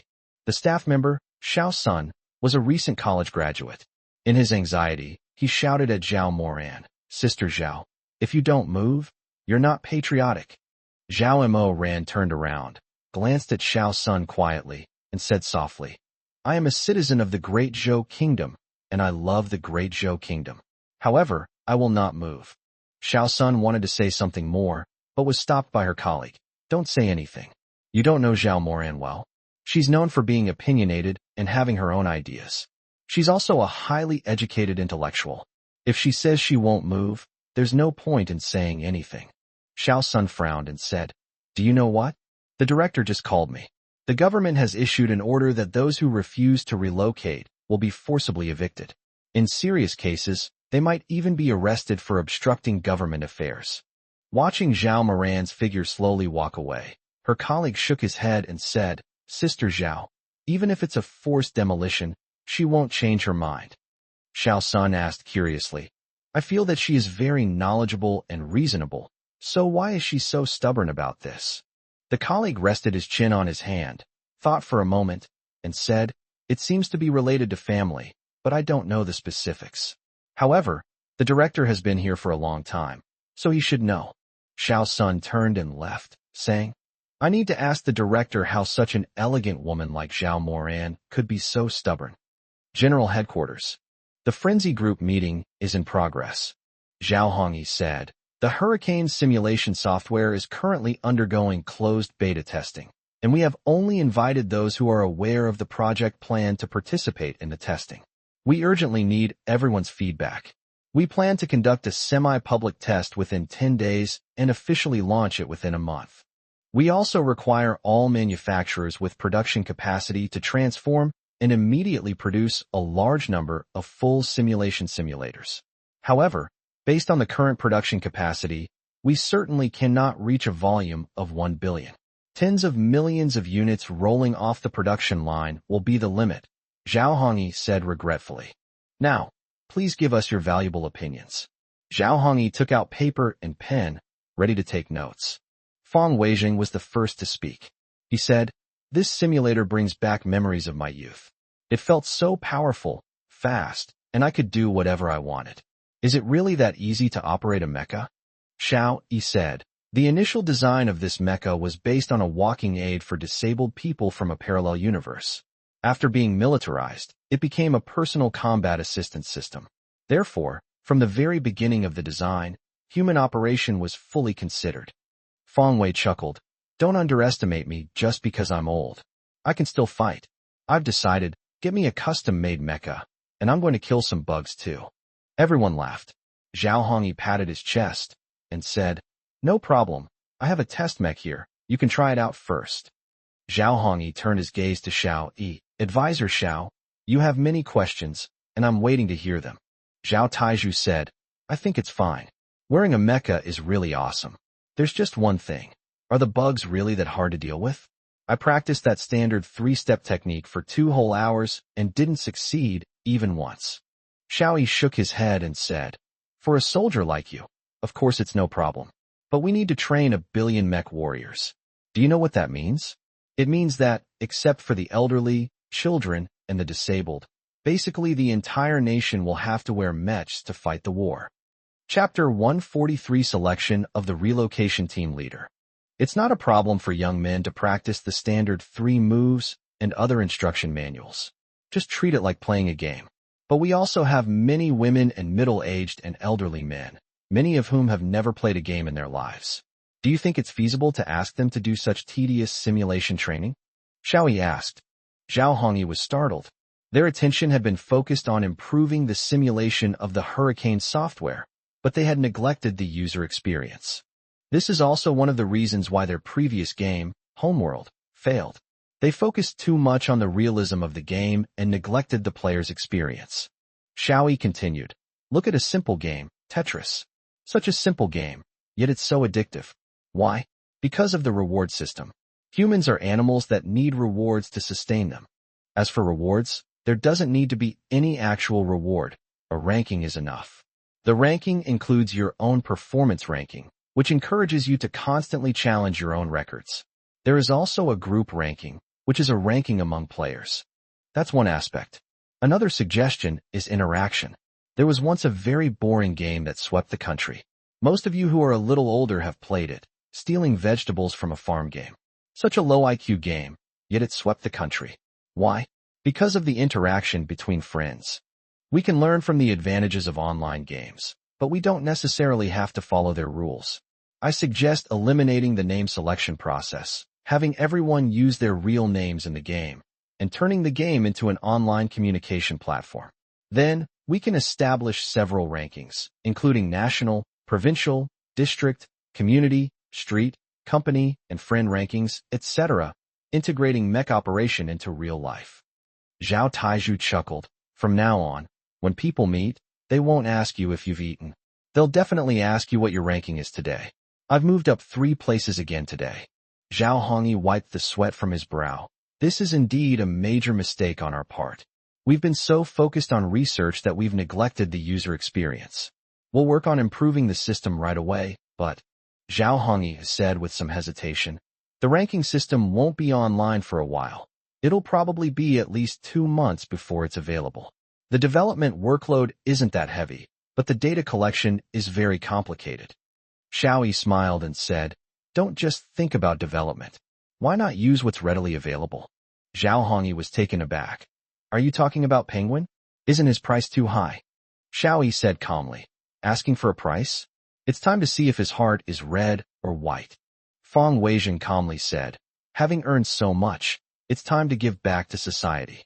I'll call him. Since his last meeting with the old man, Feng Weizheng had an additional thought in mind, to be a protective shield for Xiao Yi.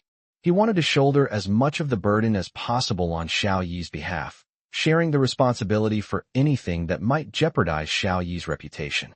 Penguin Ma is a prominent figure in the Great Zhou Kingdom. Asking him to hand over such core data could potentially cause social unrest, so he must proactively assume this social responsibility. Whether Penguin Horse will promptly hand over the data or drag out the negotiations is up to the readers. Leave a comment below, and I will decide Penguin Horse's stance based on your opinions. After the meeting, the old man stayed behind. Seeing that only a few key figures remained in the meeting room, he said, regarding the selection of the relocation team leader, I recommend someone. Xiao Yi looked at the old man with a puzzled expression, not understanding why recommending someone required such caution. The old man saw the doubts in everyone's hearts and said, because this person is very special, and it is precisely because he is special that there is a lot of controversy. People who love him very much. People who hate him very much. With one order from him, a large factory with hundreds of thousands of employees can be shut down. But with the same order, hundreds of companies on the verge of bankruptcy can be brought back to life, and several of them have become world-class companies. His name is Lu Buyan, name provided by reader Leo, and he used to be one of my most capable lieutenants. He had to retire early due to health reasons. However, I heard that he has recovered. It's time to get him back to work. Qian Linsen, Xiao Yi, and the others all looked enlightened. Lu Buiyuan was a very famous person, a well-known reformer. However, he had offended many people because of this. His reputation among the public is polarized. Those who benefited were deeply grateful. Those who suffered losses cursed the situation vehemently. Some say that Lu Buiyuan had to resign due to health reasons because he didn't cherish his reputation and pay attention to his image.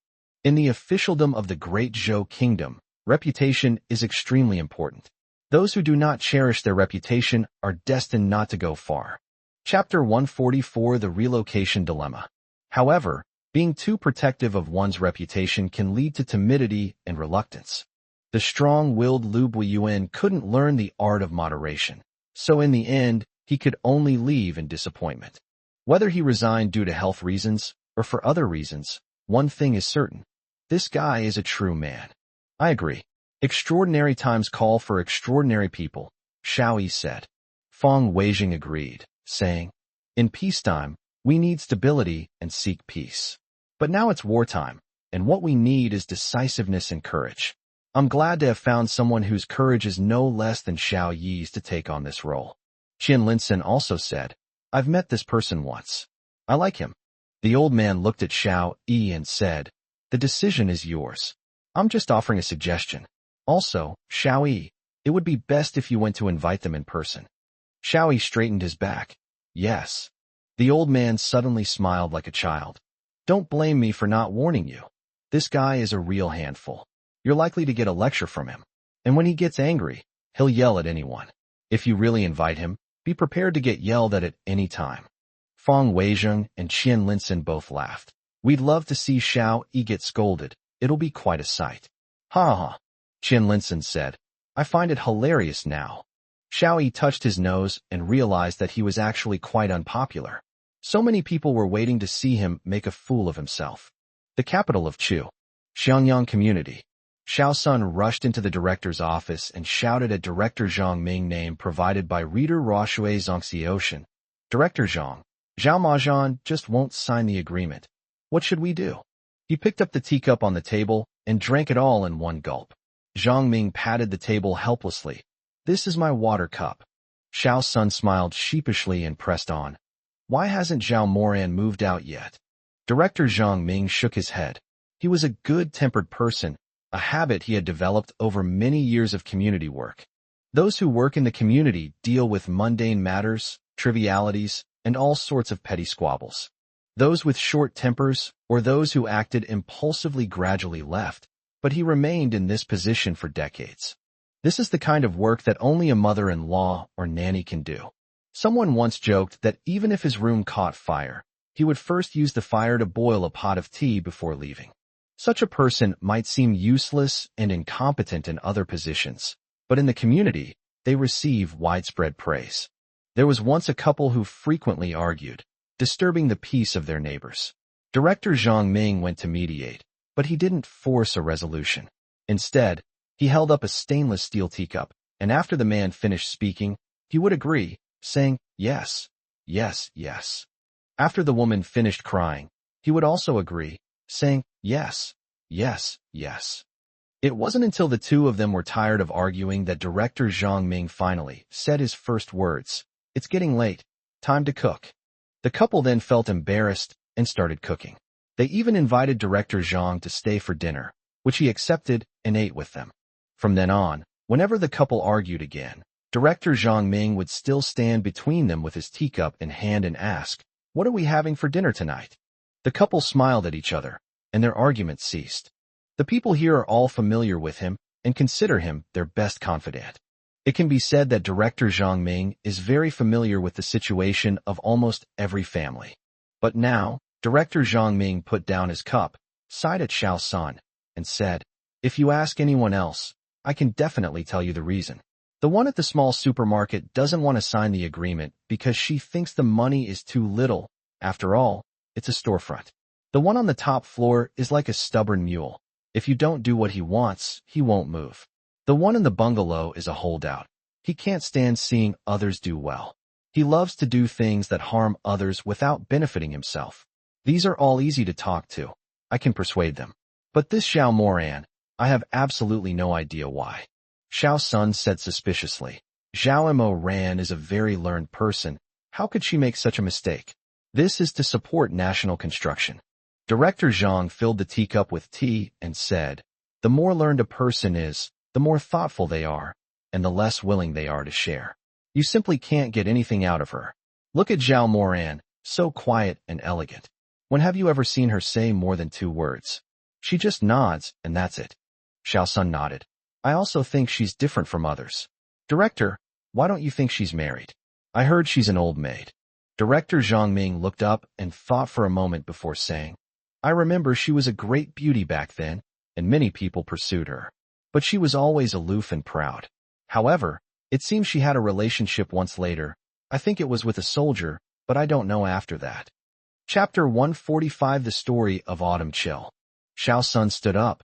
No, Director Zhang, I must persuade her. We can't let her delay the relocation process. I need to ask her why she doesn't want to move. Director Zhang Ming stood up and said, You're just a young upstart. You wouldn't be able to find out. I'll go. The two approached Xiao Moran's door and were about to knock when the door opened, revealing a face that had once been stunning but was now withered. Clearly, their footsteps had alerted the wary Xiao Moran. Xiao Moran glanced at Zhang Ming and Xiao Sun and said calmly, I won't move it. Xiao Sun was about to say something when Zhang Ming pulled her back and said with a smile, Miss Xiao, we're not here to persuade you to move. We're just here on behalf of the community to offer our condolences. Xiao Moran said calmly, I appreciate your kind gesture. You may leave now. Xiao Sun was so angry she was jumping up and down, but Director Zhang Ming didn't seem embarrassed at all. This was all too common in community work. He still had a calm smile on his face. Miss Xiao, won't you invite us in for a seat? Zhang Ming always referred to Xiao Moran as Miss Xiao, which was also the reason why he was so meticulous in his work. Therefore, Xiao Moran had no reason to refuse Zhang Ming. She turned around leisurely and slowly gave up her seat. Director Zhang Ming and Xiao Sun followed them inside. This was the first time Xiao Sun had entered this room. It was very clean and tidy. It was clear that Xiao Moran was a very well-mannered woman. In a corner of the living room, there was a pile of certificates and other miscellaneous items. This was the only somewhat messy spot in the entire house, suggesting that the owner didn't particularly care about the things piled up there.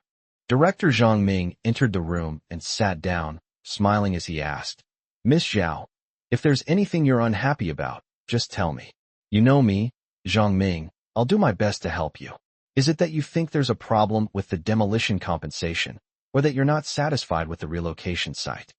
Xiao Moran shook her head slightly. I'm not dissatisfied, I just don't want to move. Even someone as good-tempered as Zhang Ming was helpless against Xiao Moran. The woman sat there quietly, seemingly weak and powerless, yet no one could change her mind. Why aren't you moving? Can you give me a reason? Zhang Ming continued to ask. Xiao Moran turned to look at Director Zhang Ming, her eyes conveying an unwavering determination. I won't move. You can leave now. Zhang Ming sighed. Since the host had already given them the order to leave, they felt embarrassed to stay any longer. He stood up, wanting to say something, but then he heard Xiao Sun exclaim in surprise. Director Zhang Ming looked over and saw Xiao Sun examining a certificate he was holding up from the pile of clutter. Don't move. Let's go, Director Zhang Ming said, tugging at Xiao Sun. Xiao Sun came out, still somewhat dazed. I think Zhao Majan still wants more money. Scholars are shy and embarrassed to say it out loud, Director Zhang Ming muttered as he came out. Xiao Sun shook his head. No, she doesn't lack money. Zhang Ming was taken aback. How did you know? Xiao Sun said. Did you see the decorations in her house? Don't underestimate those small decorations. They are all genuine works, each worth tens of thousands. Especially the painting hanging in the middle, which is the work of a famous painter and is worth at least $1 million. Zhang Ming patted Xiao Sun on the head. Are you out of your mind for money? A painting worth $1 million? I think it's at most a fake. Xiao Sun shook his head again. Director, it's definitely a genuine piece. Zhang Ming looked at Xiao Sun curiously, because Xiao Sun had rarely argued with him before. You know calligraphy? Xiao Sun quickly shook his head. I don't understand, and I don't have the money to do these things. However, Zhao Mo ran wouldn't hang a fake. Zhang Ming glanced at Xiao Sun and said, "You act like you know everything." Xiao Sun said mysteriously, "I know who Zhao Moran is. She wouldn't sell counterfeit goods. Who could she be? Isn't she just Miss Zhao?" Xiao Sun suddenly stopped and pulled Director Zhang back, saying as they walked, "Director, I think I know why she's not moving anymore." Director Zhang Ming, still somewhat dazed, followed Xiao Sun back to Zhao Moran's house. As Xiao Sun walked, she said, "I just saw a certificate. It was Zhao Majan's award certificate." Wow, she actually turned around suddenly. "What do you mean by suddenly looking back?" Director Zhang Ming was completely confused. Xiao Sun said, "Zhao Moran is a very famous online female writer. Looking Back is her online name. Her online novels are very popular, and they are full of delicate and sincere emotions. Reading her books will touch your heart. It's a pity that all the love stories she writes about have no happy ending, which is very regrettable." Seeing Director Zhang Ming and Xiao Sun return, Zhao Moran remained calm and didn't ask any questions, simply watching them silently. This left Director Zhang Ming somewhat bewildered. Xiao Sun said, "I know why you've stopped moving." Zhao Moran's eyes suddenly lit up, but quickly returned to calm. But Xiao Sun continued, "You're waiting for the autumn chill." Director Zhang Ming patted Xiao Sun on the shoulder. "What do you mean by autumn chill? It's summer now. Autumn is still a long way off." Zhao Moran trembled slightly. She looked at Xiao Sun and said softly, "So, you've read my book." Chapter 146, A Feeling I Don't Understand bonus chapter, special for Reader Arctic. Zhang Ming was completely baffled. He stared at Xiao Sun and asked in a low voice, "What autumn chill?" Xiao Sun also whispered, "Xiao Liang is the male protagonist of one of her novels. The male and female protagonists fall in love, but one day, the male protagonist leaves and never returns, while the female protagonist waits silently in the same place. I suspect that this is her true story." Zhao Moran slowly sat down, her thoughts seemingly opening up all at once, as memories and longings flooded into her mind like a tide. That year, Zhao Moran was just 20 years old, graceful and elegant with outstanding temperament. Many people pursued her, but she was never moved. One day, she was harassed by some thugs on a bus. A tall, handsome young man chased them away and took her home. She thought it was just a fleeting encounter, and that they would never meet again in this life. Although Zhao Moran had feelings for the boy, she never revealed them. But the following year, in the same season, the young men reappeared on the bus, in the same place, in the same seats. It was still the same group of thugs. The young man chased the thugs away again and took her home once more. This time, the two started contacting each other and fell in love. "That's right. I'm waiting for the autumn to arrive," Zhao Moran said slowly. "I know everything you've done is for the country, but this time I hope the country will give in to me. If I move away, I'll never see the autumn again." Xiao Sun sat down next to Zhao Moran. "I've read this novel. But if you're waiting for that autumn chill, you can contact him.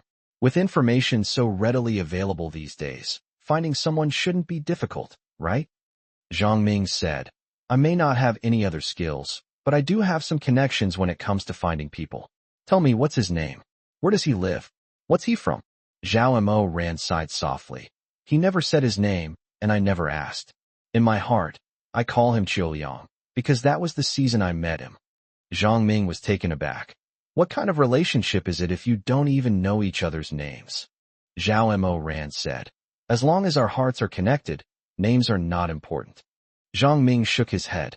He couldn't understand the affairs of cultured people, especially the thoughts of women who write books.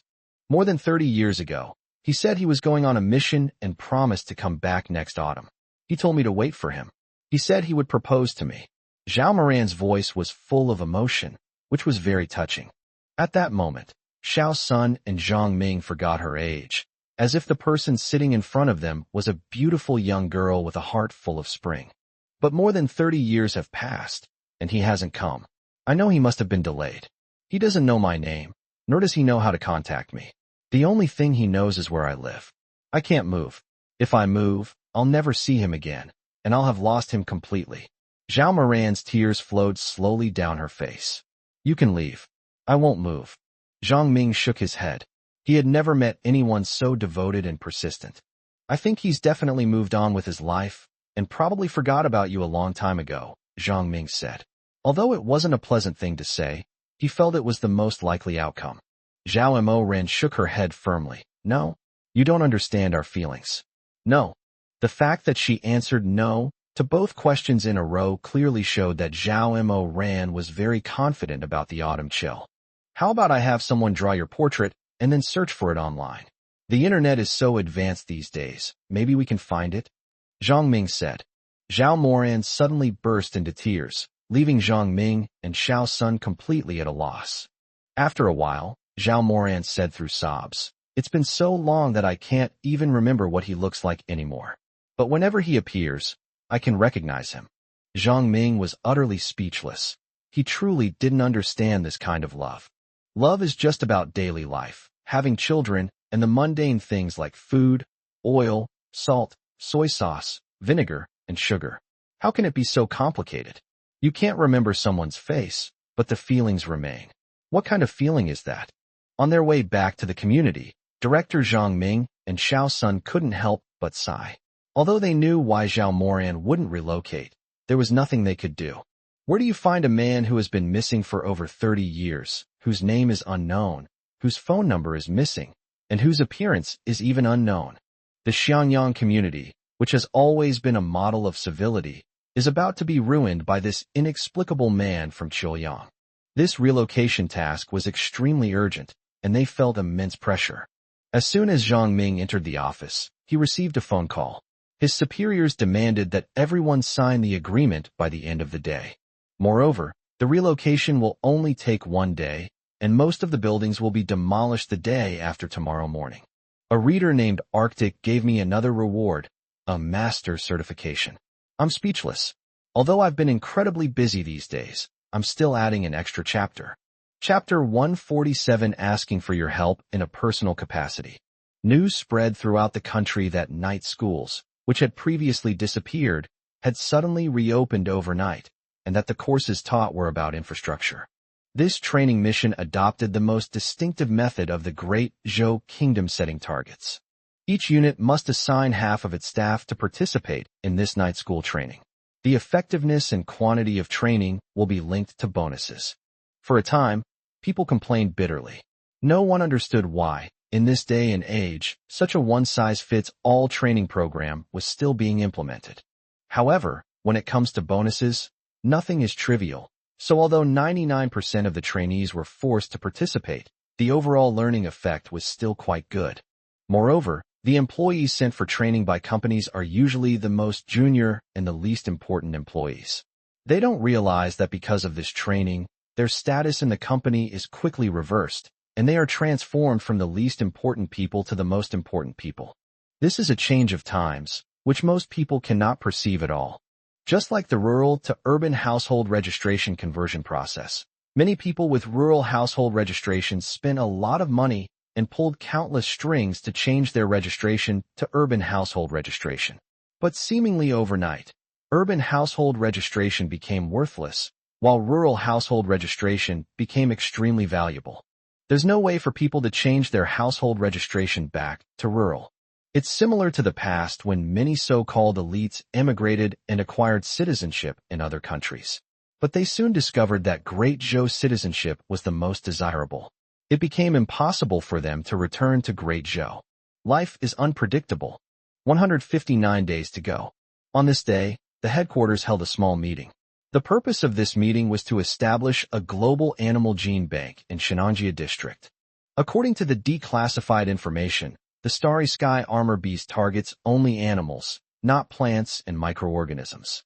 Therefore, the global animal gene bank established is only for animals. A mysterious organization was quickly established, headed by Zhao Taizhu.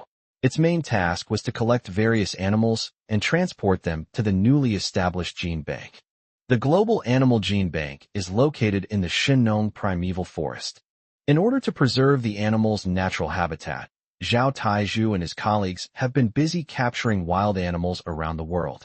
Xiao Yi, who was attending a meeting, suddenly had his phone ring. This phone rarely rang, but when it did, it was definitely something important.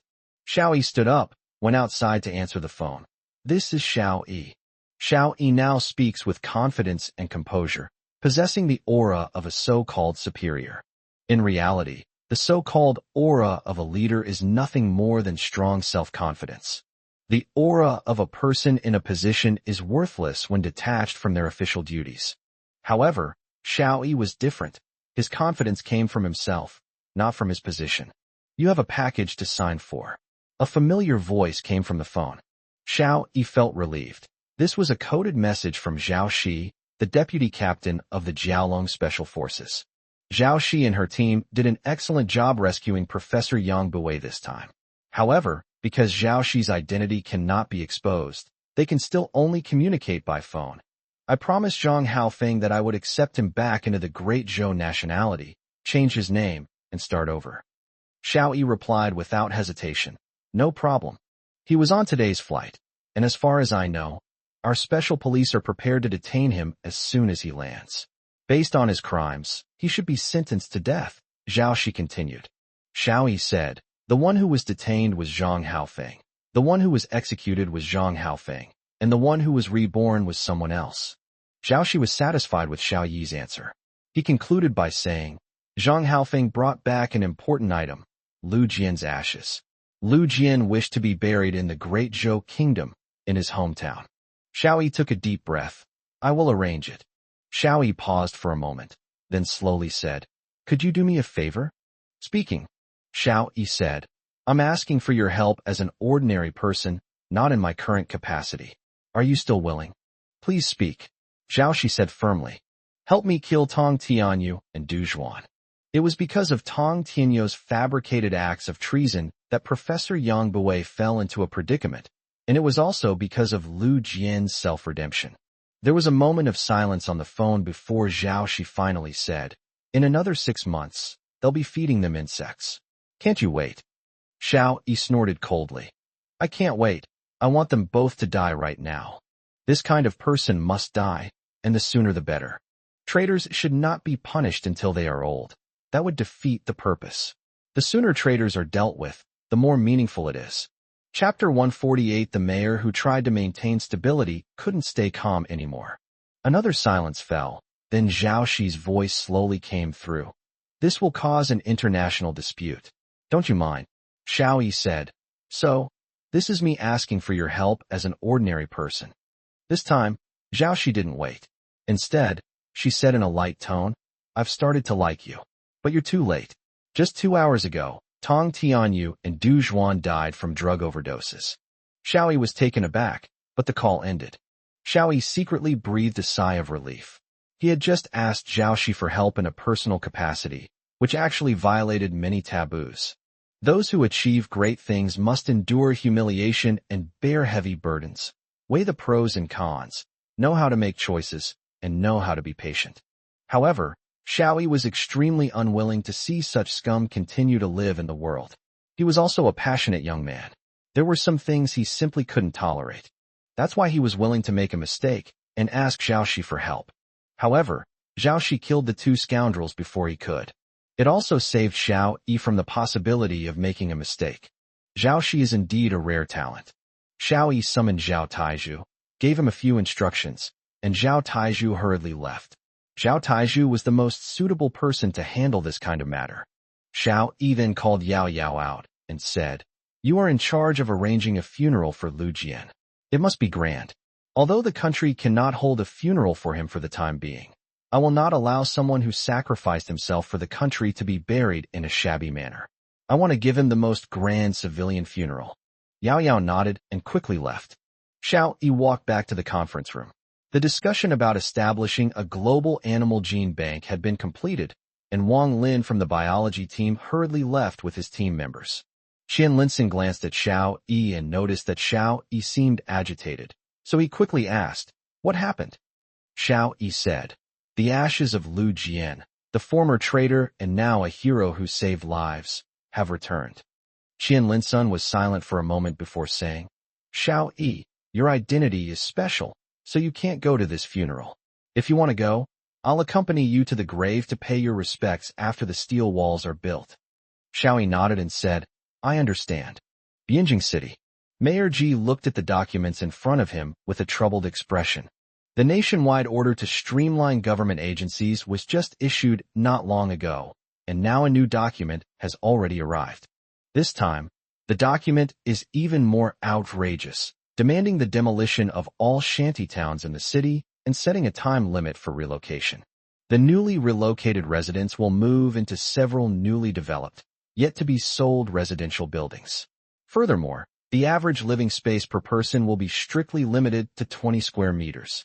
This is a complete regression in quality of life. This is a huge challenge for Mayor Ji, who has always sought stability. In the past, shantytown renovation would have received tremendous support. Who are the richest people right now? It's definitely those whose houses are slated for demolition and redevelopment.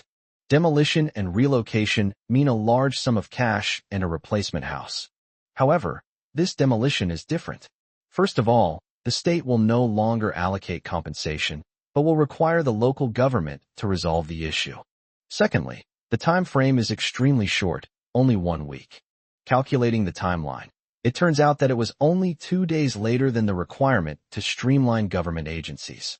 The downsizing of staff in government agencies is relatively easy to handle, since once an order is issued, it has to be carried out whether or not. However, the targets of demolition are ordinary people, and the people in the shanty towns are basically the most ordinary people in the city, and also the most unruly people, with no means to restrain them. To complete the demolition in such a short time is simply inhuman. Mayor Ji was sweating profusely. How could he possibly maintain stability in this situation? This was pushing people to the brink of unrest. A tranquil sanatorium. A group of elderly people are taking a walk. Unlike other nursing homes, the elderly residents here have all made significant contributions to the country. Many of them were once famous figures in their respective regions. So when Xiao Yi's helicopter landed, the old people only glanced at it briefly before continuing with their own business. Some were playing chess, some were drinking tea, some were tending to flowers, and some were walking their dogs.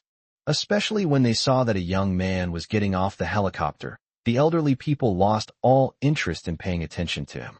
Xiao Yi felt unusually uneasy, somewhat similar to the situation when he last met the old man. The person he wanted to meet was once his idol. However, times change, and even heroes grow old. Lu Buiyuan was adding soil to the soil, and the chives he planted were sprouting new shoots. Xiao Yi walked up to Lu Buiyuan, looked at the old man in front of him, and his eyes were a little moist. Lu Buiyuan is old. His hair is gray, his face is haggard, and he doesn't seem to be in good spirits, appearing somewhat listless. Even heroes grow old one day. Old Lu, my name is Xiao Yi. Xiao Yi put away his sadness. Heroes hate and despise this kind of sentimentality the most. Lu Buiyuan slowly and sluggishly raised his head, his dim yellow eyes glancing at Xiao Yi. Advisor Xiao? For some reason, Xiao Yi saw a glimmer of light in the old man's eyes. He wasn't sure if it was just his imagination. Xiao Yi nodded. Xiao Yi from the All-People Mobilization Expert Team has come to invite Elder Lu to come out of retirement. At that moment, Xiao Yi knew that he was not imagining things, but truly seeing the brilliance. The elderly Lu Buiyuan, who had been looking frail and old, suddenly underwent a dramatic transformation. He appeared at least 20 years younger, and a tear welled up in his eye. Does the country still remember me? Chapter 149 Old Lu is back in action. Bonus chapter for reader Lao Gua. Xiao Yi said, the country has always remembered. The old man recommended you and insisted that I come to invite you in person. Lu Buiyuan threw down the small shovel in his hand. I want to have my own personnel decision-making power. Xiao Yi said, no problem. You are the leader of the relocation team, and you have complete autonomy within the team. Lu Buiyuan laughed loudly, slapped Xiao Yi hard on the shoulder, and swung away.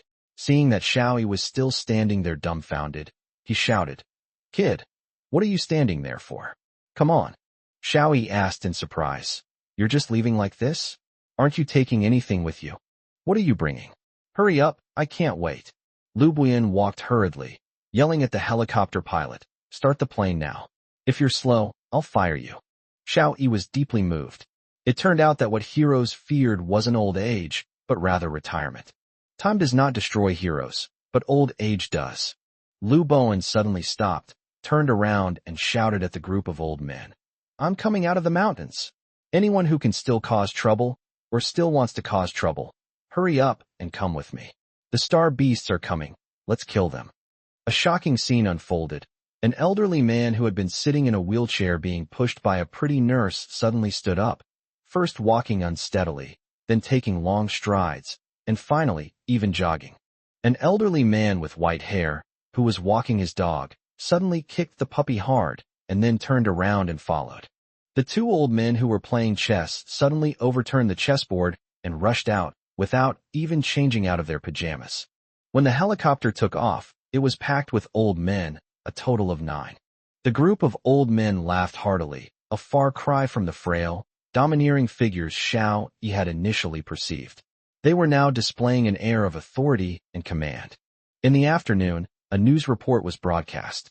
The moment Mayor Ji saw the news, his desire for stability finally crumbled. Just like the steady teacup in his hand, it fell to the ground and shattered. Because, according to the news, Liu Bowen, who was once determined to reform, has actually returned to the helm, and is now the head of the relocation team, who happens to be his own boss. Mayor Ji then realized that seeking stability was utterly futile. The world has changed, the situation has changed, the rumors seem to be true, and all of humanity is indeed facing a major transformation. If we continue to seek stability, humanity will perish. However, seeking stability was his primary belief. Changing that belief was incredibly difficult. Airport. Zhang Haofeng slowly walked out, carrying a package. He stepped out of the cabin and took a deep breath. This is the taste of our motherland. He couldn't help but shout, Motherland, your unfilial son Zhang Haofeng is back. After saying that, he knelt down and kissed the ground. Countless longings, countless sudden awakenings, and now he has finally returned. Nightmares are over. Several police officers waited silently, while reporters filmed nearby. A female reporter excitedly exclaimed, the influence of our great Zhou kingdom is growing stronger every day. Now, another notorious fugitive has turned himself in.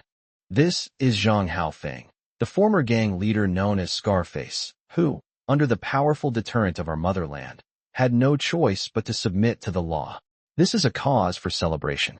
For such thugs and bullies, even the death penalty is too lenient. Suddenly, the female reporter was violently bumped into by a burly body.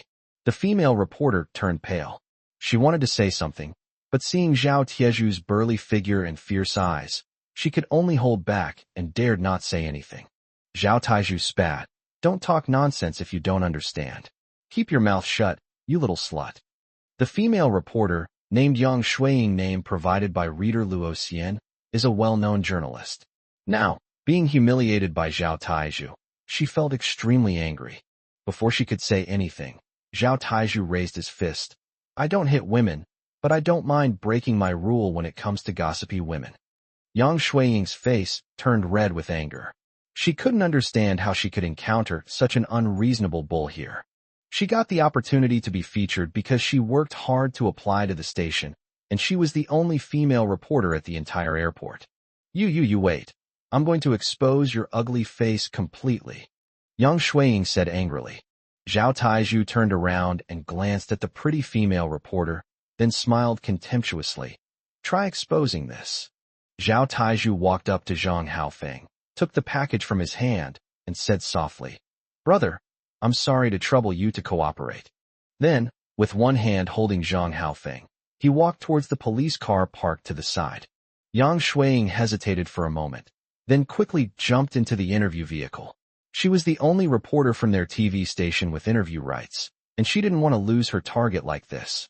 Thanks to reader Lao Guo for this 666, for the book's completion. It's a bit late. I'll thank the other readers for their donations later.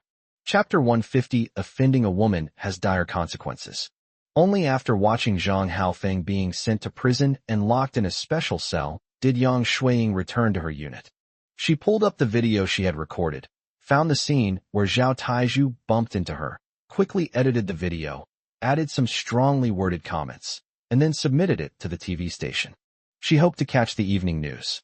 People like this who bully others should be exposed. This is the duty of a qualified journalist. At night, Yang Shuiying turned on the station's news channel, only to find that today's report was missing the segment about Zhao Taizhu. She angrily dialed the station director's number, but the director simply said, "It's hard to explain over the phone. Come to the station tomorrow, and we'll talk." Yang Shuiying recalled Zhao Tieju's contemptuous smile and his words, "You dare to expose me, and see what happens." It seems the TV station was coerced by this villain, who is clearly a person with a very powerful background. Thinking of this, Yang Shuiying was wide awake. She turned on her computer and began searching for information about this Zhao Taizhu. She didn't know Zhao Tieju's name, but with the internet so developed these days, finding someone isn't difficult, especially since she had Zhao Tieju's video in her possession. After a long search, Yang Shuiying found many photos of Zhao Taizhu, but she couldn't find any information about him. However, Yang Shuiying was very excited. She believed she had found a major news story because this despicable man was clearly not simple. Because every single photo featuring this man is related to high-ranking national figures. He was clearly serving as a bodyguard for important national figures. Although this person holds a prominent position, that is not a reason for him to arbitrarily evade the law. The higher one's position and the greater one's power, the greater one's sense of social responsibility should be. Scoundrels like this man should be exposed and reported. Yang Shuiying began to formulate a report in her mind. She was confident that once her report was broadcast, this uncouth guy would be thoroughly embarrassed. Humph, this is what happens when you offend a woman. Yang Shuiying thought maliciously, and couldn't help but laugh out loud. The frustration I felt today was released through my own imagination. 158 days to go. The capital of Chu, Xiangyang Community. Construction vehicles drove into the shanty town. The demolition work has begun.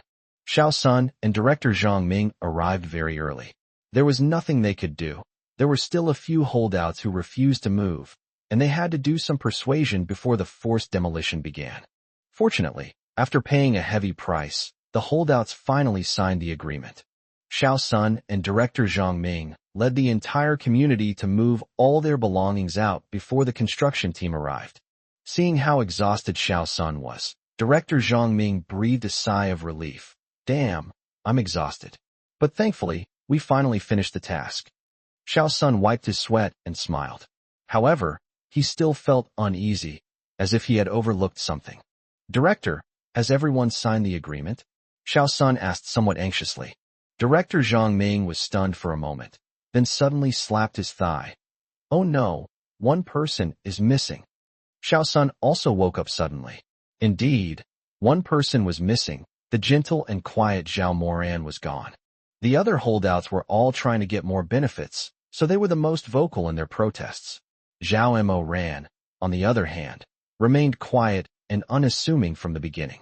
This made everyone forget that she existed. The construction team has now moved in and, with the cooperation of the police and security guards, has begun the forced demolition. It is said that this was authorized by a team of experts who mobilized the entire population, and that forced demolition would be resolutely carried out for anyone who insisted on not relocating. Xiao Sun took off running, and director Zhang Ming, disregarding his own health, followed closely behind Xiao Sun towards the 4-story building where Zhao Moran was. As you run closer to the building, you can see a huge demolition machine roaring as it demolishes the building. In the chaos, Xiao Sun couldn't see Zhao Moran at all. Xiao Sun found the construction team leader, pointed at the building, and shouted, "Don't demolish it, there are still people inside." The captain shook his head. The police and security guards have searched the place, but there's no one there. Before he could finish speaking, director Zhang Ming suddenly exclaimed in surprise. He pointed to the rooftop on the 4th floor and stammered, Miss Zhao. Amidst the dust, on the 4th floor rooftop, stood a quiet and gentle woman. Despite facing a massive and incredibly powerful demolition machine, she remained as calm as a maiden, gazing serenely into the distance, as if she would remain standing there until the chill of autumn settled in her heart. Xiao Sun quickly took out his phone and filmed it. He now felt deep sympathy for Zhao Moran and abhorred the person who issued the forced demolition order. He wanted to take photos as evidence, which was his most powerful weapon in protesting the forced demolition. The demolition machine operator did not see anyone on the roof, and continued to violently dismantle the building's pillars. The captain turned pale and quickly ordered the demolition machine to stop. The demolition machine stopped, but the supporting beam could no longer hold and suddenly broke. The roof of the 4-story building collapsed, and the spot where Xiao Mo ran was standing also collapsed with a crash, and a huge cloud of dust buried Xiao Mo ranch traces. Chapter 151: The Foolish Demolition Order. Yang Shuiying rushed to the station and found the station manager, questioning him. "Manager, why aren't all the footage being broadcast?" The station director said somewhat discontentedly, "This is an order from above. Only footage of Zhang Haofeng can be broadcast, nothing else is allowed." "Why?" Yang Shuiying was already mentally prepared, but she still wanted to ask for clarification. "It involves state secrets," the station director said. Yang Shuiying snorted contemptuously. "That reason is really well-founded, absolutely flawless. I just don't understand. That guy is at most a security captain. What state secrets could he possibly have? I think it's just officials protecting each other, abusing their power to bully others." Yang Shuiying said angrily. "We journalists are called the uncrowned kings. Why? It's because we uphold justice and the truth. This security captain was arrogant and maliciously attacked journalists. This is trampling on press freedom." The station director glanced at Yang Shuiying and said, "Yang Shuiying, if you still hold this view, you don't need to attend today's interrogation and sentencing. I'll find someone else to go." Yang Shuiying was taken aback. She hadn't expected that the usually tolerant and righteous station director would also put pressure on her. She won't let go of this report on Zhang Haofeng, but she also won't let go of exposing this lawless security captain. Her expression changed, and she forced a smile, saying, "Director, I was wrong. I shouldn't have questioned your decision. Well, I'll be going now. The interrogation is about to begin. This trial of Zhang Haofeng is special. Adhering to the principle of handling special cases in a special way, the entire process from trial to sentencing will be carried out in the shortest and most efficient manner. The verdict might be announced today. Given Zhang Haofeng's crimes, the death penalty is inevitable, even if he surrenders himself to the authorities. Therefore, it is very likely that another execution will be carried out today. This is a great and gratifying thing, and she will never give up on this report." The station director waved his hand. "Go." The station director actually really likes Yang Shuiying, who is full of energy. She used to be a war correspondent, reporting from the front lines in southern Europe amidst the chaos of war, and was a star reporter at the station. However, the person Yang Shuiying reported on has a special identity, and the highest level specifically instructed that no information about him should be leaked. Any footage featuring him was cut. This was especially true of reports attacking him. Yang Shuiying got into the interview vehicle and instructed the driver to hurry to the interrogation site. She then turned on her phone and sent out the content she had worked so hard to edit the day before. Soon, her videos received many likes, and online buzz began to spread. At the same time, a video also appeared in Chudu showing a quiet woman falling down with a building amidst the roar of a demolition machine, disappearing without a trace. The capital of Chu, General Headquarters. Lu Bowen stormed in, grabbing Xiao Yi by the collar and demanding, "Did you give the order to demolish the house?" Xiao Yi sighed. What was bound to happen would happen. He had seen the video immediately, and seeing the woman submerged, Xiao Yi was filled with deep self-reproach. The people at the headquarters always respected Xiao Yi, so no one said anything to him. But Xiao Yi wished someone would give him a good scolding. If you make a mistake, you will be punished. Now Lu Bowen's scolding of him is something he deserves. "It's me," Xiao Yi said. "Do you know what the people hate most? It's these arbitrary, one-size-fits-all orders. The people are reasonable. If you tell them the truth and the reasons, they will understand us. But forced demolitions have pushed the people to the opposite side." Lu Bowen angrily pointed at Xiao Yi's nose and cursed. "If you were my subordinate, I would have dismissed you long ago. What we need is not a leader who makes thoughtless, one-size-fits-all decisions, but a leader with a broad mind. Xiao Yi, I am very disappointed in you." Qian Linson and Feng Weijing originally thought that watching Xiao Yi be criticized would be a very pleasant thing, but now they realized that they were wrong. They watched Xiao Yi grow up step by step, and seeing Xiao Yi being scolded felt just as painful as if they themselves were being scolded. Feng Weijing remembered his responsibility to protect Xiao Yi and prevent him from being destroyed by public opinion. He quickly said, "Old Lu, I'm the regimental commander. The responsibility lies with me. You can scold me." Lu Bowen said angrily, "What's the use of cursing you when someone's in trouble?" Xiao Yi, "Tell me, what are you going to do?" Xiao Yi said, "The car has arrived, and I will go to the hospital to visit you personally. I hope my apology can still be made in time." Lu Bowen's expression softened a bit. "Fine, let's see how you apologize. If it's not sincere and doesn't satisfy me, I'll yell at you whenever I see you." Chapter 152, Searching for Autumn Coolness. When Xiao Sun played the video, she also revealed Zhao Moran's identity and told this poignant love story. Immediately, the internet was filled with criticism, and the reputation of the expert team mobilized by the whole nation faced its first severe test. Netizen A. I thought the expert group mobilized by the whole nation was different from the corrupt officials of the past, but now it seems they are just a bunch of guys who think with their butts. Netizen B. Where is the autumn chill? I hope to see the autumn chill appear. Netizen C. Forced demolition, yet another forced demolition.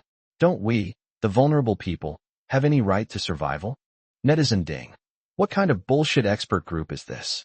I think it's just a group of so-called experts. They should resign. Netizen E. I hope that when I look back, everything will be alright. I really love her books, especially the one about autumn chill. I never imagined this story was actually true. Tears well up, my heart is broken. Netizen. Who issued the forced demolition order? They should step down. As Xiao Yi scrolled through the comments on his phone, his once radiant face lost its luster, and his expression was filled with self-reproach. Yao Yao felt a pang of heartache for no apparent reason. She bit her lip and said, "These netizens don't know the truth. They don't know how dangerous it is right now. If our construction could start a day earlier, it could save thousands more lives." Xiao Yi didn't speak and continued to silently flip through the pages. Xiao Yi, should I block these videos and comments? I just blocked a video about Brother Zhao Taiju today and deleted all the reposted content. It's troublesome, but I can do it, Yao Yao said. Xiao Yi looked up, stared at Yao Yao, and asked, "Can deleting the comments and videos shut people up?" Yao Yao was taken aback. Xiao Yi continued, "Even if you use extreme measures to silence people, can you silence their hearts?" Xiao Yi looked down at the comments again and said, "This is different from Zhao Tieju's case. Zhao Tieju's case involved state secrets, while I did make a mistake." Yao Yao was in great pain. Seeing Xiao Yi's distress made her even more heartbroken. What should we do? Xiao Yi raised his head, already having made up his mind. Yao Yao, do me two favors. First, find Xiao Yang. Second, arrange a national television broadcast for me. I will apologize to the people of the whole country. Yao Yao shook her head sharply and said, "No, your status is special now, almost equivalent to a national-level important figure. Have you ever seen anyone of your level apologize to the entire nation? It would damage your image." Xiao Yi had already made up his mind. Extraordinary times call for extraordinary measures. Since we haven't done this before, let's start with myself. Since this didn't happen before, let's start with me. These words touched Yao Yao. A man who dares to take responsibility is a true man. His lumbar spine is broken, and he will never be able to stand up again. Multiple organs are damaged, but with stable treatment, he should be able to survive, the doctor said calmly. Having witnessed countless life and death events, doctors have long since become indifferent to worldly affairs. But to Xiao Yi, it was like a thunderclap. "Can I see her?" Xiao Yi asked. The doctor wanted to refuse, but considering Xiao Yi's identity and the background of the matter, he sighed and said, 5 minutes. Upon entering the ICU, Xiao Yi grasped Zhao Moran's hand and said softly, "Hello, I am Xiao Yi. I issued the order for this forced demolition, and I apologize to you." Despite her frail health, Zhao Moran remained calm and composed, saying gently, "It's not your fault. I'm not against moving. I just want to wait for him." Xiao Yi took a deep breath. "I will help you find it." As soon as they stepped out of the ward, Yao Yao came over and said, "Xiao Yi, there's too little information. We don't know where to start." Xiao Yi was silent for a moment before saying, "Actually, there are clues." Once inside the car, Xiao Yi said, I must find this person using military resources. Upon entering the headquarters, Xiao Yi said, "This Qiu Liang is a soldier." His appearance near Xiangyang community in Chudu for 2 consecutive years indicates that he has a reason to come here during his leave. Yao Yao shook her head and said, "I had someone check the records of Chudu soldiers, and there was no similar person. Moreover, Zhao Mo Ran has been searching for this person for decades, so as soon as I mentioned it, the military knew that they had already searched, but there was no one who met the criteria." Xiao Yi pondered for a moment and said, "Following my suggestion, we will screen from across the country. First, more than 30 years ago, the most urgent task for our country was the self-defense counterattack against South Vietnam. We should focus on those who were wounded or disabled in that battle. I believe their feelings were genuine. People in that era were much purer and more devoted than people today. The only reason he didn't appear is that he couldn't come. So, focus on investigating those who died in action or those who suffered amnesia or dementia." Yao Yao thought for a moment and said, "Could it be that he is disabled and feels afraid of delaying Zhao Moran's progress?"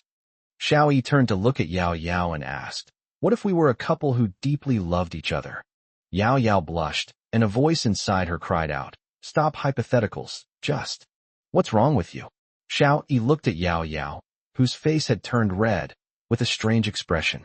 "Don't take it seriously. I was just using an analogy." Thanks again to Reader Arctic for the generous donation. Arctic also donated to all readers from highest to lowest level.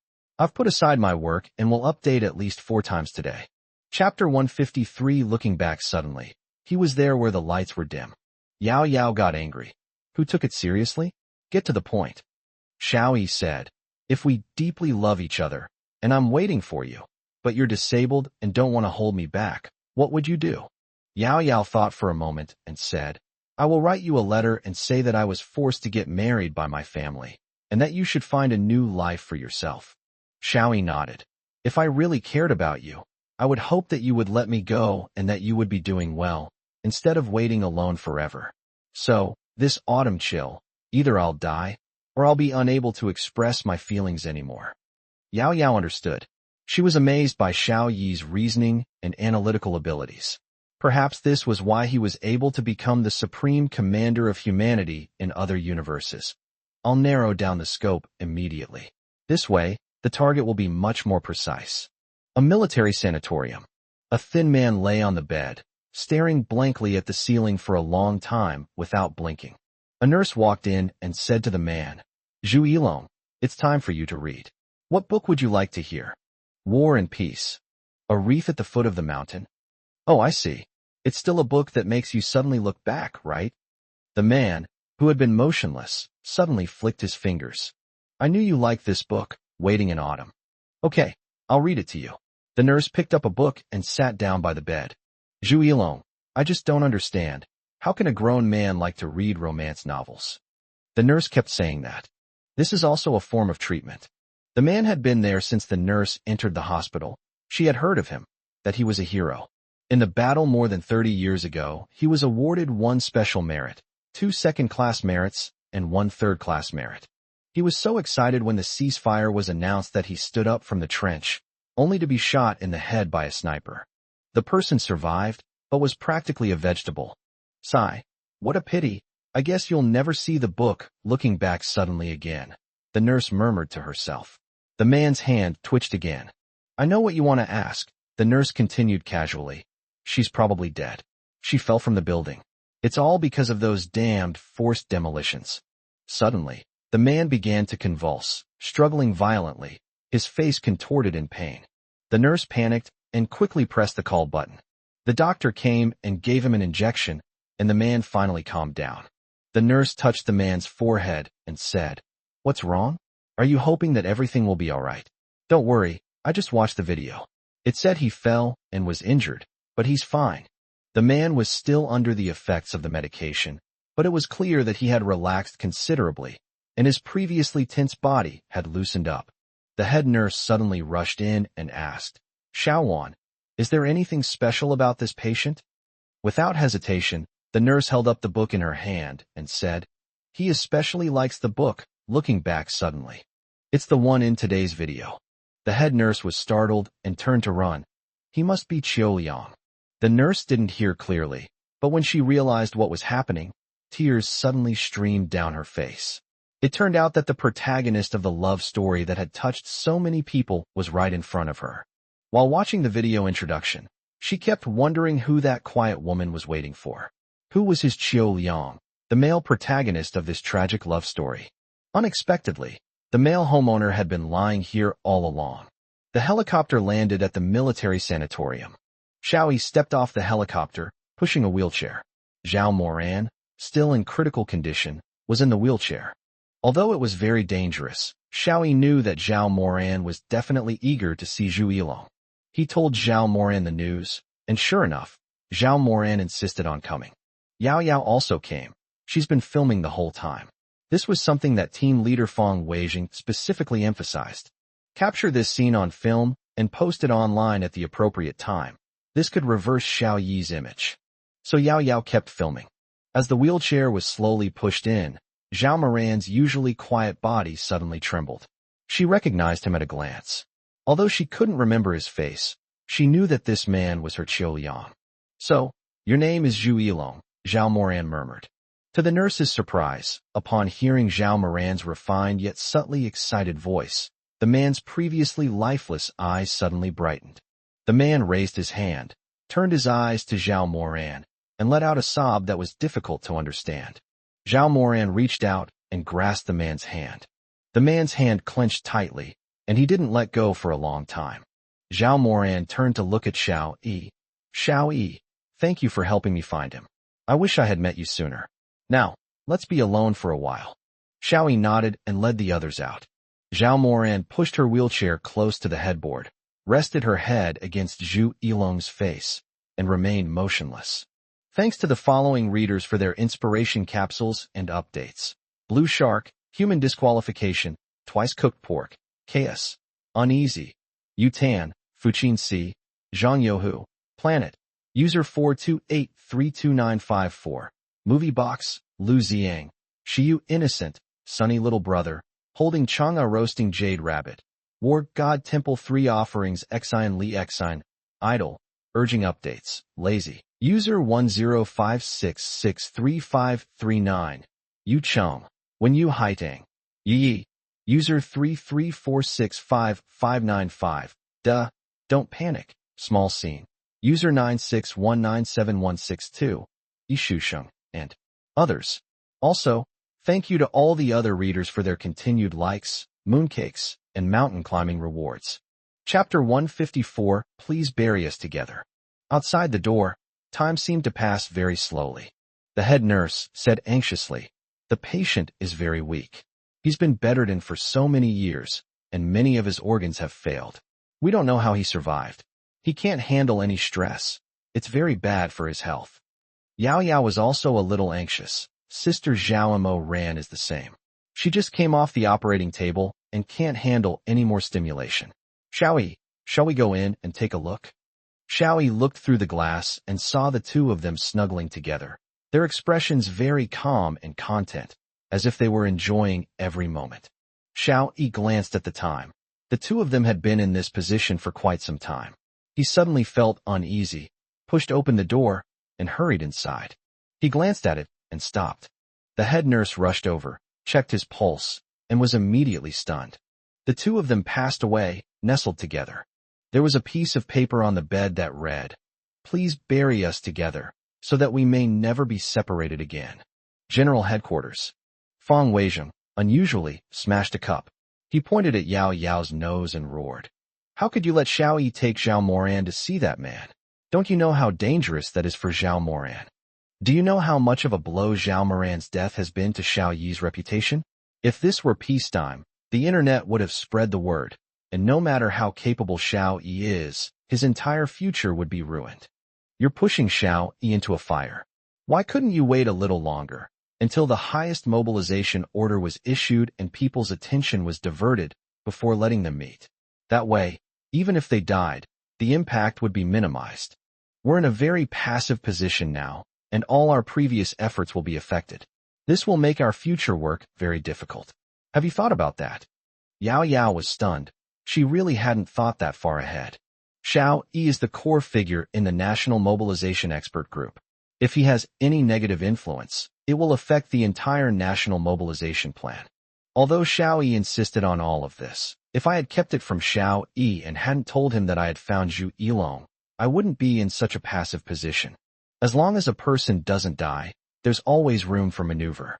Once a person dies, everything changes. She really made a mistake. She pushed things in an even worse direction. She thought of her great-grandfather. Perhaps only her great-grandfather could help Xiao Yi. The United States. The president's chief aide handed the president a document. Mr. President, based on a recent research report, we have come to the conclusion that the Great Zhou Kingdom is frantically purchasing supplies globally. The so-called financial crisis was not caused by Soslo and his ilk, but was orchestrated by the Great Zhou Kingdom, the chief advisor said. The president was taken aback. What is the Great Zhou Kingdom planning? Is it stockpiling resources to start a war? With the strength of the Great Zhou Kingdom, it is more than capable of recovering the islands. Does it need to acquire resources globally? Tell me honestly, are you planning to start World War III? The chief strategist shook his head. It's not that simple. We went to great lengths to obtain information from the high-ranking officials of the Great Zhou Kingdom that alien creatures are about to invade Earth. The president laughed loudly.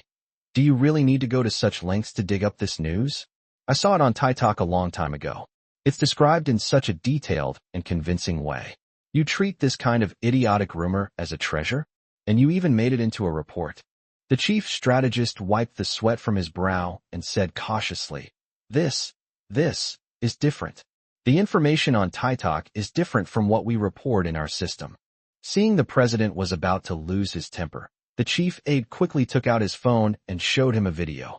Mr. President, this was filmed more than 10 days ago. Do you remember, Mr. President, a plane carrying nuclear weapons from the Great Zhou Kingdom crashed into the territory of the Sheep Kingdom in the South Pacific, and the nuclear weapons were detonated? I now suspect that it was not an accident, but a deliberate act by the Great Zhou Kingdom. Mr. President, please take a look at this video. It was filmed the day before the crash. The president looked at his phone with skepticism, only to see a creature he had never seen before crawl out of the ground and swallow a sheep whole. Where did this come from? The president asked suspiciously. This was captured by a spy camera we secretly planted in sheep country. This image is top secret. Only our military's top brass has seen it. Even the sheep country's military is unaware of it, the chief aide said. If Xiao Yi were here, he would be greatly surprised, because the beast in the video is completely different from what Xiao Yi knows. In Xiao Yi's mind, there were only two main types of armored beasts, six-legged star sky armored beasts and four-winged star sky armored beasts. Further subdivisions were limited to these two categories. The armored beast in the video is completely different, with a more complex structure and more legs. Holy crap, there really are alien reptiles? The president gasped. The military's video footage is definitely not fake. The president suddenly realized something and slammed his fist on the table. Damn the people of the Great Zhou Kingdom, they are too selfish. They are secretly hoarding resources and building fortifications. This is sacrificing the interests of the whole world to satisfy their own country.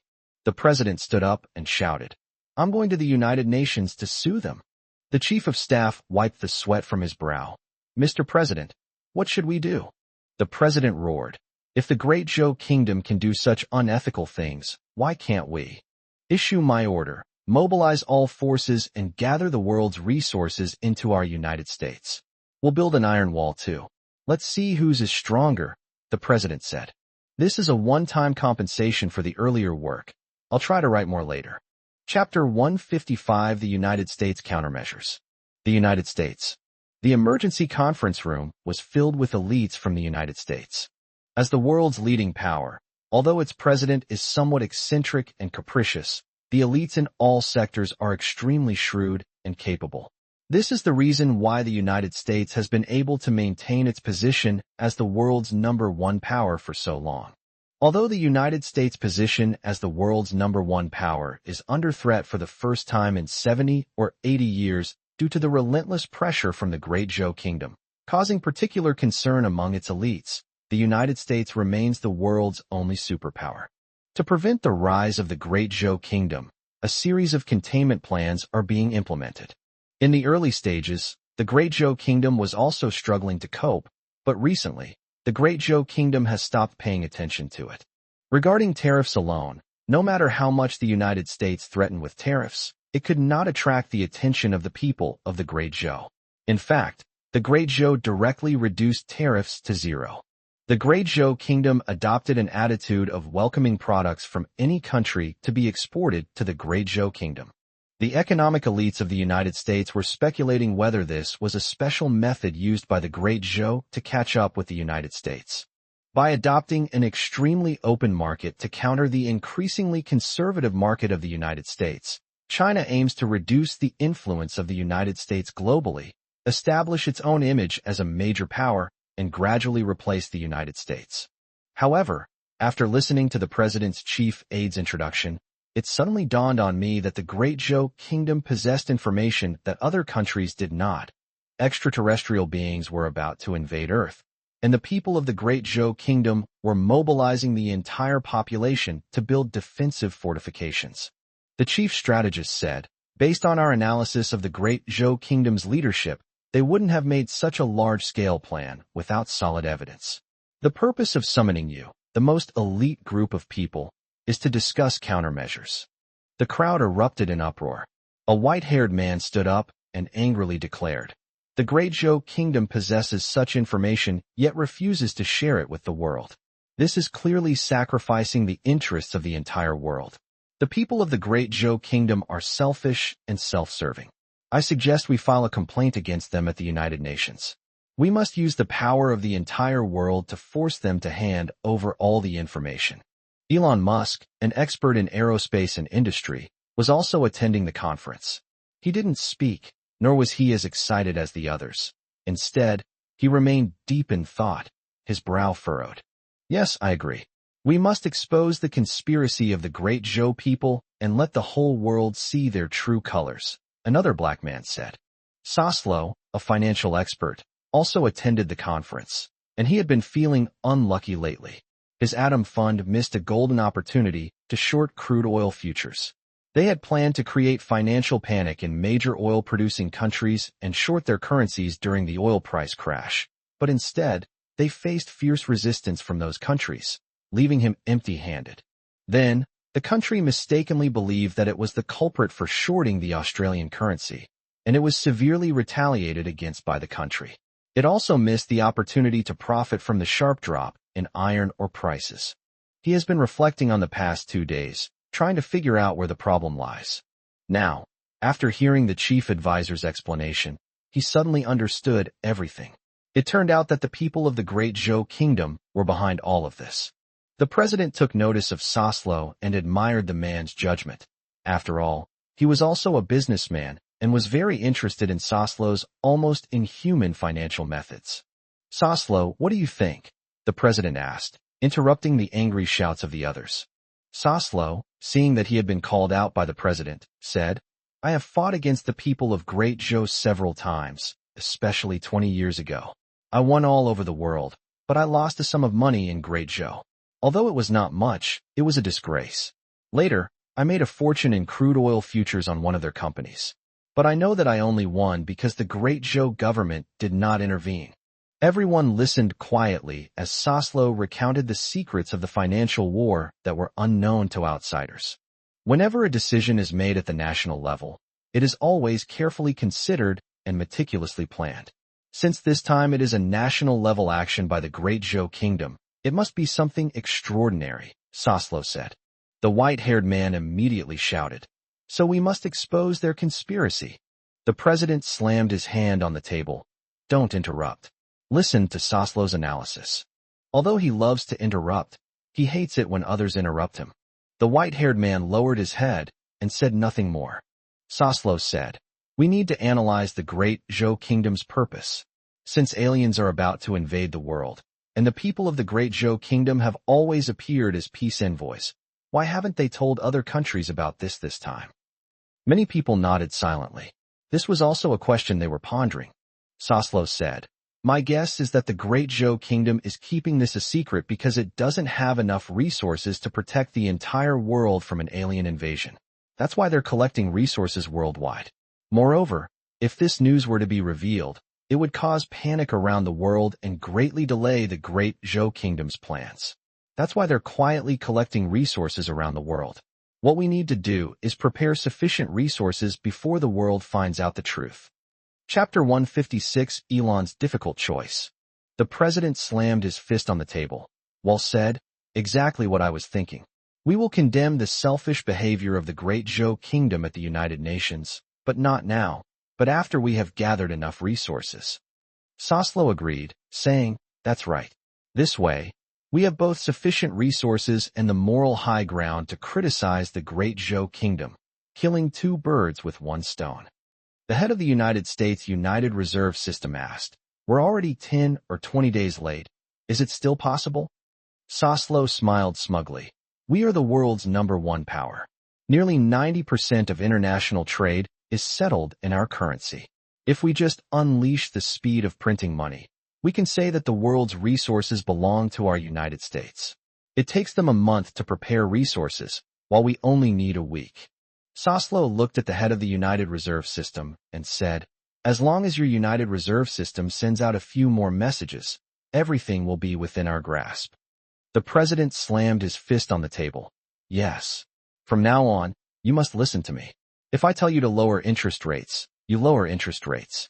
If I tell you to loosen monetary policy, you loosen monetary policy. I hereby announce the issuance of high-interest government bonds and the acceleration of currency issuance. We must bring together resources from all over the world before the global economy collapses. The chief of staff asked, Mr. President, should we inform our allies? The president snorted coldly. We will inform them when we have sufficient resources. We can't say anything now, otherwise, will the Australian government sell us iron ore? Everyone here, keep this strictly confidential and prevent the news from leaking out. Elon silently stood up and followed the crowd out, a fierce struggle raging within him. It turns out that Xiao Yi's invitation had a deeper meaning.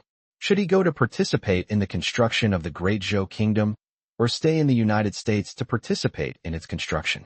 Who was the most reliable? 157 days to go. Online opinion turned against them, launching a widespread attack on the National Mobilization Expert Team and Xiao Yi. Keyboard warriors are like that. They are easily swayed and misled before they understand the truth of the matter. The overwhelming criticism online shattered the usual excitement at the headquarters, making the entire headquarters feel very dull. The death of a woman has caused such a huge uproar. This was completely unexpected. In fact, a careful analysis reveals that Xiao Yi had merely triggered a fuse. Since its inception, the nationwide mobilization has issued numerous orders throughout the Great Zhou Kingdom, causing a tremendous shock to all sectors. Real estate construction halted. Enterprises and institutions reduced their workforce by more than half. All primary and secondary schools and above across the country added architecture courses. Construction workers were relocated en masse. A mysterious, endless steel wall was built. A large number of social elites fled overseas.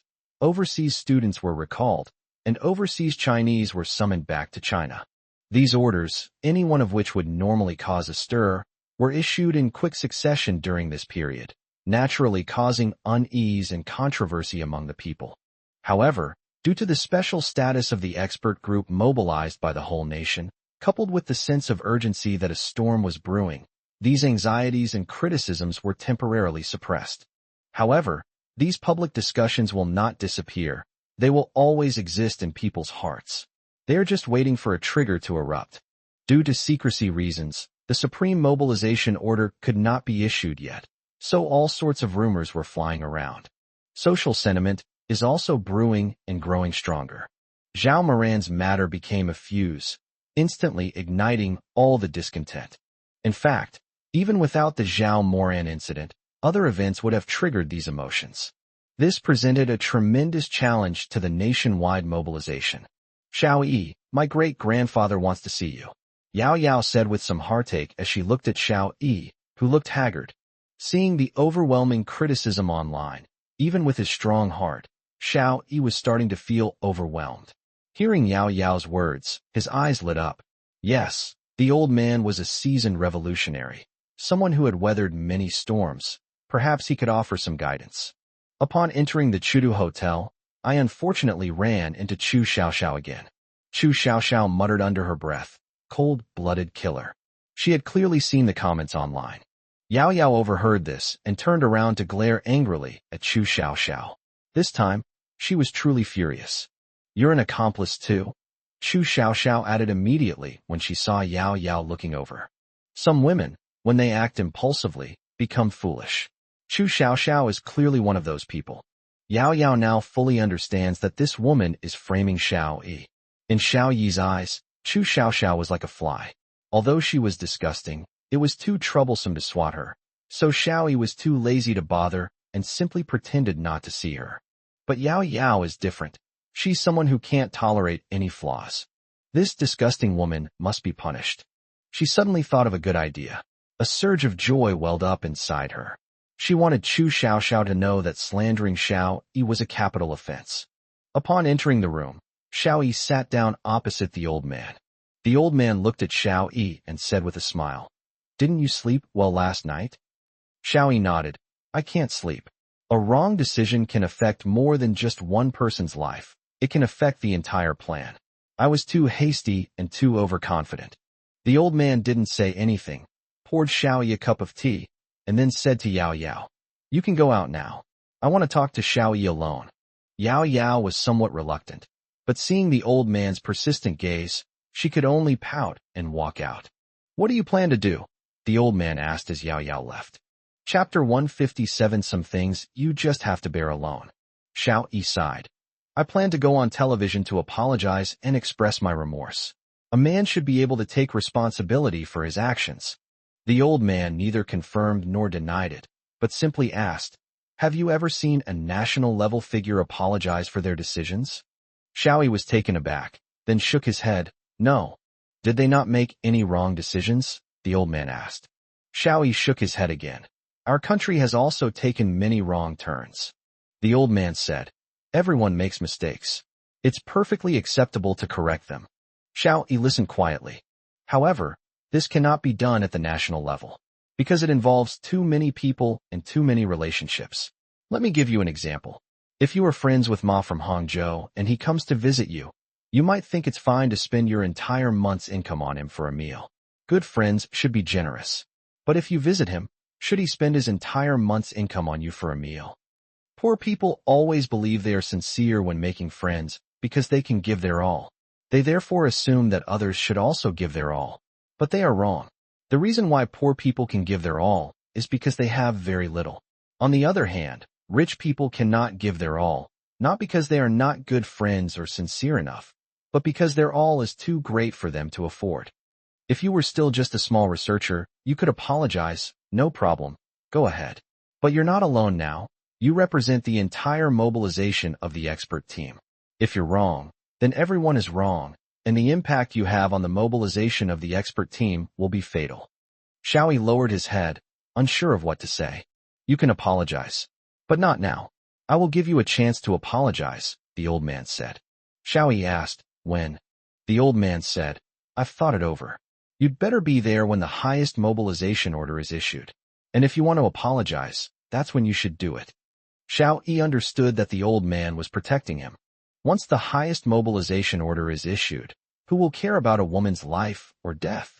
When the survival of humanity is threatened, who will care about forced demolitions? However, this meant that Xiao Yi was shirking responsibility. Xiao Yi still felt uncomfortable. Seeing Xiao Yi's expression, the old man knew he hadn't persuaded him. He sighed and said, "Do you know why I made Yao Yao leave?" Xiao Yi shook his head. The old man said, "Because I'm going to tell you a secret that only I and the whole world know." Xiao Yi was startled. The old man said, "It is the secret of Guixiang that you have always wanted to know." Xiao Yi quieted down and listened attentively. "That was during the war. I was wounded, and the main force left me with an ordinary farmer's family to recuperate. The lady of the house was named Guixiang." The old man recounted slowly, his tone calm and even, as if his voice were still as a deep well. However, Xiao Yi could sense the surging emotions in the old man's heart. I was able to eat my fill at every meal, so my body recovered quickly. When I was about to leave, I discovered that her 2 children were eating guanine clay. You probably haven't seen it before. It's a kind of clay that's as fine as flour and you can eat it, but it has no nutritional value and you can't poop it out. When I saw the 2 children, who were so thin they were practically skin and bones, I made a decision for myself. I would do everything in my power to fulfill any request Guixiang made. I told Guixiang the same thing, and I said that this promise would be valid indefinitely. I made this my belief, a belief that I will follow for the rest of my life. Xiao Yi suddenly felt uneasy. And then, when I left the village, I saw a villager who had informed on me leading an army toward the village. The old man paused for a moment. I know they're after me. I really want to go back and warn Guixiang and the others, but I know that once I enter the village, I won't be able to come out alive. I've only just recovered from my injuries, so I can't escape with Guixiang's family.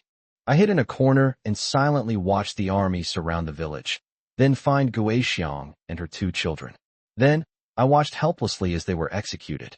I stayed hidden outside the village until the army left, without coming out or even collecting the bodies. Because if I showed up, I would be caught too, and the promise I made to Guixiang would never be fulfilled. I feel guilty for my weakness and selfishness, but it was the only right choice. I also want to apologize to Guixiang, but I can't. I haven't even told this story to anyone. I guess in another universe, you are the only exception. Xiao Yi then understood why he could gain the old man's complete trust simply by mentioning the name Guixiang. It was because this was his deepest and most guilty secret, as well as his most sincere promise. It's easy to say, but it will damage my image and be exploited by people with ulterior motives. I bear heavy responsibilities and cannot afford such a stain. It would be detrimental to the country. Everyone makes mistakes, but there's no need to speak out, because it's harder to remain silent than to speak. Remaining silent is true responsibility. You are the same. You can't do things that are detrimental to the country. Even if it means a lifetime of torment from your conscience, you have to bear it alone. A man, there are some things you can't say or do. It seems Zhao Mo Rant's storyline has become a flaw. All I can say is, this is the price of youth. This isn't a mindless wish fulfillment story where the protagonist levels up and defeats monsters without any obstacles. The protagonist will encounter setbacks and difficulties, and will gradually grow. I welcome everyone's feedback so I can avoid these flaws in the future and make the book better and more engaging. A friendly reminder, if you like this book and want to let it sit for a while, please finish reading chapter 165 before the 25th of this month. This is crucial to the book's survival. You can wait until after chapter 165 to let it sit. After all, the more readers there are, the more detailed and confident I'll be in writing. Thank you. Chapter 158 Strange Movements in the United States. A man, especially a responsible man, must learn to be silent. This is the second leadership quality that Xiao Yi learned from the old man. The first is a clear system of rewards and punishments. This is a leadership quality that benefited Xiao Yi throughout his life. Xiao Yi stood up and said, I understand. I will go to their graves and offer them incense. I will bear the online criticism alone. The old man suddenly smiled. Don't worry, once the highest mobilization order is issued, people will understand your predicament. Although you did act somewhat hastily, this is the price of youth. My only worry now is how you're going to explain this to Lu Bowen. Xiao Yi took a deep breath and said, I have to bear the opinions on the internet. So what does one more criticism from old Lu matter? The old man nodded. You've matured a bit more. As I walked out of the Chudu Hotel, I saw Yao Yao standing on tiptoe, looking out at something. Xiao Yi patted her shoulder. What's wrong? Yao Yao smiled mischievously and said, I'll swat a fly for you. Xiao Yi felt somewhat bewildered. He followed Yao Yao's gaze and saw a tall, burly black man chatting with a girl. The girl seemed very engaged, constantly responding to the black man's exaggerated laughter. The girl looks a lot like Chu Xiao Xiao. Xiao Yi had no time to pay attention to these things. He hurried towards the headquarters. The latest news had just come in.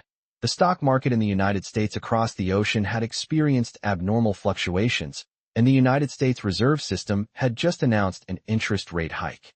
The U.S. currency skyrocketed overnight, and its value rapidly increased. This is somewhat unusual. Because of the actions of the Great Zhou Kingdom, global crude oil futures and spot prices plummeted, as did iron ore prices, leading to a weakening of the global economy. At this time, interest rates should have been lowered to significantly stimulate economic recovery. However, the United States is doing the opposite, raising interest rates and causing the US dollar to appreciate, which seems very illogical. However, the United States has the most developed financial system in the world, and they certainly wouldn't do anything foolish. Their actions are quite intriguing. Upon entering the headquarters, Sikong Bey was already waiting. He greeted Xiao Yi and said, "The United States is raising interest rates and tightening monetary policy, which is very suspicious. The Great Zhou Kingdom can protect itself through financial warfare, but it still lacks the resources to confront the United States on a global scale. Although the Great Zhou Kingdom no longer intends to open its doors, it still needs to carefully analyze the economic trends of the United States." Wang Xinglin also came over and said, "The U.S.'s actions at this time are too illogical. Yesterday, I made a bet with Teacher Sikong. I bet that the U.S. would inject $4 trillion into the market, printing a lot of money and causing the U.S. currency to depreciate. Teacher Sikong said that I lacked vision and said that the U.S. would inject $6 trillion into the market. Unexpectedly, instead of injecting money, they raised interest rates and tightened monetary policy, causing the U.S. currency to appreciate. It's too unexpected." Xiao Yi frowned and asked, "Something's fishy here. Let's think about this carefully. What good would a currency appreciation do for the United States?" Sikong Bey said, "When their currency appreciates, their purchasing power will increase, and goods from around the world will flow to the United States. However, this will deal a fatal blow to their own economy. Their products will not be able to be sold, exports will plummet, which will be very detrimental to their economy." Xiao Yi raised an eyebrow, his fighting spirit restored. He said, "Keep a close eye on the global market and see what the United States is purchasing." Xiao Yi summoned Nyesihua. "Get the locations of all the cargo ships that haven't returned. Also, get the locations of all other cargo ships in our country." Nyesihua immediately switched the image to the large screen, where there were many tiny dots, each dot representing a cargo ship returning to port. Most of these cargo ships have entered the waters of the Great Zhou Kingdom, but some are returning to the Great Zhou Kingdom from various oceans. Nyesihua, immediately notify all cargo ships to speed up their return voyage, especially those near the Americas. Jettison half of their cargo and return," Xiao Yi said. Sikong Bey was taken aback, but he immediately understood. "Xiao Yi, you're worried that the United States will intercept our cargo ships." Xiao Yi took a deep breath. "I suspect that the United States already knows about this, and what they are doing is collecting global resources. Our cargo ship may very well be intercepted by them." Nyesihua rushed over and said, "You were right. Just now, our last 2 supercargo ships carrying iron ore from the saltwater valley of the football country were intercepted by the Pearl Harbor fleet of the United States. What should we do? 2 supercargo ships full of iron ore." Xiao Yi slammed his hand on the table. "That's right. The United States knows. They are also following our example and are procuring supplies globally." Sikong Bey said, "Given the strength and global reach of the United States, it's far easier for them to gather global resources than for us. Are we just going to watch them collect them?" Chapter 159. The Great Zhou Kingdom unsheathes its sword. Xiao Yi took a deep breath and said, "Originally, I didn't want to interfere with their actions. However, they actually intercepted our cargo ship, which made me very angry." Xiao Yi looked at Nyesihua and said, "You should inform the crew of the detained cargo ship that if they can return with the ship after handing over the cargo, they should come back as soon as possible. If not, they should abandon ship and take the next available flight back to China. It doesn't matter if the cargo is lost, but the people cannot be lost. They must return to their motherland." Nyesihua bit her lower lip, her gaze towards Xiao Yi somewhat complicated. One general's success is built on the bones of 10,000 soldiers. Which great achiever did not tread upon countless corpses to accomplish their great deeds? However, Xiao Yi is somewhat special. He has a grand vision, but he cares about the survival of ordinary people. Zhao Mo Ran was like this, and so were the crew members of the cargo ship. Is Xiao Yi destined for greatness? Or is he too narrow-minded and only focused on details? However, she really liked Xiao Yi, who was so real and relatable. Also, notify the other cargo ships that if any ship is detained, do exactly as I just said. Every citizen of the Great Zhou Kingdom must return home. Xiao Yi glared at Niesihua. Aren't you going yet? Niesihua was startled and quickly ran to the command platform. But as she ran, she cursed herself for being so obedient to Xiao Yi. Where had her arrogance gone? As news continued to arrive, it further confirmed Xiao Yi's judgment. The United States did indeed know the secret of the Great Zhou Kingdom, and they were indeed hoarding supplies. Moreover, the Americans are preparing to build a similar steel fortification. It will be much smaller than the Great Zhou Kingdom, only able to hold a little over 300 million people. Clearly, the United States has no intention of accepting citizens from other countries. Niesihua rushed in and said, Xiao Yi, the latest news is that 3 of our ships have been seized by the U.S. fleet on the east side of the island. Should I notify them to abandon ship? Xiao Yi shook his head and said, word by word, it's one thing to seize our ship in their waters, but to dare to seize it right on our doorstep. Go and call Luo Yaoyang here. It's time for us to draw our swords. Sikong Bei's eyes sharpened. He could see that Xiao Yi now was somewhat different from the gloomy Xiao Yi of the morning. He seemed more resolute. Wang Xinglin opened his mouth wide, speechless, because he understood what Xiao Yi meant. Drawing one's sword means resorting to force. Xiao Yi picked up the phone and made a call to the highest levels of government. After hanging up, Xiao Yi's expression became even more serious. Luo Yaoyang rushed in, and, seeing Xiao Yi's serious expression, quickly said, Luo Yaoyang from the military team reporting for duty. Xiao Yi didn't waste any words and went straight to the point. On the east side of the island, a U.S. warship has intercepted our cargo ship. What's the fastest military solution? Luo Yaoyang turned around and pulled up a map of the sea area, saying, the fastest is of course the Dongfeng 21D, which can directly and accurately destroy the enemy fleet. The second fastest is fighter jets carrying anti-ship missiles or anti-ship helicopters to attack directly. However, anti-ship helicopters require ships to rush to the scene from the sea for support. Xiao Yi said calmly, you dare to intercept our cargo ship on our territory. You are in charge of the military team. Our requirements are simple. The cargo ship must return safely. Those who are ignorant and insist on intercepting us, destroy them. Sikong Bei's heart tightened. This is war. He was about to say something when Xiao Yi added, go ahead and do it. I've already obtained approval from the highest levels of the government. Luo Yaoyang suddenly stood at attention, a smile he couldn't hide on his face. Yes. I've been waiting for this day for a long time. The eastern side of the island. This area has always been a sea area beyond the jurisdiction of the Great Zhou Kingdom. Although this area also belongs to the waters of the Great Zhou Kingdom, due to historical reasons, the Great Zhou Kingdom lacks control over this region. Therefore, the United States can freely enter and exit this area. However, the Great Zhou Kingdom recently declared sovereignty over this sea area and took control of all airspace, including the islands.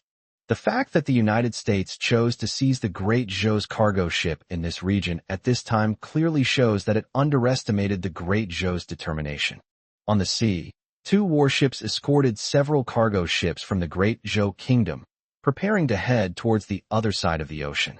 However, due to the resistance of the cargo ship's crew, the situation is currently at a stalemate. Enemy situation. Enemy situation. The U.S. warship suddenly panicked because the radar showed that a large number of aircraft and ships were heading this way. What's the panic? This is a time of peace. I don't believe the Great Zhou Kingdom would dare to use force, especially in this sea area and island region, which is not under their jurisdiction. Their ships wouldn't dare to come here, the captain said. Although he wasn't sure himself, he couldn't let his anxiety show his crew. Damn it. Who gave the order to seize a civilian cargo ship? Isn't this just asking for trouble? The captain muttered under his breath. Missile. Quick, dodge. The radar operator suddenly shouted in terror. On the radar screen, a rapidly moving dot of light flew toward them. Judging by its speed, it was clear that this was a real missile, not an airplane. Chapter 160 Anti-Ship Missile Attack Bonus Chapter for Reader Al Summer. Launch interceptor missiles immediately. Full speed ahead. Shake off the attack. The captain shouted in terror, cursing the people who issued the seizure order 100 times in his mind. These were the people who had stirred up such a hornet's nest. He cursed the people of the great Zhou kingdom countless times in his heart. Damn the people of the great Zhou kingdom. They actually launched a missile. Aren't they afraid of starting a war? Is it worth it for a few cargo ships? 2 interceptor missiles were quickly launched and flew toward the missile in an attempt to intercept it. However, the captain didn't have much hope. Based on the speed, he estimated that the incoming missile was a Dongfeng series missile, which would be impossible to intercept. He now only hoped that the Great Zhou Kingdom was just trying to scare them, and not actually going to destroy their ships. After all, they were only ordered to intercept a few cargo ships, and the people of the Great Zhou Kingdom have always valued courtesy before resorting to force. To do this without even giving prior notice is not typical of the Great Zhou Kingdom. Seeing the U.S. warships retreating in panic, completely ignoring their cargo ships, the crew members on the cargo ships shouted excitedly, "The foreign devils have run away. It must be the Great Zhou Kingdom coming to rescue us. Long live the Great Zhou Kingdom. Set sail. We're heading home. We're going home." The cargo ships, which were originally stationary, are now starting up, heading towards the deep water wharf of the Great Zhou Kingdom. We should have given those lawless Japanese devils a good beating a long time ago. What world police? They're just thugs who do whatever they want. The cargo ship captain looked excitedly at the distant sky. Dozens of black dots appeared on the horizon, rapidly approaching. These must be planes from the Great Zhou Kingdom that came to the rescue. Meanwhile, several planes took off urgently from the island, seemingly to intercept the planes from the Great Zhou Kingdom. However, after assessing the number of planes, these island planes wisely chose to circle around and land. The so-called airspace over the island ceased to exist 3 days ago. Aircraft from the Great Zhou Kingdom have long treated the islands as ordinary areas of the Great Zhou Kingdom, allowing them free access. The island's leaders were initially very vocal, constantly clamoring to fight the Great Zhou Kingdom to the death and inciting the traitors to break with the Great Zhou Kingdom. But upon seeing the momentum of the Great Zhou Kingdom, they immediately backed down. They stopped shouting about airspace and fighting to the death, and now they've changed their tune, always talking about shared lineage and the proverb, boiling beans with beanstalks. However, the missile attack shocked the entire island. Although they calculated that the missile's target was not the island, but a U.S. warship to the east of the island. But this is the first time a missile has flown over the island. This is blatant contempt and shows a complete disregard for the islanders. The island's leaders wanted to issue a strongly worded protest, but wisely kept quiet when they learned that the missiles were aimed at the fleet of the world's leading superpower, the United States. The Great Zhou Kingdom dared to attack even the warships of the United States. What could they, as vassals of the United States, possibly do? The country dogs always bark fiercely when they see strangers. However, the dog will always tuck its tail between its legs and run away quickly when a stranger raises a stick and looks over. When they ran away, they didn't even dare to make a sound. This is human nature. Some people are the same. On the sea, the ships of the United States accelerated at full speed, desperately trying to escape. There was no other way. If they were hit, given the power of the Dongfeng anti-ship missile, their medium-sized ships would be utterly vulnerable and destroyed. In the sky, a bright spot was flying in at extremely high speed, and all kinds of anti-missile weapons on the ship started to activate, creating a cacophony of sounds. But everyone knows that it's impossible to intercept successfully. Some missiles can be intercepted, but the chances of intercepting this Dongfeng anti-ship missile are extremely small. The captain felt a chill and shouted, "Abandon ship." Boom. Just as everyone was busy jumping off the ship, a huge warhead struck. The captain closed his eyes, knowing he was doomed. With such precise accuracy, the ship was doomed, and so were the people on board. A second later, the captain felt the ship shaking violently, but he did not hear an explosion. He opened his eyes, still shaken. Although the place he saw was a mess, and the part that had been hit looked like it had been flipped over, exposing the internal structure, there had been no explosion. Holy crap, that was close. It was a dud. Quickly check the propulsion system for any damage, the captain said, still shaken. Good news arrived. Although the power system was damaged, it was still usable. Then what are we waiting for? Let's get out of here. This is no place for humans. The people of the great Zhou have gone mad, the captain roared. The warships began to sail eastward. They would be truly insane if they remained here. The other warship was even faster, already moving at full speed. This greatly annoyed the captain. What happened to the mutual assistance they were promised? Report, this is a missile without explosives. This is a warning from the Great Zhou Kingdom, a soldier reported. The captain breathed a sigh of relief. Although this incident was very serious and almost on the verge of starting a war, thankfully it wasn't. If the world's two largest countries were to go to war, that would truly be the end of the world. Thanks to reader Summeral for the generous donation and verification. First chapter delivered. Chapter 161, The Revenge of the Great Zhou Kingdom, an extra chapter specially to thank reader Arctic. General Headquarters. Xiao Yi glanced at the news in the United States, but there wasn't a single word about the missile launch that had just taken place. It seems that the United States has directly blocked the news. Xiao Yi, the United States has still seized dozens of our cargo ships. What should we do? Mechs said angrily. The situation is now very clear. The United States must have discovered the secret of the Great Zhou Kingdom's resource gathering. The United States is different from the Great Zhou dynasty. Their methods are far more ruthless. The reason why the Great Zhou Kingdom blocks information and collects resources is that the Great Zhou Kingdom has little say in the world, and many important resources are in the hands of Western powers. If the news leaks, it will greatly affect the collection and preparation of supplies by the people of the Great Zhou Kingdom. This has been verified in countless parallel universes. Therefore, after learning from the experiences of other universes, the people of the Great Zhou Kingdom adopted this method. First, gather all the resources, and then issue a supreme mobilization order to release the message to the world. By then, Western countries were no longer able to interfere with the preparations for the Great Zhou Kingdom.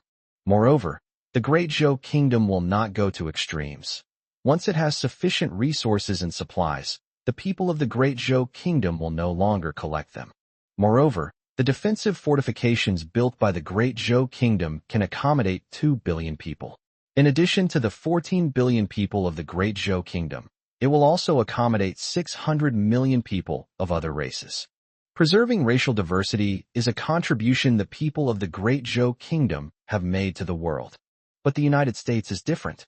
In accordance with their consistent methods and practices, once a crisis occurs, they will engage in a blood-sucking resource-collecting spree, trying to seize all the world's resources for themselves. They will not give a single penny to other countries as long as they can monopolize them. This has happened countless times throughout history. The idea of America first is deeply ingrained in their bones. For their own interests, they are willing to wage war against the whole world. This is something that Americans often do. CC, how long will it take for our cargo ship to enter our protected area? Xiao Yi already had a plan in mind. Anyone who dares to touch a ship belonging to my Great Zhou Kingdom will pay a heavy price. I will not offend others unless they offend me. If they offend me, I will retaliate. If you treat me with respect, I will treat you with even greater respect. If you stab me in the back, I will make you pay with your blood. This is Xiao Yi's principle. The United States must pay the price for their actions. Mechs said, Team Leader Luo has already dispatched a fleet to escort the ships in various oceans. The cargo ships will be protected in a day. Xiao Yi nodded, and a plan began to form in his mind. The old man suddenly walked in, smiled at Xiao Yi, and said, Have you made up your mind? Xiao Yi was taken aback. Seeing the old man's eyes, he knew that the old man had seen through his thoughts. He then smiled and said, It's decided. Mechs was completely confused, as were Sikong Bei and Wang Xinglin, who felt as if the old man and Xiao Yi were speaking in riddles. Fortunately, Xiao Yi didn't have the habit of keeping people in suspense. He looked at everyone and said, Call all group leaders for a 10-minute video conference. The agenda for the meeting is to issue the highest mobilization order in advance. Sikong Bei was startled, but then he understood Xiao Yi's meaning. This was a severe retaliation against the United States for seizing the Great Zhou's cargo ship. Once the Supreme Mobilization Order is issued, the announcement of the Star Beast's attack will follow immediately. This foreshadows the exposure of the United States' plan to secretly collect global resources. This is the best revenge plan against the United States. The Great Zhou Kingdom does not want to engage in internal strife and infighting with other countries in the world, but that does not mean that the people of the Great Zhou Kingdom are willing to endure humiliation. It's time to draw our swords. Suddenly, Xiao Yi's phone rang. Very few people know Xiao Yi's phone number now. Even his own parents don't know it. Those who can dial this number are not ordinary people. Xiao Yi glanced at it. It was a call from the United States. Xiao Yi rarely showed a smile. This guy finally called him. It seems he's figured things out. The execution chamber. This is a special place, rarely used. But when it is used, it means someone is about to be executed here. Yang Shuiying was genuinely shocked by today's trial. The defendant, Zhang Haofeng, offered no defense against the facts of the crime, and the entire trial process was simplified. Moreover, from the conclusion of the trial to the sentencing, it only took 1 day. There was no delay from the pronouncement of the verdict to the execution.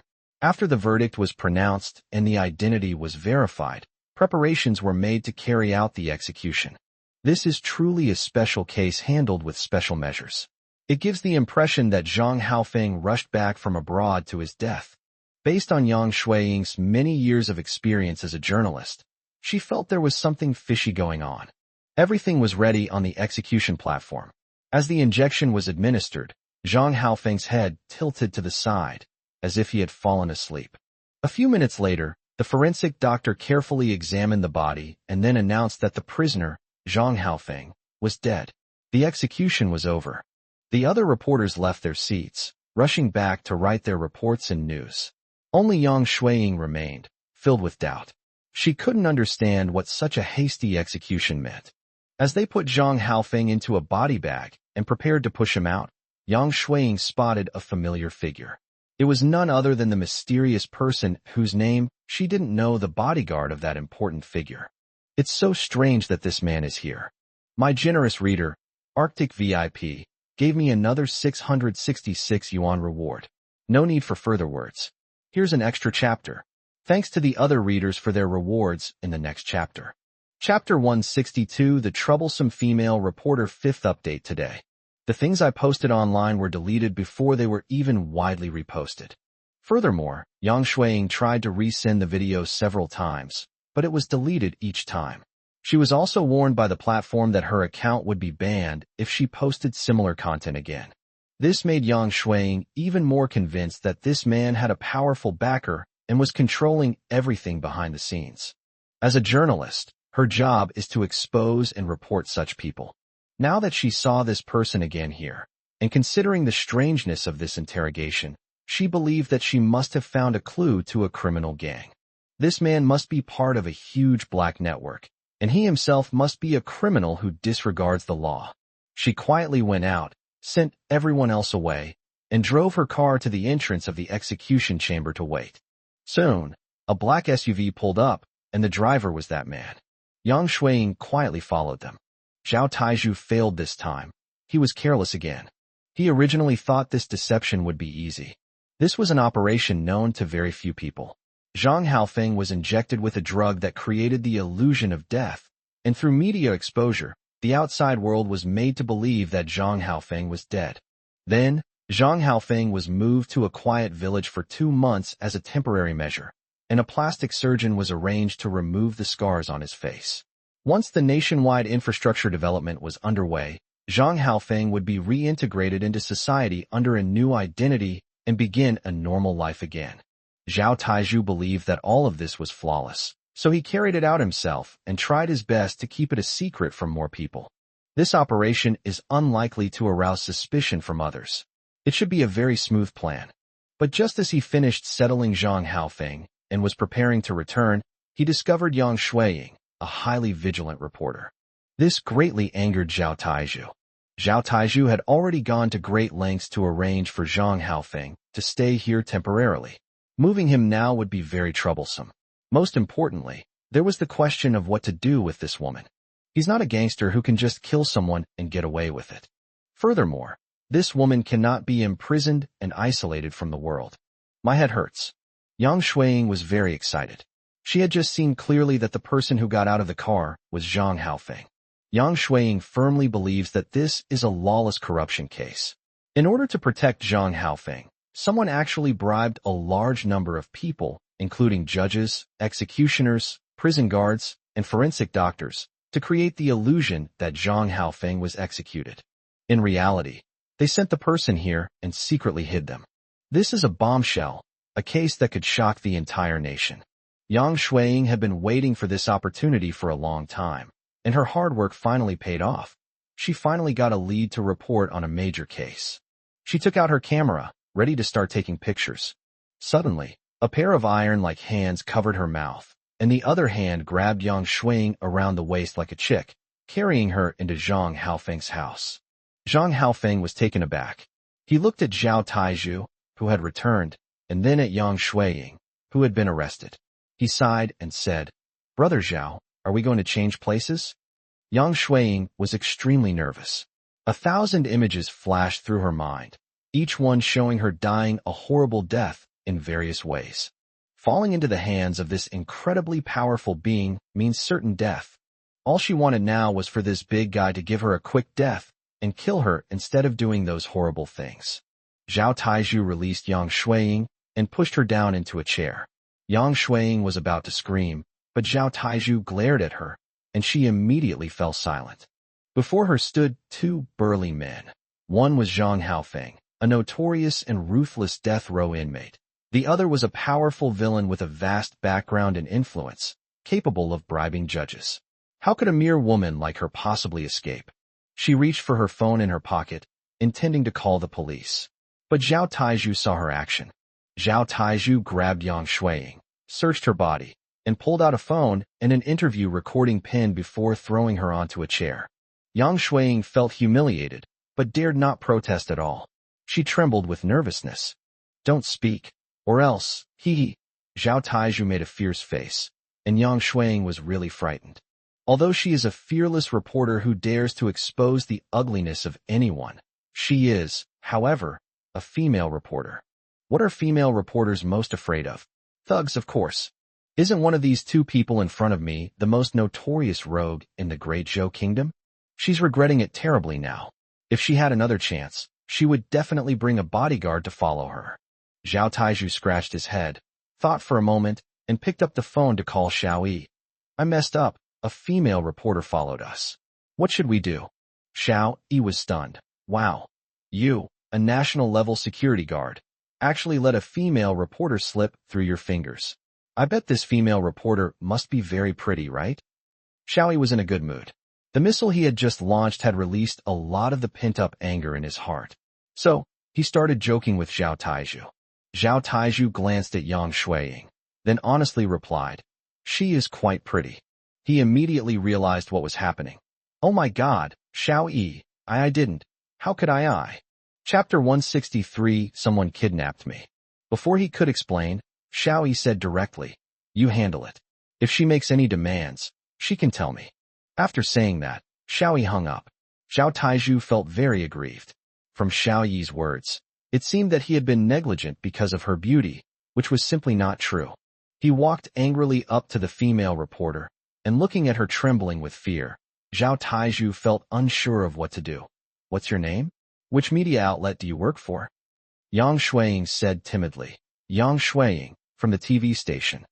Zhao Taizhu's brow twitched. Yang Shuiying, the Yang Shuiying who broadcast the war? Yang Shuiying was surprised that Zhao Taizhu knew about her, and she nodded. She wasn't afraid of the bullets flying around on the battlefield, but she was truly afraid of the two burly, fierce-looking men in front of her. Zhao Taizhu looked at Yang Shuiying, scratched his head in frustration. Dealing with this woman was really troublesome. "Tell me yourself, how do you want to deal with me? Kill me, or bury me?" Zhao Taizhu decided to give this woman a good scare so that she wouldn't dare to report the incident. Yang Shuiying's mind went blank. She thought she couldn't escape this time. These two men clearly wouldn't let him go. With a determined look, she suddenly stood up and shouted, "Don't think that killing me will make your plot succeed. Don't think your actions are secretive. There are no secrets in this world. I can find your weaknesses, and others will find them in the future." Zhao Taizhu chuckled. "In a few days, Nobody will care about this anymore. Even if they find it, it won't cause any trouble. Only you are the one who gives me a headache. Yang Shuiying was a little confused. If she had killed herself, what was there to worry about? Old Scar, this woman is yours. Lock her up for a few days.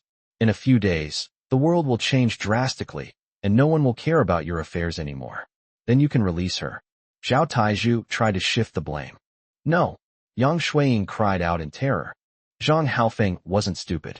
This woman was too troublesome, and he didn't want to get involved. He quickly said, Zhuzi, don't. If she runs away, you'll have a lot of trouble. Zhao Taizhu waved his hand impatiently. Tie her up in the room. Where can she escape to? Zhang Haofeng shook his head. She's a woman. She needs to eat, drink, relieve herself, and sleep. Just tell me, what am I supposed to do if she needs to use the toilet? Besides, I'm a grown man. I can't resist the temptation of living in the same room as a beautiful woman. Zhao Taizhu was taken aback. This was indeed a troublesome problem. Yang Shuiying looked at Zhao Taizhu nervously. Although neither of the two men was a good person, she would still rather be imprisoned by Zhao Taizhu than Zhang Haofeng. That Zhang Haofeng was too dangerous. Zhao Taizhu squatted down, stared at Yang Shuiying, and asked, Why were you following us? Yang Shuiying was determined to go all out. She said righteously, You have gone to great lengths to deceive the public and bribe state officials to exonerate this villain. As a reporter, of course I must expose your despicable acts. Zhao Taizhu shook his head. Sometimes, what you see isn't the truth. What you perceive as justice isn't actually justice. Do you understand? Yang Shuiying's face showed a look of disdain. She was clearly convinced that Zhao Taizhu was just making excuses. Zhao Taizhu looked at Yang Shuiying, shook his head, and looked depressed. Zhang Haofeng said, Zhuzi, why don't you keep her with you? Release her after a few days when things have calmed down. Zhao Taizhu scratched his head in frustration and said irritably, Damn it, this is the only way. As he spoke, Zhao Taizhu grabbed Yang Shuiying and practically carried her to the car, where he handcuffed her to the vehicle. Behave yourself the whole way. If you dare to make a sound, I'll dump you on Old Scar. He's 100 times better at dealing with women than I am. Zhao Taizhu threatened menacingly. Damn, it seems being a bad guy isn't so easy after all, Zhao Taizhu thought to himself. The car drove off, speeding all the way to the headquarters building. Yang Shuiying was dumbfounded. This Zhao Taizhu was so arrogant that he actually brought her to the very heart of Chu capital. Yang Shuiying knew this place. It had now become the most central location in the entire country, where important national figures came and went. Isn't Zhao Taizhu afraid that his crimes will be exposed? Zhao Taizhu got out of the car, grabbed her hand, and said, Come with me, and don't wander off. For the next few days, wherever I go, you go. You are not allowed to have any contact with the outside world. As he spoke, Zhao Taizhu led Yang Shuiying toward the gate. The two guards at the gate saw Zhao Taizhu and immediately stood at attention and saluted. Yang Shuiying quickly shouted to the two guards, Save me. He's a bad guy. He kidnapped me. Save me. The two guards exchanged a glance, then immediately looked straight ahead, pretending they hadn't seen or heard anything. Zhao Taizhu pushed Yang Shuiying with a bit of force, feeling utterly humiliated. Yang Shuiying groaned in pain. Zhao Taizhu's grip was too strong, hurting her. Zhao Taizhu was taken aback and quickly said, Behave yourself and stop making a scene. It's embarrassing. Yang Shuiying glared at Zhao Taizhu and said, I don't know who you are. Don't think that just because you have power and influence you can do whatever you want. Those two guards did nothing.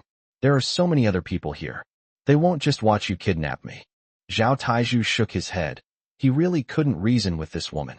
Yang Shuiying saw a young, beautiful, and energetic girl walking towards her and quickly shouted, Help! This person has kidnapped me.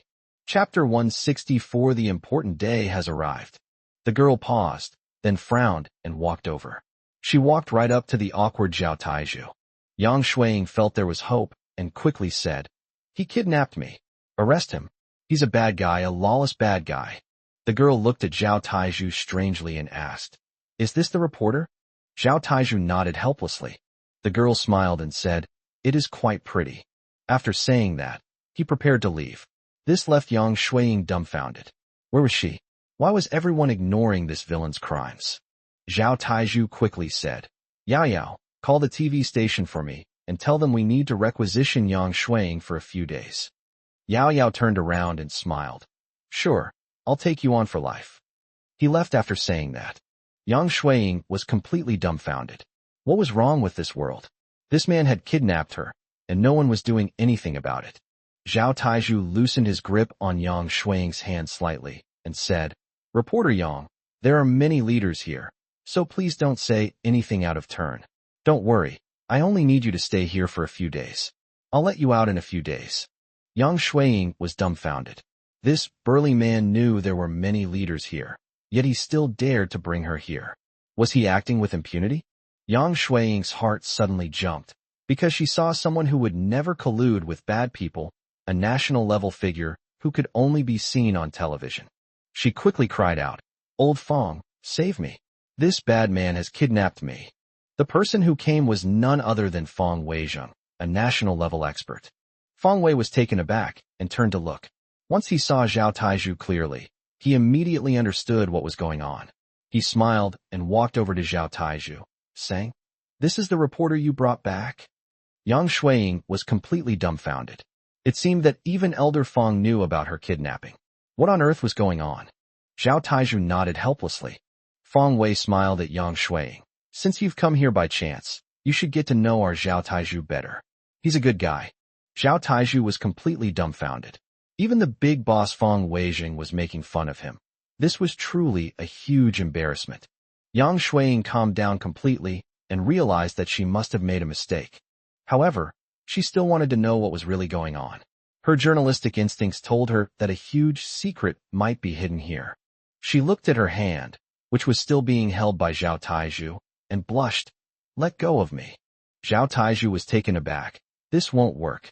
Yang Shuiying said, I won't run away. I can tell. I guess I misunderstood you. Let's find a place where you can explain it to me clearly. Zhao Taizhu then released Yang Shuiying's hand and said, All right, I'll take you to my office.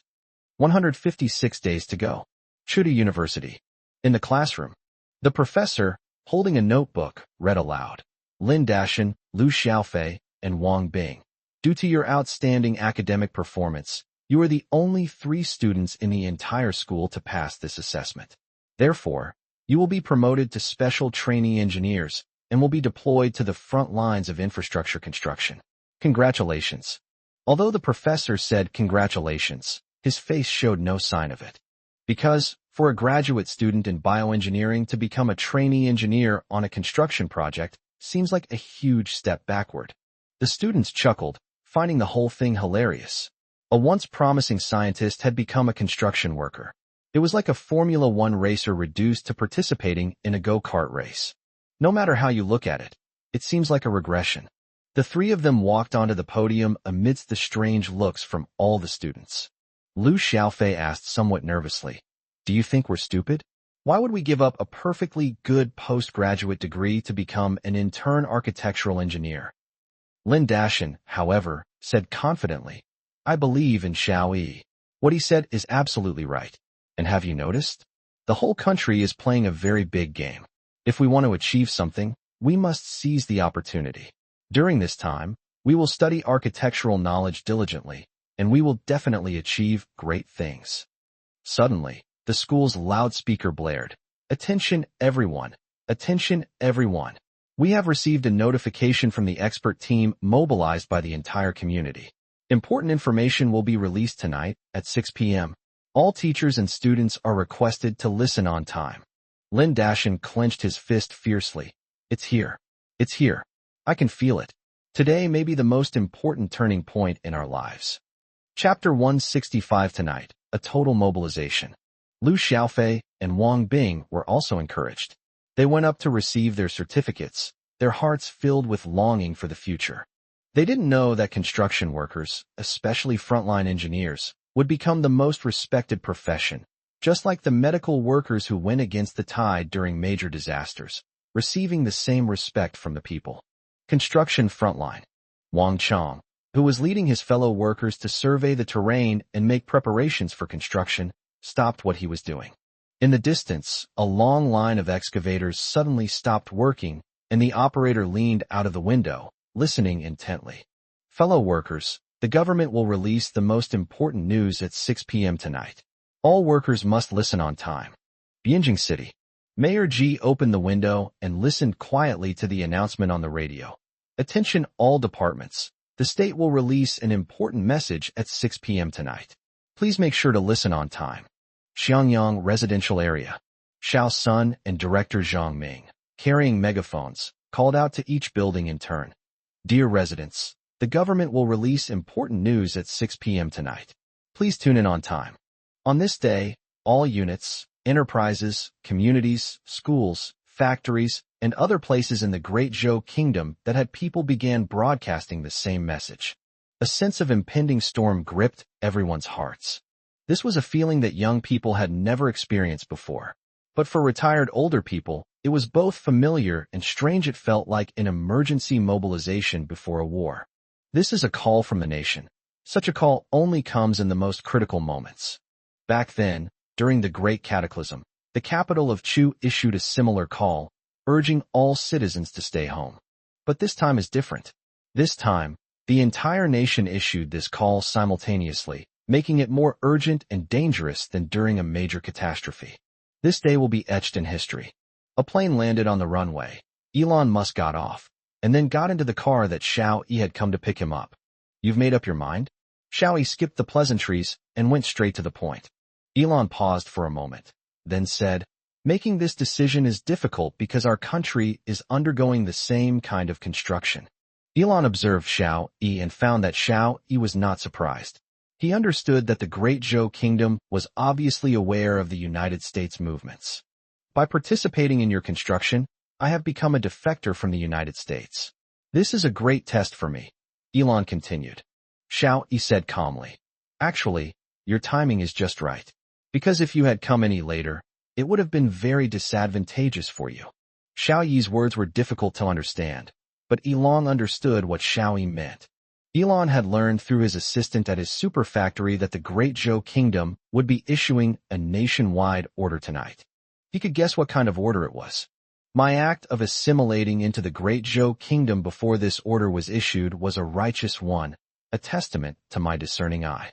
However, if they were to submit to the Great Zhou Kingdom after the order was issued, it would be considered forced and opportunistic. Although there is no change at the highest level, his reputation and image will be greatly diminished in the eyes of people at the grassroots level. What do you want me to do? Elon already knew that the alien armored beasts were about to attack, but he still didn't understand his own position. It seemed that building steel walls was not his forte.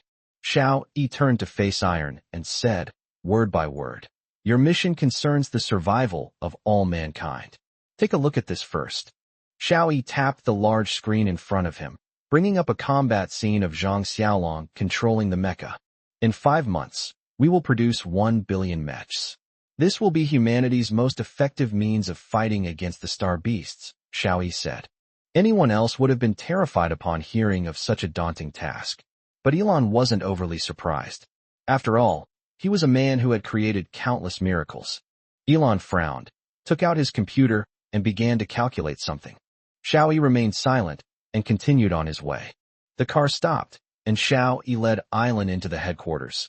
This is the headquarters of our all-people mobilization expert team. You are the first foreigner to enter this place. A guard came up, checked Elon, and then let him through. Niesihua walked over with light steps and greeted Elon. Xiao Yi introduced, this is my deputy, Ms. Niesihua. She will assist you in your work. Niesihua gestured and said, please, the meeting room is ready. The relevant experts are all in place. Elon took a few steps with a somewhat solemn expression. Suddenly, his expression changed drastically because he saw real mech warriors. Zhang Xiaolong and Yi Outyan each controlled their mechs and walked over, standing in front of Xiao Yi and Elon. Elon reached out and couldn't resist touching the mecha, carefully examining every detail and craftsmanship. Chapter 166, One must always be wary of others. Xiao Yi wasn't in a hurry, he just waited. After a while, Elon turned around, looked at Xiao Yi, and said, I need more information. Xiao Yi nodded and led Iron into the conference room.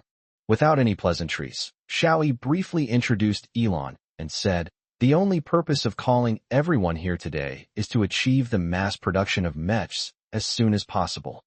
Elon said, completing 1 billion mechs in 5 months means I only have 1 month to adjust. After that, it will take 4 months to complete 1 billion mechs.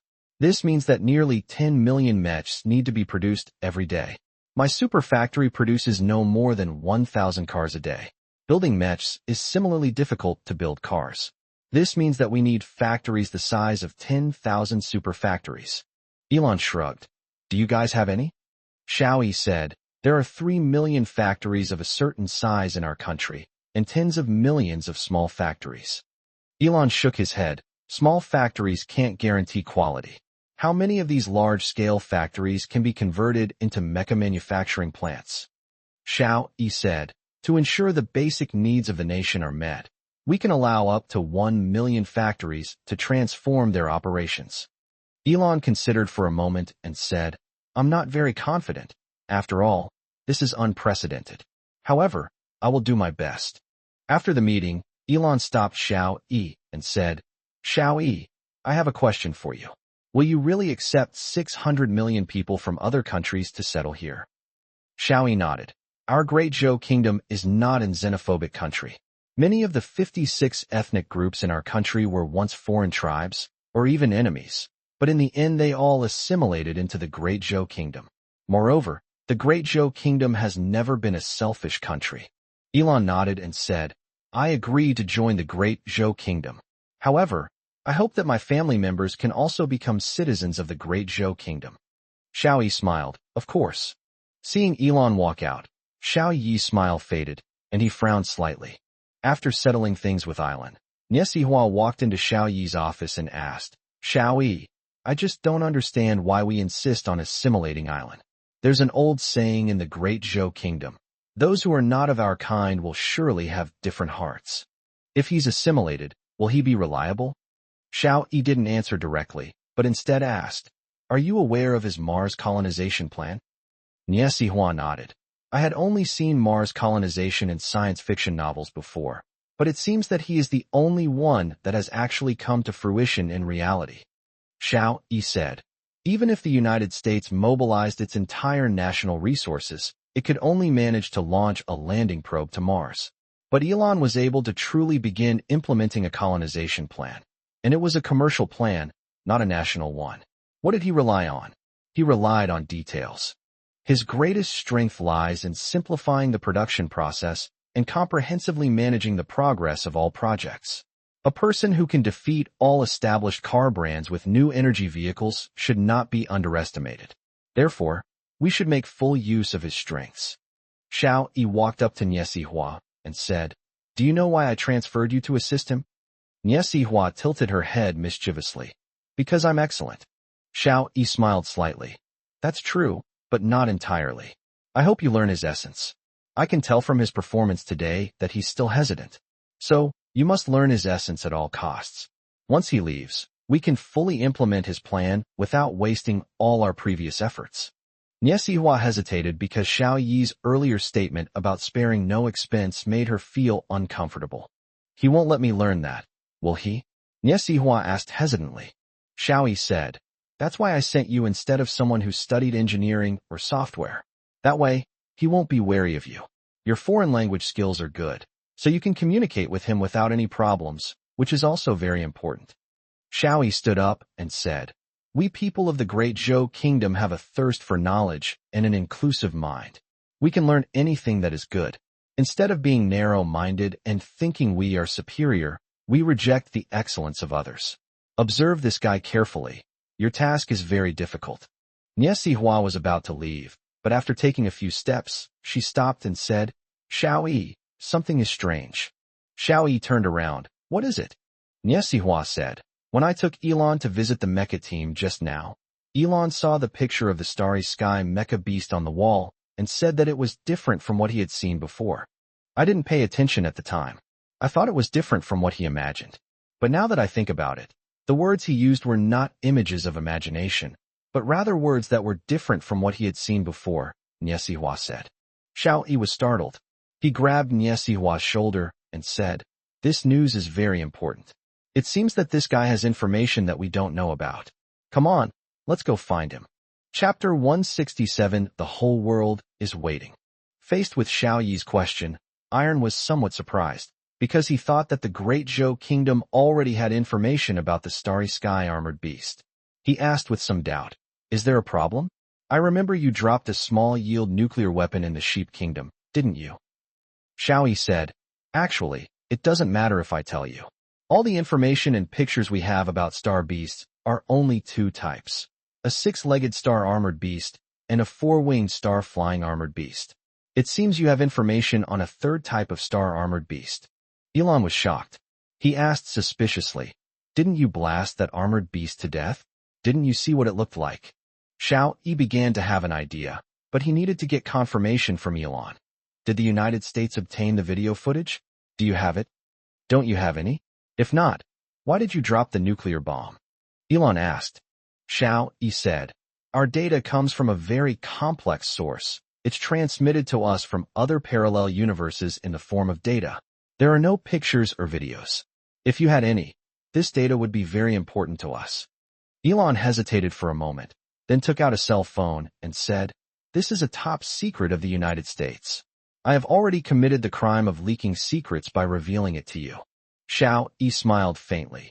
"You are now a citizen of the Great Zhou Kingdom, and becoming a citizen of the Great Zhou Kingdom is far better than becoming a citizen of the United States or Canada. I can't explain it to you too clearly right now, but please remember, it is true that the Great Zhou Kingdom needs you, but you need the Great Zhou Kingdom even more." Elon's heart was stirred. These words struck a chord with him. Although he is very famous and powerful in the United States, he has many ideas and plans that he cannot realize because realizing these ideas requires the use of national power and long-term and continuous support from national power. For example, brain-computer interface projects, Mars colonization projects, and solar energy projects all require substantial and long-term investment to generate benefits. For most people, these dreams would remain just dreams. But Elon Musk's ingenious ideas and charisma have allowed him to continuously raise funds and achieve breakthroughs, which has sustained his progress. However, if he had the support of the state, he would have achieved far more than he has now. However, neither the United States nor Canada could provide him with long-term support due to their systems. Governments that change every 4 years invariably cancel many plans established by the previous administration. Elon's ideas were too advanced and too expensive, making them the most likely to be canceled. Only a stable and enduring regime like the Great Zhou Kingdom could allow him to fully display his talents. He opened his phone, pulled up a video, and handed it to Xiao Yi. On the screen, a reptile with many legs crawls out of the soil and swallows a sheep whole. The video resolution is high enough to clearly show the appearance of the crawler. Although it looks completely different from the six-legged armored beast and the four-winged flying armored beast, it is easily recognizable as a reptile of the same species as the Starry Sky armored beast. Xiao Yi was extremely excited. He finally understood why the tissue sample of the Starry Sky armored beast extracted at the scene was completely different from the Starry Sky armored beast in his mind. There are not just two types of Starry Sky armored beasts. There are at least 3 types, and there are likely even more. This is a message that no other universe has ever received. Only this universe has received it. This news is invaluable. Naturalizing Island brought unexpected joy, something Xiao Yi hadn't anticipated. Xiao Yi stood up, patted Iron on the shoulder, and said, "In 2 hours, you will witness the power of the Great Zhou people. I believe that at that time, you will know that your choice was not wrong." It was approaching 6 p.m. The once bustling city suddenly became extremely quiet. The bustling city square was deserted. Even the security guards were gathered around the television, waiting quietly. Inside the bar, the loud music stopped, and the few people present all focused their attention on the television. People who were originally in a hurry to leave work stopped, and instead quietly stared at their computer screens, waiting. Buses stopped running, and even the subway stopped running. This has only happened once before, during the Great Cataclysm. But this time is different. Last time it was forced. This time it was people's own initiative. A major event has occurred, one that concerns the fate of the entire Great Zhou Kingdom. This is the consensus of everyone. Because the Great Zhou Kingdom has never made such an important statement before. This is a statement that requires the entire Zhou Kingdom to stop what they are doing and listen quietly. Such a statement would only be made on a matter of great importance concerning the fate of all the people of the Great Zhou Kingdom. Recently, there have been many rumors circulating, especially about an alien invasion, which have been all over the place. Many people believe, but even more people don't. Now, the official statement is coming, and all the mysteries will be revealed. The people are waiting. The Great Zhou Kingdom is waiting. The world is waiting too. Elites from all over the world are quietly awaiting this extraordinary announcement. Chapter 168: The Destroyed Political Capital. The United States. The president already knew what the Great Zhou Kingdom was planning, and he angrily smashed his teacup. He knew that this was retaliation from the Great Zhou Kingdom, retaliation for their seizure of the Great Zhou Kingdom's cargo ships.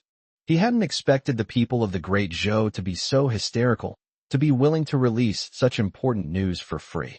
If he had this information, he would use it to gain sufficient resources and political capital. Political capital, in particular, is more important to him.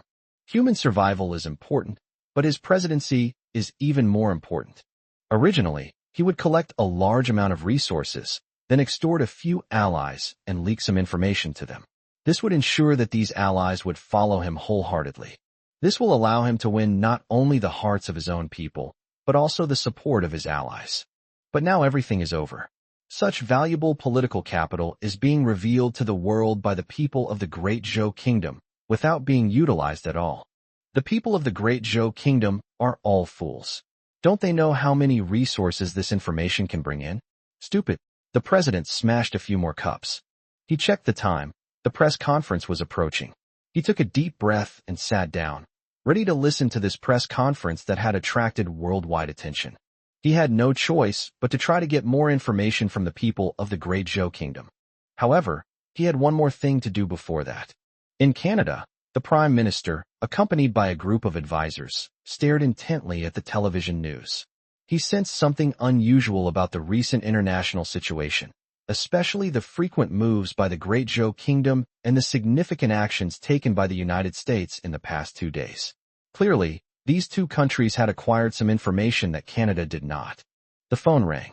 The Prime Minister glanced at it. It was his personal number, accessible to very few people.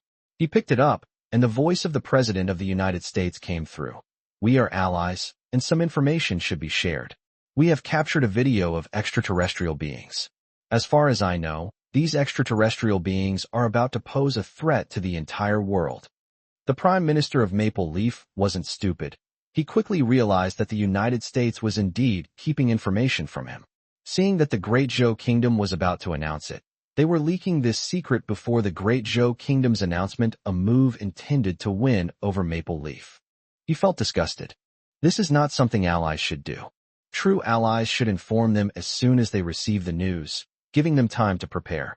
Instead of revealing the information to them only when the Great Zhou Kingdom was about to announce it, and the news was about to lose its value. The United States is indeed just the United States of the American people, not the world. Such things have also happened in several other countries, including Fusang, lion, sheep, and kangaroo. Without exception, after hanging up the phone, the heads of these countries all gave the President of the United States a severe dressing down.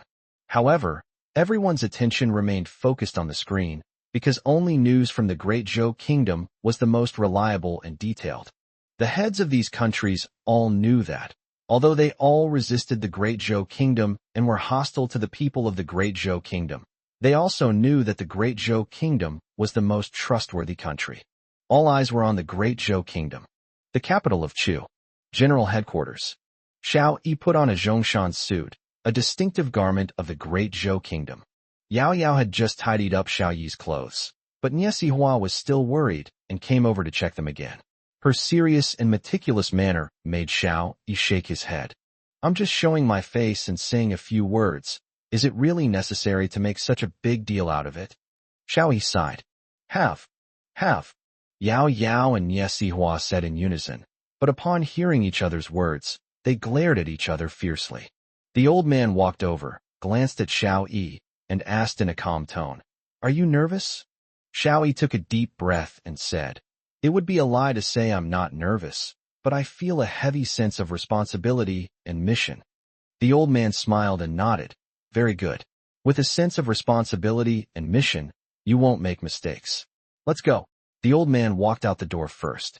Yao Yao wanted to help him, but Xiao Yi stopped her. Xiao Yi followed behind the old man, straightening his back and staying close to him. Although everyone at the headquarters knew what was about to be released, they still stopped in their tracks with excitement, watching the two people slowly walk towards the press conference room. Wherever they went, people who were walking immediately stopped and turned to watch the two of them move forward. The nationwide mobilization is finally about to begin.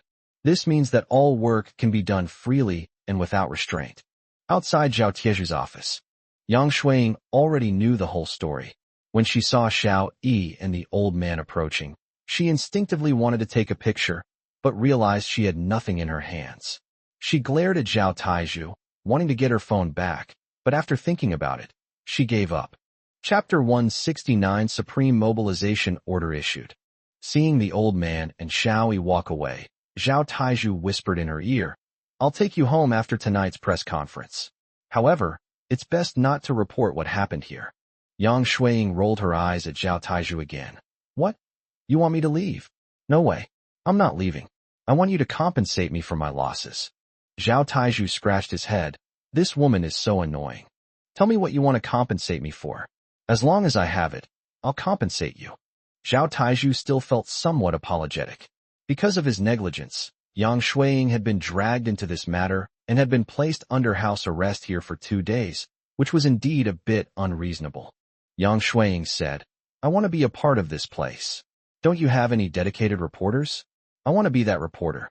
Zhao Taiju shuddered. "Damn, you're really asking for the moon. Fine, take it or leave it." Zhao Taiju turned and left. "That woman, she's pretty, but she's too much of a troublemaker. It's best to stay as far away as possible." 6 p.m. Time is up. People's attention immediately turned to the television screen. This was the highest viewership rating ever achieved.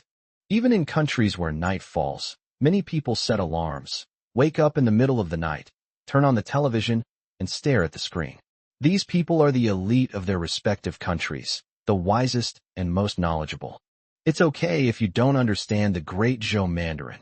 Every TV station has live translators providing on-site translation. Sensitive people noticed that this event was different. All signs indicated that it was not just a matter concerning the Great Zhou Kingdom, but a matter concerning all of humanity.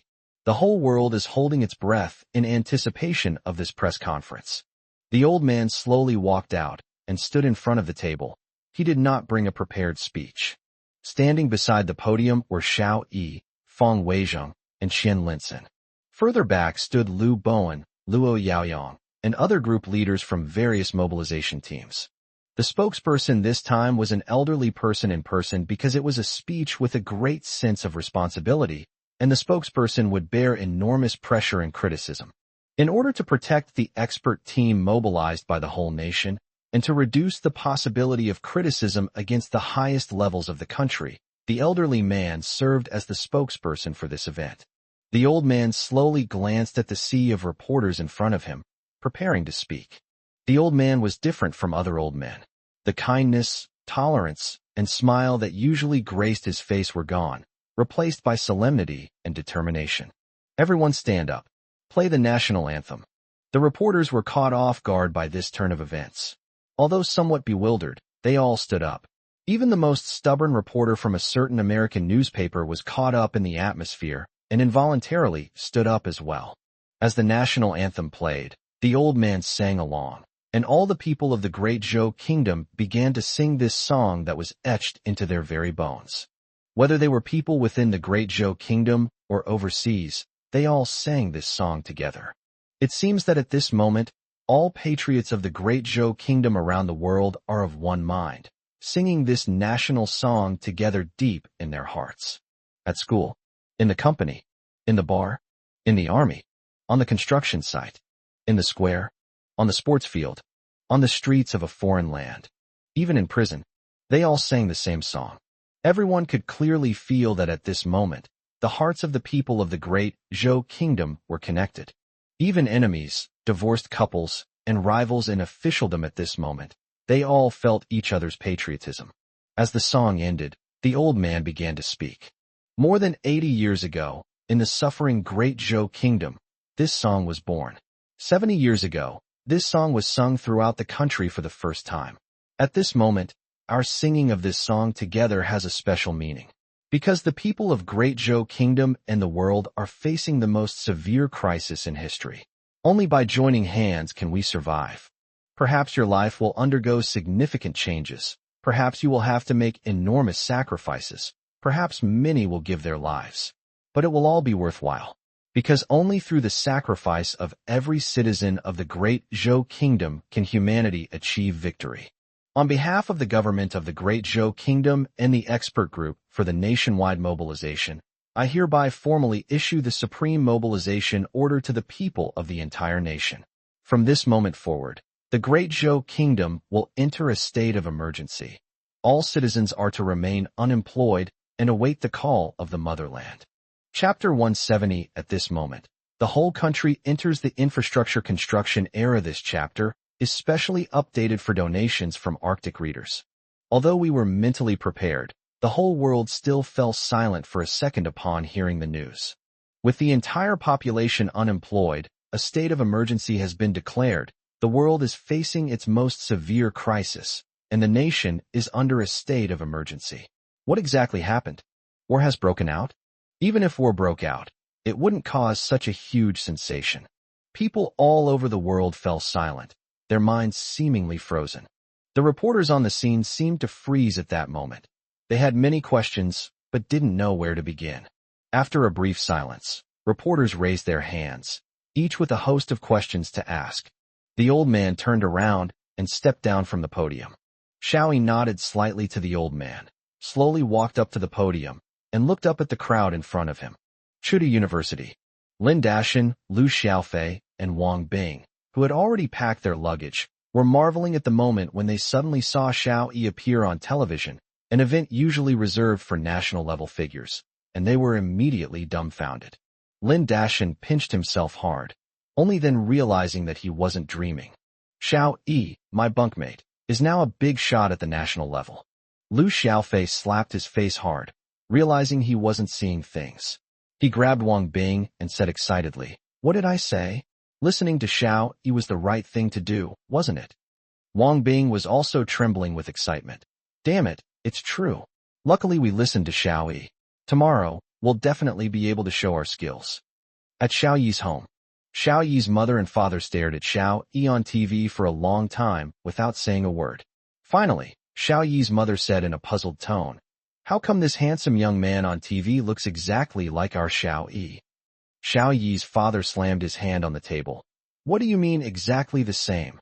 It's Xiao Yi. That's impossible. How did Xiao Yi become a national-level figure?" Xiao Yi's mother said incredulously. Xiao Yi's father was more rational. He suddenly understood many things. Have you forgotten? The last time he came back, it was different. He brought entourage with him. At Gao Daqiang's home, the daughter suddenly pointed at Xiao Yi on the TV and said, "This is my older brother.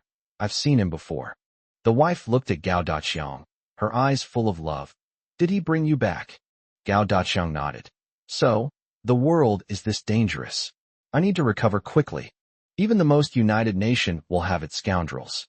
In a hotel, a black man was lying on the bed with his arms around Chu Xiaoxiao, one hand holding the remote control and flipping through TV channels, the other hand roaming all over Chu Xiaoxiao's body. "Oh my God, is the TV broken? It's showing the same picture all the time." The black man, unable to understand the Zhou language, asked impatiently. Chu Xiaoxiao replied in a foreign language, "This is what makes the Great Zhou Kingdom so detestable. Darling, when will you take me away? I don't want to stay in this hateful country, so poor and dilapidated." The black man paused, then said hesitantly, "It seems that the Great Zhou Kingdom is richer than our country." Chu Xiaoxiao smiled sweetly and said, "As long as you have money, that's fine." Chu Xiaoxiao felt like she was dreaming. Suddenly, a prince from an African country began to pursue her and gave her a whole set of designer brands and a diamond ring. He proposed to Chu Xiaoxiao after knowing her for only one day, and Chu Xiaoxiao readily agreed. She is now already dreaming about becoming a queen in Africa. Fortunately, she didn't choose Xiao Yi. Otherwise, how would she have had the chance to become the queen of Africa? Okay, we'll leave tomorrow, the black man said with a strange expression. Chu Xiaoxiao was stunned when she saw Xiao Yi on TV. She jumped out of bed and stared at the TV, her eyes filled with anger. This Xiao Yi had actually become such a high-ranking person, which made her feel very uncomfortable. She turned to look at the black man on the bed and said angrily, "Darling, we're leaving tonight." Xiao Yi stepped to the front of the stage and slowly began to speak. His first words silenced all the murmurs. "I have some very unfortunate news. In 160 days, extraterrestrial beings will take over Earth, and humanity will face the danger of extinction. I am Xiao Yi, Special Advisor to the National Mobilization Expert Team. The purpose of our National Mobilization Expert Team is to lead humanity in fighting against the alien beasts and protecting our home. We will build a steel wall 150 meters high and 10,000 kilometers long to defend against attacks from alien beasts. We will also build 100,000 mech factories to produce 1 billion mechs and assemble 1 billion mech warriors to fight against the alien beasts. We will also build a 5,000-kilometer-long Hadron Collider to explore the mysteries of the universe and find a way to fundamentally solve the crisis. The 1.4 billion people of the Great Zhou Kingdom will jointly shoulder the arduous responsibility of fighting against the star beasts and protecting humanity. I hereby declare that the entire nation has entered the era of infrastructure construction. This chapter is an update to thank our generous sponsor, the Big Spender Arctic. Another 666. Starting today, Tomato is holding a King of Gifts competition, the purpose of which is to collect donations from our readers. To be honest, I'm reluctant, but my body tells me otherwise. I know I'm unlikely to win, but at least I don't want to look bad. So, readers, please use the money you earn from reading to give me some donations. If there are more than 20 donations today, regardless of the amount, I'll add an extra chapter. If there's an unexpected surprise, I'll add 2 more. Writing is hard work, so please don't be shy. I'm begging for donations. Chapter 171. Joining the Great Zhou Kingdom was the best decision you ever made. Thank you for your donations. Elon, who was watching the mobilization order being released, glanced at the excited crowd around him and then at the ratings report, and a complicated feeling arose in his heart. This near-perfect viewership rating shocked him immensely, allowing him to truly appreciate the power of the Great Zhou Kingdom's nationwide mobilization. This is impossible and unimaginable in the United States.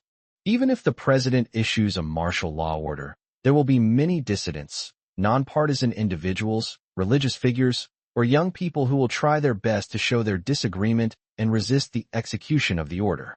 Television press conferences for major national events typically garner a maximum viewership of 20%. The highest viewership, however, is achieved with the finale of a blockbuster TV series or the Super Bowl finale, reaching up to 50%. Entertainment is the only thing that matters to Americans. Nothing else can simultaneously stir the nerves of the entire nation. Elon recalled the conversation he had just had with Xiao Yi. Half an hour before the Supreme Mobilization Order was issued, Xiao Yi took 5 minutes to talk with Elon. Xiao Yi introduced the upcoming announcement to Elon, saying, "This time, the Supreme Mobilization Order will achieve a viewership rating of over 99%, and 99% of the people of the Great Zhou Kingdom will watch it immediately. Do you know what that means?" Before Elon could answer, Xiao Yi said, "This means that in the Great Zhou Kingdom, it is truly possible to achieve a situation where one can call upon 100 people and that everyone is of one mind. No other country can do that." Elon said somewhat reluctantly, "This isn't something to be proud of. It's the result of administration and coercion. It's the result of people giving up their freedom. In the United States, people cherish freedom more." Xiao Yi smiled sarcastically and said, "Absolute freedom has never existed in the world. Absolute freedom is often accompanied by violent and bloody oppression. Moreover, only by sacrificing a small part of freedom can we obtain greater true freedom." Seeing Elon's dismissive expression, Xiao Yi pulled up a video and said, "Do you remember when the Great Cataclysm happened? Dozens of cases suddenly appeared in a provincial capital city of our Great Zhou Kingdom. If this happened in the United States, it would have been almost uncontrollable and would have quickly escalated into a disaster. However, in the Great Zhou Kingdom, while the city's residents were still carrying out various normal activities in the morning, at a single command, millions of citizens began returning home within an hour to await inspection. It's important to understand that no police officers were forcing them home at gunpoint. They were all acting voluntarily. This is the greatness of the people of the Great Zhou Kingdom. Because the people of the Great Zhou Kingdom all know that their freedom is currently restricted, but soon they will have true freedom, losing short-term freedom in exchange for long-term freedom. The video shows the city transforming rapidly from bustling to deserted at 4 in the afternoon. The vast city seemed to have been put on pause. This efficiency is almost miraculous. You probably know what happened next. Within 3 days, the entire city was tested, all infected individuals were identified, and then isolated. A week later, the city returned to normal. The people regained their freedom. This would be a miracle in other countries, but in the Great Zhou Kingdom, it was just a normal thing. It was only natural. This is the power of the Great Zhou Kingdom, and the reason why the Great Zhou Kingdom was able to develop from a poor and backward country into one that attracts the world's attention in just over 30 years. Xiao Yi looked at Elon and asked, what would happen if this happened in the United States? Elon had nothing to say. The United States was the hardest hit and most affected by that catastrophe. Government orders were ignored. Young people disregarded stay-at-home orders, openly partying and reveling, resulting in frequent outbreaks of infection across the board. Only the people of the Great Zhou Kingdom can fight against the starry sky armored beasts. Your decision to join the Great Zhou Kingdom will be the best and most correct decision you ever make, Xiao Yi said as he left. Now, when Elon recalls those words, he is filled with emotion. It seems that the Great Zhou Kingdom is very inhumane, actually ordering all the people in the city to stay at home and undergo testing. However, this is precisely the most humane aspect of the people of the Great Zhou Kingdom, to obtain the greatest benefit at the lowest cost, and to gain the greatest freedom with the least sacrifice. The people of the Great Zhou Kingdom are indeed different from people of other countries in the world. The spirit of self-sacrifice is deeply ingrained in the soul of the people of the Great Zhou dynasty, which is how a great nation was born. The United States values individual heroism, so comics and movies feature lone heroes. However, the people of the Great Zhou Kingdom valued self-sacrifice and used their strong self-discipline to safeguard the nation's greatest interests. Therefore, the Great Zhou Kingdom produced true heroes, collective heroes. Perhaps, I really should stay in the Great Zhou Kingdom wholeheartedly. However, before he came, the President of the United States specifically instructed him not to forget his roots and to bring the most core secrets of the Great Zhou Kingdom to the United States. As a citizen of the United States, it seems he should help the nearly 400 million people of the United States escape danger. Thank you everyone for your generous donations. This has propelled the book to 13th place. Especially the Big Spender Arctic, who donated 3 Great God certifications. Truly amazing. Other readers were also very supportive. I'll write a detailed thank you note later when I have time. That's all for now. One more chapter, back to writing. Chapter 172, I'm no longer seeking stability. Second bonus chapter. Thank you readers. A reporter raised his hand and asked, isn't the Great Zhou Kingdom being too selfish? Xiao Yi glanced at the reporter and said, just now, we sent a detailed report to governments around the world. It contains all the information. At the same time, we have opened up 600 million slots to the world. Anyone who is truly willing to fight against the starry sky beasts with the people of Great Zhou is welcome to join us. Before the reporter could ask another question, Xiao Yi abruptly waved his hand. However, the Great Zhou Kingdom is not a refugee camp. We only have 600 million quotas. Anyone who wants to enter the Great Zhou Kingdom to participate in the fight against the star beasts must abide by all the laws of the Great Zhou Kingdom. At the same time, we have a selection process. Only those who pass our strict screening are qualified to enter the Great Zhou Kingdom to participate in the Great Zhou Kingdom's infrastructure construction and the fight against the star beasts. A reporter from Lion Country who had attended press conferences more than 30 years ago was somewhat dazed, recalling that more than 20 years ago, Many people from Great Zhou country were desperately trying to cross the border illegally and smuggle themselves into other countries. When he came to the Great Zhou kingdom for an interview, people would secretly contact him, wanting him to help them go abroad and never come back. Now, the tables have turned, and it's the turn of other countries to scramble to enter the Great Zhou kingdom. This is a huge change, and it has only taken a little over 20 years to happen. Xiao Yi didn't answer too many questions because there were too many to answer. Tonight, these reporters have been overwhelmed by the sheer volume of information they've received, leaving them with a host of questions. Now is not the time to answer them. The best time will be when they've processed the information and calmed down. Xiao Yi nodded at Lu Bowen. Lu Bowen calmly walked onto the podium, scanned everyone, and then said, "I am Lu Bowen. I am currently the leader of the relocation team of the National Mobilization Expert Group. I am responsible for the relocation of the capital and the relocation of the people of the whole country. Tonight, I am issuing a call to action to retired construction workers and engineers across the country.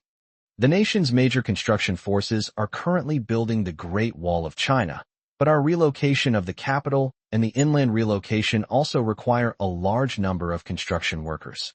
Therefore, the motherland needs veterans like you to come out of retirement. Although I, Lu Bowen, am over 70, I can still work. What about you? Can you still accomplish another great and magnificent undertaking?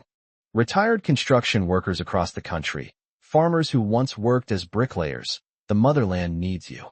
If you still want to make a difference, please report to your community or village committee as soon as possible.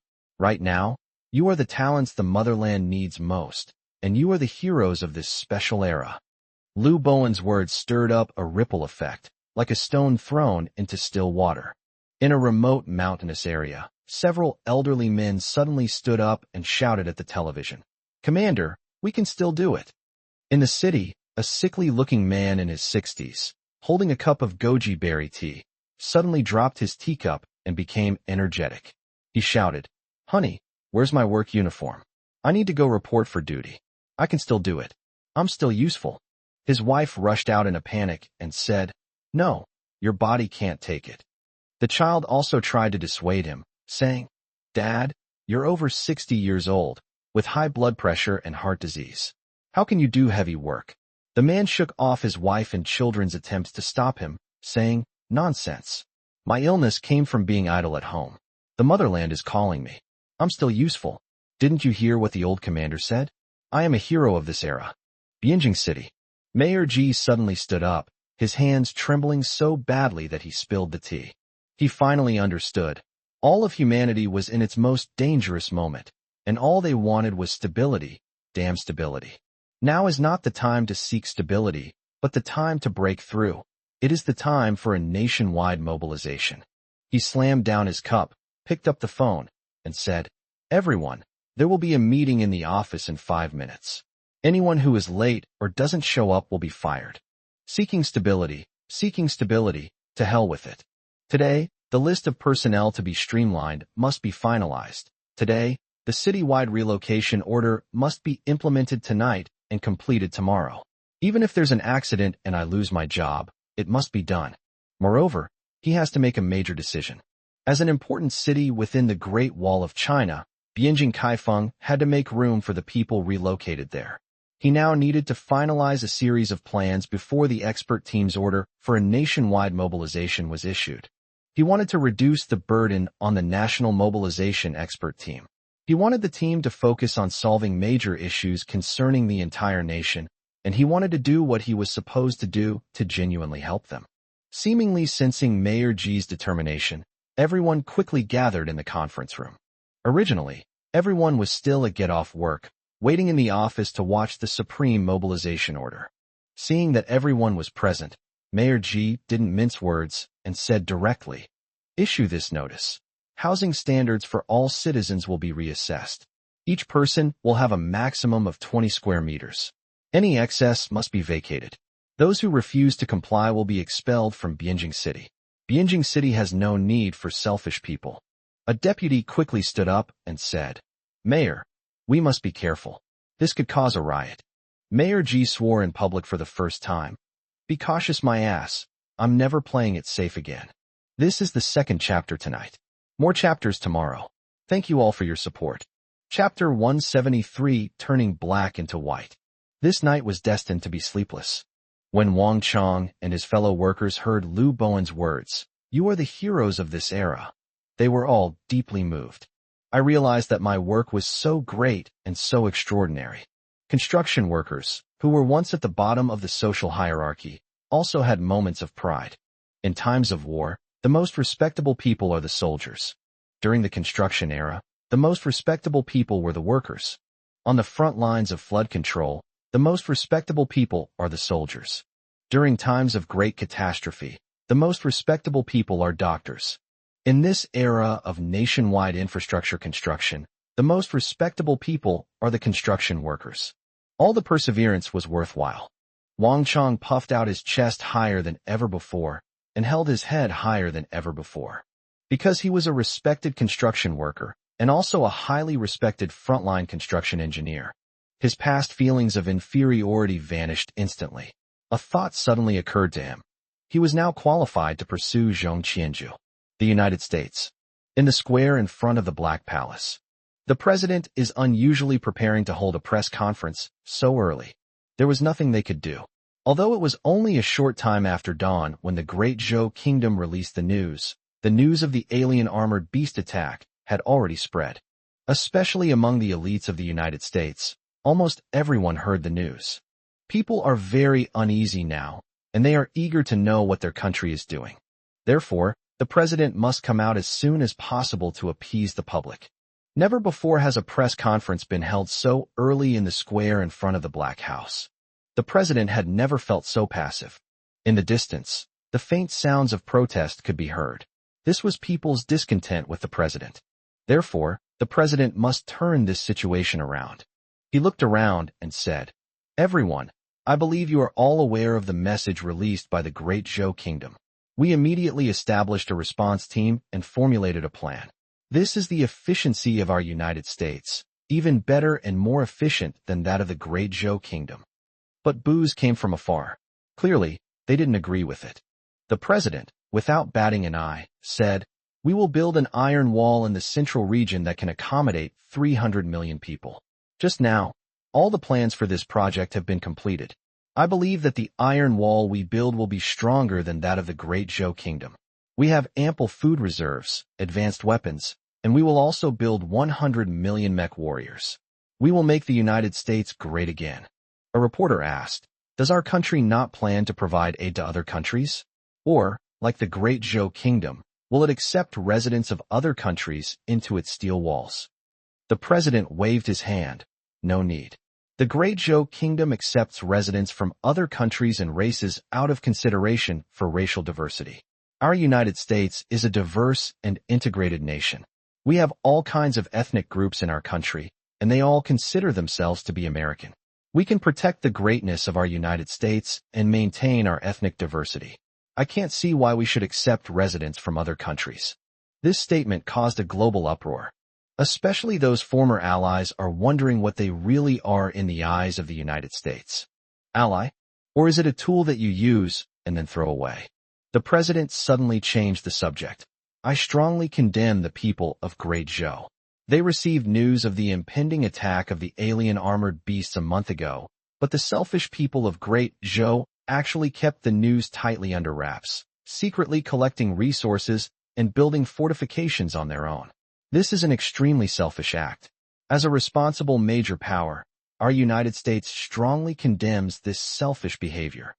At this point, to draw everyone's attention, he paused and only continued after all eyes were on him. "We will initiate a motion at the United Nations to condemn the Great Zhou Kingdom and recommend that it be expelled from the United Nations.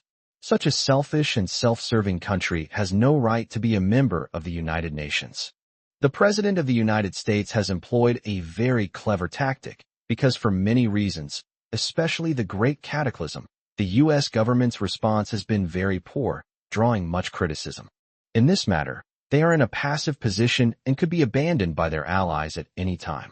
Therefore, he wants to turn the tide, shift everyone's attention to a common enemy, and turn the passive situation into an active one. If you have no enemies, create one. The Great Zhou Kingdom was such an ideal target. By shifting his focus to the Great Zhou Kingdom, he could reverse his disadvantages and gain sufficient political capital. He could also regain the support of his allies. This move is very vicious. However, it is very useful. The reporters immediately erupted in discussion. The United Nations has never had a record of expelling a sovereign state, especially one of the 5 permanent members of the UN Security Council, the Great Zhou State. The U.S. president's remarks caused an uproar. Reporters rushed to send the news to their headquarters, eager to get it published before anyone else. Soon, the story went viral online. The President of the United States was very satisfied with the result. He said smugly, "We are the world's #1 power. Our strength is incomparable to that of a newly rising nation.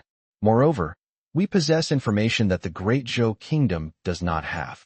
He had just confirmed with the intelligence department that the Great Zhou Kingdom had handed over all the information without reservation. So he was no longer worried about the Great Zhou Kingdom. He was confident that the United States could do what the people of the Great Zhou Kingdom could do. The president pressed a button, and an image appeared on a large high-definition screen next to him. An ugly reptile leaped out of the ground and swallowed a sheep. This is the information that only our United States possesses. This is an alien reptile. With our United States here, we will definitely be able to wipe out these insects. Following our United States is the only right choice. The president was spitting as he spoke, while the reporters frantically took photos. Chapter 174. The Great Zhou Kingdom has the confidence to fight against the whole world. Xiao Yi, who had just returned to the main conference room, was so angry when he heard the message from Yao that he almost exploded with rage. The people of the Great Zhou Kingdom selflessly donated all their information in the hope of helping other countries save themselves. Unexpectedly, the United States stabbed them in the back, and in an attempt to save face, turned against the Great Zhou Kingdom. Such heinous acts made Xiao Yi realize the true reason behind the message transmitted from his other self in another universe. The only way to save humanity is through the people of the Great Zhou Kingdom. Sure enough, when everything was made public, these Western countries did not think about the safety of humanity, nor about working together to build a better future and fight the enemy. Instead, they shirked responsibility, shifted blame, and gained political capital. Westerners are indeed unreliable. However, the United States' move was very ruthless, instantly shifting public opinion and making the situation very unfavorable.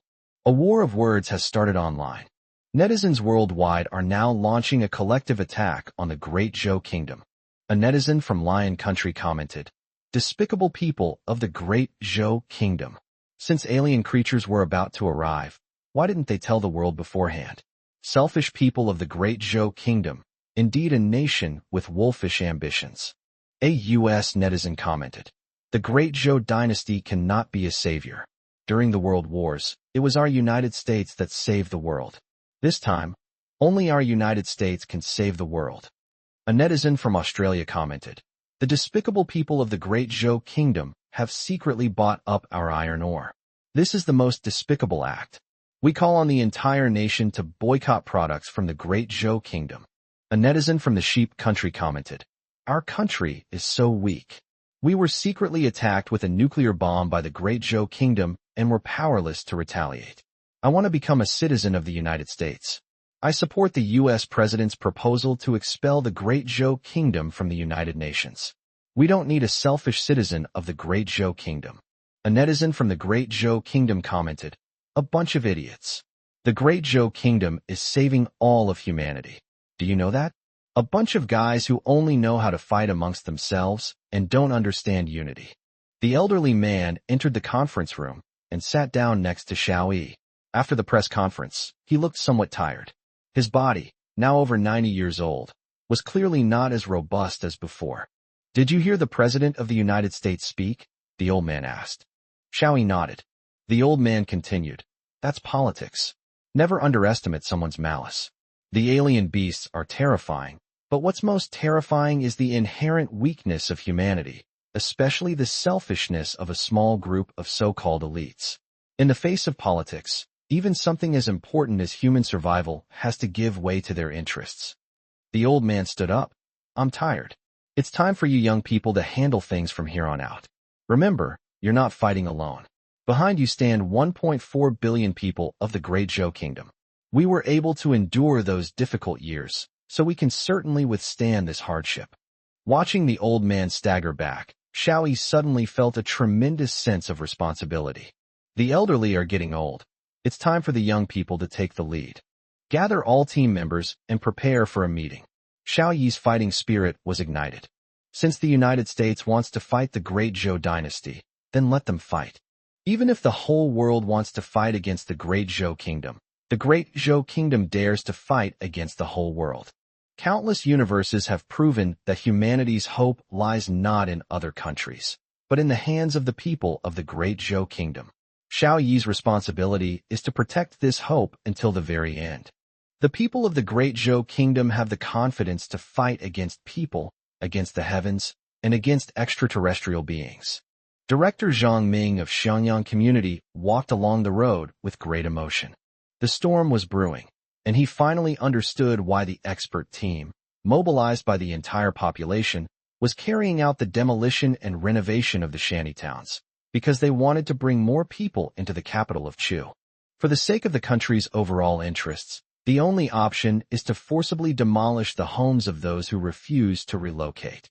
He was originally against forced demolitions, but now he hates those holdout residents with a deep hatred. In the second phase of their demolition plan, a number of old neighborhoods will also be demolished. Several famous figures have come from this neighborhood, including a very famous and wealthy comedian on television. His name is Lu Zhibiao, name provided by reader Fong Yu's father, a third-level troll, and he lives in the block across the street. Lu Zhibiao was the biggest holdout. Relying on his reputation, he demanded 10 times the compensation of others. Therefore, Director Zhang Ming was unable to persuade him to sign the agreement. As soon as the highest mobilization order was issued today, Zhang Ming rushed over with Xiao Sunday. He wanted to persuade Lu Zhibiao to sign the demolition agreement on the very day the order was issued. He believed Lu Zhibiao was a well-known figure and understood the importance of this matter. Before even entering the residential area, I saw Lu Zhibiao carrying 2 large suitcases and loading them into his car. Zhang Ming was secretly pleased. It seemed he had come to the right place. Lu Zhibiao was already preparing to move. "Brother Lu, are you getting ready to move out?" Zhang Ming asked with a smile. Lu Zhibiao was taken aback, then immediately nodded and said, "Yes, yes, yes. In response to the national call, I'll move." Zhang Ming quickly took out the agreement and said, "Then let's sign the agreement quickly, and I will help you get more compensation." Zhang Ming waved his hand. "No rush, no rush. I have something to do, I'll go first." A charming woman leaned out of the car and said coquettishly, "Brother Lu, hurry up. The plane is about to take off." Chapter 175. Those who escaped were not elites, but parasites. Zhang Ming was taken aback. Where were they going by plane at this time? Moreover, how can the agreement be signed if he leaves? Xiao Sun quickly grabbed a pen and stopped Lu Zhibiao, saying, "Brother Lu, are you going on a business trip? Then hurry up and sign it. Don't delay important national affairs." The charming woman snorted. "What national affairs? Humph, we're about to leave the country. At a time like this, who would be foolish enough to stay in the Great Zhou Kingdom?" Lu Zhibiao waved his hand. "Don't talk, let's go." He quickly put his luggage away, then rushed to the driver's seat, started the car, and stuck his head out to say, Director Zhang, we'll sign the agreement later. We have urgent business to attend to. We're leaving." Zhang Ming was taken aback, then rushed to the front of the car to block its path, saying, "Brother Lu, you're a celebrity. You need to set an example for everyone and actively respond to the country's call. If you don't sign, how can the house be demolished? This will delay important matters." Lu Zhibiao stuck his head out and said impatiently, "The house is mine. How could I possibly demolish it for such a small amount of money? Besides, demolition is a matter for the state, and any delays are also a matter for the state. It has nothing to do with you or me." Xiao Sun said angrily, "Lu Zhibiao, you are also a citizen of the Great Zhou Kingdom. It's one thing if you don't fight alongside the people of the whole country, but how can you hinder the progress of the country?" The woman stuck her head out and sneered. "Who said we're from the Great Zhou Kingdom? My Liu Zhibiao immigrated to the United States a long time ago. Move aside, don't delay us on our way to the airport. Also, our house can't be touched, otherwise it will be an international dispute. I'll sue you in the International Court of Justice. Watching the car drive away, Xiao Sun angrily threw a brick, but unfortunately missed. Director Zhang, what should we do? Xiao Sun asked angrily. Watching Liu Zhibiao's Mercedes drive away, Zhang Ming turned and walked towards Liu Zhibiao's house. Go to hell. If you dare to run away, I dare to move it. Zhang Ming looked at Xiao Sun and said, notify all colleagues still at work to gather here. We're moving his house. Xiao Sun quickly stopped him. Director Zhang, this isn't right. Something bad will happen. Zhang Ming twisted his neck and said, if anything happens, I'll take the blame. Xiao Sun looked at Zhang Ming in surprise. Was this still the same steady and good-tempered Director Zhang? Zhang Ming kicked Xiao Sun. Aren't you going yet? Xiao Sun scratched his head. Director, why has your personality changed so drastically? Where did your good temper go? Zhang Ming glared at him. A good temper is for good people. Do you need a good temper to deal with this kind of traitorous dog? Little Sun muttered aggrievedly, but I'm not a traitor. International airport. Suddenly, many people wearing masks and fully armed themselves appeared in the waiting hall. As soon as the supreme mobilization order was issued, those astute elites immediately sensed the danger. Since alien creatures are about to invade Earth, those of noble status should hide in the safest place. What kind of supreme mobilization order is that? That's a mobilization order that only the lowest of the low would risk their lives for. Where is the safest place in the world? Of course, it's the United States, with its most advanced technology and strongest military. Therefore, as soon as the supreme mobilization order was issued, flights to the United States were sold out. Those who remained in the Great Zhou Kingdom to observe quickly chose to flee. The highest mobilization order is a touchstone, the quickest and most effective way to test whether a person's heart is patriotic or traitorous. Liu Zhibiao breathed a sigh of relief after hurriedly boarding the plane with his girlfriend. Damn it. I didn't expect this to happen. I told you, we should have gone abroad a long time ago. A minor celebrity standing next to him nodded in agreement and said, that's right. Only a fool would stay in the Great Zhou Kingdom at this time. The United States is the most powerful and safest country in my mind. A business elite in the back row said with some annoyance, damn it, I was a little too slow. I still haven't transferred half of my assets abroad, and now those poor bastards in China are getting the benefits. At this moment, a blonde, blue-eyed flight attendant walked in, glanced at the fleeing citizens of Great Zhou, and said contemptuously, we just received the latest notification. The United States refuses to accept foreign nationals. Anyone without U.S. citizenship, disembark immediately. However, to the flight attendant's surprise, 90% of the passengers on the plane produced their U.S. passports. These so-called elites had actually acquired U.S. citizenship long ago. According to the laws of the Great Zhou Kingdom, anyone who acquires foreign citizenship will automatically lose their Great Zhou Kingdom citizenship.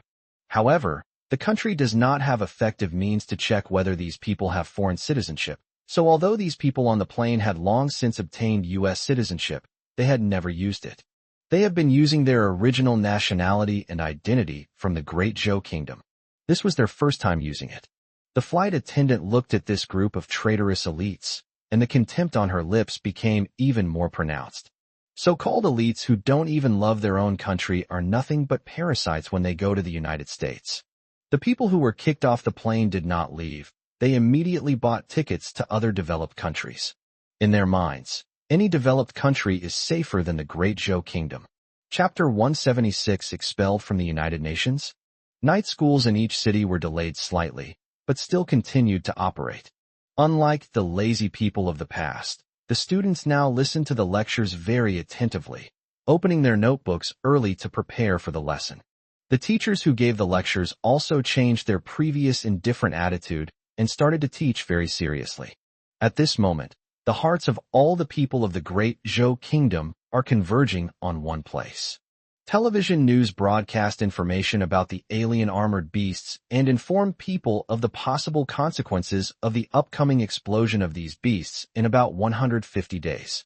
People then realized that the country had been planning ahead and had made ample preparations. It is a very rare opportunity for them to receive this learning experience. The entire nation is currently unemployed, and they will be the first group to be officially employed. Compared to the rest of the unit who were filled with anxiety, they are no longer an insignificant group. They have now transformed into the most important people of the new era. This scene is unfolding in various cities. General headquarters.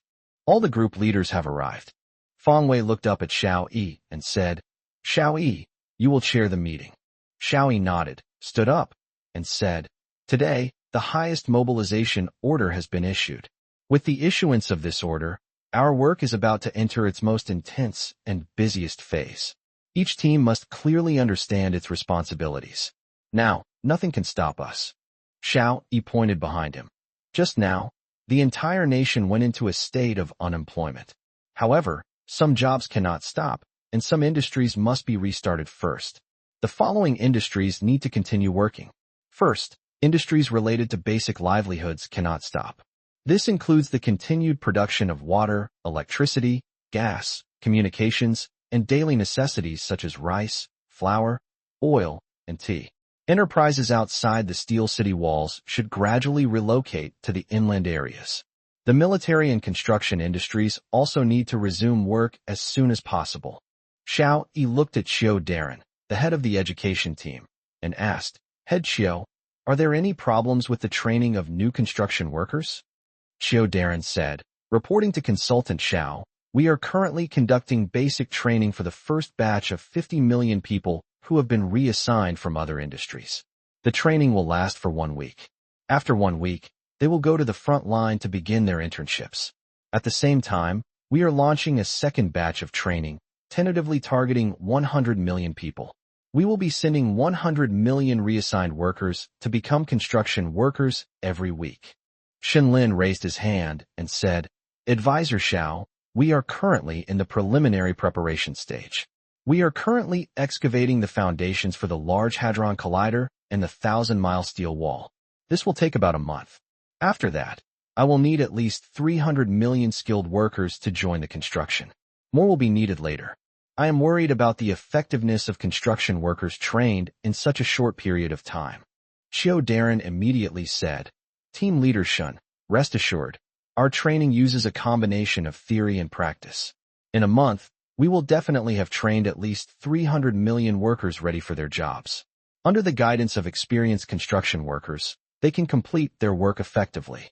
Most importantly, according to news from various night schools tonight, the trainees are highly motivated and extremely serious. With this kind of efficiency, they will definitely become qualified construction workers quickly." Shenlin was still a little worried. "Team leader Qiu, I'm not trying to be argumentative, but 3 new workers might not be as good as 1 experienced worker. I'm still not at ease." The meeting reached a stalemate for a moment. Qian Linsen turned to look at Xiao Yi. "This is a rather tricky problem. If there were a 3-month internship period, we could certainly train 6 or 700 million construction workers. But that's not possible now. This initial adjustment period is the most difficult." Seeing everyone's attention focused on him after all, it was he who had confidently promised to supply over 400 million construction workers to the front lines. Xiao Yi suddenly smiled. 1 month? That's enough. Team leader Shenlin, don't worry. Within a month, I said I'd give you 400 million, and that's 400 million. At least 100 million of that will be skilled workers. Feng Wei chuckled and said, "Xiao Yi, stop keeping me in suspense. Besides these 300 million new workers, where else can you find 100 million construction workers? And skilled ones at that?" Xiao Yi pressed a button, and a world map appeared on the projector.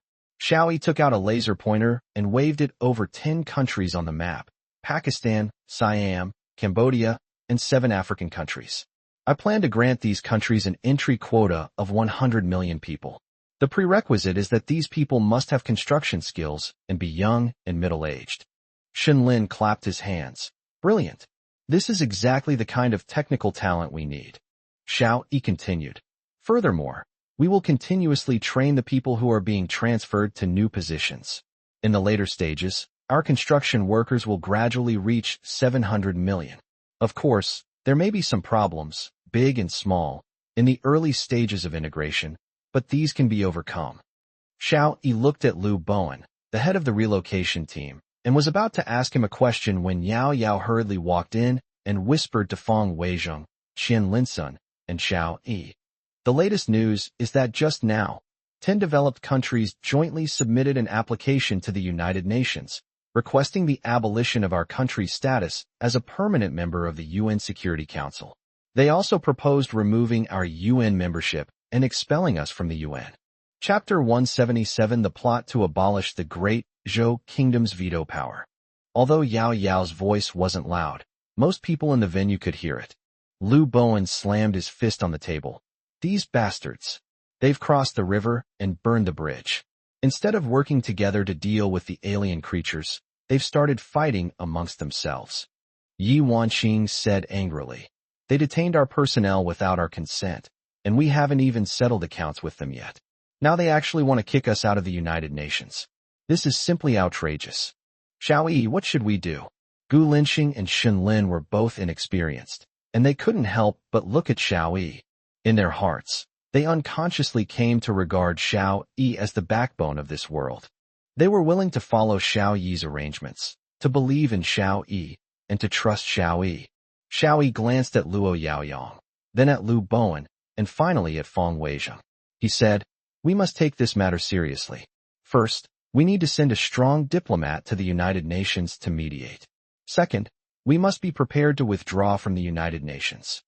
Seeing everyone's shocked looks, Xiao Yi slowly said, "The first message transmitted from other universes reminded us that the only way to save all of humanity is to rely on the people of the Great Zhou Kingdom. The existence of the United Nations is merely a formality. It has no real power and cannot unite the hearts of people all over the world. Moreover, it is easily controlled by certain developed countries. The bloody lesson from the last universe tells us that pinning our hopes on global cooperation is a pipe dream. While we will strive for global cooperation, we must also be prepared to sever all ties with other countries. Perhaps, only a solitary Great Zhou can save all of humanity," Xiao Yi said solemnly. Liu Bowen spoke first. "As for diplomats, I recommend Yuan Chun book friend Chun Yuan Wei Liao provided the name. Just a reminder, if you want to provide your name, please submit it in the comments section below. We generally don't have time to process submissions from other places." Xiao Yi's brows relaxed. "Yuan Chun? The spokesperson who saluted Gao Daqiang at the press conference? Good, I think it's very good. In extraordinary times, we don't need too many diplomatic skills. We need diplomats with unwavering integrity." Feng Weizhong nodded. "I agree." Qian Linsun nodded in agreement. Xiao Yi said to Yao, "Immediately notify Yuan Chun to report to the expert team of the National Mobilization and prepare to fly to the United Nations to show the world our attitude." A conference room at the United Nations. 10 developed countries are discussing a plan to deal with the Great Zhou Kingdom. The representative from the United States of America stated, "I have been specially appointed by the President of the United States of America, and we will use all means to remove the Great Zhou Kingdom from the list. This is because the Great Zhou Kingdom is too selfish. It possesses such important information but did not notify the world to prepare immediately. Instead, it secretly accumulated resources. The United Nations must unite and act together. It is impossible for the Great Zhou Kingdom to succeed in resisting the Star Beasts on its own." As one of the 5 permanent members of the UN Security Council, the representative of the Lion Country also spoke with great concern. He said, "Although our 10 countries have jointly submitted an application, it will be vetoed by the Great Zhou Kingdom at the formal meeting. We must bypass this veto system." The representative of the United States immediately said, "Over the years, we have submitted dozens of proposals to veto the veto power, but ironically, each one has been vetoed by the Great Zhou. This time, we must unite to amend the UN Charter and abolish the Great Zhou's veto power." The representative from Australia shook his head. "The UN Charter cannot be changed. As long as the Great Zhou uses its veto power, we cannot change it. However, I do have an idea." The U.S. representative became interested and quickly asked, "How do we do it?" The representative from Australia said, "According to the Charter, abstentions and not voting will not be considered vetoes. If we can prevent the representative from the Great Zhou Kingdom from entering the meeting or casting a vote, We can amend the charter and abolish the veto right. The Lion Country representative hesitated. Isn't this a bit too despicable? We are both major world powers. Won't this draw criticism? The representative from the United States laughed loudly. In this world, strength prevails. Whoever dares to disobey, I will sanction them. The suggestion from Australia is excellent, I agree. We will handle the interception of the representative from Great Zhou, who will be the rotating chair. Quickly publicize our proposal and start the vote as soon as possible. Only when we expel Great Zhou from the United Nations can we feel at ease. Representatives from several developed countries looked at each other in bewilderment. However, although they are developed countries, they are all relatively small countries. Its international influence is far less than that of the United States. The U.S. representative observed the expressions on the faces of the other representatives and said coldly, "Gentlemen, don't forget that your peace is maintained by the United States, protected by our warships and bases all over the world. Now, let's vote by raising our hands. Those who support my proposal, please raise your hands." The representative from the United States was the first to raise his hand, followed by representatives from Australia and Canada. The United States hesitated for a moment before also raising its hand. The two major European powers lowered their heads and remained silent. The United States looked at the other countries, and the boot country raised its hand, followed by the other countries. The conference room was now empty except for the two major European powers. Under the watchful eyes of 8 people, they finally succumbed to the pressure and raised their hands. Excellent, unanimously approved. Let's take action and abolish the Great Zhou Kingdom's veto power, restoring fairness to the world, the representative from the United States said excitedly. The representatives of the two major European powers exchanged a knowing glance. They sensed that the world was no longer fair, but that the only force that dared to resist the United States had been strangled by their own hands. The world has fallen into the hands of the United States. One more chapter, coming later. Chapter 178, Unified Housing Allocation. Command Center. The meeting continued. Although being removed from the United Nations is a very serious matter, it is not the end of the world. From the very beginning, the Great Zhou Kingdom never expected to rely on other countries to accomplish this great feat. Yi Wanqing said, "Actually, we didn't need to reveal this information at all, especially not to all the countries without reservation. We could have quietly completed our own defenses. This incident teaches us that good deeds don't always go unrewarded. I have some of the latest research results on quantum theory, and I've decided not to share them with anyone."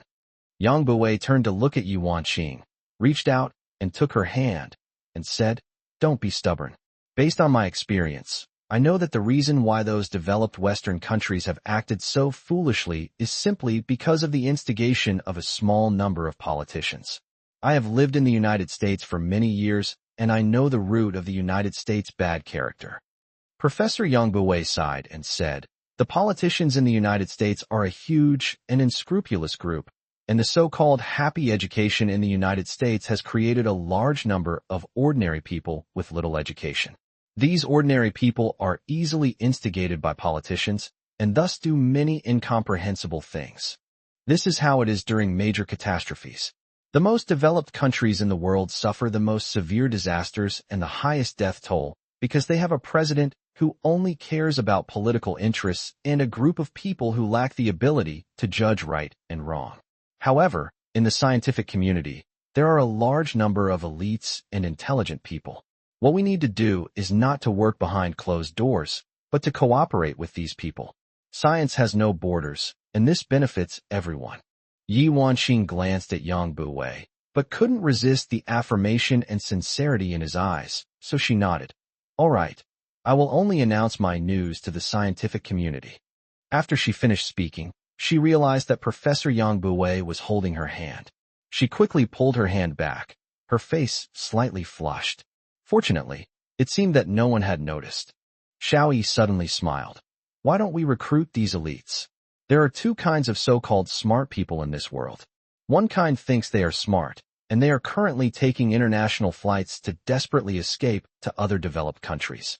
But there is another kind of truly smart people, and these people are trying to find ways to enter our Great Zhou Kingdom. Right, Deputy Commander Qian?" Qian Linsan laughed heartily. That's right.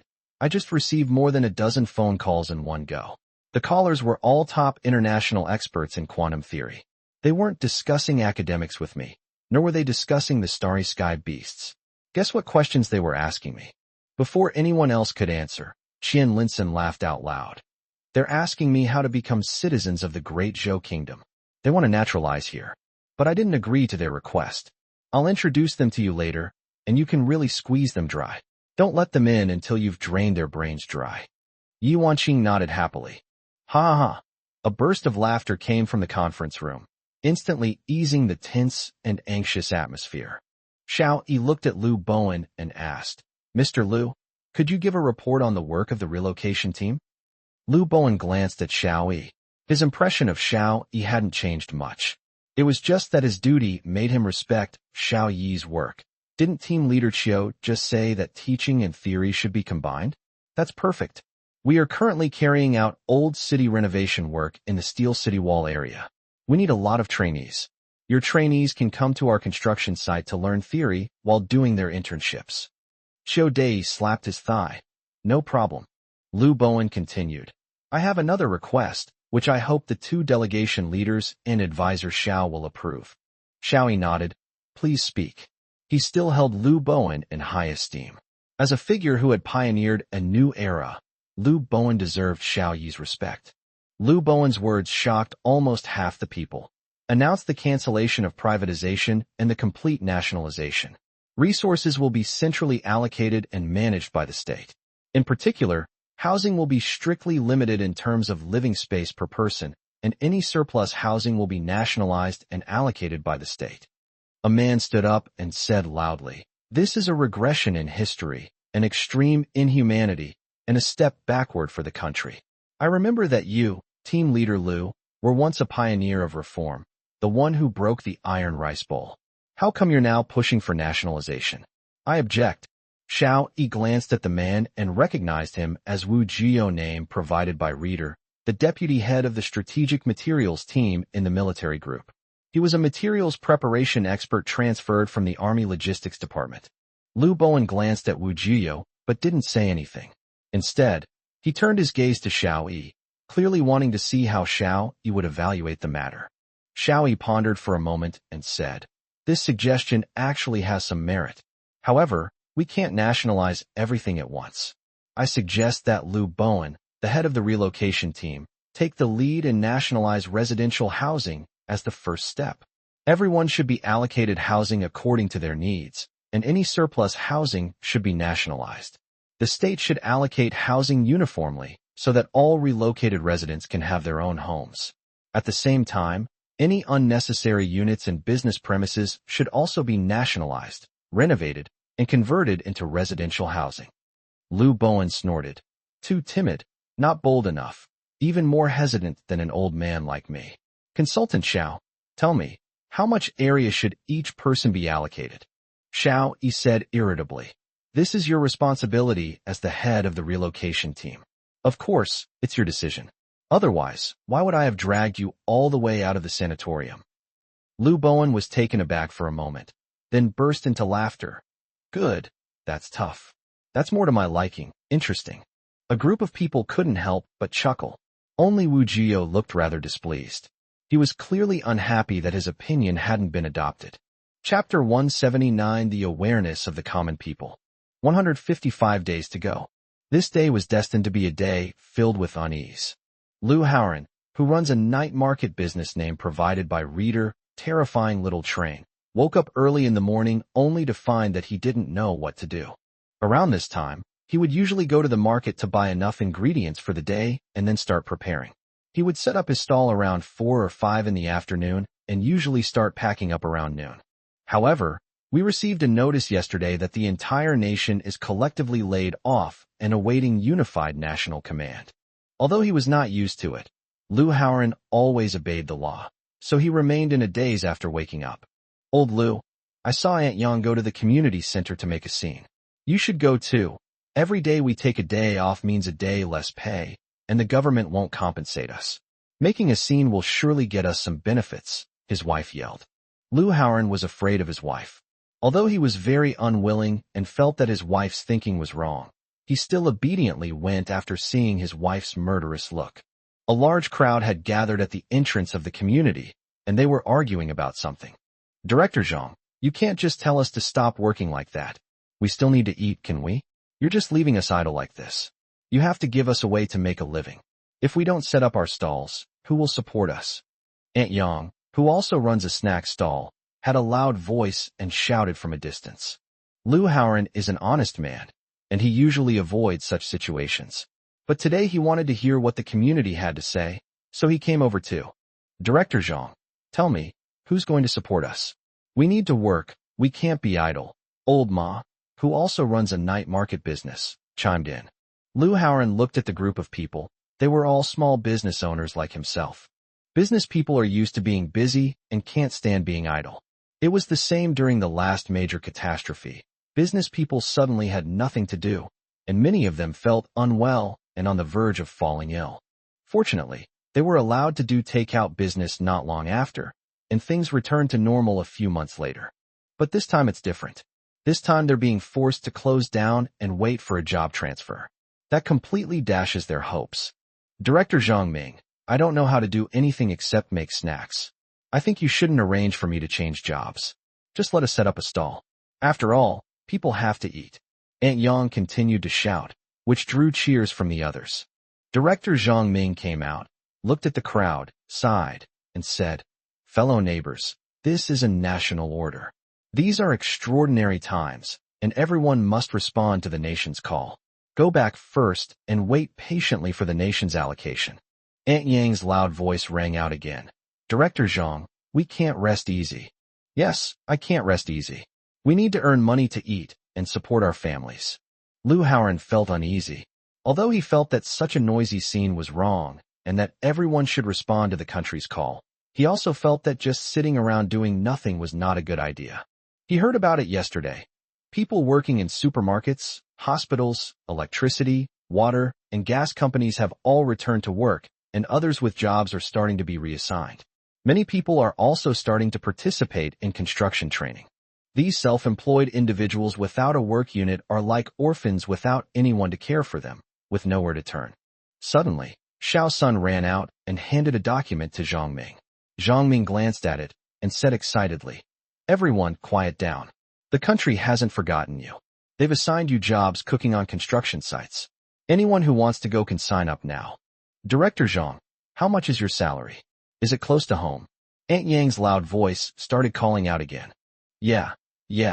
As for the salary, I don't ask for too much, but it should be about the same as what we earn in business. It would be best if it were close to home, at most a 10-minute bike ride. Old Ma, who loved to stir things up, immediately chimed in. Zhang Ming said somewhat dejectedly, Neighbors, the government hasn't mentioned wages yet. These are extraordinary times.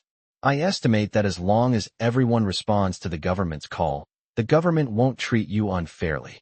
As for the location, our Chu capital is located in the very center of the steel city wall, and the nearest construction site is 800 kilometers away. TCH, it's so far, not to mention the cost. Who would go? I'm not going. Aunt Yang grumbled. Fine, I'll still go set up my stall. I don't believe anyone would dare to take away my food stall. If we work together, there's strength in numbers.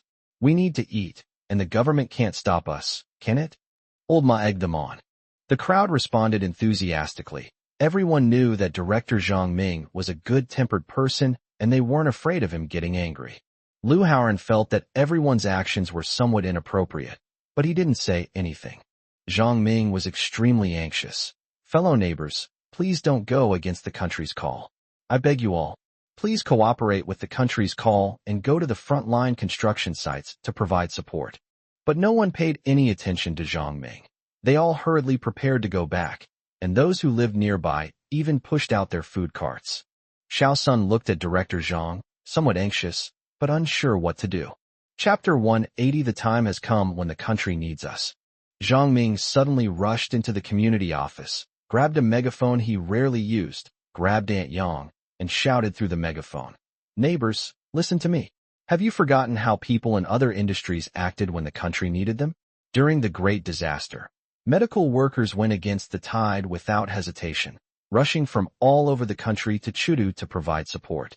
Did they even ask how much the country was paying them?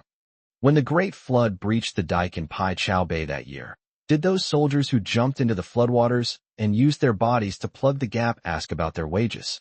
Aunt Yang, that seems to be your hometown. Aunt Yang stopped and lowered her head.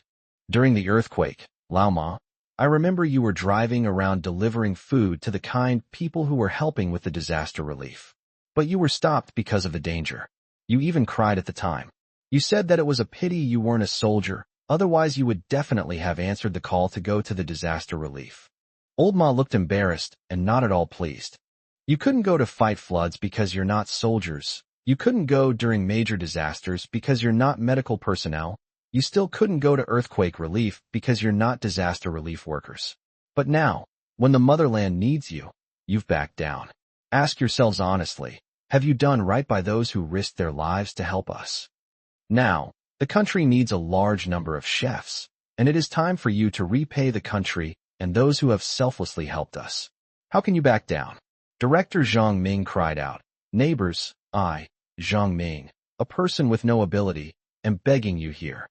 As he spoke, Zhang Ming suddenly knelt down, tears streaming down his face. He felt he had done a terrible job. At such a critical moment for the country, he hadn't been able to convince his neighbors. He felt like a failure. Lu Haoran suddenly felt a surge of passion coursing through his veins. Director Zhang Ming spoke to his heart. They once believed they had a burning passion for their country, but they had no way to serve it. But now, when the motherland needs them, they are still making excuses and haggling. Are they still people of the Great Zhou?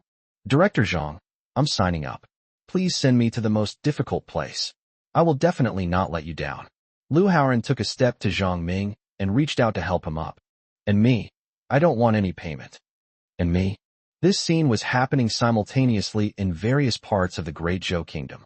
I'm home. His wife asked, has anything been resolved? Has the community given us any compensation?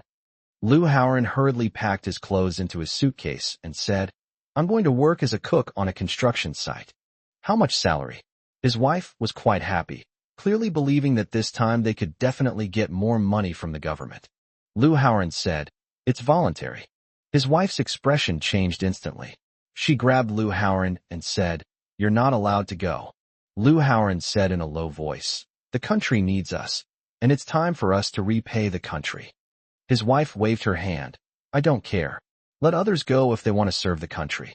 Why should we be so foolish? Put your clothes back right now.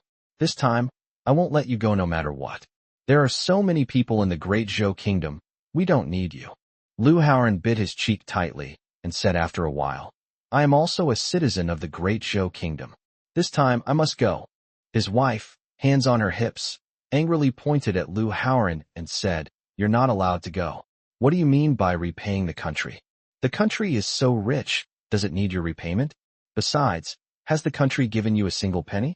Our money is all earned through hard work, not given by the country. If anyone should go, it should be those who are paid by the country. Lu Haoran snatched the clothes from his wife's hands. I've already signed up. This is a time of national crisis, and my strength is needed. My strength alone is insignificant, but there are millions of people like me, and that is a tremendous force. This time, I'm definitely going. His wife was furious. She kicked him hard and pointed at Lu Haoran's nose, yelling, don't give me that lecture. I'm not that enlightened. If you go, who will cook for me? You're not allowed to go. Lu Haoran said, why don't you come with me? Don't even think about it. I'm not going, and you're absolutely not allowed to go either. His wife glared at Lu Haoran. Lu Haoran stopped paying attention to his wife. Only now did he realize that his wife, with whom he had been living day and night, had such low awareness. The Great Zhou Kingdom has never issued a supreme mobilization order. Now that the supreme mobilization order has been issued, it signifies that the Great Zhou Kingdom has reached a critical juncture of life and death. At this time, anyone still discussing personal interests is absolutely a selfish and petty person. And his wife, with whom he had shared a bed for so many years, turned out to be such a low-aware person. The Supreme Mobilization Order is like a mirror, instantly revealing the ugly side of many people. He packed his luggage, then picked it up and prepared to leave. Chapter 181. We are also the most beautiful frontline workers. His wife was furious. She had never seen Lu Haoran disobey her before, and this was absolutely intolerable. Before she got married, her mother always told her that once she got married, she had to be ruthless when dealing with men, otherwise she would lose her status at home. The greatest tragedy is when a woman loses her status. She slapped him hard across the face, leaving 5 red finger marks. Lu Haoran, I'm the one who calls the shots in this house. If I say you can't go, then you can't go. Lu Haoran covered his face and looked at his wife. At that moment, he realized how ugly his wife was. Not only is he ugly, but his heart is even uglier. I've wasted my eyes living with such an ugly person for so many years. Lu Haoran came out carrying his suitcase. He didn't want to stay a moment longer. His wife tried to pull him away again, but seeing that she couldn't, she simply sat down on the ground and clung tightly to Lu Haoran's clothes. Lu Haoran turned around, stared coldly at his wife, and said, word by word, I don't hit women, but today I have to. Smack! After a sharp crack, the wife was completely dumbfounded. She covered her face and stared blankly at Lu Haoran. She couldn't understand how this usually weak and easily bullied honest man would dare to hit her, and hit her so hard. Lu Haoran walked out without looking back. The bus was waiting for him. An hour later, the bus carrying Lu Haoran and a group of old neighbors drove against the flow of traffic, directly opposite to the massive stream of vehicles heading towards Chengdu. He felt like he had become one of those most beautiful heroes going against the tide, as described on television. During the last major catastrophe, the most admirable medical workers of the new era went against the tide and rushed to Chengdu, the capital city most severely affected by the epidemic. They were called the most beautiful heroes going against the tide. Now, with hearts full of gratitude, they are going against the tide, heading to the frontline construction sites where they are most needed. They are also the most beautiful heroes going against the tide. On the bus, everyone's heart was pounding with excitement, filled with anticipation for their future work. Chronicle of major events in the Great Zhou Kingdom. With 155 days to go, 1 million catering industry workers rushed to construction sites across the country, becoming part of the construction army. On the same day, 15 million passengers were transported nationwide, breaking the Spring Festival travel record. People who work, do business, or study away from home are embarking on the road back to their hometowns. The world has changed so much. In this dangerous time, everyone is thinking of one thing: to go home and spend this perilous moment with their loved ones. On this same day, the Great Zhou Kingdom issued a recall order for all its overseas citizens. Those who failed to return within 1 month would have their Great Zhou Kingdom citizenship revoked and be refused entry. At the same time, the Great Zhou Kingdom issued a nationwide lockdown order, prohibiting the export of all goods and the entry of foreign nationals. Furthermore, the Great Zhou Kingdom issued an expulsion order, commanding all foreign nationals within its borders to leave the country within 1 month. Those who fail to comply will be forcibly deported. On the same day, Yuan Shun, the newly appointed UN representative of the Great Zhou Kingdom, was blocked at the airport and unable to enter the United States. With 154 days to go, the first batch of 50 million retrained workers began their architectural engineering studies at various construction sites under a new model of combining internships with instruction.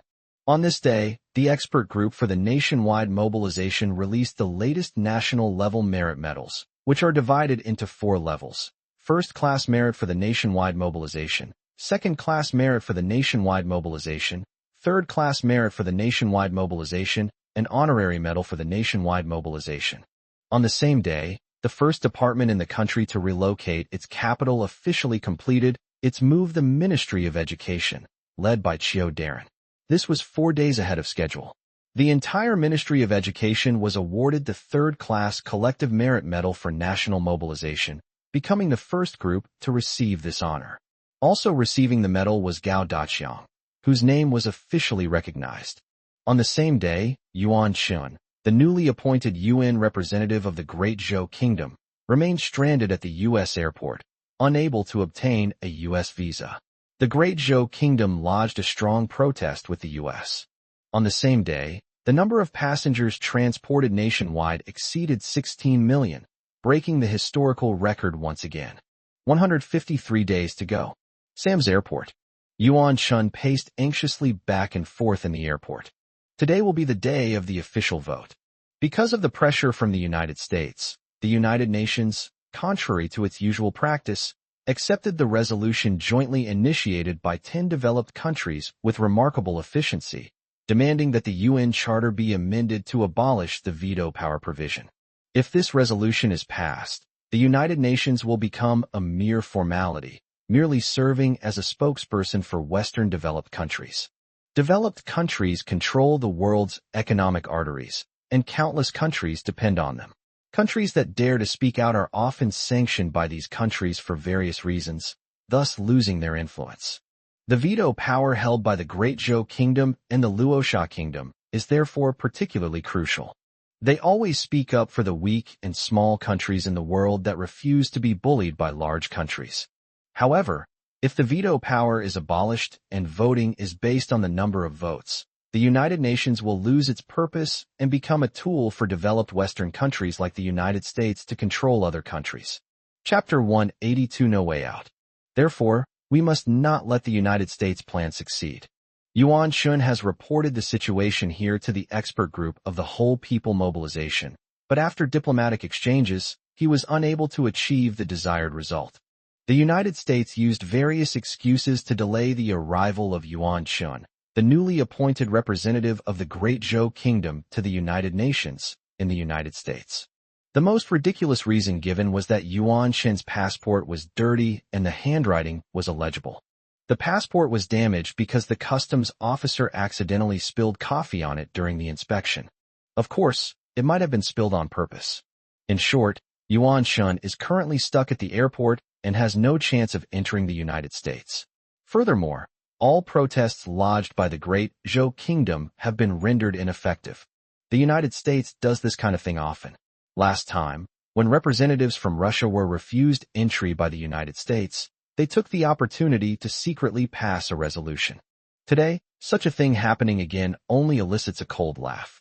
It's truly speechless that the world's largest country is so petty and narrow-minded. However, there is a reason for the United States' actions. Since the Great Cataclysm, the United States' status as the world's #1 power has been precarious, and its decline is very obvious. The Great Zhou Kingdom is catching up with the United States at an extremely rapid pace. That's why the United States is so meticulously plotting against the Great Zhou Kingdom. Even with the attack of the Starry Sky armored beasts, they didn't forget to sabotage the Great Zhou Kingdom. An ordinary-looking man of the Great Zhou Kingdom walked over and bumped into Yuan Shun as he passed by. Yuan Shun felt something extra in his pocket. He reached into his pocket and pulled out a piece of paper with 2 words written on it. Toilet. Yuan Shun understood that this meant the country had begun to take action. He slowly walked towards the restroom, just as the middle-aged man went in. Upon entering the restroom, Yuan Shun glanced at the middle-aged man out of the corner of his eye. The middle-aged man subtly pointed to the 3rd stall. Yuan Shun walked into the cubicle without making a sound and closed the door. A man stood inside the door, whose build and appearance were very similar to his. The man quickly exchanged clothes with Yuan Shun and then did some makeup for Yuan Shun. 2 minutes later, Yuan Shun came out, lowered his head, walked to the waiting area, found a seat, and sat down. This was his usual spot. Several spies glanced at Yuan Shun but didn't notice anything unusual. The real Yuan Shun emerged from the restroom. He had changed his clothes and put on makeup, and his appearance had changed slightly. He hurried to the exit and handed over his passport. He was no longer a citizen of the Great Zhou Kingdom, but rather a citizen of the Fusan Kingdom. He walked out of the passage smoothly, and a car stopped in front of him. Getting quickly, the meeting is about to start. Xiao Yi maintained his harmless demeanor, but a cold glint flashed in his eyes. His mission was to get Yuan Shun to the United Nations headquarters as soon as possible to participate in the upcoming vote. Yuan Shun got in, and the car sped off. Fasten your seatbelts. The Americans will find us soon. We need to hurry, Xiao Yi said nervously. Although he had participated in many special operations before, this one still made him very nervous. This operation concerned the people of the entire world and the nations standing in the United Nations. However, these were not the reasons for his nervousness. What made him nervous was that this time he was fighting against the entire United States. The United States has highly advanced technology and a very capable intelligence agency. The imposter Yuan Shun will soon be exposed. With the United States' powerful intelligence network and information analysis capabilities, they will be able to locate their vehicle very quickly. He had to get Yuan Shun to the United Nations headquarters before the United States discovered them. Suddenly, a loud engine roar came from the sky. Xiao Yi looked up and saw that it was a helicopter from the United States. Sure enough, the United States had already noticed something amiss and located them, sending helicopters to track them. Listen up, you black SUVs ahead.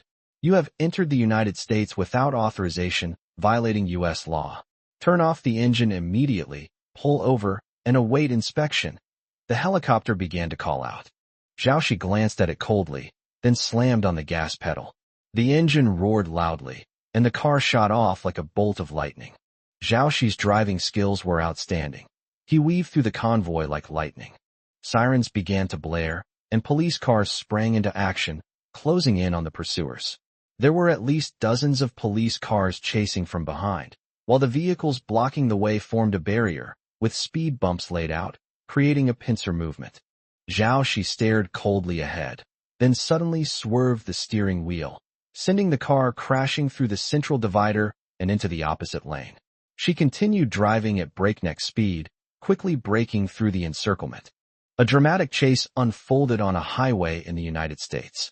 With only minutes left before the conference began, Xiao Yi abruptly turned the steering wheel again, sending the car plunging off the overpass and onto the ground. After a loud screeching of tires, Xiao Yi found another sliver of space. However, the helicopter pilot high in the sky sneered, because there was no way forward for Xiao Yi. The surrounding police cars had blocked all of Xiao Yi's escape routes. Screech! A sudden screech of brakes rang out, and Xiao Yi had no choice but to stop the car. We are surrounded. He had nowhere else to go. Meanwhile, in the United Nations conference hall, the meeting had already begun, and the representative of the United States began to speak, explaining the importance and necessity of amending the UN Charter. However, the seat for the representative of the Great Zhou Kingdom was empty. Chapter 183 Withdrawing from the United Nations? The Great Zhou Kingdom. General Headquarters. Xiao Yi put down the phone and said with a gloomy face, "The Rakshasa Kingdom has put forward several conditions. Otherwise, they would not have voted against it. They would have abstained." Feng Wei's face darkened. "What are the conditions?" "Because of Yuan Shen's absence, the only way to invalidate this vote is through the crucial veto vote from the Rakshasa Kingdom. The Rakshasa Kingdom is also one of the 5 permanent members of the UN Security Council and possesses veto power. Therefore, Xiao Yi contacted the president of the Russian Empire. However, the president put forward conditions, and these conditions were impossible to agree to. He wants us to provide half of his steel and energy, as well as 100 million Mechs and 100 million construction workers to help him build defensive walls. He also wants a large amount of food," Xiao Yi snorted. "And he wants us to help him build the Large Hadron Collider to assist in his defenses." Feng Weijing frowned. This doesn't seem like a negotiation, but rather a disguised refusal.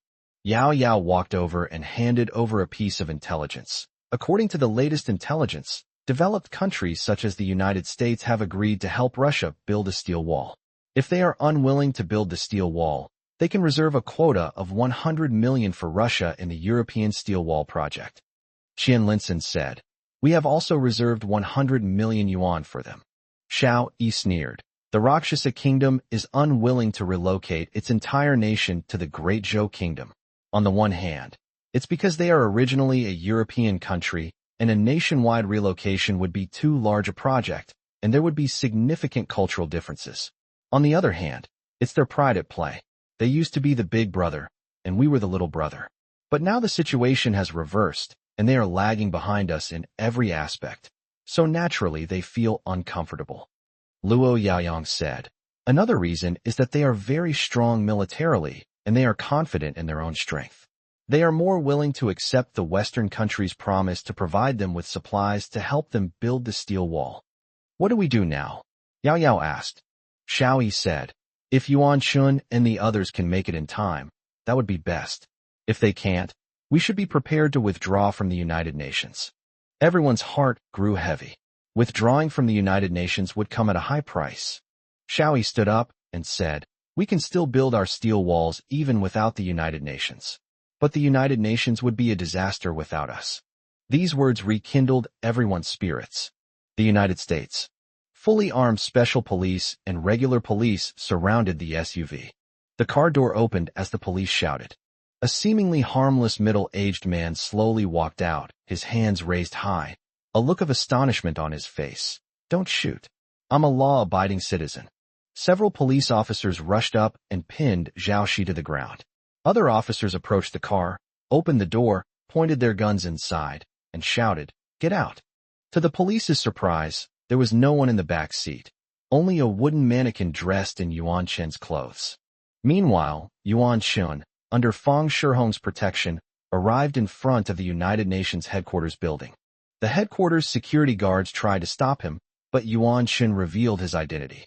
According to the UN Charter, the UN headquarters does not belong to the United States, nor to any other country in the world. The police from the United States had no jurisdiction here. They could only watch helplessly as Fang Shihong protected Yuan Shun as he entered the building. United Nations conference room. After delivering his concluding remarks, the U.S. representative said, I propose that we now begin the vote. After saying that, he glanced at the empty seat of the great Zhou kingdom, and a smug smile appeared on his lips. With the approval of the rotating chairperson, voting began. Just then, to everyone's shock, an Asian face hurriedly walked over, led by the security guard at the conference room door, straightening his clothes as he went. He is Yuan Shun, the newly appointed representative of the Great Zhou Kingdom to the United Nations. He will cast his veto at this meeting, vetoing the resolution to amend the UN Charter. The faces of the 15 member states were grim. As they watched Yuan Shun walk in, they felt a deep sense of disappointment. It seemed that this vote was going to be wasted again. The representative of the United States' facial muscles twitched a few times. He secretly winked at a security guard, who nodded. The U.S. representative was slightly relieved. He glanced at Yuan Shun, and a cold smile appeared on his lips. Thanks to the 6 great readers of the book, Arctic, for their verification. Also, thanks to users 311-89730, 22162411, 263402212, D. Lin, Xian Yin Sui Yu, Zhiting V, 525-30757, Zheng Ting Hao, Mo, 29595266, Shu Chong, Roger, Chui Gung Wang, Zhao, 134-10440, 3443-2699, Lansha, Zhang Youhu, Conqueror, Chun Shu Xia Mo, 231742122, and Xiao Liangsheng, a user 40414316, Kai Chensi, Hei Xian, user 10467758, Xiesia, user 288033741, Hanyu, user 15213655, Tenyear Bookworm, user 296392663, Lin, user 11299431, user 11087453, Male 63, user 313103130, Taishang Bai, 0, and one more reader whose name I can't type, Old Playful Child, Jar Hero, who sent the update reminder charm, inspiration capsule, and 666 package. The support, likes, and donations from other readers are my motivation for writing. Thank you all. I'll update as much as possible whenever possible. Chapter 184 UN Resolution Adoption. Yuan Shun hurriedly walked to his empty seat, glanced at the clock on the screen, and realized he had 10 seconds left to vote. That's enough. In just 1 second, I can crush these Western countries' malicious proposals against the Great Zhou Kingdom. The other countries were all watching Yuan Chen's every move closely. They had all pressed the yes button, but the Rakshasa Kingdom hadn't pressed it at all, clearly intending to forfeit the vote. Yuan Shun pressed the no button without hesitation. Although the number of votes was small, it was enough to overturn this conspiracy, because the Great Zhou Kingdom was one of the 5 permanent members of the United Nations Security Council and had a veto power. But there was no response on the screen. Yuanshan looked up at the representative from the United States and saw the smug smile on the representative's face. He instantly understood that since they couldn't win in a direct confrontation, they started resorting to underhanded tactics. They actually resorted to such despicable means to prevent the Great Zhou Kingdom from voting. It's utterly laughable. Yuanshan pressed the button a few more times, but there was still no response. He looked down, lifted the table, and saw a broken thread underneath. Yuanshan suddenly stood up, raised his hand and shouted, "Mr. Chairman, there is a problem with our voting button. Our Great Zhou Kingdom will exercise its veto power and cast a vote against it. Please declare this resolution invalid." The rotating chairperson checked the time. There were 2 seconds left before the voting deadline. He was a little embarrassed and didn't know what to do. There were television reporters filming nearby, and embassy staff from the Great Zhou Kingdom were also filming and collecting evidence. The rotating chair wanted to announce the results, but upon seeing the dark expression on the face of the U.S. representative, he hesitated for a moment. He coughed and said, "Excuse me, Representative, what did you just say? I didn't hear you." Just as Yuanshan was about to repeat himself, the countdown timer reset to 0. The rotating chairperson immediately stood up and said, "Voting is over. According to the results, 13 votes in favor and 2 abstentions. I hereby announce." Yuanshan stood up angrily and said, "Mr. Chairman, I protest. Our Great Zhou Kingdom voted against it. According to the UN Charter, we have a veto right. This resolution cannot be passed." Although the rotating chairman felt his face burning, he still forced himself to say, "We only respect the facts, the result just now." Yuanshan interrupted the rotating chairman. "The fact is, our Great Zhou Kingdom voted against it. This resolution cannot be passed." The rotating chairman said awkwardly, "The data I see is 13 votes in favor and 2 abstentions." Yuanshan said loudly, "We have evidence here. We have video footage taken on site. Before the voting deadline, we expressed our opposition verbally because the voting machines were deliberately sabotaged. This is an undeniable fact." The rotating chairperson was at a loss for words. The representative from the United States sneered, "Please look carefully, representative of the Great Zhou Kingdom. What is displayed on the screen is the objective fact, 13 votes in favor and 2 abstentions. This resolution is passed." Yuanshan said righteously, "Is the United Nations a place where clowns gather? How could the United Nations ignore such a clumsy tactic? Mr. Chairman, on behalf of the Great Zhou Kingdom, I uphold our principles and request that this resolution be declared invalid." Everyone turned their attention to the rotating chairman. Whether or not the motion passed now rested entirely on his shoulders. The rotating chair was a representative from a small Latin American country. It was their turn to serve as the rotating chair, and he started sweating. From a moral standpoint, the Great Zhou Kingdom did indeed vote against it, which means that the resolution will not pass.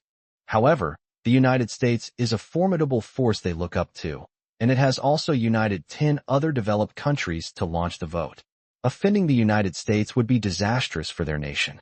In our private conversation just now, the representative from the United States said that if this resolution is successfully passed, the United States will allocate 10 million places to accept people from their country. That's a huge number. Their country is weak and doesn't yet have the capacity to build defensive fortifications. Seeking refuge with the United States was practically their only option. The rotating chair wiped the sweat from his brow, glancing once more at the U.S. representative. It would be truly shameful to announce the resolution's passage himself. Moreover, it would not only be a loss of face for himself, but for the entire nation. Just then, he saw the representative of the United States slightly extend 2 fingers. He immediately understood what the U.S. representative meant. The target of 10 million had been raised to 20 million.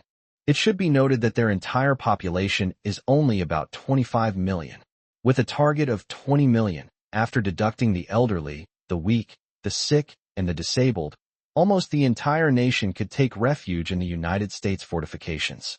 For their country, this was practically saving the entire nation.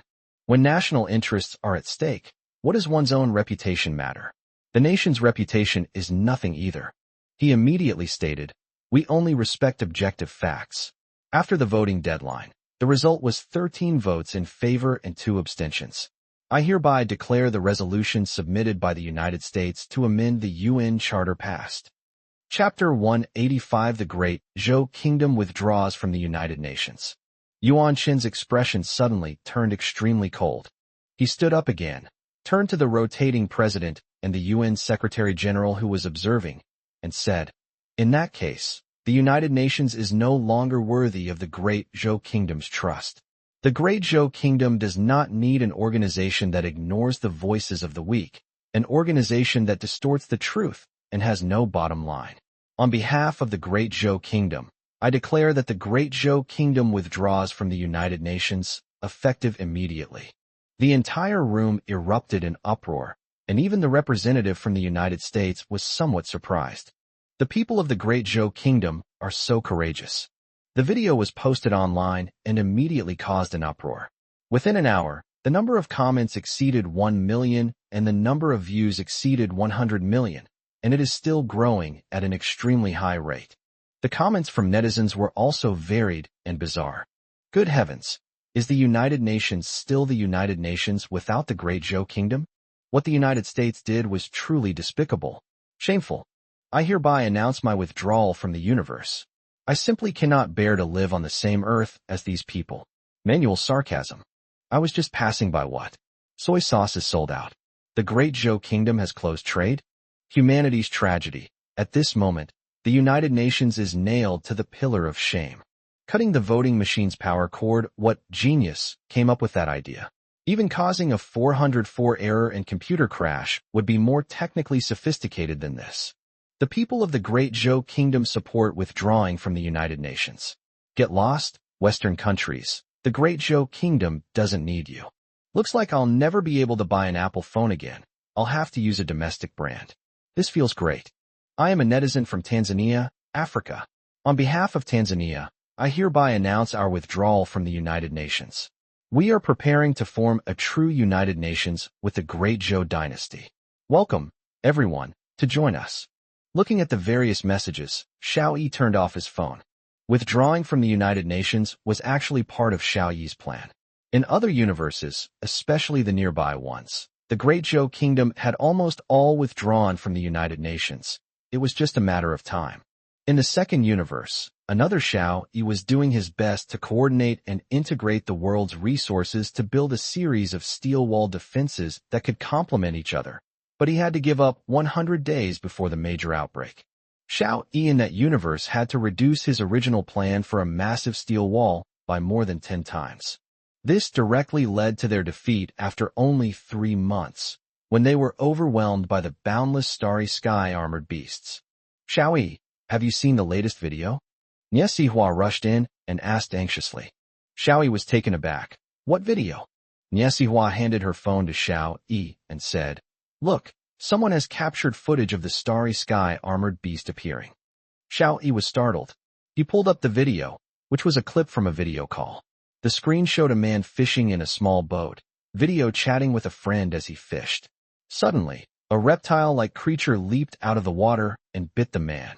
The video cut off, and nothing could be seen anymore. Although it was just a short shot and the image wasn't very clear, it was still discernible that the creature had the same physical characteristics as the starry sky armored beast in the video filmed by the United States. So, the origin point went into the sea. No wonder we can't find it. Xiao Yi looked up at Niesihua. We need to find the filming location and time quickly. He tapped the screen, preparing to hand the phone back to Niesihua. Unconsciously, the phone screen switched to the home screen. The main screen prominently displayed a photo of Xiao Yi and Niesihua together. Xiao Yi was taken aback and said, "You used my photo as a background, which infringes on my portrait rights." Niesihua blushed, snatched the phone, and hurriedly ran away. This is significant news from other universes, and there is no indication that the origin point has entered the sea. Xiao Yi guessed that the origin point was so well hidden because it could also survive on the seabed, which is why it was impossible to find. The ocean floor teems with marine life, which serves as food for the starry sky armored beasts. This is the main reason why their numbers are so astonishing when they erupt. If we can quickly locate the location where this photo was taken and use nuclear bombing, we might be able to delay the outbreak of the star beasts once again. However, Xiao Yi was not optimistic. According to calculations from other universes, the star beasts of this time period have completely disappeared and will not emerge until the time of the major explosion. Not long after, Hua returned, her face still flushed. She said, "We've found out. The video was filmed 10 days ago in the Caribbean Sea." Luo Yaoyang and Zhao Taizhu hurried in and said, "This must be the origin point. Shall we try again?" Xiao Yi shook his head. According to information from other universes, the origin point can move, and it moves at a considerable speed. In the ocean, it moves even faster. Just now, Xiao Yi realized that he seemed to have said the same thing. He immediately understood that this was due to quantum entanglement, which transmitted events that had occurred in other universes into Xiao Yi's mind. It was like a dream I had of the exact same scene before. Chapter 186: The Secret of the Origin Point. Such a scene must have occurred in other universes and left a deep impression on Xiao Yi in that universe. That's why Xiao Yi is now able to receive the information transmitted by quantum entanglement. In the image in my mind, biologist Wang Lin would hurriedly walk in at this moment. Sure enough, as soon as Xiao Yi turned his head, he saw the biology expert Wang Lin rushing in. At that moment, it perfectly coincided with Xiao Yi's dream. Xiao Yi blurted out, "I understand. The origin point is the mother worm. After landing on Earth, it grows rapidly and then consumes a large amount of food to prepare for reproduction. After accumulating enough food, it burrows underground to hibernate and lays eggs.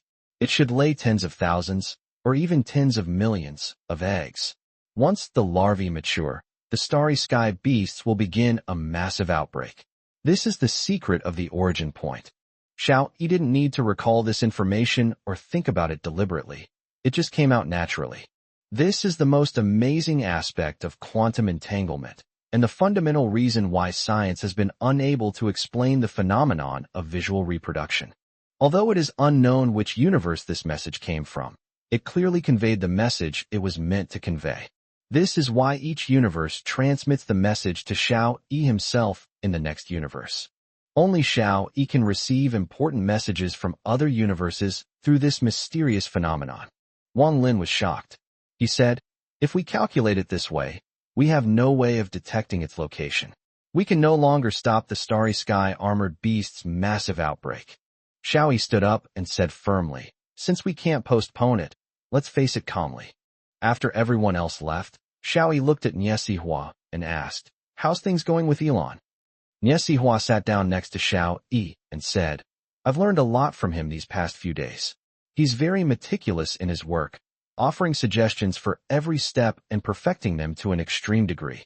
On the surface, it may seem that he doesn't plan for the big picture, but it's precisely because he optimizes the small details that the overall improvement is so remarkable." Xiao Yi said, "You must learn the essence. If one day he leaves, I hope the overall direction won't change. You must maintain the state you were in when he was here. 1 billion Mechs, that's an extremely large number and an extremely difficult task. By the way, have his family been brought here yet?" Hua shook his head. He said his family is still somewhat resistant and hesitant. He is working on them. Xiao Yi shook his head. That's just an excuse. He's still hesitant. Maybe he wants to see which country has a better defense before deciding whether to stay here or go to the United States. Hua nodded. "I feel that he is wary of me, as if he is afraid that I have learned something. Just pretend to be naive and innocent to fool him," Xiao Yi said with a smile. Hua rolled her eyes at Xiao Yi. "In your eyes, am I just a naive and innocent girl?" Xiao Yi was taken aback and said, "I said you should pretend, not that you are." Hua stared at Xiao Yi. "You just said that I used your photo as my phone background, which infringed on your portrait rights. You can also use my photo, and then we'll cancel each other out." Xiao Yi took out his phone and waved it. "I'll use this one instead. This one is more pleasing to the eye and more exciting." Hua was a little annoyed. She snatched Xiao Yi's phone, wanting to see what kind of beautiful woman he was using as his background picture, one that was even more eye-catching than hers. But what she saw was a picture of two menacing starry sky armored beasts. She shoved the phone into Xiao Yi's hand, stomped her foot, and ran away. Damn it! She snatched my phone and won't even speak properly. This silly girl, has she gone crazy? Xiao Yi almost dropped the phone and muttered to himself. In Elon's room, Elon picked up a cup of coffee and looked at the girl in front of him. This girl is a classic Eastern beauty with a unique exotic charm, and she's also an excellent coffee brewer. This kind of girl is truly captivating.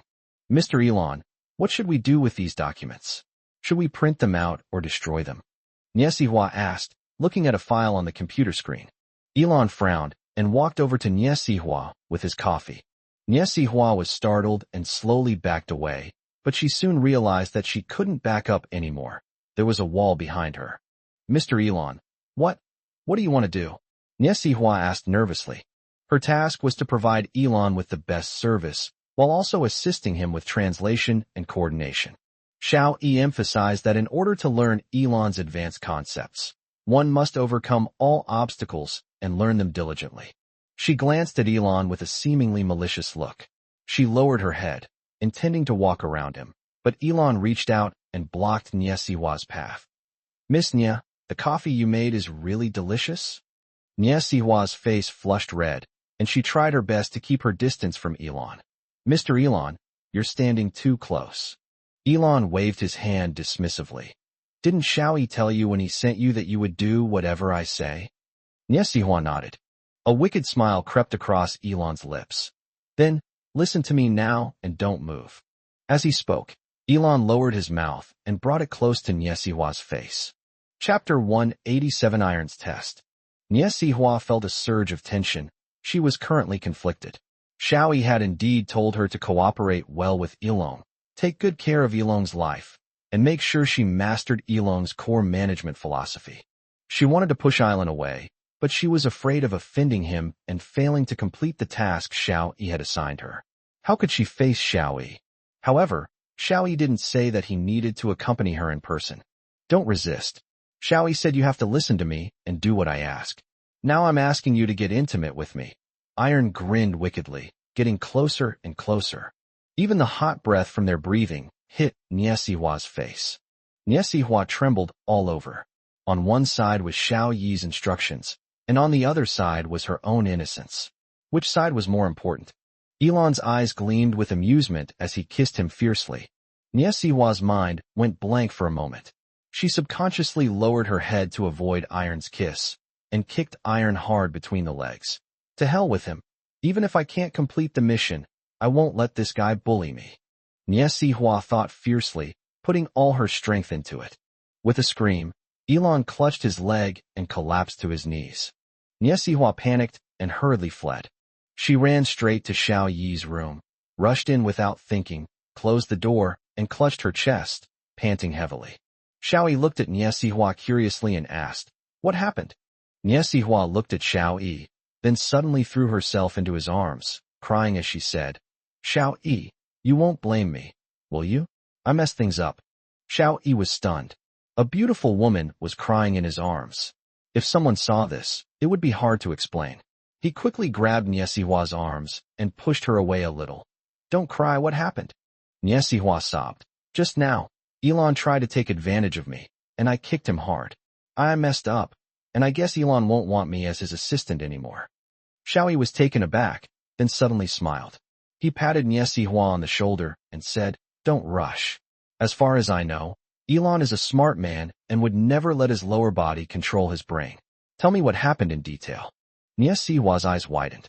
If she hadn't known Xiao Yi wasn't a person with a perverse sense of humor, she would have definitely kicked him hard, making him fall to the ground screaming in pain like Elon had just done. "You want to hear this?" Niesihua asked incredulously.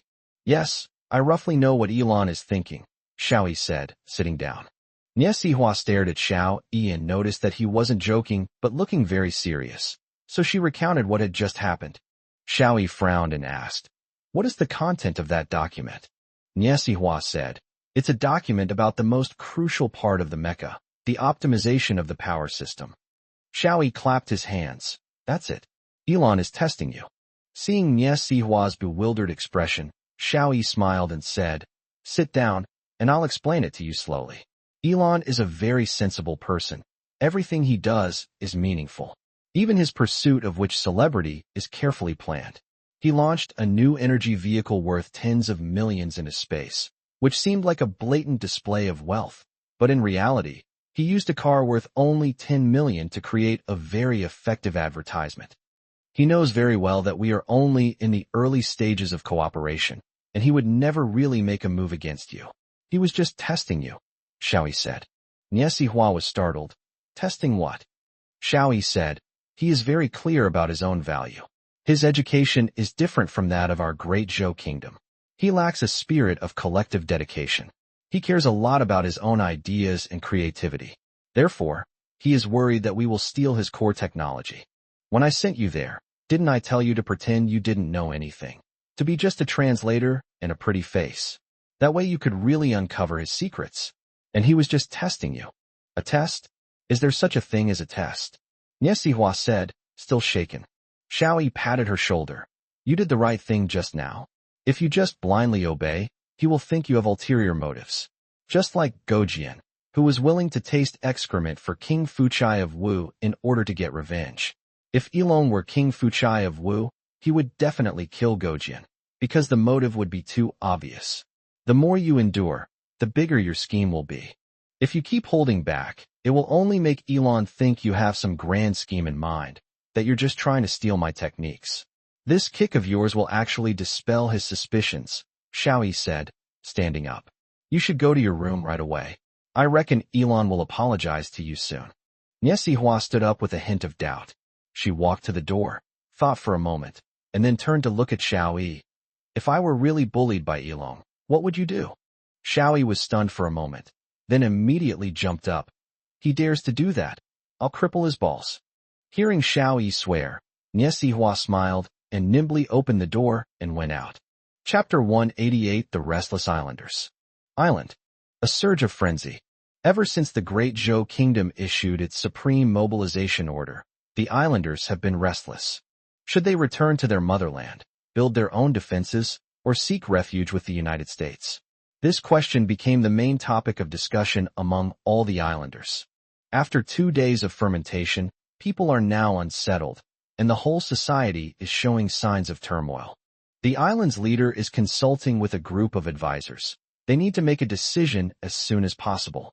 Expert A said, we can't go to the Great Zhou Kingdom. They're in a mess right now. They can't even get instant noodles, let alone braised eggs. I'm not going. I don't have any braised eggs, so I can't even eat. Another expert, B, also said, I also oppose siding with the Great Zhou Kingdom. I've looked at their data. Their steel walls are only a few dozen centimeters wide.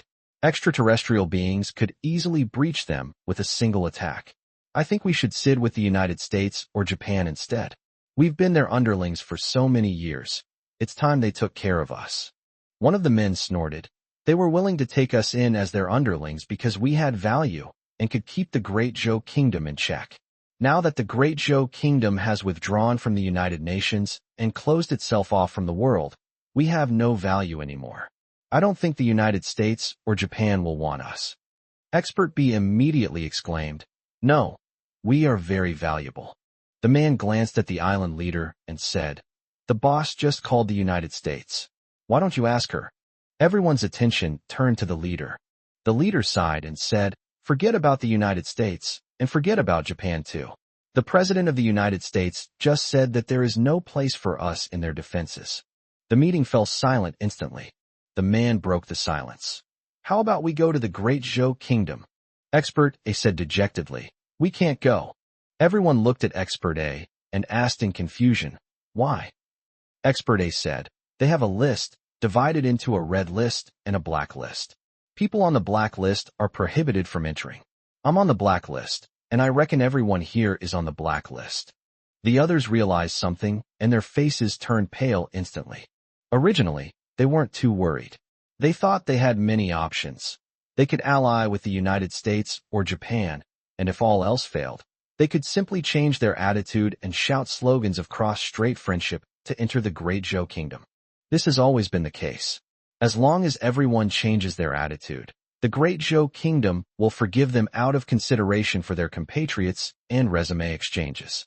Unexpectedly, All the passages were suddenly closed, making everyone feel like there was nowhere to escape. How did you know that?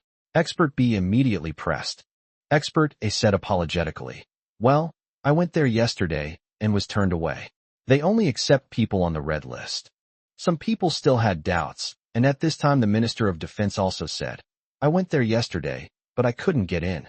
I asked them, and they have been preparing this list for a month. Anyone who makes any unusual moves has been blacklisted. Expert B slammed his fist on the table. No, we can't do that. If we can't leave, no one else can leave either. We must all work together and defend the island to the death. Yes, we're all going together, or none of us are going. Boss, we need to issue a decree immediately to prohibit island residents from entering the Great Zhou Kingdom. Otherwise, everyone will leave. The people at the meeting immediately shouted. The leader stood up, hesitated, and said, Well, I'm not feeling well, and I'm going to the hospital. You can continue the meeting. I'm authorizing the deputy leader to make the decision. Seeing the leader flee in a hurry, the experts began to have some doubts. Soon, news came that the leader was unwell and had taken a private plane to the United States. But a rumor spread, completely devastating them.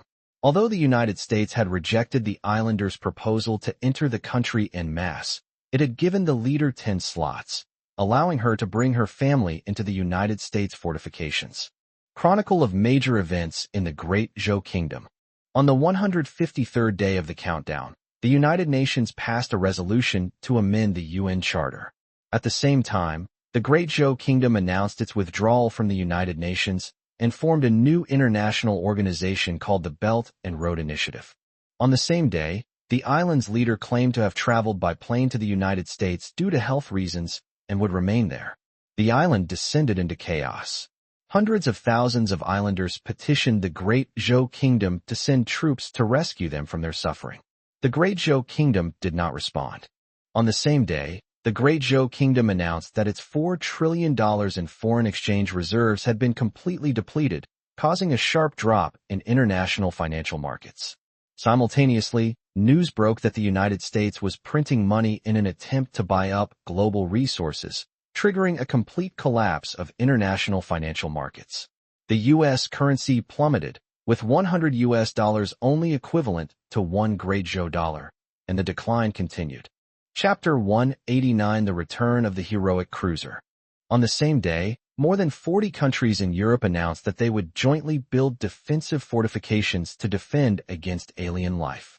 On the same day, a man in India announced that he had received divine revelation and could drive away alien creatures by praying and using holy water. With 152 days left in the countdown, the passenger volume of the Great Zhou Kingdom has once again broken the historical record, reaching 20 million, and it is estimated that it will break this record again in the coming week. On the same day, the Great Zhou Kingdom detonated the Jalaishan volcano, causing it to erupt continuously. On the same day, scientists from the United States announced that they had cracked the secrets of extraterrestrial life, concluding that the aliens were not dangerous. They claimed that conventional weapons could easily eliminate them. They asserted that the Great Zhou was making a mountain out of a molehill, its aim being to disrupt global markets and seize the opportunity to overtake the United States as the world's leading power. Global financial markets bottomed out and rebounded, and the U.S. currency began to recover. 151 days to go. At the South China Sea military base, a cruiser entered the harbor. This cruiser, number 303, was the same ship that confronted the U.S. cruiser in Devil's Bay. Captain Zhao Wanwei stood ramrod straight at the bow of the ship, with all the crew members standing behind him. Everyone's face was filled with determination and reluctance. Unfortunately, the 303 cruiser had completed its historical mission, and the only way out for this heroic ship was to be scrapped and transported inland to become part of the Great Wall of Steel. All of their crew members will return home and be reassigned. As for Zhao Wanwei, he will likely be asked to retire, thus ending his military career. Although reluctant, it had to be done. According to the military group's decision, most of the older ships will be returned to the shipbreaking yard for dismantling and then used as steel materials to be transported to the front lines of infrastructure construction. Cruiser number 303 has reached the age of retirement, and is among the first batch of warships to be decommissioned. Stepping off the deck, Zhao Wanwei watched as the dismantling machinery rushed toward the 303 cruiser like hungry wolves, quickly beginning to dismantle it. He forced back his tears, watching helplessly as his old companion of over 20 years was dismembered bit by bit, and his body trembled uncontrollably. A young soldier behind him couldn't hold back any longer and cried out, "These beasts, can't they be a little gentler?" Another shouted, "Why can't we keep it?" Zhao Wanwei said in a low voice, "Stop thinking nonsense. This is the country's arrangement, and we must obey it resolutely." However, there was still a lot of resentment and grievance in his tone. He felt that if he could fight, this ship could fight too. If the starry sky armored beasts dare to come from the sea, they'll be in for a beating. A hand landed on his shoulder. "Old man, can you still fight?" Zhao Wanwei quickly turned around and saluted. Reporting to the team leader, Zhao Wanwei can still fight. Luo Yaoyang smiled slightly and said, "Don't feel sorry for it. It has a more important task to complete." Luo Yaoyang turned to face Zhao Wanwei and asked, "What are your plans?" Zhao Wanwei looked dejected.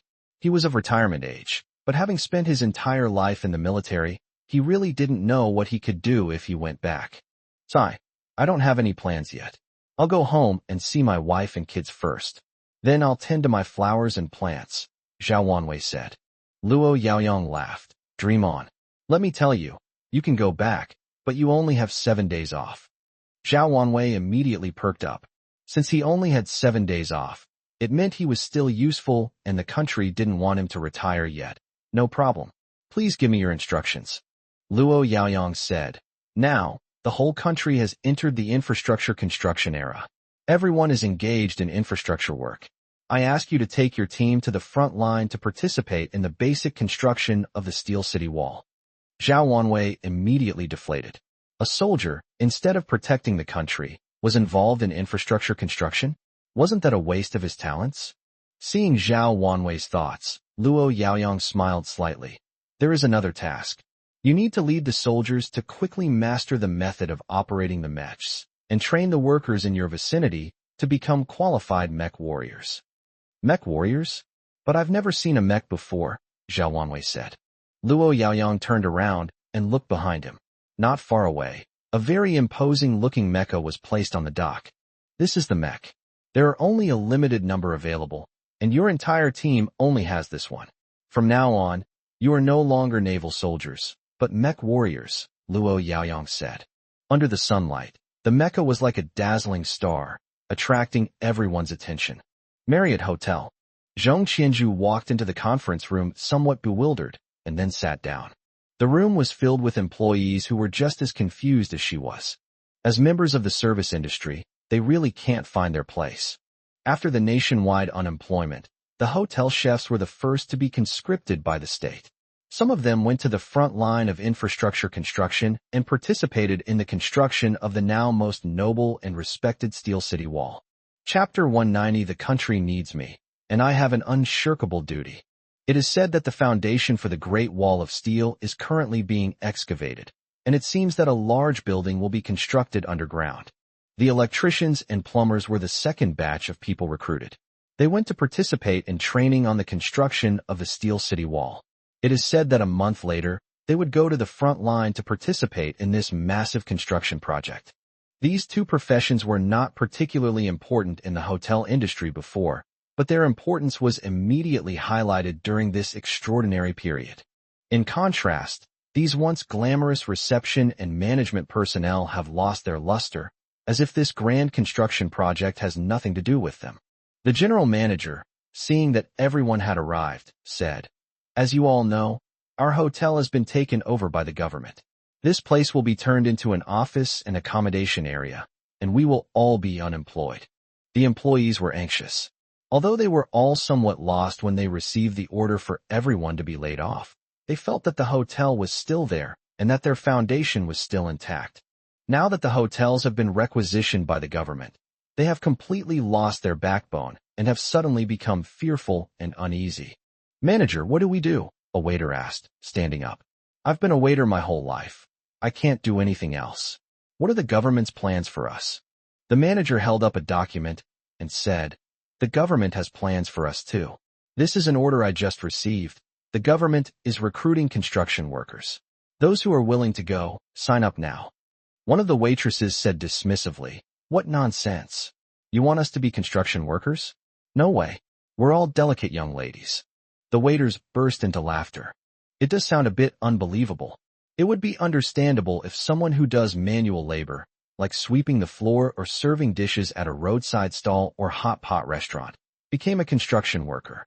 But these women are all five-star hotel waitresses, with outstanding looks and figures. Otherwise, they wouldn't be able to do it.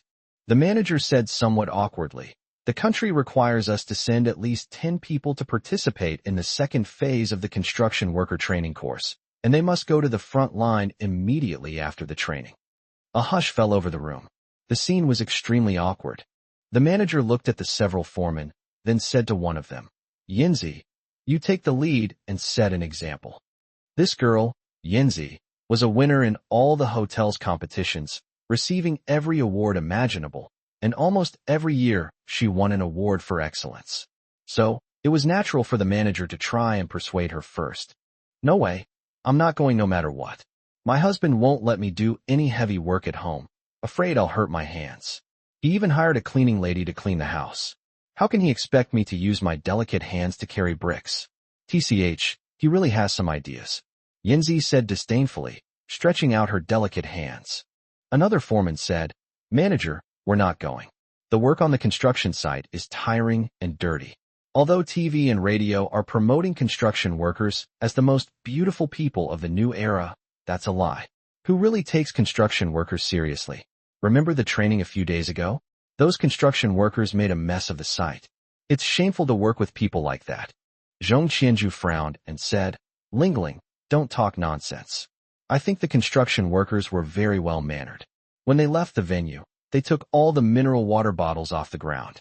It was much cleaner than that sales training meeting last time." The supervisor named Lingling immediately fell silent. What hotels fear most is those so-called sales elite training sessions. They shout slogans like madmen all day long, jumping around and making a complete mess of the training venue, like a car crash site. Compared to the last training session for construction workers, it's like heaven and earth. Yinzi glanced at Zhong Qianju. She was most jealous of this girl. Her figure and looks were among the best in the entire hotel, and she also came from a wealthy family and was very hardworking. If it weren't for her somewhat shady relationship with the chairman, this girl would definitely have taken all of Yinzi's awards every year. She snorted, "Oh, someone's putting on airs here, saying they don't look down on those country bumpkins. Fine, if you think construction workers are good, and that there's nothing shameful about working in construction, then you go and lead the way." Seeing Zhong Qianju's stunned expression, she sneered, "As long as you, Miss Zhong, dare to sign up, we dare to." She knew Zhong Qianju well. Zhong Qianju came from a well-off family and had never suffered hardship or done heavy work since childhood. She was certain that Zhong Qianju would not sign up. How could hands that are pampered with high-end skincare products possibly be used for manual labor? Construction work? Is that something a delicate rich girl like Zhong Qianju would do? Zhong Qianju looked at Yinzi with an unusually calm expression. She stood up, slowly walked to the manager, and said, "Manager, the country needs me, and I have an unshirkable duty. I'm signing up." Chapter 191 invites Shenzhou horses to play games. The manager was overjoyed. He looked at Yinzi and said, "Good, good, good. Now that we have the first person to sign up, everyone else, hurry up and sign up." "Yinzi, didn't you just say that you would sign up as long as Zhong Qianju did?" Yinzi's face turned pale. She hadn't expected Zhong Qianju to actually sign up. She waved her hand and said, "I'm not stupid. I'm not going." "Shoo." A group of waiters shushed him mockingly. The manager said unhappily, "Yinzi, you have to keep your word. How can you go back on your word?" Yinzi said, "I'm not a man. Women have the right to break their word. I'm not going to a horrible place like a construction site." The manager looked at the others helplessly. "Sisters, who else wants to sign up? Let's learn from Zhong Qianju." Several of Zhong Qianju's subordinates hesitated, casting pleading glances at her. Zhong Qianju smiled and said, "Sisters, the nation has issued a top-level mobilization order. As members of this country, Of course we must respond to the call. Who says only men can defend their country and have passionate youth? We girls have passion too. There was Mulan in ancient times, and there are us today. Besides, many of you don't have boyfriends, right? Maybe you can find someone suitable on the construction site? You know, construction work is the hottest industry this year, and they are the most beautiful people of the new era. Come on, follow me. Young girls also have a lot of passion and are very impulsive. After listening to Zhong Qianju's words, several girls rushed up to sign up. They never imagined that this moment would change everything for them, making their lives even more wonderful. General Headquarters. The new command building across the street is nearing the final stages of renovation. The current headquarters is already overburdened, and many newly added departments have had to temporarily set up temporary buildings for their offices. Fortunately, everyone was united and no one cared about the work environment. In the office, Xiao Yi put on a mecha simulator and helmet and began simulating the operation. The Hurricane Mech training software has passed the internal testing phase and is now undergoing expanded closed testing. Furthermore, based on Xiao Yi's suggestion, many fun and competitive elements have been added. The simulation software is now basically mature, and today is the final testing day. Once completed, it will be expanded and then deployed nationwide. Based on the voting results from readers, Penguin Horse proactively provided key data and shut down most of its game servers to facilitate software testing and operation, leaving only a few classic games to enrich people's leisure time. Tencent software engineers were also recruited by the Crazy Tide team, and once the final testing was completed today, they began preparing the server. This will be a massive event simulation software that surpasses any game, with over 1 billion active users. Therefore, the Frenzy team dared not be careless at all, which foreshadowed a massive amount of data processing. To ensure the smooth launch of the Hurricane simulation software, and to prevent it from crashing due to a large number of users, Xiao Yi specially found a gaming partner to experience this mecha simulation software together. Right now, this person is online waiting for Xiao Yi. Xiao Yi logged into the Hurricane simulation software, selected a basic mech, and then quickly ran to the training ground. From afar, he saw a man with the name Jack Ma on his head undergoing acclimatization training. He was Shengzhou Ma, the playmate Xiao Yi had specially chosen for today. The Shengzhou horse seemed quite uncomfortable at first, but after completing the basic tests, it stopped and greeted Xiao Yi. Because no effort was put into the people's appearance, it was impossible to tell who they were. To distinguish each person's image, a 10-inch photo frame was designed on each person's chest to hold their own picture, thus making it easier to identify who they were.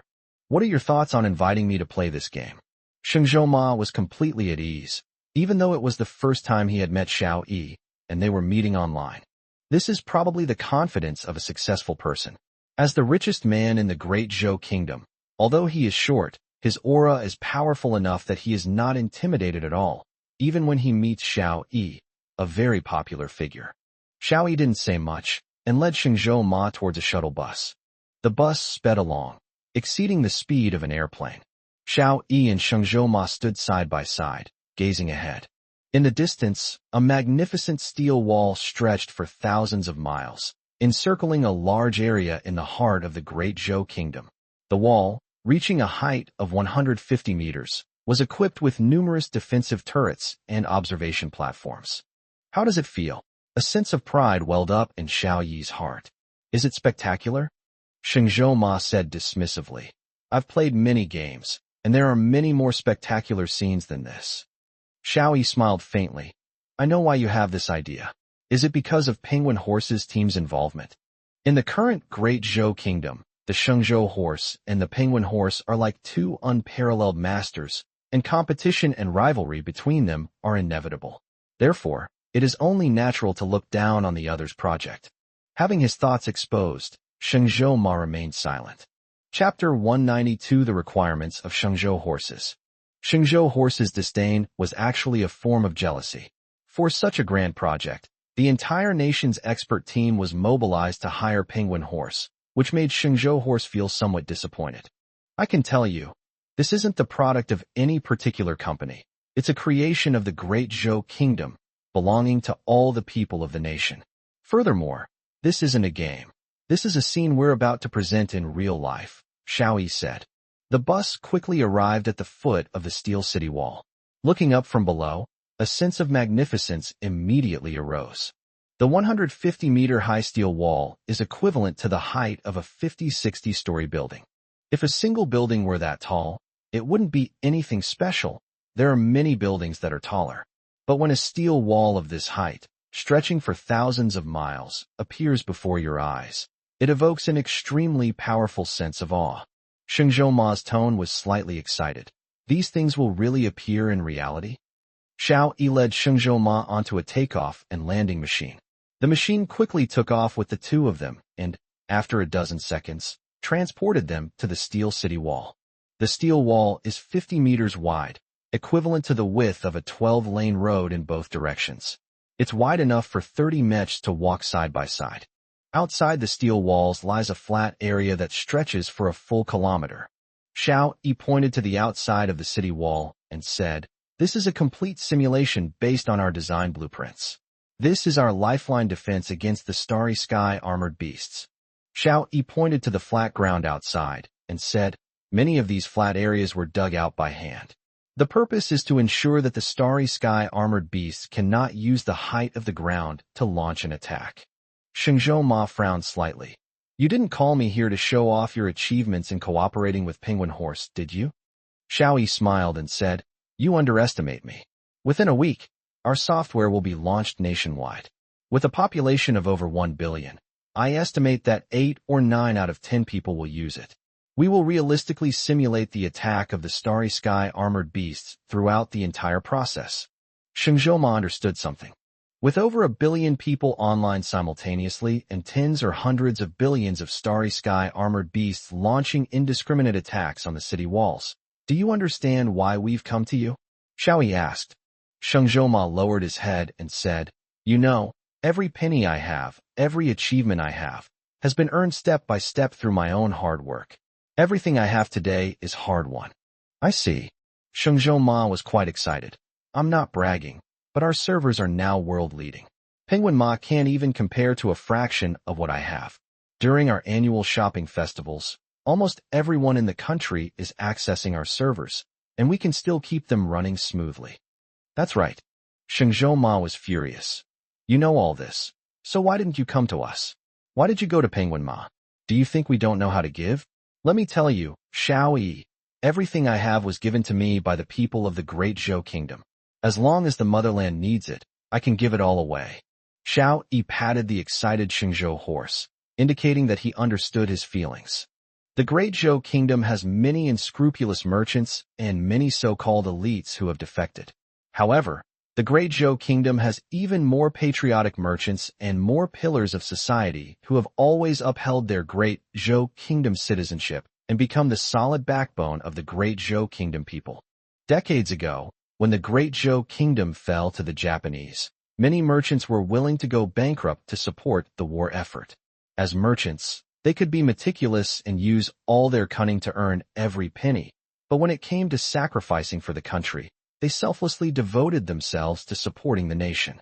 Shengzhou Horse is undoubtedly one of these types of people, so Xiao Yi's choice to cooperate with Penguin Horse is a huge humiliation for Shengzhou Horse. That's why I'm here to see you now. We hope to cooperate with Shuangma to ensure the smooth operation of our frenzy simulation software. Our motherland needs you," Xiao Yi said earnestly. Sheng Zhouma said, "Although the thought of cooperating with Penguin Horse is a headache, we will fully support our country as long as it needs us." Xiao Yi said, "Is there any problem with connecting 50% of your servers to the frenzy team within a week?" Sheng Zhouma said confidently, "No, 80%. 3 days to complete all debugging." However, Sheng Zhouma turned to look at Xiao Yi. "I have a condition." Xiao Yi raised an eyebrow. He hadn't expected Sheng Zhouma to have conditions. But thinking about it, it made sense, considering he'd practically contributed the entire company's resources. "If you want money, no problem." Sheng Zhouma raised his head, revealing a humiliated expression. "I've said it before, I can donate everything I have to the country without compensation. Don't try to humiliate me with money. I'm not interested in money." Xiao Yi was taken aback, only then realizing that it seemed that Ma from Shenzhou had said before that he was not interested in money. "Then what do you want?" Shengzhou Ma said fiercely. When I announce it to the public, our group's ranking will be ahead of Penguin Ma's. Chapter 193, A Bad Sign. Xiao Yi almost burst out laughing. According to the alphabetical order, he was already at the front, so it was as if he hadn't made any demands. Come on, I'll teach you a standard 3-step move, a move that can save your life. Xiao Yi took the lead and walked towards the elevator outside the city wall. After removing his helmet and simulator, Xiao Yi walked towards the headquarters conference room. Everything is proceeding smoothly so far, and no problems have been found. However, the major projects are not yet ready, especially the long steel city wall, which has not yet started construction and is still in the preparation stage. Everything they are doing now is based on the Large Hadron Collider and the Great Wall of Steel. If either of these projects fails, all their efforts will be in vain. When I arrived at the conference room, everyone else was already waiting. Upon seeing Xiao Yi enter, the head of the building materials group under the construction team stood up and said, reporting to Consultant Xiao, most of our smelting enterprises are currently outside the Steel City walls and cannot be relocated in a short time. In order not to delay the schedule, all our workers are working overtime to ensure that the production task is completed within 5 months. Now everyone's focus has shifted to Xiao Yi. Qian Linson and Yi Wanqing are engrossed in the research of quantum theory. They must verify those unproven theories before the completion of the Hadron Collider tunnel and the official start of construction. Fang Weizheng is unable to work long hours due to health reasons. Xiao Yi is now effectively in charge of overall leadership, which puts immense pressure on him. Previously, Fang Weizheng had shielded him from much criticism. However, pressure is a driving force, which allowed Xiao Yi to grow at the fastest speed. Xiao Yi glanced at Luo Yaoyang, who immediately understood and said, we have stationed troops in each core factory area, partly for security and partly to assist with a safe evacuation. Xiao Yi looked at Lu Bowen again, and Lu Bowen said, we will arrange for the workers' families and property to be moved inside the steel walls in the short term, so that they can work in the factory with peace of mind. This will continue until they need to be evacuated. Xiao Yi said, we must ensure the safety of every worker. All groups must coordinate well to relieve the workers of any worries. Only in this way can we improve production efficiency. Wu Juyo, the leader of the strategic materials group of the military team, suddenly said, there is one point I disagree with. I don't think we should evacuate the families. If the families don't leave, the workers can devote themselves to their work wholeheartedly. If the families leave, morale will be unstable, which will not be good for production. The most urgent task now is to increase productivity and not let them be distracted. Lu Bowen frowned. That would put us in a very passive position, because according to the data, the Star Beast outbreak is very fast, and evacuation needs to be done very quickly. If these family members also evacuate at that time, it will create a lot of transportation pressure. Wu Jiyo said, I believe that the workers are patriotic, and even if they sacrifice their lives for the country, it will be their honor. Our progress cannot be affected. These words immediately caused everyone to frown. Sacrificing oneself for one's country is the awareness of the people of the Great Zhou dynasty, but it cannot be regarded as a quality that must be possessed. Moreover, it's a bit much for management to ask frontline workers to sacrifice their lives for the country. Lu Bowen looked at Xiao Yi. Advisor Xiao, what do you say? Before Xiao Yi could speak, Wu Jiyo interjected. Advisor Xiao is busy enough. Such a small matter should of course be decided by each group. Otherwise, what would be the point of our existence as group leaders and deputy leaders? Don't you think so, Advisor Xiao? These words were spoken with such righteous indignation that Xiao Yi was speechless. Although he felt that Wu Jiyo's idea was somewhat wrong, he could only nod. We give each group the rights they deserve. Deputy Group Leader Wu is right. It is indeed your military group that is in charge. Luo Yaoyang remained silent. Wu Jiyo was a very powerful figure. Before the establishment of the national mobilization, Luo Yaoyang himself was just an ordinary high-ranking general who had never entered the central power structure. Wu Jiyo, however, was someone who had once entered the central government. In terms of past status, only Lu Bowen was higher than him. Seeing Luo Yaoyang's appearance, Xiao Yi frowned slightly. In the past, the All-People Mobilization Expert Team was a completely new structure, and everyone was a newcomer with no powerful background. Therefore, it is efficient and has a good atmosphere. However, due to the streamlining of national institutions, many people who previously held core national power have begun to join the National Mobilization Expert Group, and the wind has quietly changed. The old system of superiors being respected and inferiors being treated as inferiors in officialdom has begun to show some signs of emerging. People like Luo Yaoyong, Shen Lin, and Gu Linsheng, who have no connections or influence, are starting to lose the weight of their words. Currently, although no one dares to refute Xiao Yi's words, this situation is not a good sign. In particular, these people's rebuttals are not based on objective facts, but are simply personal opinions. The nationwide mobilization of the expert team needs to be rectified. This is Xiao Yi's thought. I have things to do today and tomorrow, so there will probably be fewer updates. I'll add more the day after tomorrow. Chapter 194 Grand, an impressive official talk. Breaking the awkward silence, Xiao Yi, the leader of the frenzy team, excitedly said, "Advisor Xiao, I have some good news to tell you. Our young lad, the mecha pilot, has made a new discovery."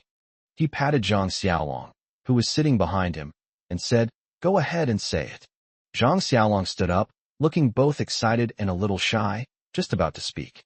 Chen Xiang, the newly transferred deputy leader of the frenzy group, whose name could not be displayed by a reader, suddenly spoke up.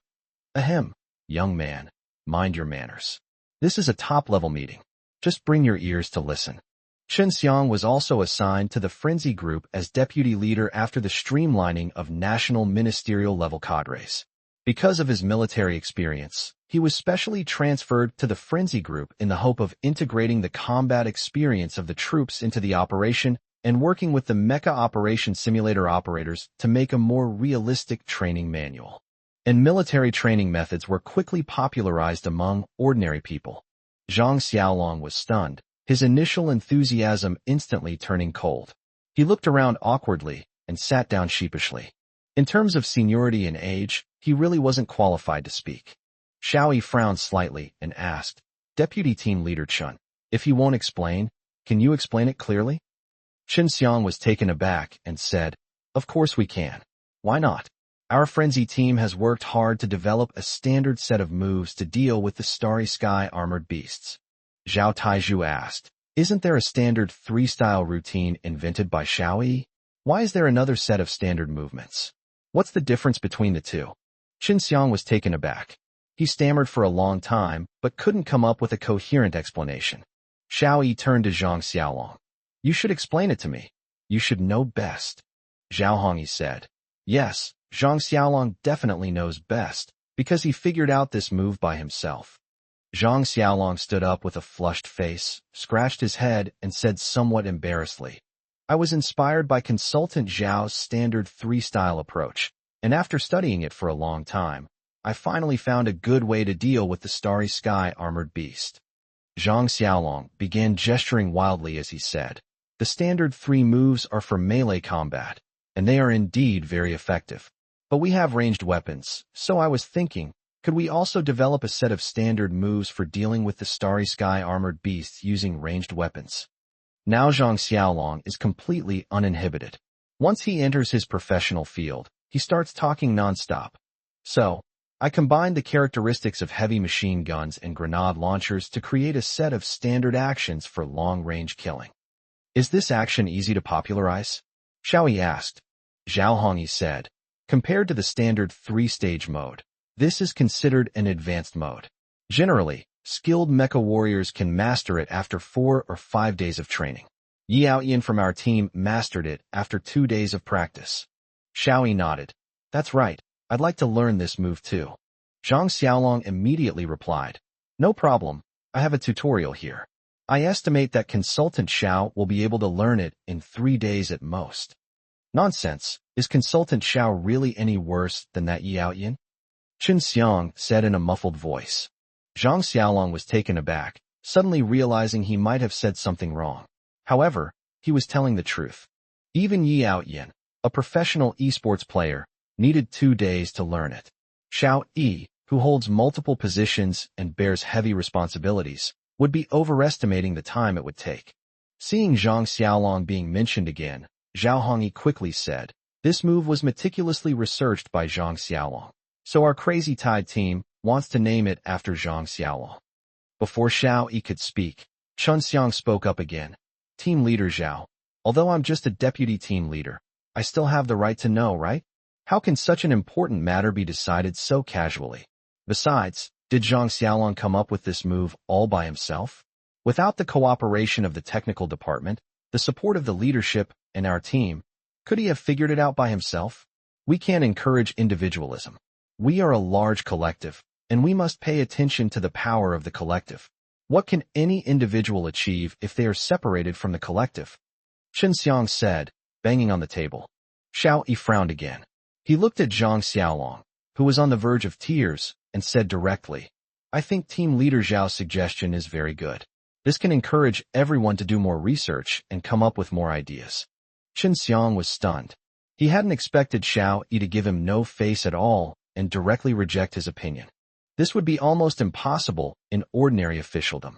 Even the highest-ranking leaders must consider the face of their subordinates and will not contradict their ideas in front of lower-level employees. However, Xiao Yi was practically the top leader of the expert group mobilized by the entire nation, so he couldn't voice his protest. Wu Jiyo spoke up at this point. "Advisor Xiao, I think this matter needs further discussion. We are a democratic group, and we won't let one person have the final say. I do think group leader Chen Xiang's opinion is very important. No one person's achievements can be made independently of the collective. Naming a standard movement after a young person is indeed too hasty.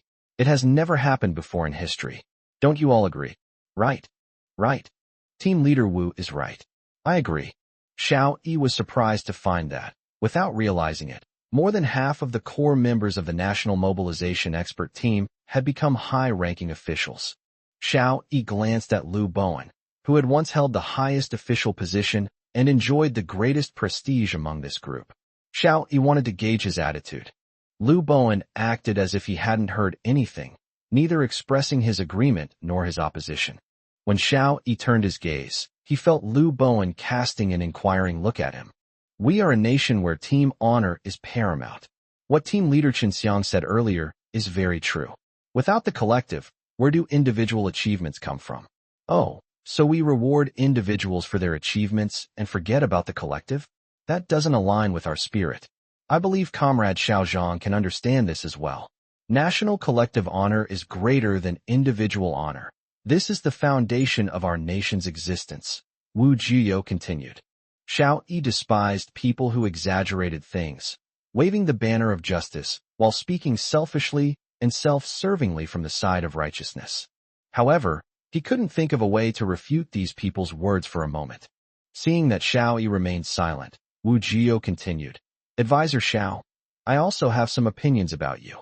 In the spirit of impartiality, I will speak them to your face. If you have any, correct them. If not, strive to improve." Xiao Yi smiled bitterly to himself, another set of high-sounding bureaucratic rhetoric. Seeing that Xiao Yi did not object, Wu Jiyo continued, "Our expert group for the nationwide mobilization should be restructured." "What is an expert group?" "It's a technical team that mainly provides auxiliary opinions. But now it's not keeping up with the development of the situation. The highest mobilization order has been issued. We should have a strong core team, and this team should be a fully democratic collective team."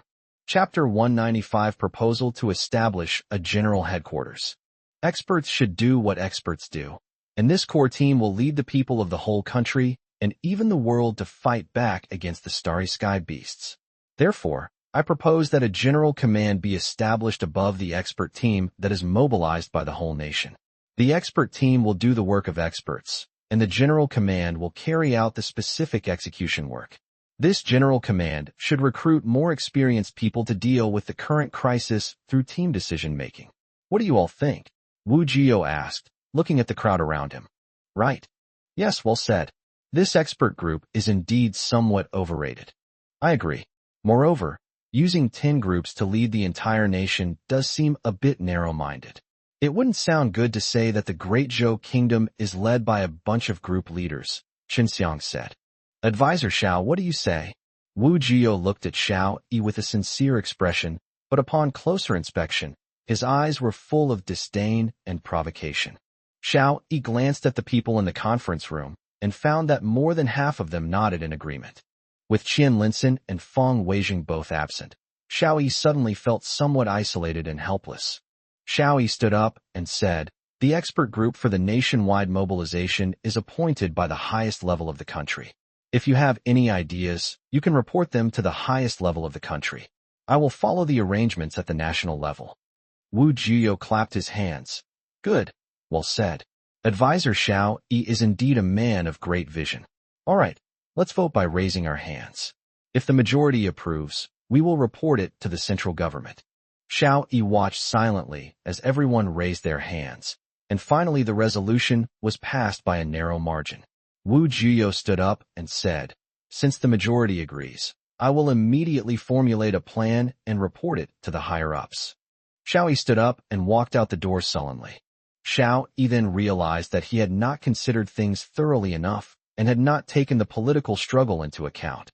Where there is power, there is politics. You can't accomplish great things with just enthusiasm. I thought internal strife only happened in Western countries, but I never expected that such a serious thing would happen within the Great Zhou Kingdom. However, Wu Jiyo had a firm grasp on the moral high ground, and I really couldn't refute him. Standing on moral high ground to criticize others is a common tactic of seasoned officials. Compared to these veterans, Xiao Yi is still too inexperienced. As he walked out of the conference room, Zhang Xiaolong said apologetically, "Consultant Xiao, I'm sorry, I didn't expect my matter to affect you." Xiao Yi smiled, patted Zhang Xiaolong on the shoulder, and said, "It's none of your business. By the way, didn't you say that move was difficult? I'll try it. I want to see how long it takes me to master it." Xiao Yi wanted to vent his anger and release the fire in his heart. Zhang Xiaolong immediately perked up.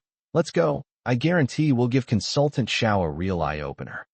Upon arriving at the Frenzy team, Xiao Yi and Zhang Xiaolong donned mecha simulators, put on hoods, and entered the world of Hurricane. Zhao Taizhu and Yao Yao quickly followed, eager to see just how awesome this move was.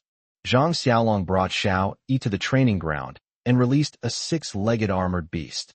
The six-legged armored beast saw Zhang Xiaolong and pounced on him.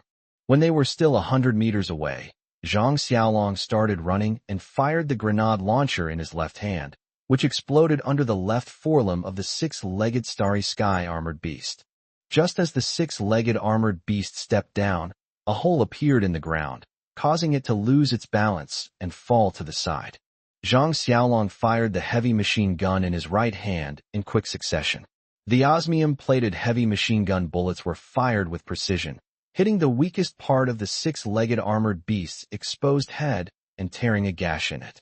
Zhang Xiaolong leaped high into the air and fired two grenades in quick succession with his left hand. The first grenade hit his head, making the gaping wound even more visible. The second grenade flew directly into the opening, which was only about the size of a fist, and then exploded. The six-legged armored beast was blown apart from its body and fell to the ground, dead beyond any doubt. This maneuver is indeed quite difficult. First, it requires precise marksmanship.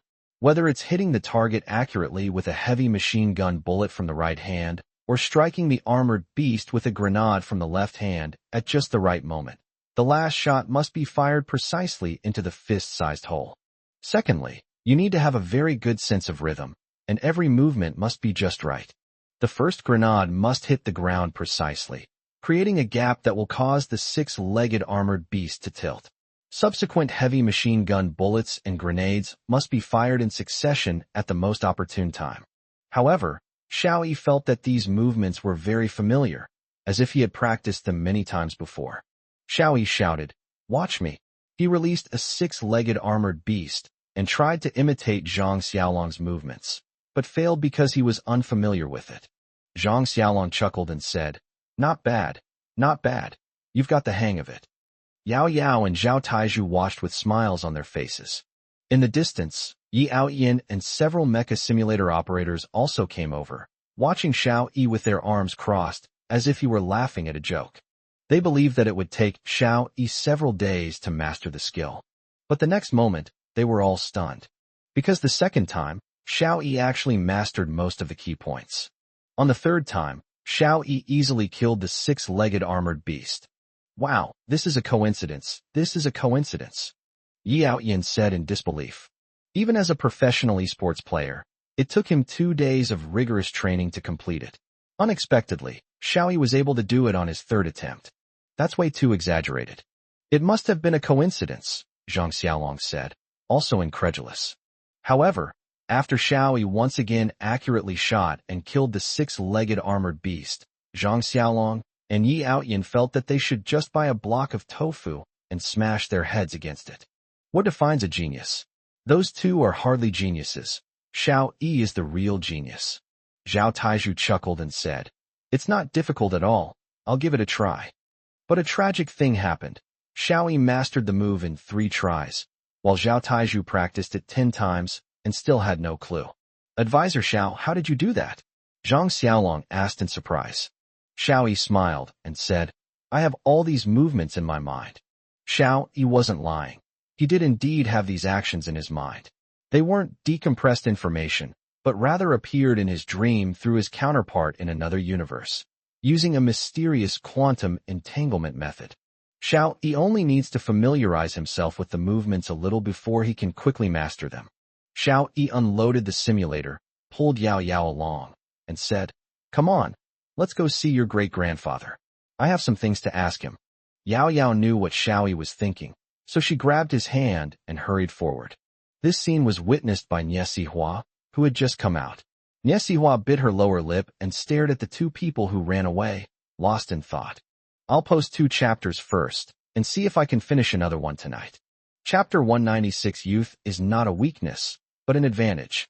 After listening to Xiao Yi's words, the old man remained silent for a while before saying, "You agree to establish a general command headquarters?" Xiao Yi nodded. "I also think it's necessary to establish a general command to change the current chaotic situation. However, I don't want to get bogged down in internal strife. I hope there will be a strong leader to guide the situation." The old man asked, "Who do you think has that ability?" Xiao Yi thought for a moment and said, "I don't know. Maybe it's the big boss, maybe it's someone else." The old man smiled slightly. "No, you have the answer in your heart." Xiao Yi remained silent. The old man continued, "The great Zhou kingdom has always valued moderation and humility. We all take pride in being a gentleman. I used to think that way too. Back in the war years, our 3 brigades were to be merged and expanded into a reinforced division, with the force growing to about 10,000 men. The leaders called a meeting with us to select one of our 3 brigade commanders to be the division commander. Although I thought the other 2 brigade commanders lacked vision and command ability, I still humbly declined. Unexpectedly, the 2 brigade commanders seemed to have a good personal relationship, and one of them took over the position of division commander without hesitation." "And then?" Xiao Yi asked with concern. "Then," the old man said with a complicated expression, "because he wouldn't listen to advice and was stubborn, I lost my voice. Our 10,000-strong army suffered a crushing defeat in a battle, losing 3,000 or 4,000 men. After returning, I made a profound self-criticism. In peacetime, one can be a humble gentleman. But in wartime, what is needed is responsibility and the courage to take on challenges. One must never be a humble gentleman, but a brave warrior who dares to persevere. Because of my modesty, I lost several thousand brothers for nothing. This is my mistake. I shouldn't have been modest. I was clearly the most suitable, so why should I let someone unsuitable take on an important position?" The old man patted Xiao Yi on the shoulder. "Think carefully about what I said." As Xiao Yi left the old man's room, he remained lost in thought. He also felt he was the most suitable person to be the supreme commander. However, his qualifications and age were significant weaknesses that made him unconvincing. In particular, those who had previously held high positions were even more unconvinced. This has severely hampered the team's operational efficiency. This concerns the fate of all humanity and must be treated with utmost care. Yao Yao walked beside Xiao Yi and said, "Xiao Yi, my great-grandfather is right. You are the most suitable one. You must take the initiative to fight for it. What are you afraid of?" Just as Xiao Yi was about to say something, Gu Linxing hurriedly came over and said, "Advisor Xiao, I've been looking for you. I have something important to tell you. What is it? Xiao Yi asked. Yao Yao wisely turned and left. Gu Linxing looked around to make sure no one was watching before saying, "Didn't you say a while ago that some of that data still hadn't been decrypted?" Xiao Yi suddenly remembered that he had always felt he had missed something. He had a feeling there was still some undeciphered information. Gu Linxing said, "I analyzed it again and found a very inconspicuous key. Based on the key, I deciphered a document of the highest level." Xiao Yi was taken aback, then pulled Gu Linxing into the office, closed the door, and asked, "What documents?" "The highest level of information is the most confidential information. The fewer people who know it, the better," Gu Linxing said solemnly. "This document contains only 2 words, centralization." Xiao Yi was taken aback, but instantly understood the meaning of those 2 words. These 2 words are an important message that other universes have specifically passed on to themselves.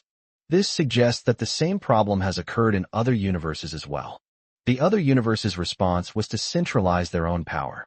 Suddenly, Xiao Yi's mind was flooded with a lot of information, seemingly because the word centralized power had triggered memories from a long time ago.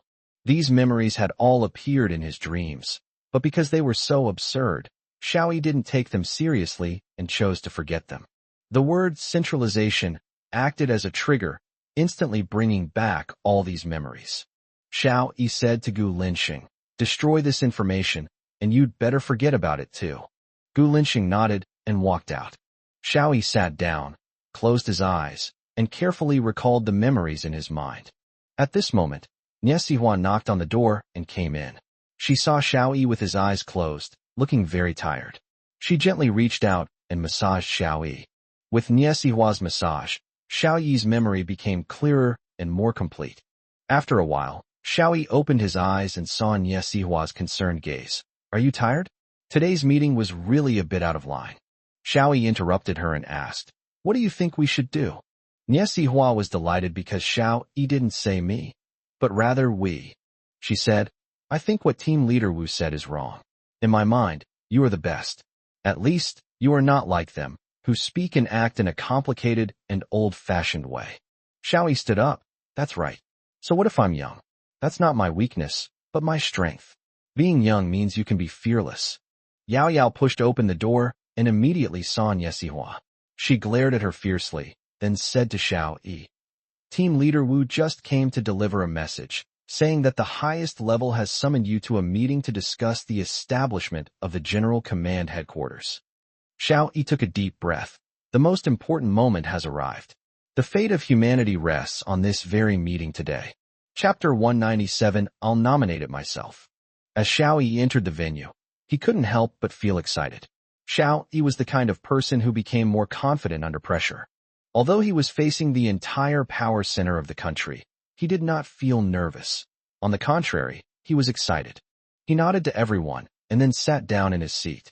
The expert group mobilized by the whole nation has all the power to transfer personnel and take action. However, the expert group is still under the jurisdiction of the national level. Therefore, some things cannot be done by mobilizing the entire nation and the expert team. They must be reported to the highest levels of the state. Many things are like this, such as the issuance of the highest mobilization order. However, this also caused some problems. Namely, the later additions to the expert group began to hinder its operation. This problem must be solved today. Xiao Yi must centralize power and clear away all obstacles. Feng Wei and Qian Linsen nodded to Xiao Yi with gentle eyes, as if they wanted to offer him their support. They all knew what happened this morning, and now they were a bit lost, not knowing what to do. Upon seeing Xiao Yi enter, Wu Jio spoke first. "Distinguished leaders and colleagues, I will now report on today's agenda. The expert team is no longer sufficient to support a nationwide mobilization. Therefore, we need to establish a powerful and more effective organization. This organization must transcend all others and possess supreme authority. Thus, the establishment of this organization is essential. Please provide your guidance, leaders." After speaking, Wu Jio looked at Xiao Yi. "Commander Feng, Deputy Commander Qian, Advisor Xiao, do you agree with my opinion?" Feng Wei was pondering without speaking, and Qian Linsen also hesitated. Although no one had any intention of vying for power, a good leadership team is essential to ensure the effective operation of the entire country. The expert team, which had always been mobilized nationwide, was now operating very well. This sudden turn of events made them somewhat uneasy. Xiao Yi suddenly spoke up, and his words shocked Feng Weijing and Qian Linson. That's right, Deputy Group Leader Wu is absolutely right. I agree to establish a supreme command and select someone to serve as the commander-in-chief of all mankind. Wu Jio was stunned. He had thought Xiao Yi would argue back. However, he was confident he could win. In fact, the very name of the National Mobilization Expert Group suggests that it is unsuitable to lead the people of the whole country or even the world. Combating the interstellar armored beasts will inevitably become a major event for all humanity. The leadership responsibility for this is immense. However, the formation of the expert team, which involved mobilizing the entire population, had some problems. It was clearly unreasonable for it to be led by scientists. The establishment of a new command headquarters is an inevitable trend. Therefore, he is confident of defeating Xiao Yi. However, Xiao Yi directly agreed with his opinion, which made him unable to express all the wonderful debate topics he had prepared. It was like having gathered all his strength to give the enemy a heavy blow, but not finding the enemy's trace, almost causing internal injury. Wu Jio was so frustrated that he couldn't speak. Since there are no objections, we have reached a resolution to establish a general command headquarters. The expert team mobilized by the entire population will be under the unified management of the General Command Headquarters.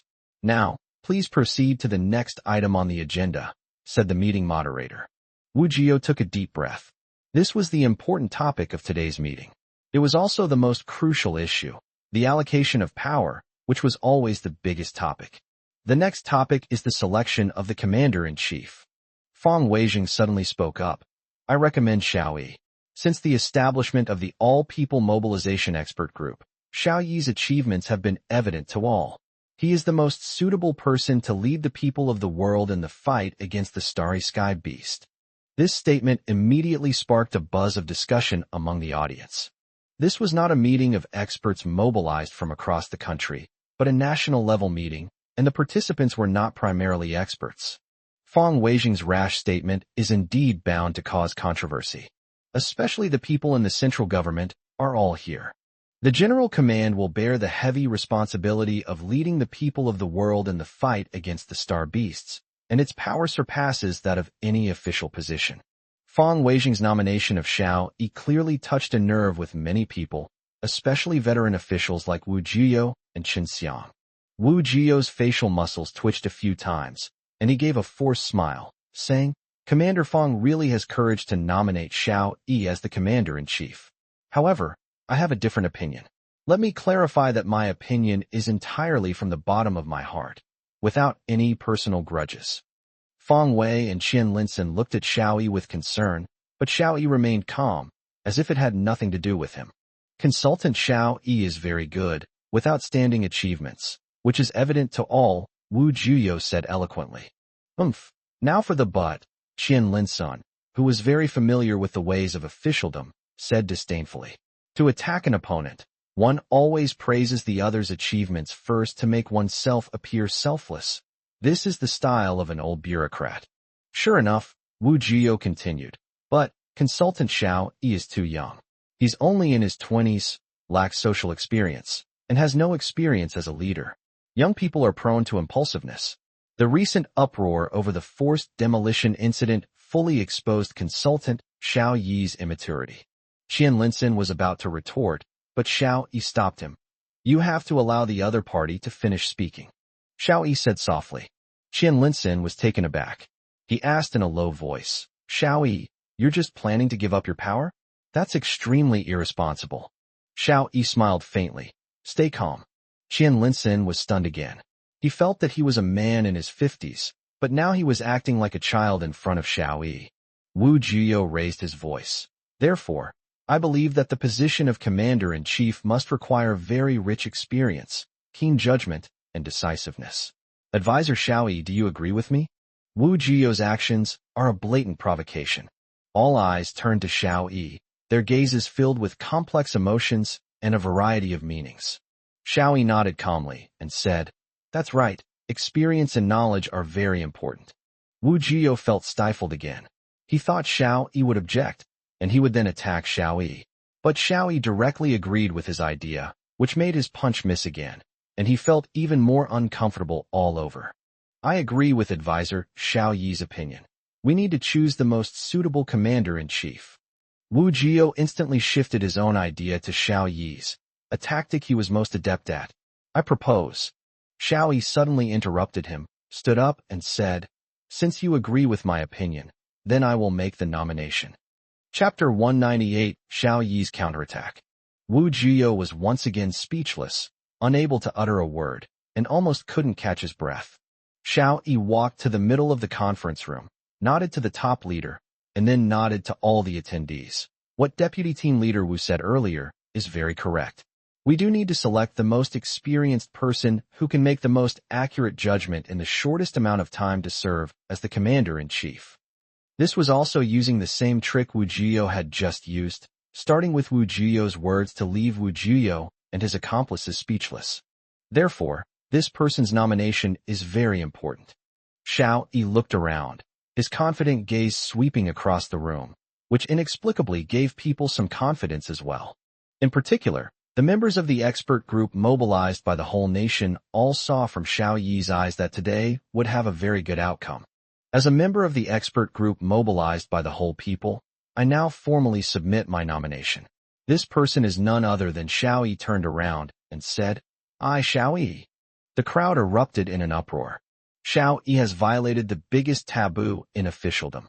Although people say that one should recommend worthy people regardless of personal relationships, and that self-recommendation is worthy of encouragement as long as one is upright. However, in the real world of officialdom, this is impossible. Who would dare recommend their own relatives or friends? A torrent of criticism would immediately follow, let alone recommending oneself. Some leaders, who want to promote their relatives and cronies, are not foolish enough to recommend and promote themselves. Instead, they find an obedient person to recommend them, go through the motions, and then promote them. Xiao Yi directly recommended himself, which Wu Jio and his friends saw as an immature act. Wu Jio, Chen Xiang, and the others all smiled, clearly not taking Xiao Yi's recommendation seriously at all. Just as Wu Jio was about to speak, Xiao Yi raised his hand. "Don't rush to refute me. Let me finish speaking first." Xiao Yi scanned the crowd around him and said, "I know that you all have more experience than me in economic development and far more experience in political struggles. But I want to ask you all, who among you has experience in fighting the starry sky beasts?" This sentence immediately silenced the previously noisy meeting room. Yes, does anyone have experience fighting against the starry sky armored beast? This is the first time anyone has encountered a starry sky beast. None of us have traveled from another universe. Sometime later, the old man quietly appeared and sat in a corner of the hall, quietly watching everything happening in the room. Xiao Yi smiled and said, "No, I believe this is the first time anyone has encountered something like this." Wu Jio retorted, "This is your first time too." Xiao Yi did not answer Wu Jio's question, but continued, "Just now, I used the hurricane simulation software to practice the move invented by Zhang Xiaolong. It takes others 3 to 5 days to learn a move, but I only practiced it 3 times, and I have already mastered all the essence of it." Wu Jio scoffed, "Are you trying to say you're smarter than others?" Xiao Yi shook his head, "Quite the opposite. My intelligence is about the same as everyone else's, and my comprehension is also about the same as everyone else's. The reason I was able to grasp this move so quickly is not because I am smart, but because I am already very familiar with this move. I have practiced this move countless times. I know you all have questions about why I practiced this move. I'll tell you now." Xiao Yi pointed to his brain. "Because I have these memories in my brain." Seeing that some people didn't understand, Xiao Yi explained, "Today, all the information about the starry sky armored beast came from 2 main sources. One was transmitted to my brain by myself in the second universe through the Hadron Collider, which tore through the space barrier. The other source was transmitted to my brain by myself in other universes through a mysterious quantum entanglement." I can also give you a simple explanation of the so-called quantum entanglement theory. There is a correlation phenomenon between the same group of objects in different spacetimes. When one party makes a move, the other party can feel it. Everyone has seen twins, right? Identical twins have a kind of telepathic connection. When one twin has a strong psychological reaction, the other twin can sense it even if they are not together. This is a phenomenon that exists between different individuals. But the me in other universes is actually one individual with me. Therefore, the intensity of the connection will be stronger, and I will receive more information. Xiao Yi said, I have practiced this move countless times in other universes. Through this strong feeling, it was transmitted to my brain in the form of a dream. Xiao Yi looked at everyone and noticed that many of them seemed confused. He suddenly pointed to the door and said, I know you're all a little confused. It's all right, this door will be opened soon. Someone is coming in to report something important. The island nation of Dezhou has sent us a letter requesting our assistance, hoping that we will send troops to pick them up. The crowd erupted in another uproar, partly because of Xiao Yi's words and partly because of the islanders' plea for help. At this point, sending a request for help to the Great Zhou Kingdom clearly indicates that the island is already in complete chaos. All eyes were focused on the door. The door quietly opened, revealing a youthful face. Someone recognized her as an intern at the central office. When the girl saw that almost all the country's bigwigs were staring at her, she was so frightened that she almost turned around and ran away. Is there something you need? The meeting moderator asked. The girl was a little flustered. She had originally intended to sneak in, hand the message to the person in charge, and then leave, but she didn't expect everyone in the room to be staring at her. She said somewhat flusteredly, It's a big deal. The pro-Zhou faction on the island just sent a message saying that there's been a riot on the island, and they're requesting our reinforcements. Wu Jiuyou immediately said, This was arranged. This person must be Xiao Yi's man. The big boss suddenly spoke up, saying, I can guarantee that this matter has nothing to do with Xiao Yi. Wu Jiuyou felt as uncomfortable as if he had swallowed a fly. The big boss had spoken up personally, leaving him no chance to make a fuss about it. Xiao Yi looked at everyone and said, Some people may think it's unbelievable, but that's okay. Turn on the TV and tune into the Indian television station. Their leader is about to announce that they will be building an 11,000 li, approximately 5,000 kilometers, steel wall ahead of our Great Zhou. That's right. You heard me correctly, 11,000 li, which is 1,000 li more than our Great Zhou. Chapter 199 The Birth of the Human Supreme Commander. A scene appeared on the screen where an Indian news anchor was broadcasting the news with great enthusiasm. The on-site translator immediately translated it, and then transmitted it to everyone. Sure enough, it was exactly what Xiao Yi meant. At this point, everyone was speechless. Because Xiao Yi could not possibly control the television station in India.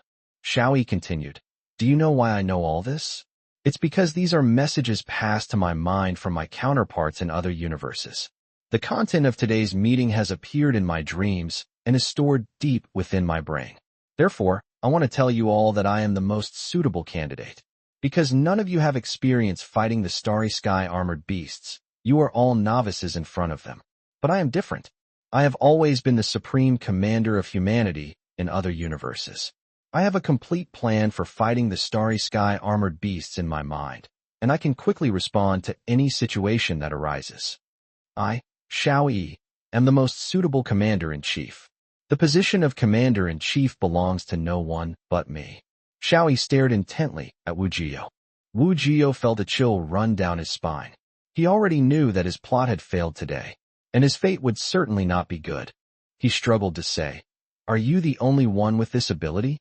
Xiao Yi glanced at him disdainfully and said, There are some people in this world like me who also have the ability to receive information transmitted from other worlds. However, only I have consistently served as the supreme commander of humanity, and only I am capable of this role. This has been proven by countless universes. That's why these messages are transmitted to me. Do you have any objections? Xiao Yi glanced disdainfully over the entire room. The crowd fell silent. People noticed that Xiao Yi now seemed more confident and bold than he had been that morning. This is what a commander-in-chief of humanity should look like. Now, we can vote by raising our hands. Xiao Yi glanced around. Behind him, people raised their hands one after another, and in the end, almost everyone raised their hands. Wu Jiyo and Chun Xiang looked at each other, and finally, unable to resist the gazes of those around them, they hesitantly raised their hands. The meeting moderator announced, by vote, it is unanimously agreed that Xiao Yi will serve as the Supreme Commander of humanity. The Supreme Command holds supreme authority and is responsible for managing all rights related to the fight against the Starry Sky armored beasts. All individuals and groups must obey the orders of the Supreme Command. This is effective immediately. Xiao Yi smiled slightly and said, "Thank you for your trust. We will now set up the General Command Headquarters. The expert team mobilized by the entire population will be under the command of the General Command Headquarters." At the same time, Xiao Yi glanced at Wu Jiyo, Chun Xiang, and the others, and said, "Wu Jiyo, Chun Xiang, Wu Baiwan, you 15 people will be the ones to clear out the expert team of the general mobilization of the whole people." Wu Jiyo turned pale. He hadn't expected Xiao Yi to slap him in the face like that, a major taboo in officialdom. Even political enemies had to maintain their composure and remove each other from the party in a respectable way. There's no such thing as being humiliated on the spot. This Xiao Yi is too immature. This doesn't behave like a proper official. He stood up and said, "Xiao Yi, this is retaliation." Xiao Yi waved his hand, signaling the security personnel to drag these people away. "I have no interest in retaliating against you. You are not worth my revenge. You are not even in the same league as me. I'm just cleaning up the trash." The dozen or so people, their faces ashen, were immediately cleared from the scene. Xiao Yi walked to the podium, scanned everyone, and said, "The General Command will eliminate all formalities and bureaucratic pleasantries. The meeting is now in session. The responsibilities of the national central government remain unchanged, and the responsibility of the expert group for the nationwide mobilization will be to provide all technical support to the General Command." The old man stood up with a smile and slowly walked towards the door. Behind him, Xiao Yi had finally transformed from a researcher into a capable commander-in-chief of humanity. This was his destiny. From this moment on, Xiao Yi will face no more political obstacles. He will unleash his full potential and lead humanity in resisting the invasion of the Starry Sky beasts. Humanity's fate rests on Xiao Yi's not-so-broad shoulders.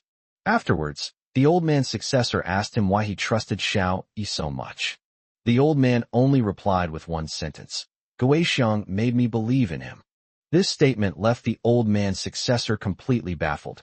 150 days to go. Bianjing City. Mayor Ji stood in front of the Fujia Tianxia residential complex, looking at the luxurious gate, and remained silent. Fujia Tianxia is the most luxurious villa district in Bianjing City. The people living here are all very important. They are either people from the top 500 companies on the Great Zhou Rich list, top entertainment stars, sports stars, or direct relatives of national-level figures. The reason why the city's housing reform has been progressing poorly is this. Many residents strongly oppose the new housing adjustment plan. Everyone agrees that if the Fujia Tianxia community were to be adjusted as well, they would respond positively. Chapter 200, the mayor seeking stability, is getting serious. Otherwise, this is a clear case of bullying the weak and fearing the strong, and it is also a despicable act of allowing officials to set fires while forbidding ordinary people to light lamps. Mayor Ji felt immense pressure, so he simply brought the police officers to the Fujia Tianxia residential community to discuss a housing adjustment plan. Hearing the news, streamers from various platforms gathered here. These live streamers are all troublemakers, and they are also the most vocal group in their online attacks against Mayor Ji. Mayor Ji used to be known as a stability-seeking mayor, so when he suddenly decided to make housing adjustments, everyone was mocking and ridiculing him, as if they were watching a joke unfold.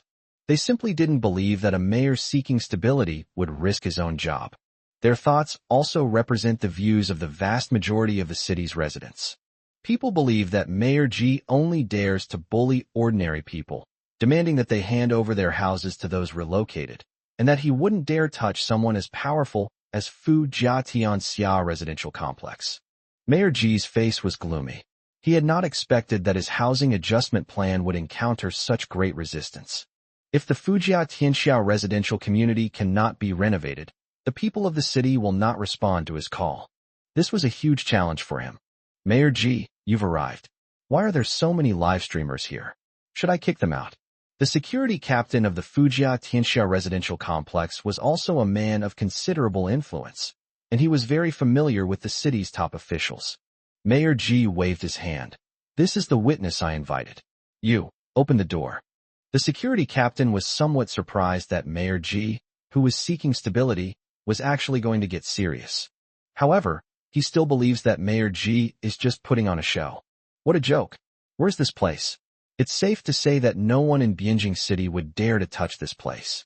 At least a dozen or so immediate family members of ministerial-level officials have bought houses here, not to mention other celebrities and tycoons. Asking these important figures to give up their lavishly decorated villas to ordinary people relocated to the interior as housing is a joke. The security captain said with a forced smile, Mayor Ji, the residents here are of high status. Without identification and the owner's permission, they cannot enter. I'm sorry, Mayor Ji, these are the rules. Mayor Ji sneered. As long as you're still on Bianjing City's territory, you must abide by Bianjing City's rules. Yi-1, if anyone obstructs you, arrest them for obstructing official business. The security captain's expression changed slightly, but when he thought of the high-status people living here, he became bolder. Anyone who dares to trespass will be in big trouble today. Yi-1 completely ignored the security captain, walked straight to the entrance of the community, kicked over the fence, and called for the police to enter. The security captain felt a chill run down his spine. He hadn't expected the police to be serious. In the past, when police officers wanted to come in, they had to be polite and try to get on his good side before daring to go in. But today, the police officers who came were all unfamiliar faces, a group of young men in their 20s, and not a single bureau-level leader among them. He couldn't find anyone he knew. In fact, Mayor Ji had also notified the police chief, deputy chief, and other leaders to come to work together. But unexpectedly, these chiefs and deputy chiefs were either sick or had urgent matters to deal with, and they all avoided coming. They clearly understood that compared to the wealthiest tycoons in the world, Mayor Ji's official position was far too low. They might even be implicated. Therefore, it was a group of young police officers who came. This left Mayor Ji feeling powerless and extremely angry. He's determined to resolve this today. He wants the whole city to know that he's not just a mayor seeking stability, but also a mayor with Oli poise and decisiveness and Nungli capability. Look, the police are making their move. I don't know if they're just putting on a show or if they're really going to fight. The anchor Dinyo shouted into the camera, carrying his equipment and closely following the police. The security captain was nervous. If the police really caused a commotion here, he would lose his job as security captain. He couldn't deal with Mayor Ji, but he considered himself to have some connections in Bianjing City, so dealing with a few young policemen shouldn't be a problem. He grabbed Yi-1's clothes and shouted, Kid, don't think you can bark like that just because you're wearing a dog skin. I'm someone with connections, and you can't afford to mess with any of the people here. If you dare to ouch, that hurts. Yi-1 threw the security captain to the ground with an over-the-shoulder throw, then skillfully handcuffed him with a grappling move, saying, You are suspected of obstructing official business, and I am detaining you in accordance with the law. Although the security captain had also trained, he was no match for the young Yi-1 and was pinned to the ground by Yi-1. Several police officers came over and shoved the security captain into the car. The security captain shouted, The police are beating people. The police are beating people. Suddenly, someone smacked the security captain hard. That's exactly what I'm talking about.